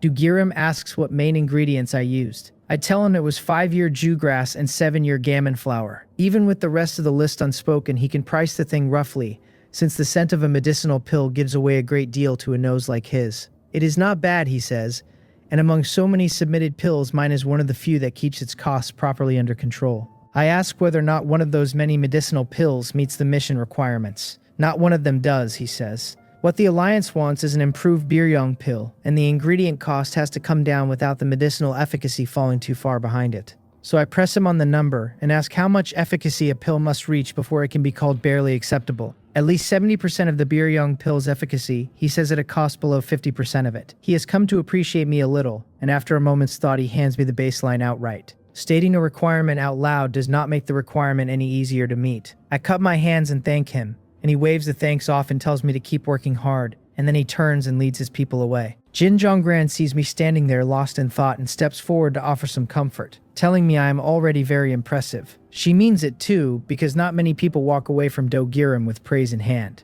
I laugh in spite of myself and tell her I am fine. To me, this is nothing, not even a setback worth the name. I have been standing here thinking about how to push the pill formula further and arrive at a Jangryong pill number 3. After turning it over for a while, I conclude that I probably still know far too few pill formulas. Since the day I became an alchemist, my aim in refining has been narrow and perfectly clear. I refined only pills that raise cultivation, partly because I could swallow them myself, and partly because pills of that kind sell for a higher price than anything else on the counter. But I want to finish this mission, and finishing it means innovating, and leaning on a handful of refining techniques and my own feel for medicinal properties is plainly not going to be enough. I spent time on medical books once, and I learned a great deal about herbs from them. After I arrived in Sonon City, my days were squeezed from every side and I set the whole matter down. Now a medicinal pill that satisfies this mission will not come out of me unless I go back to those books and put several more pill formulas through my hands. Thinking of the Giwon pill waiting at the end of it, I take a deep breath. I look up at Jin Jonggran and tell her I want to exchange for some pill formulas. She gives a slight bow, calls me young master, and leads me to the counter. I take out the Jangryong pill number 1, pick up brush and ink, and start writing out the pill formula for it, while asking how many contribution points it can fetch. By the time I have finished writing, the Alliance has produced its answer. 2 options come back to me. The first is a straight buyout for 3,000 contribution points, and the second is a split, where the formula stays with the Alliance, and the points are divided evenly on every exchange. It surprises me somewhat that the Alliance offers alchemists a choice at all. Over a long horizon, the split is the better deal, since the income never stops and Alliance contribution points hold their value beautifully. The trouble with the split is that a great many people have to know the pill formula exists before anyone will exchange for it. And the Jangryong pill number 1 carries a real flaw. Its refining difficulty runs high, which makes it unfriendly to 9th grade and even 8th grade alchemists, and the improvement in efficacy is not large enough to drag them over that wall. A buyout is simple, 3,000 contribution points once, and however well the pill formula sells afterward has nothing further to do with me. Since contribution points are exactly what I need at this moment, I weigh the inherent value of the Jangryong pill number 1 and settle on the buyout. I tell the counter to buy it out. The Alliance moves fast, and 3,000 contribution points land on my jade pendant before I have put the brush down. Then I turn to Jin Jonggran with a rather odd request, and ask whether there are pill formulas that are difficult to refine while using ordinary ingredients and producing quite unusual effects. There are, she says, smiling sweetly, and she asks me to wait a moment. She applies at the counter and lays a pill formula introduction down in front of me. I pick it up out of curiosity, and a moment later I put it down again with my expression caught somewhere between laughter and tears. The Alchemist Alliance has been growing for so many years that it truly has everything, right down to this. The formula exists purely to hone an alchemist's refining technique, and it calls for dozens of separate herbs. The medicinal pill it produces is colorless and tasteless. Its effect is satiety, and it carries pill veins. Yes, the same pill veins that showed up on the Jangbu pills I refined with ghost beads outside the ghost realm. This pill formula can raise pill veins out of ordinary herbs. I ask how many contribution points. 1,700, comes the answer. I tell the counter to exchange it, because a pill formula that pulls pill veins out of common herbs is impressive by any measure I own.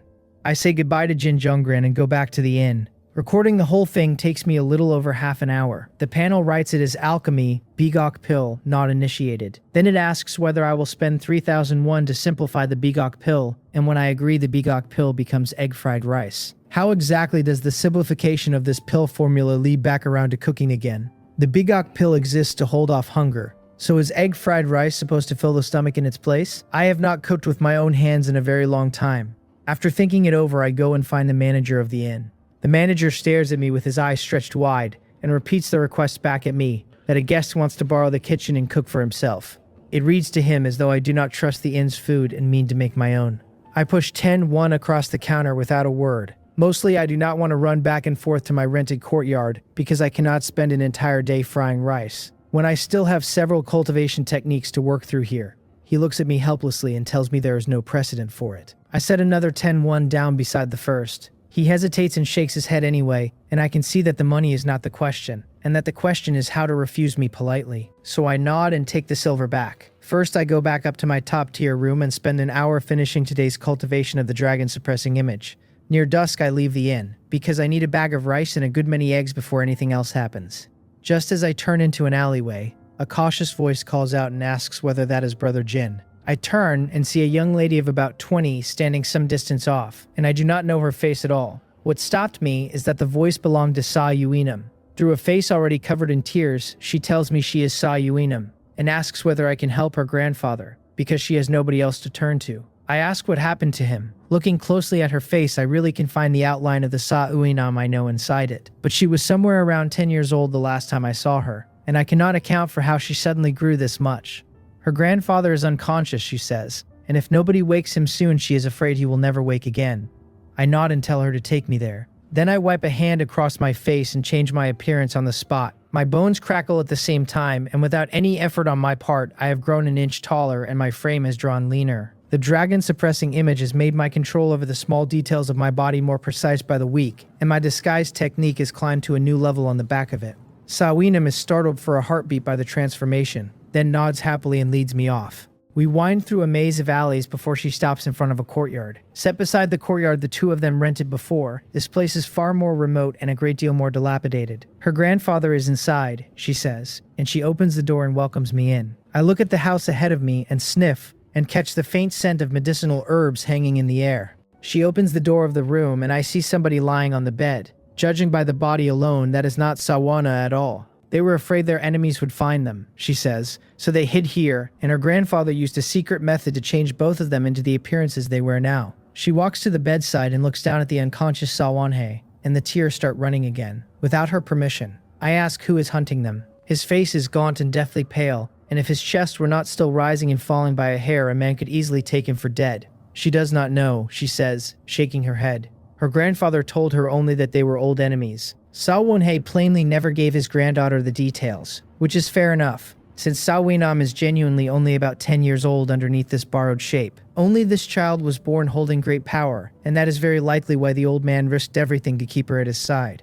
I ask whether she came to me because she has a specific way to save him. Looking at the state of the man on the bed, I am not remotely sure how I would begin treating him. I am an alchemist and I know a little medicine, and faced with somebody this badly broken, I have nothing good to offer. She nods quickly and then drops her voice. Her grandfather's body has not actually suffered much damage, she says. His spirit is trapped inside the Singui realm and cannot get out, and that is why his flesh is wasting away a little more each day. If nobody pulls him out of the Singui realm soon, he will never wake up again. By the end of the sentence, she has started weeping softly. The Singui realm. My brow furrows because the name has a familiar shape to it. The last time I was in a ghost realm, the monk told me I was standing in the heart realm, and I would like to know whether the two things are connected. It is a very dangerous place that only the spirit can enter, she says with her eyes still wet. Because her grandfather was badly hurt, the ghost he controls dragged him into the Singui realm. She has gone in twice already trying to bring him back and failed both times. And in the short term, there is exactly one chance left. I ask whether she wants me to go into the Singui realm with her, and what kind of place it is exactly. I do not refuse her. Sawonhei and his granddaughter saved my life once, and I have not forgotten the debt. She cannot say for certain, she tells me. Her grandfather said only that for their guiding ghost lineage, they rise by the Singui realm and they fall by the Singui realm. He took her in a few times before, and they stayed at the entry point to let her feel the place and never went deep. If only the spirit can enter, the Singui realm is likely crawling with ghosts, and the one great suppression a martial artist carries becomes useless in there. She pulls a white candle out of her robe and tells me it is a heart candle. Once it is lit, a secret method carries the two of us into the Singui realm, and the heart candle exists inside there as well, and shields us from drawing the attention of other ghosts. Only one can be burning at a time. The thing looks something like the white candles used to call ghosts, with a small difference. I ask whether the Singui realm holds any other taboos. It does, she whispers. Her grandfather said that inside the Singui realm nobody speaks a person's name, and nobody discusses another person's past. Better still to say nothing at all, and above all never to be curious, since curiosity buys trouble that nobody needed. Then I ask what happens if our physical bodies run into danger, and I glance around the room while I ask it. Sawonhei has enemies, and if those enemies happen to find this courtyard, the two of us would be sitting there like ducks on a pond. Before we enter, she says, a warning formation goes up around the whole courtyard. The moment anyone approaches or an attack lands, the formation wakes us immediately, and no matter where our spirits have wandered inside the Singui realm, we return safely. Besides the formation, she adds, they also have a protective jade pendant that can absorb one attack. The picture is not good at all, and left alone he will most likely be dead inside a day or two. I tell her to give me a few hours, and then I will go into the Singui realm with her. I am still a little short of great perfection in the tranquility source art. Since we are entering with our spirits and nothing else, spiritual power is very likely to be the factor that decides everything in there. She is anxious and she understands that I need to prepare, so she tells me to rest in the room next door. I go there, sit cross-legged on the bed, and begin to cultivate the tranquility source art. I have practiced diligently every single day since, and today I am finally going to touch great perfection. 1 hour, then 2, and my eyes snap open with a faint glimmer running through them. It has actually gained an additional trait, and every one of the contribution points I burned to get it was worth spending. As the insights that arrive with great perfection settle into me, a smile shows up on my mouth without being invited. When the Tranquility Heart art reached great perfection, it gained a trait much like bullet time, which let me take hold of everything around me inside a single instant. The bullet time is still there, and the technique has also gained a trait resembling instant eternity, which lets me drag an enemy into that nearly frozen world with me. In that narrow moment, my thoughts keep running at their ordinary speed, while my opponent's thoughts stall, as though the man had blacked out on his feet. If the opponent is far above me, a spirit-refining realm expert for instance, my own spiritual power may burst before the man feels anything at all. I spread my right hand and several fragments appear in my palm. I have no idea whether they will be useful or whether they can even cross into the Singui realm, and carrying them costs me nothing. After a short spell of settling myself, I go through to the room where Sa Wonhai is lying. Sa Winam looks up at me, and her expression shifts slightly. I tell her in a low voice that we can enter the Singui realm now. A smile finally opens on her face, and she thanks me and bows deeply. I sigh under my breath, because her grandfather's accident appears to have grown this former brat up a great deal. In the old days, she would never have called me brother. She takes a jade pendant from her sleeve and lights the heart candle.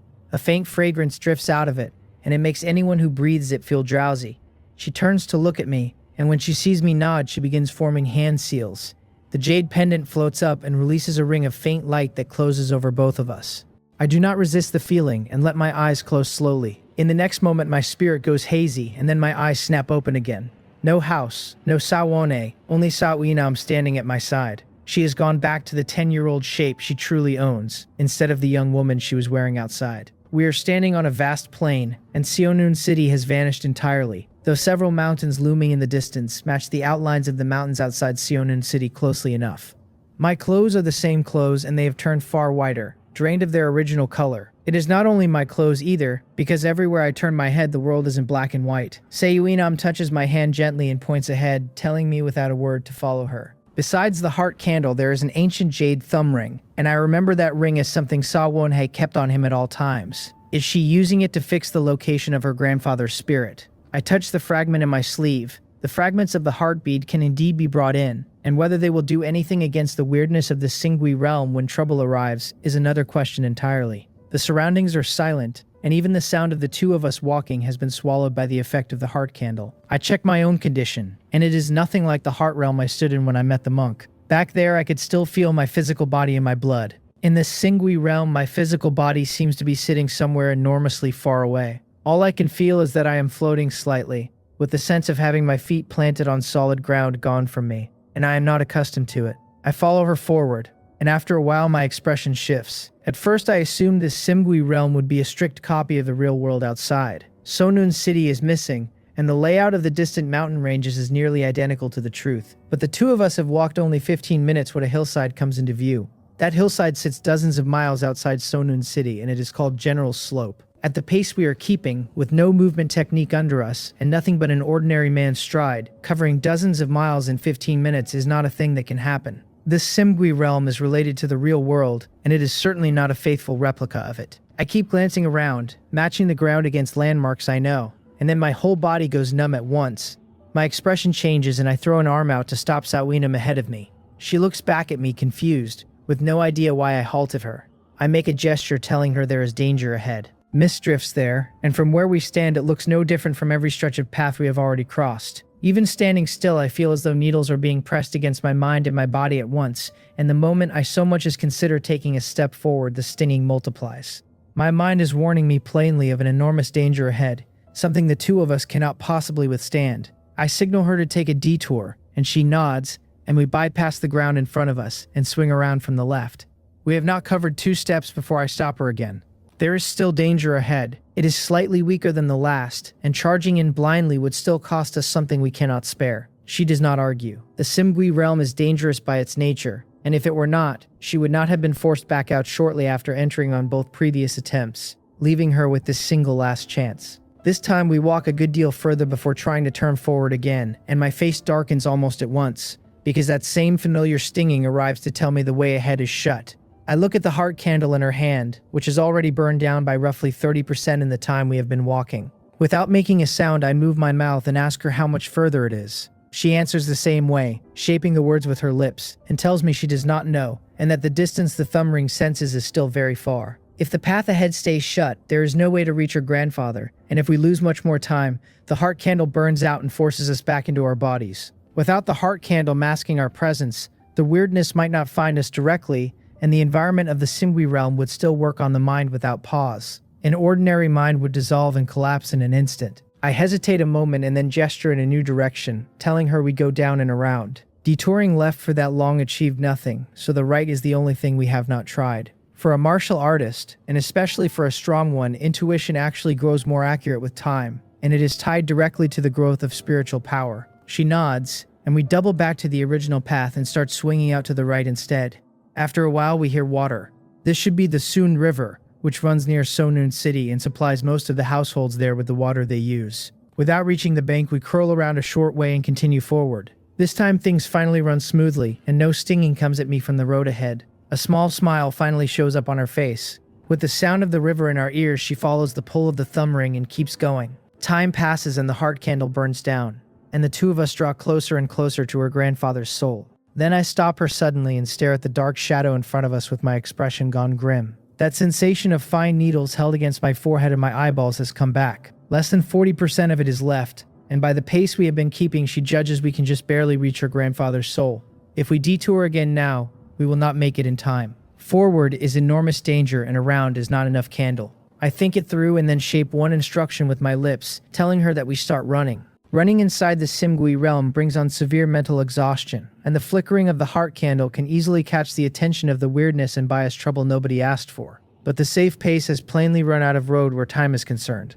Set against every danger I have sensed so far tonight, this curtain feels as though it would swallow a man whole, and the thought of it puts a chill through me. I gesture at my back and tell her to jump on, and then I half squat and she nods and climbs up. The next moment I am running to the left. The black curtain runs all the way down to the riverbank, so detouring to the right has stopped being realistic.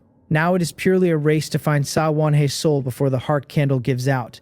I run as steadily as I can and the heart candle flickers violently regardless. Faint, broken whispers start drifting into my ears. They pour in like demonic sound, digging hard for a way into my mind. After only a moment of listening, I turn flustered and irritable, and I feel a sudden urge to smash the flickering candle out of her hands. A wave of coolness spreads out from inside me and clears the irritability away instantly. The tranquility source art sensed the danger and answered inside my mind without waiting to be told. Then the candlelight dims sharply. I turn my head, startled, and find that at some point Sa Yuinam has very nearly crushed the heart candle in her fist. I snatch it away from her. She fights me for it instinctively and looks ready to destroy it outright, so I let out a low shout and use a mental shock to force her awake. Her hand freezes in mid-air and her eyes come back clear. Recalling what she was about to do, her expression changes, and her eyes fill with the kind of fear that arrives after the fact. The low whispers keep drifting in from all sides. She grips the thumb ring and fights them off continuously now. With her mind cultivation technique circulating without pause, she is no longer affected. After we have run left for a while, my expression turns grim again. There is danger ahead once more.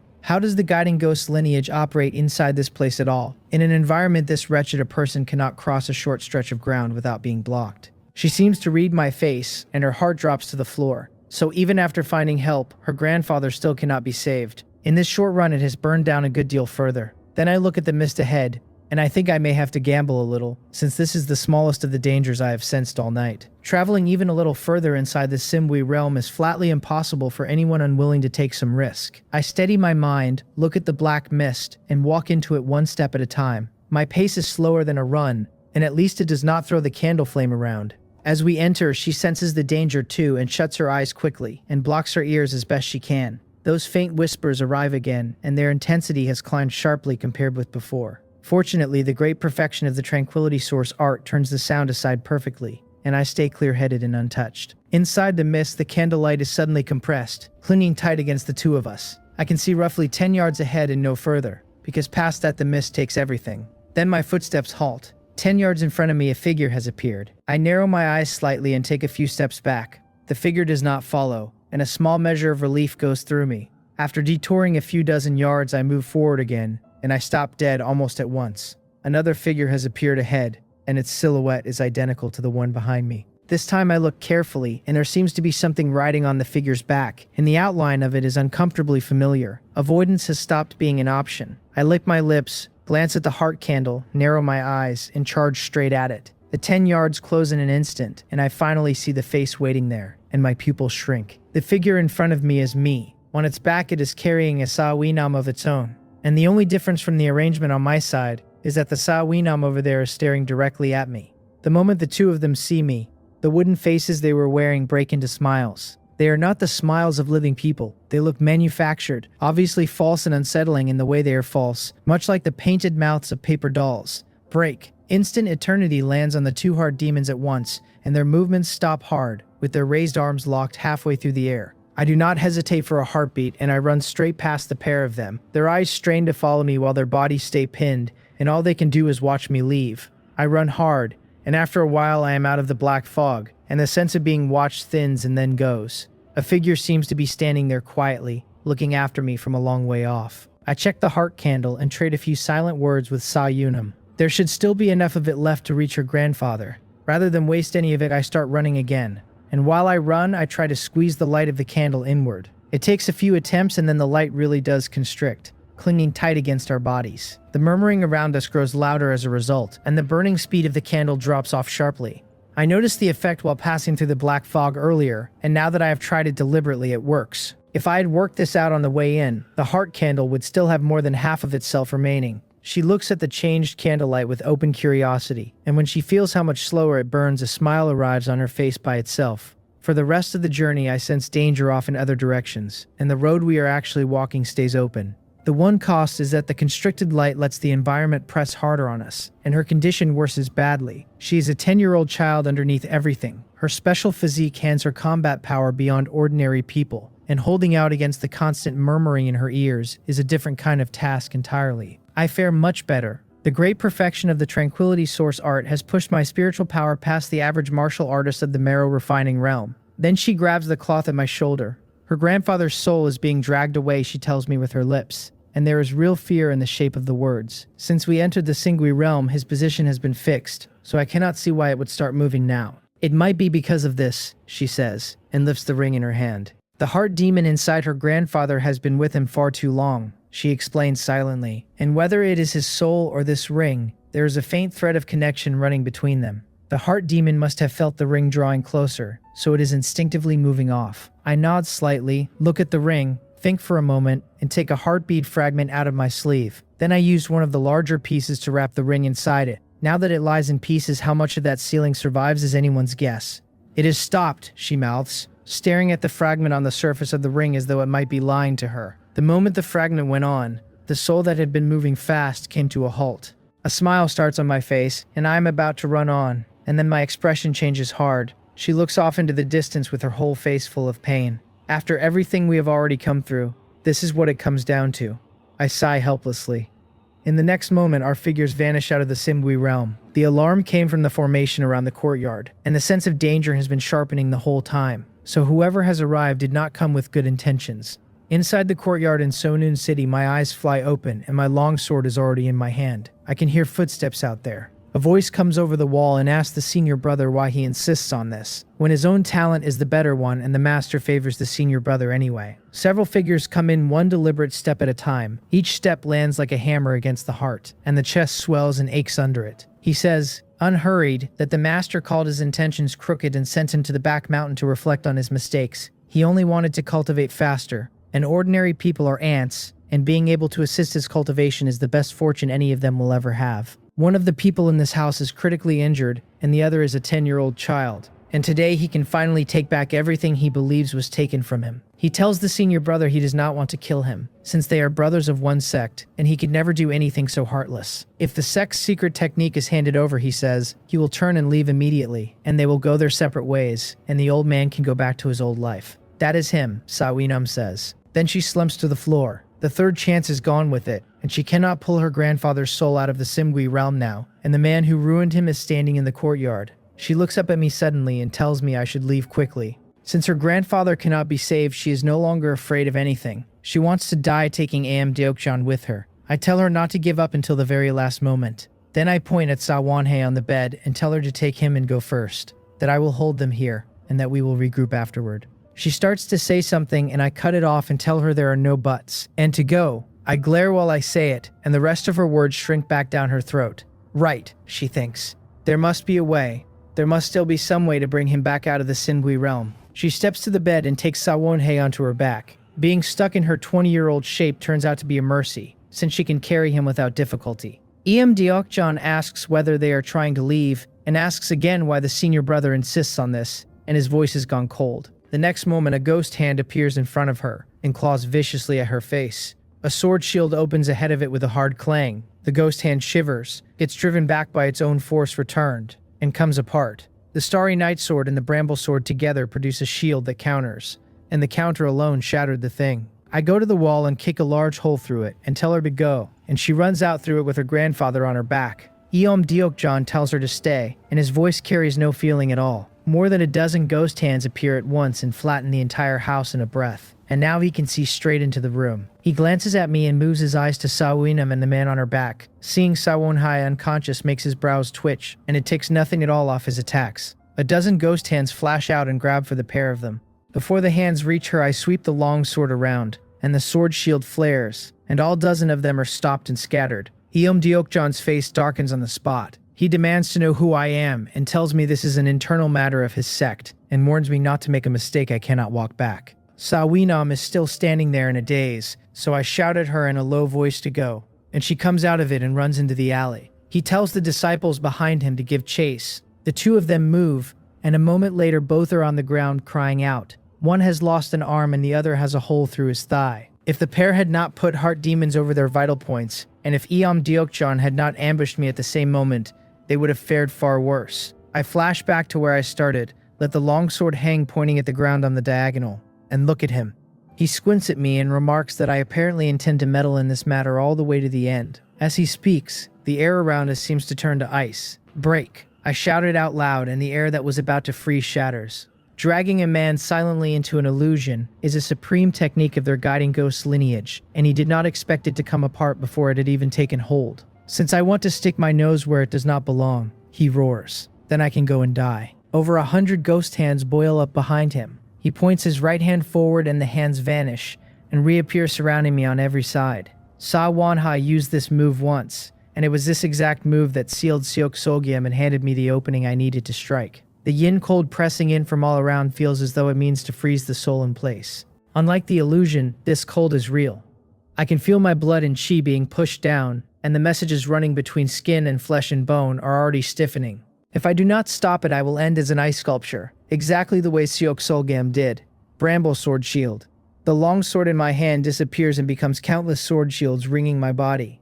The moment the ghost hands come near, they are turned aside, and the returning shock throws them back out. Set against the ghost hands that shattered on contact earlier, these are far sturdier. Even so, every collision with the bramble sword shield stalls them for an instant, and hairline cracks open across them. The damage repairs itself immediately, and the ceiling formation that had been flawless has shown me a flaw all the same. My figure flickers and I go straight through a gap between the 100 hands, arriving in front of Deokjan with the longsword driving forward. Sword 6. Since breaking into the marrow refining realm, my physical strength and my reaction time have turned Sword 6 into an ordinary move for me. The blade hits a massive ghost hand with a dull thud. The recoil pushes me back one small step, and a large hole opens in the hand. The thing roars as though it felt pain. The blast blows my hair back, and the Tranquility Source art spins fast inside my mind and blocks the impact riding inside the ghost's roar. During that brief stall, the 100 ghost hands come at me again, hunting for a way to pin me down. My figure flickers, and several of me appear around the courtyard at once, on the walls, along the eaves, over the rockery. The ghost hands hesitate, unable to pick the real one out fast enough. A martial artist who is only in the marrow refining realm has turned out to be surprisingly hard to handle. Without the protection wrapped around him, he might have been in danger himself. Sword 7.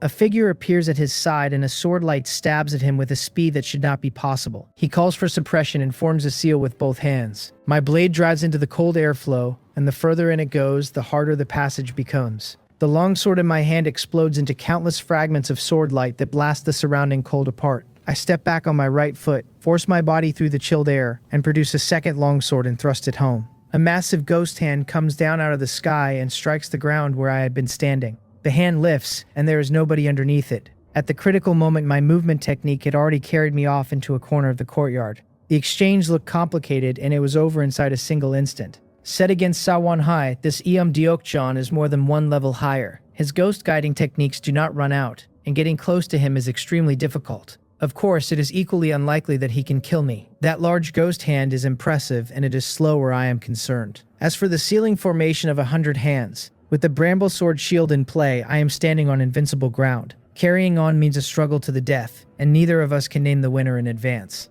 I am genuinely tempted to throw an instant eternity at him. If I could freeze him for one brief moment, I am confident I could take his head off with a single stroke. It cannot be used against anyone carrying too much spiritual power, or it backlashes onto the one who threw it. From what I have watched tonight, this guiding ghost lineage cultivates spiritual power as a matter of course, since without it, they could never seal ghosts inside their own bodies. If I threw the divine sense technique at him, he might well be fine while I stood there paralyzed for a moment, and that would be nothing but a request to die. He asks which sect I am a disciple of, and there is real wariness in the question. Exactly as I judged, Deokjan does have several trump cards left that could decide this if the timing fell right. That timing is hard to come by because my movement technique is too fast, and because he cannot pin me into any fixed patch of ground. To find Sawonhei, he traveled over 1,000 miles on the hunt. With success this close to his hand, backing away is not a thing he wants to do. I tell him I belong to the Sonun sword sect, with my head held a shade high. My fellow disciples will arrive shortly, and then he can see for himself whether he still leaves. Combat power like this in the marrow refining realm is flatly impossible for a loose cultivator, and only the local hegemon, the Sinun sword sect, produces disciples of that description. Thinking about how overbearing that sect is makes him apprehensive. He has not been in Sinun City long, and loose cultivators keep their own channels of information.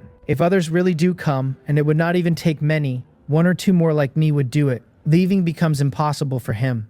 This is an internal matter of his sect, he says again, and he hopes there will be no further interference. Then he scoops up his two disciples, flickers once, and is gone from the spot without daring to stay a moment longer. I did not expect to end the fight by borrowing the name of the Sunun sword sect to frighten a man off. The reputation of a hegemon really does carry. I leap up and start following the trail Sawinam left. She ran in too much of a hurry with her grandfather on her back, and a 10-year-old child does not know the first thing about hiding tracks. With the Tranquility Source art finished, my eye for small things has grown steadily finer, and those faint traces are enough. I follow them all the way to a courtyard. The instant I clear the wall, the world around me changes into a rush of flower scent and birdsong, as though I had dropped into somebody's hidden paradise.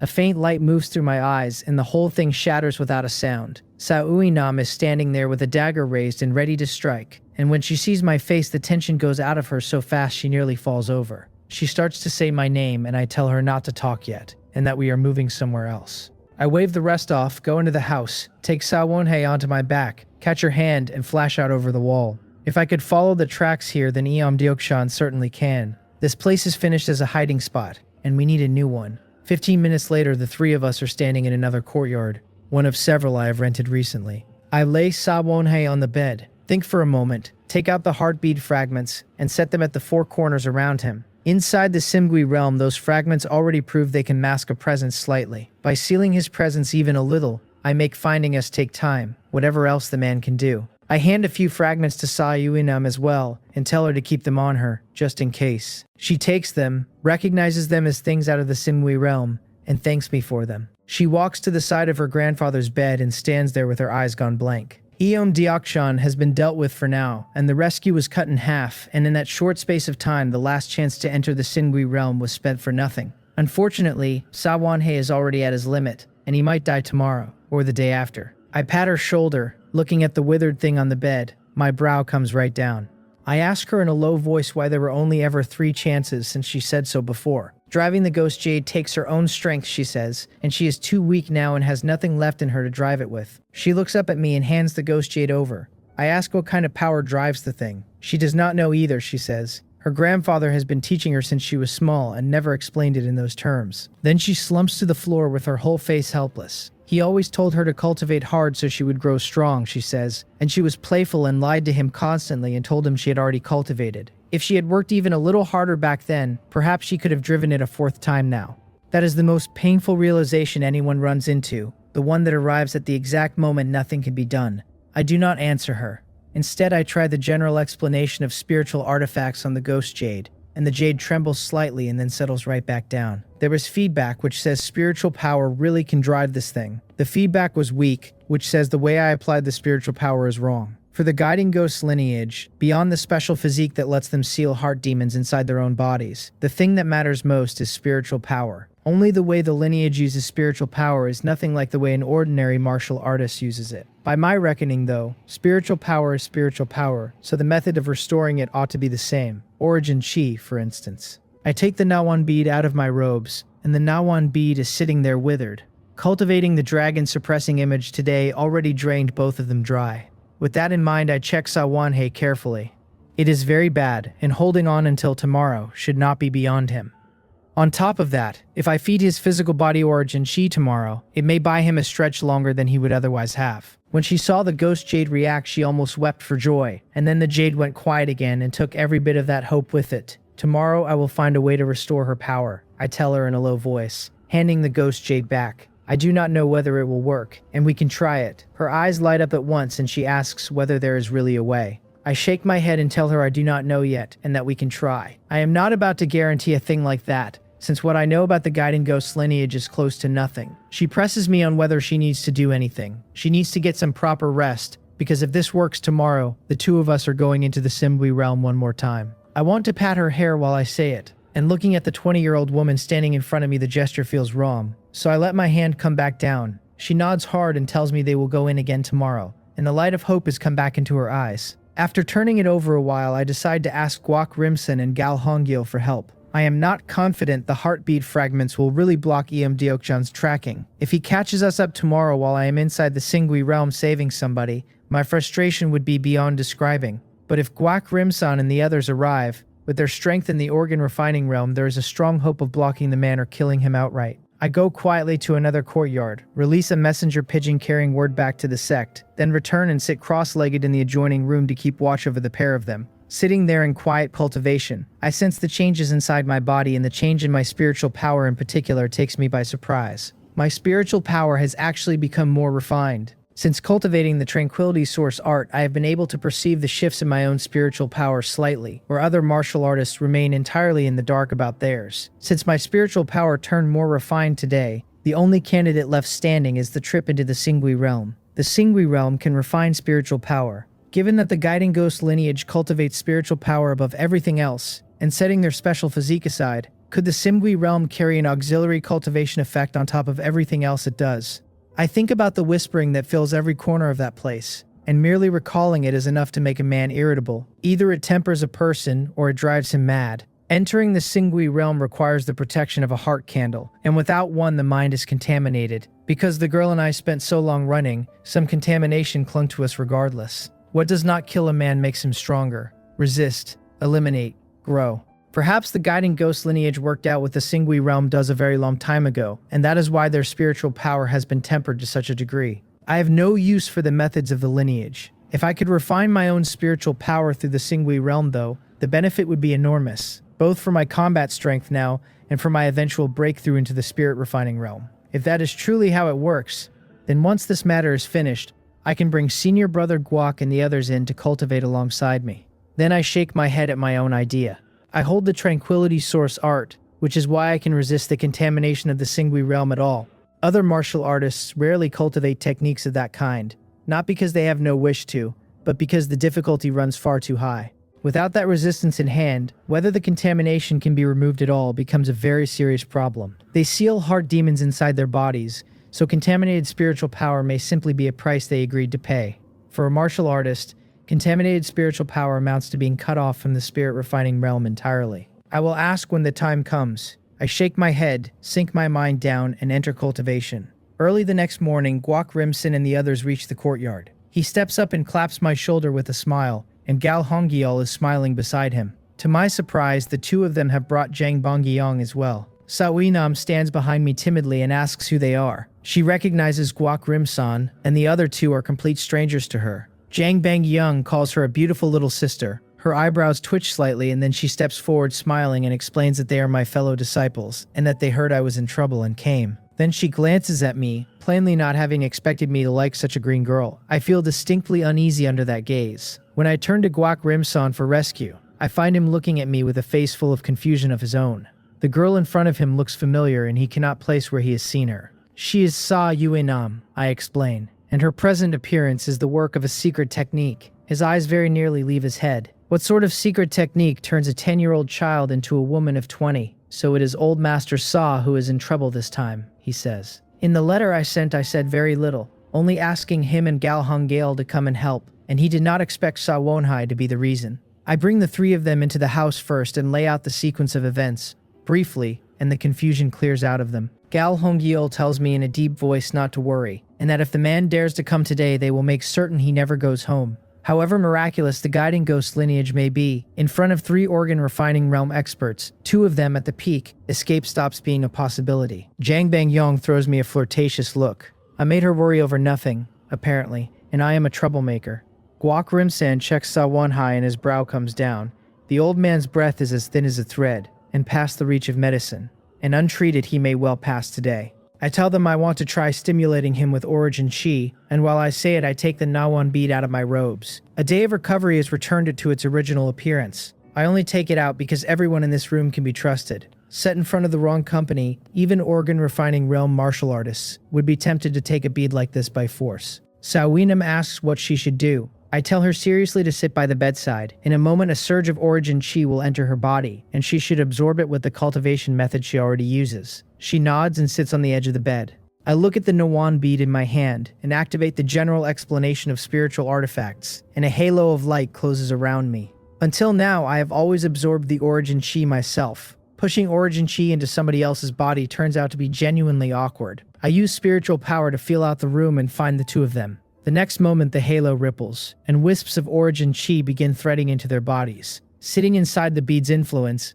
I cannot see any of it. Guak Rim-san and the other 2 watch Sa Wonhai's complexion turn ruddy at a speed the naked eye can follow. Beside him, she keeps her eyes shut tight, circulating the cultivation technique of the guiding ghost lineage, taking the origin chi in and converting it steadily into power of her own. I open my eyes and look at the 2 on the bed. Seeing that ruddy color, I am on the point of smiling, and then I watch it start to fall away again, bit by bit. It is not fast, and in an hour at the outside he will be back to a breath as thin as a thread. The other 3 notice it too and cannot help looking at one another. Origin chi is enormously useful, and for the present it does not solve Sa Wonhai's problem. With the heart soul missing, no amount of healing means anything. It patches the man temporarily and it cures nothing, and in the end, they still have to go into the Singui realm and carry his heart soul home. A moment later she opens her eyes as well, and the spirit sitting in her gaze is extremely bright. She looks up at me with an excited smile filling her whole face and tells me she can drive the ghost jade again. I tell her that this is good, and the smile arrives on my face without needing permission.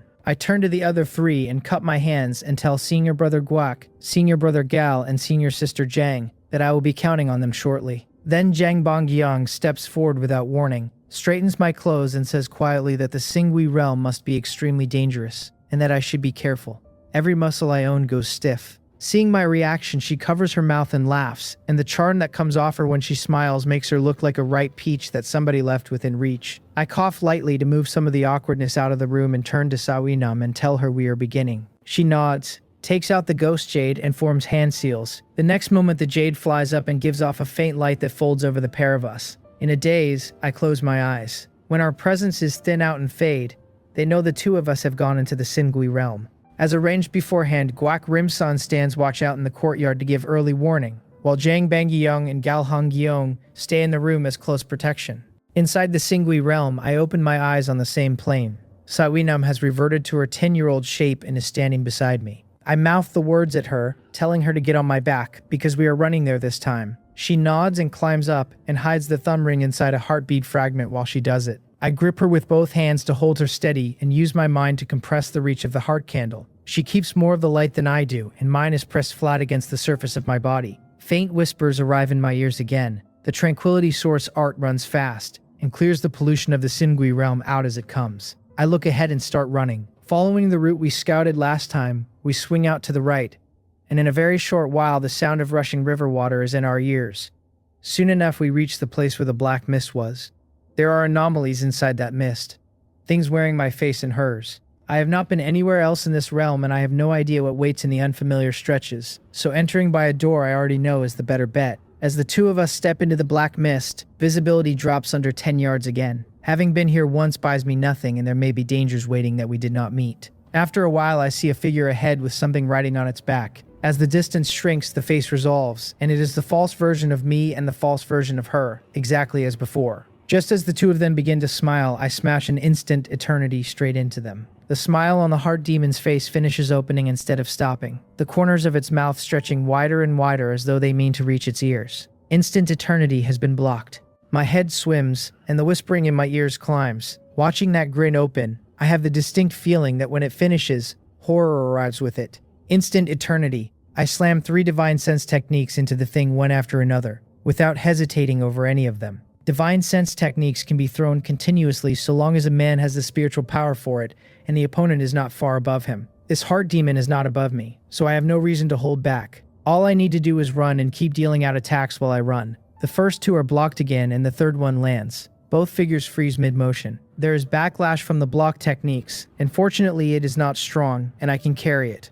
I move my feet and dash past them. If time were not this tight, I would genuinely like to test whether I could kill one of these things. Carrying her on my back, I run clear of the ground the black mist covers. The feeling of a thorn resting against my spine stays with me, and I do not need to turn around to know the thing is watching me go. Something restrains it though, because it does not leave the mist. From the moment we entered until now, less than 10% of it has burned. She feels for her grandfather's position, and this heart candle is more than enough to carry us to him. She tugs at the cloth on my shoulder to remind me I can slow down, and that there is no need to push this hard. The road ahead is unknown, and even without her reminder I would have gone carefully. The closer we come to Sawonhei's position, the more careful I get. Whether our luck has turned or this stretch is simply harmless, we do not feel a hint of danger on the next leg of the journey. What I do feel is an enormous terror sitting somewhere in the distant invisible dark. Even at this range, the sense of it makes my mind shake. Fortunately, they are very far away. We are closing, and she can feel that her grandfather is not far ahead now. With nothing dangerous nearby, I pick the pace up a little. After a moment, a figure appears in front of us, standing perfectly straight and perfectly still. I turn my head to look at her, and she nods hard. I loosen my arms and let her slide down, and she approaches the figure slowly with me walking at her side. Seeing it clearly makes my brow furrow. From a distance I missed it, and up close it is obvious that there are 2 people standing side by side, and both of them wear Sawonhei's face. I look at her confused. One of them is the heart demon that lives inside her grandfather, she mouths.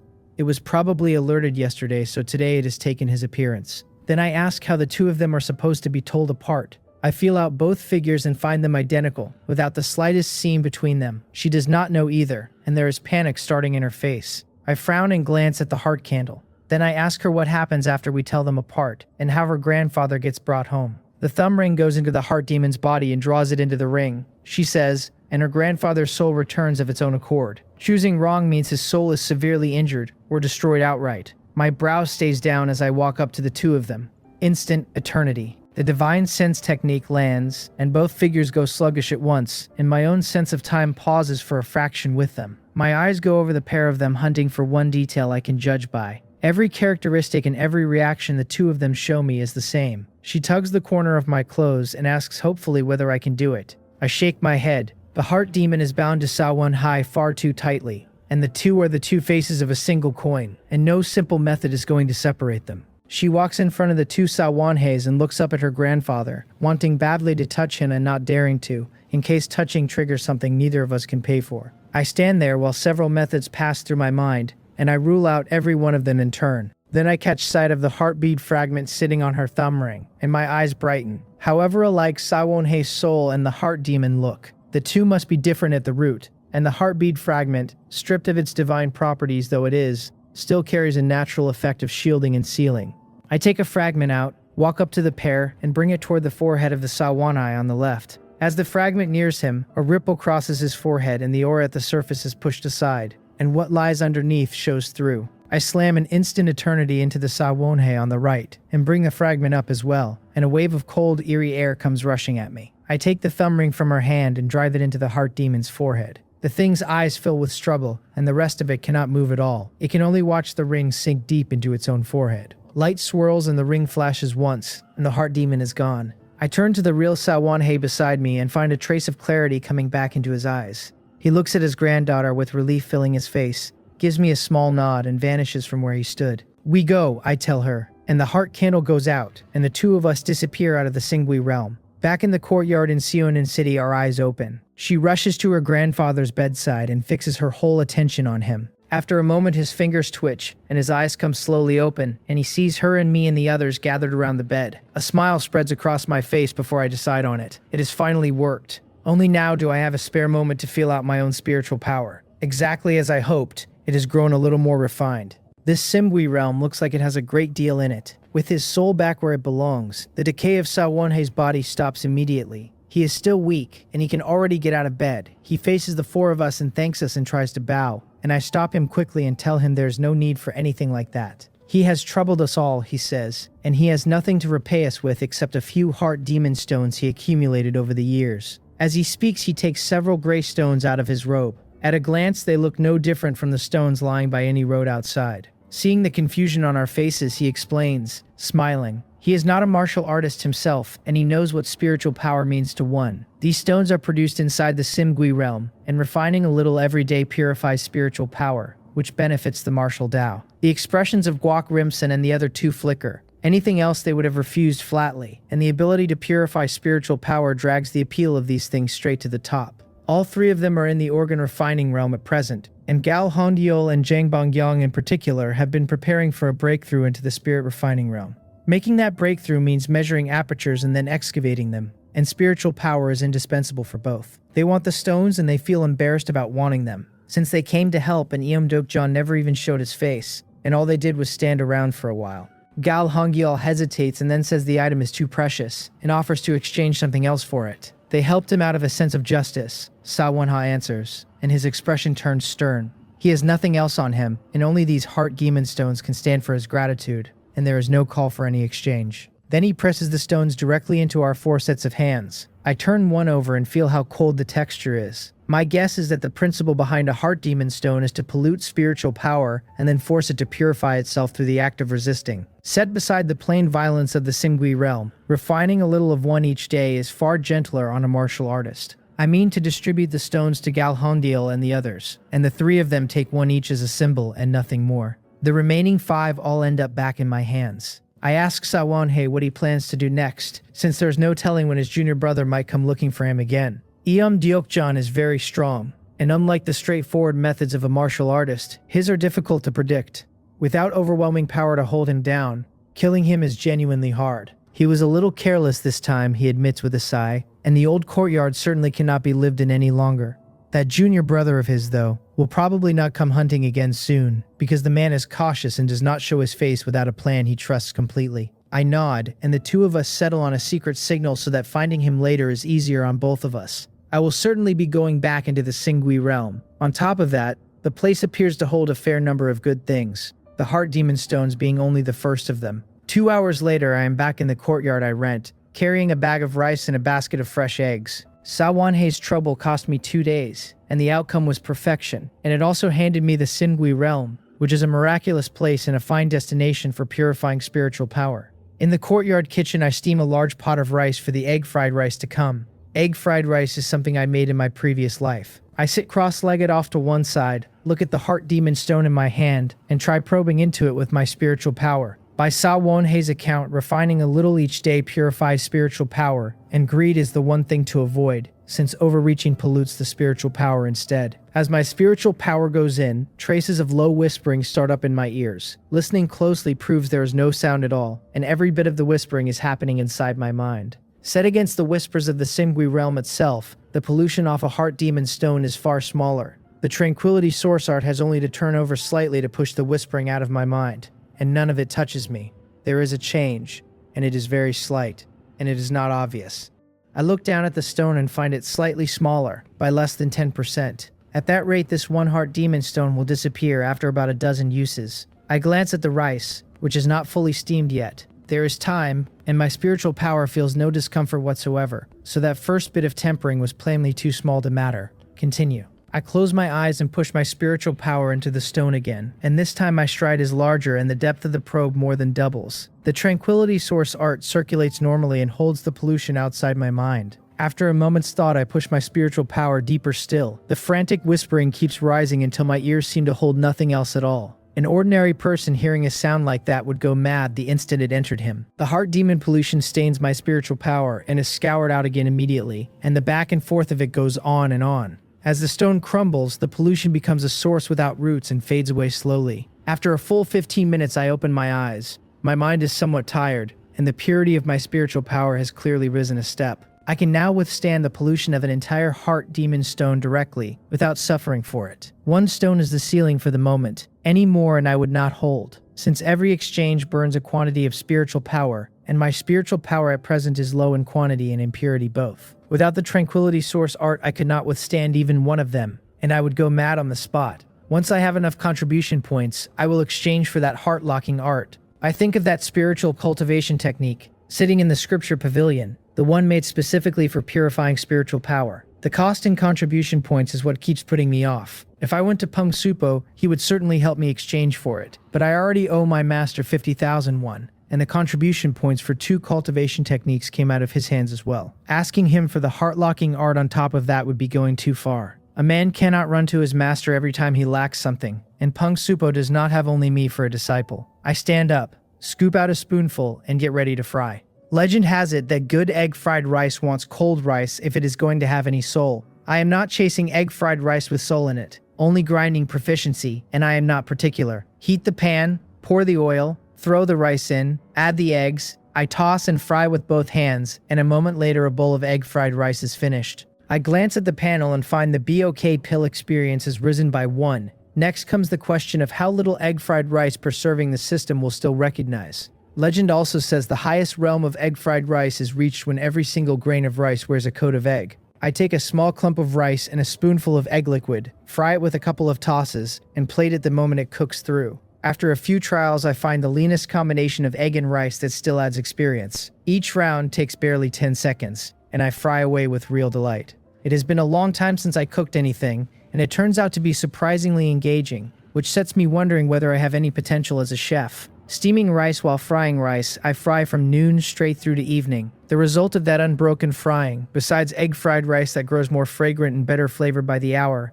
is a fast climb in Big Ok Pill experience. The panel reads Alchemy, Big Ok Pill, Proficient, 1075 out of 3000. At this pace, it will take a few more days to grind the Big Ok Pill proficiency to great perfection. After a quick tidy of the kitchen, I go back to the hot spring inn. I have not touched the dragon suppressing image today, and there are the Tongwan technique and void skimming flight besides, and all of them need making up. The origin chi nearby stirs and surges into my body, and the dragon suppressing image runs fast and tears it apart and folds it into my flesh and blood.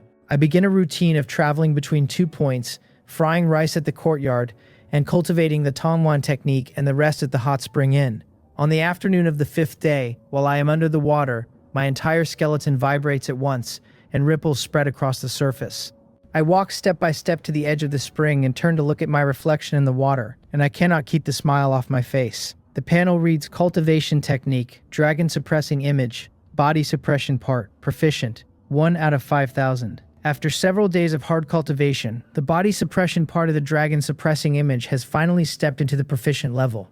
The most obvious change the advancement brings is that I have grown taller. I started out as an ordinary person, dark-skinned and thin and short, before martial arts came anywhere near me. Without my noticing it happen, my height has passed 6 feet. To ordinary people, it is about the most comfortable height a man can be. Besides the height, thin is no longer a word anyone would reach for. The definition in my muscles has arrived at the exact state where explosive power costs nothing in speed. My features have turned more three-dimensional, and calling them well-defined would not be an exaggeration. A face like this gets noticed at a glance across a crowd, and it is extremely pleasant to look at, and it improves the longer anyone looks. Getting stronger is good, and what exactly is the point of all this? This cultivation technique is not doing its proper job.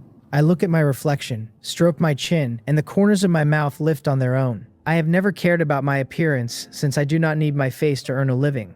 Now that the face is good, all it seems likely to do is bring me trouble. I adjust my posture and study my profile off the surface of the water. It is indeed acceptable. The smile gets brighter, and in the end, I laugh softly at myself. This dragon-suppressing image is far too improper. On the evening of the 8th day, I finally end the monotonous routine because the proficiency of the Big Ok pill has reached the great perfection realm. Smelling egg-fried rice every single day has made me thoroughly sick of it. Apart from the first few days, when I ate some of it, I gave every batch away to the beggars of Sonin City. Yes, even a luxurious city like Sonin City has its beggars, and compared with other places it has quite a few of them. An old beggar with his mouth full of oil asks me what this is and why it tastes so good, while the smaller beggars scramble around him for their share. I tell him, smiling, that it is egg-fried rice. He looks at the rice balls in his hand and repeats the name back. The things in his hand now are crisp on the outside and tender inside, and he had always assumed these were the deep-fried rice balls that rich people ate. He wants to know whether the way rich people make egg-fried rice has changed, and whether they really use this much oil. Seeing his expression, I cannot help grinning. To grind proficiency fast, this egg-fried rice has been very nearly deep-fried, so its appearance has drifted a fair distance from the original. Because it is deep-fried every single day, the smell out of my kitchen made the neighbor's child cry from hunger, and the family came to trade flowers for rice balls. The Big Ok pill has reached the great perfection realm, while the Tongwan technique still needs about 10 days to reach the 5th level of perfection. The dragon-suppressing image is bound by the Neiwan bead, so its speed cannot be raised at all.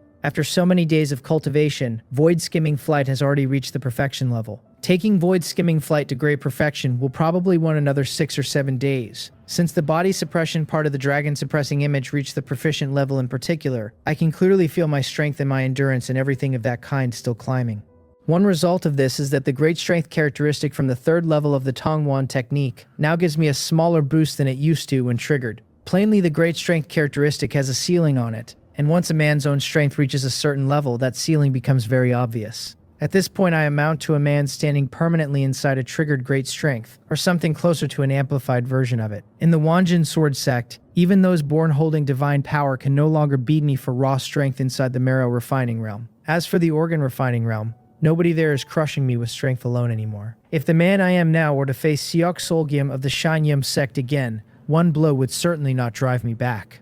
As for whether I or an organ refining realm martial artist stands higher, that is a question only a real fight answers. Sometimes martial artists in the body tempering realm are exactly that simple, and whoever carries more strength holds a huge advantage so long as his speed is not far behind. The dragon suppressing image has let me close part of the gap with the organ refining realm. Ji Deokbong sets the medicinal herbs in his hands down on the ground, and looks me up and down with an odd expression, and asks why he feels as though I have changed my appearance. To him, I seem to have grown taller, and to look better, and even somehow to have grown younger. Then he glances at the hot spring. My cultivation has improved a little, I tell him, and I glance at the herbs and set them aside. He asks in surprise whether the cultivation techniques of my Wanjin sword sect are all this magical. Then he thinks about Guak Rimsan, finds nothing special there, and wonders whether the Guak Rimsan of the past was simply very ugly. I say no, smiling, and wave the idea off. It is a different cultivation technique.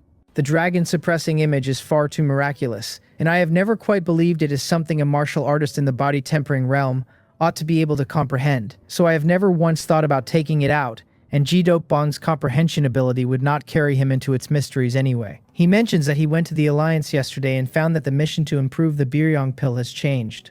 I ask what kind of change. He asked somebody specifically, he says, and was told that a person has already met the basic requirements of the mission. Within the next month, if nobody else brings out a better pill formula, the mission will be officially counted as finished. That fast. I have attacked the Biryong pill mission several times and I understand exactly how hard it is. Even with a great perfection Biryong pill and a great perfection Jangbu pill in hand, I could not fuse a better pill formula out of them. The Biryong pill wants efficacy over 70% at a cost under 50%, and those are the basic requirements of the mission.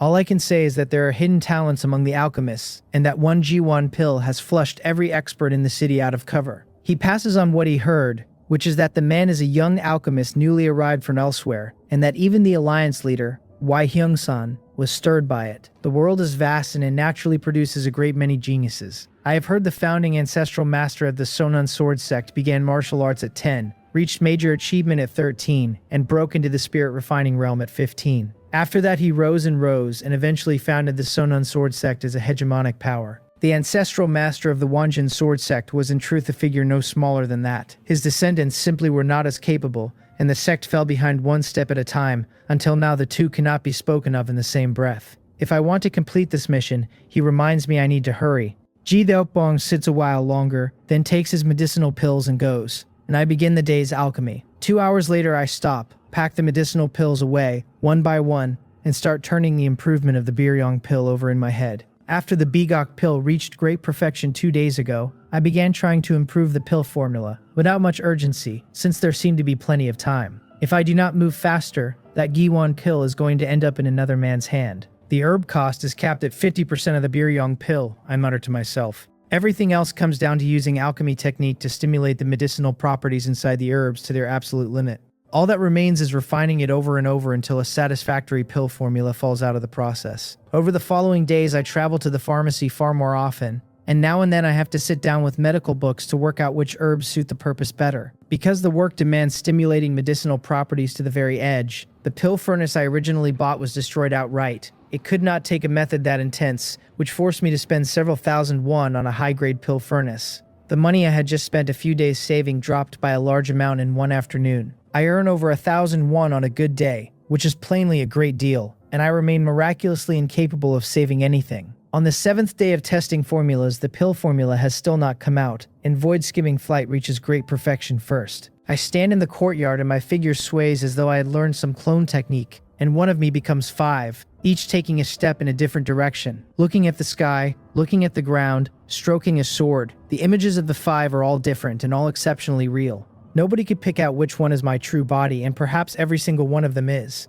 Impressive. I test the great perfection form of void skimming flight a little, and it is exactly as Peng Supo described it. A technique about maneuvering inside a square inch. My movement technique was extraordinary before, and at best I could flash a few after images across the width of a courtyard. Tighten the distance even slightly and I could not control it that precisely. Now I can raise after images all around myself inside a few steps, and the precision has left the old version far behind, which is an enormous addition to my combat strength. Because void skimming flight is a matter of grasping details, it has even given soul-chasing step, which exists for long pursuits, a slight enhancement of its own. With footwork like this, when the 4-sect True Disciple trial arrives, I can fight when I want and leave when I want.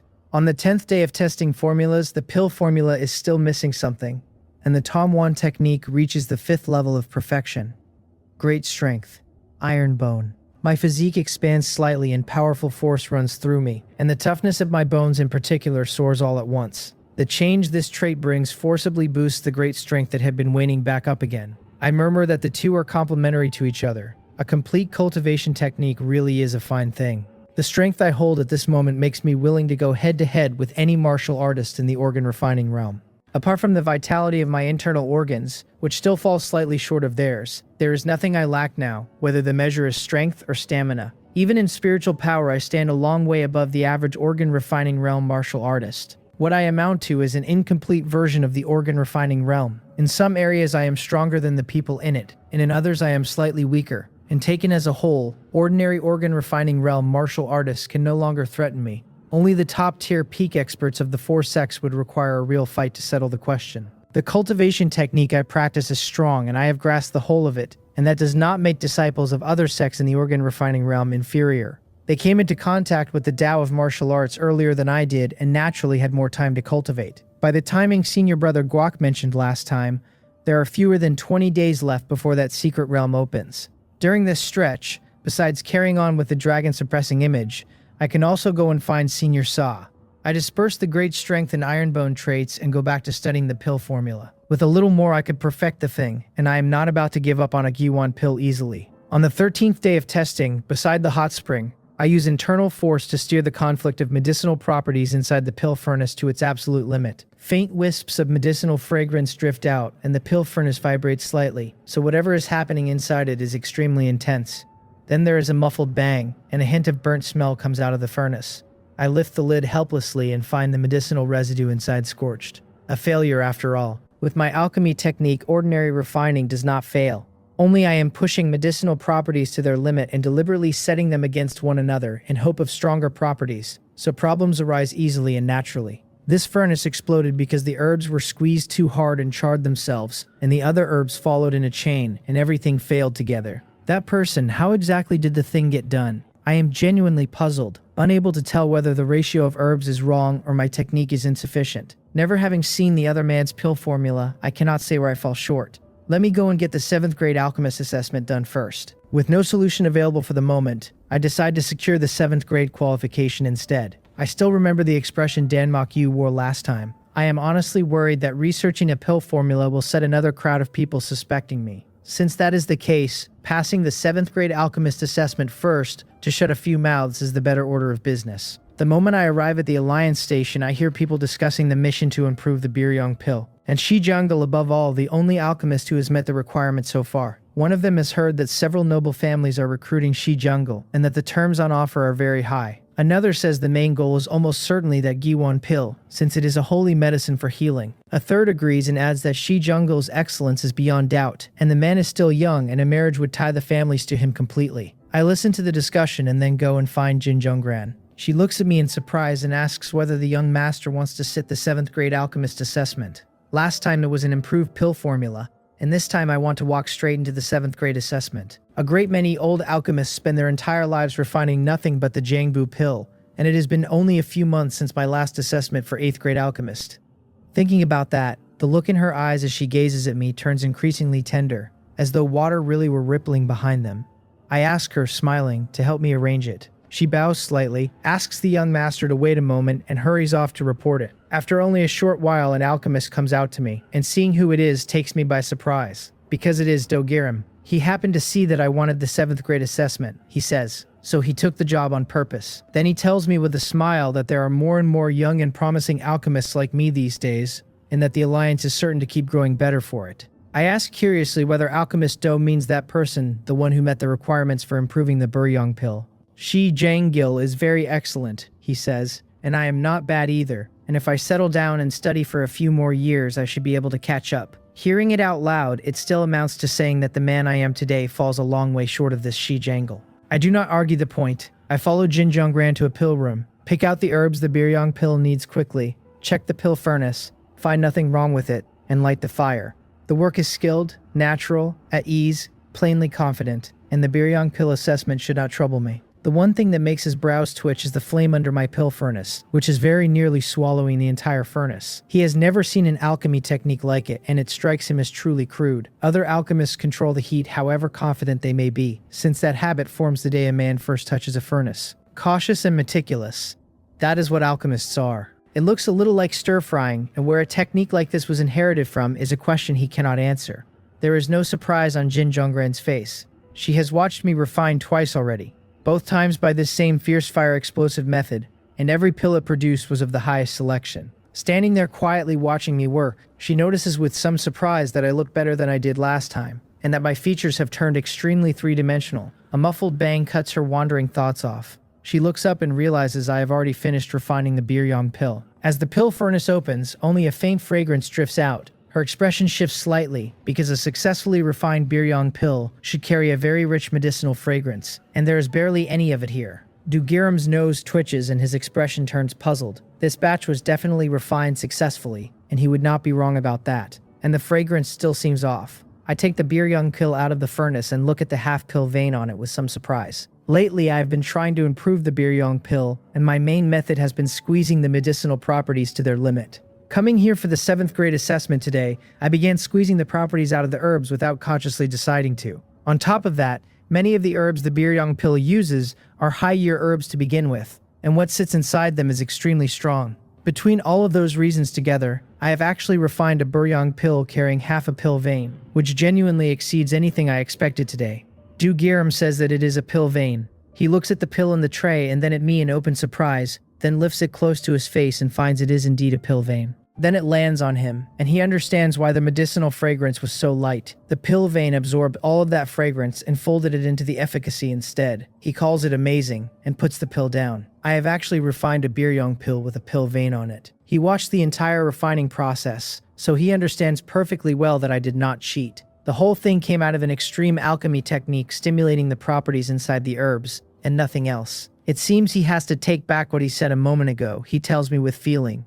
I do not need to settle down and study any longer, because as I am now, set beside Shi Jangil, the two of us are evenly matched. Shi Jangil's pill formula met the mission standard for improving the Biryong pill. I have tried it myself, and I still cannot produce a Biryong pill at 50% of the cost, with 70% of the efficacy. So I ask curiously what level of pill formula this Shi Jangle used to meet the requirements, because I keep feeling that I have overlooked something. Like me, Do-Girim says, the man used normal herbs to refine a biryong pill with half a pill vein. Then he looks at me with regret and adds that our pill standards are the same, and that Shi Janggil reported his first. Unless my pill formula carries some special advantage, the mission will still be counted as completed by him. Good grief. So the mission could be finished like this. Then why did anyone talk to me about 50% cost and 70% efficacy last time and drive me into a dead end inside that narrow range? Do-Girim has not lost his memory and remembers perfectly well what he told me last time. What he gave me then was one direction, he says. Completing that direction would probably have made my chances of winning greater still. I smile bitterly. So the direction he named last time was simply too difficult, and Shi Janggil used the same herbs to refine a stronger medicinal pill instead. After all, the mission is about improving the biryong pill. Greatly enhancing the effect of the biryong pill is naturally an improvement too, since the cost never changed. And for a martial artist, a medicinal pill with a stronger effect is sometimes the more beneficial thing to have, especially when breaking through. Shi Janggil refined a biryong pill with half a pill vein, and I have refined one as well. Only just now I had not even used my full strength yet. I came to the Alchemist Alliance today mainly to sit the assessment for 7th grade Alchemist, and refining a biryong pill with half a pill mark on the spot was only the residue of recent habit. If I could put out a stronger pill without moving the cost at all, I could certainly manage better. Yes, I am exactly that confident. For a while now, I have been chasing one question, which is how to force the medicinal properties inside a herb up to their ceiling. I went down a great many roads and most ended badly. Herbs with low maturity have a limited carrying capacity, and no matter how hard I provoke them, the yield never moves. Push a hair past that line and the pill furnace comes apart. Working with the original herbs of the biryong pill solves most of that at a stroke.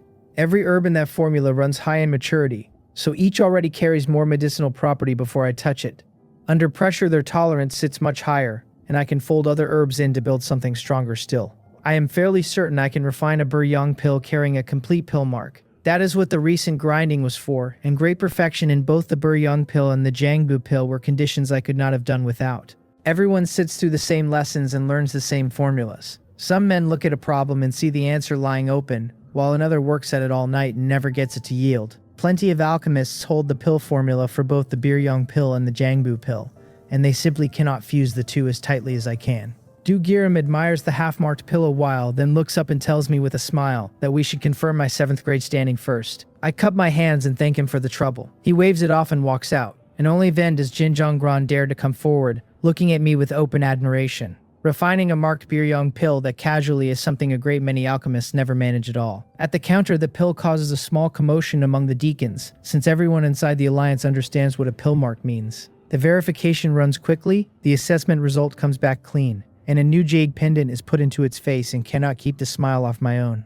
Do-Girim turns and asks whether I intend to write down the pill formula I just used and submit the task. He tells me that once it is set beside Shi Janggil's formula, if my advantage proves the greater, perhaps I will be the one who finishes this thing. From what he watched, I used the original biryong pill herbs, so the difference has to lie in the technique. Shi Janggil swapped several herbs out, though his overall cost came to the same place. The question of which is better will have to be judged by other alchemists, and even Shi Janggil cannot be certain right now. I think about it and shake my head, and I tell him I will go back and turn it over and return in a few days. There is not much advantage in the formula as it stands, and a few days of thought will give me a mature version instead. Do-Girim's eyes brighten and he says he will wait for the good news, clearly feeling I might hand him another surprise.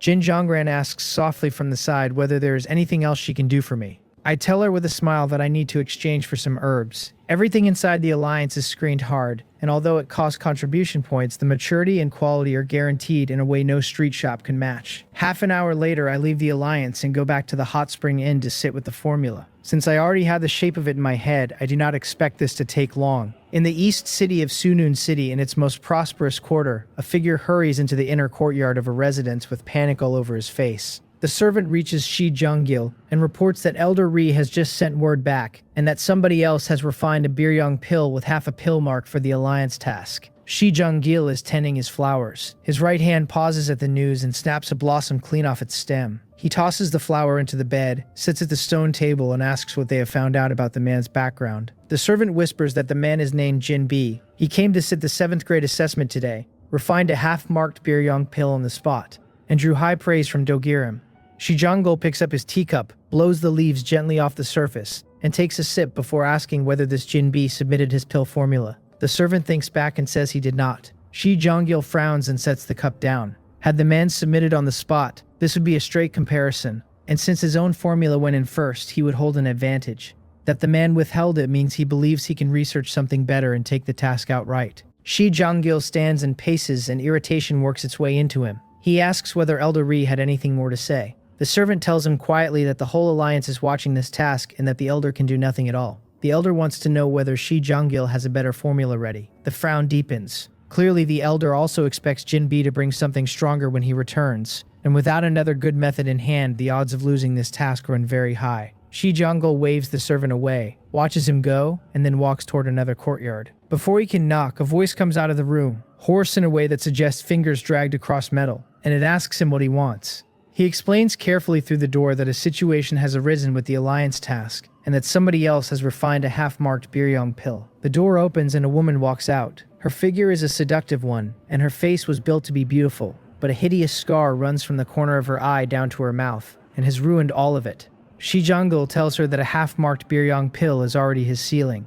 and asks his senior sister what should be done. He keeps his eyes very carefully level while he says it, because what Guiyang Rion hates above everything is being looked at with pity. Over the years, such looks have cost a great many people their eyeballs. She asks him back what he thinks should be done. He says viciously that with a man like this, the best method is naturally to make him disappear. Guiyang Rion laughs softly and shakes her head. She tells him that if the alchemist dies now, whoever gains by it becomes the first suspect. The approach is unwise, and the people of the Alchemist Alliance will end up disliking him for it. He asks, suddenly at a loss what should be done instead. She says the matter is not urgent and that she will have somebody probe the man. If a chance opens up, they can see whether the new pill formula can be drawn out of him. The smile that arrives on her face has the patience of a venomous snake lying in the dark and waiting for something to walk past. Inside the hot spring inn, above a bed of flame, my pill furnace trembles faintly. My hands move and my internal strength keeps adjusting the coral of medicinal properties inside it. The fragrance that was seeping out earlier draws back in on itself, until it is almost impossible to smell. My expression does not change while I tune every shift one by one. The pills are close to forming, and the further this goes, the higher the chance of the furnace blowing apart. A quarter of an hour later, a muffled sound comes and I slap the lid open. Blue smoke curls up, and I lift the pills out carefully and set them on a porcelain plate. 3 pills have formed, and every one of them carries a complete pill mark. I cannot help smiling. Less than 3 hours after coming back, I had the new formula worked out, and the first attempt succeeded outright. The past 10 days of failed experiments piled up the experience that let me walk through the old bottleneck. Pile enough up, and the wall gives. I pick up one of the pills, look it over for a while, and swallow it. It goes down like a small fireball, and the scorching medicinal power drives at once into my limbs and meridians. My expression flickers, because an ordinary marrow-refining realm martial artist might not survive a rush like this. Having taken the dragon-suppressing image as far as I have, it cannot shake my physical body by a hair. My internal strength tears the power apart and refines what is left into my flesh. A stick of incense later, I open my eyes and breathe out a lungful of stale air. Adding 1 pill mark has raised the medicinal power by more than 40 parts in 100. As long as a man can take the impact, the body absorbs it more easily, and the impurities are close to non-existent. I look at the other pills on the plate and think about what that means.